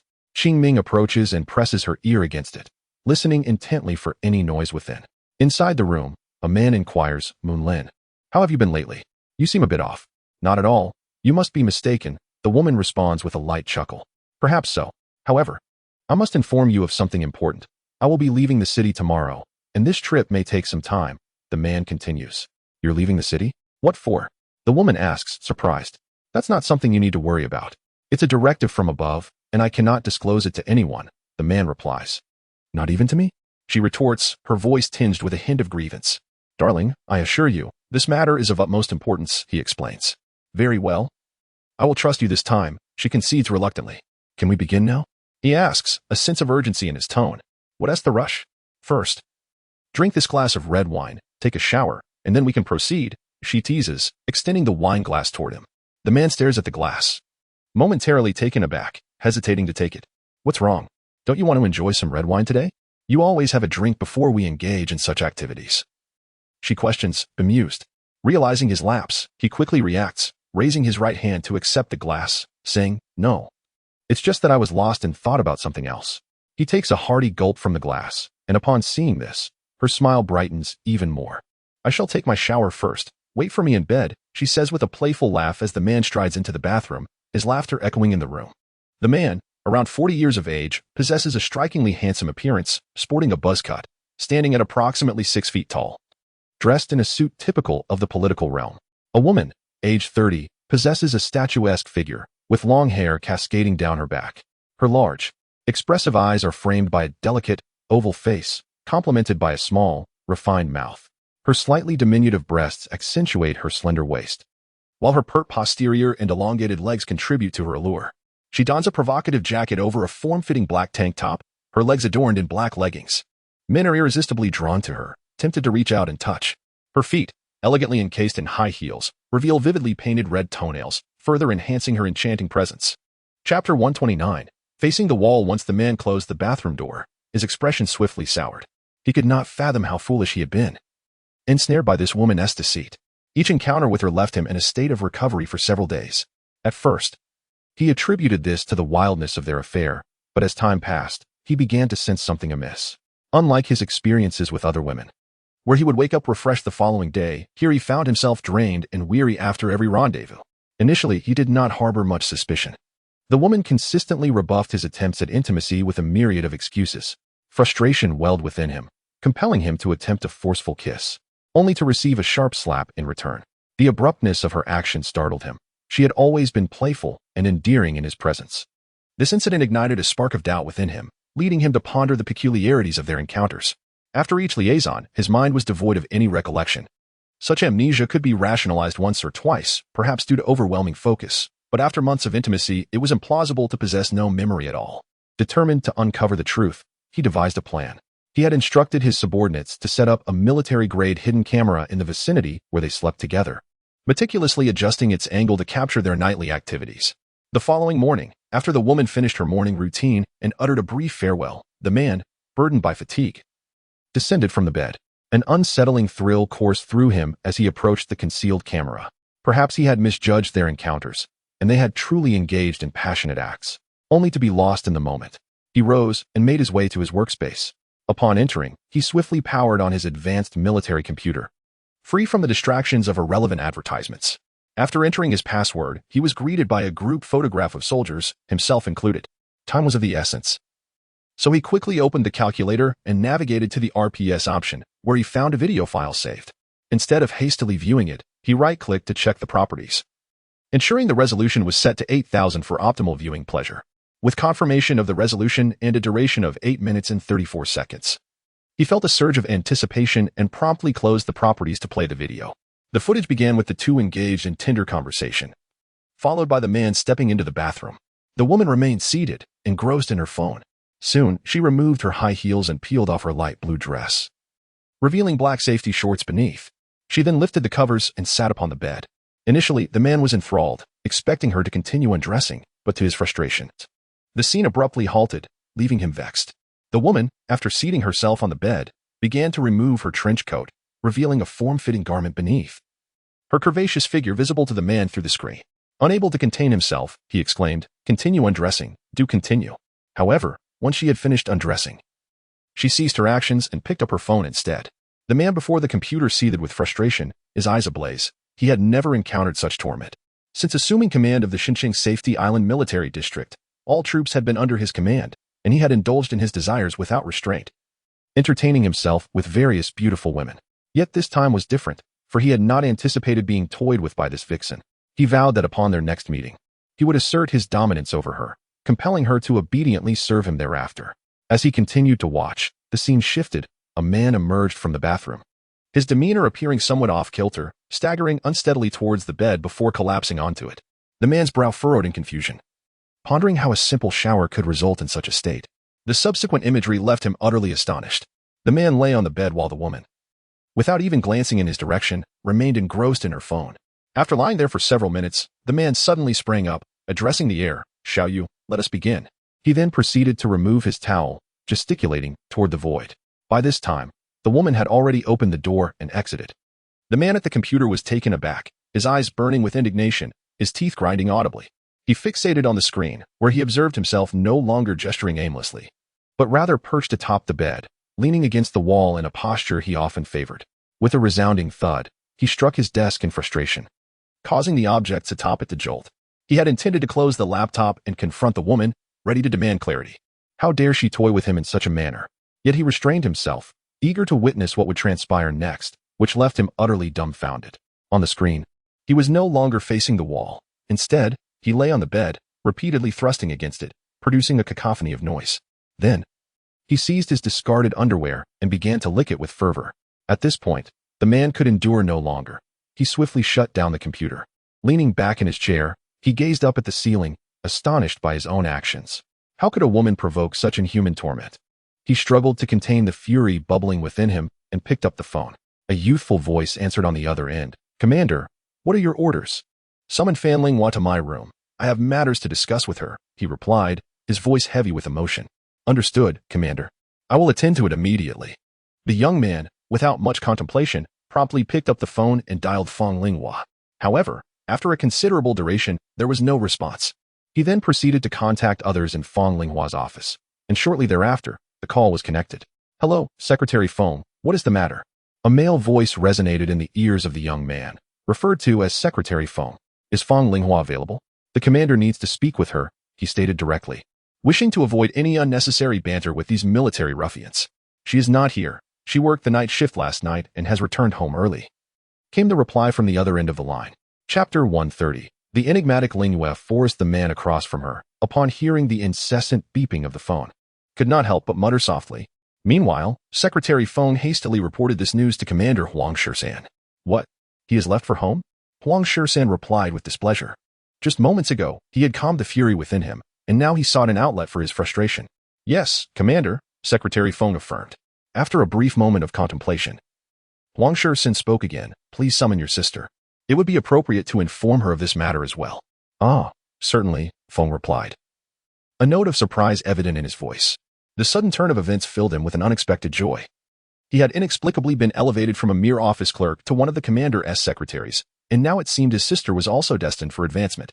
After the commander ended the call, Secretary Feng quickly retrieved his personal phone to contact his sister. She, too, was a remarkable talent within the arch troop, and to be recognized by the commander surely indicated a swift promotion for her. Yet, he found himself puzzled. Hadn't they just reached out to Captain Fan Linghua of the armed forces? How had the focus shifted to his sister in the arch troop? Never mind, he thought, dismissing the concerns. As long as it was a fortuitous development, that was all that mattered. Shaking his head to clear his thoughts, he continued. At that moment, the call connected, and a woman's voice resonated through the line. Xiao Feng, why are you calling me? You never reach out during work hours. What is going on today? Secretary Feng relayed the commander's request, and the woman responded with a surprised ah, followed by, I understand. Let us leave it at that for now. After hanging up, her expression shifted between uncertainty and contemplation, yet she rose to adjust her attire, preparing to visit the commander's residence. Returning her thoughts to the present, Commander Huang Shisan devised a plan. He was determined to uncover the true intentions of this woman who had so audaciously infiltrated his life, administering an aphrodisiac known as love flower powder. This substance, derived from a plant thriving in frigid, snowy mountains, had been discovered by chance for its intoxicating effects. Subsequently, it was misused as a sedative on women and, after extensive investigation by security personnel, it was ultimately banned from cultivation and trade. Huang Shisan, having attended the meeting regarding this substance, found it astonishing that he had experienced its effects firsthand. His thoughts drifted to the vivid imagery of his earlier encounter with the woman and the lingering question of why he required several days to recuperate afterward. Perhaps he had exerted himself too vigorously. Today, I shall unveil your true self, Huang Shisan declared resolutely, moving toward the nearby wash basin. He bent down and discreetly expelled the red wine he had consumed earlier, ensuring he made not a sound. For a second-level psychic, such a feat was effortlessly achievable. After completing his tasks, he began to undress and recline in the bathtub, which had been filled with warm water, presumably by the woman herself. On the surface, she appeared to be respectful and considerate, yet he found himself deceived by such a fade. Huang Shisan could not help but shake his head. Ever since Li Zhang's demise, Su Fenghu had appointed him as the commander of the military region, leading him to indulge himself completely. Each night, he entertained several women, while during the day, he engaged in philosophical discussions with his female secretary regarding life. He ought to remain vigilant, Huang Shisan admonished himself inwardly. In order to mimic the earlier portion of the video accurately, Huang Shisan replayed it several times. However, he could not bear to watch the latter part. After soaking for over 20 minutes, he rose, wiped away the water from his body, and donned a bathrobe, imitating his movements from the video. He opened the bathroom door without needing to take a deep breath to calm his emotions. Having experienced numerous tempests in his position, he was unfazed. Huang Shisan stumbled towards the bed, his visage resembling that of a drunken man. He carelessly tumbled onto the bed and lay there motionless for several minutes. During this time, the woman merely cast a glance at Huang Shisan, noticing he appeared as he always had, and lost interest thereafter. Suddenly, Huang Shisan sprang up and began gesticulating at the air. The woman, acting on instinct, stood up and moved towards the exit. At that moment, Huang Shisan, gazing at the woman's back, revealed a sinister grin.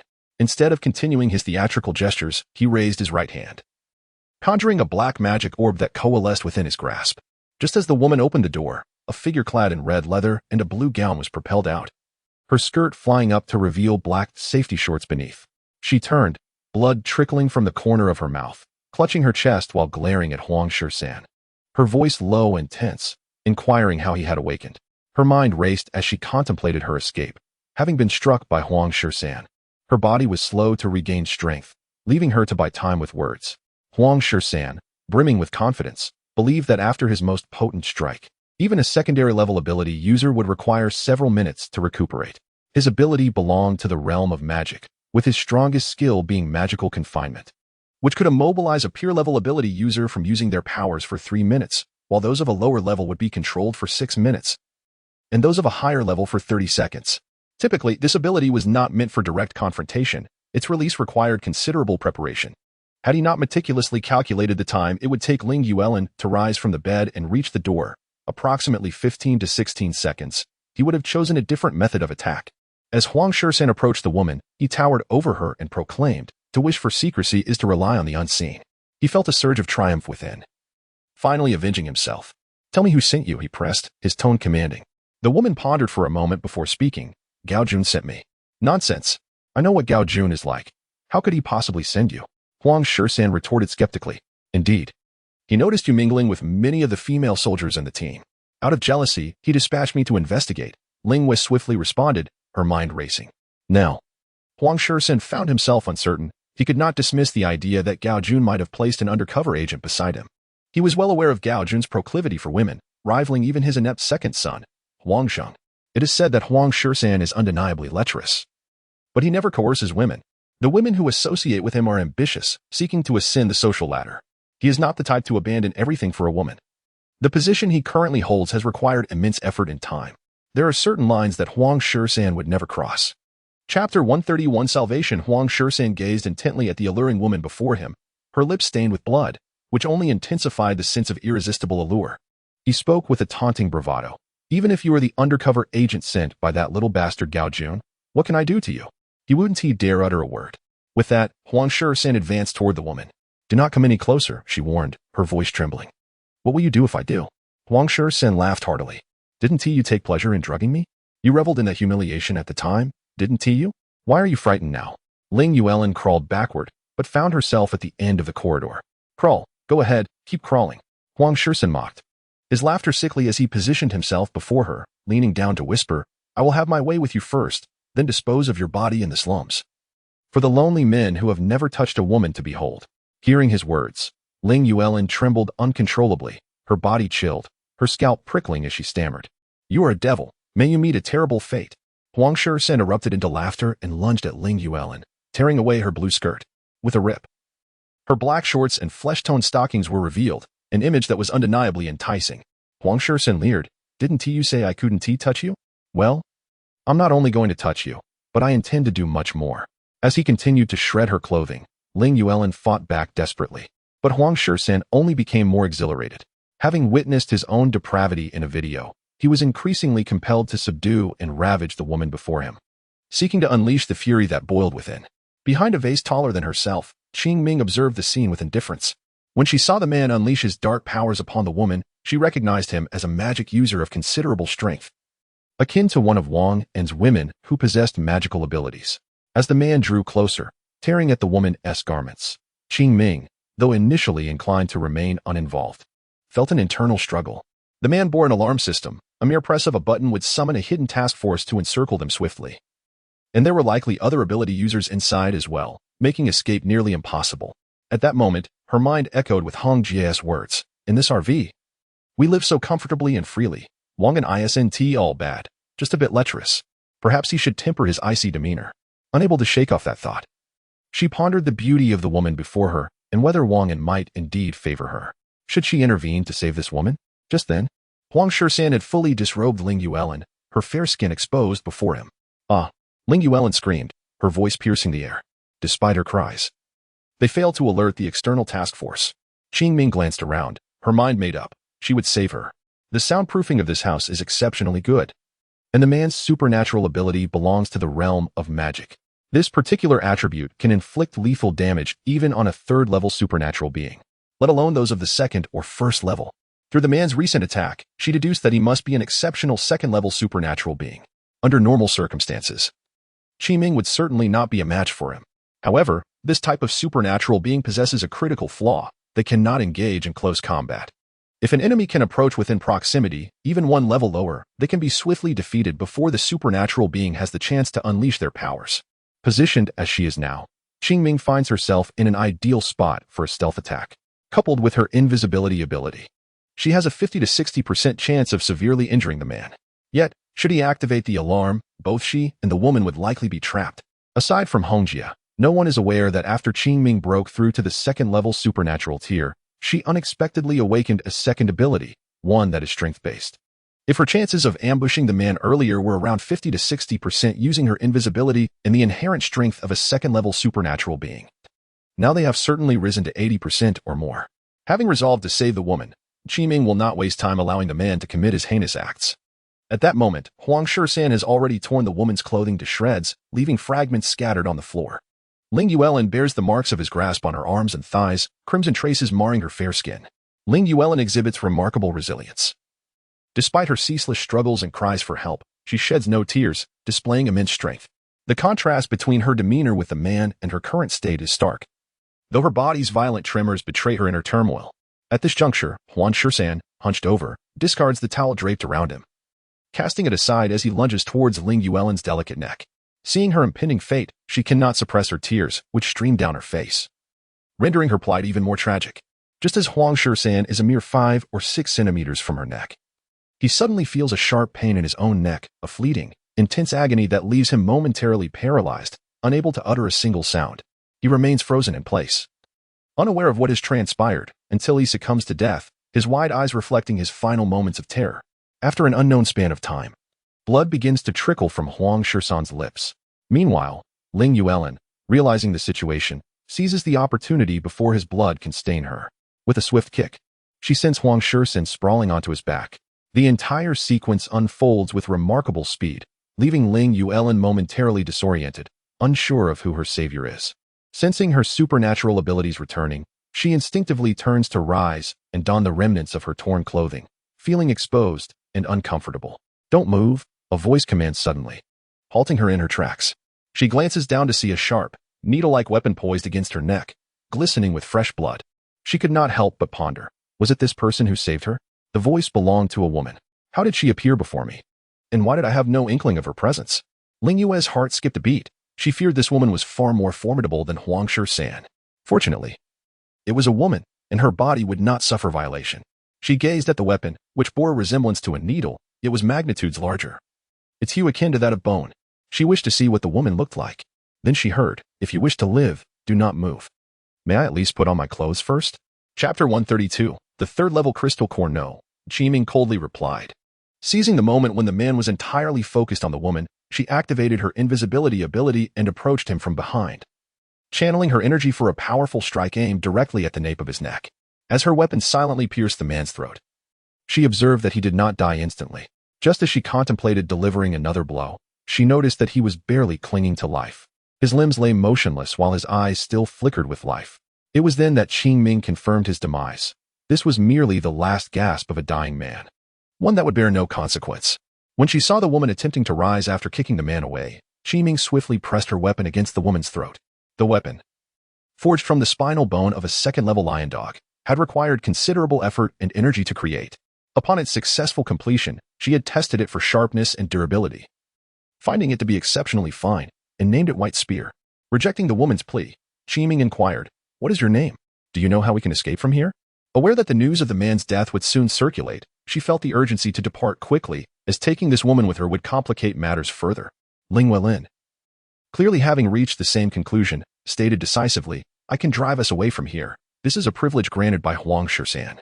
"Oh, Huang Shisan is the man you just killed," Qiming remarked, having already taken note of the woman's appearance. Short, jet-black hair, with a cold and serious demeanor, clad in a form-fitting black outfit.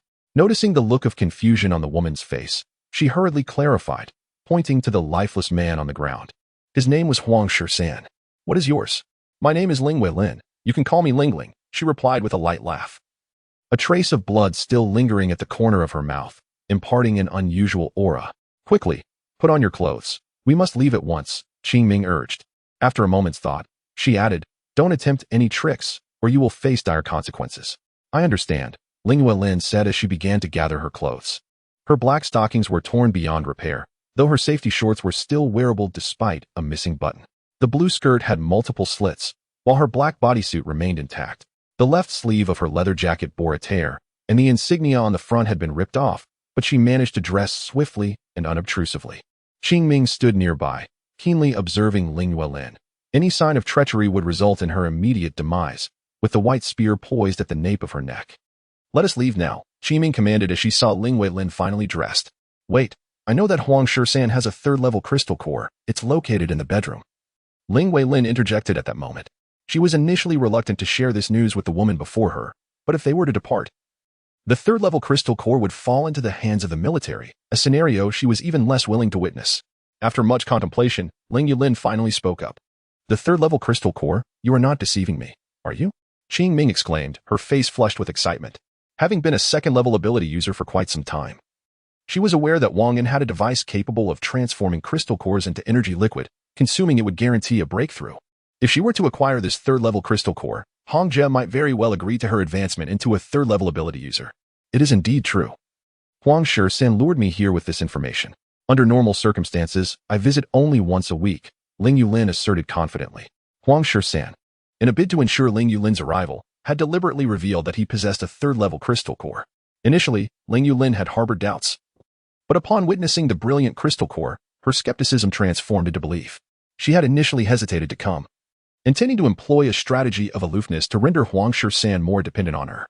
However, upon seeing the third-level crystal core, her attitude shifted dramatically. After all, this was a third-level crystal core. In the safety island of Shin City, how many individuals existed with such an ability? Should she attain her breakthrough, her status within the organization would undoubtedly rise. Huang Shisan wore a cold smirk, internally deriding her with thoughts of, "You wretched woman, just wait until I catch you." He was so certain that Ling Yulin would come upon seeing the third-level crystal core because she frequently inquired about the status of ability users in his presence. Eager to glimpse the appearance of the crystal cores, after showing her the first and second-level crystal cores, she insisted on seeing what the third-level core looked like, which solidified his confidence that she would indeed come. "Where is the item placed in the bedroom?" Qingming inquired. "In the cabinet across from the bed." Ling Yulin replied. "You go ahead and retrieve it for me," Qingming commanded, guiding Ling Yulin to the cabinet in the bedroom where the radiant third-level crystal core awaited. Once in her possession, Qingming scrutinized it closely. In comparison to the second-level crystal core, this one was evidently larger and contained more energy. After a brief examination, she tucked the third-level crystal core into her pocket. Ling Yulin, observing from the side, felt a pang of discomfort. She too yearned to leverage this third-level crystal core to ascend to a third-level ability user. Never mind. Surviving this encounter is already quite fortunate, she reminded herself, resolved to exercise greater caution next time, as luck would not always favor her. "Let us depart. We must leave this place," Qingming declared, having secured the crystal core, addressing Ling Yulin, who led her to an underground garage. The space was not particularly large, but was exquisitely adorned, featuring resin flooring and illuminated by shimmering, multicolored diamond light strips. Within the garage sat 7 or 8 vehicles, several of which were sports cars. Ling Yulin guided Qingming to a red sports car, where she pressed her thumb to the fingerprint unlock area. With a click, the door of the red sports car swung open. "Shall I drive, or will you?" Ling Yulin asked. "You drive," Qingming replied. She then opened the rear door and settled into the car, where the delicate fragrance of jasmine permeated the air, and the interior was impeccably tidy. The seats were adorned with luxurious fur covers, the origin of which was uncertain. Qingming swiftly entered the vehicle, using a white reed to brace against Ling Yulin's driving seat, wary of any tricks she might attempt. "Can we depart now?" Ling Yulin inquired. "Let's go," Qingming replied. The engine of the crimson sports car roared to life, and Ling Yulin pressed the accelerator, steering towards the garage exit. Upon reaching the entrance, the rolling shutter door of the garage slowly ascended. Without hesitation, she drove straight out, heading towards the underground passage beyond. Chapter 133. Shocked, the soldiers in the corridor, upon seeing the red Passat, did not obstruct its passage, allowing it to drive away without hesitation. This was an order issued personally by Commander Huang, who would dare to intervene. The soldiers nearby watched enviously as the red sports car sped away. They had seen the woman inside, whose beauty was truly captivating. It was unexpected that their commander Huang had such a taste. Qingming, seated in the car, noticed the soldiers conducting inspections outside and felt a twinge of anxiety about being discovered. Surprisingly, those guards did not even attempt to stop them, which seemed rather casual. The vehicle exited the corridor and headed toward the gate of the private villa. Soon, they arrived at the entrance, where the soldiers, upon spotting the red sports car, promptly granted passage. Seeing that the sky was already bright with the sun hanging high above, Qingming picked up her phone and sent a text to Xia, who was waiting outside. After a moment's thought, she also sent a message to Mei Wei. The two had already switched shifts.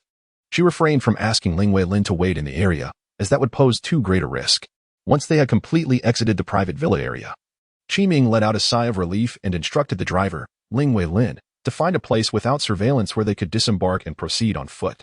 "Understood," replied Ling Wei Lin without hesitation. She was acutely aware that once the news of Huang Shisan's demise spread, she would be the prime suspect. Driving this car at that moment would make her an easy target for capture. Such a blunder was one she would not commit. After the vehicle reached a desolate area, the two women stepped out. By this time, Ling Wei Lin's abilities had already been restored. The reason she had been following Qingming's orders was her uncertainty about the woman's true strength. She feared that a confrontation could result in her demise before she had a chance to react, much like Huang Shisan. Ling Wei Lin had her own aspirations and did not wish to meet an untimely end. She decided to observe further before making any decisions. "Proceed ahead, following my lead," Qingming instructed, opening the map on her phone to check the distance to her apartment, estimating a 20-minute walk. The two women walked closely together, and unless one looked closely, no one would notice the sharp white object pressed against Ling Weilin's neck. As they walked, Ling Weilin kept her head down, attempting to avoid being recognized. At this early hour, there were not many pedestrians on the street. Yet, the two women inevitably drew glances from passersby. Both were extraordinarily beautiful, each exuding a distinct charm that would surely capture the attention of men. Moreover, Ling Weilin's tattered clothing revealed bare skin, making her allure even more irresistible. Had this not been a secure area with strict regulations, it was likely that someone would have dared to approach and harass them. The pair needed to evade surveillance. Thus they did not walk quickly. After a few minutes, Qingming felt the pace was still too slow. We need not evade the cameras, let us quicken our pace, she suggested. Ling Weilin paused, visibly startled, and uncertainly replied, "One tea that attract attention? As long as they learn of Huang Shisan's demise, they will swiftly locate us. We must hasten our pace to escape before they find us," Qingming remarked. Ling Weilin nodded, her steps noticeably quickening. She was acutely aware that the surveillance system on Safety Island was extraordinarily powerful. Locating an individual could be accomplished in mere moments. However, such capabilities required elevated clearance and considerable manpower, which would not be mobilized lightly. This situation was different, for the recently appointed commander Huang Shisan had perished. If this were to be discovered, they would undoubtedly spare no effort in apprehending the perpetrator. After traversing for several more minutes, Qingming finally beheld her apartment. The camper van also present, indicating that Hongjie and Wang An had returned. Wang An, who had just exited the camper, was taken aback to see Qingming approaching with a disheveled woman. Under normal circumstances, bringing a stranger into their ranks was forbidden unless that individual was of significant importance. "Brother Wang," Qingming called out upon spotting him. "Quickly, enter the house," Wang An replied, surveying the woman beside Qingming with curiosity. He proceeded toward the apartment, eager to uncover what had transpired. The trio entered Wang An's residence in single file. Hongjie was seated on the sofa, savoring a cup of coffee. Upon seeing Wang An's entrance, her brows furrowed slightly. At this hour, he usually sought to avoid her presence. Yet today, he ventured so close. How peculiar. When her gaze fell upon Qingming and the disheveled woman behind Wang An, she was momentarily taken aback. Qingming would not bring a stranger without reason. Something significant must have occurred. "Qingming, come here," Hongjie instructed. At that moment, the living room was devoid of anyone but Hongjie, as the others had retired for rest after a long night's work. Ordinary individuals would be utterly fatigued, and even those with special abilities, accustomed to a regular sleep schedule, would naturally feel the urge to rest. After all, there was nothing pressing to attend to, and lying in bed was undeniably comfortable. Qingming swiftly approached Hongjie with Ling Weilin by her side. Once close, she spoke directly, "Hongjie, we are in trouble. We must gather our belongings and leave the city immediately." Hongjie was momentarily bewildered by Qingming's urgent declaration. What had transpired to elicit such anxiety? Wait, was this the lover of the man she had been monitoring? A sudden jolt of realization struck her. She had always left after listening to their conversations, remaining oblivious to the subsequent events that had transpired between Ling Weilin and Huang Shisan. "Why is this woman here?" Hongjie inquired, her brow furrowing. Qingming recounted the events of the previous night, leaving both Hongjie and Wang An wide-eyed in astonishment. Wang An couldn't help but exclaim, "What the hell?" He had thought his experiences in the misty forest were thrilling enough, yet Qingming's encounters far surpassed his own. At this juncture, Hongjie interjected, "You killed Huang Shisan?" She has now come to know the name of the man she was eavesdropping on, and indeed, his status is quite remarkable. Initially, she presumed that the residents of that place would hold a significant position, but she had not anticipated such high standing. Qingming replied, lowering her head. "This is not good," Wang An remarked at that moment. "If we are discovered, it won't be long before we are surrounded." As he spoke, he called out to the others in the room who were still resting. Fei Li was the first to emerge, curiously asking, "Wang An, what is happening? Why the commotion? Quickly, you go inform the others and have them gather what they can carry. We must leave the city at once," Wang An exclaimed, his voice filled with urgency. Chapter 134. Discovery. Fei Li was momentarily stunned, but soon realized that something significant had transpired. Otherwise, Wang An would not have acted in such a manner. "I shall go at once," she declared, neglecting to change her attire as she hurried towards another apartment. Clad in her silk nightgown, her alluring figure was vividly accentuated, revealing much of her ample curves. However, Wang An felt no desire to admire her. Ling Weilin, having followed Qingming, sensed an intangible pressure emanating from a young man who had just descended from a mobile home. This man was undoubtedly extraordinary. Upon entering the apartment and encountering the woman seated on the sofa, She was instead struck by an impression of ordinariness. The woman was exquisitely beautiful, with long, cascading black waves framing her face, exuding femininity, and a faint smile gracing her lips. Yet, her words were chillingly cold and serious. After overhearing their conversation, Ling Yuelin understood that they intended to leave the city. Otherwise, if caught, none of them would emerge unscathed. Once Fei Li departed, Wang An turned to Hong Jie and inquired, "Do you have anything to pack? If not, instruct the others to board the vehicle and adjust the direction. We shall leave immediately once everyone is ready." Hong Jie nodded and made her way outside. As she departed, she glanced back at Qi Ming and said, "Come with me to the vehicle." Qi Ming recognized that their actions had been rather reckless, forcing everyone to vacate the apartment they had only recently occupied for 2 nights, and she felt a wave of guilt wash over her. She swiftly took Ling Yuelin to the mobile home, receiving Wang An's command. Fei Li arrived at the apartment where her subordinates resided, finding several individuals engaged in casual conversation while snacking in the living room. She immediately declared, "Go wake everyone. Gather your belongings. We are leaving shortly, and you have only 3 minutes. Hurry." Fei Li's voice rose in urgency. The individuals on the sofa, initially intending to greet the captain, were taken aback by her directive. Understood, they responded swiftly, adjusting themselves and proceeding to rouse those still in their rooms. "Knock, knock, knock. Rise and shine. We have orders to leave within 3 minutes. Move quickly." The chorus of voices echoed through both apartments.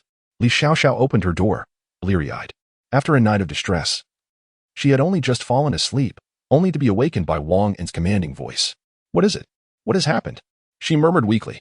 Having just escorted Li Mingwei and Wang Feiying out, Wang An approached Li Xiaoxiao as she exited her room. "We must leave the city swiftly, or we will be in peril. Do you have any belongings to take? If not, hurry to the vehicle." Li Xiaoxiao, still disoriented, found herself even more bewildered by Wang An's words. Noticing her confusion, Wang An gently urged her onward, stating, "Once we reach the mobile home, someone will explain the situation to you." Realizing that an urgent matter had arisen, Li Xiaoxiao replied, "My clothes are still inside. May I change first? Just go. I will fetch your clothes for you later," Wang An insisted. Wang An did not consent to Li Xiaoxiao's intention to change her attire. The atmosphere here was bustling with fervor.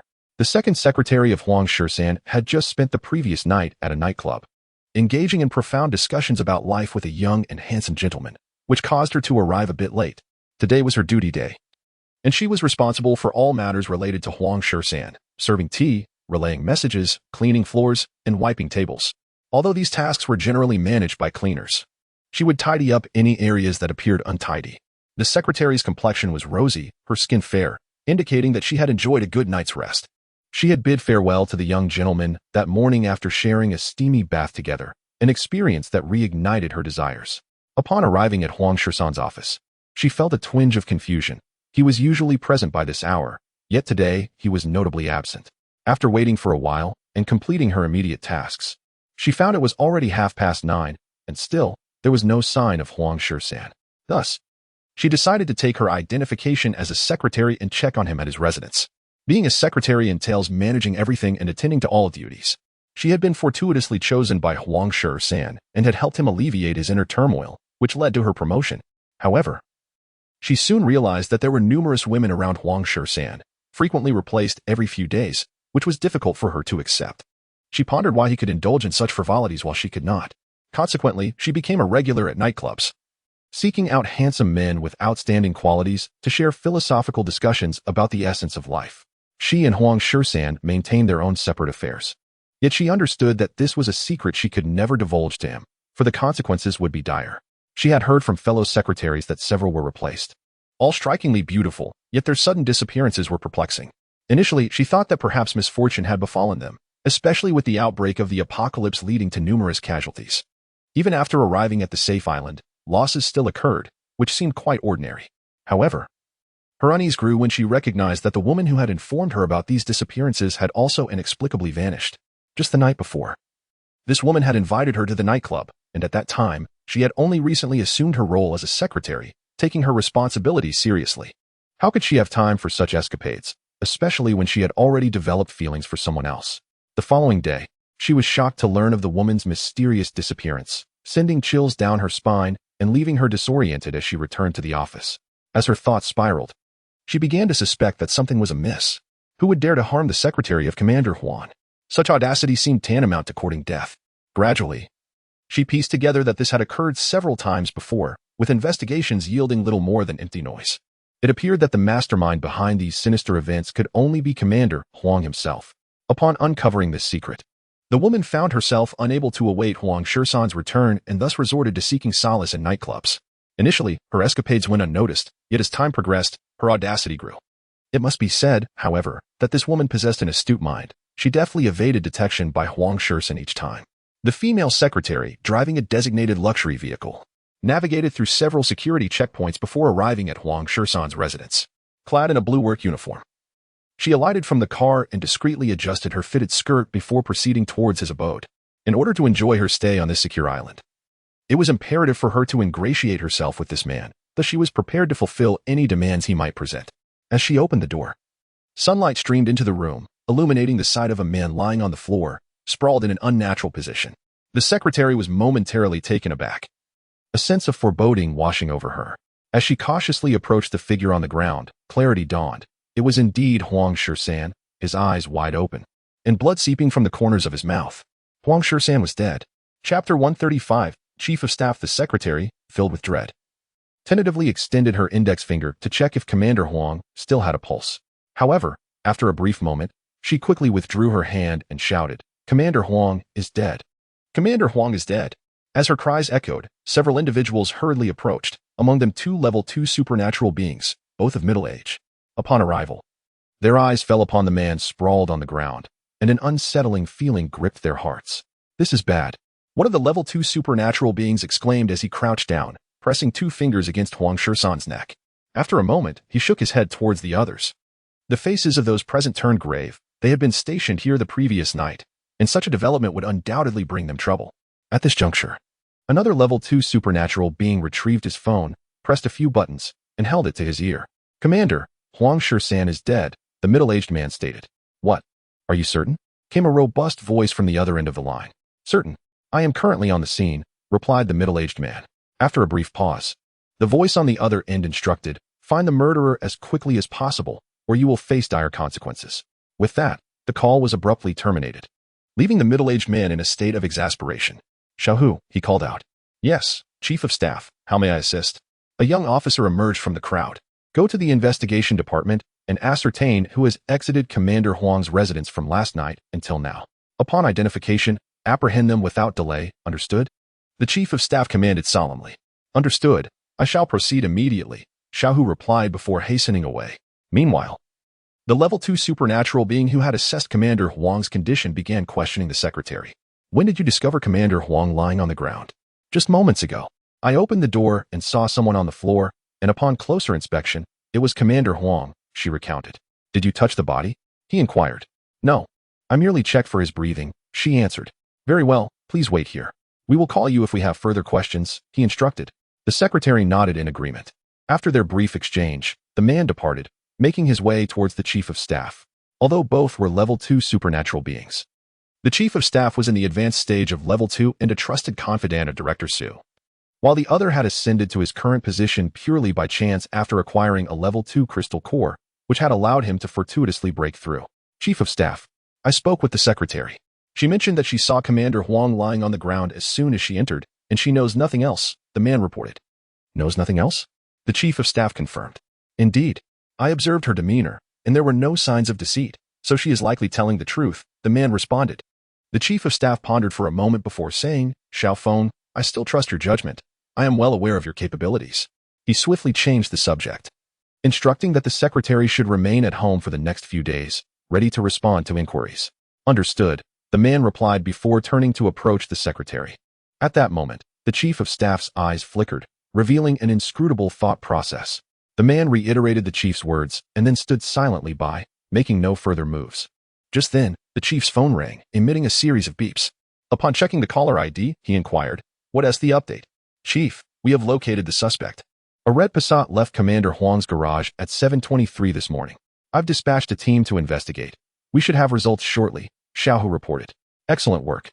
If we apprehend the perpetrator, I shall commend you, and you might just earn a second-tier crystal core," the chief remarked, a smile gracing his face. "Really?" Xiaohu exclaimed with excitement. "Quite likely. Commander Su is quite irate at the moment. Capturing the suspect would indeed be a significant achievement. Do you understand?" The chief replied. "I understand. Thank you. Xiaohu expressed his gratitude. After ending the call, the chief smirked to himself, contemplating. Even if a second-tier crystal core were offered, it would not be given to you. How naive you are. My son is also a late-stage first-tier ability user. That core is destined for him.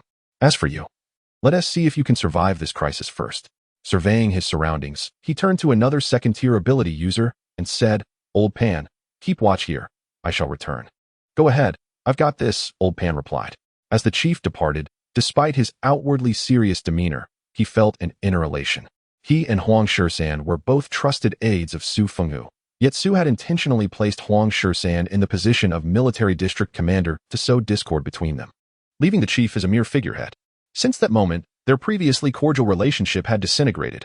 Huang Shisan was wholeheartedly devoted to Su Fenghu, while the chief had aligned himself with another faction. As an undercover agent, he awaited the opportunity to see Su Fenghu toppled. A prime opportunity had now presented itself. The chief was aware that Su Fenghu was planning a significant maneuver, though the specifics eluded him. Just yesterday, a confidant of Huang Shisan had relayed a piece of intelligence, stating that Su Fenghu had issued a new directive to Huang, the details of which remained undisclosed, accompanied by a third-tier crystal core. Upon reading the initial part of the message, the chief felt a surge of anger. How could you transmit such vague intelligence? But as he reached the latter part, his eyes widened in astonishment. A third-tier crystal core, what monumental event could warrant such an offering? He had been stagnating at the late stage of the second tier for quite some time, and Su had never even mentioned the possibility of an upgrade, let alone granting one. He had pinned his hopes on the newly allied faction, which had assured him that if he could deliver crucial intelligence, a third-tier crystal core would be forthcoming.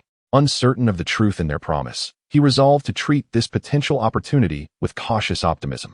Wang An had already boarded the motorhome, and the others had finished packing up. He urged Feng Yan, who was driving, to accelerate. Aware of the urgency of the situation, Feng Yan pressed the accelerator to the floor. The motorhome surged forward, its speed rapidly increasing as it sped towards the exit of the safety island, with 3 other vehicles closely trailing behind. Just a few minutes after their departure, 3 off-road vehicles halted in front of the apartment building, and dozens of individuals emerged, encircling the exit of the building. Subsequently, several trucks arrived, from which numerous armed soldiers disembarked. Chapter 136, Hu Liang. A sleek black Aoshi 600 sedan approached, from which emerged a young officer, designated by the chief of staff to investigate the murder of Commander Huang. A soldier rushed over, bearing the insignia of a second lieutenant on his shoulder. Report, sir, we have surrounded the apartment complex. Please advise. The officer addressed Hu Liang. Good work, Hu Liang replied. Sound 3 blasts on the loudspeaker to compel those inside to surrender. Regardless of any response, prepare for a full assault. The chief of staff has issued a strict order. We must capture the perpetrator. Do you understand? Understood, sir. The officer replied before turning back to the ranks to relay the orders. Hu Liang, at the age of 29, stood tall with a handsome and resolute demeanor. He had secured his position in the military through connections and had been faring quite well prior to the apocalypse, enjoying a relationship with a woman from the arts department. His life had been relatively pleasant, managing soldier training and assessments, while also spending leisure time with his girlfriend. Undoubtedly, Hu Liang possessed remarkable abilities. His recruitment into the army had involved rigorous selection processes. With some assistance from family connections in Dali, he ascended to the rank of platoon leader. He had assumed that his life would follow this trajectory indefinitely. But the onset of the apocalypse forced him to take on the responsibility of overseeing construction progress in this region. Initially, Hu Liang found it perplexing to oversee a group of grimy laborers engaged in building and roadwork. It seemed beneath his dignity. However, as days passed, he dismissed his initial disdain upon witnessing the formidable military forces arriving, with a long line of military trucks, armored vehicles, and numerous tanks and missiles. Hu Liang realized that significant events were unfolding. After several weeks of supervision, he was reassigned to manage urban security. Upon receiving this order, his eyes sparkled with excitement. It was a desirable position, accompanied by the presence of these laborers and the steel and concrete that surrounded him. As the apocalypse deepened, Hu Liang experienced initial trepidation, but his military training enabled him to adapt swiftly. In this tumultuous period, he also learned of his parents' tragic demise and the loss of his girlfriend. While he mourned his parents deeply, he found himself growing weary of his girlfriend's strictness and occasional temper, resulting in a prolonged lack of communication between them. During his tenure overseeing security, the city saw a surge of nightlife establishments, including clubs and bars, where he was treated as an esteemed guest, often surrounded by several charming women. Gradually, Hu Liang moved past his grief over his parents' passing. One evening, A brawl erupted in a nightclub within Hu Liang's jurisdiction. Upon investigating, he discovered that the altercation stemmed from a dispute over who would have the privilege of drinking with the club's most alluring woman. One participant, a strikingly handsome young man with a fiery temper, launched an unexpected attack, catching the other party off guard, leading to a chaotic scene. When Hu Liang arrived, he encountered a disheveled young man sprawled on the ground, beset by a group of burly men engaged in a brutal assault. Adhering to his military duties, Hu Liang stepped forward to intervene, proclaiming, "Release him at once, or I shall have you all taken into custody to labor on the roads and fortifications." In this desolate place devoid of prisons, only a temporary control bureau existed.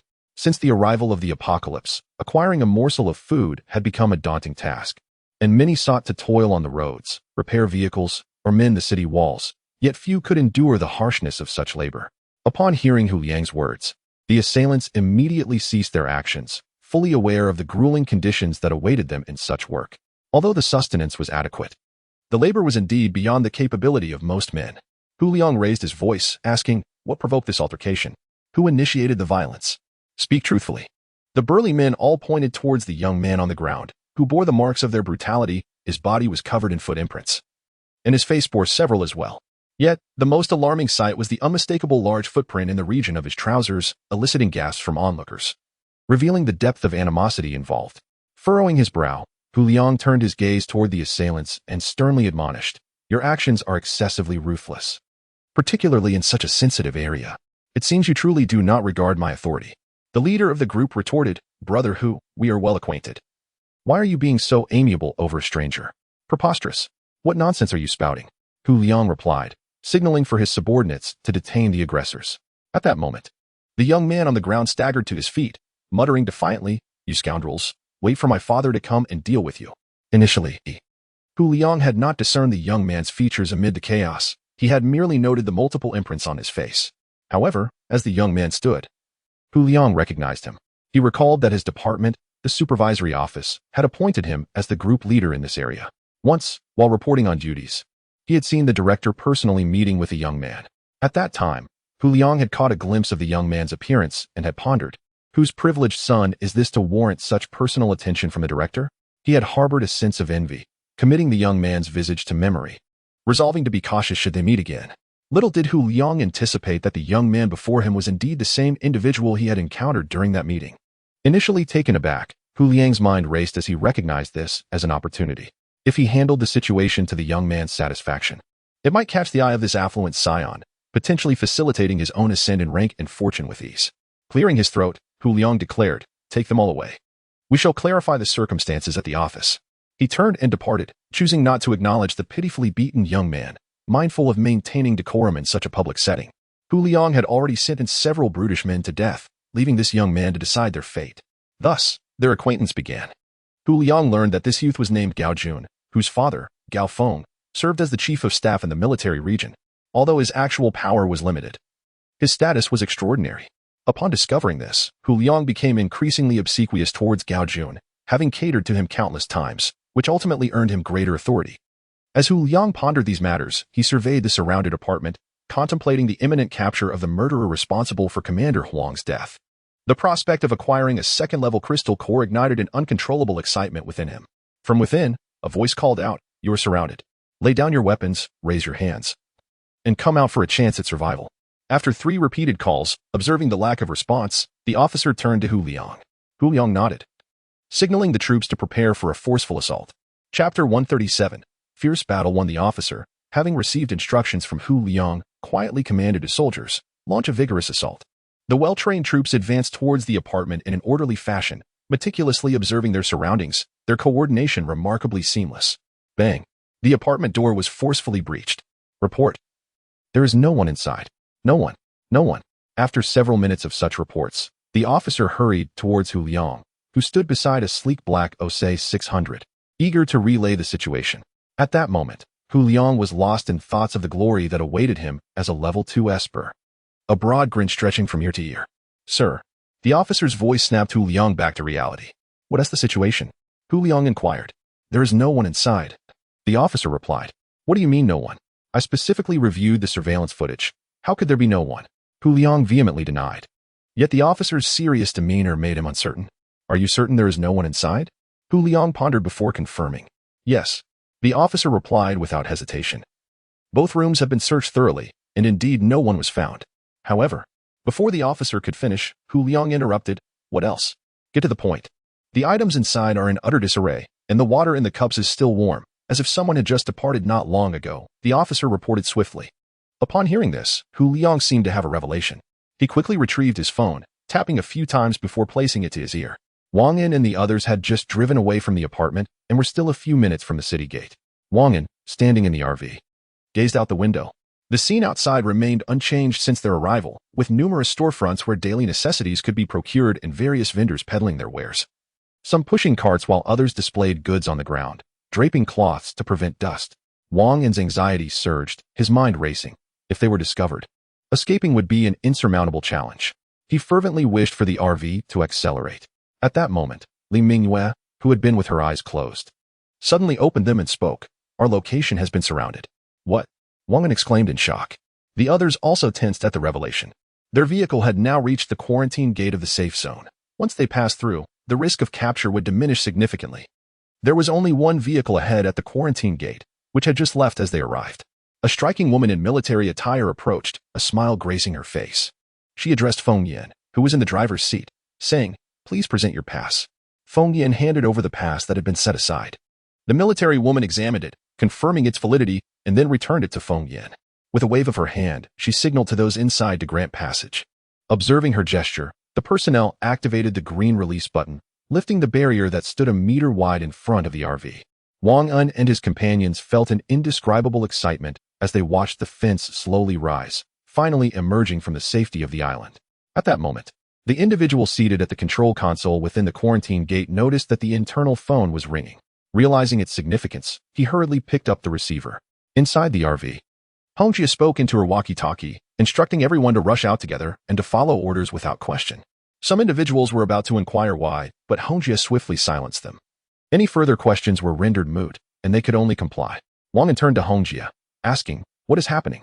Someone is calling in. They must be trying to stop us, Hongjia replied with a grave tone. By now, the fence had been raised to a height sufficient for the RV to pass through. Feng Yan pressed the accelerator, and the RV surged forward. The person inside the quarantine gate answered the phone, saying, Hello, this is the city defense quarantine gate. Before he could finish, he was interrupted by Hu Liang on the other end, stating, I am Hu Liang, tasked with apprehending the murderer of Commander Huang.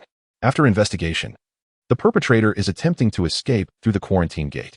You must immediately close all. Before Hu Liang could complete his sentence, shouts erupted from outside the quarantine gate. Stop. If you do not halt immediately, we will open fire. The guards at the gate shouted towards the three vehicles trailing the RV. At that moment, the RV, an SUV, and a pickup truck had already passed through, leaving only a military truck stuck in the middle of the security checkpoint. The driver, a woman of decent appearance, gritted her teeth and slammed the accelerator down, propelling the truck forward without heeding the guard's warnings. The guard captain squinted, recalling that since the outbreak of the apocalypse, there had been initial attempts by some to breach the quarantine gate, swiftly met with deadly force. He had not anticipated that today would bring forth a new wave of reckless individuals unaware of the consequences of crossing the quarantine line. Just as the captain raised his arm to issue the order to attack, the sound of missile launches reverberated through the air. Suppressing his discontent, he thought, Can't they see my arm hasn't yet descended? I will deal with those who fire recklessly after the battle. However, as he prepared to lower his arm, he glanced up to see numerous grenades soaring toward him from the sky. Take cover. The captain managed to utter those two words before rolling behind cover, simultaneously shouting, Attack! Fire at will. He watched in horror as a deep crater formed where he had just stood, a surge of animosity swelling within him towards those who dared breach the quarantine. Meanwhile, those inside the quarantine gate were astonished by the unfolding chaos, pondering in disbelief. Who possesses such audacity to breach the checkpoint and engage the guards in combat? Truly reckless. On the other end of the line, Hu Liang was equally startled by the commotion, not from fear of the explosions, but from the urgency to ensure these individuals did not escape. If they were to flee, he feared even survival would be uncertain, let alone the retrieval of the secondary crystal core. Hu Liang urgently shouted, Hurry, block their path. I will be there shortly. Upon discovering the apartment was deserted, Hu Liang swiftly gathered his team and boarded the vehicle, heading towards the quarantine gate at the entrance of the safe zone. A mere 2 to 3 minutes away, he barked at the driver, Step on it. Meanwhile, The individual on the other end of the phone picked up a nearby base microphone and commanded, "Stop those individuals. They are dangerous offenders." The loudspeakers surrounding the quarantine gate blared to life. Vehicles in the vicinity, whether outside or within the city, hastily maneuvered to retreat. The intensity of the conflict here was utterly terrifying. Chapter 138. Intense battle. The military truck's rear compartment door had fortunately been reinforced with bulletproof steel plates. A fortunate consequence of Wang An's decision to upgrade the materials for the RV. Some surplus materials were cleverly utilized by Hong Jia's subordinates and installed on several other vehicles, enabling them to withstand the relentless assault from the security team. "Captain, they are about to escape the range of attack," reported a member of the security team to his leader. "What about the tank crew? Why haven't they engaged yet?" The captain bellowed. Under normal circumstances, several tanks would have been targeting the quarantine gate, given the magnitude of the situation. The tank crew should have initiated fire support long ago. Hearing the captain's words, the security team member hesitated, stammering, they. A sharp crack resonated, though it was largely drowned out by the surrounding explosions. However, the expression on the team member's face betrayed him. His left cheek had rapidly swollen, and his helmet dangled precariously at the back of his head, tethered by the strap around his neck. The captain continued, "You heard the announcement. If anyone escapes, we'll be the ones to pay the price." Aware that his previous actions may have been a bit too forceful, he offered this explanation. Initially, the beaten security member felt a surge of anger, but upon hearing the captain's subsequent words, he recognized the gravity of the situation. He replied directly, "They went to the fragrant pavilion last night and haven't returned yet." "What the hell?" The captain's eyes widened in disbelief. "Last night, during my patrol, they were still there? That was a ruse. They bought lifelike dolls and dressed them up to lie in bed. You could hardly tell the difference." The security team member muttered quietly. Another sharp crack echoed, this time causing the right side of the team member's face to swell in symmetry with the left. "Why did you hit me again?" he exclaimed in anger. "Do you dare question why I struck you? In such a critical situation, why didn't you report this sooner?" The captain admonished, exasperated. I. The security team member struggled to articulate a response. "Enough. Hurry, get everyone on the vehicles, and prepare to pursue. We absolutely cannot allow these culprits to escape today." "Yes," the team member replied meekly, mentally cursing the captain's ancestors. "Oh, by the way, I recall you were a tank crew member in the past. Quickly take a few men and assist us in capturing those criminals," the captain suddenly recalled. Addressing the departing security member, "Is that even possible?" the team member questioned, uncertainty evident in his voice. As he hadn't operated a tank in quite some time. "If you keep hesitating, I'll hit you again," the captain warned, narrowing his eyes at the team member. Doubt crept in as he wondered if this was truly the squad leader he had selected, questioning his competence. "Understood. I'll gather a few men immediately." The team members seemed to be gripped by fear, immediately acquiescing at the thought of being targeted themselves. All of this transpired in a remarkably brief span of time. Inside the mobile command center, Wang An had already arrived at the operations room. Through the vehicle's sensor radar, he could clearly observe the ongoing battle on the screen. Furrowing his brow, he turned to the serious-faced Hong Jia beside him and inquired, "How much longer must we wait?" Hong Jia replied with a grave expression, "The distance is too close. If we fire directly, the military vehicles will sustain severe damage. Then can we not advance?" Wang An responded without hesitation. Hong Jia remained silent. She understood Wang An's implication. But such an action would undoubtedly jeopardize many innocent lives. Wang An was also aware of the devastating power of the third-level laser cannon, yet in this critical moment, he felt compelled to sacrifice a few ordinary individuals. Noticing Hong Jia's lack of response, he felt a sense of helplessness. Meanwhile, the security team member, having endured 2 slaps, was certainly seething with indignation. "You want me to help you intercept these vehicles? Dream on," he thought, deliberately slowing his pace to waste time. Intending to intentionally miss his targets when operating the tank, hoping to infuriate his captain. "Those who fire will perish. We want to survive." Nonsense. I believe it's you who want to make it. The worst we'll face is a reduction in rations, or perhaps some punishment. But that is still preferable to your predicament, he mused, hastening his steps, assuming they were surrounded by comrades. He feared that if they revealed their leisurely demeanor to the captain, he might contemplate executing them on the spot. Approaching the security team's reserve squad, he pointed at 4 individuals and commanded, you, and you, accompany me to the tank battalion." The 4 immediately stood up, responding understood, though lacking formal military ranks. The security team member held a certain degree of authority, and the others were highly compliant. The tank battalion was only a few dozen meters away, and they reached it in mere seconds. The security team member then instructed, "You go to the firing position, you load the ammunition, and the 2 of you manage logistics. Ready to follow my orders." He did not afford them the chance to speak, bellowing, "Move." As this was a hastily assembled team, there was no need for further instructions. As long as they could fire the shells, they would have fulfilled the captain's directive. Naturally, the security team member reserved the firing position for himself, secretly hoping that those attempting to break through would escape. Should they do so, the captain would be in serious trouble, causing him to inwardly smirk at the thought of what might ensue. Suddenly, the commotion around him jolted him back to reality. He straightened his uniform, touched his swollen face to calm his nerves, and took his seat at the firing position. Outside, the security team leader and other members were firing their rifles at the speeding military trucks, occasionally launching grenades toward the vehicles. The military truck's cargo area has been reinforced, and the driver's exceptional skills behind the wheel have prevented what could have been a dire transformation of the vehicle into scrap metal. The road ahead of the security checkpoint has been freshly paved with asphalt, wide and expansive, which bodes well for the escape of Wang An and his companions. However, the absence of obstacles means they remain vulnerable to the relentless bombardment from missiles and bullets launched by those pursuing them, a situation that weighs heavily upon their spirits. The three vehicles in front fare somewhat better, yet the last military truck is on the brink of disaster. At this moment, the occupants are gripped by fear, anxious that the next missile might strike their rooftop, leading to a catastrophic explosion. Alice clutches her sister's hand tightly, her body trembling with apprehension as she anxiously inquires, "Will we be able to escape this time?" Chapter 139. The subtle thoughts of two. Alice gazed at her frightened sister, initially intending to scold her. Yet she was reminded of their childhood when her sister had always shielded her from reprimands. Consequently, she softened her tone and said gently, "Sister, look. We have already escaped to safety. If we drive a little further, we can surely shake off those behind us." However, Alice still wished to say something, but was interrupted by her sister. "Sister, we only have this path to choose from. Do not entertain other thoughts." She could sense what her sister was about to propose. Yet she would never entertain such an idea, setting aside the question of whether they would even be spared. Even if they were, the outcomes would be dire. Either they would be coveted by those in power, forced into becoming their consorts, or they would be bartered as mere pawns in a transaction. Moreover, since Alice had become a level 1 ability user, she had acutely realized that none of those in the vehicle were adversaries she could contend with, particularly the formidable woman known as Hong Jie.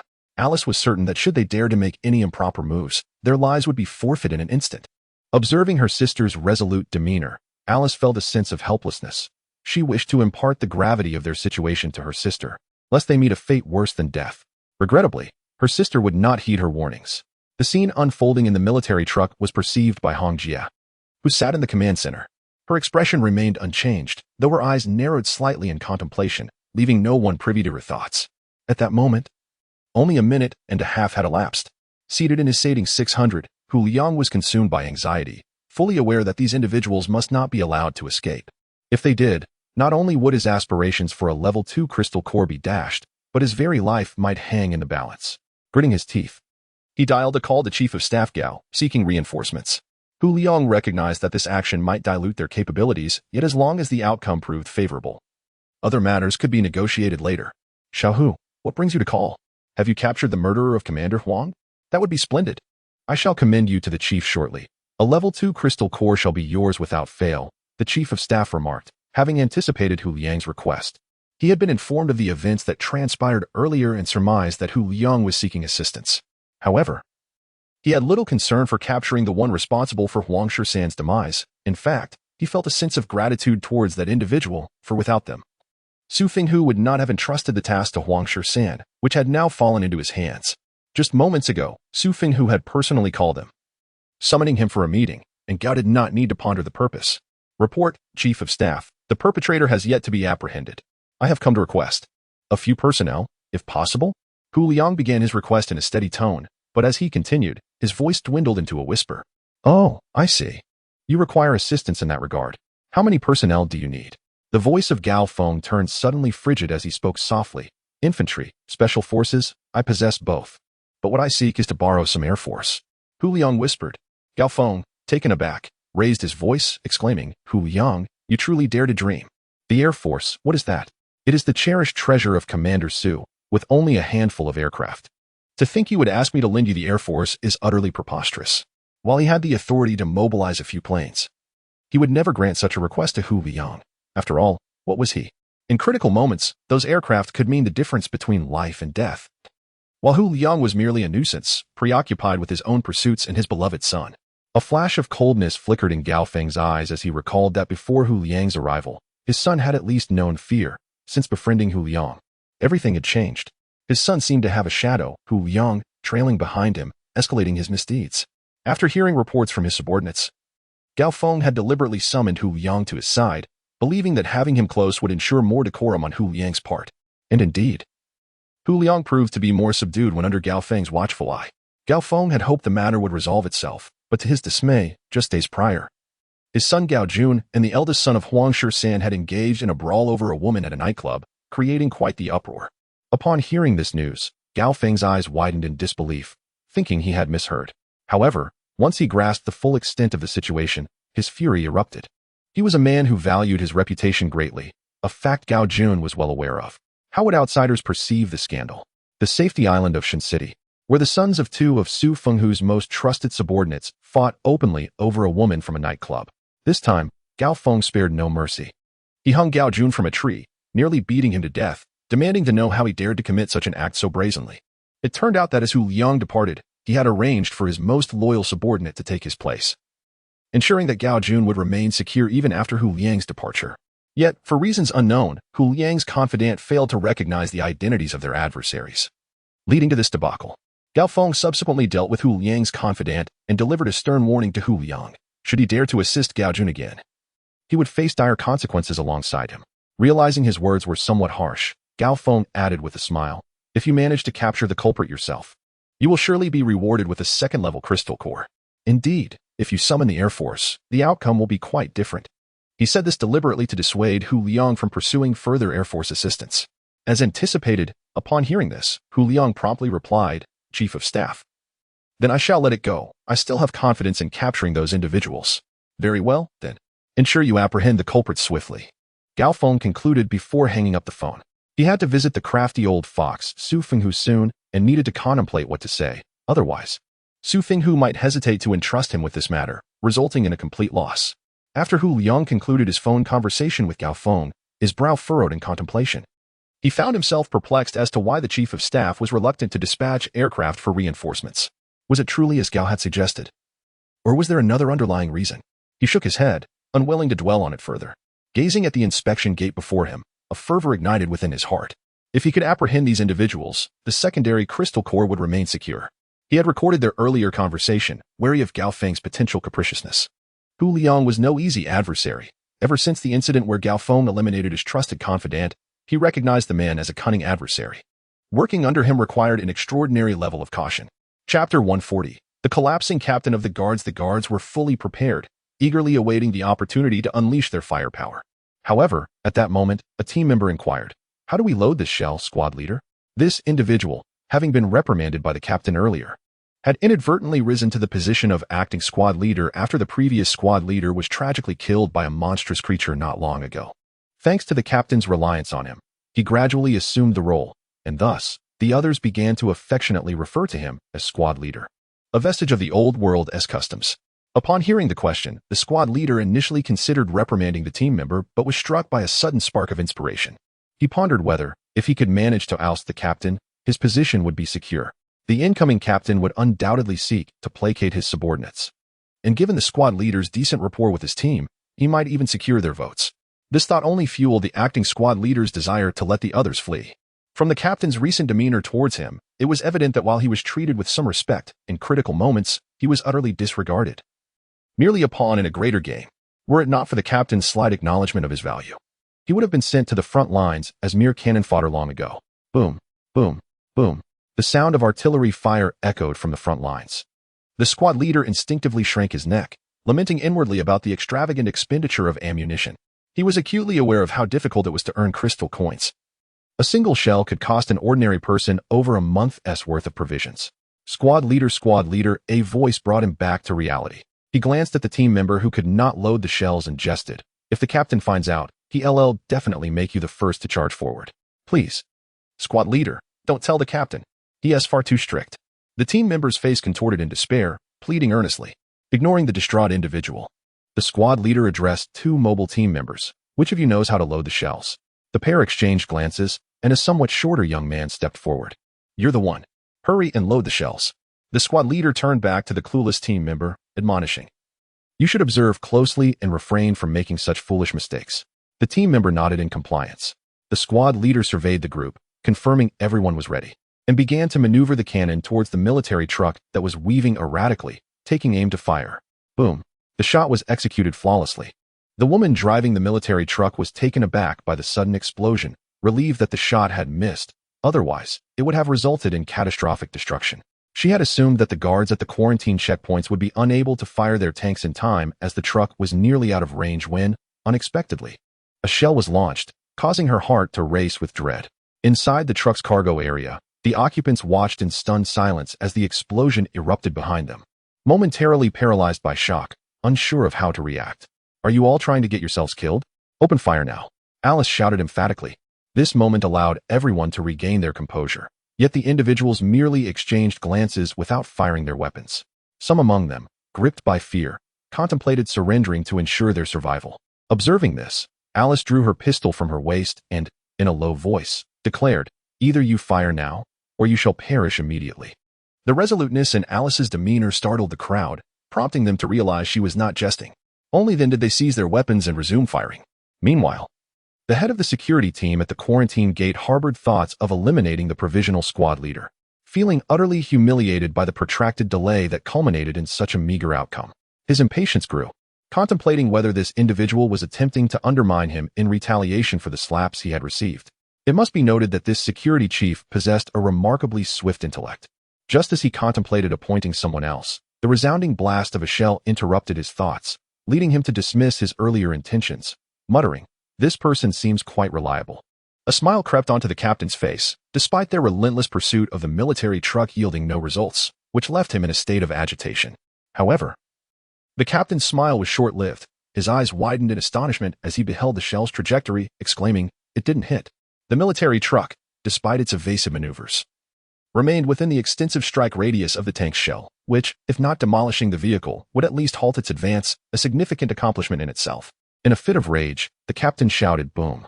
At that moment, another shell was fired. This time, the female driver of the military truck was prepared, although struck. The impact merely scraped the vehicle's exterior, causing minimal disruption. However, from a distance, the captain held a different perception, convinced that the tank had successfully hit the truck, as he could see the shell and the vehicle aligned from his vantage point. Unable to contain his delight, a hearty laugh erupted from him, but after a few moments, he noticed those around him gazing at him as if he were a fool. Annoyed, the captain snapped, "What are you staring at? Get ready to pursue those 3 vehicles ahead." His frustration from the day's battle was palpable, yet he finally glimpsed a glimmer of hope. Shouldn't that warrant a moment of joy? However, when he turned back to see the military truck still speeding along the asphalt road, he was left in disbelief. Was it not hit? How can it still be moving? The captain murmured. A loyal subordinate, unable to bear his confusion, interjected, "That was merely an optical illusion. You mistakenly believed it had been struck." The captain, suddenly enlightened, exclaimed, "For heaven's sake, can't you hit it just once?" No sooner had he voiced this than another shell was launched toward the military truck. The captain watched in hopeful anticipation, only to find it once again miss its target. Defeated, he realized the vehicles were about to escape the strike zone. "Get in the vehicle," he shouted, his reflexes sharp despite the setback. He was acutely aware of the significance of these individuals. Should they escape, it might not spell disaster for others, but for him, the implications were profound. He understood the gravity of his position, having been forewarned by his superior when he was assigned to this role. Although this position may seem like a lucrative opportunity, the consequences of a mishap could be catastrophic. He needed to contemplate his choices carefully. It was not too late to refuse.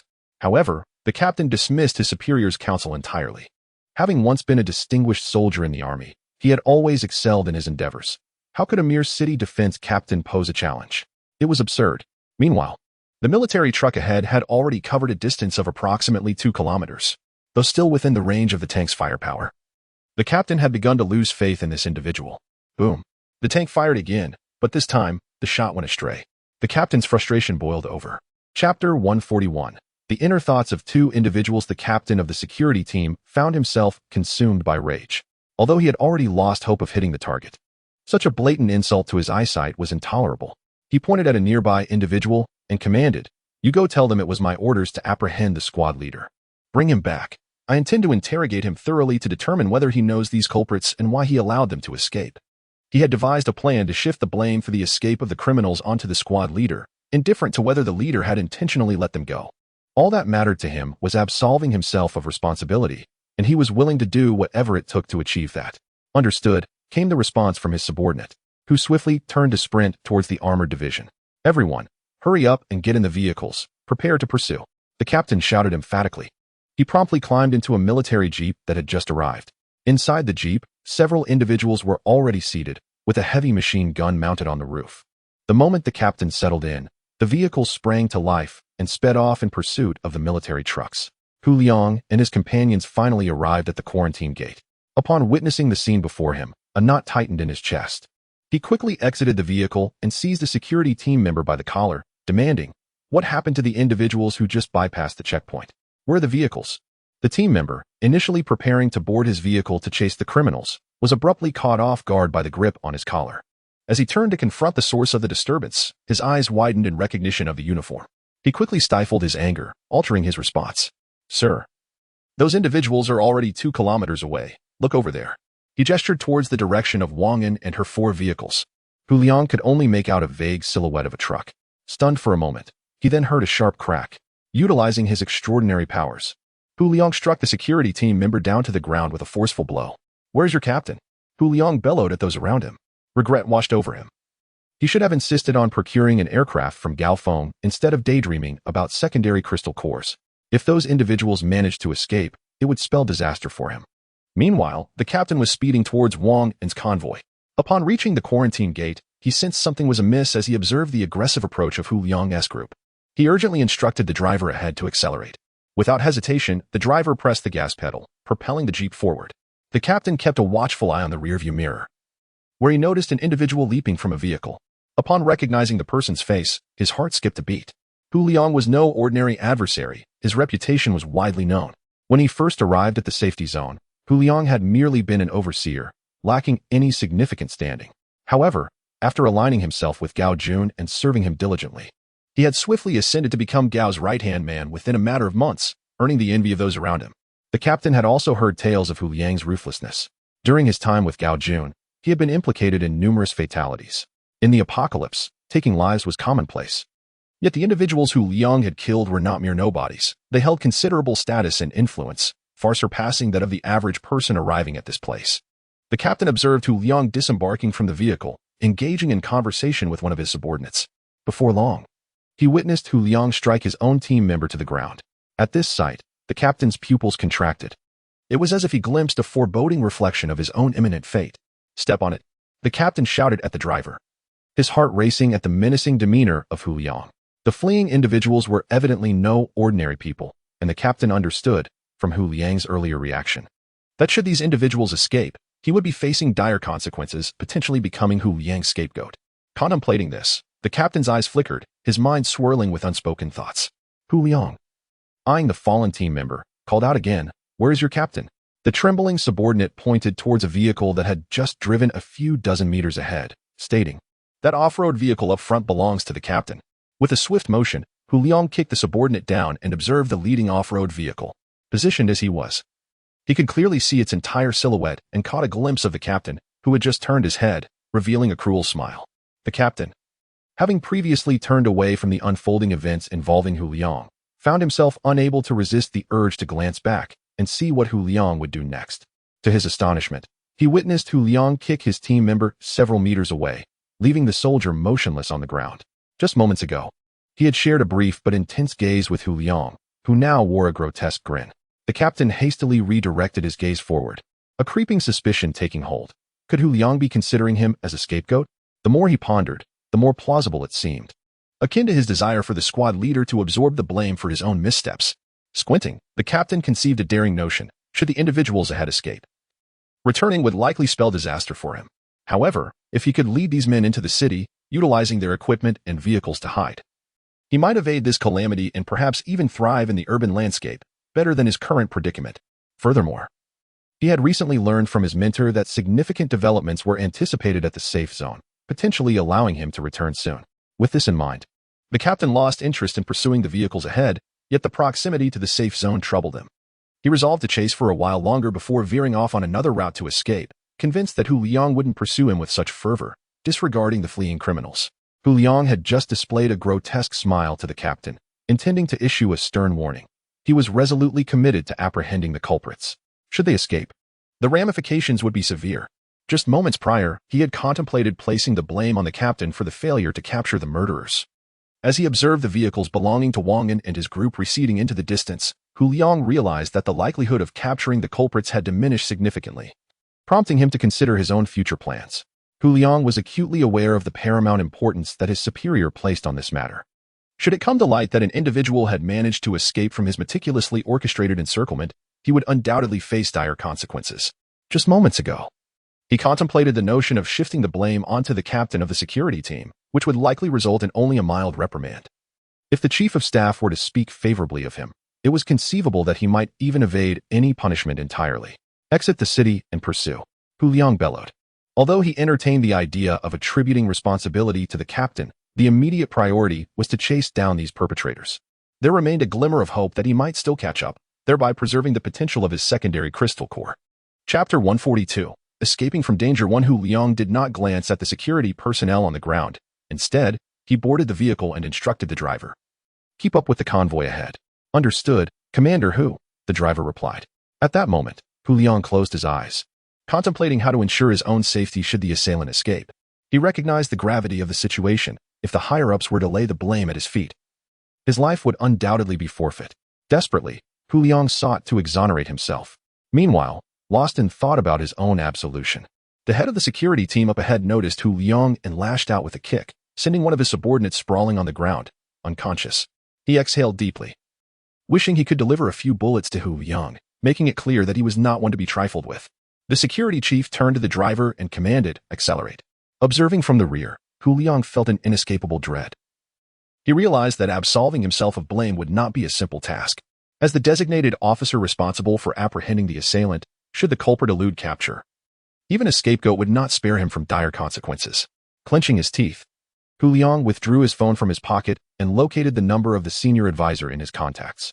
Without hesitation, he dialed. After a brief wait, the call connected. "Hello, senior advisor. This is Hu Liang." He spoke urgently. "Oh, what is it?" Gao Feng replied, his tone tinged with impatience. He was en route to Su Fenghu and felt that making a call at this juncture was ill-timed and frivolous. "Senior advisor, may I borrow the aircraft?" Hu Liang stammered. Imploringly, he detected the impatience in Gao Feng's voice, yet he found himself in a bind. Since he had to shoulder the primary responsibility, Hu Liang had no choice but to press for support. Allowing the assailant to escape would be far worse than incurring Gao Feng's wrath. "The aircraft? Did we not agree that you would apprehend them personally? Why the sudden request for an aircraft?" Gao Feng replied sternly. "Senior advisor, I had not yet arrived on site. Now that I am here, I have discovered that the assailants have already made their way 2 to 3 kilometers beyond the quarantine gate. If we do not deploy the aircraft for reinforcement, we may very well lose them," Hu Liang explained, desperation lacing his voice. 2 to 3 kilometers away? Gao Feng exclaimed in disbelief. He had not anticipated that the culprits could flee so swiftly. It had only been a little over half an hour since the incident occurred. Yet they had already breached the safety perimeter. "Indeed, without your aircraft's reinforcement, we are unlikely to capture the assailants," Hu Liang reiterated. "Very well, I understand. I will arrange for the aircraft shortly," Gao Feng responded after a moment of contemplation. He recognized that he could no longer defer. They had reached a critical juncture in the pursuit of the assailants. Should Su Fenghu learn that Hu Liang had requested reinforcements and Gao Feng had denied him, the consequences would be dire for him. He understood that agreeing to Hu Liang's request was the only viable option. He had a fleet of aircraft at his disposal, and lending a few would not pose significant repercussions. Then it is settled. After Gao Feng hung up the phone, he promptly dialed his secretary. Once connected, he instructed. "Secretary Li, arrange for 2 planes to support Hu Liang." "Understood, Chief of Staff," the secretary replied without hesitation. This exchange transpired in a remarkably brief span of time. Hu Liang had just ended a call, feeling a sense of triumph as he thought that with the aircraft reinforcement, the perpetrators ahead would likely not escape. Eliminating the need for any preposterous excuses, Hu Liang's convoy had already set off in pursuit of the security vehicles ahead. Just then, his phone rang, and upon noticing it was Chief of Staff Gao, he quickly answered. "Chief of Staff." Gao Feng, not wishing to engage in lengthy conversation, stated directly, "The planes are en route. Shortly, you will establish a connection to the XXX signal channel. If the culprits manage to evade capture, you need not return." With unwavering confidence, Hu Liang replied, "No problem. I will ensure the culprits do not escape." Rest assured, remember your words. That will be all, Gao Feng warned before ending the call. As they approached Su Fenghu's office, Gao Feng tidied his military uniform and proceeded towards the office. Meanwhile, after concluding the call with Gao Feng, Hu Liang grasped the nearby intercom, activated the XXX signal channel, and pressed the talk button, saying, "Hello, this is Hu Liang. Can you hear me? Hello, Commander Hu. This is Fighter Jet X-23. We are 1 minute away from the quarantine gate. What is your current position?" A youthful voice responded from the intercom. Hu Liang's spirits lifted. He hadn't anticipated the rapidity of the fighter jets. "Once you reach the quarantine gate, head south, and you will spot us. My vehicle is pursuing the cars ahead." "Your target is those vehicles." "Received," the man replied, internally scoffing at the situation, pondering how such a large team could struggle to apprehend a few individuals, necessitating the deployment of fighter jets. After their conversation, Hu Liang set down the intercom, his earlier apprehensions dissipating entirely. He had expected Gao Feng to assign a few ordinary planes to scout the escape routes of the vehicles ahead, but instead, he was provided with combat aircraft, powerful military assets capable of subduing even a second-tier aberrant creature. Capturing the individuals ahead should be a mere formality. In the mobile command unit, Wang An observed Hong Jie perched by the switch for the level 3 laser cannon, yet there was still no sign of action. Growing impatient, he urged, "Hong Jie, the time is nearly upon us. If we do not fire soon, those vehicles behind could be in grave danger." "I am aware, do not interrupt," Hong Jie replied with irritation. She had just witnessed the vehicles from the security checkpoint accelerating toward them, and a new wave of individuals had arrived, equipped with remarkably advanced gear. Recognizing that the moment had come, she aimed between the security team and the approaching group, her hand poised above the switch of the level 3 laser cannon. Whoosh!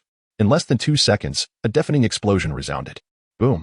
The driver of the security captain's vehicle suddenly exclaimed, "Captain, look at what is in the sky." Upon hearing the shout, the captain raised his head through the sunroof and caught a glimpse of the scene. He saw a crimson beam hurtling swiftly towards their direction. "Quick, steer to the right," the captain bellowed. His left eyelid twitched uncontrollably, aware that whatever was soaring above posed a grave threat, prompting him to maneuver towards the right terrain to evade this imminent peril. Chapter 143. Escape from Death 2. Hu Liang mused that with the fighter jet, capturing the few vehicles ahead should be a simple task.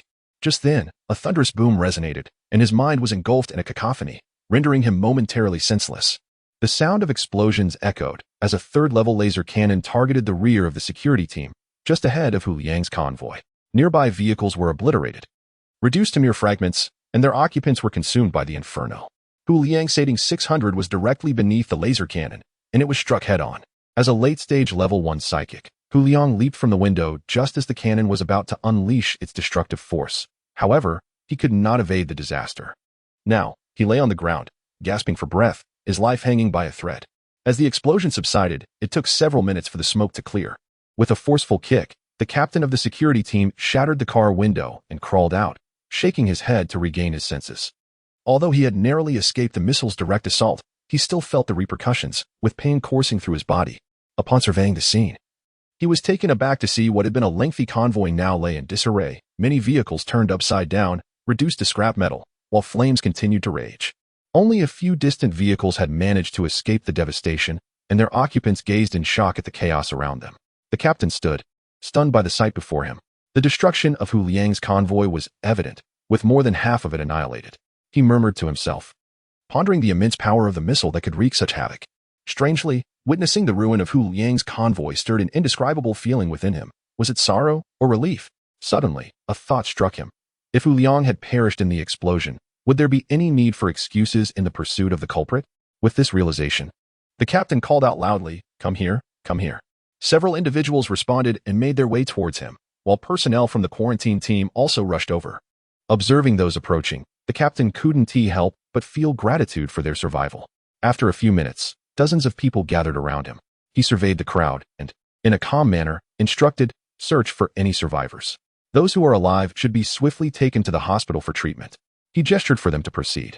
A weak chorus of agreement echoed around him. The captain felt no anger. The mere fact that they were alive was a blessing. His primary concern now was to locate Hu Liang and ascertain his fate, having witnessed how Hu Liang had treated his subordinates.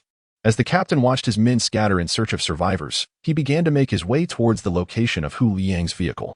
Finding the vehicle would not pose a challenge, as it lay near the epicenter of the explosion. However, Whether he would find Hu Liang alive remained uncertain. As the captain approached the vicinity, he surveyed the surrounding scene, which was indeed a harrowing sight. Not a single survivor was in sight. And he continued to scan the area. His only solace would come from finding someone, be it Hu Liang alive or dead. He feared that if others discovered him first, certain matters would become difficult to handle. After searching for several minutes, the captain stumbled upon several charred corpses, making it impossible to identify whether one of them was Hu Liang.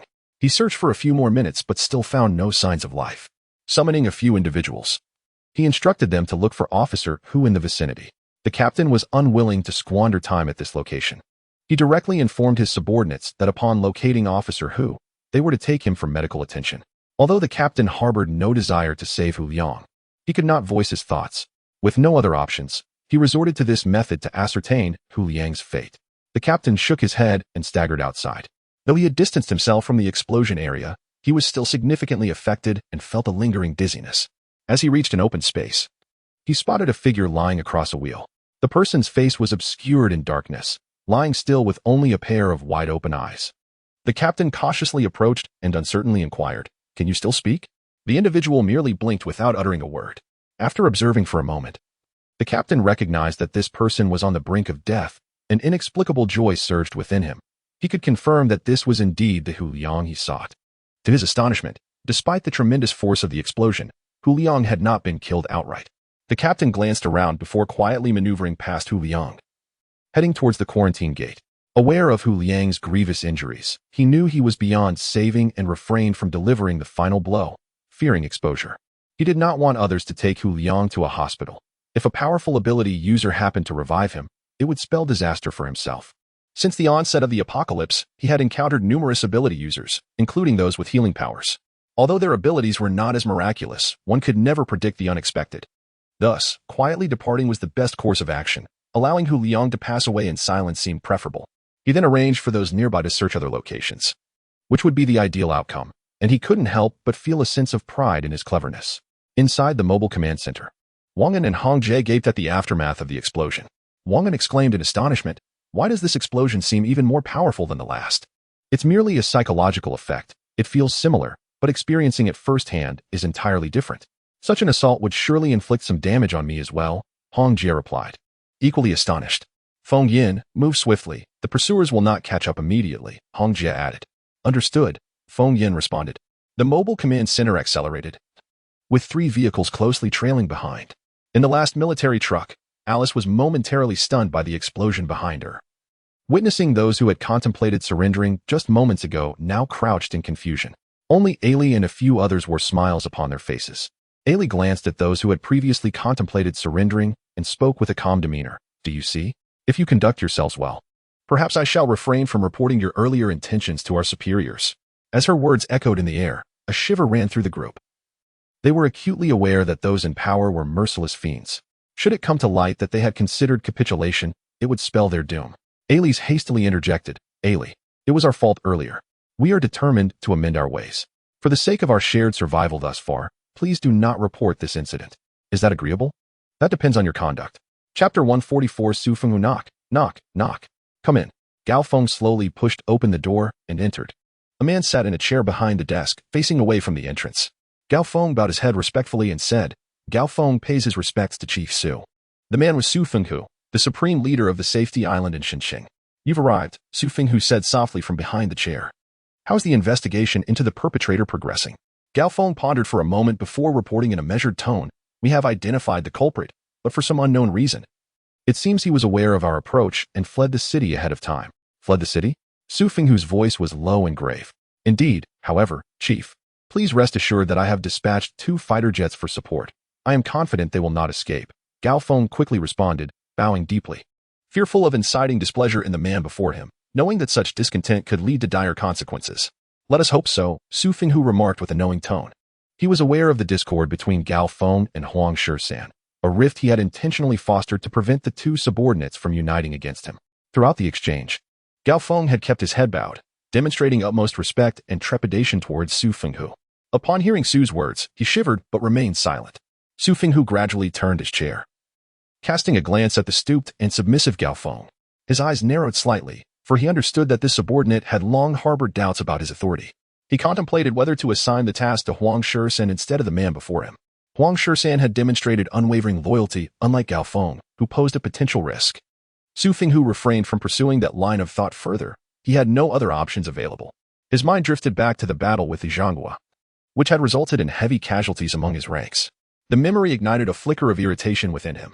When Su Fenghu had seen Li Zhanghua gravely wounded, he had relied on their mutual trust to deliver a surprise blow, convinced that the attack would leave Li on the brink of death. However, an aide loyal to Li had intervened, pushing Li aside to take the hit in his stead. Su Fenghu had not anticipated such misfortune, and Li's furious retaliation had escalated into chaos, with both sides clashing violently. As Su Fenghu engaged, his own trusted aide struck back against Li's subordinates, allowing him to hold his ground against Li Zhanghua. Su Fenghu, I have treated you well. Why do you choose to betray me now? Li Zhanghua shouted, his voice laced with fury. As they separated momentarily after their initial clash, Su Fenghu shook his numb arm and replied, You have indeed treated me well. But who does not desire this position? Now that you are gravely injured, if not now, then when shall I seize the opportunity? With that, he lunged once more at Li Zhanghua. Li Zhanghua had just endured a brutal strike from a fourth-level beast during the encirclement, and his body had yet to recover. Shortly thereafter, he engaged in a fierce exchange with Su Fenghu. Each blow aimed to be lethal. Despite possessing the strength of a late-stage third-level ability user, he found himself at a disadvantage against Su Fenghu, who had mid-stage third-level prowess. If given a moment to recuperate, the traitor before him would undoubtedly falter. Su Fenghu, however, would not grant him such an opportunity. Although his earlier ambush had failed, he had anticipated this outcome and was now determined to press on and eliminate his superior. Before the apocalypse erupted, Su Fenghu had long aspired to ascend the ranks. Yet, due to his youth and the reluctance of his superiors to confront Li Zhanghua directly, he had been forced to bide his time, hoping to outlast Li until retirement. However, with the Cataclysm's onset and the discovery of the secret behind the Crystal Course, witnessing Li Zhanghua hoard vast quantities for himself spurred Su Fenghu into action. He became consumed with the thought of usurping Li's position, waiting for the perfect opportunity, which seemed to present itself when Li disclosed his plan to hunt fourth-level beasts. A spark of joy ignited within Su Fenghu. It was as if fortune had bestowed him a pillow upon his arrival of sleep. His strategy was meticulously crafted, with generous rewards promised to his trusted allies. As combat raged on between their forces, Su Fenghu denied Li Zhanghua even a moment's respite. He understood that granting such an opportunity could lead to his own demise. The disparity between mid-stage and late-stage third-level abilities was substantial. Under normal circumstances, Su Fenghu would have been defeated by Li Zhanghua after several exchanges. However, with Li severely wounded and fatigued from a prior battle, he was no match for Su Fenghu's relentless assault. Li Zhanghua was acutely aware of this grim reality. His heart filled with animosity towards the backstabbing Su Fenghu. He sought refuge with his trusted allies, attempting to unite against Su's onslaught. Yet, the situation did not unfold as he wished. As he approached one of his confidants, they were immediately targeted by Su Fenghu and his subordinates. Despite his injuries, Su Fenghu pressed forward, launching attacks against both Li and his allies. While he managed to evade some strikes, his companions suffered grievously, falling one by one to Su's relentless forces. Li's heart shattered at the sight. He realized that if this continued, he would surely perish here. Observing the chaos, the soldiers outside were uncertain whom to support. Some wished to aid Li Zhanghua, but were intercepted by Su Fenghu's early defectors, leading to a standoff without any blows being struck. Meanwhile, the pitch-black panther lay on the ground, barely clinging to life after enduring relentless assaults for 2 days and nights. Its body marred with wounds and drenched in blood. The flow of blood had dwindled to a mere trickle, signaling its impending demise. As the battle between Li Zhanghua and Su Fenghu raged on for several more minutes, Li watched in despair as his trusted allies fell one after another. Though he managed to slay a few of Su Fenghu's subordinates, it was a mere drop in the ocean, insufficient to stem the tide of Su's ferocity. Li Zhanghua gazed at the advancing onslaught of Su Fenghu, taking a deep breath as he prepared for a final struggle. Just then, a sudden cry of an animal echoed from afar. Su Fenghu, startled by the sound, ordered several of his subordinates to investigate the nature of the beast. Upon hearing Su Fenghu's command, they promptly turned to depart. You are fortunate. Even in the face of death, unexpected events can arise. Su Fenghu remarked with a smile directed at Li Zhanghua. Bah, my fate today shall be your fate tomorrow. Do not celebrate too soon.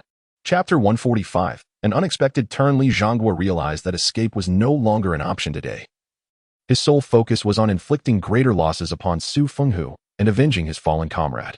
The two engaged in combat once more, both wielding offensive abilities with strikingly similar techniques. as they simultaneously conjured yellow orbs of energy in their right hands. It was evident that Li Zhongguo's orb was significantly larger than Su Fenghu's. However, the power emanating from Li Zhongguo's orb appeared considerably diminished, its hue faint. With a swift pivot, Su Fenghu evaded a punch from Li Zhongguo. He then forcefully propelled himself off the ground, raising both legs to deliver a brutal kick to Li Zhongguo's abdomen. The impact was resounding. Already injured and exhausted from prolonged fighting, Li Zhongguo was taken by surprise by Su Fenghu's rapid assault and was sent sprawling several meters away. As Li Zhongguo struggled to rise, he spat out a mouthful of blood, his gaze filled with fierce determination as he glared at Su Fenghu. He yearned to stand, yet his body refused to respond, leaving him to sit helplessly on the ground, fixated on his opponent. Aha! Su Fenghu laughed maniacally, gradually advancing towards Li Zhongguo. He was determined to personally eliminate his adversary so that he could ascend to a position of power without guilt, for he could not find peace otherwise. When Su Fenghu was merely 3 or 4 meters away from Li Zhongguo, a bloodied figure stumbled towards him, shouting urgently, "Commander Su, trouble. A level 4 beast has arrived outside, and the soldiers you dispatched have all perished." This bloodied individual was Huang Shisan, now merely a colonel under Su Fenghu's command. What? Su Fenghu was momentarily taken aback by Huang Shisan's words, then asked, "Is everyone dead?" "All of them. I barely escaped with my life by remaining at the rear," Huang Shisan replied, his face smeared with blood, unsure whether the liquid streaming from his eyes was tears or blood. Su Fenghu's heart tightened upon hearing this. He understood that he needed to flee immediately to avoid the same fate. Resolving this, he turned to deliver a final blow to Li Zhongguo, determined to eliminate the old man. Su Fenghu, meet your end." Li Zhongguo seized the opportunity before him, biting his tongue to gather the last remnants of his power, intent on delivering a lethal strike to Su Fenghu. To his surprise, Su Fenghu had not anticipated such a fierce retaliation from the nearly defeated Li Zhongguo. Had it not been for the alarming news disrupting his concentration, Li Zhongguo would not have landed a blow. Li Zhongguo's fist struck Su Fenghu's chest. Upon witnessing the damage inflicted, he shook his head slightly. His strength was still too depleted. Had he been at his peak, Su Fenghu's chest would have surely been pierced. Yet now he merely sent Su Fenghu tumbling backward. "You seek death," Su Fenghu bellowed as he crashed to the ground, rising to charge furiously at Li Zhongguo. Li Zhongguo stood rigidly, utterly drained of strength. With a swift motion, Su Fenghu delivered a decisive strike that severed Li Zhongguo's head, which fell downward, blood cascading from the air in a gruesome display. Huang Shisan, witnessing this macabre scene, appeared momentarily paralyzed by shock. Su Fenghu rushed towards the deceased 4th-level Black Panther, casting a stern glance at the still-stunned Huang Shisan, and bellowed, "What are you standing there for? Are you waiting for the 4th-level beast to arrive?" My apologies. Commander Su, Huang Shisan finally snapped to attention, hastily responding. Su Fenghu continued his sprint towards the 4th-level Black Panther, disregarding the fool behind him. Suddenly, he recalled something and, turning his back to Huang Shisan, shouted, "Quickly instruct the nearby soldiers to evacuate to a gathering point 1,000 meters outside the safe zone. Anyone who dares to enter the city without authorization." At this point, Su Fenghu turned to see Huang Shisan approaching. The latter, sensing the fierceness in Su Fenghu's gaze and recalling the horrifying image of Li Zhongguo's severed head, shuddered and promptly assured, "I understand, Commander Su. Rest assured. I know what to do." Upon hearing this, Su Fenghu realized that Huang Shisan had grasped his intent. He approached the 4th-level Black Panther, extending his hand towards its head, retrieving a blood-soaked crystal core that glimmered ominously in his grasp. He gave it a gentle shake, sending droplets of blood flying in all directions. As he examined the dark crystal core, his eyes narrowed in contemplation, murmuring to himself, "Why is it black? The 1st, 2nd, and 3rd-level cores are all white. Has the color changed at the 4th level?" Before Su Fenghu could delve further into his thoughts, a distant roar interrupted him, prompting an immediate retreat as he bent his knees and dashed away. He picked up a water cup from his desk, reflecting on the grim reality that upon his return, aside from the current high peak, only Huang Shisan remained of his trusted aides, the rest having perished in the fray. His heart ached with the loss. While these two were not without merit, they paled in comparison to his true confidants. With Huang Shisan now potentially lost, he was left with this soldier, whom he had always regarded with a degree of suspicion. Necessity, however, left him no choice but to rely on him, as he had no one else of worth. With these thoughts in mind, Su Fenghu spoke with a measured tone. "You must have heard about Huang Shisan's mission." The high peak, bowing his head, silently cursed Su Fenghu, feeling his neck strain with the continued posture. He stammered, "I've heard. It has been mentioned below. That's good to hear. This mission is akin to the last. If you can capture another 4th-level Black Panther, a 3rd-level crystal core is surely yours," Su Fenghu stated slowly. That might not be appropriate," the high peak subtly declined. Su Fenghu continued, "The third-level crystal core will not be immediately granted, but once the task is accomplished, I will ensure it is yours." "Ah, this," the high peak replied, astonished. In his heart, he had already cursed Su Fenghu's ancestors for 18 generations. He truly did not anticipate that Su Fenghu would treat him so differently. He readily bestowed the third-level crystal nucleus to Wang Shi, but when it came to him, the matter was concluded, and he even had the audacity to inquire whether he could manage. Could I possibly refuse? It posed no issue. Yet if the time came without a third-level ability, what if an unforeseen circumstance arose? Without a third-level ability user, support would be difficult. Gao Feng still hoped to negotiate further. "This is not something you need to concern yourself with," Su Fenghu replied coldly. He was acutely aware of Gao Feng's thoughts. Yet Su Fenghu remained resolute in his refusal. Should danger arise, Gao Feng might exploit the situation, and that would truly place his life at risk.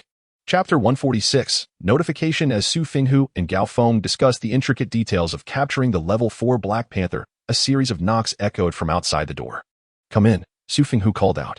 "What is the matter?" Reporting to the commander. "The head of the Quarantine Gate security team has informed us that the murderer of Commander Huang has escaped. He also mentioned that the assailant launched a powerful missile, which directly resulted in the death of Officer Hu," a soldier reported. "What? Hu Liang is dead?" Gao Feng inquired with astonishment. Hearing this outcome, Su Fenghu furrowed his brow, casting a questioning glance at Gao Feng, awaiting an explanation. Sensing Su Fenghu's inquiring gaze, Gao Feng calmly responded, "Hu Liang was the primary individual responsible for apprehending the murderer. I never anticipated that he would also meet his demise. Then why did the fighter jets you dispatched allow the murderer to escape?" Su Fenghu questioned, his anger simmering beneath the surface. He was frustrated to discover that Gao Feng had not taken this matter seriously. However, he restrained his outrage, recognizing that since he had appointed Gao Feng as the commander, it was unwise to offend him, as it could pose significant risks. "I am unsure of the reasons. I had dispatched 2 fighter jets, never expecting the situation to escalate like this," Gao Feng hastily explained. Inwardly, he felt disdain. Had he been provided with a level 3 crystal core, perhaps he would have offered a more earnest explanation. But at this moment, he could hardly be bothered to justify himself. Su Fenghu, upon hearing this explanation, was equally incensed. He suppressed his fury and outwardly maintained a calm demeanor. "Then inquire about the reasons right now." "Understood," Gao Feng replied, pulling out his phone to contact the command center. "Chief of Staff, do you have any instructions?" A man's voice resonated on the line. Gao Feng switched the phone to speaker mode, allowing Su Fenghu to hear as well, thereby minimizing potential complications. He directly posed his question: "Why did the 2 fighter jets we dispatched fail to capture the murderer and instead allow him to escape?" The man on the other end replied, "Please hold on. I will get in touch with them immediately." All right. Before long, the call was connected directly to the fighter jets. "Hello, Chief of Staff. Greetings. Please explain the reason." "As soon as we arrived near the quarantine gate, we witnessed a massive missile explosion. After waiting for a while, we observed that the majority of our ground team had suffered casualties. Fearing the presence of more such projectiles and lacking ground troop support, we found it exceedingly difficult to defeat the adversary, thus we ordered a halt to the pursuit," the man aboard the fighter jet explained. "Very well. I shall tentatively accept your account. Please send over the footage of the explosion. I wish to see what missile was so formidable that even our fighter jets hesitated," Gao Feng said solemnly. He felt as if his subordinates were treating him like a fool. "Understood," the man agreed. Once Gao Feng heard the man's compliance, he promptly ended the call. Stealing a glance at Su Fenghu's expression, he noted no discernible change, which brought him a measure of relief. After all, if he were to provoke this officer, he would not be in for a favorable outcome. After a brief wait, a video arrived on the phone. Yu approached and projected it onto the screen. At this moment, Su Fenghu spoke up. Initially, he suspected that Gao Feng was employing underhanded tactics to evade capturing the culprit. But after listening to their conversation, Su Fenghu dismissed this notion. Instead, his curiosity was piqued by the missile. What kind of explosion could impede the advance of a fighter jet?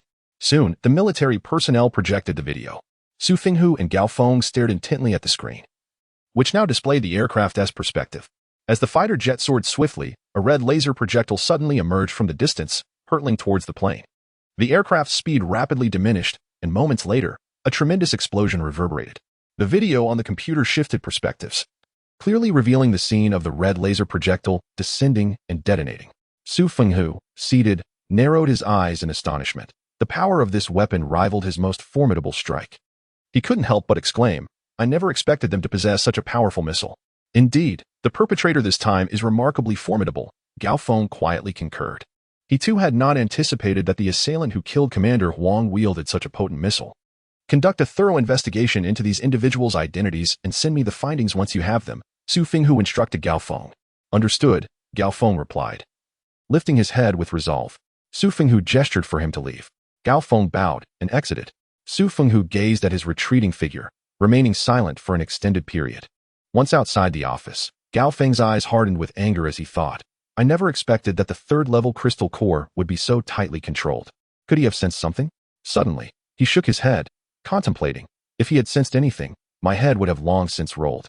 He must merely harbor suspicions about me. He recalled the explosive scene he had just witnessed, and curiosity regarding the identities of these individuals surged within him, prompting him to quicken his pace towards the archives. Meanwhile, a vehicle sped along the highway, and the occupants began to relax. Wang An and Hong Jie had exited the operations room.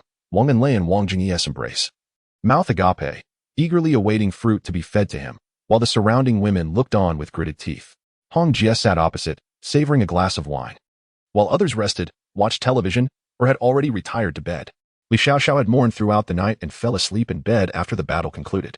At that moment, two individuals stood across from the sofa, Qing Ming and Ling Yulin, observing the principal instigator of this incident, leaving everyone present at a loss for words. Wang An noticed their silence. During the operations meeting, Hong Jie had consulted him, suggesting she handle the matter, to which he had agreed. Deciding to be merely an observer this time. Qing Ming, please recount the events as they unfolded, Hong Jie said softly, looking at the two. Certainly. Qing Ming recounted the specifics of the situation with great care, captivating the audience with his words. At this moment, Wang An could no longer contain his curiosity and inquired, what will happen if Huangshe consumes the Qinghua powder? Qing Ming pressed his lips together and replied, Huangshe was not very clear about it at the time. Wang An then turned his gaze towards Ling Weilin, encouraging her to speak up. Ling Weilin gritted her teeth and declared, if you hand over that level 3 crystal to me, I will divulge everything I know. She hoped to take a gamble, believing that these individuals before her did not possess the ruthlessness she had encountered elsewhere. As a level 2 late-stage ability user, she was in dire need of that level 3 crystal core. Chapter 147. Secrets what? Wang An could not help but inquire, uncertain if he had misheard. The others looked at Ling Yulin with bewildered expressions, pondering the audacity of this woman. I am currently a level 2 late-stage ability user. If I acquire a level 3 crystal core, I possess an 80% chance of successfully advancing to a level 3 ability user. Therefore, before Ling Yulin could finish her words, Wang An interrupted, saying, as long as you can provide us with the information we seek, I shall grant you the level 3 crystal core. Ling Yulin remained unmoved, clearly skeptical of Wang An's assertions. Look, these are all my women. I would not make baseless boasts in their presence, Wang An explained nonchalantly. At that moment, Wang Jingyi placed a strawberry gently into Wang An's mouth. He savored the fruit, and the surrounding noise diminished significantly, leaving only the sound of his chewing. Ling Yulin sat in the RV for a while, enviously observing this man. If his words were truthful, and all these women belonged to him, then he was indeed an object of envy in this apocalyptic world. The snacks and fruits on the coffee table, the beautiful women attending to him, and the various women of differing beauty surrounding him, coupled with the military trucks trailing behind, all exuded a formidable aura. Ling Yulin had also witnessed the red missile, its sheer power leaving her momentarily speechless. After a moment of contemplation, she shook her head, refusing to believe Wang An's words. Will you speak or not? Hong Jie interjected at this juncture. No sooner had she spoken than Ling Yulin felt the air around her grow frigid, causing her to shiver involuntarily. Cold Moon Lin gazed at the other with astonishment. From their first encounter, she had sensed that this person was extraordinary, yet she had not anticipated that they could so effortlessly lower the temperature of the atmosphere. However, she, too, possessed a personality that would not act without certainty. Grinding her teeth, she declared, unless you swear to provide me with the level 3 crystal core, I shall not divulge anything. Oh, you choose not to speak? Hong Jie asked coolly. All right, what is going on here? Wang An interjected, hastily curbing Hong Jie's escalating actions. He turned to Ling Yulin, exasperatedly stating, I swear, but do not push your luck. Be aware of your current situation, understand? Ling Yulin nodded. Having sensed the aura of death moments ago, she dared not further test their limits. I, Wang An, swear to the heavens that as long as the information you provide, Ling Yulin, is of significant assistance to me, I shall grant you a level 3 crystal core. Should I violate this oath, may the heavens strike me with thunder. Wang An raised his right hand, fingers pointed skyward, and asked, can you speak now? This was Wang An's first oath, and it felt peculiar. Ling Yulin nodded and began, the love flower powder is a forbidden drug. prohibited by the government even before the apocalypse. It induces hallucinations and hypnosis. These are its primary effects.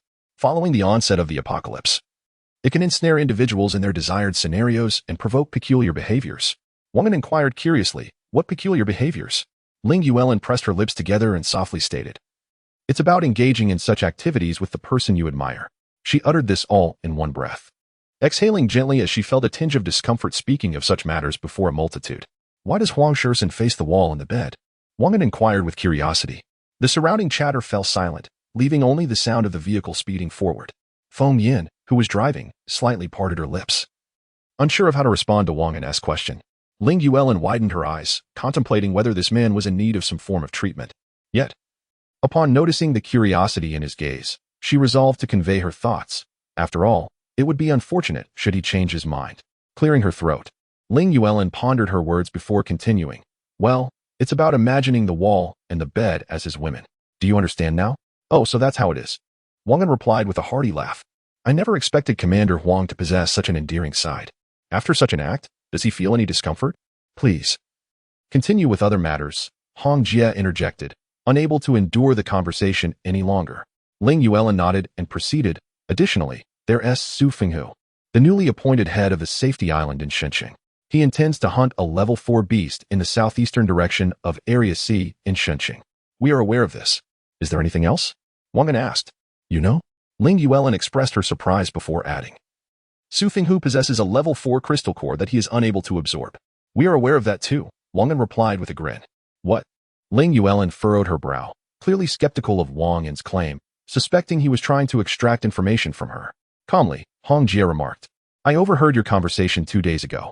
Ling Yuelin contemplated for a moment before nodding slightly, acknowledging that she had indeed spoken of such matters 2 days prior. Is there anything else you wish to convey? If that is all, I cannot grant you this level 3 crystal core, Wang An said with a mischievous tone. Ling Yuelin fell into silence, seemingly deliberating a decision. After a few minutes, she bit her lip and asked, Do you know Gao Feng? Wang An and the others shook their heads. They had only spent a single day on Safety Island, including the night's rest. Apart from the information Wang An and Hong Jie had gathered, they were oblivious to any other details, which was unavoidable. Gao Feng, another subordinate of Su Fenghu, holds the position of Chief of Staff, commonly referred to as Chief Gao. I am aware of a secret regarding him that may prove beneficial to you. Ling Yuelin paused, allowing the weight of her words to settle. Wang An glanced at Ling Yuelin, understanding her intent, and spoke. As long as your information is of value to me, I assure you I will not go back on my word. Upon hearing this, Ling Yuelin continued, Gao Feng has betrayed Su Fenghu. He has joined another organization that seeks to usurp Su Fenghu's position. That is all I know. Wang An was taken aback upon hearing Ling Yuelin's words, as he had not anticipated such a multitude of chaotic events occurring within a safety zone in Shen City. Hong Jie and several other women also expressed their astonishment. Slowly, Hong Jie inquired, is it possible that Su Fenghu is unaware of this matter? Ling Yuelin pondered for a moment before responding. He must suspect Gao Feng of harboring ulterior motives, yet he is oblivious to the existence of such an organization. Wang An curiously asked, will this organization send individuals over this time? Ling Yuelin softly replied, I have already disclosed everything I know to you. Now, can you provide me with my third-grade crystal core? She chose not to elaborate any further. Chapter 148. The Man in Black. Wang An glanced at Ling Yuelin and remarked, this information is indeed useful to us. Could you elaborate further on the organization behind Gao Feng? I'm afraid this is all I know, Ling Yuelin replied softly. Wang An hesitated, unsure how to continue the conversation, and turned to the elegant Hong Jie, who was gracefully sipping from her wine glass, clearing his throat. Wang An feigned pulling a third-tier crystal core from his pocket and tossed it to Ling Yuelin, saying nonchalantly, the information you provided is of great significance to us. Consider this your compensation. Ling Yuelin accepted it, scrutinizing the item carefully before nodding in acknowledgement that all was in order. Now, could you share your background with us? Wang An inquired again. Ling Yuelin paused for a moment before softly responding, I was merely gathering intelligence on Huang Shizhen. There is nothing more to it. That doesn't seem right. Were you not assigned as an undercover agent beside Huang Shizhen? Do you not have an organization backing you? Wang An asked skeptically. I am alone. I truly am. Ling Yuelin insisted. You must be deceiving us. The compensation you received was for the valuable information you provided. Now that you find yourself in our custody, think carefully before you speak. Do not mislead yourself, Wang An stated firmly. I genuinely am alone. Ling Yuelin reiterated her claim. Wang An chose not to engage further with her and turned his attention to Hong Jie. Hong Jie cast a glance at Wang An and waved to Fei Li, who stood behind her. Fei Li lowered her head as Hongjia quietly whispered a few words in her ear. Subsequently, Fei Li approached Ling Yuelin, grasping her arm and leading her toward the adjacent bedroom. Hongjia gestured to Tao Li, indicating she should assist Fei Li. Tao Li, comprehending Hongjia's signal, promptly followed them into the bedroom. At this moment, Feng Yin inquired, "Hongjia, where are we heading next?" After a moment of contemplation, Hongjia replied, "We shall head southeast towards Area C of Xinqing." She had conferred with Wang An beforehand, planning to drive in that direction after leaving the city. Wang An gently reached towards Wang Jingyi's collar, captivated by her voluptuous figure swaying before him, an unsettling fire igniting within him. "What are you doing?" Wang Jingyi whispered coyly in his ear. "Isn't this what you desire?" Wang An replied playfully. "No. There are too many people here. Let's wait until we reach the bedroom tonight," she suggested. "Very well," Wang An agreed, recognizing the inappropriateness of their surroundings. He lightly patted Wang Jingyi's arm, signaling that he intended to rise. Wang Jingyi obediently straightened her posture, lowering her arm. Wang An stood and walked over to Hongjia, wishing to discuss their upcoming plans further. Although they had conferred the previous night, he remained somewhat uneasy. He sat closely beside Hongjia, wrapping his arm around her slender waist, and whispered near her ear, "With this new force emerging, shall we proceed according to our original plan?" Hongjia did not flinch. After a moment of contemplation, she spoke softly. "First, let us locate Su Fenghu and his team. We shall observe from a distance to ascertain if there are any other forces at play. And if there are?" came the inquiry. "If they exist, we shall first assess their strength. Should we find them formidable, we will bide our time and watch for further developments." Hongjia replied with a calm demeanor. "Indeed," Wang An agreed, exhaling warmth into the air. "With your presence, there are hardly any factions that could rival us. Yet we must not be too complacent," Hongjia cautioned. "Consider that everything you have stems from this mobile home. If your secret were to be uncovered, could you withstand the relentless pursuit that would ensue?"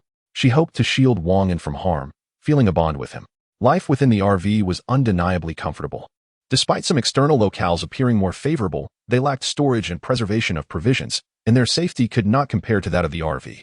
She realized her growing fondness for the man before her, no longer wishing to part from him. Should the opportunity for power arise, she resolved not to act recklessly. Wang An nodded, indicating his understanding. Meanwhile, Gao Feng had returned to his office, examining the documents in his hands. Wang An, aged 21, hailing from South China City, orphaned, living with a cousin. Gao Feng was taken aback that someone from South China City had made his way to Xinqing. Had he been here since before the apocalypse? As he continued reading, he found little of value in the other profiles, furrowing his brow as he glanced at his subordinate standing nearby. "Is this all you have uncovered?" Gao Feng inquired sternly. "Indeed, our information repositories suffered damage during transport, so we can only retrieve this much," the subordinate explained meticulously. "Very well, you may leave." Gao Feng replied with a sense of resignation. He had not anticipated the extent of the damage to their information database, which had resulted in the loss of crucial data. He had conveyed Su Fenghu's directives to the current organization, and with Su Fenghu's lack of mercy, he felt no guilt in being unfaithful. After communicating with the organization, Gao Feng was instructed to prepare a deployment plan, ensuring that when the time came, Su Fenghu would face a grave crisis. Having arranged the necessary preparations, Gao Feng was set to lead the military towards the southeastern quadrant of Xinqing the following day. The discovery of a level 4 Black Panther beast awaited his command. Once Su Fenghu arrived, they could immediately confront the formidable creature. In Su Fenghu's office, a man clad in black sat across from him, engaged in discussion. Following his confrontation with Li Zhonghua, Su Fenghu was acutely aware of the need for contingencies. Knowing Gao Feng harbored suspicions, he could not afford to leave his successors in the hands of someone so adept at treachery. "This matter is of utmost importance. Ensure you remain vigilant regarding Gao Feng's movements," he commanded. Su Fenghu spoke in a deep voice. "Understood, my master. If this plan succeeds, and I manage to break through to a level 4 ability user, all the level 3 crystal cores I possess, along with any level 4 crystal cores I acquire afterward, will be supplied to you first. Do you comprehend?" Su Fenghu was painting a promising picture for the man in black before him. What he spoke was indeed sincere. Although Su Fenghu trusted few, he held a profound confidence in this individual. The man in black's eyes glimmered, evidently intrigued. It seemed he was aware that Su Fenghu would genuinely follow through with his promise. He assuredly replied, "Rest assured, upon our arrival, I will ensure that my most trusted associates monitor Gao Feng's every move." Chapter 149. The deal. Su Fenghu nodded, choosing silence. The man in black, perceiving the expression on Su Fenghu's face, understood it was time to take his leave. He murmured, "Master, I shall take my leave now." Upon finishing his words, He turned and made his way towards the window, always cloaked in secrecy during his visits, ensuring that no one else was aware of his presence in Su Fenghu's office. As he was about to leap out, Su Fenghu's calm voice resonated behind him. Exercise utmost caution this time. Should you falter, none shall reap the rewards. I understand, replied the man in black with a nod, before expertly vaulting out of the window. Su Fenghu observed the man's departure. His earlier remarks aimed at instilling a sense of vigilance in him while assigning a clear task. This alleviated the weight of impending peril he felt upon his shoulders. Contemplating that Gao Feng would set off the following day, Su Fenghu realized that his own endeavors could only commence once the latter had departed. He gazed through the window at the sky. The weather was splendid today, the sun perched high in the heavens, accompanied by a gentle breeze that stirred the branches outside. Su Fenghu mused that it would be a delightful day to bask in the sun. Such weather had become a rarity since the onset of the apocalypse. And he contemplated the potential success of his current undertaking, which would elevate him to a level 4 superpower, solidifying his status as the most formidable force in this realm. A smile unconsciously graced his lips. In the RV, Wang An listened to Hong Jie's admonitions while his hands wandered restlessly. He nodded intermittently, feigning attentiveness. Hong Jie rolled her eyes, fully aware that this man was preoccupied with less than noble thoughts, and chose to cease her lecture, instead silently enduring Wang An's fidgeting hands. Uncertain of the reasons behind it, she had grown accustomed to his antics and refrained from curbing his overzealous behavior. Just as Wang An's right hand was nearing the hem of Hong Jie's crimson skirt, the bedroom door swung open, and Fei Li emerged, striding directly towards Wang An and Hong Jie. Upon reaching them, she spoke softly. I used various methods, said nothing. She must have undergone training, thus I have no other recourse. Upon hearing this, Hong Jie furrowed her brow in contemplation before casting a half-smile towards Wang An, saying nonchalantly, why not give it a try? Perhaps it will compel her to disclose the organization behind it all. Without a moment's hesitation, Wang An declined, I want to go. I was busy all night yesterday and now wish to rest. He stood up, intending to retreat to his bedroom for some much-needed sleep. You should go now. It is the best course of action at this moment. Others are unlikely to conceive alternative methods. Fei Li is the most adept interrogator among my associates. If you refuse and unforeseen complications arise, do not say I did not forewarn you, Hong Jie explained earnestly. Wang An, feeling somewhat exasperated, replied, must I truly go? He sighed, lamenting that while he was often criticized for having too many women, it was invariably her insistence that placed him in such predicaments, leaving him with little choice. Go ahead. This task is solely yours, Hong Jie stated flatly. Let me be frank, should you engage in such acts, do not blame me for my lack of responsibility. Wang An shamelessly replied. Beside him, Fei Li's gaze fixed on Wang An, her desire to press him to the ground and administer a thorough beating palpable. Hong Jie continued nonchalantly. Rest assured, I assure you that as long as you uncover the secrets involved, I will guarantee your safety in this matter, along with additional rewards. As she spoke, she winked at Wang An, exuding an irresistible allure. Really, you mustn't go back on your word, Wang An exclaimed, excitement evident in his voice. Have no worries, he assured. And upon hearing Hong Jie's promise, he strode towards the bedroom where Fei Li and the others were located, an insatiable thrill coursing through him.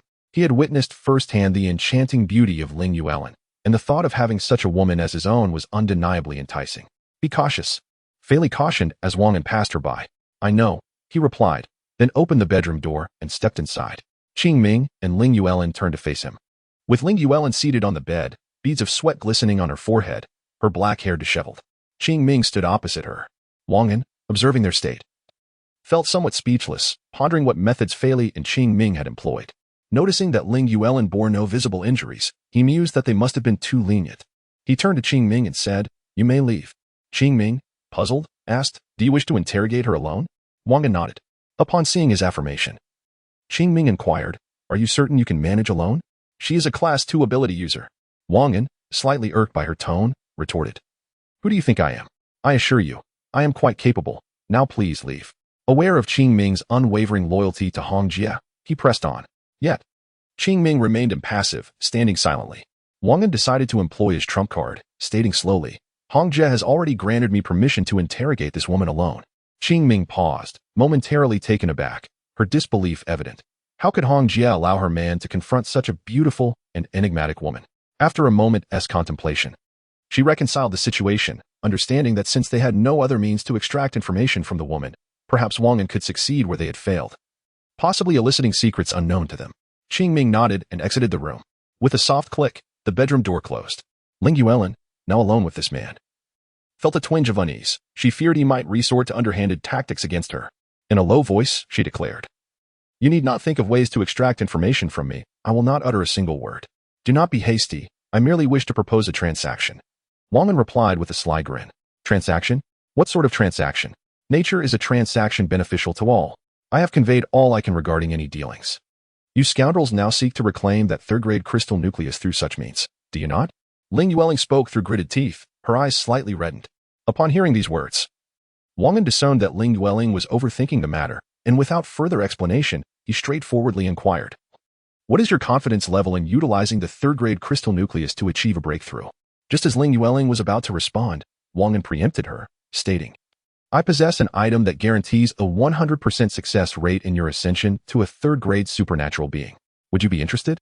Chapter 150. Lingyue Forest appeared to harbor doubts regarding Wang An's assertions. As she had been immobilized by Qingming's acupoint technique, she remained seated, motionless. Wang An discerned her skepticism yet spoke with a languid demeanor, stating, "You find yourself in our midst. Escaping is nearly impossible. Your best course of action is to negotiate a favorable condition for yourself. Surely, you can see that I am not one to make empty promises." Lingyue Forest fell into contemplation, realizing that this man named Wang An was indeed speaking the truth. These individuals were intent on extracting secrets from her, and she surmised they would resort to any means necessary. Her only recourse was to barter these secrets for a substantial reward. After a moment's reflection, she replied, "Present your terms, and I shall consider their appropriateness. Just as I mentioned earlier, how do you find it?" Wang An responded with a grin. "Should you persist in this manner, there will be no need for further discussion," Lingyue Forest retorted, furrowing her brow. She was perplexed by Wang An's demeanor despite her forthrightness, which only fueled her irritation. Wang An, unwilling to squander time, stated plainly, "You made out my words, but they are grounded in reality. If you wish to employ my method to ascend to a level 3 ability user, you must become my woman. Only then can this secret be safeguarded. Ponder this." His tone carried a chill. He understood that revealing such a secret left her with little choice. Lingyue Forest scrutinized Wang An, noting the gravity in his words, and sensed he was not deceiving her. Since the cataclysm began over a month ago, she had never encountered anyone who could guarantee 100% success in breaking through. Her leader had barely succeeded by relying on 2 level 3 crystal cores, making her unsure of this newfound revelation. Lingyue Forest inquired earnestly, "Is this truly the case?" "Rest assured, I have no intention of deceiving you," Wang An assured her. Reluctantly, Lingyue Forest chose to trust the man before her. Skepticism was futile. Earlier, she had boasted an 80% confidence in her breakthrough, which was somewhat exaggerated. The crystal core she possessed afforded only a 40 to 50% chance of success. If Wang An's claims held merit, she found herself tempted. She was increasingly aware of the advantages that accompanied advancing to a higher level. "Allow me a moment to contemplate," Lingyue Forest requested of Wang An, who stood nearby. She needed to weigh what information she could divulge about her organization and what must remain concealed. Assessing the benefits and drawbacks of such an arrangement, she felt no aversion to the notion of engaging in such a transaction with Wang An. Since the onset of the apocalypse, she had witnessed countless similar occurrences.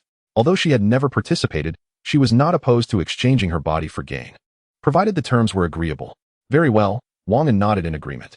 Just then, Qingming emerged from the bedroom and approached Hongjie, expressing his confusion. "Sister Hong, why have you acquiesced to Wang An's proposal? This does not serve to improve this individual's character." Hongjie chuckled and remarked, "When you first brought this woman here, was it not because of her beauty, intending to present her to Wang An?"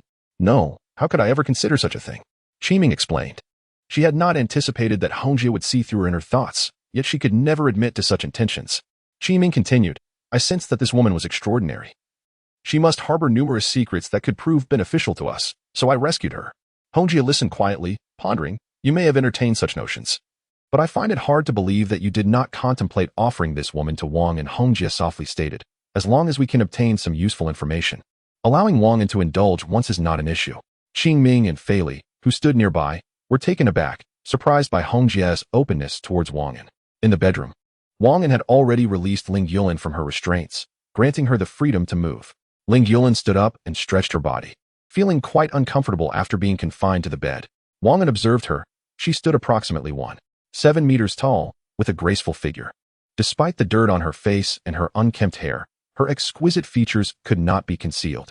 Ling Yueling bore a resemblance to the popular Li Jiun from before the apocalypse.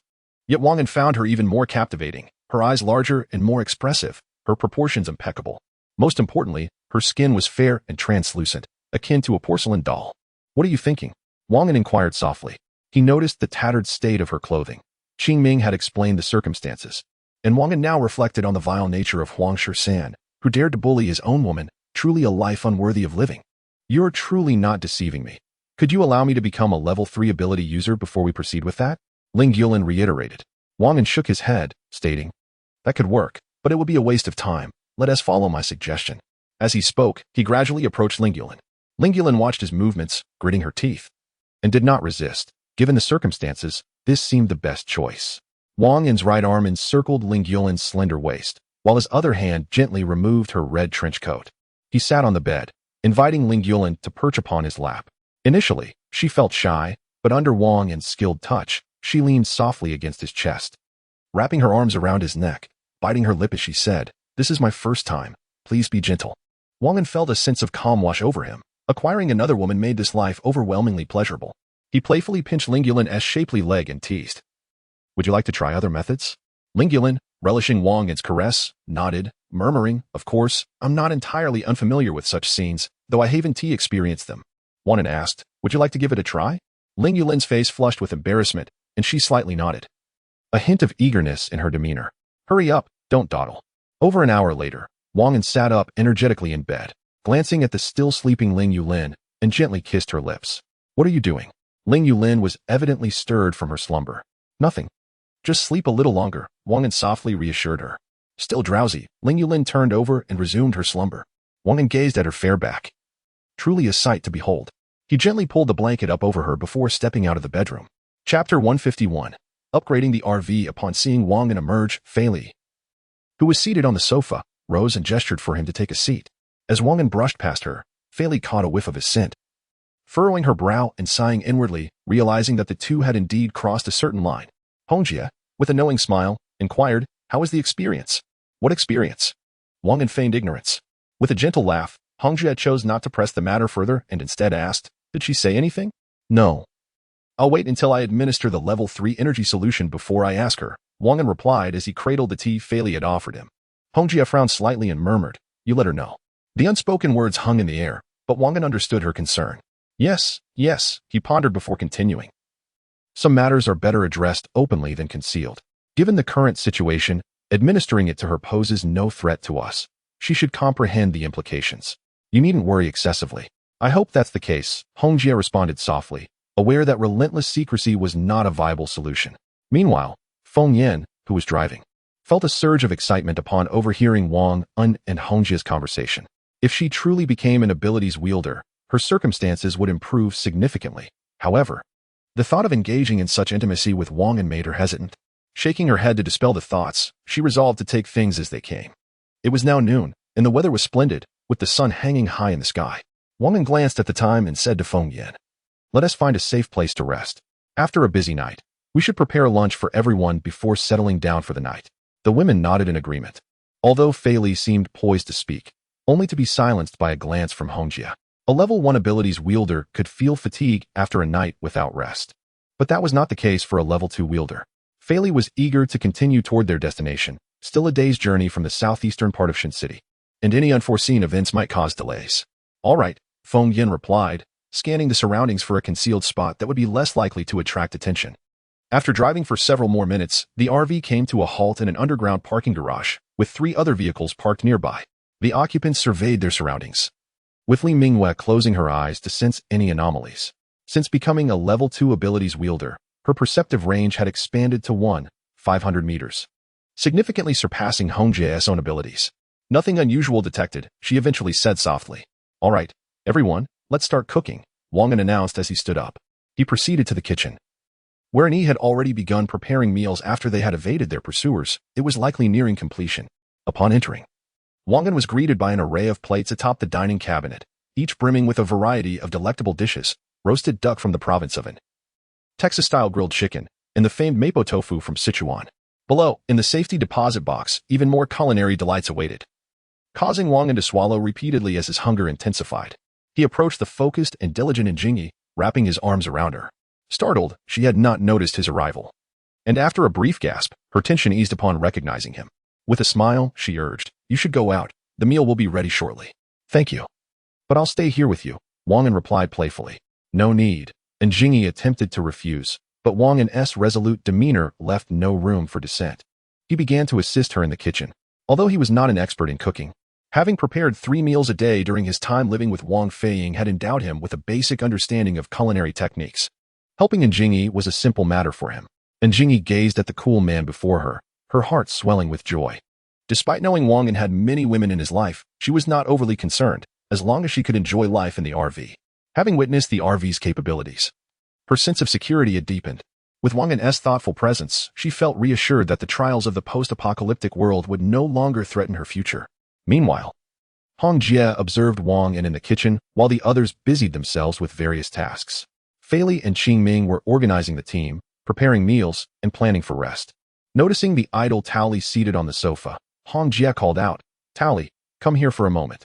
She intentionally refrained from assigning Tao Li any tasks, as there was a matter of great importance that required her attention. Tao Li rose from the sofa and approached Hong Jie, softly inquiring, What are your instructions, Hong Jie? In a hushed tone meant only for their ears, Hong Jie replied, Take a few individuals from the new team and issue them a stern warning. Should they harbor any treachery again, you know what to do. Tao Li furrowed her brow upon hearing Hong Jie's words, her voice low and somber. Should we not be more severe, Hong Jie? She was taken aback that these individuals dared to betray them at such a critical moment. Tao Li could no longer tolerate this behavior. Had she not become an ability user, she might have turned a blind eye, but now, as a true level 1 ability user, she could not permit such actions to go unpunished. Determined to follow Hong Jie unwaveringly, Tao Li aspired to carve out her own territory in this harsh new world. Hong Jie smiled and nodded in agreement, approving Tao Li's resolution. Elated, Tao Li took her leave. Having long harbored disdain for the newcomers who contributed little yet consumed resources comparable to the veterans, with Hong Jie's endorsement, she made her way towards the RV below. At that moment, a calm voice came from behind. There's no need to warn that, Captain. Feel free with the others, but it's best not to cause any fatalities. Tao Li turned around and replied, I understand. At this time, Wang An emerged from the kitchen carrying 2 dishes. With a clatter, he placed them on the coffee table, glanced around to see only a few people present, and approached Hong Jie, whispering, Should we upgrade the RV now? How long will it take? Hong Jie inquired. She recalled that had it not been for Wang An's prior engagement that morning, they might have already been apprehended had they proceeded with the RV upgrade. The RV upgrade was immobile, a critical vulnerability. Not only could it not be moved during the upgrade, but it also could not be interrupted midway. However, there were no restrictions on its commencement. It requires 12 hours. We are heading to District C of Xinqing soon, and if we delay the upgrade, we may run out of time, Wang An explained. Then let us proceed with the upgrade. Hong Jie concurred with Wang An's plan. She added, You should upgrade it now. We are unlikely to encounter danger, and even if we do, I will intervene. Wang An signaled an OK gesture and moved towards the driver's seat. He activated the display screen, performing facial recognition and fingerprint verification before accessing the RV system interface. He scrolled down to find the RV upgrade button, accompanied by several lines of text, all marked with green check marks indicating that the RV met all upgrade conditions. Wang An pressed the upgrade button. The screen displayed, Do you wish to upgrade the RV? Wang An selected yes. The RV began its upgrade process. Chapter 152, The Hornet. As Hong Jie observed Wang An operating the RV, she was filled with curiosity about why only he could master it. Despite her attempts, she failed repeatedly. Wang An, catching a glimpse of Hong Jie from the corner of his eye, paid her no mind and continued tapping on the display screen. It was only when he noticed the RV was undergoing an upgrade that would take 12 hours that he finally vacated the driver's seat. Hong Jie inquired, Is it done? Yes. Wang An nodded, adding, It will still take 12 hours, so let us wait here patiently. Hong Jie nodded slightly before making her way to the sofa, with Wang An following closely behind. Creak. At that moment, the door to Ling Yuelin's bedroom opened, and she limped out slowly. Upon seeing her, Wang An couldn't help but smile and approached her, intending to offer support. However, Ling Yuelin rolled her eyes and shrugged off his arm, making her way to the sofa independently. Once seated, she softly asked, What about the method for successfully breaking through to a level 3 ability user?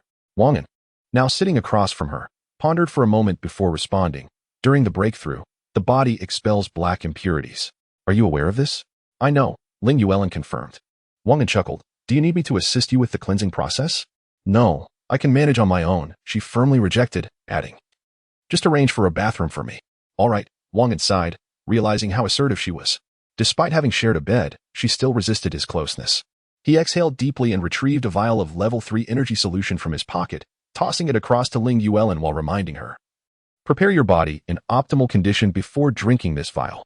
Ling Yuelin caught the vial, scrutinizing the white solution before uncertainly asking, "Is this what you meant?" "Yes," Wang An affirmed, nodding. "If you agree to follow me afterward, I might consider sharing the production method with you. Would you like to think it over?" "No, thank you." She promptly declined, then inquired, "Where is the bathroom?" Wang An, slightly exasperated, replied softly, "Just walk straight ahead and turn right at the second door." He generously offered this information, unaffected by her refusal. "Thank you," Ling Yuelin said before turning to head towards the bathroom. The door clicked shut behind her, and Wang An, looking at Hongjie beside him, remarked helplessly, "It seems this woman is quite disobedient." Hongjie smirked, dismissively saying, "Do you think everyone is like Jingy? With so many women around, you should be content." "I understand," Wang An replied playfully, and the two began sipping water as they awaited the meal. Meanwhile, Wang Feiying and Li Mingyue had already joined in Jingy in the kitchen to lend a hand. The wasp was in remarkably high spirits today. Last night at the Yushuan bar, he finally succeeded in winning over a dancer he had pursued for quite some time. Although he and Gao Jun both failed to capture the bar's owner, it did not dampen the wasp's cheerful mood. He gazed at the woman across from him and softly inquired, "Miss Lin Qiqi, how are you feeling?" "I must apologize for my actions last night. I was quite inebriated and lacked restraint." "Not at all," she replied in a melodious tone. "I feel splendid. Your generosity, young Master Huang, is quite impressive." Hearing her words, the wasp's heart soared. No man could resist the flattery of a beautiful woman, especially one he had long desired. "Ha ha," he laughed heartily. "May I come by again this evening?" Lin Qiqi's eyes sparkled as she lightly chuckled. "Young Master Huang, you are welcome to visit any time. I shall await your presence at the Yushuan bar." She considered how this young master had spent over 100 crystal coins in one night. If he returned several times, it would be quite the boon for her, despite the limited value of such coins in this post-apocalyptic world. As the two enjoyed breakfast in their private room, a sudden series of loud knocks shattered the cozy atmosphere. Anger surged within the wasp. Such a delightful moment had been interrupted, and he yearned to finish his meal and converse further with Miss Lin Qiqi. "Who is it?" he asked curtly. "It is I," came a hoarse voice from outside the door. "Housekeeper Chow? What brings you here?" The wasp pondered, rising to approach the door. Typically, his family's housekeeper would not intrude unless something urgent had arisen. A sense of foreboding crept over him. With a creak, the door swung open to reveal an elderly man with disheveled white hair, standing around 5 feet 7 inches tall, his hair slick and shiny, exuding vitality. However, his face bore an exaggerated expression, and his withered arms trembled uncontrollably. "Uncle Chow," the wasp said, "what has happened to cause such urgency? Please, come in and share the details." "Young master, it is grave news. Commander Huang has passed away," housekeeper Chow declared, his voice heavy with sorrow. "What? Uncle Chow? Do not jest with me. I saw my father just yesterday, in good health. How could he suddenly die?" The wasp exclaimed in shock. It was incomprehensible to him that he had spoken with his father only the day before, and now he was being told of his demise. "Young master, it is true. The culprit appears to be that Ling Weilin," housekeeper Chow continued. "What? My father is truly dead. Indeed, it must be that wretched woman. I sensed something was amiss with her long ago. I never imagined she could be so ruthless." Huang Feng exclaimed in fury. His body swayed as the realization of his father's departure struck him, and he contemplated how his carefree days would likely vanish, leaving him unable to contend with that scoundrel Gao Jun for ownership of the Yushuan bar. The thought pierced his heart with anguish. Suddenly, Huang Feng recalled something and urgently inquired, "Where is my brother, Huang Zheng?" If he could unite with his brother, they might still secure the Huang family's legacy. Although it would not compare to what they had during their father's lifetime, it would still be better than nothing.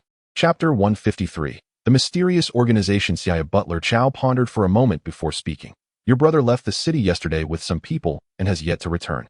"What? He left the city? What on earth is he up to?" Huang Feng exclaimed in shock. "This is the apocalypse. People disappear inexplicably every day. Huang Zheng truly gives me no peace of mind." Huang Feng continued. "Did he leave any message?" "None," Butler Chow replied, shaking his head. "Let us hurry back and check." Huang Feng urged anxiously. He turned to bid farewell to Miss Lin Qiqi. "Miss Qiqi, there is a situation at home. I must take my leave." Butler Chow rolled his eyes in exasperation, clearly irritated by Huang Feng, the young master of the Huang family. While he possessed many admirable qualities, his relentless lust was a flaw he could not seem to overcome, coupled with a pretentious air of superiority before women, a stark contrast to the more straightforward Huang Zheng. Though Huang Zheng was equally indulgent in his desires, he was direct and assertive, unlike Huang Feng, who dawdled and whined like a petulant child. "Young master, we must leave quickly. There are still many investigators at home," Butler Chow urged. "I understand," Huang Feng replied, acknowledging the urgency of the matter. He bid farewell to Miss Lin and turned to leave.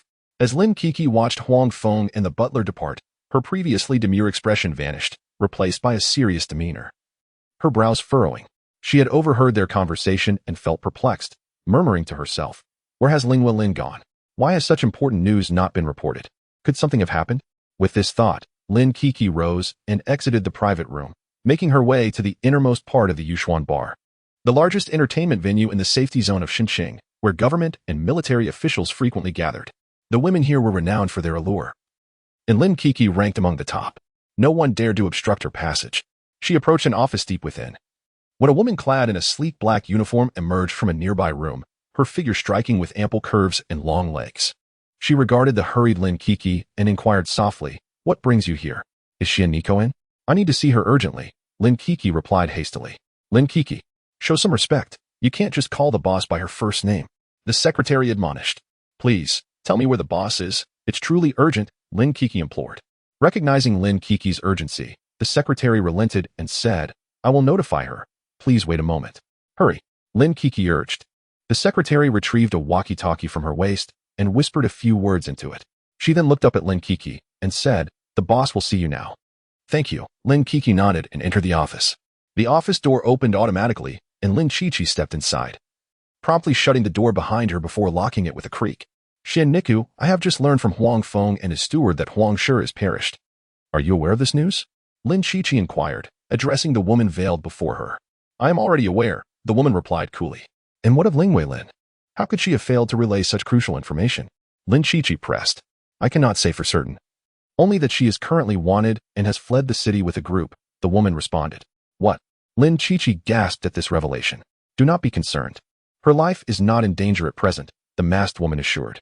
Clad entirely in a black coat, her figure was indistinguishable, though it was apparent she possessed an impressive physique. "Well, that puts my mind at ease," Lin Chichi sighed, then quietly asked, "Xian Niku, is your sister well?" The woman named Xian Niku's eyes narrowed as she replied, "That is not your concern. Focus on your own responsibilities." Lin Chichi felt the atmosphere grow considerably colder. Exclaiming in astonishment, "Is this the power of a level 3 ability user?" Xian Niku regarded the eccentric woman before her with some exasperation. Since her sister's injury, this elder, who had always accompanied her sister, had been prone to making indiscreet remarks about secrets, much to her annoyance. Yet, due to Lin Chichi's unwavering loyalty to the organization, any mistakes were met with only mild consequences. Xian Niku spoke softly, "Hasten your preparations. I have heard that Su Fenghu is set to depart in the coming days. We must ensure the complete takeover of the safe island in Xinjiang during this period. Are you ready?" Lin Chichi hesitated at this, contemplating before saying, "We must eliminate the level 3 ability users remaining in the city before we can take control. Otherwise, if they unite, we will be at a disadvantage." "Indeed." Xian Niku nodded, then added thoughtfully, "You need not worry about that. Others will handle the removal of those level 3 ability users." "Ah, others will take care of them for us?" Lin Chichi echoed in surprise. "Yes," Xian Niku confirmed with a nod. "If that is the case, then we shall face no further issues. I will arrange everything for the takeover of Safe Island." Lin Chichi pondered for a moment before responding, "Very well. Let us proceed thus." 2 hours later, Ling Weilin opened the door to the bathroom, her hair damp and cascading over her shoulders. Her eyes sparkled with vitality as she observed the women seated on the sofa. Ling Weilin was taken aback by their beauty upon boarding the vehicle. She had been preoccupied with her unfamiliar surroundings and the circumstances of her capture, preventing her from fully appreciating their appearances. Now, she realized that each possessed extraordinary charm and distinct elegance. Wang An beheld Ling Yulin, whose ethereal demeanor left him momentarily astonished. Indeed, she was a breathtaking woman. Appearing no older than 35, he cleared his throat and gently suggested, "Please, have a seat and partake in some food." Ling Yulin nodded in acknowledgement and approached, aware that Wang An and the others awaited her revelation regarding her affiliation. In the restroom, she had sensed the formidable power of a level 3 ability user within her, a force that far surpassed that of a mere level 2. She settled beside Qing Ming, the woman who had rescued her, for whom she harbored profound gratitude. After a moment of contemplation, Ling Yulin spoke softly, "The name of my organization is Xiaoya. Prior to the apocalypse, it operated as an underground entity, engaging in various gray industries. In the wake of the cataclysm, our ambition has shifted towards becoming a dominant force. Chapter 154. The Abandonment of Powers. Do you aspire to dominate the sanctuary island of Shin City? Wang An pondered briefly before responding. There exists a plan. Yet I am unaware of its current progress. Ling Yulin murmured softly. She felt Wang An's hand mischievously caressing her thigh. Although she initially intended to deter him, she ultimately relinquished her resistance, recalling their previous encounters in bed. What did these moments matter in comparison? Instead, she seized her chopsticks and began to savor the delicacies laid out on the coffee table. Wang An observed Ling Yulin's casual demeanor and could not help but smile, realizing she was gradually acclimating to her surroundings, which emboldened his actions. Ling Yulin blinked in surprise. She had not anticipated the food on the table to be so delectable. In the apocalyptic world she inhabited, her living conditions were among the elite. Yet they still paled in comparison to this place. Will you be returning to District C of Shin City? Hong Jie inquired at that moment. Ling Yulin hesitated before replying, it is possible. I have not been in contact with them, so I am unclear about the subsequent arrangements. Did you not plan ahead? You were well aware of Su Fenghu's intent to hunt the 4th-level mutant beasts long ago. Hong Jie frowned, displaying her irritation. It seems rather excessive that you have attained the status of a 3rd-level mutant and enjoy such favorable living conditions while withholding information. Sitting beside Ling Yulin, Wang An sensed the tension in the atmosphere and interjected, is your organization predominantly composed of women? He playfully squeezed her waist to encourage her to behave more modestly. Ling Yulin rolled her eyes, acknowledging her own excessive behavior. The female population is indeed substantial. Are they all as beautiful as you? Ling Yulin shot Wang An a fierce glare. It irked her that this man, her first, was preoccupied with thoughts of her companions rather than focusing on winning her over. Frustrated, she returned to her meal, ignoring him. Having nearly finished their meal, Wang Feiying, noticing the lack of new conversation, rose and made her way to the bedroom. After enduring the long hours of the previous night and mornings, she needed to catch up on some much-needed rest. Everyone busied themselves with their own affairs. Wang An discerned that Ling Yulin had exhausted her willingness to converse, and he respected her silence, knowing they had gathered sufficient valuable information. He glanced at Hong Jie before rising and heading toward the bedroom, feeling the need to rest as well. Receiving Wang in subtle cue, Hong Jie also stood and followed him. Ling Yulin, still eating, cast a glance at the pair, her eyes flickering before she returned to her food. Having dined sparingly the previous night at Huang Shi's home and now engaged in this extended busyness, she was genuinely hungry. As the bedroom door closed, Wang An approached Hong Jie, who was seated on the bed. He embraced her slender waist and kissed her. After several minutes of fervent kissing, they finally parted. Wang An took the initiative and spoke. What do you think? Do you believe what she said? Hong Jie nodded and replied. She shouldn't have deceived us. There are just some things she chose to conceal. Let's not dwell on it. Knowing this much is enough. She is part of the organization, and revealing too much only increases her risks. It's only natural for her to withhold some information. Wang An explained, oh, I didn't realize you could be so understanding of women. Hong Jie teased. I just feel that I have gathered enough understanding. Wang An defended himself. Really? It seems to me that you are reluctant to press your new woman for more information. Not at all, Wang An countered. Forget about that for now, he continued. Do you think the Xiaoye organization will participate in this encirclement of the 4th-level beasts?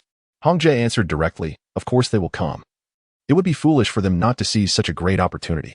Wang An nodded in agreement, then said, shall we stick to our original plan and observe from the shadows? Hong Jie nodded and replied, at this point, remaining still seems to be the best strategy.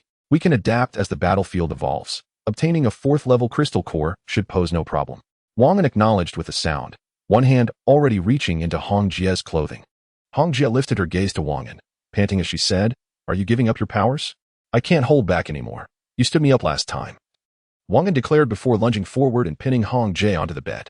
Seeing her close her eyes only fueled his desire. Everything unfolded with an almost natural ease. Over an hour later, Hong Jie turned her back to Wang An and began dressing. By this time, Wang An had already awakened, gazing at her fair skin, unable to resist reaching out to touch her. What are you doing? Did you not touch enough earlier?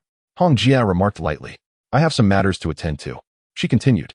Reluctantly, Wang An released her, inhaling the faint fragrance lingering in the air, and couldn't help but exclaim, why is life so wonderful? As Hong Jie stood up, she cast a glance at Wang An, bent down, kissed his forehead, and turned to leave the bedroom. Wang An smacked his lips, relishing the moment when suddenly, his eyes widened. He extended his right hand, applying slight pressure, and watched as blue-green flames flickered in his palm, disbelief washing over him at the sight before him. Wait a moment, Wang An called out, halting Hong Jie just as she was about to open the door. Eh? Hong Jie turned back, puzzled by what was happening. Her eyes landing on the flames in Wang An's palm. As she approached the bed and examined the blue-green flames closely, her eyes narrowed in astonishment. "How did you manage this? Your powers haven't vanished?" she asked incredulously. Wang An burst into laughter, recalling the changes that had occurred after his encounter with Jiang Min. Finally grasping the meaning behind those words. "I'm asking you a question," Hong Jie said, sitting at the edge of the bed and shaking Wang An gently. Wang An shifted closer to Hong Jie, placing his left hand upon her posterior, gently squeezing as he murmured, "So soft. Is it that you haven't had enough?" Hong Jie rolled her eyes, responding in a grave tone. She realized that Wang An lacked an understanding of the gravity of the situation, showing no curiosity about such a significant matter. Perceiving the change in Hong Jie's demeanor, Wang An dared not delay, explaining, "After my encounter with Jiang Min, I noticed changes in my body. At the time, I did not pay it much heed, nor did I anticipate such effects. Is it the mother of the new deputy captain?" "Yes, indeed." Chapter 155. Jiang Min's desire to remain in the RV. Hong Jie inquired. "Did you experience any physical changes at that time?" Wang An pondered for a moment before responding. "I felt a warmth enveloping my body, unlike the previous exhaustion. After being with her, my abilities seemed to have increased."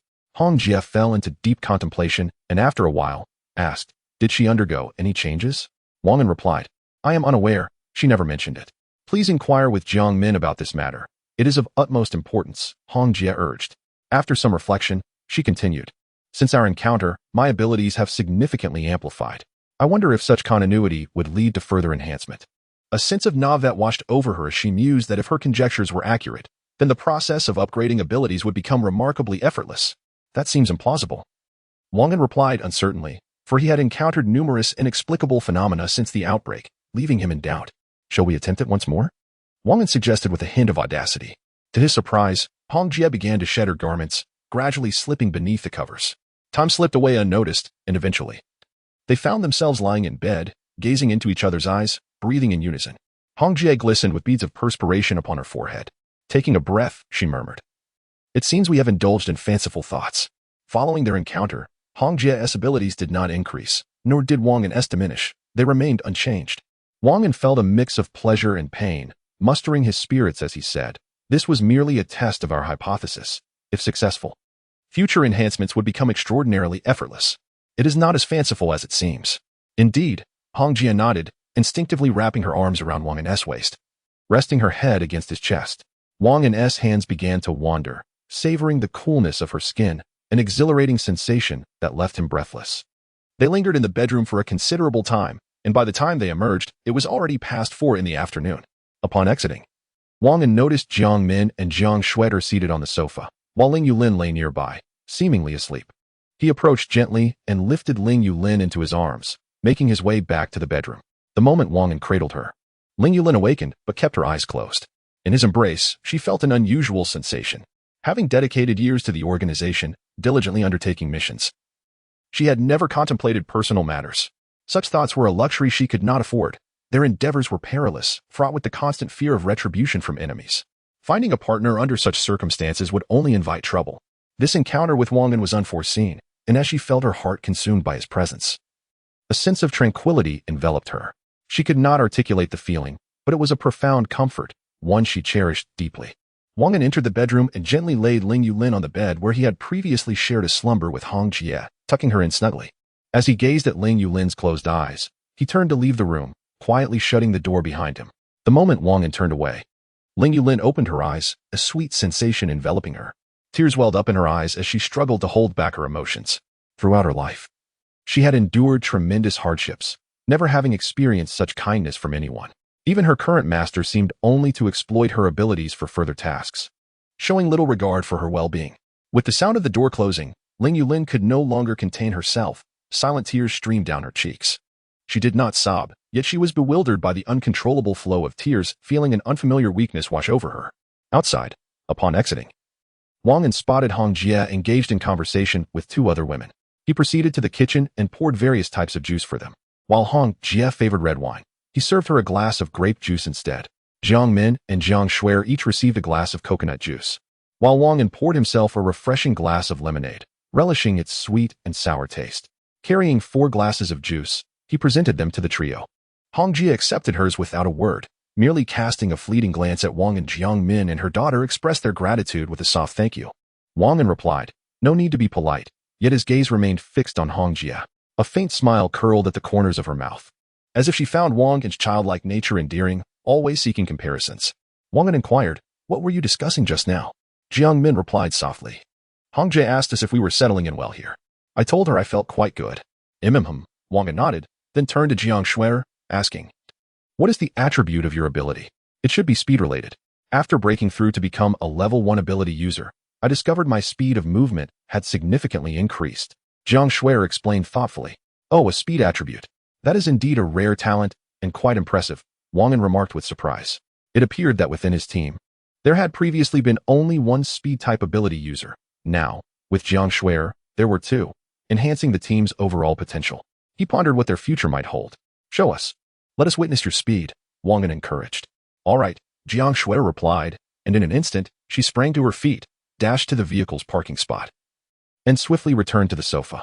The round trip took mere seconds, showcasing her remarkable speed. Wang An narrowed his eyes. While her speed was significantly better than his current abilities, it paled in comparison to his own when he had just attained level 1. It seemed that the suppression of attributes among ability users was particularly formidable. Under equal levels, a strength-type ability user would struggle to land a hit on a speed type, only to be gradually worn down unless an unforeseen event occurred, thereby sealing their fate. "Impressive," Wang An exclaimed in admiration. Jiang Shuer smiled, but remained silent. Wang An contemplated for a moment before articulating, "All right, now that you have become a supernatural being, you must understand the importance of keeping everything that transpires within the RV confidential. Do you comprehend?" "I understand." Jiang Shuer solemnly nodded in affirmation. Wang An continued, "The identity of a supernatural being should not be disclosed lightly.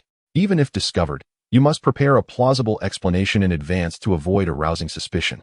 All of this must be meticulously arranged." "Indeed. Very well, that will be all for now. You may return to your respective teams." Wang An gestured for the two women to take their leave. "Thank you, Brother Wang and Sister Hong, for your guidance." Jiang Shuer expressed her gratitude as she rose. Sister Hong merely nodded slightly, remaining silent.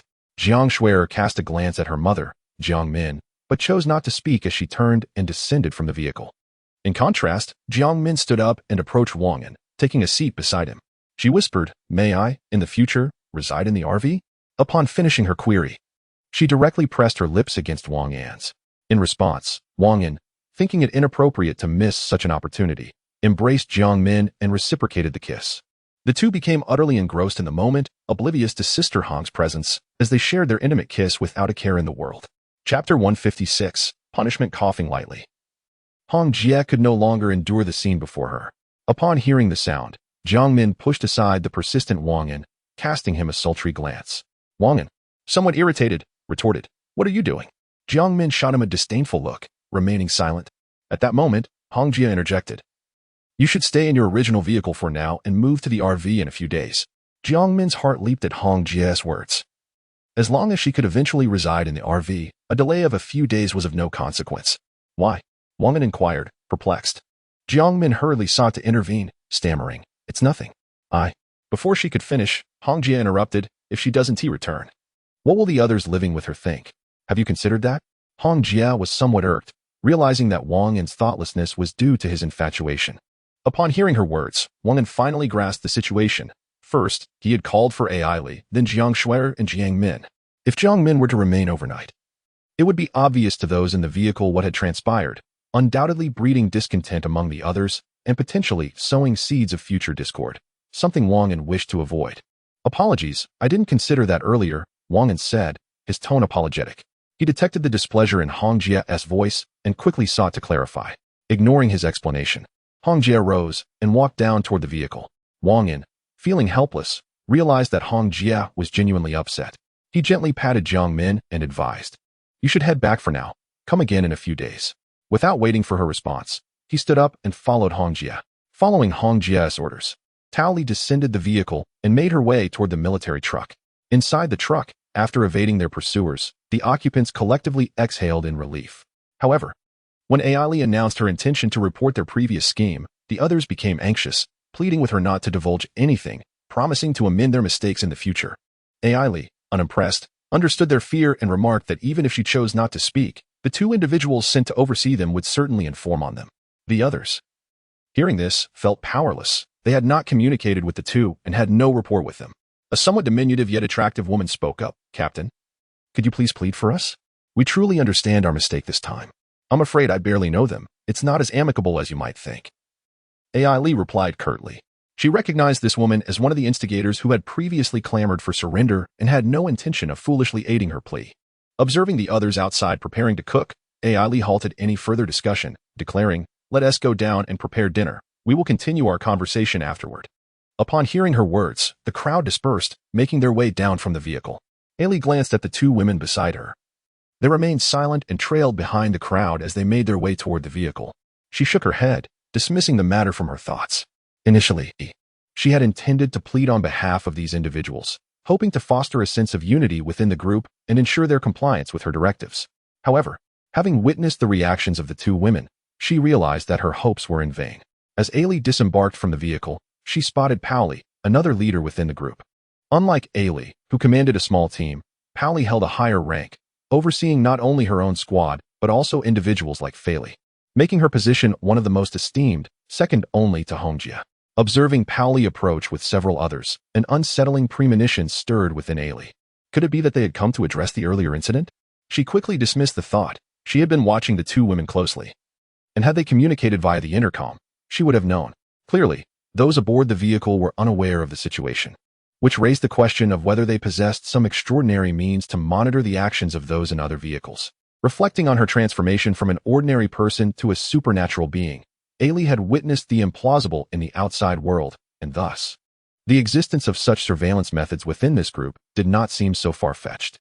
She approached Powley, both of them having recently acquired their abilities. Yet their statuses were markedly different. "Captain, greetings," Ailey said, initiating the conversation.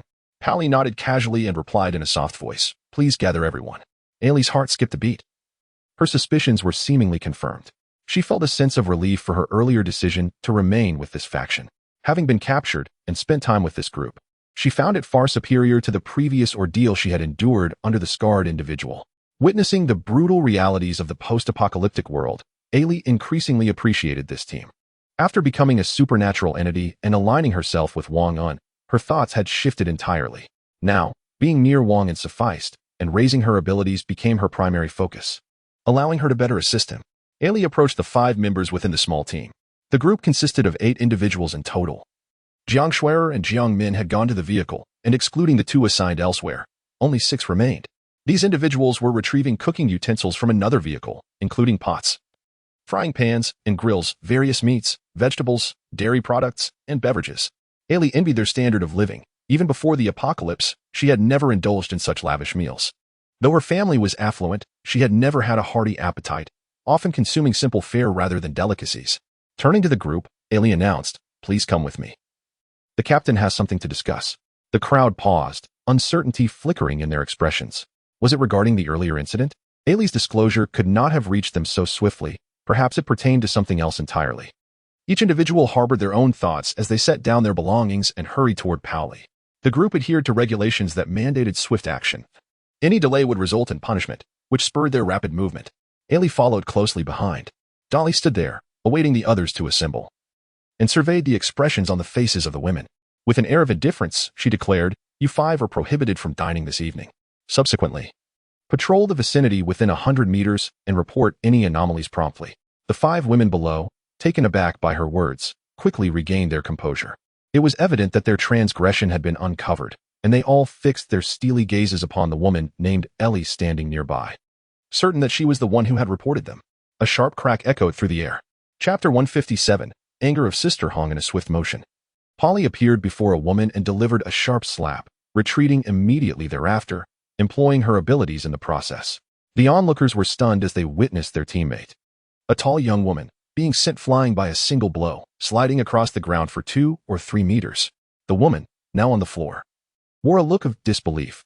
She had not anticipated that the captain would resort to violence, especially directed at her.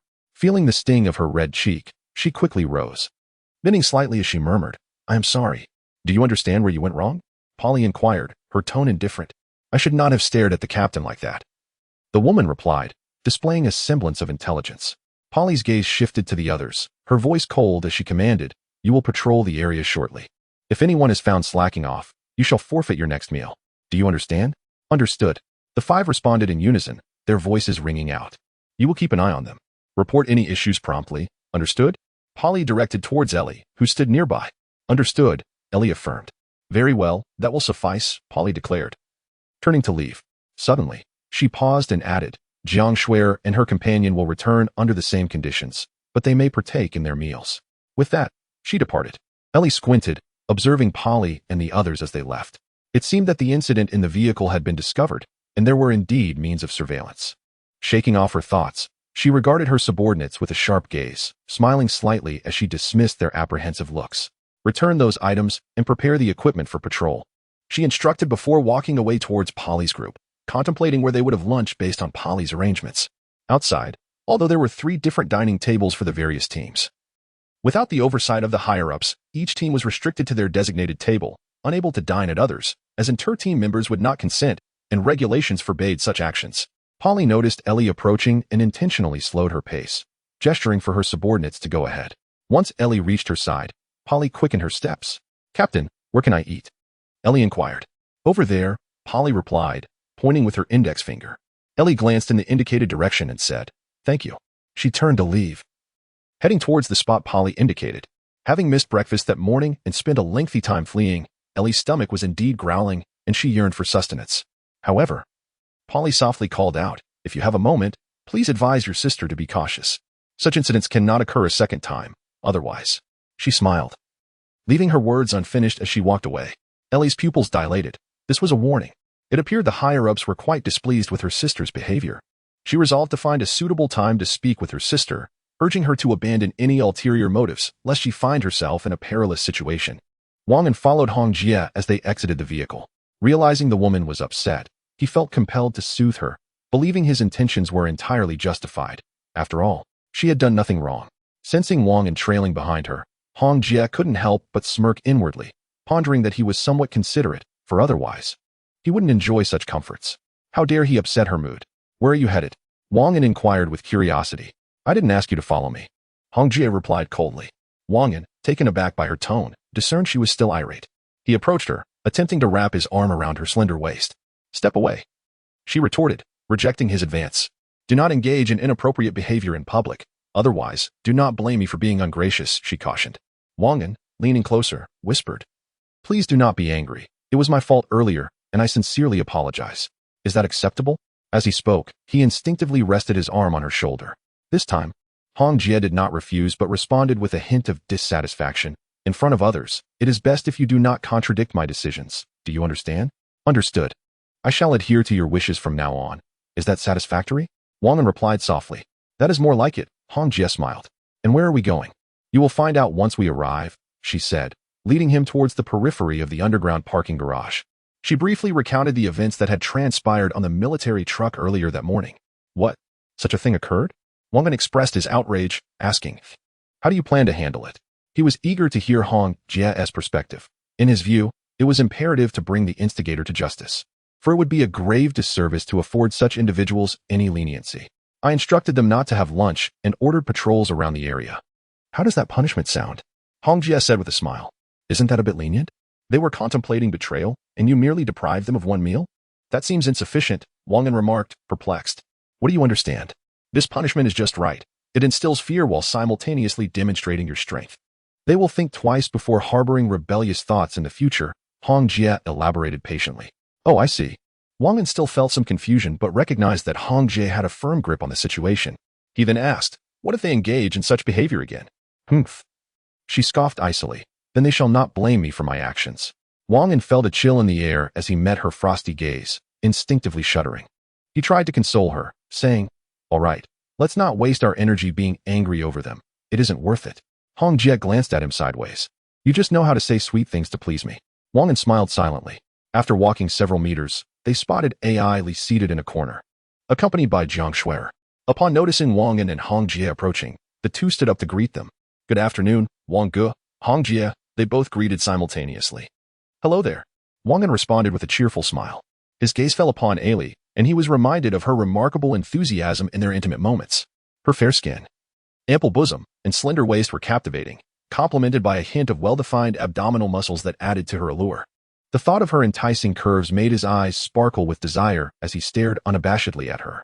Ailey sensed the intensity of Wang An's gaze, feeling a flush rise to her cheeks and a warmth enveloping her body, prompting her to shift slightly. Ahem. Hongjie interjected with an ill-timed cough.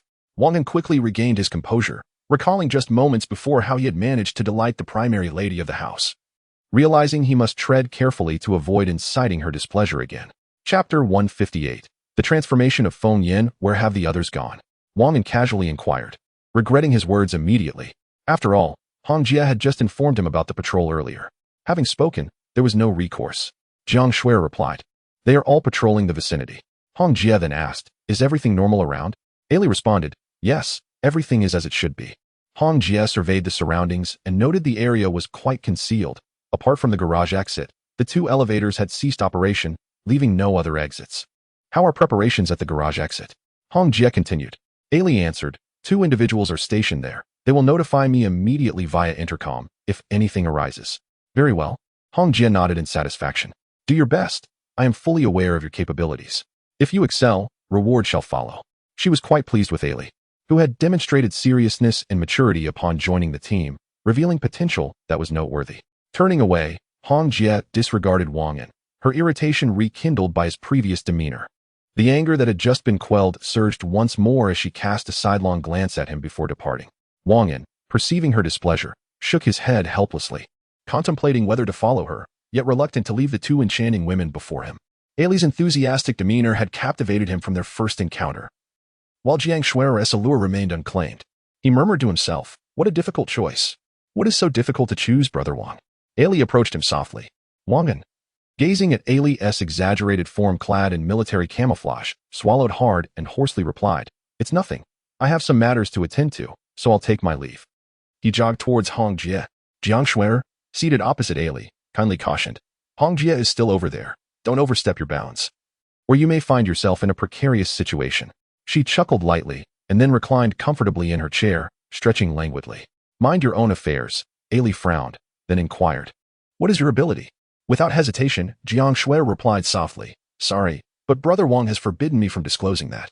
She turned away and resumed her slumber, unwilling to reveal her abilities as Ailey had done. Ailey spoke solemnly, "When you asked me, I shared mine. Why the reluctance now? I wish to share as well, but there are regulations in place. My apologies." Jiang Shuai defended herself quietly. "Very well, remember your actions, Jiang Shuai," Ailey replied. Ailey coldly remarked, before returning to her chair and reclining upon it. Hongjie turned to leave, making her way towards the mobile home while remaining attuned to the happenings behind her. Previously, she would not engage in such trivialities, yet for reasons unbeknownst to her, whenever Wang An was absent, she felt compelled to monitor his every move, which proved rather vexing. Observing Ailey's wanton demeanor, she couldn't help but furrow her brow, internally lamenting, "It seems that to truly understand a person, one must adopt a comprehensive perspective, otherwise misjudgments are inevitable." Ailey remained oblivious to how her casual actions inadvertently delayed Hongjie's integration into the group. On the second level of the mobile home, Feng Yin and a companion lay resting after lunch. Having endured a night and morning of exertion, the non-ability user had been pushing herself, but thanks to her military training, she had honed her resilience. Otherwise, she might have faltered, leading to unforeseen consequences. Grateful for her perseverance, she soon fell into a deep slumber. The safety of the mobile home was a comfort she had experienced. Following the cataclysm, few places could rival its security, especially with so many trusted sisters by her side, allowing her to sleep soundly.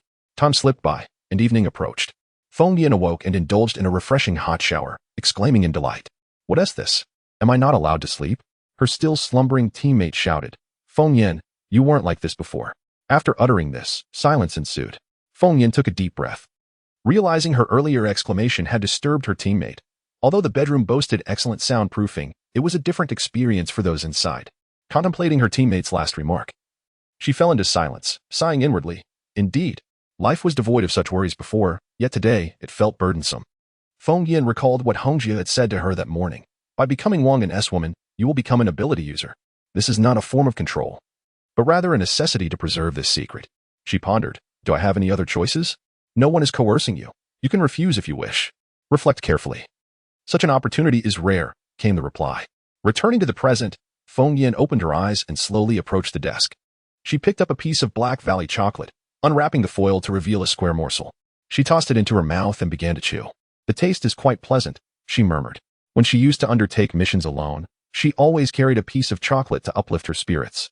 She took a generous sip from her water cup and then walked over to the small window on the second level of the mobile home. Every bedroom featured such a window, a square aperture measuring merely 5 centimeters. The glass was outwardly convex, providing a broader view without significantly compromising the clarity of distant sights. Feng Yin first lowered the interior partition of the window, then pressed a switch beside it to open the external shield. Although the window was ajar, the glass had undergone special treatment, rendering it opaque from the outside. This was the unique feature of the vehicle. She moved a chair and gazed out at the scene beyond the glass, initially lost in thought and oblivious to her surroundings. It was only when Hong Jie and Wang An walked side by side that the events unfolded before her eyes. Her gaze flickered restlessly, her mind racing with unspoken thoughts. At some point, she rose to her feet, having reached a resolution regarding the events of the morning. Chapter 159. Self-reproach. Feng Yin rose from her seat and reclined back onto the bed, her mind still unsettled by the sight she had just witnessed outside. She had observed the newly appointed team leaders, both of whom had become extraordinary beings. While driving, she had overheard their conversation, initially indifferent to such matters. She found it impossible to remain so, as they directly pertained to her future, though she held no particular desire for power. Seeing those two leaders under Hong Jie's attention and respect from their subordinates stirred a sense of envy within her. Since joining Hong Jie's ranks, Feng Yin had remained inconspicuous, merely completing tasks, reporting back, and rarely engaging with others, effectively becoming invisible. However, she resolved to strive for more. Status was irrelevant. But her yearning for strength was profound. Previously shackled by her old mindset, she had now come to a realization: if those women could be with Wang An, why should she oppose? Was it merely pride? Feng Yin stood up and removed her outer coat, revealing a delicate white nightgown underneath. She intended to take another nap. And having reached clarity, she planned to share her thoughts with Hong Jie during dinner. The suppressed emotions had been released, and she sought the solace of sleep. Wang An hurried after Hong Jie, finally catching up to her, and with a hint of resignation, he implored, "Please don't be angry with me, all right? You know I have this annoying habit that I can't change overnight." Hong Jie rolled her eyes and pursed her lips, choosing not to respond further. Quickening her pace towards the RV, she too felt fatigued. Despite not having engaged in combat since last night, managing so many people had drained her. Although she was a level 4 extraordinary being, the exhaustion was palpable, albeit less pronounced than for others. She contemplated resting for a few hours in her bedroom to regain her strength before dinner. As they entered the RV, they were met by Li Xiaoxiao, who appeared to be preparing to disembark. "Where have you been? I was just about to look for you," she exclaimed. "What do you need us for?" Hong Jie inquired.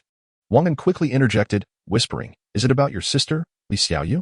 "Yes," Li Xiaoxiao replied, glancing outside. "Let us stay here. Prolonging the time isn't good for the body." Wang An and Hong Jie sensed the disappointment in Li Xiaoxiao's voice, but refrained from interrupting. Wang An sighed internally, recognizing that it was for the best. Constant worry could wear down even the strongest of bodies. "All right then, I'll drive you there," he said, stepping closer to wrap his arm around her shoulders, speaking softly in her ear. "Thank you," she nodded appreciatively. "Don't mention it," Wang An replied with a smile. As he guided Li Xiaoxiao towards the sofa, he engaged her in light-hearted banter to alleviate the oppressive atmosphere. At that moment, Hong Jie remarked calmly, "I will accompany you both." Wang An was taken aback and asked, "You're coming too?" "Yes," Hong Jie affirmed with a nod. "Thank you," Li Xiaoxiao expressed. Li Xiaoxiao's face broke into a smile as she expressed her gratitude. Hong Jie did not respond, turning to enter the bedroom, and just before stepping inside, she said, "Call me when you leave." With a clatter, the bedroom door closed. Wang An chuckled softly and remarked, "That's just her nature. Don't take it to heart." "I understand," Li Xiaoxiao replied, pursing her lips. "Having been together for so long, I know her character well." Sitting on the sofa, Wang An poured a cup of red bean milk tea for Li Xiaoxiao and a glass of wine for himself, savoring the delightful taste. Unconsciously, his hand found its way to Li Xiaoxiao's thigh, succumbing to an ingrained bad habit. Li Xiaoxiao was dressed in nude stockings, complemented by white ankle socks and a pair of slate gray sneakers, presenting a striking appearance. Wang An gently caressed her long thigh, the flesh yielding and firm, creating a pleasing sensation that prompted him to apply more pressure, relishing the touch. Initially, Li Xiaoxiao endured in silence, having just parted ways with her sister. She lacked the energy to engage in a verbal spar with Wang An. However, when she suddenly felt his grip tighten, her brows furrowed in irritation. "Are you trying to make me feel worse?" Li Xiaoxiao snapped, pushing his arm away. "I need some time alone. Please don't disturb me." Wang An, feeling awkward, cleared his throat, and withdrew his hand, attempting to explain, I was just trying to comfort you. If you dislike this approach, I can try something different. Li Xiaoxiao turned away, unwilling to engage with Wang An's relentless teasing. Taking a sip of wine, Wang An relished its exquisite flavor prior to the apocalypse. It must have been an imported delicacy, worth at least 100,000 yuan, a true top-tier wine. He took another sip and leaned closer to Li Xiaoxiao, reassuring her not to be too sorrowful. She coldly rejected his comfort. Thus, the cycle of their interaction continued, time slipping away unnoticed. Before long, it was around 8:30 in the evening. Wang An held the now sleeping Li Xiaoxiao closely in his arms, savoring her peaceful slumber. Lying back on the sofa, he gazed blankly at the ceiling. To be honest, he felt quite guilty about Li Xiaoxiao. If only he had insisted on preventing Li Xiaoyu from acting alone. This tragedy could have been averted, rather than merely arranging for 2 retired Special Forces soldiers to provide symbolic protection. Wang An was reluctant to dwell on such matters alone. Finding it profoundly distressing, he lowered his gaze to Li Xiaoxiao, whose eyes were tightly shut and breathing steady. Her complexion appeared somewhat haggard, and her hair had lost its previous luster, now tinged with yellow, whether from excessive longing or malnutrition, he could not tell. Seeing this, Wang An felt a pang in his heart. It was the first time he had witnessed her so worn down. A wave of self-reproach washed over him. Had he been more generous, he might have prevented this unfortunate incident. Just then, the bedroom door creaked open. Hongjie emerged, glancing at Wang An with a smile playing on her lips. What is this? Moping alone? This isn't like you, she teased. Nonsense. Wang An retorted defensively. I'm not that kind of person. He deftly shifted the topic, asking, have you rested well? Why not sleep a little longer? Hongjie gazed at him silently for a moment before replying, I have rested well, but I would not be able to sleep any further. It would merely be a waste of time. Very well, Wang An remarked, pursing his lips, that is truly in line with your usual style. Li Xiaoxiao, still drowsy, slowly opened her eyes. Chapter 160, slacking off. Li Xiaoxiao raised her head to gaze at Wang An, who was holding her in his embrace. In that moment, she felt a profound sense of companionship, warmth enveloping her being, and the grief from her sister's passing diminished significantly. You are awake, Wang An softly said, tucking a loose strand of hair behind her ear. Li Xiaoxiao nodded, then stood up, leaving Wang An's side to head towards the bathroom. Wang An watched her enter the restroom and turned to Hongjie, inquiring, when we leave, who will look after the house? Anticipating his question, Hongjie replied, I've already arranged for Qingming, Tao Li, and Fei Li to manage things together. What about your side? My side? Wang An had not considered this before. He had always relied on Hongjie to handle arrangements while he enjoyed the benefits. Now, faced with the question, he found himself at a loss. After a moment of contemplation, he said, I don't have many people here. Let them discuss it among themselves. I will notify them shortly. Hongjie thought for a moment and agreed, realizing that aside from Wang Feiying, Li Mingyue, and Li Xiaoxiao, with Xiaoxiao going out, only Wang Feiying and Li Mingyue remained. That's fine. We can let them coordinate with Qingming. It will serve as a test for them, she concluded. Wang An nodded, rising to head towards Wang Feiying's bedroom. Although his interactions with Wang Feiying and Li Mingyue had been brief in recent days, they still exchanged daily pleasantries. Knock, knock, knock. Wang An rapped on the door. To him, all the locks in the house were a mere formality, if not for the need to protect their privacy. He could enter at will. After a while, the bedroom door opened, revealing Li Mingyue, who wore a black camisole with a coat draped over it, rubbing her sleepy eyes. She asked, what is it? Wang An hesitated for a moment, then inquired, is Wang Feiying awake? I need to discuss something with you both. Li Mingyue softly replied. She is still asleep. Very well, Wang An stated plainly, I need to go out with Hongjie and Li Xiaoxiao for some matters. What? You are going out? What is it? Li Mingyue's voice rose in surprise at the news. Wang An did not conceal the truth, responding candidly, we are making arrangements for Li Xiaoxiao's sister's burial. Oh, Li Mingyue said, realization dawning upon her. She then asked quietly, should I accompany you? There's no need, Wang An gently refused. The more people there are, the more difficult it will be for Li Xiaoxiao. A simple arrangement is best. All right, I understand, Li Mingyue replied softly. When Wang Feiying wakes up, I will inform her. Very well, let us prepare to leave shortly. Please keep an eye on the time, Wang An advised. Li Mingyue gave him an okay gesture. Observing her response, Wang An waved goodbye and turned to leave. At that moment, Li Xiaoxiao had just emerged from the restroom and, facing Wang An who approached her, inquired, shall we leave now, or wait a while? Wang An pondered briefly before responding, it primarily depends on your preference. We can depart at any time. As he spoke, he gently patted Li Xiaoxiao on the back. I understand, she replied softly, her eyes glistening with unshed tears. Then let's go now. There's no point in delaying any further. During this time, She had come to terms with the reality that those who have passed cannot return. She must look ahead. For many cared for her and offered their support, and she could not afford to be selfish. Very well, I shall head down to drive, Wang An confirmed. Then made his way toward the vehicle below. As he passed by Hongjia, she rose and said coolly, "Let's go together." Wang An nodded, and they proceeded towards the vehicle in tandem. Upon reaching the car, Hongjia approached the driver of the SUV and requested the keys. The driver, a well-built individual exuding strength, appeared taken aback upon recognizing Hongjia. Without hesitation, he handed over the keys after hearing her request.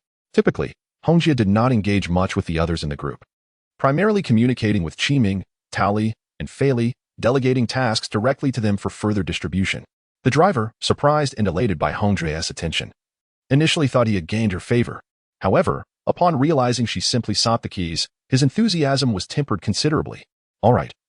You can wait in the other vehicles for a while. We will return shortly," Hongjia stated calmly. "Understood," the driver replied respectfully. Though it was not the outcome he had envisioned, it did not diminish his admiration for her. Hongjia peered into the vehicle and asked, "Are there any other belongings inside?" "Apologies," the driver responded, moving to the SUV to retrieve some blankets and a few jackets. Others nearby also lent a hand in gathering the items.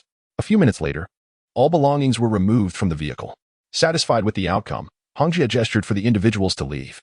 They exchanged brief farewells with Hongjia and Wang An before moving toward the pickup truck. "Here," Hongjia tossed the keys to Wang An, instructing, "You can check the vehicle." "All right." Wang An nodded, opened the door, inserted the key, ignited the engine, released the handbrake, and pressed the accelerator, executing a smooth 180-degree turn before coming to a steady stop not far away. Wang An poked his head out, flicking his bangs aside, and smiled at Hongjia, asking, "How does it look?" With a slight smile gracing her lips, Hongjia remained silent as she climbed into the back seat of the vehicle. At this moment, Li Xiaoxiao exited the RV and noticed the illuminated vehicle, spotting Wang An inside and Hongjia preparing to enter. "Get in," Wang An called out to Li Xiaoxiao as she approached. Once she was inside, Qingming and Taoli stood a short distance away. Hongjia cast a glance at them and softly instructed, "Remember my orders, do you understand?" The two nodded in unison, signifying their comprehension. Wang An assessed the situation and, pressing the accelerator, swiftly drove the off-road vehicle towards the underground garage's exit. Upon reaching the threshold, he deliberately slowed down, seized by a sudden curiosity to observe the surrounding security measures. Furrowing his brow, he shook his head slightly and remarked with a hint of disappointment, "One is asleep, and the other is dozing off. These individuals are truly unreliable."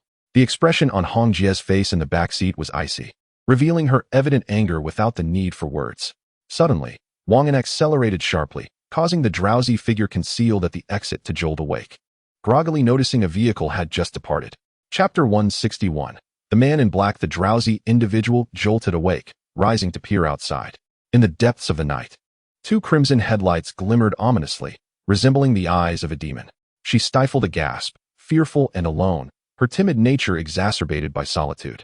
Earlier, during the patrol, companionship had offered a semblance of comfort. Now, with her comrades asleep, the encroaching darkness loomed threateningly. A little over 100 meters away, the distant gathering place still flickered with light, yet the surrounding area was devoid of any presence. In that expanse of shadow where no illumination pierced the gloom, she tightened her garment and returned to her previous lookout, glancing at her slumbering teammate across the way. A sense of resignation washed over her as she pondered whether the passing vehicle had caught wind of their idleness. She murmured to herself, "Surely, they wouldn't notice in this darkness." Clinging to her hopes, she leaned against the wall, attentively observing the exit. Sleep was no longer an option. The thought of detection filled her with dread, and the punishment was a burden she wished to avoid. Sister Hong's expression had been quite frosty moments ago, but had since returned to a calm demeanor as she gazed ahead at the winding road. Wang An broke the silence, inquiring, "What do you intend to do about them? Why should I take action against them?" Sister Hong replied, casting a glance at Wang An. "They missed breakfast this morning and must prepare for battle. Punishing them at noon for skipping meals, and with dinner yet to be prepared. It's only natural they might seek a moment of respite." Wang An, somewhat perplexed, responded, "Aren't you typically strict about discipline? Why the leniency today?" He recalled witnessing Sister Hong's fierce reprimands, the echoes of her discipline resonating loudly enough to rattle one's teeth. Sister Hong countered curiously, "Who said I am strict? I merely adhere to reality and distinguish right from wrong. How can I enforce rigid standards without considering the circumstances?" Wang An conceded, realizing he had misjudged her stance, and fell silent on the matter. Sister Hong continued, "Are we heading outside the city?" "Indeed," Wang An affirmed. "This city is not large. We shall reach the outskirts in mere minutes. Sister Hong nodded, turning to the front passenger seat where Li Xiaoxiao sat. What are your plans for your sister's burial? I. Li Xiaoxiao stuttered, struggling to articulate her thoughts. Silence enveloped the vehicle, and Wang An gently placed his right hand over Li Xiaoxiao's, offering solace as he softly said, Xiaoxiao, it is perilous outside now. In the underground garage, you would have had ample time to contemplate, but the circumstances have changed. He refrained from elaborating further, trusting that Li Xiaoxiao understood the gravity of the situation. After a few moments of contemplation, Li Xiaoxiao wiped her tears and lingering sniffles with a tissue. She pressed her lips together and finally declared, then let us opt for cremation. It is more convenient. I just wonder if anyone will discover it. There's no need to worry. Let us act swiftly. Even if someone notices us, by the time they arrive, we will have already departed, Wang An reassured. He wished to convey that whether through burial or cremation, the level of danger was comparably similar. Yet, such thoughts remained unspoken. For even Wang An, despite his forthright nature, would not be foolish enough to utter every thought that crossed his mind. Sister Hong furrowed her brow, sensing that ever since the off-road vehicle exited the underground garage, there was an unsettling feeling as if someone was watching them. She closed her eyes to attune her senses, yet found nothing, causing her frown to deepen. Wang An, I feel something is amiss, Sister Hong voiced uncertainly, hoping to prepare everyone mentally. Something amiss? Wang An's foot tightened on the accelerator, causing the vehicle to speed up. He feigned calmness as he inquired, what have you sensed? The passenger, Li Xiaoxiao, also grew vigilant. Though Wang An had offered her comfort and affection, in matters of safety, Li Xiaoxiao held Sister Hong in higher regard. Under her protection, she felt a sense of security. I sense someone is watching us. What? Both Wang An and Li Xiaoxiao exclaimed in unison. Wang An tightened his grip on Li Xiaoxiao's delicate hand, offering reassurance. You will be safe. He then turned to Sister Hong, asking, do you know their location? I do not, which is what troubles me. Could they be using binoculars or something similar? Wang An pondered aloud. That is a possibility.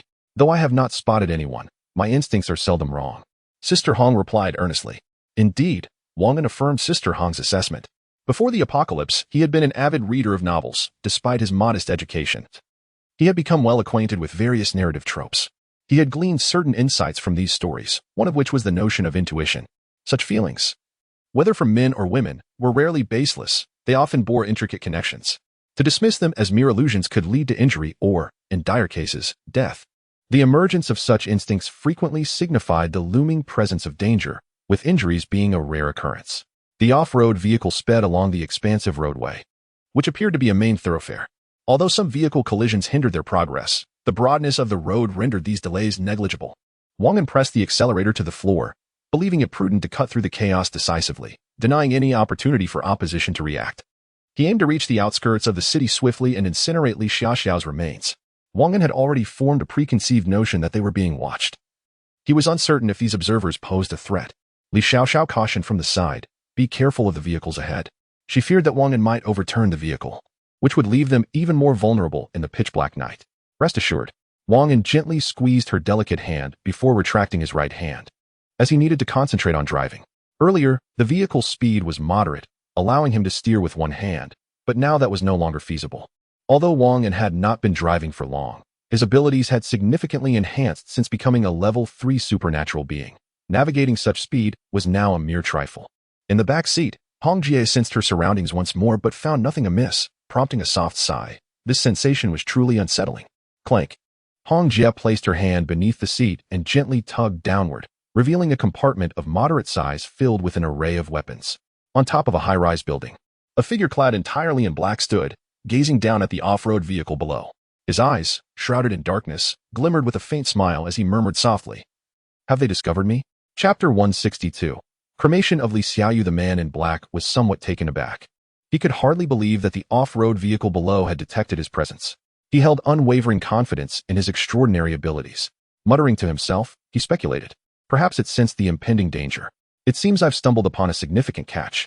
He appeared well acquainted with those endowed with powers and showed no concern regarding the potential threat posed by the occupants of the vehicle, fully assured of his own prowess. With a flick of his left hand, an electronic display emerged from beneath his clothing, hovering above its surface.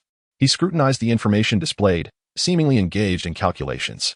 After a brief pause, he murmured, it should be sufficient time. If I can obtain that level 4 dark crystal core, this trip will not be in vain. Turning his gaze back to the swiftly advancing off-road vehicle, he noticed it was about to vanish from his sight. With a swift movement, He leaped to the rooftop of another building, significantly closing the distance between himself and the vehicle. If Wang An were to witness this spectacle, he would surely be left agape, exclaiming, "Is this truly a speed-type ability user? How can he be so fast?" Indeed, the man in black possessed speed-oriented powers, but that was merely a fraction of his true capabilities. Meanwhile, Wang An was driving at a rapid pace, beads of sweat trickling down his forehead to his cheeks.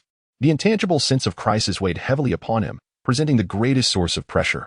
Observing Wang An's perspiration, Li Xiaoxiao hastily grabbed a tissue from the side and began to dab his forehead. Sister Hong produced an MP5 submachine gun and handed it to Li Xiaoxiao, stating, "Take this. While it may not pose a significant threat to ability users, it can be a nuisance." She then retrieved several grenades, a Glock pistol, and a dagger, distributing them to Li Xiaoxiao. "Equip yourself. These are essential for survival in dire circumstances," Sister Hong asserted. She too donned a complete set of gear. Before their departure, all three had changed into military attire for practicality, a suggestion from Sister Hong. Wang An had not considered such precautions at the time, but he now recognized their value. Sister Hong, observing Li Xiaoxiao fully equipped, handed her another set of gear to ensure Wang An was also adequately armed. At this moment, Wang An did not object. He was eager to arm himself with anything that could ensure his survival. Naturally, he preferred comfort while in the RV, but in times of danger, practicality took precedence. As they approached the outskirts of the city, Wang An contemplated aloud, "Should we proceed with the cremation first, or should we first root out the enemy trailing us?" Sister Hong responded decisively, "Let us first proceed with the cremation. I have yet to uncover anything, but my sense of impending danger grows ever stronger." "Very well," Wang An replied, his expression darkening, realizing their precarious situation. He opened the car door and stepped out, glancing back at Sister Hong and Li Xiaoxiao. "Are you two not coming down?" he inquired. "I must descend," Li Xiaoxiao insisted. She was determined to accompany her sister on her final journey. "Agreed," Wang An nodded, then turned his attention to Sister Hong in the back seat, seeking her thoughts on the matter. "I shall refrain from departing just yet. I wish to conceal myself. Perhaps I might launch a surprise attack on the adversary," explained Hongzhe. "Understood," Wang An replied tersely, then proceeded towards the rear of the off-road vehicle. He retrieved Li Xiaoyu's lifeless body from the spatial confines and placed it into the trunk, for once they ventured beyond the confines of the RV, Wang An would lose his command and be unable to extract anything from the storage space.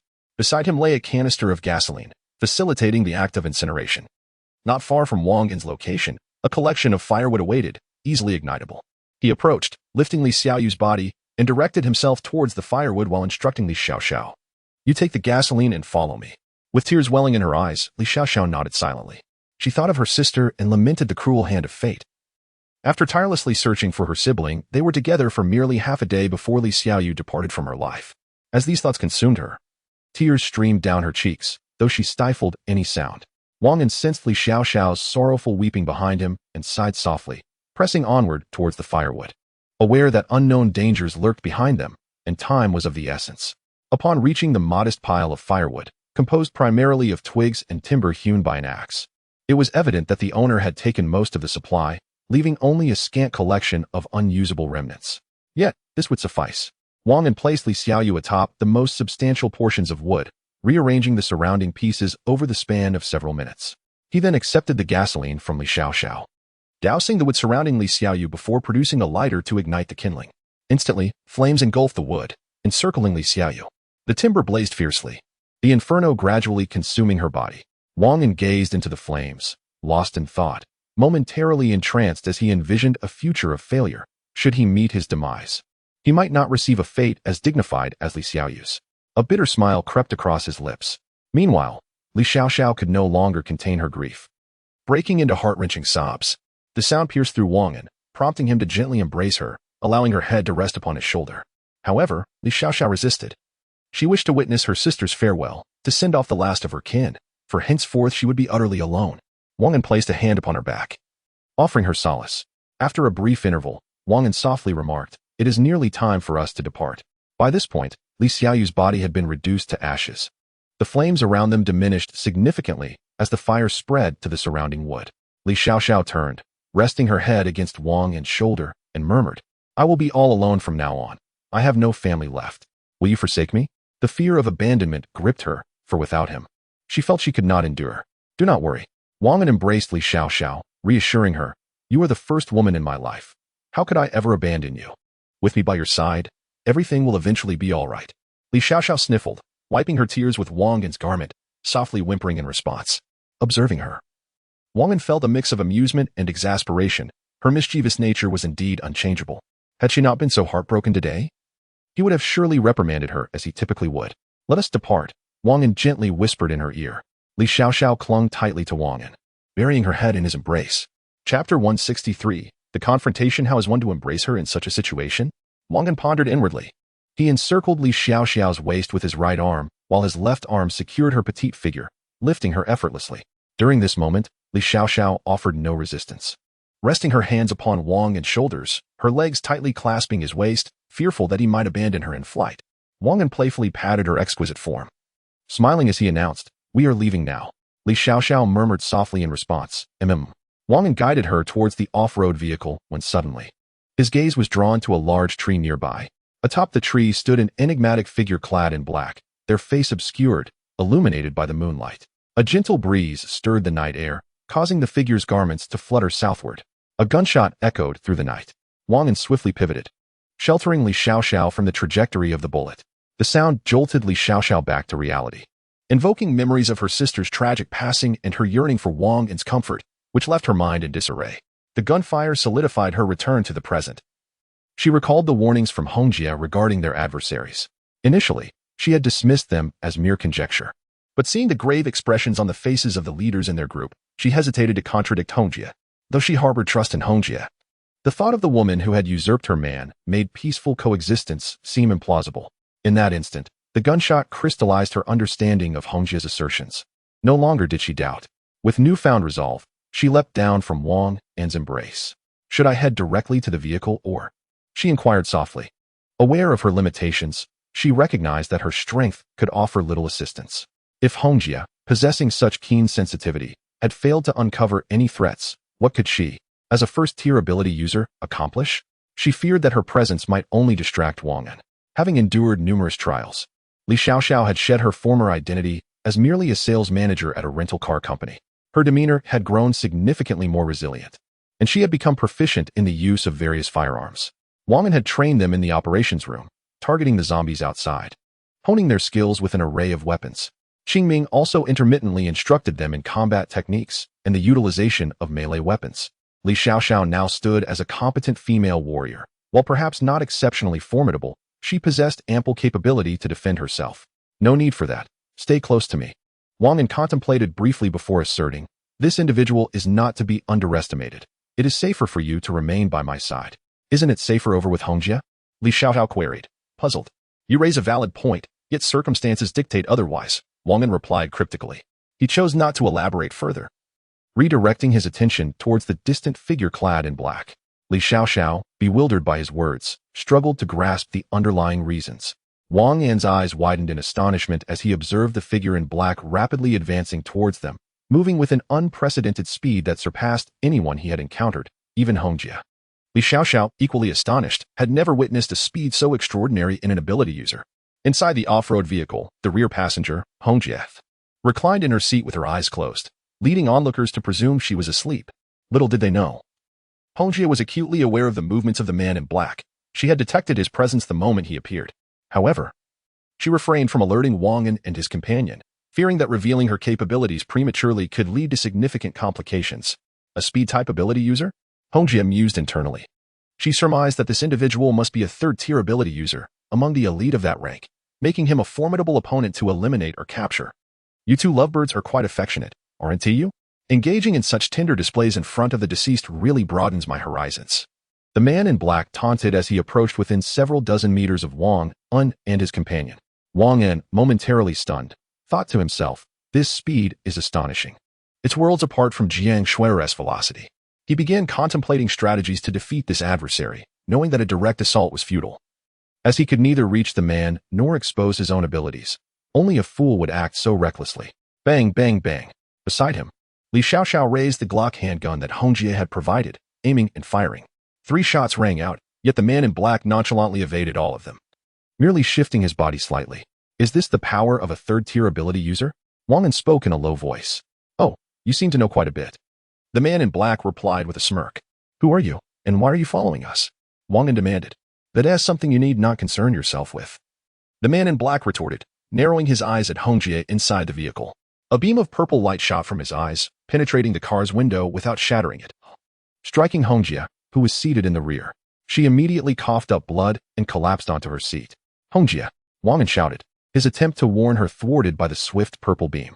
His gaze filled with rage as he glared at the man in black, gritting his teeth. I will make you wish for death. He swiftly removed a grenade from his belt, pulled the pin, and with a firm flick of his thumb, threw it. The man in black's eyes widened as he dodged, but he was a moment too late. A fragment struck his right arm, causing blood to seep out. You truly are cunning, he remarked with a chuckle. To him, this minor injury posed no threat. He applied pressure to the wound, and astonishingly, the bleeding ceased. With the injury healing rapidly, the fact that Wang An's grenade had hit him was purely a stroke of luck. The lethal beam he had directed towards the woman had not caused her to bleed from her orifices, and the explosion's force was unlike any he had experienced in past killings. As the figure clad in black pondered the issue at hand, Wang An hurled a small melon towards him, fortuitously resulting in a minor injury. In an instant, the black-clad individual lunged towards Wang An, his hands radiating a purple-black light, identical to the hue of the earlier beam. Upon witnessing the approaching threat, Wang An shouted, "Throw the grenades." He was confident that Li Xiaoxiao would comprehend his intent. After all, they had spent ample time together, and if such a simple phrase eluded her understanding, it would be a testament to his own shortcomings. Upon hearing Wang An's urgent command, Li Xiaoxiao instantly grasped what needed to be done. She swiftly retrieved 2 grenades from her waist, deftly removed the safety pins, and allowed the grenades to collide gently in her hands. After a brief pause of 2 seconds, she released 1 grenade, followed by the other a second later. The night erupted with 2 thunderous explosions, echoing through the stillness, while the stars above twinkled in the darkened sky. Chapter 164, The Confrontation 2 Tonight. The moon shone exceptionally bright. On a small road outside the city, an SUV came to a halt, and 3 individuals stood in a tense standoff. This is truly unfortunate. The man in black muttered with displeasure. He had not anticipated that this beautiful woman would prove so treacherous. The 2 grenades she had just deployed had effectively blocked his path. Although the man in black possessed remarkable speed, it was insufficient to traverse the explosion zone unscathed, forcing him to halt a short distance away. The 3 figures remained still, enveloped in an eerie tranquility, each waiting for the other to reveal a vulnerability that would allow for a decisive strike. Suddenly, the man in black's eyes glinted with lethal intent as he charged at the other 2. Wang An recognized the attack he was about to unleash. Having witnessed the peculiar purple ray before, he swiftly grasped Li Xiaoxiao's slender waist, leaping aside and rolling to the ground. As Wang An regained his footing, he saw the man in black closing in, mere meters away, his right hand emanating a sinister purple-black glow as it swung toward him. Without a moment's hesitation, Wang An thrust his hands forward, conjuring a blue-green barrier that materialized before him, adorned with flames that flickered ominously in the night. Just as he completed his defense, the man's hand collided with the barrier. Clang! Ah! The man in black cried out, retreating rapidly. Wang An had initially intended to pursue, but the speed of the man in black's withdrawal was astonishing, leaving him no time to act. The man in black halted several meters away, extending his right hand to assess the damage. His palm bore the marks of scorching, a faint aroma of cooked flesh wafting through the air. Fury ignited within him. The earlier grenade injuries had posed little threat, but now the situation was dire. His right hand was rendered nearly useless, even with his purple-black abilities. The pain radiating from his palm prevented him from unleashing his full power, further exacerbating his injury. Enraged, he acknowledged that despite his cautious approach, he had underestimated the man before him, who, while seemingly average in appearance, wielded formidable fire-based powers. The man in black's thoughts raced. He shook the blood from his hand and spoke coldly. It has been a long time since anyone has managed to injure me. You are the first, and this sensation is truly unforgettable.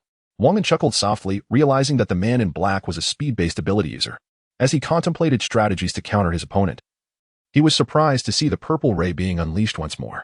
A dual-powered adversary, speed and magic, would prove quite challenging. As the man in black unleashed the purple ray and charged toward him, inspiration struck Wang An. He decided to employ his fire abilities defensively, summoning a wall of flames to shield himself. After he ascended to the rank of a level 3 ability user, he dedicated his spare time to honing his powers. Although he lacked practical combat experience, he had simulated various scenarios numerous times. Wang An cast a sidelong glance at the ground, where 2 5-centimeter deep craters lay, emanating white smoke from within, the result of the purple beams that had struck there. Upon witnessing this, Wang An's eyes involuntarily narrowed. a wave of concern for Hong Jia's well-being washing over him. Initially, he had not been overly worried. After all, Hong Jia was a level 4 ability user, while the man in black was at best a peak level 3. The threat he posed to Hong Jia seemed minimal. However, after observing the destructive power of the purple beams, his perspective shifted. Though Hong Jia was indeed a level 4 ability user, she specialized in offensive abilities, lacking in defensive prowess. Having just seen her take a direct hit, it was evident she had sustained serious injuries. Wang An's mind became a jumble, and he struggled to suppress his swirling thoughts, internally admonishing himself. The man in black was the greatest threat at present. Behind him, Li Xiaoxiao noticed the devastation on the ground, her eyes narrowing. Unlike Wang An, she did not dwell on the implications. Her sole focus was on how to assist him in vanquishing the foe before them. Why not attack? Are you still plotting against me? The man in black remarked with a light chuckle. With a swift motion, the man in black lunged towards Wang An once more, altering his method of attack. Bang, bang, bang. Li Xiaoxiao fired several shots at the man in black, hoping to buy Wang An some time. Unexpectedly, the man's earlier provocation seemed to have ignited his fury, and he sought to conclude the battle swiftly, making his next assault even more ferocious. With a flick of his left hand, he caught several bullets midair, and then, with a reverse throw, hurled them towards Wang An and Li Xiaoxiao. Bang! Wang An swung his fist, deflecting the incoming bullets.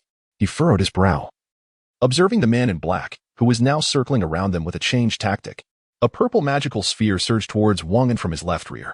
He shoved Li Xiaoxiao aside, unable to defend himself in time, and raised his arms in a futile attempt to shield against the impending strike.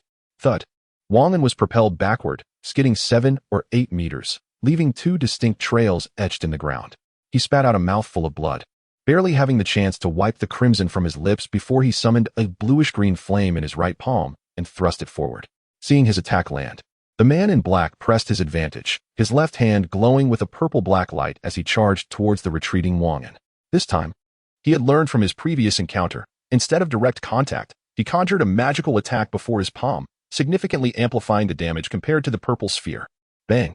The two forces clashed, the sound not loud but profoundly resonant, causing the soil beneath them to erupt and scatter. The man in black executed a graceful flip in midair, landing effortlessly on the ground. Wang An, however, was not so fortunate. He coughed up another mouthful of blood.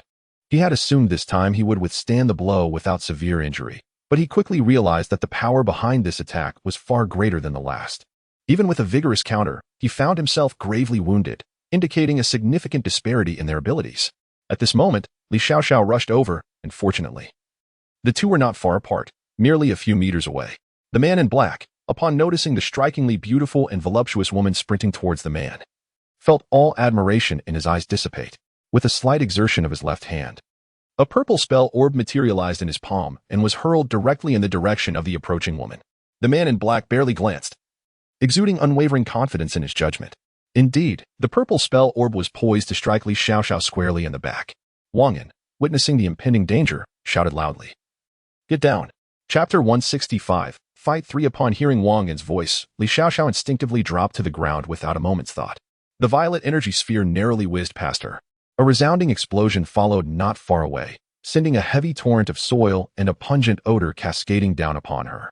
Fortunately, the dirt bore no offensive capability, merely provoking a few coughs and momentarily obscuring her vision, yet it did not severely hinder her ability to see the path ahead.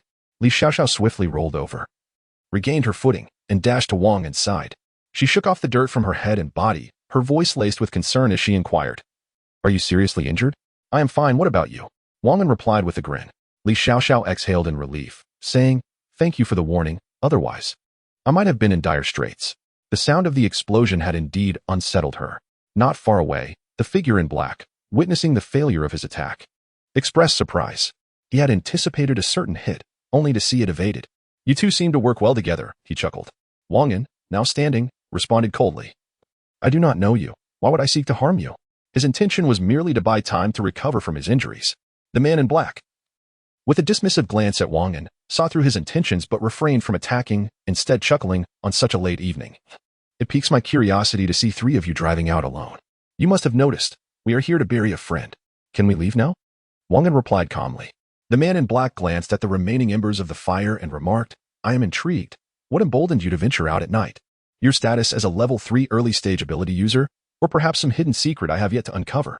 From their earlier skirmish, the man in black had gauged Wang An's strength. We are merely here to conduct our business and will return afterwards. Wang An maintained his composure. Oh, you have others with you. Where might they be? The man in black inquired, intrigued that he had elicited some information. Indeed, as for their whereabouts. Wang An chuckled, pausing before continuing, if they discover our prolonged absence, they will surely come looking for us. You would do well to be cautious. The man in black, however, was not easily intimidated by Wang An's words. He fell into contemplation, pondering how to swiftly resolve the situation before any unforeseen complications arose. Thank you for the warning, he said, raising his hands in a gesture of mock gratitude. Yet, scarcely had his words left his lips when two violet energy spheres hurtled towards Wang An and Li Xiaoxiao. Wang An swiftly wrapped his arm around Li Xiaoxiao's waist, evading the attack while muttering, "Damn it, more treacherous than I am." Boom, boom. In the stillness of the night, the sound of two explosions reverberated, causing a rustling commotion in the surroundings.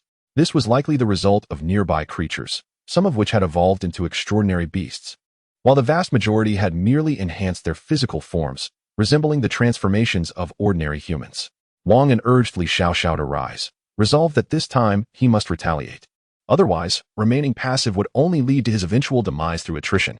The cloaked figure repeated the same old tactics from their previous encounter, circling around Wang in search of an opportunity to strike. Suddenly, a sound pierced the air behind Wang. Without a glance, he pushed Li Xiaoxiao aside, executed a roll, and crouched down, channeling energy into his hands. A bluish-green flame materialized around his fists as he aimed to punch towards the cloaked figure's trajectory to the left and rear. This attack resembled a long-range strike akin to a shockwave from a power-based esper, enhanced by the bluish-green flames. Not good, the cloaked figure muttered under his breath, clearly taken aback by Wang An's counterattack. Predicting the figure's motion due to inertia, Wang An had foreseen his movements. The cloaked figure quickly reacted, gathering energy in his hands as two dark purple orbs formed at his sides. As the orbs drew closer and collided, a brilliant violet light erupted, illuminating the cloaked figure's face, while a powerful energy wave radiated outward, causing the air to vibrate ominously. At that moment, the cloaked figure's gaze was fixed on the violet orbs, his brow furrowed, beads of sweat forming on his forehead, and his arm muscles taut, with blood trickling from his right hand. In the distance, Wang An stepped back a few paces, cautioning Li Xiaoxiao to retreat as well. Go, the cloaked figure commanded. Swinging his left arm forward, his voice low, Wang An observed that the purple-black orbs had grown significantly in size, and their violet glow intensified, indicating a considerable increase in power. At that instant, the bluish-green shockwave surged towards the cloaked figure, colliding with the purple-black orbs. A resounding explosion echoed through the air, far louder than before, causing the surrounding atmosphere to hum and the soil beneath to tremble. Wang An scrutinized the center of the explosion, eager to discern the outcome. Suddenly, the purple-black orb shot directly toward him. Not good. Wang An's heart tightened as he spoke gravely. His attack had been nullified, and the orb appeared slightly lighter in color, hurtling rapidly in his direction. Realizing it was too late to evade, he gritted his teeth and concentrated all his energy into his hands, conjuring a 1-meter-high flame shield beside him. Get behind me, Wang An instructed in a low voice. Li Xiaoxiao understood it was directed at her and swiftly moved behind him. The cloaked figure, observing the scene, thought to himself, this time, it should be over. This was his most formidable offensive maneuver, initially intending to defend against Wang An's attack. A sudden spark of inspiration led him to wonder if an offensive approach might yield unexpected results. To his surprise, it indeed did. And a smile crept onto the cloaked figure's lips as the energy wave from the previous collision swept away the black cloth covering his face. As the man in black sought to draw nearer and assess the situation, he found himself immobilized just a few steps out, his gaze dropping to the ground in shock and trepidation. A third party was indeed present. The moment he recalled the woman in the vehicle, an overwhelming sense of peril enveloped him. With all his might, he attempted to break free from the icy grip beneath his feet. Ah! He exclaimed in agony. The ice that bound his feet was adorned with blue flames, identical to those of the man he had encountered earlier, yet this fire inflicted even greater devastation. As he struggled to shatter the icy barrier, he was met with the searing pain of the blue flames, accompanied by a chilling, bone-deep cold that assailed him. Chapter 166. The Death of the Man in Black. The excruciating agony, akin to the biting chill of ice and fire, compelled the man in black to let out a desperate cry. The sense of impending danger, sharp as a thorn in his back, intensified with each passing moment.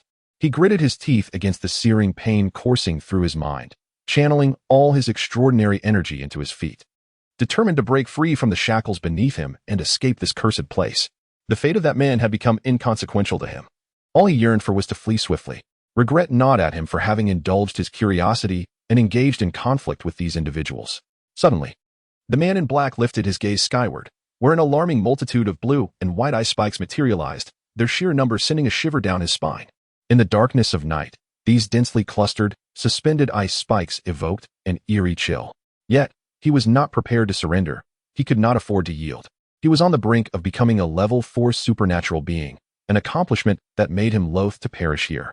Despite his remarkable talent, he had endured countless hardships to attain his current status. He could not accept such a grim fate. His legs continued to thrash against their restraints, blood staining the blue and white ice beneath him, a sight that would make anyone's teeth chatter in horror. At that moment, a deafening roar erupted. The dark purple magic sphere finally collided with Wang An's flame shield, resulting in a violent shockwave that struck the man in black, causing his dark attire to flap wildly. Momentarily stunned, he realized how fleeting time had become.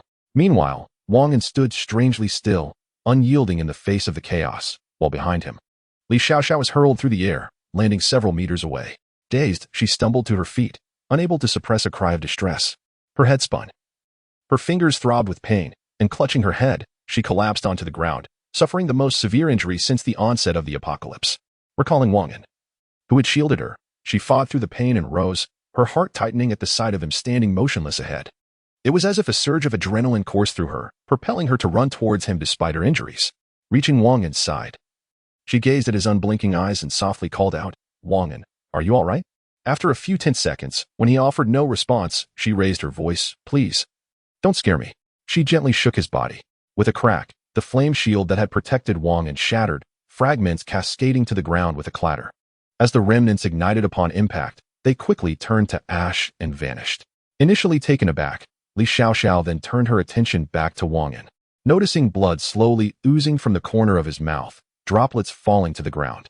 As she sought to ascertain his condition, Wang An began to topple forward, but fortunately, Li Xiaoxiao was quick enough to catch him. Wang An, you must be in danger," she exclaimed, her voice filled with urgency. Tears streamed down Li Xiaoxiao's face as she repeatedly implored, "My sister has just left me. You cannot abandon me as well. If you leave, I will be all alone." And living in such solitude would be devoid of meaning. As she spoke, she gently shook Wang An, her tears falling upon him. Suddenly, a feeble voice emerged. "Stop shaking me. If you continue, I may not die, but you will certainly rattle me to my demise." With a slight opening of his eyes, Wang An spoke softly, his voice frail and lacking strength. "You're not dead," Li Xiaoxiao exclaimed with overwhelming joy, her tears now mingled with relief. Wang An rolled his eyes internally, thinking how his beloved wished for his demise. In a whisper that barely escaped his lips, he urged, "Quickly, help me to the off-road vehicle." Oh, Li Xiaoxiao responded, gently lifting Wang An and making her way toward the vehicle, quietly inquiring, "What about the man in black?" She was evidently aware that he was still lurking nearby, her earlier concern for Wang An momentarily overshadowing this thought until now. As soon as her words fell, a piercing scream rent the air. She turned toward the source of the sound, catching a glimpse of a figure on a small earth mound not far away, though the distance rendered details indistinct.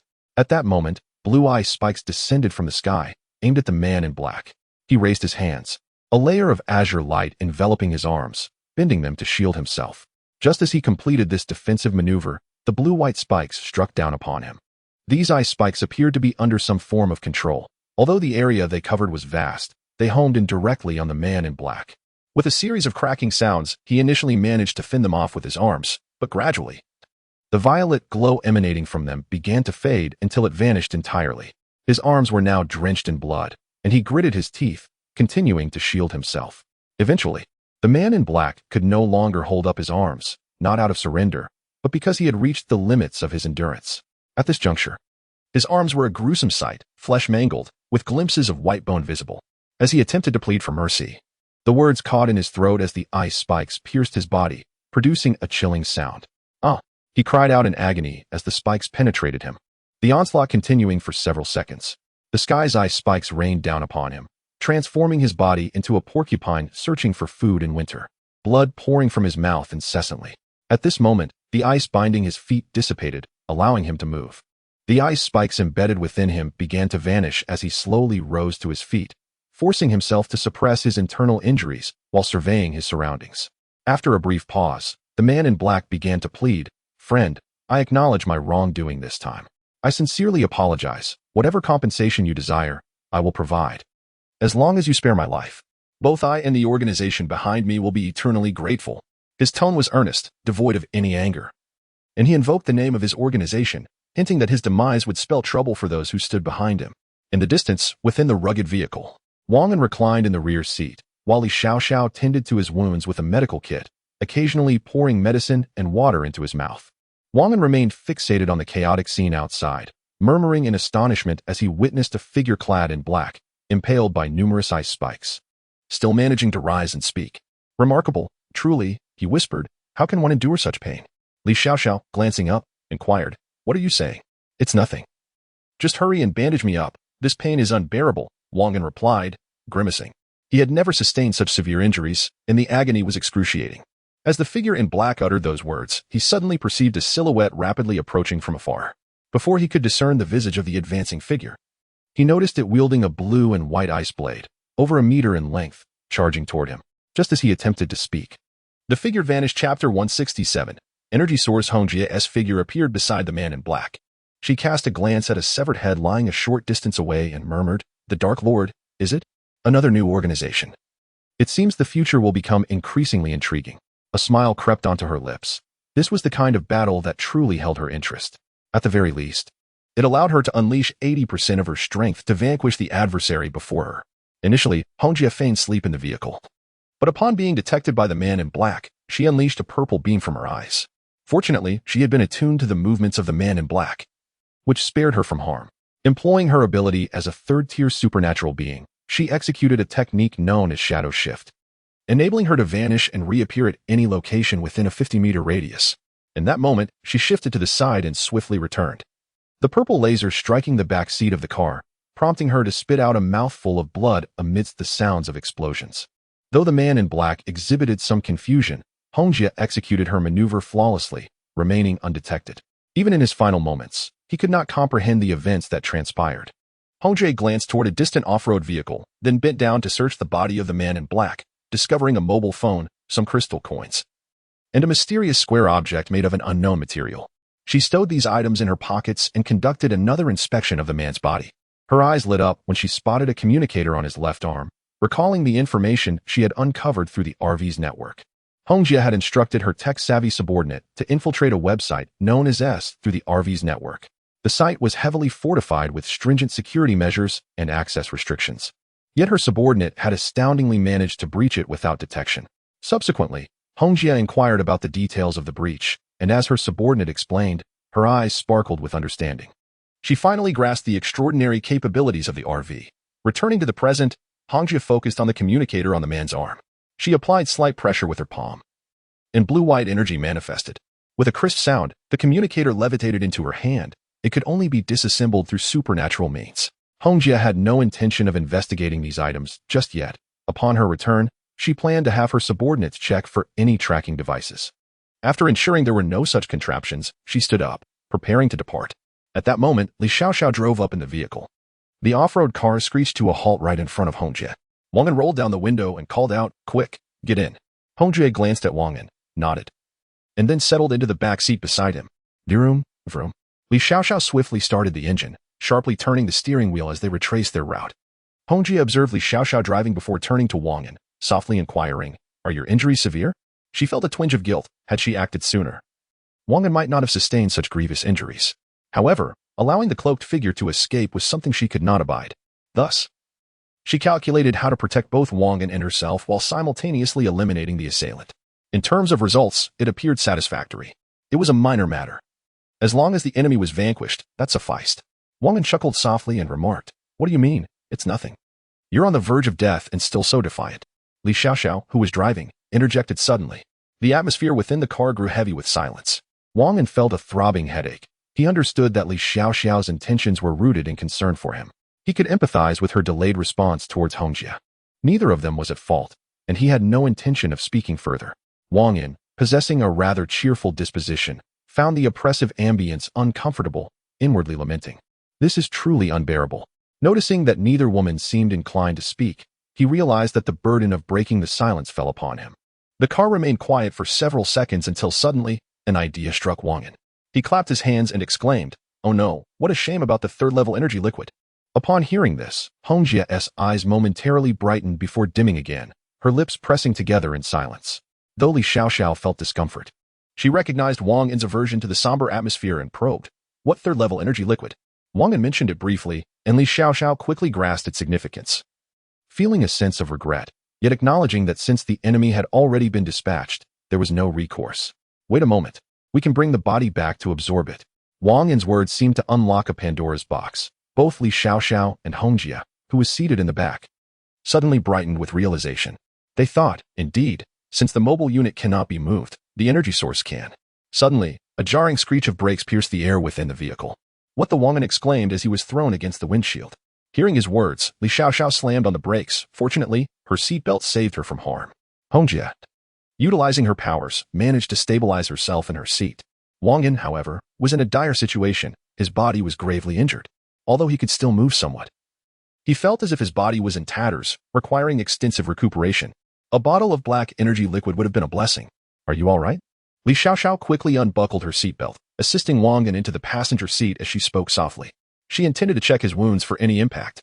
Wang An's complexion paled, suppressing the excruciating pain upon hearing Wang An's angry remarks. Li Xiaoxiao nodded and swiftly turned the off-road vehicle around, heading toward the direction of the recent altercation.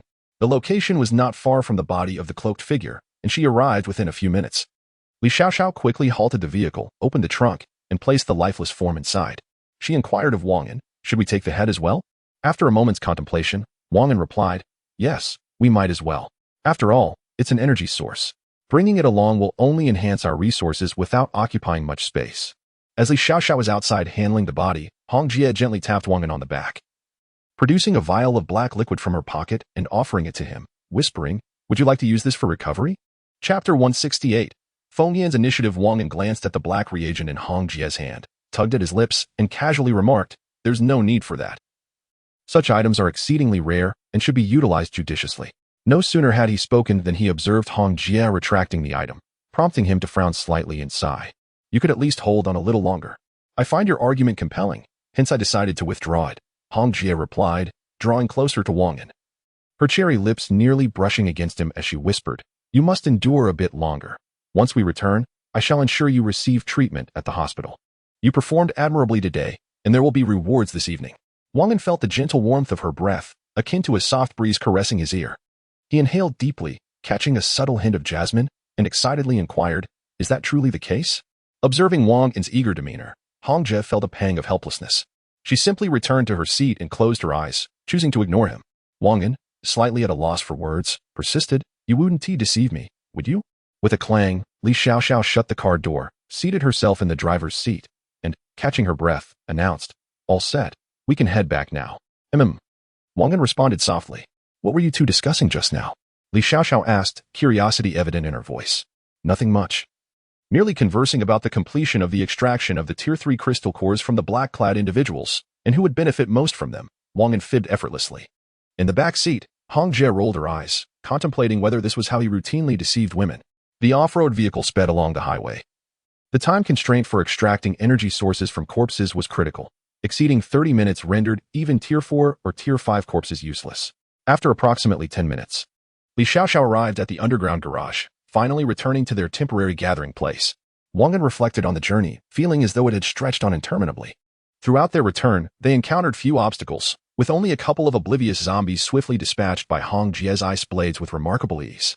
Li Xiaoxiao maneuvered the off-road vehicle alongside the RV. Wang An remarked, "There's south no need to park so close. The RV can collect anything within a 300-meter radius."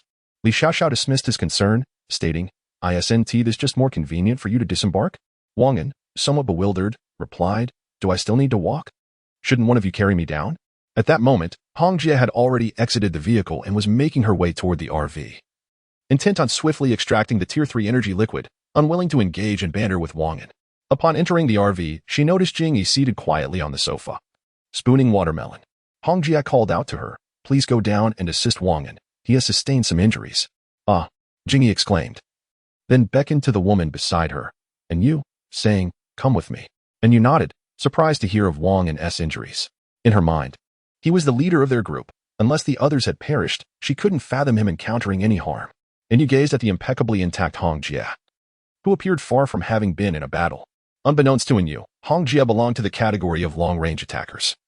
If someone were to engage her in close combat, it would either be by design or due to her inability to fend off her opponent, thus being compelled to close the distance, an occurrence that was exceedingly rare, with most situations falling into the latter category. "Let us hasten," urged Jing, prompting the woman to move. Replied Hong Jie. The two rose and proceeded towards the vehicle, only to be met with an astonishing sight upon their arrival. A petite yet attractive woman was approaching with Wang An in her arms. Wang An gazed at Feng Yin before him, feeling a sense of helplessness. Just moments ago, he had been reluctant to allow Feng Yin to carry him, as their relationship had not yet reached such intimacy. However, Feng Yin seemed resolute, as if she had made up her mind to carry Wang An to the RV. Ultimately, Wang An, hindered by his injuries, acquiesced to her insistence. Noticing Jing and her daughter approaching, Wang An inquired with curiosity, "Where are you headed?" He was puzzled, as they rarely left the RV, conducting all their affairs within its confines. What could possibly draw them out at such a late hour? And Yu pursed her lips, remaining silent. After a moment of hesitation, Jing stammered, "It's just that we've been cooped up in the vehicle for too long, and we wanted to get some fresh air." She continued, "What has happened to you? Why are you being carried? It is perilous outside. You ought to be cautious." "I encountered a lone wolf and had a scuffle, sustaining some injuries," Wang An replied candidly. Jing stepped forward with concern, asking, "Is it serious? Do you need my assistance?" "No. A doctor will arrive shortly to treat me." "You should take care," Wang An said, waving his hand to signal Feng Yin to proceed. Although his body had recovered somewhat during this period, he was still not fit for strenuous activity. Wang An longed to lie down and rest. And it would be even better if someone could attend to him. Feng Yin had just gone down to retrieve some supplies for her teammates from other vehicles. Upon seeing Wang An seated inside the RV, she had intended to discuss a certain matter with Hong Jie. But upon discovering Wang An was injured and in need of assistance, she chose to remain. Li Xiaoxiao, observing Hong Jie retreating to the RV, briefed Feng Yin on the situation before entrusting Wang An to her care and following her into the vehicle. Wang An, witnessing this scene, was left astounded, inwardly lamenting, "Goodness, I've been too kind to you all, these self-serving women." He looked at Feng Yin with a pitiful expression, hoping that this woman, who was not quite as striking as Li Xiaoxiao and the others, would not dismiss him with a scornful glance and walk away. Surprisingly, Feng Yin did not respond coldly as she had the first time they spoke. Instead, she detected Wang An's condition and lifted him into her arms, making her way toward the RV. In Feng Yan's embrace, Wang An did not sense the typical alluring fragrances associated with other women, but rather a naturally sweet, creamy scent. Could he have stumbled upon a treasure? Wang An mused, allowing himself to nestle further into Feng Yan's embrace. As Feng Yin gently placed Wang An onto the bed within the confines of the RV, she felt a slight warmth flush her cheeks when he burrowed closer into her embrace. Noticing Hong Jie and Li Xiaoxiao engaged in some unknown activity at the driver's seat, she refrained from approaching them and instead made her way directly to Wang An's bedroom. Upon opening the door, Feng Yin cautiously laid Wang An down, ready to depart, when her gaze inadvertently swept over him, only to find him fixated on the alluring valley between her peaks. A mix of annoyance and intrigue coursed through her as she caught his gaze, and for a fleeting moment, she hesitated before speaking, "If there is nothing further, I shall take my leave." Wang An, with an air of urgency, interjected, "Please don't go. Given my grievous injuries, surely you could stay to tend to me?" His tone was laced with a pitiable charm, and as he observed her, he realized that this woman possessed a remarkable gentleness, attentive in her care, rarely losing her temper, and speaking sparingly. Although their acquaintance had been brief, he had previously overlooked this hidden gem of a girl.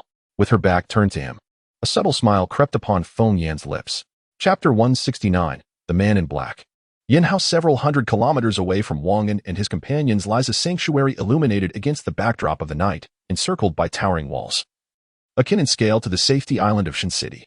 As the outer defenses are finalized, vigilant soldiers patrol the perimeter, their weapons gripped tightly, alert to the slightest rustle in the distance. Even the faintest sound of a fly passing by could set their nerves on edge. For this refuge has endured numerous zombie incursions since the apocalypse began, claiming many lives. Consequently, the security measures here surpass those of Shen City's safety island, with firepower several times greater. In the innermost chamber of a standalone building within this sanctuary, a middle-aged man, likely in his mid-40s, sits behind a desk. Strands of white hair intermingle with his dark locks, and the soft glow of the room accentuates the profound aura he exudes. Time has etched varied lines upon his face, hinting at a once vibrant youth characterized by resilience and a striking appearance. Opposite him stands a young officer in his 20s, clad in military attire, holding a folder with a somewhat anxious demeanor, as if a significant event has transpired. The young officer collects his thoughts and speaks steadily. Commander Gu. According to the life detection device, Yin Hao has lost all vital signs. What shall we do now? He is taken aback by this revelation. Yin Hao ranks as the foremost among the second tier of combatants in their Huazhou refuge. Who could possibly have slain Yin Hao? The officer dismisses the notion of beasts or zombies, fully aware of Yin Hao's unmatched speed. No creature could possibly reach him. Hearing the young man's words, Gu Hongsheng narrows his eyes, contemplating before inquiring, where exactly did the vital signs vanish? The young officer responds directly. Approximately at the junction of District D and District C in Shin City. Gu Hongsheng nods, continuing, can we ascertain the precise location? It will require some time. We must connect to satellites and then search for the signal device on Yin Hao to lock onto his exact coordinates. The young officer replies methodically.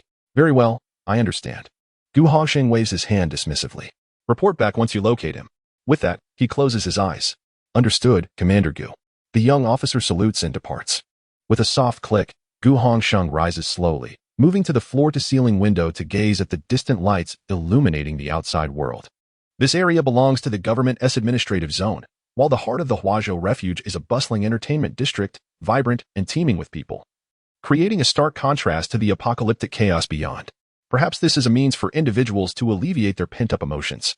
Such a design was a decision made in discussion between Gu Hongsheng and his subordinates, and it now appears to be remarkably effective. With a significant flow of crystal coins each day, propelling the Huazhou refuge towards greater prosperity, as he gazes into the heart of the district. Gu Hongsheng's thoughts drift back to events from a few days prior. It was a late night, and the outside was shrouded in darkness and silence. Gu Hongsheng glanced at the clock. It was already 23:35, and he needed to prepare for bed, as a plethora of reports awaited him the following day, along with documents requiring his signature. The days were indeed so busy that he barely had a moment's respite.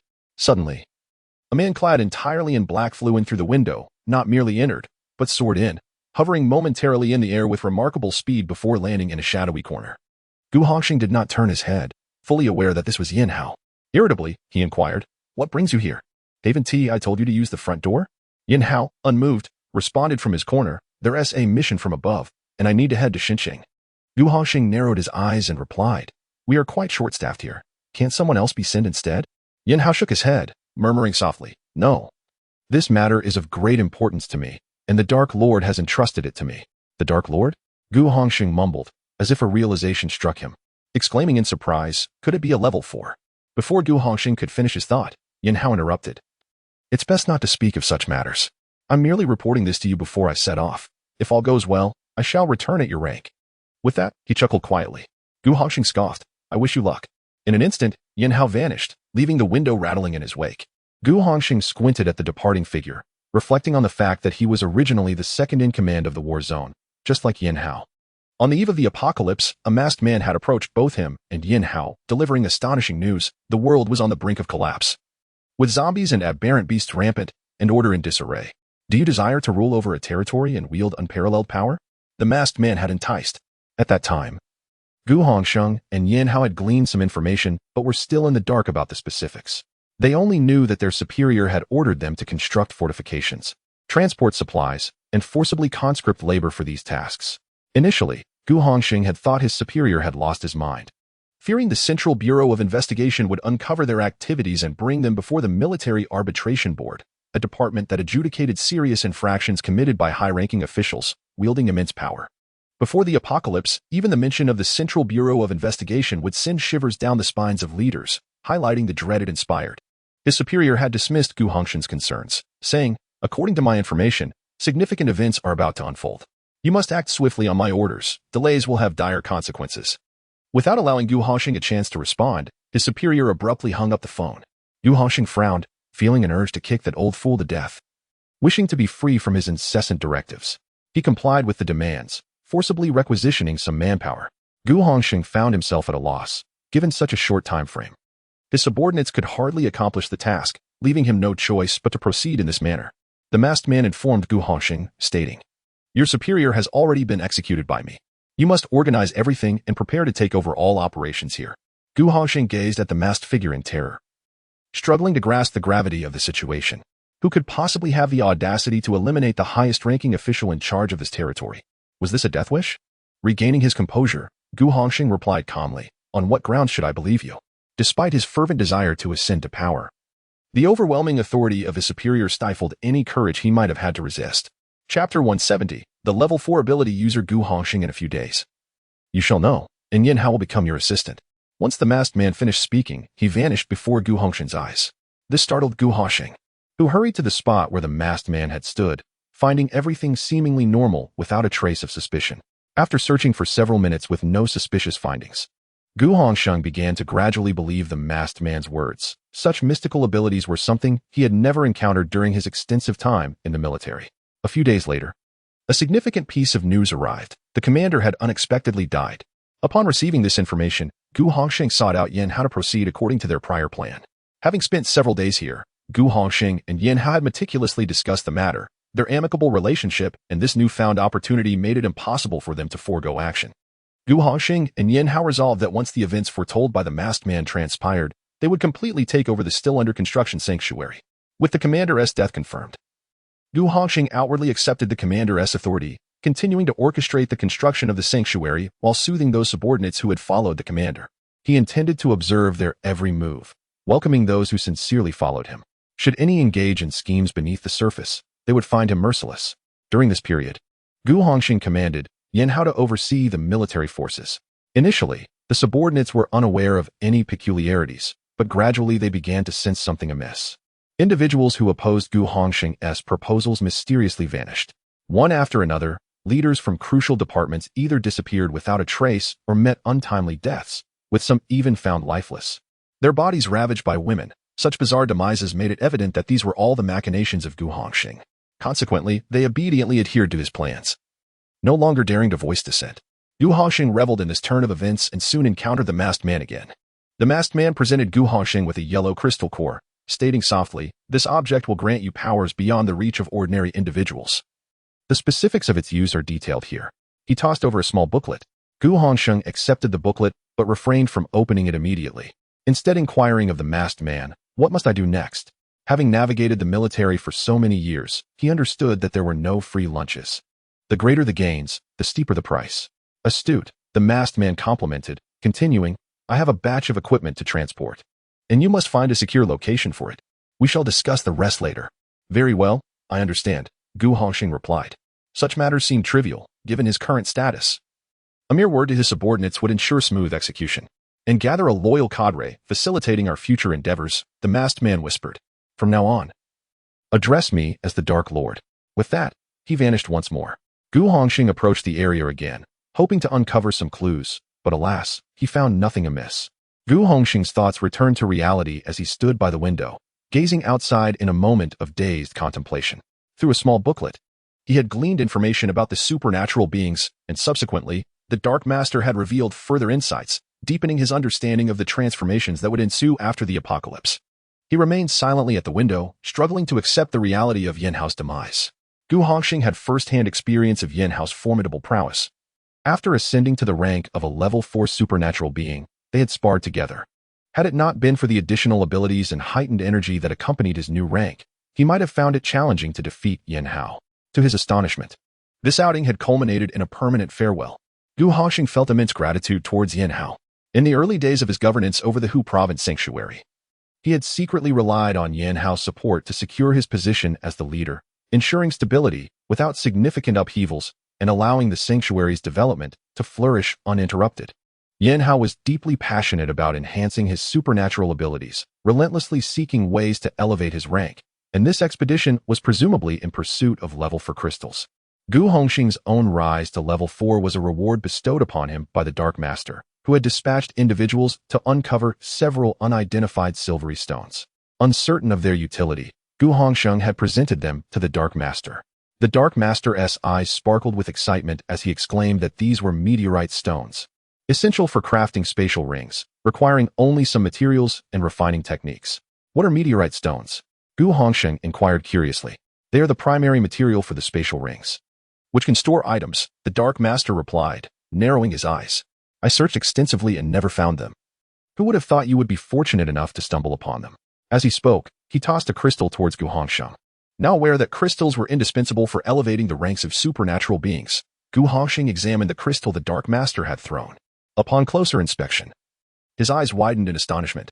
This is a level 4 crystal, he stammered. Indeed, the Dark Master nodded. This is your reward. As long as you diligently procure the materials on that list for me, you shall reap the benefits. After the Dark Master departed, Gu Hongxing settled behind his desk and perused the materials list previously provided to him. A bitter smile crept across his face as he realized none of the items were familiar to him. It seemed entirely random, akin to a blind cat stumbling upon a mouse. Just like this instance, his subordinates had brought back an odd-looking item, unwittingly hitting the mark. With this thought, Gu Hongxing picked up the phone and pressed a few buttons. After a brief pause, he spoke into the receiver, Secretary Wang. Please compile the number of individuals in the third team dispatched today. I intend to personally award them shortly. Understood, Secretary Wang replied, a hint of surprise in his voice. Gu Hongxing had never personally awarded anyone before, making this an unprecedented occasion. After hanging up, Gu Hongxing's fingers tapped rhythmically on the desk. His intention was to invigorate the team searching for items. For the more enthusiasm they exhibited, the greater the rewards he would ultimately receive. Gu Hongxing opened the drawer beneath his left hand, revealing a small, silvery stone nestled within. Its diminutive size made it impractical for him to present all the stones to the Dark Lord, which would render him rather foolish. In such chaotic times, retaining some possessions for oneself was not necessarily a poor decision. Moreover, Gu Hongxing extracted a pack of Huashan brand cigarettes from his pocket, took one out, and lit it.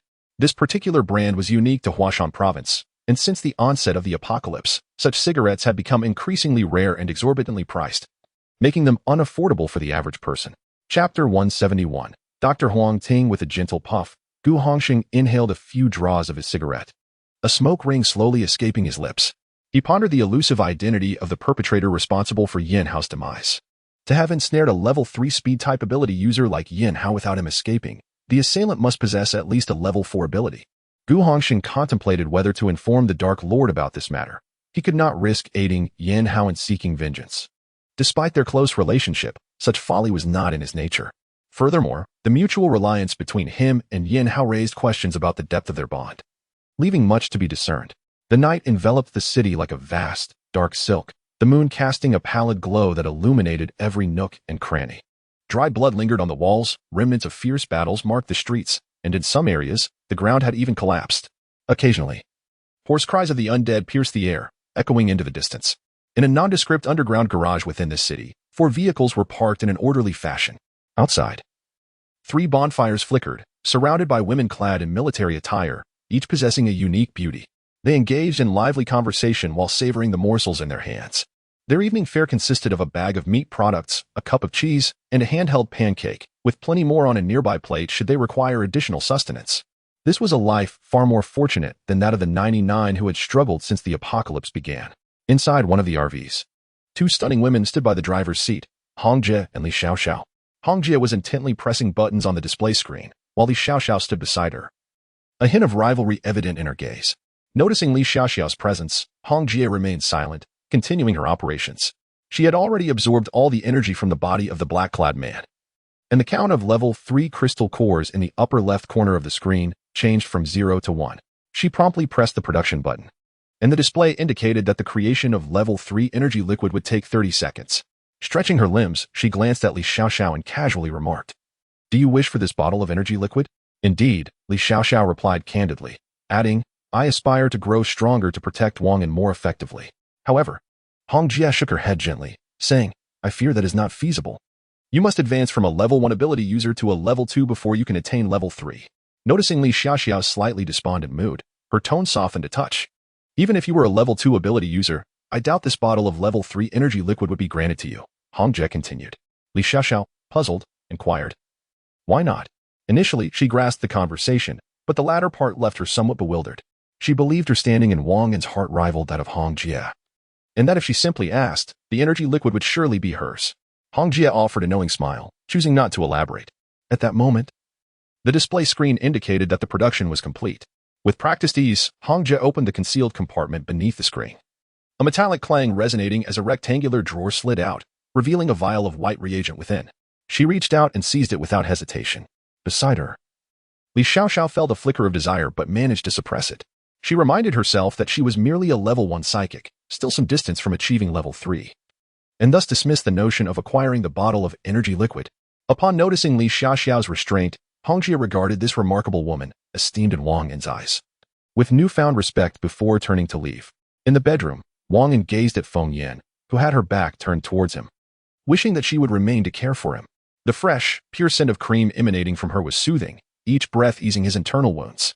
After a few moments, Feng Yan's cheeks flushed slightly as she softly suggested, "Well then, perhaps you should consider taking some painkillers to alleviate your discomfort." "No need," Wang An replied, shaking his head. "Let us wait for your doctor to arrive and assess the situation first." "All right," she nodded, beginning to assist him in removing his shoes and socks. Wang An, aware of his feet's unpleasant odor despite daily changes of socks, felt a wave of embarrassment as a faint sour scent filled the room. However, he found himself increasingly fond of Feng Yan, appreciating her demeanor as she continued to unbotheredly remove the footwear from his other foot. While some might claim that Hongjia was a supportive partner, the truth was that she harbored ambitions to usurp control, constantly plotting ways to manipulate Wang An into relinquishing his authority. Such behavior could hardly be deemed supportive. Feng Yan picked up a nearby cup, filled it with warm water, and brought it to Wang An's lips. He suddenly thought that if only his body were not in such distress, the experience of being cared for while lying still would be immensely pleasurable. Creak. The bedroom door swung open, revealing Hongjia accompanied by a woman carrying a medical kit. Wang An recalled that this woman's name was Huang Ting, the only doctor in their vehicle, either a healer with psychic abilities or a regular physician. Huang Ting was quite cute, dressed in military attire, not particularly tall, with a cherubic face that radiated sweetness when she smiled, a presence that naturally uplifted one's spirits. Upon Huang Ting's arrival, Feng Yan hurriedly stepped aside. They were both part of the same team, exchanging nods as a form of greeting. Huang Ting approached, bending over to examine Wang An's condition. He felt her cool, delicate touch gliding over him, reminiscent of the refreshing sensation of swimming in a river on a summer day, an exquisite comfort. As she continued her examination, Huang Ting observed Wang An's facial expressions, occasionally pressing certain areas of his body, her brows gradually knitting together in concern. After 2 to 3 minutes, she straightened up and spoke with a slightly serious tone. "Your internal organs have sustained varying degrees of injury, and there are several areas of bleeding.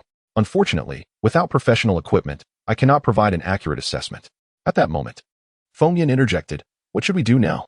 Her words hung in the air, and a silence enveloped the room for several seconds. Huang Ting cast a peculiar glance at her and spoke in a deliberate manner.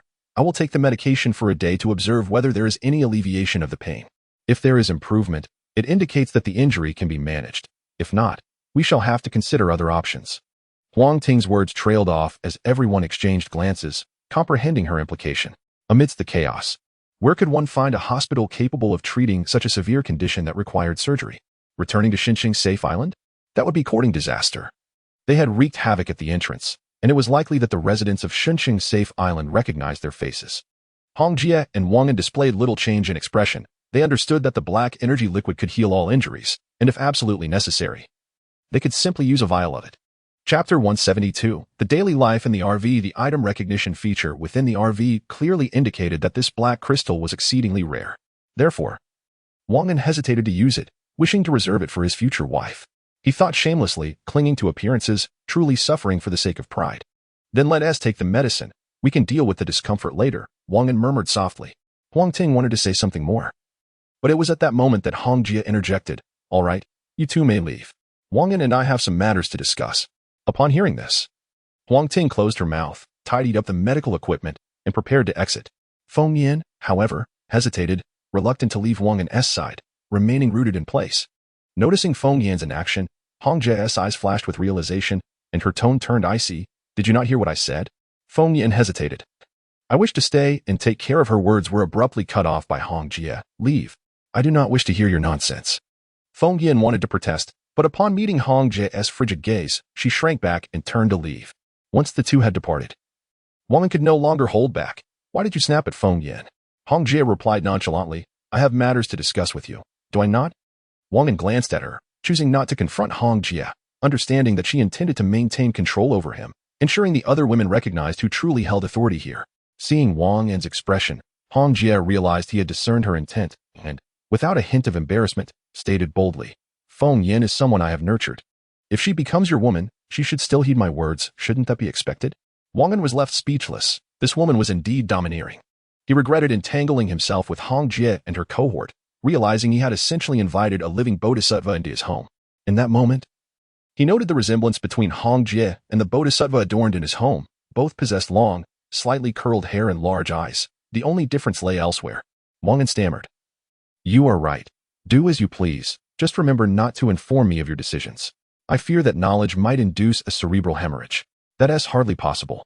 You are a level 3 esper, Hong Jie replied, moving closer to Wang An. Even if you were to have a cerebral hemorrhage, there is still the black energy liquid.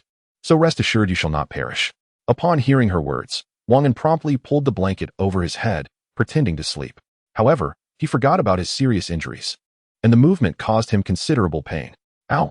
Wang An yelped, his body trembling as he clenched his teeth, gasping for breath, beads of sweat forming on his forehead. Hong Jie stifled a laugh, waiting a moment before asking, the level 3 energy liquid has been prepared. Whom do you intend to use it on? As the pain began to subside, Wang An furrowed his brow at Hong Jie's question. After a moment's contemplation, he replied, Li Mingwei or Qi Ming. I am uncertain about either. Can you recommend one? Upon hearing the response, Hong Jie nodded, profoundly satisfied with Wang An's choice. After a moment of contemplation, she declared, Let it be Qi Ming. The frequency of battles has increased, and it is imperative to enhance the combat prowess of our team without delay. The next crystal core shall be bestowed upon Li Mingwei. Agreed, Wang An replied, nodding in affirmation. If there is nothing else, I shall retire to rest, as my body is in considerable distress. Understanding Wang An's discomfort, Hong Jie arose and suggested, Shall I call Feng Yin to bring you your dinner? That would be rather embarrassing. Wang An stammered, But very well, I find myself quite hungry. Without further ado, Hong Jie turned and departed, realizing she had misjudged Wang An. She had assumed that given his severe injuries, he would exhibit some restraint. However, he remained as incorrigible as ever, a character flaw that seemed unlikely to change. Exiting the bedroom, Hong Jie made her way toward the sofa, where she found Feng Yin seated, lost in thought, her gaze fixed vacantly on a cup of water. Hong Jie rubbed her forehead, sighing inwardly at the transformation in Feng Yin, who typically appeared serious and focused, now seemingly altered by the affection she had found. Approaching the sofa, Hong Jie instructed, Please fetch some food for Wang An from the kitchen. After delivering her message, she proceeded to the kitchen, feeling a pang of hunger herself after such a delay. Prior to their departure, they had informed the others that dinner was ready and to eat without waiting for them.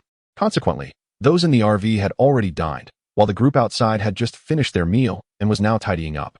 Feng Yin remained in her daze until jolted back to reality by Li Mingyue's gentle nudge. She turned to the strikingly beautiful woman and inquired, Li Jie, is there something you need? Li Mingyue assessed Feng Yin, noting her appealing figure. Initially, Wang An had underestimated her physique, but Li Mingyue, with her seasoned eye, recognized Feng Yin's allure, which, while not quite matching Hong Jie or Li Xiaoxiao, was still commendable.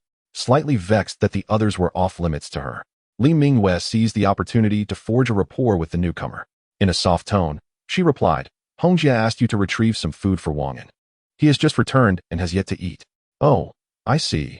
Feng Yin responded, momentarily taken aback, before her face brightened with a smile. Thank you, Li Jie. I shall attend to it right away. With that, Feng Yin rose and strode toward the kitchen. Upon entering, she noticed Hong Jie conversing with several captains. Quickly, she gathered an assortment of food, bananas, blueberries, a bowl of mutton soup, fried chicken, and some marinated meat. Realizing she could not carry it all, she glanced around the kitchen and spotted a 5-tiered food container in the cabinet beneath the microwave, conveniently located by Taoli. Taoli, could you please retrieve the food container from the cabinet for me? I am unable to manage all of this, Feng Yin requested softly. Taoli, having already noticed Feng Yin, responded with a cheerful smile, Of course. Dolly, such an astute individual, manages to maintain her position as captain even in the absence of extraordinary abilities, undoubtedly due to her unique talents. Unlike Fei Li, who is favored by Hong Jie and relies solely on personal merit to retain her position, Dolly adeptly balances a blend of firmness and leniency, fostering camaraderie with her subordinates while exhibiting a strict demeanor when it comes to important matters. This approach engenders a sense of respect and compliance among her team. Feng Yin took the lunchbox, expressed her gratitude, and swiftly exited the kitchen, making her way to Wang An's bedroom. Wang An, already on the verge of slumber, had been utterly fatigued from the past few days. Upon seeing Feng Yin approach with a lunchbox, he knew without a doubt that it contained tonight's dinner. With a cheerful smile, Wang An inquired, What dishes do we have for dinner tonight? Chapter 173. Enjoying delicacies. Feng Yin closed the door and approached the bedside, smiling as she said, It's quite delightful. There's meat, pancakes, and soup. I'm certain you will enjoy it. Unbeknownst to her, the mere sight of Wang An lifted her spirits, but once he was gone, A sense of melancholy would envelop her, rendering her indifferent to everything around her. Could this be what her teammates often referred to as affection? Wang An quickly replied, "Hurry and bring it over. I am genuinely hungry." Feng Yin retrieved a small table from beside the bedroom cabinet, an essential piece in every room of the mobile home. She placed the table on the bed and set down the food containers, unveiling a series of delectable dishes. Truth be told, Wang An had lost interest in cuisine prior to this moment, as he had been consuming the same few dishes day after day for a month, leading to a sense of monotony. However, the past few days had been distinct. Since welcoming the enchanting Jingyi into his life, her culinary skills had proven remarkable. As she varied the menu for every meal, her dishes bursting with fresh and enticing flavors that captivated his palate. As Feng Yin arranged the plates on the table, Wang An could no longer resist the allure of the nearby chopsticks.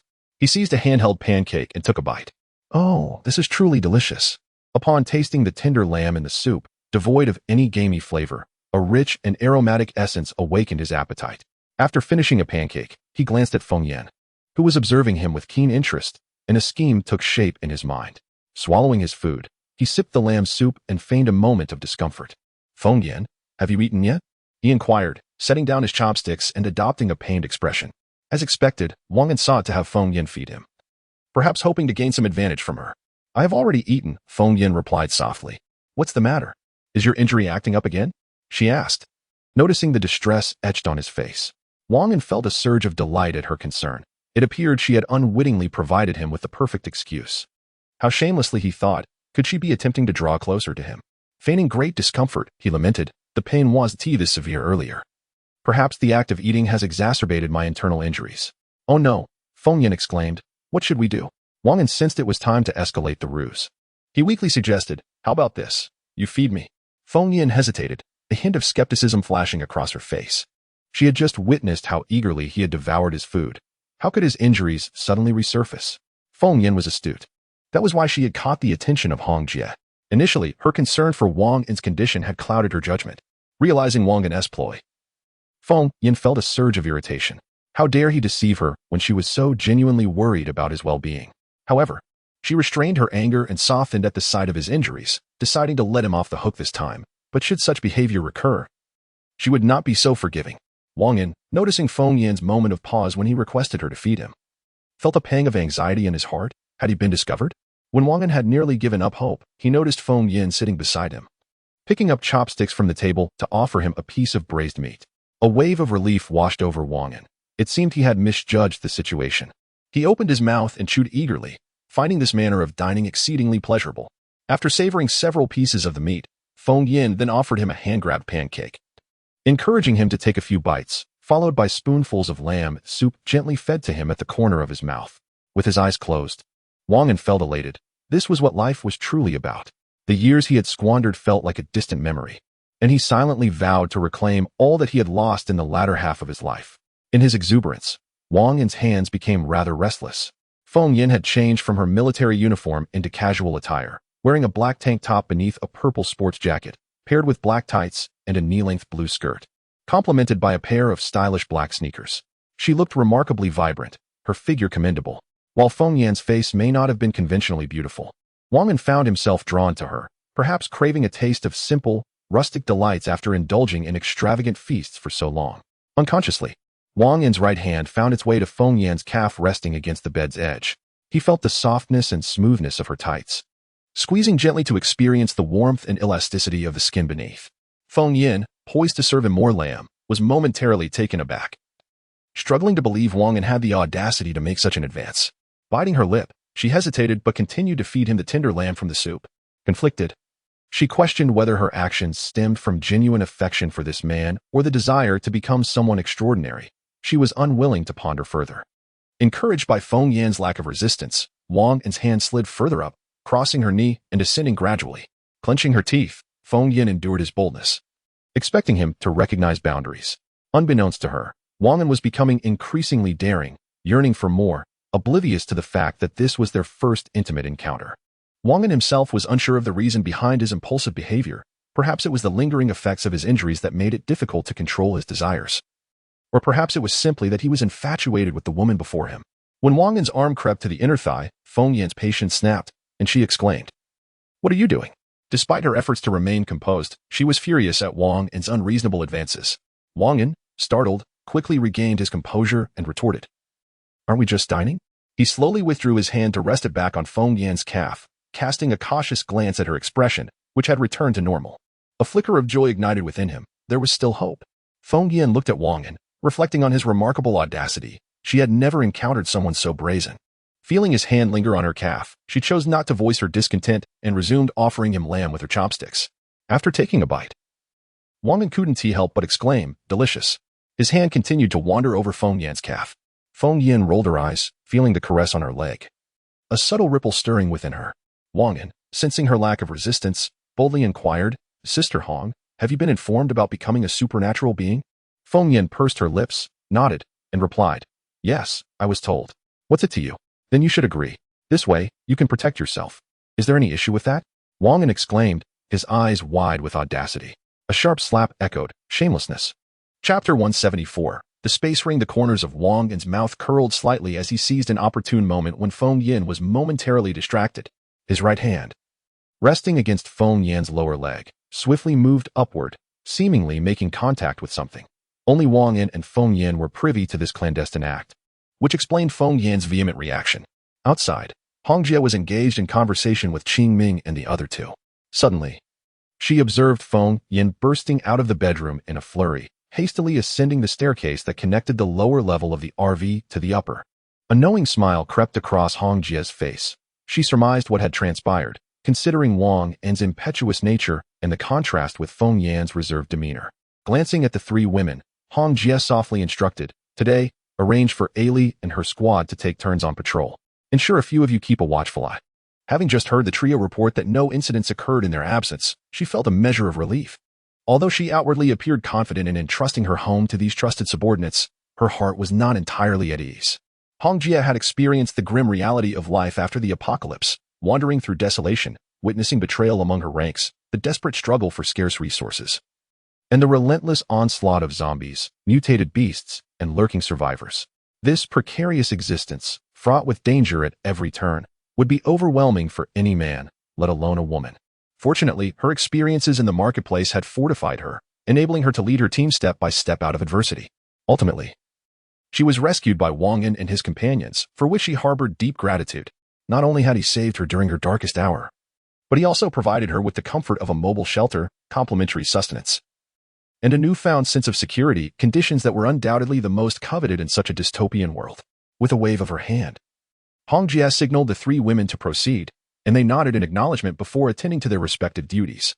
Watching them depart, she turned and made her way to the combat chamber. Initially intending to examine the items seized from the black-clad assailants, her unease lingered. The RV's item recognition feature would be more convenient, as the crowded front area posed challenges. Hongjie reflected on the tranquility of the combat chamber, where only she and Wang An possessed the authority to unlock its door. Upon entering, she closed the door behind her and approached the computer designated for item recognition. The combat chamber's computer remained in standby mode, prepared to swiftly engage in battle if an emergency arose. From her pocket, she retrieved the acquired items, a mobile phone, several crystalline coins and denominations of 50, 100, and 500, and an enigmatic square object of unknown material, along with a blue communicator from the left arm of the black-clad figure. She placed the crystalline coins on the adjacent table and set the phone atop the rectangular, semi-transparent display case. As Hongjie tapped the detection icon on the computer screen, she observed a circular ring above the display case silently rotating. This ring, approximately 20 centimeters in diameter, was woven from nanofiber, projecting a green scanning grid as it approached the phone, enveloping the object in a shimmering protective veil. A blue window appeared on the screen, detected a communication mobile phone, operable only within a fixed area, containing a sophisticated anti-theft code and a location reception chip. Upon noticing the text that appeared on her computer screen, Hongjie squinted her eyes and spoke into the nearby microphone. "Is it possible to destroy the positioning receiver chip?" The AI system of the computer took a moment before displaying a message at the bottom of the screen. "Yes, it will take approximately 30 seconds. Subsequently, a blue window emerged, asking, "Execute the destruction of the positioning receiver chip?" Hongjie touched the affirmative option. Before her, the rectangular transparent display case showcased a green scanning grid that transformed into a crimson hue, while the circular, nanoscale optical fibers spun rapidly. Occasionally, a purple beam of light flickered within the red scanning grid, accompanied by intermittent sizzling sounds. After a duration of about 30 seconds, the computer screen announced, "Destruction complete." Hongjie lifted her phone from the display case and promptly placed the blue communicator atop it, concerned that the positioning capabilities might reveal their location, which would spell disaster.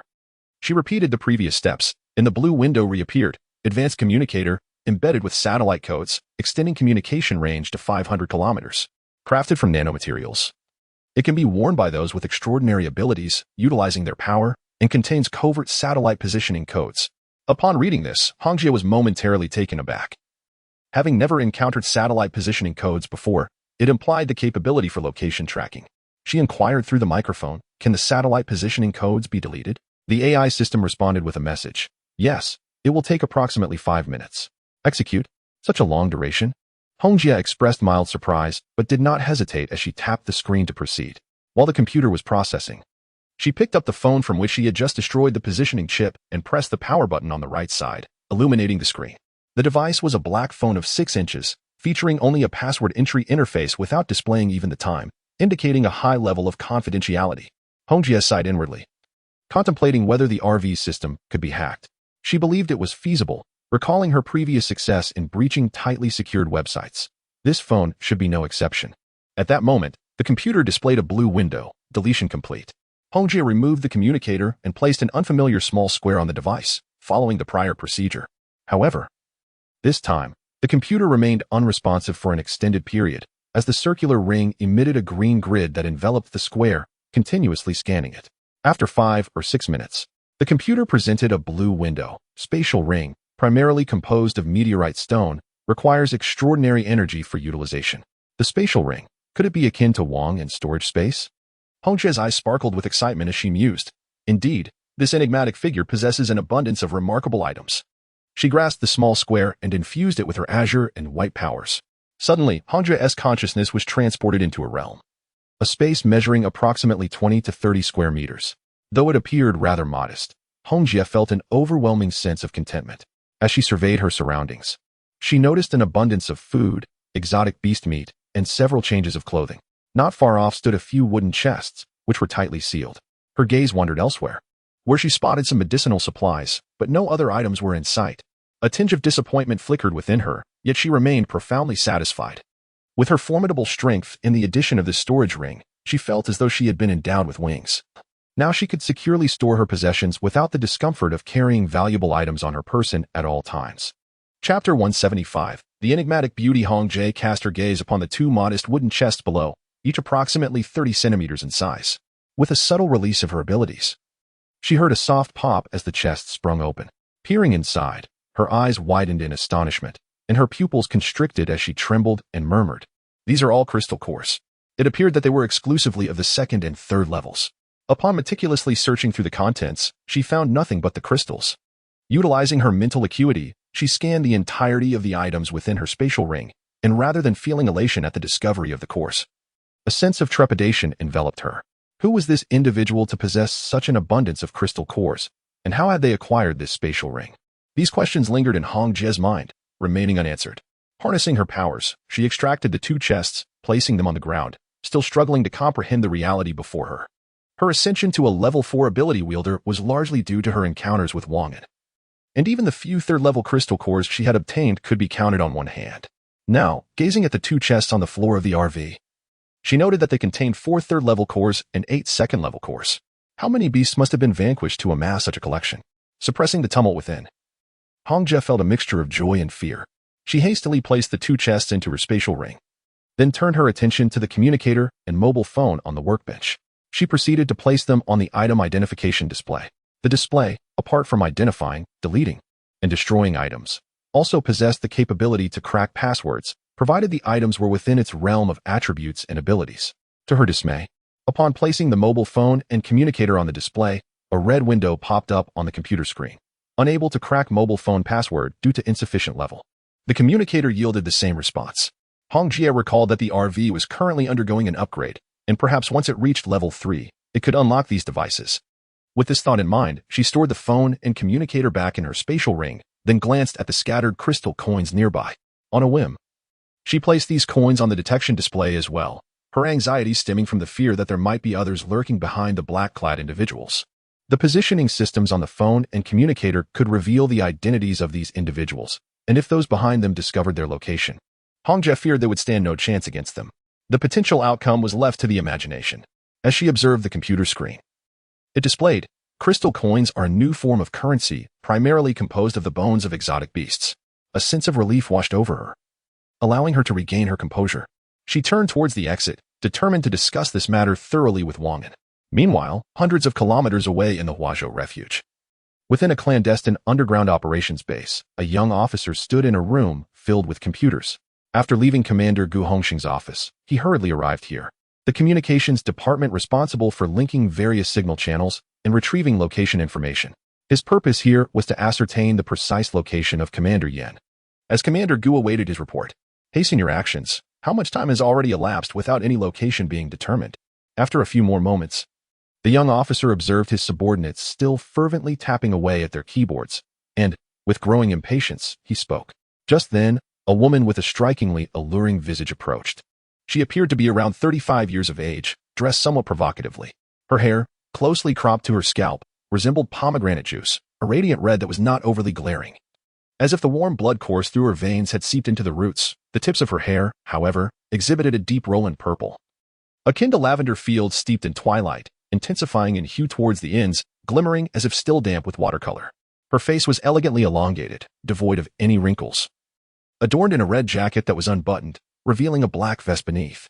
She wore black fishnet stockings that clung tightly to her thighs, seamlessly transitioning from her waist to her ankles, the netting becoming denser along the inner thigh.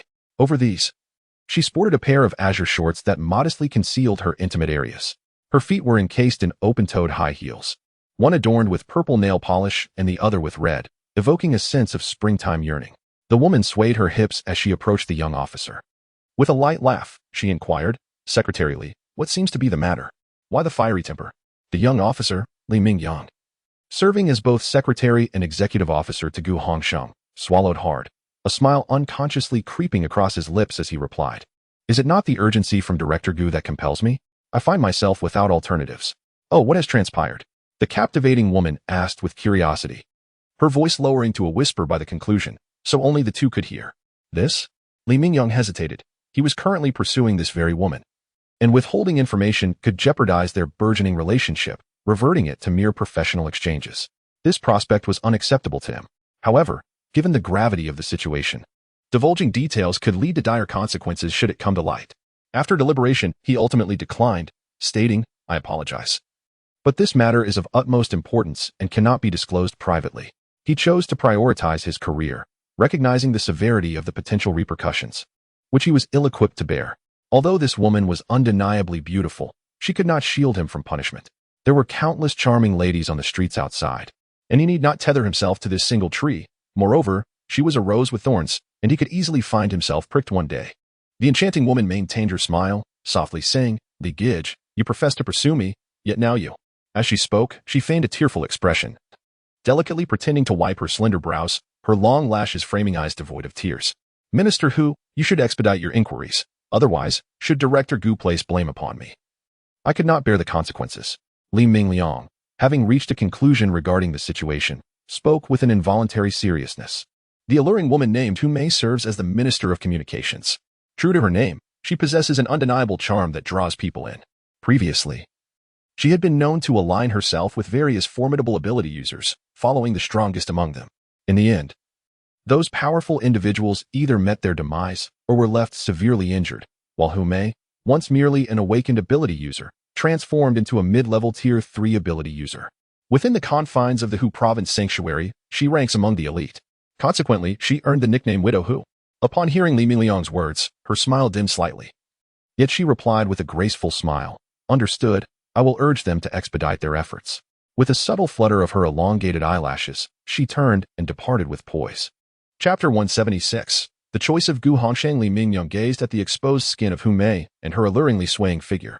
To be frank, he felt a twinge of regret for the tone he had employed earlier. He tightened the heated skin of his lower body, as though a fire was surging within him. As his gaze traversed the intersection of her mesh stockings and blue shorts, he swallowed hard, forcing the rebellious thoughts of his younger brother into submission. his head turning stiffly away. Humei approached a teammate who was engrossed in typing on the keyboard. Noticing Li Mingyong's reaction from the corner of her eye, she curled her lips in disdain. Clearly, he was nothing more than a lecher, pretending to maintain a facade of virtue. Who was he trying to impress?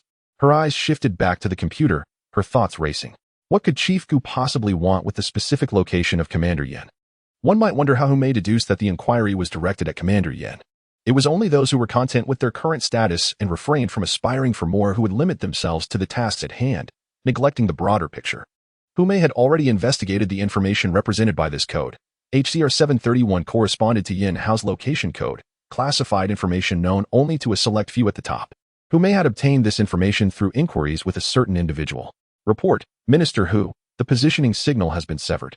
All information is inaccessible, declared the captain of the communications department, one of the most capable in the team, as he suddenly rose, a serious expression adorning his face. Humei furrowed her brow, an ominous premonition settling within her. It seemed they had encountered a formidable opponent. Such a clandestine positioning system had somehow been compromised. Under normal circumstances, the individual carrying such a system would not dare to dismantle it, nor could it be easily disassembled without violent destruction. The communicator bore satellite positioning codes, which typically could not be destroyed either. Only experts in this field could achieve such an untraceable state. As Humei continued to ponder, Li Mingyong's voice broke through her thoughts. What? Severed? You must be mistaken, he exclaimed, astonished. How could the positioning system possibly be cut off? Just how outrageous is this? You all know this. He directed at the members of the communications department. Li Mingyong was quite displeased, having just offended Humei.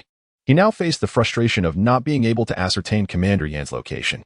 His previously good temper began to fray under the weight of consecutive setbacks. Humei regarded Li Mingyong coldly. The positioning signal has been severed. It is not our fault. Your shouting here is futile. I advise you to report promptly to avoid wasting time. Li Mingyong paused, letting out a huff before departing. Humei was correct. It would be prudent to report swiftly. As the responsibility was minimal, delays could result in severe repercussions. It was now past 11 o'clock at night. Gu Hongsheng had retired for the evening. Having been a level 4 ability user for several days, he found little difficulty in foregoing rest, yet he still cherished the habit of sleep. Though he did not slumber excessively, it afforded him a clearer mind. Suddenly, a series of sharp chimes echoed through the air. A sudden ring of the telephone roused Gu Hongsheng from his slumber. He murmured softly, "They found it." In an instant, Gu Hongsheng, who had been lying on the bed moments before, was now at the phone's side. If Hong Jie were present, she would undoubtedly be astounded. This was an ability only a level 4 supernatural being could possess. He picked up the receiver and inquired, "What is it?" On the other end, Li Mingyong's voice came through, reporting, "Chief, the signal has been severed, and we were unable to ascertain Commander Yan's exact location." Gu Hongsheng paused, momentarily taken aback, then composed himself and asked, "Are you certain?" "This is the result obtained by the communications department. There is no doubt about it." Li Mingyong recalled the multitude of individuals present at the time. The communications officer could not have deceived him, nor would he dare attempt such a thing. "All right, I understand." Gu Hongsheng replied before hanging up. He reached for the Huashan brand cigarette resting on his desk, lit it, and took a drag. Contemplating, it seems this matter must be reported to the Dark Lord. The ability to cut off the positioning signal indicates that the adversary is no ordinary character. After finishing his cigarette, Gu Hongsheng slowly made his way back to the bed, deciding to address this issue the following day. Typically, the Dark Lord remains unseen. One must notify in advance before visiting, and whether or not to meet depends on the Dark Lord's availability. Wang An gazed at the crystal cores within the 2 wooden boxes, his mouth slightly agape, the joy upon his face impossible to suppress. Just as he attempted to move, a sharp pain jolted him back to reality. Lying on the bed, Wang An excitedly exclaimed, "Now I need not worry about the crystal cores."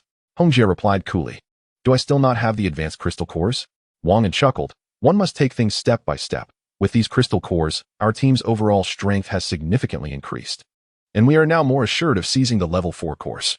Hong Jie nodded, acknowledging his words, then added, "However, we must remain vigilant regarding the power behind the black-clad individuals. We must be cautious of unforeseen pitfalls." "Understood," Wang An replied nonchalantly. "Did you not say you had dismantled all the positioning systems? Without those, they won't find us in the short term, giving us time to develop. Wouldn't you agree?" Hong Jie glanced at Wang An, choosing silence. Given the current situation, it would suffice to exercise caution moving forward. Overemphasizing danger might prove counterproductive. She removed the spatial ring from her index finger and handed it to Wang An. Initially, Hongjie struggled with the use of the spatial ring until she inadvertently activated her ability, causing the square-shaped ring to morph, allowing it to transform into anything she envisioned, so long as it did not exceed its cubic dimensions. At first, she transformed the ring into a teddy bear to wear, but later reconsidered its safety and changed it into a ring to wear on her finger, ensuring both security and discretion. "What is this?" Wang An said, accepting the ring from Hongjie, astonished. "Is it a token of affection?" "Not yet. I'm not prepared." Hongjie rolled her eyes, instinctively attempting to reclaim the ring. Wang An hurriedly exclaimed, "Wait, please tell me what this truly is." He was acutely aware that Hongjie could not possibly present him with a ring. Such notions were merely figments of his own imagination, and his earlier jest had been nothing more than a light-hearted quip. "You will understand if you try using your special energy," Hongjie replied coolly. Upon hearing her words, Wang An summoned the energy within him, yet due to his injuries, he could only cautiously channel this energy, for any excessive exertion would intensify his pain and exacerbate his wounds. Chapter 177. Bedroom Matters. After infusing the ring with extraordinary energy, Wang An's consciousness was suddenly transported to an unfamiliar realm. Initially taken aback, he soon steadied himself and surveyed his surroundings, only to discover that this space bore a resemblance to his storage area. As he maneuvered his consciousness to further inspect the environment, he noted that the contents within the spatial ring were comprised of common items. Finding nothing particularly novel, he withdrew and curiously turned to Hongjie, inquiring, "Are these items also from the black-clad individuals?" Hongjie nodded, responding, "Indeed, I was initially taken aback as well, but gradually came to accept this reality. This is precisely why I advised you to exercise caution regarding the forces behind the black-clad individuals. Their methods are far more alarming than we can imagine." "I understand," Wang An replied with a smile. "I feel a bit fatigued. I wish to sleep." Hongjie rolled her eyes and asked, "Are you planning to distribute these crystal cores among your women?" Wang An, who had been drowsy moments ago, instantly perked up, his excitement palpable as he asked, "Are you allowing me to decide who gets these crystal cores?" With a hint of exasperation, Hongjie clarified, "I merely wanted to ask your opinion. If I find your suggestion commendable, I may consider it." Wang An buried his head under the covers and muttered, "Sleeping now." He promptly closed his eyes. Hongjie glanced at him, stifling a laugh, and opened the bedroom door, calling out, "Tonight, I will take care of Wang An. You all may rest." The women outside accepted her words without objection, as if accustomed to this arrangement. At that moment, Li Xiaoxiao, seated on the far left sofa, stood up and approached Hongjie. Hongjie regarded her silently, shifting slightly to the left to create space for Li Xiaoxiao. The latter walked in with a faint smile, not mocking Hongjie, but rather greeting her politely. In the past, their encounters had either been devoid of expression or marked by frosty demeanor, radiating an unmistakable sense of animosity. Reflecting on Li Xiaoxiao's commendable performance during battle, Hongjie found herself warming to the young woman who followed Wang An. Moreover, after explaining that Li Xiaoxiao could not utilize the third-level energy liquid, she appreciated the girl's understanding nature, which further elevated her opinion of her. The relationship between the two women improved significantly without either of them realizing it, laying a foundation for future harmony within the confines of the vehicle. Had Wang An known that his grievous injuries would lead to such a substantial improvement in their rapport, he would gladly endure any pain. As Li Xiaoxiao entered the room, she glanced at Wang An, who had his head buried beneath the covers, and smiled before heading to the left side of the bed. Shedding her outer garments as she slowly climbed onto the mattress, having just showered and dried her hair with a hairdryer, she wore a silk nightgown draped with a light coat. Observing that a doctor was attending to Wang An outside, she refrained from entering, wishing not to disturb him. The bedroom, albeit larger than the others, felt quite cramped with multiple occupants. Upon hearing Hongjie's words, Li Xiaoxiao entered without a second thought. Since being with Wang An, they had shared the same bed every night without separation. It was simply unacceptable for her to allow Hongjie to keep Wang An company alone today. Li Xiaoxiao settled onto the bed, stretching languidly. She adored the beds in Wang An's camper, finding them exceedingly comfortable, far superior to the ones she had slept on before the apocalypse. Li Xiaoxiao often indulged in long slumbers, much to Wang An's irritation, who jokingly referred to her as Assistant Lan. She gazed at Wang An, who lay motionless, and playfully poked him under the covers with her fingers. "What are you doing? Why aren't you sleeping?" Wang An, not thinking much of it, assumed it was Hongjie comforting him not to be upset. He was perhaps overthinking, for Hongjie had never offered him comfort. It was merely a figment of his imagination. "Why are you so angry?" Li Xiaoxiao inquired, puzzled. She tucked Wang An in, then pulled the blanket beside her over herself. The bed was adorned with several sets of comforters, all down-filled, offering excellent warmth, breathability, and lightness, truly a delight to cover oneself with. Upon hearing her voice, Wang An recognized it was Li Xiaoxiao, and with an awkward smile, he replied grumpily, "I'm just irritated because of Hongjie." He placed his left hand on Li Xiaoxiao's thigh, continuing, "Xiaoxiao, you should be wary of Hongjie. Don't let her seize full control, or we old folks will be in dire straits." Li Xiaoxiao chuckled softly, nodding in agreement. Outside the bedroom, Hongjie observed the few individuals by the sofa and addressed Fei Li, saying, "Please coordinate everyone. If anything arises, have Li Mingwei inform me." "Understood, Hongjie," Fei Li responded with a nod. Once Hongjie saw Fei Li acknowledge her, she turned and entered the bedroom. As soon as she stepped inside, she overheard Wang An speaking ill of her behind her back. How could Hongjie tolerate this? Her eyes narrowed as a thought crossed her mind. Closing the door, she cheerfully exclaimed, "Who is there speaking ill of me?" Upon hearing her voice, Wang An hurriedly shut his eyes, feigning sleep. Hongjie glanced at him but chose not to speak further.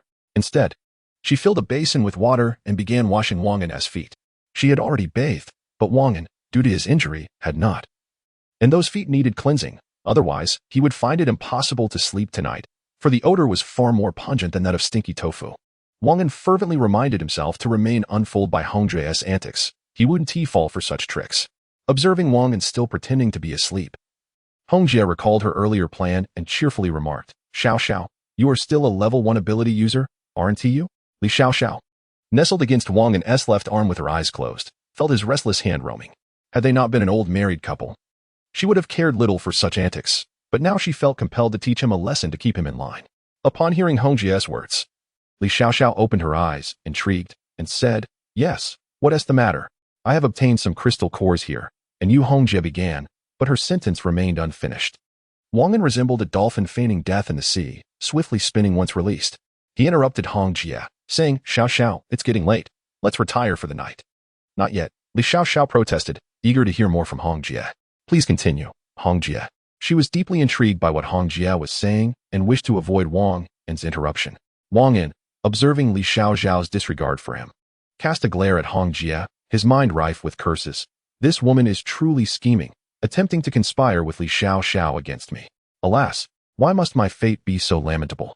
Suddenly, Hongjie realized that allying with Li Xiaoxiao could indeed be a wise choice, especially since Li Xiaoxiao had recently elevated her abilities and received 2 boxes of crystal cores. It appeared that fate was smiling upon her. Chapter 178, The Growth of Wang An Ahem. Hongjie cleared her throat and spoke softly. "I obtained several crystal cores from that man in black." "What? Are they suitable for me now? Are you planning to give them to me?" Li Xiaoxiao initially expressed excitement, but her tone faltered. She was aware of her strained relationship with Hongjie. They rarely spoke, let alone shared such fortunate matters. Wang An observed from the side, lost in contemplation. He had noticed Li Xiaoxiao's reaction and couldn't help but ponder. Did she truly crave power so desperately? To be honest, Wang An felt little longing for it. Perhaps due to the many protectors surrounding him. He thought of his other women and Hongjie's subordinates. Did they share Li Xiaoxiao's yearning? Wang An remained silently reflective, unsure of the answers he sought. He gazed blankly at the ceiling, his left hand resting on Li Xiaoxiao's thigh, ceasing its gentle movements. Seeing Wang An's attention diverted from her to the ceiling, Hongjie felt at a loss for words. Nevertheless, she was determined to execute her plans. That was her nature. If she undertook something, she would see it through to the end, undeterred by unforeseen events. "If you need them, of course I'll give them to you. After all, we are both wives of this man. With such a close bond, who else would I give them to?" Hongjie said with a cheerful smile. Wang An, still fixated on the ceiling, couldn't help but smirk at Hongjie's words, burying his head in sleep. He mused, "If I cannot comprehend it, then why dwell on it? Why burden myself when life is already so good? Isn't that rather foolish?" He buried his head deeper into sleep, but his left hand began to stir restlessly again. "Indeed, I certainly need them," Li Xiaoxiao exclaimed, oblivious to Wang An's wandering hand. Seeing that the time was right, Hongjie paused thoughtfully before tentatively suggesting, "I have a small request. Do you think you could accept it?" She understood that winning Li Xiaoxiao over would be quite challenging, a fact she had long acknowledged. Li Xiaoxiao was an astute woman. Though she often refrained from conflict, she grasped the complexities of situations with remarkable clarity. Hongjie had recognized this early on. And given the impulsive nature of Wang An's circumstances, she carefully considered her approach before speaking. "What request?" Li Xiaoxiao's excitement gradually faded. She clamped Wang An's wandering hand with her legs and replied coolly. She had no desire to hear more from Hongjie, as it was merely a struggle for trivial authority. There was no way Li Xiaoxiao would side with Hongjie at the expense of Wang An. Furthermore, she held a disdain for Hongjie's icy demeanor, which exuded an air of superiority, as if everyone owed her something. Observing Li Xiaoxiao's reaction, Hongjie chuckled. Let us discuss it once Wang An is in better health. Oh, Li Xiaoxiao replied, lying down to deal with Wang An's wandering hand, which had already ventured onto her body. The two concluded their unproductive conversation, neither obtaining the desired outcome. Hongjie diligently washed Wang An's feet, carefully applying tea tree essential oil, a remedy she specifically sought for his condition. Wang An, reflecting on Li Xiaoxiao's earlier words, felt a surge of gratitude for the tenderness and understanding of his primary partner.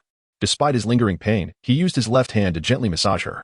Once Hongjie finished cleaning his feet, she set down the basin and joined him in bed. To his left lay Li Xiaoxiao, and to his right, Hongjie, a scenario that epitomized the dreams of many in this post-apocalyptic world, yet seemed forever out of reach for them. As Hongjie extinguished the bedroom light, she slowly nestled closer to Wang An, wrapping her arms around his, her eyes fluttering shut as if anticipating something. Sensing her embrace, Wang An seized the moment to retaliate against her earlier teasing. Initially, Hongjie relished the closeness, but soon her brow furrowed, not out of discontent with Wang An's actions after all. They had long since shared everything, but rather due to the turmoil stirred by his injuries, leaving her uncertain about how to quell her desires. Realizing that Wang An's hand wandered into forbidden territory, she could no longer tolerate it, lightly smacking his hand and admonishing him softly. With your injuries, you should behave yourself. Wang An merely chuckled in response, ceasing his movements. Outside, the night sky was vast, stars twinkling as if greeting the survivors below, while a gentle breeze danced through the air. Since the onset of the apocalypse, people had lost interest in seasons and time. Their focus had shifted solely to survival, eating well, drinking well, and indulging their primal instincts. In a secluded corner of the underground garage, two figures stood vigilant, clutching submachine guns, occasionally glancing towards the garage entrance. These were the Alice sisters, clad in military camouflage and wearing hard hats, their weapons loaded and ready for any threat. At that moment, Alice whispered something to her sister in a tone only they could hear. Sis, today Captain Dolly mentioned you and warned you not to let it happen again, or else. She left the sentence unfinished, well aware that her sister vividly remembered the brutal scene where Feng Yin had killed two women before them, an image not easily forgotten. Alice had only recently learned the woman's name and realized how highly regarded she was by both Hongjie and Wang An. Ah, have we been discovered? Alice gasped, concerned that others believed her sister had reported them. However, she doubted her sister would resort to such underhanded tactics. Be careful from now on and avoid taking such risks, her sister advised, to which Alice replied with a frown, I do not wish to betray the team, but the situation was dire. If we hadn't surrendered, it would have meant certain death for us all. Alice agreed with her sister's perspective, but did not endorse her actions. She spoke softly. What they provide us, food and shelter, is merely a means to ensure we stand firm in times of peril. The kind of benevolence you envision is exceedingly rare. Observing her sister fall into silence, she continued, even if we were to surrender and be captured, our existence would surely deteriorate significantly. We would be subjected to the indignities of those men. Have you ever contemplated such a life? Alice shook her head, remaining silent. Here, we have only Wang as the sole man among us, and even. As she spoke, a flush crept upon her cheeks, evidently lost in thought. Even what? Alice, ever the curious one, pressed on with her inquiry. Chapter 179. Distribution of crystal cores. Ailey surveyed her surroundings and noticed the absence of others before lowering her voice to say, Sister, I have become an ability user. A thunderous shock reverberated in Alice's mind. Following the apocalypse, ability users gradually awaken their powers, while those who do not remain ordinary. This is a universally acknowledged truth. Alice was aware that neither she nor her sister had awakened any abilities, so hearing her sister's proclamation was a profound surprise. With uncertainty, she inquired, You are not jesting with me, are you? How could I be unaware of your situation? Ailey understood her sister's skepticism and extended her right hand, exerting a slight force. To Alice's astonishment, a purplish-black luminescence emanated from the surface of Ailey's hand. Alice clasped her mouth, stifling her gasp to avoid drawing attention from others. In a hushed tone, she asked with delight, How did you achieve this? Realizing that her sister, once an ordinary person, had now transformed into an ability user sparked a glimmer of hope within Alice. Perhaps she too could attain such powers. Observing the expression on her sister's face, Ailey discerned her thoughts and softly remarked, This requires the consent of Wang An and sister Hongjie. They possess the serum that can elevate ordinary individuals to ability users. Is that true? Alice's eyes sparkled as if she glimpsed a bright future. What prompted them to administer it to you? Are there conditions for receiving such a serum? Ailey rolled her eyes, internally reflecting, Isn't it simply because I am diligent and quite attractive? With that thought, she could not help but appraise her sister's figure. It was undeniable that Alice had developed far more than she had. Ailey was slender, with proportions that were pleasingly balanced, while Alice's curves were notably pronounced. After a moment of appraisal, Ailey chuckled lightly and said, "Sister, as long as you commit to doing your tasks diligently and assist me in managing our team, I will speak favorably of you to Brother Wang. I am confident that it won't be long before you two become an ability user. Is that truly possible?" Alice blinked her beautiful eyes and replied, "If so, I shall wholeheartedly support you to strengthen our team." It seemed she had discovered a new purpose, brimming with energy. No longer drifting aimlessly like a kite without direction, consumed only by labor and rest. Indeed, Ailey remarked, observing her sister's vibrant demeanor, her tone turning slightly grave. "Sister, do not breathe a word about my becoming an ability user to anyone. It could lead to significant troubles." "I understand." Alice nodded emphatically. Though she often appeared somewhat naive, she could discern the gravity of this secret and would guard it fiercely. The two sisters engaged in light-hearted conversation, and time slipped away unnoticed. The following day, shortly after 8 in the morning, Wang An stretched languidly, feeling that his internal injuries had healed by about 50%, alleviating the torment he had experienced the previous night. Though he still felt some lingering pain, it no longer impeded his ability to move normally.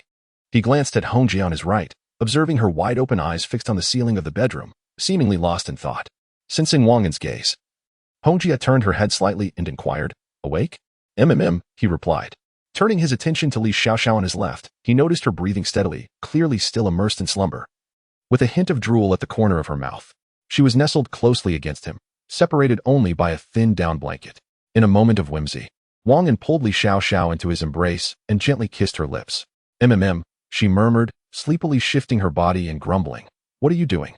She then turned away from him, drifting back to sleep. Wang An wrapped his arms around her delicate waist, feeling the warmth above him, finding comfort in holding this little lazy cat. At that moment, Hongjie on his right remarked nonchalantly, "So early in the morning, and you're already like this. You must be quite idle. How is your recovery?" Hearing a hint of jealousy in her tone, Wang An chuckled, "I'm recovering well." As he spoke, he reached under Hongjie's blanket to embrace her slender waist. Smack! Hongjie swatted his hand away, stating earnestly, "I have something serious to discuss with you." Wang An replied, perplexed, "What is it? Can't a person have some peace in the morning?" Annoyed, he pinched Li Xiaoxiao's abdomen. He felt her body stir again, but this time she remained silent. As they lay together, Wang An felt a surge of desire ignited by Li Xiaoxiao, causing his movements to grow more fervent. Hongjie then continued the previous topic. "Have you thought about how to allocate those crystal cores?" Wang An halted his actions, turned to Hongjie, and asked, "Do you consent to my involvement in the distribution of these crystal cores?" "Of course," she retorted, slightly irked. "In this RV, we make the decisions. Who else would I consult?" "You have it easy," Wang An chuckled. He withdrew his right hand from Li Xiaoxiao, slipping it under Hongjie's blanket to embrace her slender waist once more.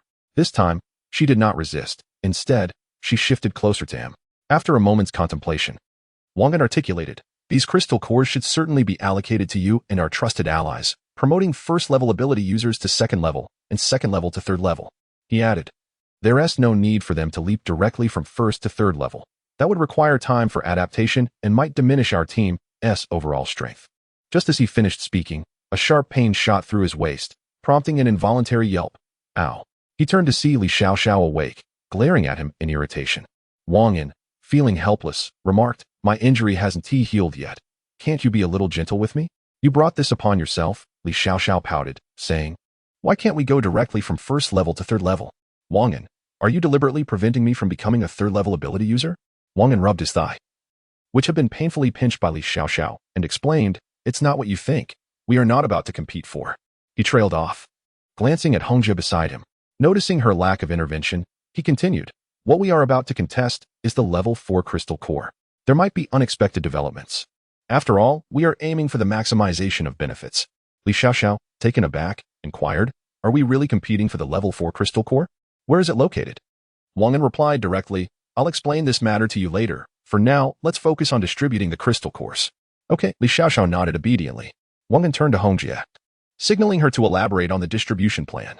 After a moment of contemplation, Hongjie responded, "It's quite similar to your idea, though with some minor adjustments." Chapter 180, Completion of Level 3 RV Upgrade. As dawn broke, a gentle mist enveloped the air, reducing visibility. At the entrance of the underground garage, two others had taken over, while Ailey and Ailey's were resting. Surrounding the 4 vehicles were dozens of people, each group enjoying their meals. while a few female soldiers stood nearby, armed and vigilant against any unusual sounds. These sentinel soldiers each had a walkie-talkie affixed to their shoulders, maintaining contact with Qiming, Fei Li, and Tao Hong, ensuring the safety around the RVs. Inside the RV, Wang An was playfully pinning down Li Xiaoxiao, enjoying himself immensely. Li Xiaoxiao had regained her senses, evading Wang An's playful advances and laughing, clearly tickled by his touch. Noticing Hong Jie's icy gaze, she quickly halted Wang An's antics, softly reminding him, "You still have important matters to discuss with Hong Jie." With that, she removed Wang An's arm from her body, realizing that Hong Jie had been silent since their last exchange. Wang An's heart sank, fearing she was upset. He turned to her, cautiously inquiring, "Please continue with your plan." Humph. Hong Jie initially intended to ignore him but decided to suppress her irritation and coldly replied, "We currently possess 5 level 3 crystal cores, along with energy liquids from the black-clad individuals, 10 level 2 crystal cores, and several level 1 crystal cores." Wang An nodded in agreement. Hong Jie continued, "First, we shall facilitate Li Mingyue's advancement to a level 3 ability user, followed by Qingming and Fei Li achieving the same." Wang An nodded in assent. Understanding that these individuals were the core strength of their team, and there was little to debate regarding their elevation to level 3. Hong Jie pressed on. "With no level 2 ability users remaining, we must upgrade from level 1 directly to level 3. We have 2 level 3 crystal cores left. What are your thoughts?" Wang An sighed, acknowledging the team's weakness due to the scarcity of level 2 ability users. However, with the acquisition of these 10 level 2 crystal cores, the team's deficiencies were being addressed. He glanced at Hong Jie and suggested, "What if we allocate these 2 level 3 crystal cores to Li Xiaoxiao and Wang Feiying?" His tone was tentative, unsure if Hong Jie would concur. As expected, the moment Wang An finished speaking, Hong Jie furrowed her brow and shot him a disapproving glance, stating coolly, "You may choose one of them, and I will select another from the team." She disagreed with his choice, recognizing Wang Feiying's combat experience as commendable. She often sought advice from Qingming and Fei Li, actively engaging in combat against zombies and strange beasts. In contrast, Li Xiaoxiao's experience was lacking. Although she had sought guidance from Qingming and Fei Li, her training was brief, and during encounters with zombies or strange beasts, she merely shot from a distance, lacking substantial practical combat skills. Hong Jie was not particularly in favor of utilizing this third-level crystal nucleus on Li Xiaoxiao, yet she refrained from expressing her disapproval directly. As the individual in question was present, Wang An, upon hearing Hong Jie's remarks, felt a twinge of displeasure but was powerless to object, considering that these crystal nuclei were discovered by her. After pondering for a moment, he suggested, "Why don't we let my cousin Wang Feiying break through instead?" As he spoke, he embraced Li Xiaoxiao beside him, fearing she might take offense. It would be unworthy for their relationship to suffer discord over this matter. Upon hearing Wang An's words, the smile on Li Xiaoxiao's face gradually faded, and she shifted her body to the left, positioning herself between the wall of the RV and the bed. Observing this, Wang An could only manage a wry smile as he rose and moved beside Li Xiaoxiao, cradling her against the headboard, offering comfort. "Don't be upset. You are the elder sister. Allowing the younger sisters a chance will only showcase your magnanimity. They will undoubtedly heed your guidance in the future." Li Xiaoxiao attempted to extricate herself from Wang An's embrace, but upon hearing his words, she ceased to struggle, turning her head away in silence. At this moment, Hong Jie interjected, "Let us give the last crystal nucleus to Tao Li. Her abilities and loyalty are evident. I believe you can see that." While soothing Li Xiaoxiao, Wang An listened to Hong Jie's plan and was taken aback when he heard her propose that the final crystal be used by Tao Li. He furrowed his brow, not because Tao Li was unsuitable, but rather because this woman, who had been enticing him from the very beginning, was now poised to become a third-level supernatural being, on par with him, yet she was not his. This notion left Wang An feeling somewhat unsettled. He sought to advocate for his stance, contemplating before stating, "Tao Li does seem quite fitting, but can she be relied upon?" Wang An observed Hong Jie's silence before continuing. "You know that those who were allowed to break through earlier are individuals we trust deeply, yet I am uncertain about Tao Li." With a subtle smile, Hong Jie listened to Wang An's words, fully aware of his thoughts. However, she had her own agenda. She intended to use Tao Li to captivate Wang An, firmly binding this flirtatious man to her will, and could not allow him to gain any advantage now. Calmly, she replied, "Then who do you believe is suitable? If your reasoning is sound, I shall entrust the usage of this crystal nucleus to you." Wang An's expression instantly soured. He had hoped to gain some advantage, but it seemed that fortune was not on his side. Hong Jie had effectively passed the ball back to him, and aside from Tao Li, it appeared there was no one more suitable within the entire team. After a moment's thought, he conceded, "Perhaps you should decide. I have no suitable candidates on my side." "Humph. Hong Jie shot him a sidelong glance, replying, "Understood, then this decision is final." With that, she turned and exited the bedroom. "Aren't you going to rest a bit more?" Wang An called after her. "No more sleep, get up quickly. The RV upgrade is complete, and we are waiting for you to unlock and explore the new features." Hong Jie's voice echoed from a distance. Hearing her words, Wang An also felt a surge of excitement. The RV had been upgrading since yesterday afternoon, and it must have been completed by now. With this thought in mind, his anticipation grew, and he wondered what new surprises awaited them. Looking down at Li Xiaoxiao, who lay in his arms, he playfully pinched her petite waist, saying, "The RV upgrade is complete. Don't you want to see what new features it has?" Upon hearing Hong Jie's words, Li Xiaoxiao felt a flutter of excitement. However, out of a sense of pride, she refrained from rising immediately. Now, after hearing Wang An's comments, she decided to abandon her pretense and slowly got to her feet. Lightly huffing, "I'll let it slide this time, but if it happens again, you shall see how I choose to respond." With that, Li Xiaoxiao gracefully twisted her curvaceous figure as she donned her attire. The sight of her form stirred a tempest of desire within Wang An. Had it not been for his still recovering injuries, he would have certainly taken the opportunity to teach this girl a lesson. After a brief moment, the trio made their way to the command room. As they passed by, they noticed others seated on the sofa, enjoying their meal. Wang An greeted them before proceeding into the command room. Within, both the command room and the driving compartment offered views of the RV's upgrade status. Wang An approached the computer screen, initiating facial recognition followed by fingerprint verification, before finally accessing the RV's system interface. Hong Jie and Li Xiaoxiao leaned in closer as Wang An rubbed his hands together and clicked to enter, revealing the RV information display. Level 3 RV.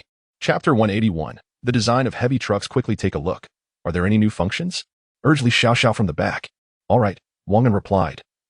Opening the information list for the RV. It contained a detailed description of the RV after its upgrade to level 3. Firstly, the RV space expanded by 3 square units. Note, virtual space. Secondly, its defensive capabilities improved, enabling it to withstand ordinary attacks from level 3 ability users.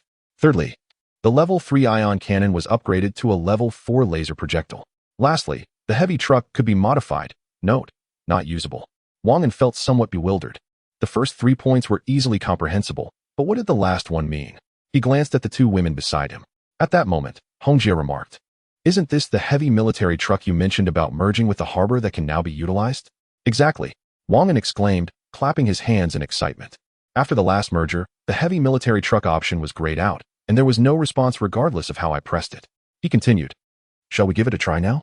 "Forget it," Hong Jie pondered for a moment before saying, "Let's check it out after we finish eating and the team sets off." She added, "We are rather pressed for time." "All right," Wang An nodded in agreement. Everything they were doing was indeed in preparation for acquiring the level 4 crystal core. So it wouldn't hurt to look later while on the road. The 3 of them exited the operations room. Wang An noticed that the others were still having breakfast, so he joined them. Through the window, he could see the female team members clearing the dining area, some already geared up and ready to go. Wang An spotted Feng Yin resting on the sofa and inquired, "Feng Yin, have you had breakfast?" Feng Yin was taken aback for a moment, having just sipped her coffee. Not expecting Wang An to ask her, "Yes, I have. How about we set off once the others finish cleaning up?" Wang An suggested after swallowing a piece of bamboo shoot. "Sure," Feng Yin replied, rising to begin gathering her things. Driving could be quite exhausting, especially under complex road conditions. Prolonged periods behind the wheel were even more tiring. Feng Yin prepared some coffee to keep her alert and some mint-flavored gum, among other supplies. Fortunately, Wang An's RV was well stocked with provisions. In the past, Feng Yin could only manage with a bit of cold water when fatigued, which paled in comparison to her current living conditions. After finishing breakfast, Wang An reclined on the sofa as the RV slowly started, heading toward the Sea District of Shenqing. The wheels rolled over the broken pavement, kicking up a cloud of dust. Wang An gazed at the city where they had spent the night. The outside scene was similar to other places. Vehicles collided on the streets, and numerous wrecks lay scattered, indeterminate whether they belonged to zombies or humans. The shops lining the streets had evidently been ransacked. The day was dim, casting a gray pall over everything, creating a rather oppressive atmosphere. Faintly, the sounds of chaos echoed from afar as Wang An and his companions continued driving toward their destination, choosing not to get involved in any distractions. During their journey, the vehicle occasionally encountered assaults from zombies. However, the upgraded RV, now at level 3, was undeterred and simply barreled through. Behind them, the other 3 vehicles intermittently discharged gunfire. As they could not withstand the RV's robust construction, they shot at the approaching zombies, striving to prevent any contact with their vehicles. Wang An reclined on the sofa, occasionally parting his lips to enjoy the serene service provided, reveling in the sight of the voluptuous woman before him. Suddenly, Wang Ping and recalled Jiang Min after their intimate encounter. A line of text had appeared beneath the panel. At the time, he did not fully comprehend its meaning, but after his experience with Hong Jie, the significance of those words finally dawned upon him. He mused that Jiang Min might also possess a unique ability, yet it remained dormant. Contemplating whether to administer the scarce black energy liquid to her, he ultimately shook his head, deciding against such a waste of a precious resource. He pondered if engaging with Jiang Min a few more times might awaken her latent powers. Li Xiaoxiao emerged from the bedroom, having merely freshened up upon waking. She had now taken the time to enhance her appearance after breakfast before stepping out. In this apocalyptic world, individuals with such luxuries were indeed rare, and Wang An counted himself among them. "Let's go," Li Xiaoxiao cheerfully addressed Wang An, as they had agreed to discuss how to utilize the newly upgraded features of the RV after their meal. With that, she headed to the command room. Wang An rose slowly, declining the assistance offered by the ever-attentive Jing Yi. He felt it was utterly lazy to require help with such trivial matters. If he were to rely on others, he might as well surrender to fate and lie down in the RV. Jing Yi, understanding she could not enter the command room, settled down beside him to rest. As Wang An made his way to the command room, his mind lingered on Jing Yi's recent actions. She had seemed poised to speak several times but had hesitated. He chose not to pry, reasoning that if there were truly something significant, she would eventually disclose it. Worrying over trivial matters was unnecessary. Upon entering the command room, he found the two women animatedly engaged with the screen, leaving him perplexed. Had they not just reviewed the RV's upgraded capabilities? What could be causing such excitement?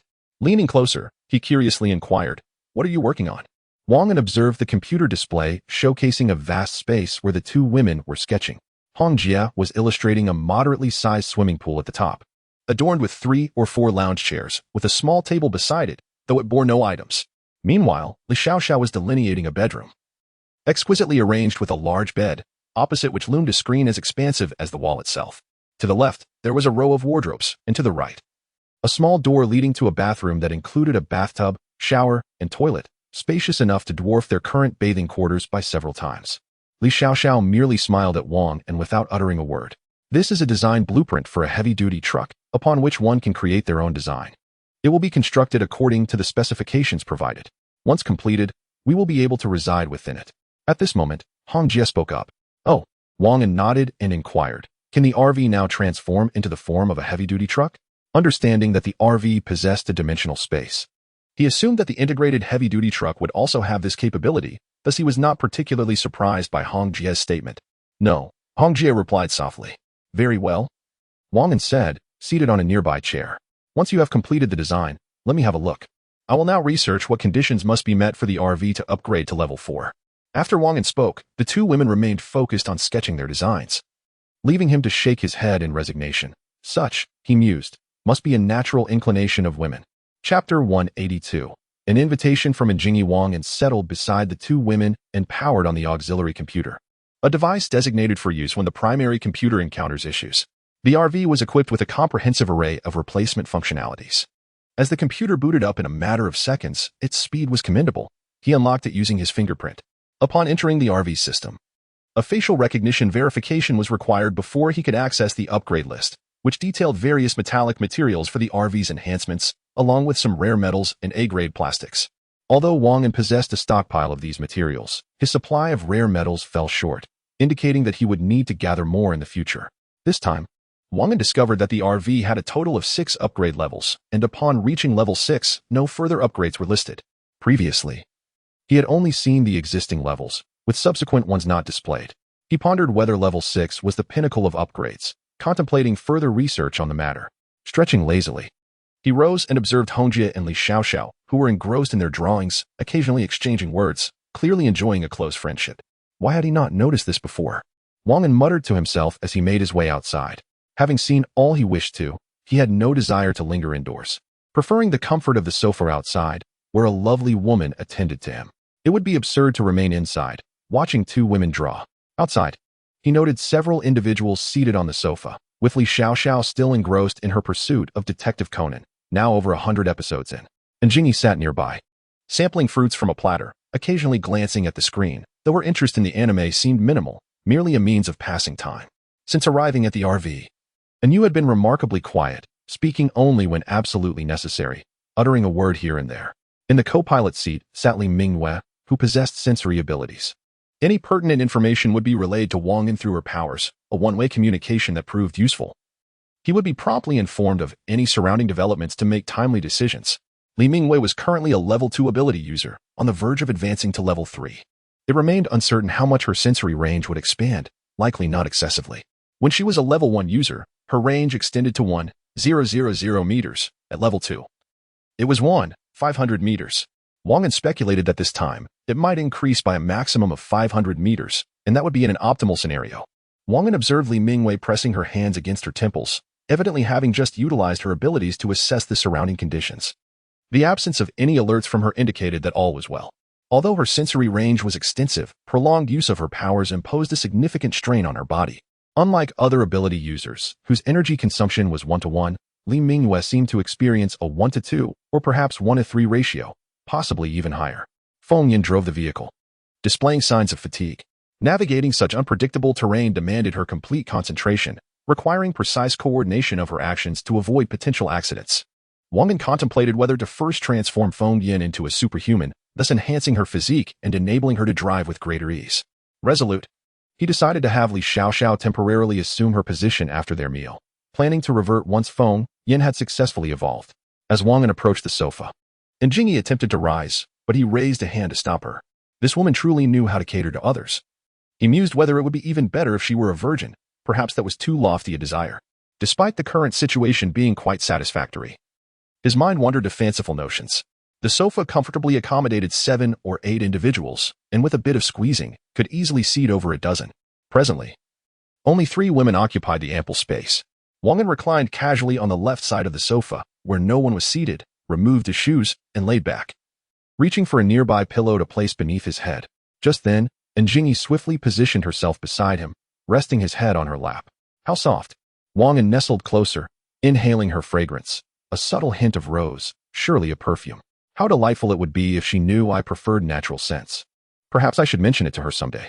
Jingyi gently pressed her thumb against Wang An's temples, alleviating his fatigue, occasionally feeding him grapes. Wang An pondered whether this was a subtle hint, but being injured left him powerless to respond. Time slipped by, and half an hour passed. Are you taking a break? Feeling a bit sleepy? Wang Feiying remarked softly after finishing an episode of Conan. Seriously, it's only morning, and you're already napping? What will you do by the afternoon? Wang An rolled his eyes in bewilderment. You're one to talk. Look how long you've been lying there. Wang Feiying retorted. Wang An turned away, resting his face against Jingyi's abdomen, choosing to ignore his increasingly disobedient cousin. Wang Feiying huffed and retreated to her bedroom. Now, only 3 remained on the sofa, and Jingyi glanced around before observing her daughter, who was staring blankly out of the window, lips pursed. She playfully poked Wang An's cheek with her finger, rousing him from the brink of slumber. What are you doing? Wang An grumbled. Can it wait until I wake up? Jingyi ceased her actions, remaining silent. Now awake, Wang An, concerned that his previous tone may have been too harsh, turned to face Jingyi. Unfortunately, the imposing peaks of her bosom obscured her face entirely. With no other option, he inquired, what did you want to tell me? Caught off guard by his question, Jingyi hesitated before responding. I heard them mention some energy liquid that can enhance the chances of breaking through to superhuman status. Wang An paused, glancing at Inyu, who was seated nearby. Who told you that? He asked, genuinely curious. These women treated the RV as the safest haven in the apocalypse, discussing matters without reservations. Given that Jingyi lived in the RV, it was inevitable she would overhear certain secrets. It seemed prudent to ensure they remained vigilant regarding outsiders in the future. Quietly, he smiled and said, I just overheard. Unaware of who mentioned it, Wang An pondered for a moment and replied, indeed, such a thing exists. Who do you intend to give it to? His inquiry bore a hint of feigned ignorance, for while Jingyi was not an ability user, and you had just received a Tier 2 crystal core from him, making the recipient evident. Would it be acceptable for me to give it to my woman? Jingyi spoke softly. That poses no issue, Wang An replied, his eyes glinting with mischief. He continued, you see, I have just given her a Tier 2 crystal core, and now I intend to provide her with this energy liquid. Am I not at a disadvantage? Adhering to the principle of gaining without being taken advantage of, he deliberately segregated the Tier 2 crystal core and the energy liquid into distinct entities. In truth, they were 2 separate items, without the extraction capability of a vehicle. Who could transform a crystal core into energy liquid? Chapter 183, Arrival at Shin City, Zone C. The sky was shrouded in darkness, the air thick with mist. diminishing visibility in the distance. A procession of 4 vehicles formed a lengthy convoy on the road. At the rear of the convoy, in a military truck, Ailey sat on a cushion at the back, observing Jiang Shuer, who had returned the previous night, still seething with indignation. Having lived abroad for many years, Ailey had developed a clear sense of right and wrong. She had inquired about Jiang Shuer's abilities, but Jiang Shuer had deliberately withheld the information, leaving Ailey feeling frustrated. Previously, she had flaunted her own prowess before Jiang Shuer, but now it seemed she had made a fool of herself. Jiang Shuer, sensing Ailey's gaze, paid it no mind. Ailey's foreign visage had become familiar to her over time, and she had discerned Ailey's character. If she endured for a while, the anger would eventually dissipate. Jiang Shuer understood this well. Despite Ailey's current fury, she was certain that in a few days, Ailey would no longer hold a grudge. The rear door of the military vehicle was constructed of welded steel, featuring several fist-sized peepholes. Ailey and another team member were attentively watching the situation outside. Since her conversation with her sister the previous night, Ailey had been contemplating the exhausting nature of their tasks within the team. However, the provisions were excellent, the accommodations satisfactory, and they slept on latex mattresses covered with lightweight down comforters. Beside her lay a rectangular wooden box filled with energy-boosting snacks, chocolates, compressed biscuits, and invigorating coffee. Yet, these comforts paled in comparison to the profound sense of security that Ailey felt within the team. No longer did she have to live in constant fear, and the prospect of becoming an extraordinary being only fueled her desire to excel. The days of shirking responsibilities and seeking the path of least resistance were behind her. Inside the camper, Wang An received the second-level crystal core handed over by An Yu, along with a vial of second-level energy liquid that he presented to her. Wang An spoke calmly. "This is primarily because your mother requested it of me, which is why I agreed." His words rang true. Given how attentively An Jingyi tended to him, it was only fair to assist her daughter. Earlier, he had found An Yu's appearance somewhat appealing, but now it felt like a bittersweet experience, neither entirely pleasurable nor entirely dismissible. Wang An had a fair share of admirers. In the past, he struggled to find companionship, but now he was surrounded by stunning women, which had rendered him somewhat immune to their allure. "Thank you," An Yu exclaimed with excitement. "How do I use this?" Wang An smiled at An Jingyi, saying, "Ask your mother. She knows how to use it." An Jingyi felt a blush creep onto her cheeks, having served Wang An daily. She was privy to many of his conversations, even without eavesdropping. The words lingered in her mind, making it difficult to ignore. "No way," An Jingyi playfully protested. "I truly have no idea." With a light slap on An Jingyi's curvaceous form, Wang An smirked. "Who are you fooling? Go ahead and break through. Others are waiting." An Jingyi nodded, expressing her gratitude. "Thank you." Wang An waved his hand, signaling them to hurry, adding, "In a few days, there may be a significant battle. Prepare yourselves mentally." An Jingyi and her mother nodded and proceeded toward the restroom. Wang An gazed at their retreating figures, resting his chin on his hand, lost in contemplation. A confrontation was imminent, and he needed to inform his subordinates, ensuring their readiness. To be frank, after the clash with the man in black, he felt a twinge of fear upon reflection. How had he been so audacious? Had the man in black succeeded in his assault, he would have lost everything: his vehicle, his women, his advantages, leaving him discontent even in the afterlife. For the forthcoming battle, Wang An resolved to prepare meticulously, avoiding the recklessness of the previous encounter. This time, he must act with prudence, staying behind the women, particularly behind Hongjie, who cared for him, a fact he was well aware of. Yet, he pondered whether Hongjie might sacrifice him for her own gain. He could not ascertain. As he stared vacantly in the direction of the restroom, Hongjie and Li Xiaoxiao emerged from the operations room, one after the other. Seeing their smiling faces, Wang An inquired, "Are you finished with the drawing?" "Yes," Li Xiaoxiao urged. "You should go and quickly verify and confirm, then we can proceed with the production. I wonder how much longer it will take." As she spoke, she reclined on the sofa, stretching languidly, evidently fatigued from hours of drawing. At that moment, Hongjie settled on the opposite sofa, took a sip from her coffee cup, and grimaced slightly. The coffee had cooled and tasted rather unpleasant. She glanced around and asked Wang An, "Where is An Jingyi?" "She and the women went to the restroom to break through," Wang An replied candidly. "Did you give them the energy liquid?" Hongjie furrowed her brow, cautioning, "You must be careful. You can't lose your composure at the sight of beautiful women." Wang An found himself at a loss for words, but nodded in acknowledgement. "I understand. I will be more attentive in the future." Hongjie said no more, rising to pour herself a fresh cup of coffee from the kitchen machine before returning to the sofa to rest her eyes briefly. At that moment, Wang An stood up, contemplating, and stated, "Barring any unforeseen circumstances, we should reach District C of Shin City by tonight. During lunch, we can allow them to break through one after another. What do you think?" Sounds good, Hongjie replied, slightly opening her eyes and adding after a moment's silence, let the second-tier breakthroughs commence first, followed by the first tier. Wang An acknowledged her with an okay gesture and proceeded toward the operations room. Upon arriving at the display screen, he verified his identity and accessed the RV system, locating the section for heavy military trucks. Upon clicking, he noted the required materials. Some tiles, cement, and wood were still lacking. These items were relatively easy to procure. Wang An then checked the time needed for the upgrades, which indicated, requires 6 hours, does not affect primary usage. This was quite acceptable. This upgrade would enhance the military truck while the other components, such as the body steel and tire materials, would remain unchanged. It seems that I can only venture out for lunch.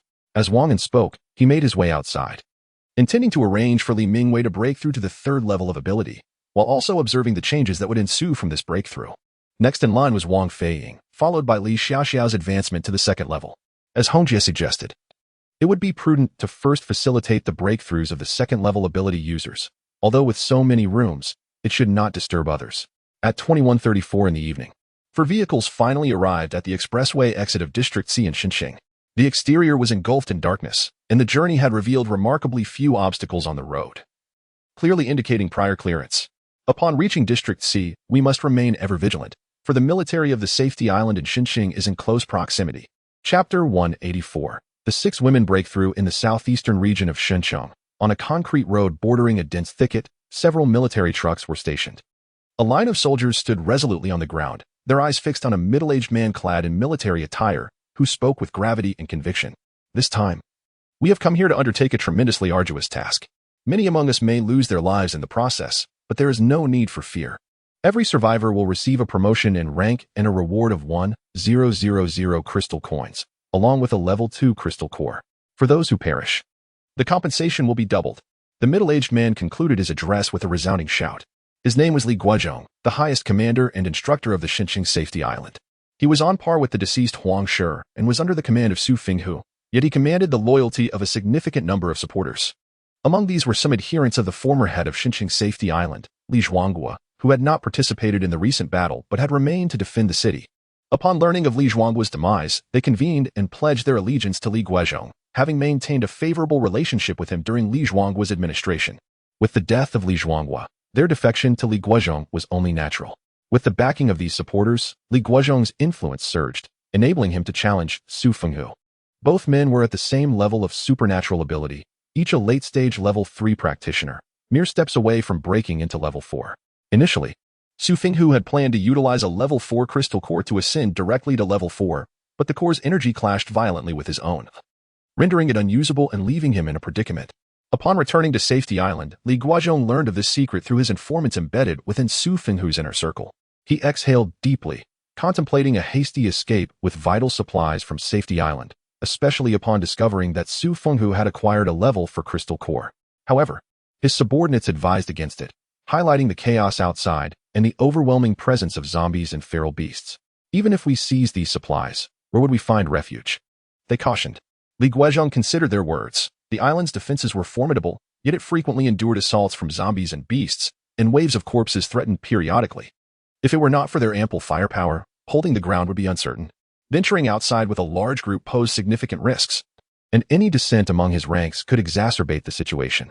Thus, Li Guozhong abandoned his plan to flee with supplies, resolving that if Su Fenghu succeeded in his breakthrough, he would submit, but if he failed, he would not hesitate to seize the opportunity for himself. Upon receiving news of Su Fenghu's failure, the Safety Island was divided into 2 factions. Su Fenghu remained in command, yet he lost control over approximately half of the personnel and territory, which infuriated him. Meanwhile, Li Guozhong opportunistically sought to undermine Su Fenghu's position, further complicating matters. This rivalry was the primary reason behind Su Fenghu's urgency to advance his powers, as Li Guozhong's actions significantly obstructed his growth.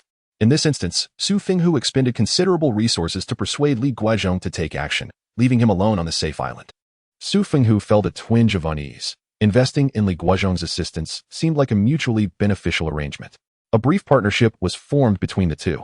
Following a resounding applause, Li Guozhong gestured for the assembled individuals to commence their tasks, while he retreated into the large tent behind him.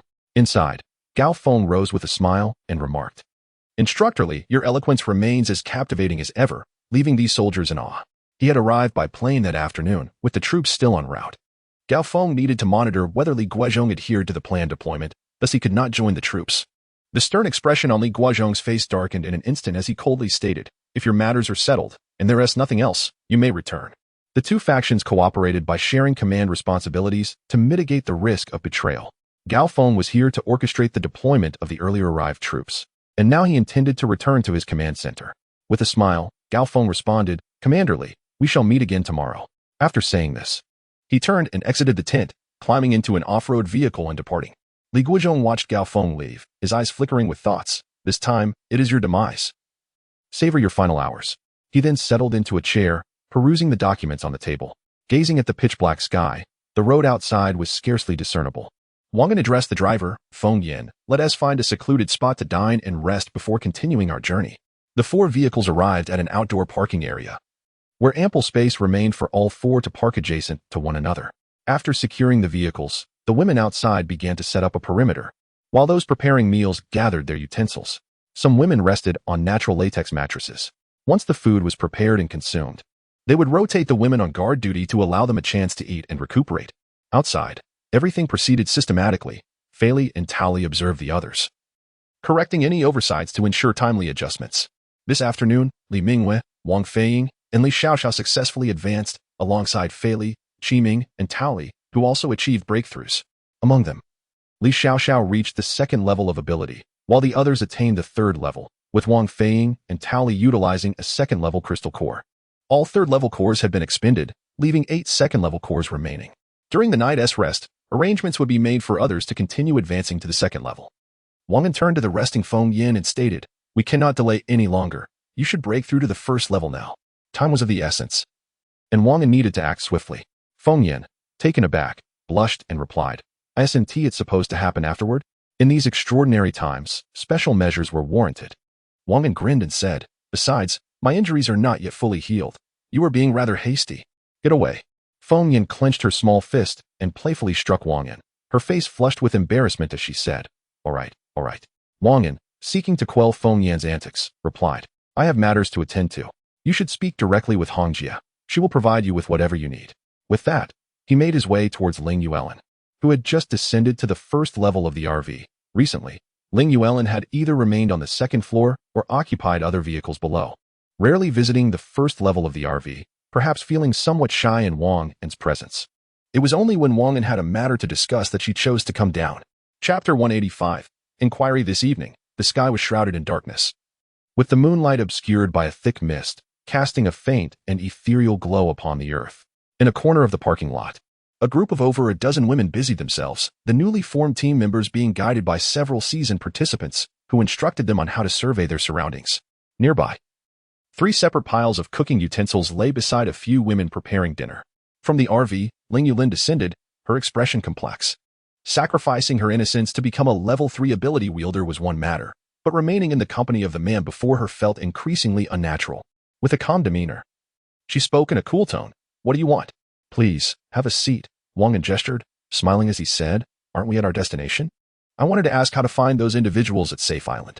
"I have never been here before," Ling Yulin mused, contemplating. "Surely you must know the general route?" Wang An continued. "Yes." Ling Yulin paused before responding. Initially, Huang Shursin mentioned that upon reaching Area C, one should proceed in a southeast direction, where a vast forest awaits, and our destination lies within it. Upon hearing her words, Wang An inwardly scoffed at the vague nature of her directions. "Where am I supposed to find a forest?" he thought. Maintaining his composure, he asked, "Is there anything else you know?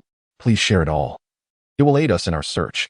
Ling Yulin shook her head and replied coldly, "I have disclosed everything I know. If there is nothing further, may I take my leave?" Wang An retracted his smile and said flatly, "You may go." Frustrated, he realized that despite their circumstances, he could not force her to stay. He had no choice but to let Ling Yulin depart. "Thank you," she said softly before stepping away to wait for dinner to be ready.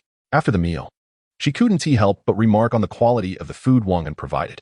The women, having toiled throughout the day, certainly had hearty appetites. Ling Yulin pondered, having never witnessed how they stocked their provisions. Each meal was abundant, seemingly limitless, and the variety of food was impressive. She had investigated several times, yet yielded no results.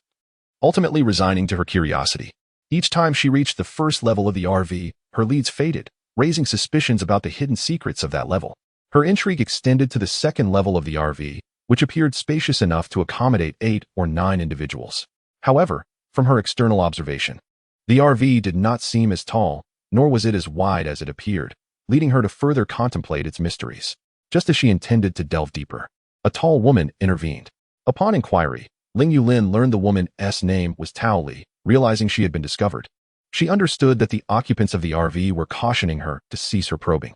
Wang An deliberately allowed Ling Yulin to perceive the RV's enigmatic nature, hoping to entice this strikingly attractive woman to join them in their leisurely existence amidst the apocalypse. Yet, unbeknownst to him, Ling Yulin would never betray her master. Wang An remained lost in thought, gazing after Ling Yulin. Her words seemed sincere, devoid of deception. Seated on the sofa, Hong Jie suddenly spoke. "How did you know?" Wang An inquired with curiosity.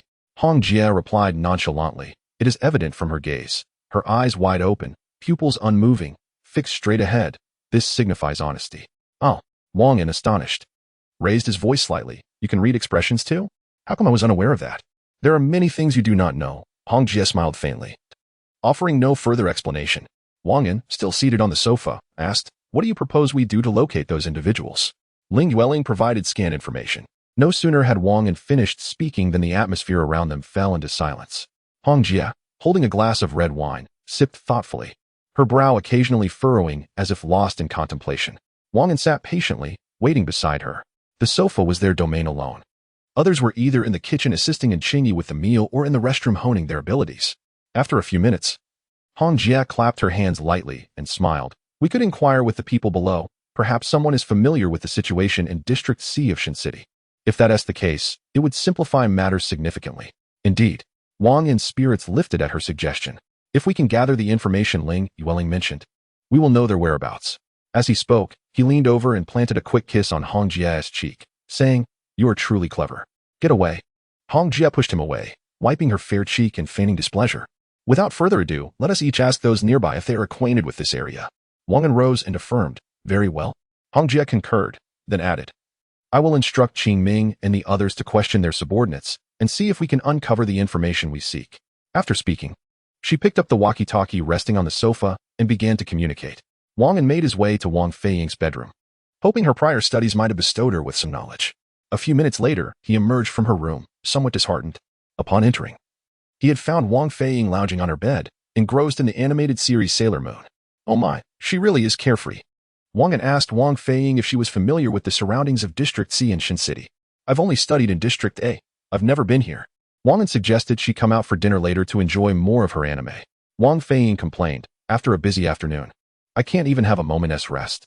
"Ah, this cousin has certainly grown less obedient," Wang An mused, with other matters at hand. He chose not to dwell on her attitude. He then proceeded to the kitchen to inquire, but the women there also expressed ignorance regarding the specific conditions of the area. With no other options, Wang An could only hope that Hong Jie would have some promising news. He returned to the sofa and sat down beside Hong Jie, who was resting with her eyes closed. He refrained from disturbing her and gazed out the window. At that moment, dinner was being served outside. Some individuals were holding small bowls, heartily consuming the seafood congee. How delightful. Lu Yu is truly willing to introduce new dishes.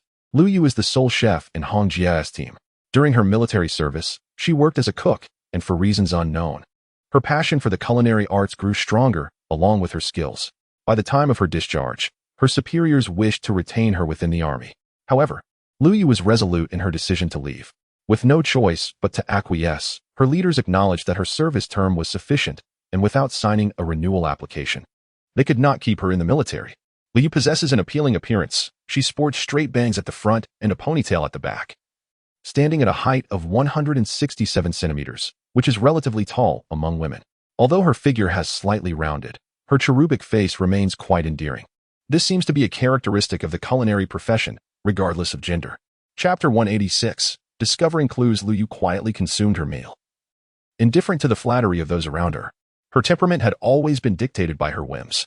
After retiring from the military, she grew weary of that life and chose to return home, only to find that her sole remaining grandparent had passed away long before. Her grandmother had died when Lu Yu was still a child, and her parents had been absent from her life since then. Whenever she inquired about them, her grandmother had always been evasive. Eventually, she secured a position at Hong Jie's branch, working as a chef. Her exceptional culinary skills soon earned her a transfer to the headquarters, where she finally settled down.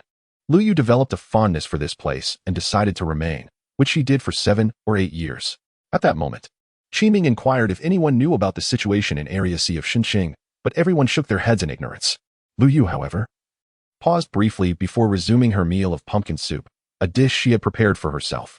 The pumpkin was filled with shrimp, chicken, crab meat, shiitake mushrooms, carrots, corn, glutinous rice, cheese, milk, goji berries, red dates, and lotus seeds, a delightful medley designed to cater to various tastes and nutritional needs.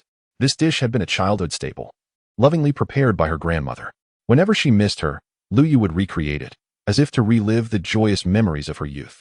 Before the apocalypse, the women around her paid little mind to her special culinary creations, as they could easily procure superior food elsewhere. Their salaries were substantial enough to afford anything they desired. However, after the world's collapse, when they found themselves in Wang An's territory, though ingredients became plentiful, many lacked the skills to cook. Each time they saw Lu Yu enjoying her solitary pumpkin soup, envy filled their hearts, and some even wished for her to prepare some for them. Lu Yu, however, remained unresponsive to their requests. When this matter reached Hong Jie's ears, punishment seemed imminent, but thanks to Qingming's intercession, she was spared. As Lu Yu savored the delectable contents of her pumpkin soup, it was enough to make anyone's mouth water. Qiming approached her with a smile, teasingly warning her to be cautious of Hong Jie's potential reprimands for her indulgence. Qiming was the one who had initially brought Lu Yu to the headquarters, seeking a talented chef to invigorate Hong Jie's palate during a time when she had lost her appetite. Upon hearing the branch employees boast about their chef's remarkable skills, Qiming took it upon herself to visit the branch and sample Lu Yu's cooking, which left her utterly impressed. Interestingly, while Lu Yu maintained a neutral relationship with most, she shared an exceptionally close bond with Qiming, likely due to their compatible personalities. Lu Yu pouted, her head bowed as she grumbled. Even at mealtime, they seemed too busy. Honestly, would you like some? I can't finish all of this. Qiming chuckled but chose not to respond, instead taking a seat beside her. Having gathered sufficient information from others, she now turned her attention to Lu Yu, eager to indulge in the long-cherished pumpkin soup, a dish she had missed dearly. All right. Qiming reiterated her earlier inquiries, as the tasks assigned by Hong Jie still needed to be fulfilled. Are you familiar with the situation near Area C in Xinqing? Lu Yu swallowed her food and took a sip of plain water before responding. Yes, I am well acquainted with this area. It's my home. And there is nothing here that I do not know. Really? Qiming smiled and quickly added, why don't you put off eating for a moment and accompany me to meet Hong Jie? What's the urgency? An urgent matter, Qiming replied, rising to her feet and urging Lu Yu to hurry. In the RV, dinner was ready, and several women were placing dishes on the coffee table.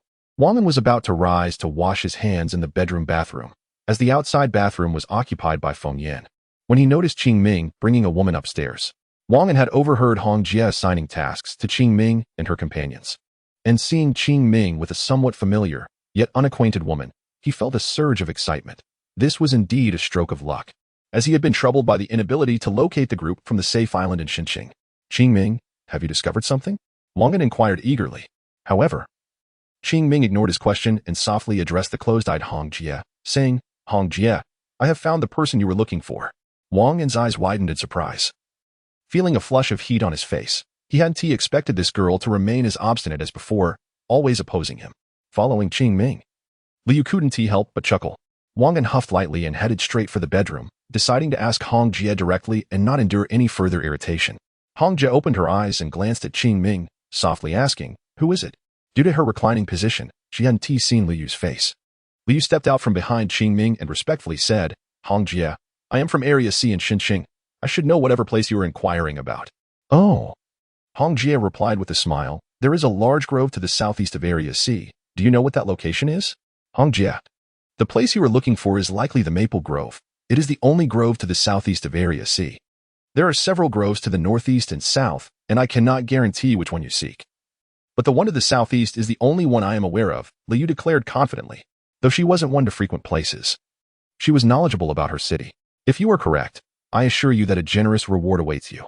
Wang An, emerging from the bedroom, could not contain his joy upon hearing Lu Yu's words. Then I thank you in advance, Brother Wang, Lu Yu smiled. She had a favorable impression of him.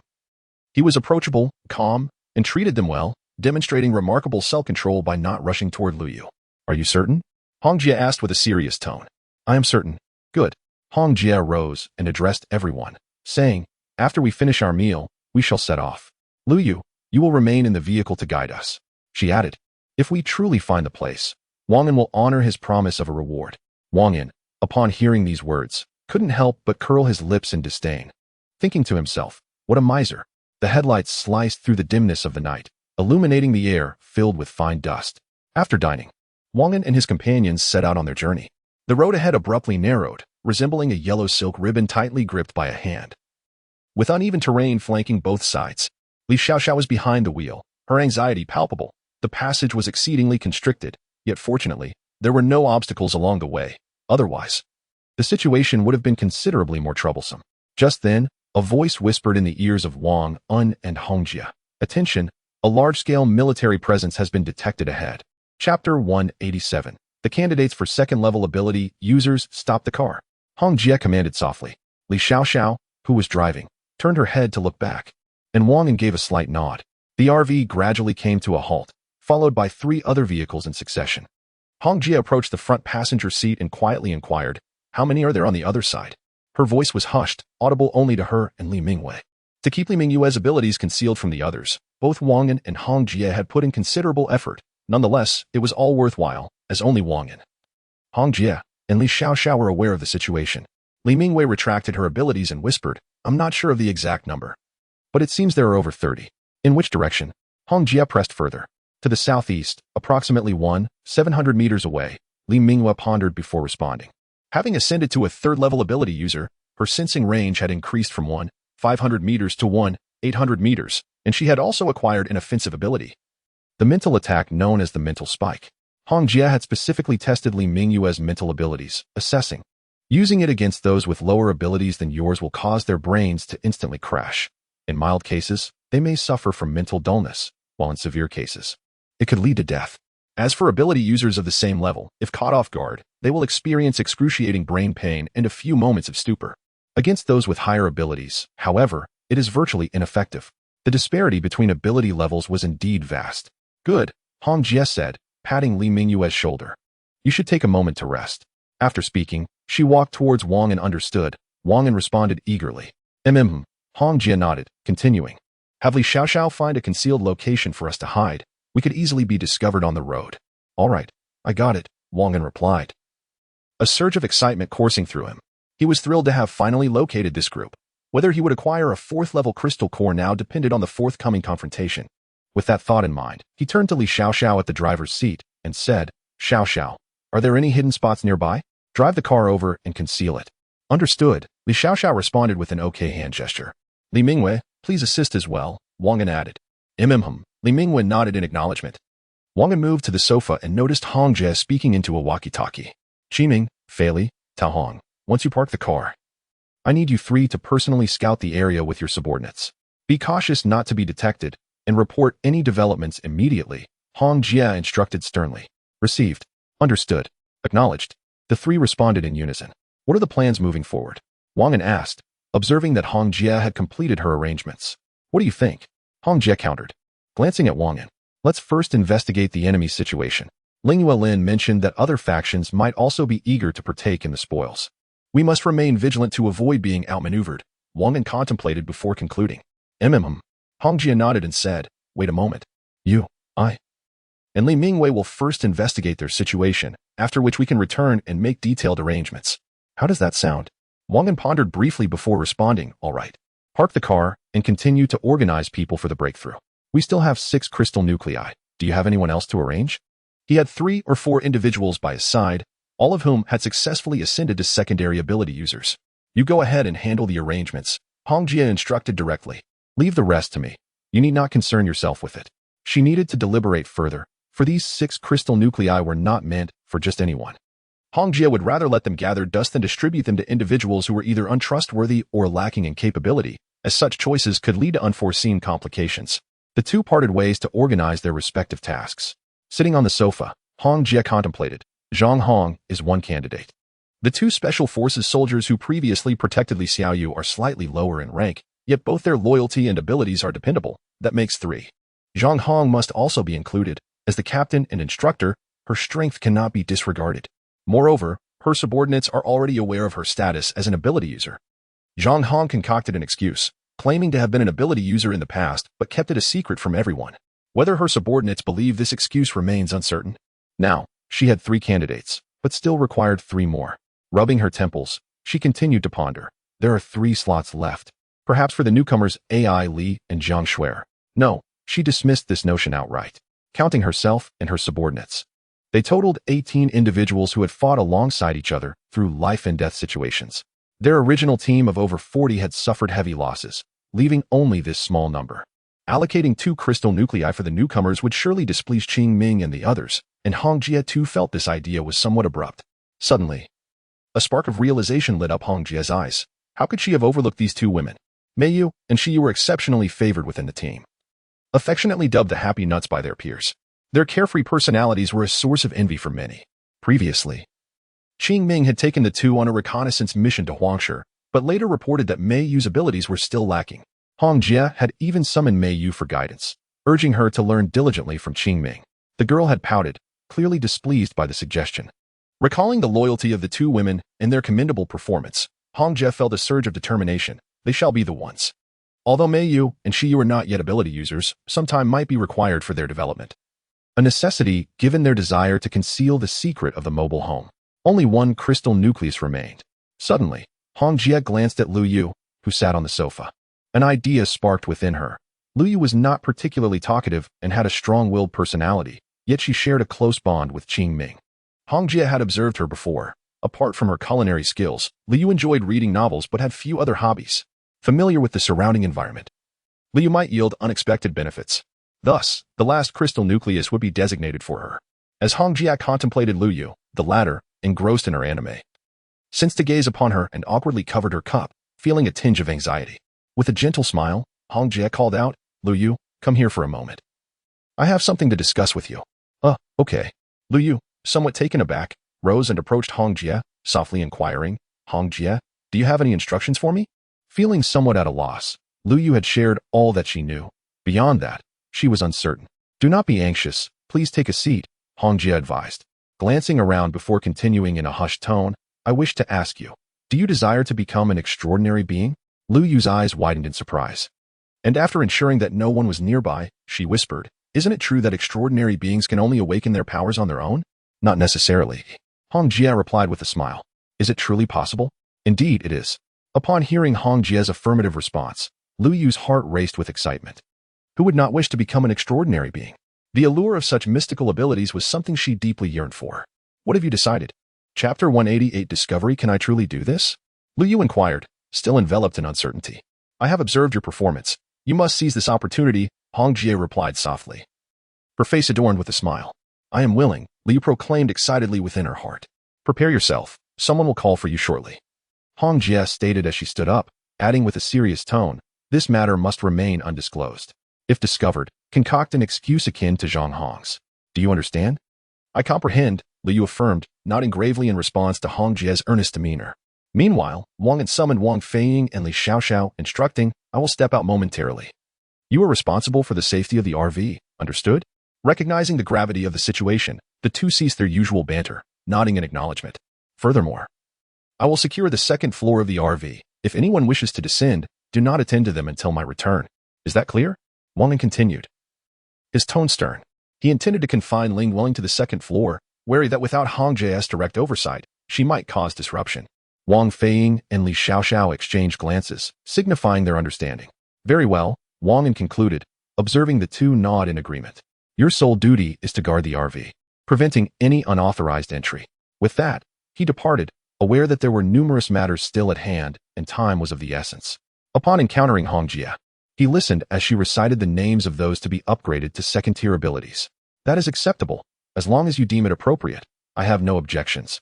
Wang An replied directly, placing his complete trust in Hong Jie, unconcerned as they were all her subordinates. Hong Jie smiled subtly, remaining silent. I intend to confine Ling Ling to the 2nd floor of the RV. What are your thoughts? Wang An proposed. That seems prudent.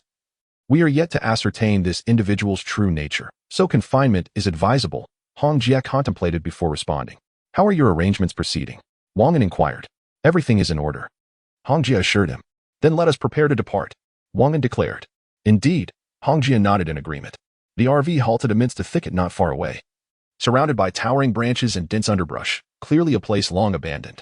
The other 3 vehicles similarly nestled within nearby shrubs, ensuring that assistance could be rendered swiftly should the need arise. Li Mingyue sensed the stillness around them and relayed the information to Wang An and Hong Jie. Immediately, Hong Jie assigned Qing Ming and his team to monitor the surroundings. With all preparations complete, Wang An and Hong Jie, accompanied by Li Mingyue, disembarked to pursue the target located in the southeast. Ling Dueling, confined to the second floor of the RV, gazed out the window, her eyes flickering, lost in contemplation. For a third-tier ability user, a distance of several kilometers could be traversed in mere minutes. Shortly after Wang An and his companions left the RV, they arrived at the vicinity of the group they had been tracking. No level 4 ability users were detected. Hong Jie spoke to the 2 individuals beside her. At this distance, she could precisely sense the ability levels of the group ahead. Wang An, peering through binoculars at the cluster of personnel from the Xinqing Safe Island, noted their division into several small teams, vigilantly patrolling the surroundings. What formidable equipment, Wang An muttered, observing the heavy machinery.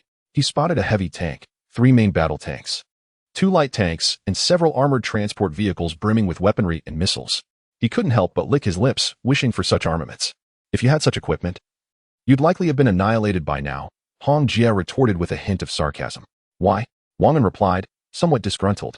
Your RV's firepower is already quite formidable, ideal for ambushes and quick retreats from the battlefield. If you were to engage in direct combat with such weaponry, your RV would not perform to its full potential and would only hinder others, Hong Jie elucidated. After pondering her words, Wang An realized the truth in them. During the last battle at Xinqing Safe Island, had they not escaped in time, the 3 vehicles trailing behind might have been obliterated. Fortunately, the tank operator's skills were lacking. Otherwise, it would have truly pained him, especially with his woman aboard. Numerous figures have been spotted to the southeast and southwest. Li Mingyue whispered at that moment. Wang An and Hong Jie exchanged glances. Is it a bit far? How many are there? Wang An inquired. About 1,000 meters away. The numbers are unclear, Li Mingyue replied. Approximately 1,000 meters. Could they be together? Wang An asked Hong Jie. That's likely.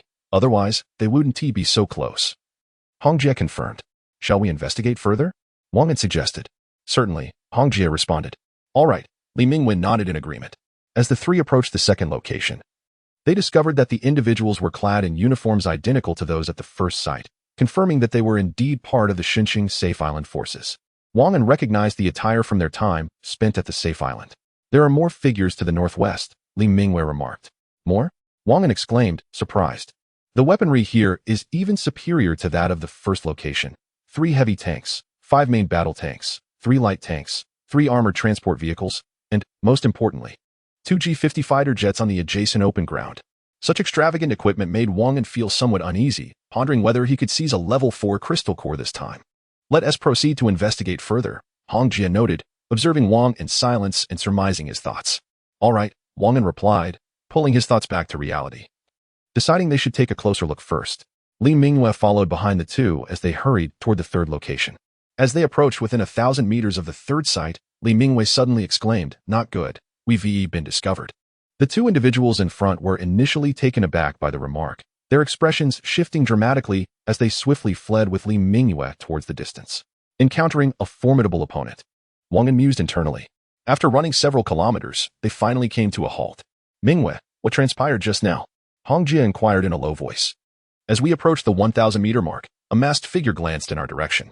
I attempted to sense her abilities but found myself unable to detect anything.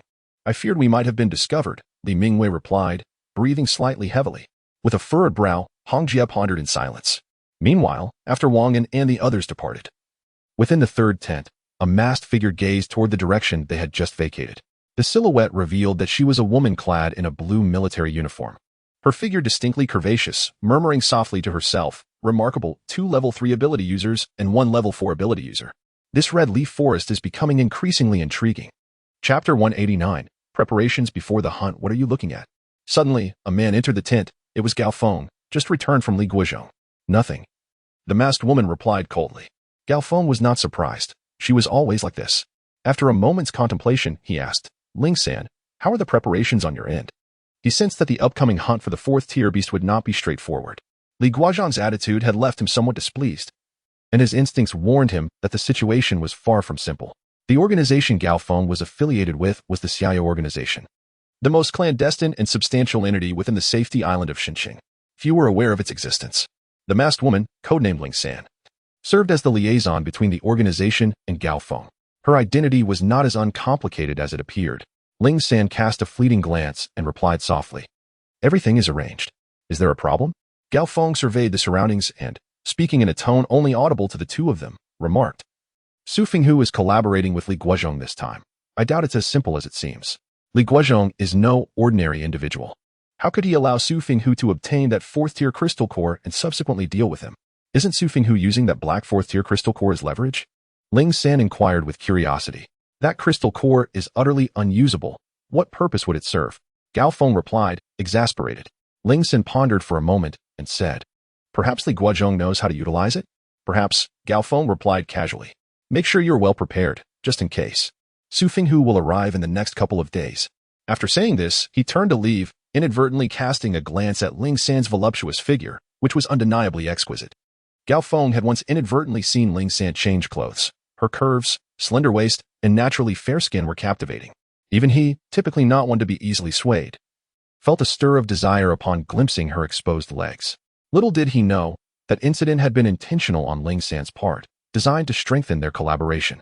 A smile crept onto Ling San's lips. Once this task was completed, her sister would ascend to become a fourth-tier ability user, effortlessly ruling over Safety Island without any hindrance. As for Gao Feng, a smirk danced in her eyes. Since he was so fond of peeking, perhaps he would not be permitted to remain. Initially, Gao Feng was a diligent worker, loyal to the organization, and Ling San would have rewarded him with the promised third-tier crystal core. However, such individuals were destined to lack true loyalty to anyone, pursuing power and authority by any means necessary. Wang An and his companions returned to the vicinity of the RV. Qing Ming and Tao Li, accompanied by 7 or 8 others, had personally set up an ambush nearby, their hiding spots expertly concealed from detection. Wang An surveyed the scene with satisfaction, reflecting on the reliability of the seasoned members in the team. Strong in capability and steadfast in loyalty. One by one, they boarded the RV. Wang Pinggan reclined on the sofa, sipping a large gulp of juice, casting a glance at Hong Jie with a hint of helplessness.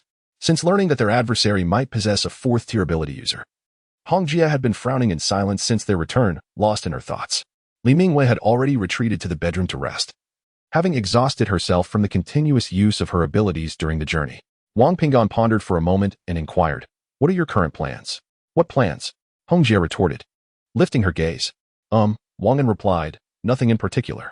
It was evident that Hong Jie was resolutely determined to compete for the 4th-level crystal core. And with 2 cores at stake, anyone in possession would feel the same. After a brief respite, Wang An rose to freshen up. Following a night and day of recuperation, along with medication, his injuries had nearly healed. Otherwise, he wouldn't have ventured out earlier. However, he sensed a lingering twinge of pain within, prompting him to rest after washing up. The surrounding environment was fraught with danger, where conflict could erupt at any moment, leaving him at a disadvantage. He exchanged a few words with Hong Jie before making his way to the bedroom. To his surprise, Jingyi and Yu emerged from the adjacent room. Upon noticing Yu's damp hair, Wang Pinggan asked, "Have you succeeded in your breakthrough?" "Yes," Yu replied, her previously somber demeanor lifting as she smiled and added, "Thank you, Brother Wang. I owe it to you this time." She felt immense gratitude towards the man before her, who not only healed her wounds but also facilitated her advancement to a 2nd-level ability user. Having narrowly escaped during the last battle, she longed for strength, feeling inadequate. Although she initially sought to obtain a 2nd-level crystal core for her breakthrough, fear of failure held her back. It wasn't until her mother informed her of Wang An's special serum that she saw hope, and you wished to avoid burdening Wang An further. Having already requested his guidance, and a 2nd-level crystal core felt excessive. Ultimately, it was her mother who made the request, leading to her successful breakthrough. "It's nothing," Wang An replied nonchalantly, truly not considering it a significant matter. Wang Pinggan turned his attention to Jingyi beside Yu, saying, "Please help me with a bath. I'm feeling a bit unwell." Their relationship was well understood among all, and Wang An did not conceal it from anyone. Upon hearing this, Jingyi hurried over, gently asking, "If your internal injuries haven't healed, you shouldn't be moving around." She seemed slightly reproachful of Wang An for not taking better care of himself, guiding him toward his room. Yu, feeling her face flush, though aware of her mother and Wang An's intimate relationship, wished they could exhibit some restraint in her presence, hastily departing the scene. Wang An embraced Jingyi's voluptuous form, his hands exploring her waist, finding her soft and resilient, a delightful experience. Clad in silk pajamas, Jingyi revealed ample creamy skin. And Wang An lowered his head, yearning to immerse his gaze within, She was simply enchanting. Why was this valley so profound? After Njingi assisted Wang An with his bath, she attempted to leave, only to be pulled back by him. "Please massage my shoulders," he requested. Subsequently, the lights in the room dimmed. What transpired within? In a hidden laboratory on Safety Island in Xinjiang, a conversation transpired between a man and a woman. "Director Wei, how's the experiment progressing?" The man inquired with an outwardly calm demeanor. In truth, he was already impatient within. And had it not been for his esteemed position, which had instilled in him the ability to regulate his emotions, he would have long since lost his outward composure. "Director Su," the woman softly elucidated, "after numerous experiments, it has been confirmed that T-active folic acid has a paralyzing effect on level 4 anomalous creatures. With a specific duration of 30 seconds, and it can be administered a maximum of 3 times, each instance reducing the effect by 10 seconds. The man in question was Su Fenghu, the chief of the Safety Island in Xinjiang, who at that moment sought to ascertain whether this newly developed serum would indeed be effective against the level 4 entities, as previous experiments had proven too unstable. Upon hearing Director Wei's words, a smile involuntarily graced Su Fenghu's face. This expedition to the Red Leaf Forest seemed, at long last, to be a resounding success. Chapter 190. Undercurrents rising. Su Fenghu suppressed the elation within him and inquired, "Director Wei, what are the specific methods of application?" The woman before him, the esteemed Director Wei, had long, straight hair and delicate features, exuding a gentle aura. She was clad in a white lab coat with a collar, complemented by a white shirt and a dark skirt paired with white stockings. Wei Chenxi, originally named Wei Chenxi, was formerly the vice president and a distinguished professor at Xinjiang Hospital. After studying abroad, she was conferred a professorship and upon her return, garnered substantial support from her superiors, achieving significant breakthroughs in medicine, which earned her a formidable reputation both domestically and internationally. Prior to the outbreak of the apocalypse, Li Zhonghua had personally ensured her safe passage to a secure island. Wei Chenxi, having lost her parents at a young age and with no siblings, was deeply engrossed in her medical pursuits, having very few friends and no romantic entanglements, with her parents once pressing her on the matter before their demise, which subsequently faded into obscurity. Simply injected into the neck of the beast, Wei Chenxi replied, her expression devoid of emotion. "How many have been produced?" Su Fenghu pressed further. "4 vials," Wei Chenxi stated. Su Fenghu furrowed his brow in dissatisfaction, exclaiming, "Why only 4? Can production not be increased?" His anger simmered beneath the surface. Had it not been for this woman's utility, he would have dealt with her already. Indeed, Su Fenghu harbored a greedy desire for Wei Chenxi, despite her being 41.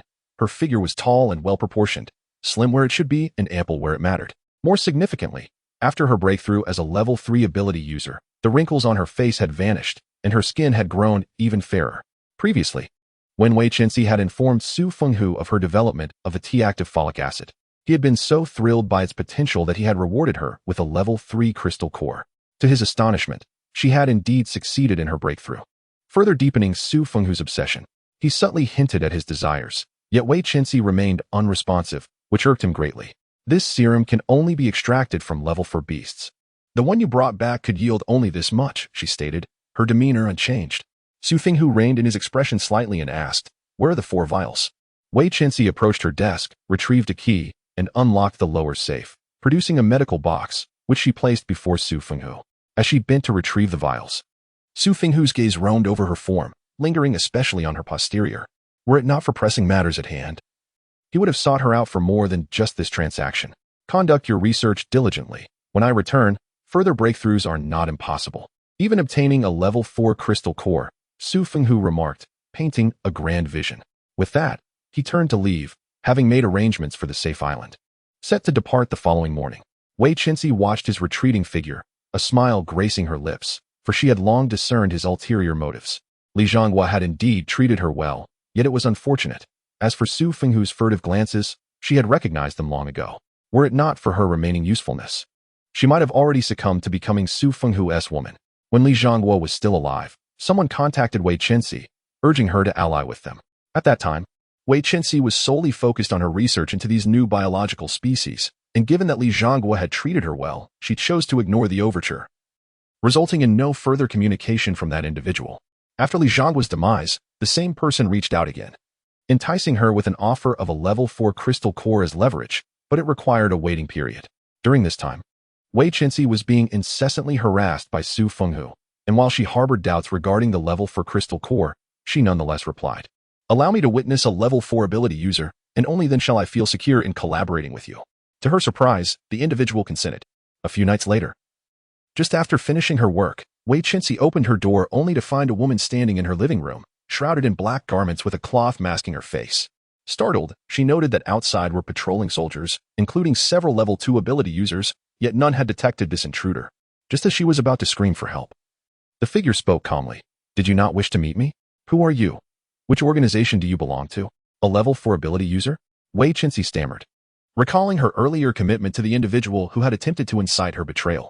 Indeed, the cloaked figure affirmed. As Wei Chinxi scrutinized the woman, she discerned her gender, as her form hinted at femininity despite the disguise. Being a doctor, she recognized her immediately. They subsequently reached an agreement, wherein Wei Chinxi would share a portion of her research in exchange for a level 4 crystal core once they established dominance over the safe island of Shin City. Wei Chinxi found herself developing a slight affinity for the woman, and with the relentless harassment from Su Finghu, she realized that she could no longer endure her current predicament and accepted their terms. While she remained skeptical about the level 4 crystal core, the confidence exuded by the cloaked woman left her somewhat uncertain. Before departing, the woman declared, "We are known as the Xiaoya organization." Xiaoya? Wei Chinxi mused, recalling the T-active folic acid agent she had provided to Su Finghu, while she had given the organization a different variant of the J-active folic acid agent. Their effects being diametrically opposed, she wished never to encounter Su Finghu again. May this endeavor succeed.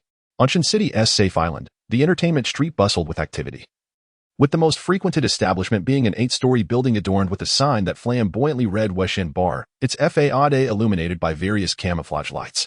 In the innermost room of the highest floor stood 2 figures. One was Xian and Aiko, the current leader of Xiaoya, cloaked in black and wearing a mask that concealed her features, revealing only her curvaceous silhouette. Opposite her stood her secretary, Zhu Ad, a woman in her 30s, with an elegant visage and a tall stature, dressed in a blue uniform. "Mistress, everything is prepared," Zhu Ad respectfully announced. "Aunt Zhu, please call me Xiao Xian." "You know I am not," Xian and Aiku replied in a hoarse voice. She did not continue her words, as it seemed Aunt Zhu understood the implication. "No, I shall still address you as master. It is the rule," Aunt Zhu declared with unwavering conviction. "Very well," Xian Niku conceded, aware of Aunt Zhu's temperament. "Since you are prepared, I shall depart with Lin Qiqi shortly." The hunt was about to commence. She had received a letter from her sister urging them to set out that very night. "Do not worry, master. I will ensure that nothing goes awry on Safety Island," Aunt Zhu reassured her.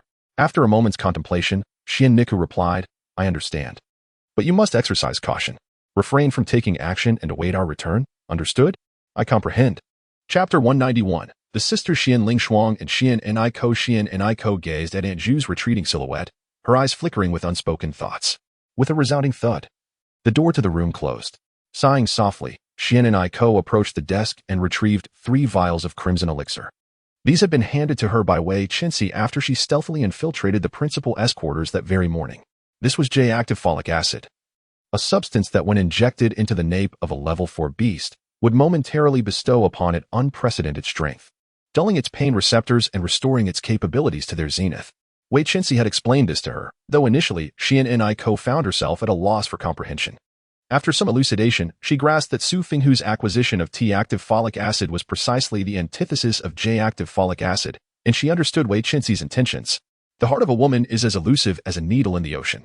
As a woman herself, Xian and Aiko couldn't help but reflect on this truth. She glanced at the 3 vials of J-active folic acid in her hand and smiled. Her sister, Xian Lingshuang, was still at the side of Gao Feng, awaiting her arrival with reinforcements to seize the forthcoming level 4 crystal core. With these 3 vials of J-active folic acid, their impending operation would undoubtedly encounter far fewer obstacles. They would lie in ambush at a distance, and when Su Finghu and his companions were on the verge of vanquishing the level 4 beast and let their guard down, they would swiftly administer the injection. What would ensue was all too predictable. The thought of it exhilarated Xian and Aiko, and she was eager to act. But the memory of her sister's icy demeanor, akin to the frigid waters of winter that pierced the soul, held her back. Xian and Aiko and Xian Lingshuang's father, Xian Shenwu, had once been the wealthiest man in Xinqing, and life had been idyllic until the arrival of the new council chairman, which precipitated a dramatic shift. The entrepreneurs of Xinqing united to mercilessly besiege Xian Shenwu's enterprises, conspiring against him as the government shuttered many of his companies under the guise of illegal competition and malicious suppression of rivals. Despite being the wealthiest man in the city, Xian Shenwu found himself beleaguered. Initially shocked, Then astonished, and finally enraged, he sought to uncover the reasons behind this hostility. Days later, his subordinates informed him that the new council chairman was orchestrating these events to assert dominance. Understanding this to be a classic case of a new official making a show of power, Xian Qingwu recognized the age-old wisdom that the populace should not confront authority. He ordered his men to retreat and consolidate their advantages, expecting the turmoil to pass. However, 3 months later, the situation had escalated rather than abated. Not only did rival companies continue to conspire against him, but the government also persistently targeted his enterprises for inspections, jeopardizing their very existence. Unable to afford further inaction, Xian Qingwu sought connections to arrange a meeting with the newly appointed council chairman. The chairman, a man in his 50s with a rotund figure and disheveled tufts of hair atop his head, greeted Xian Qingwu with a genial smile. "Mr. Xian, you are quite the busy individual. How fortunate you are to grace us with your presence today," he remarked, smoothing his sparse hair with a chuckle. "I must apologize for the simplicity of my surroundings. I hope you do not find it lacking. Wherever that may be, it is here, in the presence of the esteemed Speaker of the Parliament, that one finds an ideal place for self-cultivation. Although our surroundings are indeed opulent, they pale in comparison to your esteemed establishment." Xian Qingwu, with an unflinching demeanor, offered his praise. Internally, however, he was aflame with indignation. It was this old bald man who had targeted him, feigning cordiality. Had he been younger, he would have had this man dealt with long ago. Now, at the age of 56, Xian Qingwu had once been single-minded in his pursuit of success alongside his loyal subordinates. He married later in life and enjoyed a deeply affectionate relationship with his wife. Their 2 daughters, Xian Lingshuang and Xian Niku, had now come of age and were poised to take over the family business. The reckless bravado of his youth had long since been cast aside. His current desire was to pass the company to his eldest daughter, Xian Lingshuang, and retire peacefully at home. Little did he anticipate the troubles that would soon arise. The speaker chuckled, engaging in casual conversation with Xian Qingwu, deliberately avoiding the reasons for his visit. After some time, Xian Qingwu discerned the old man's intentions. Should one remain silent, he could converse endlessly. Reluctantly, Xian Qingwu took the initiative to speak, aware that this might cost him the upper hand. Yet the company was in peril, and the unseen adversary was right before him. "Speaker, my company has encountered some difficulties. I wonder if you might offer some advice. I seek your counsel." Xian Qingwu lowered himself considerably in his request. Were his daughters to witness this, they would surely be incredulous, for their father, usually commanding and aloof, had never before humbly sought assistance from another. "Oh, Mr. Xian, your company is facing challenges? I was quite unaware," the speaker replied with a feigned look of surprise. Seeing the old man continue to play his role, Xian Qingwu could no longer contain himself. "If you see any faults in me, please, do speak. I shall certainly amend them." The speaker lifted the coffee cup from the table and took a delicate sip, stating, "Having ruled as a local sovereign in Xinjiang for so many years, perhaps it is time for you to consider a change of scenery." He suppressed his smile, observing the middle-aged man before him, whose age was comparable to his own. Yet, the speaker's primary interest lay not in their conversation, but rather in Xian Qingwu's 2 ethereal daughters.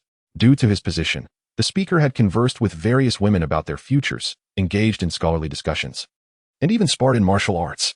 Yet, for reasons unknown, he had lost interest in beautiful, alluring, innocent, and lively women over the past few years. Despite having consulted numerous physicians who assured him of his good health, which troubled him greatly. After 2 years as speaker, adhering to protocol, it was only at a banquet hosted by Xian Qingwu that he beheld the visage and form of Xian Lingshuang, igniting the dormant masculinity within him. From that moment, he harbored intentions to win her over. Upon learning that she was Xian Qingwu's daughter, and that he doted upon his 2 daughters, the speaker found himself in a quandary. Xian Qingwu was the wealthiest man in Xinjiang, and any untoward actions towards his daughter would be disastrous. Thus, under the counsel of his secretary, a scheme was devised to unite other companies against Xian Qingwu, with the government providing assistance, yielding results sooner than anticipated. Xian Qingwu was momentarily taken aback by the chairman's words, surprised that such a statement would be uttered. With an awkward smile, he replied, "Chairman, are you jesting? Please feel free to express any demands. As long as it is within our capabilities, we shall comply without hesitation." "Is that truly your assertion?" The chairman had been anticipating this very response, and his smile returned with renewed vigor. Observing the chairman's newfound ease, Xian Qingwu hastily added, "Do not hesitate to speak. There is nothing in Xinjiang that I cannot accomplish."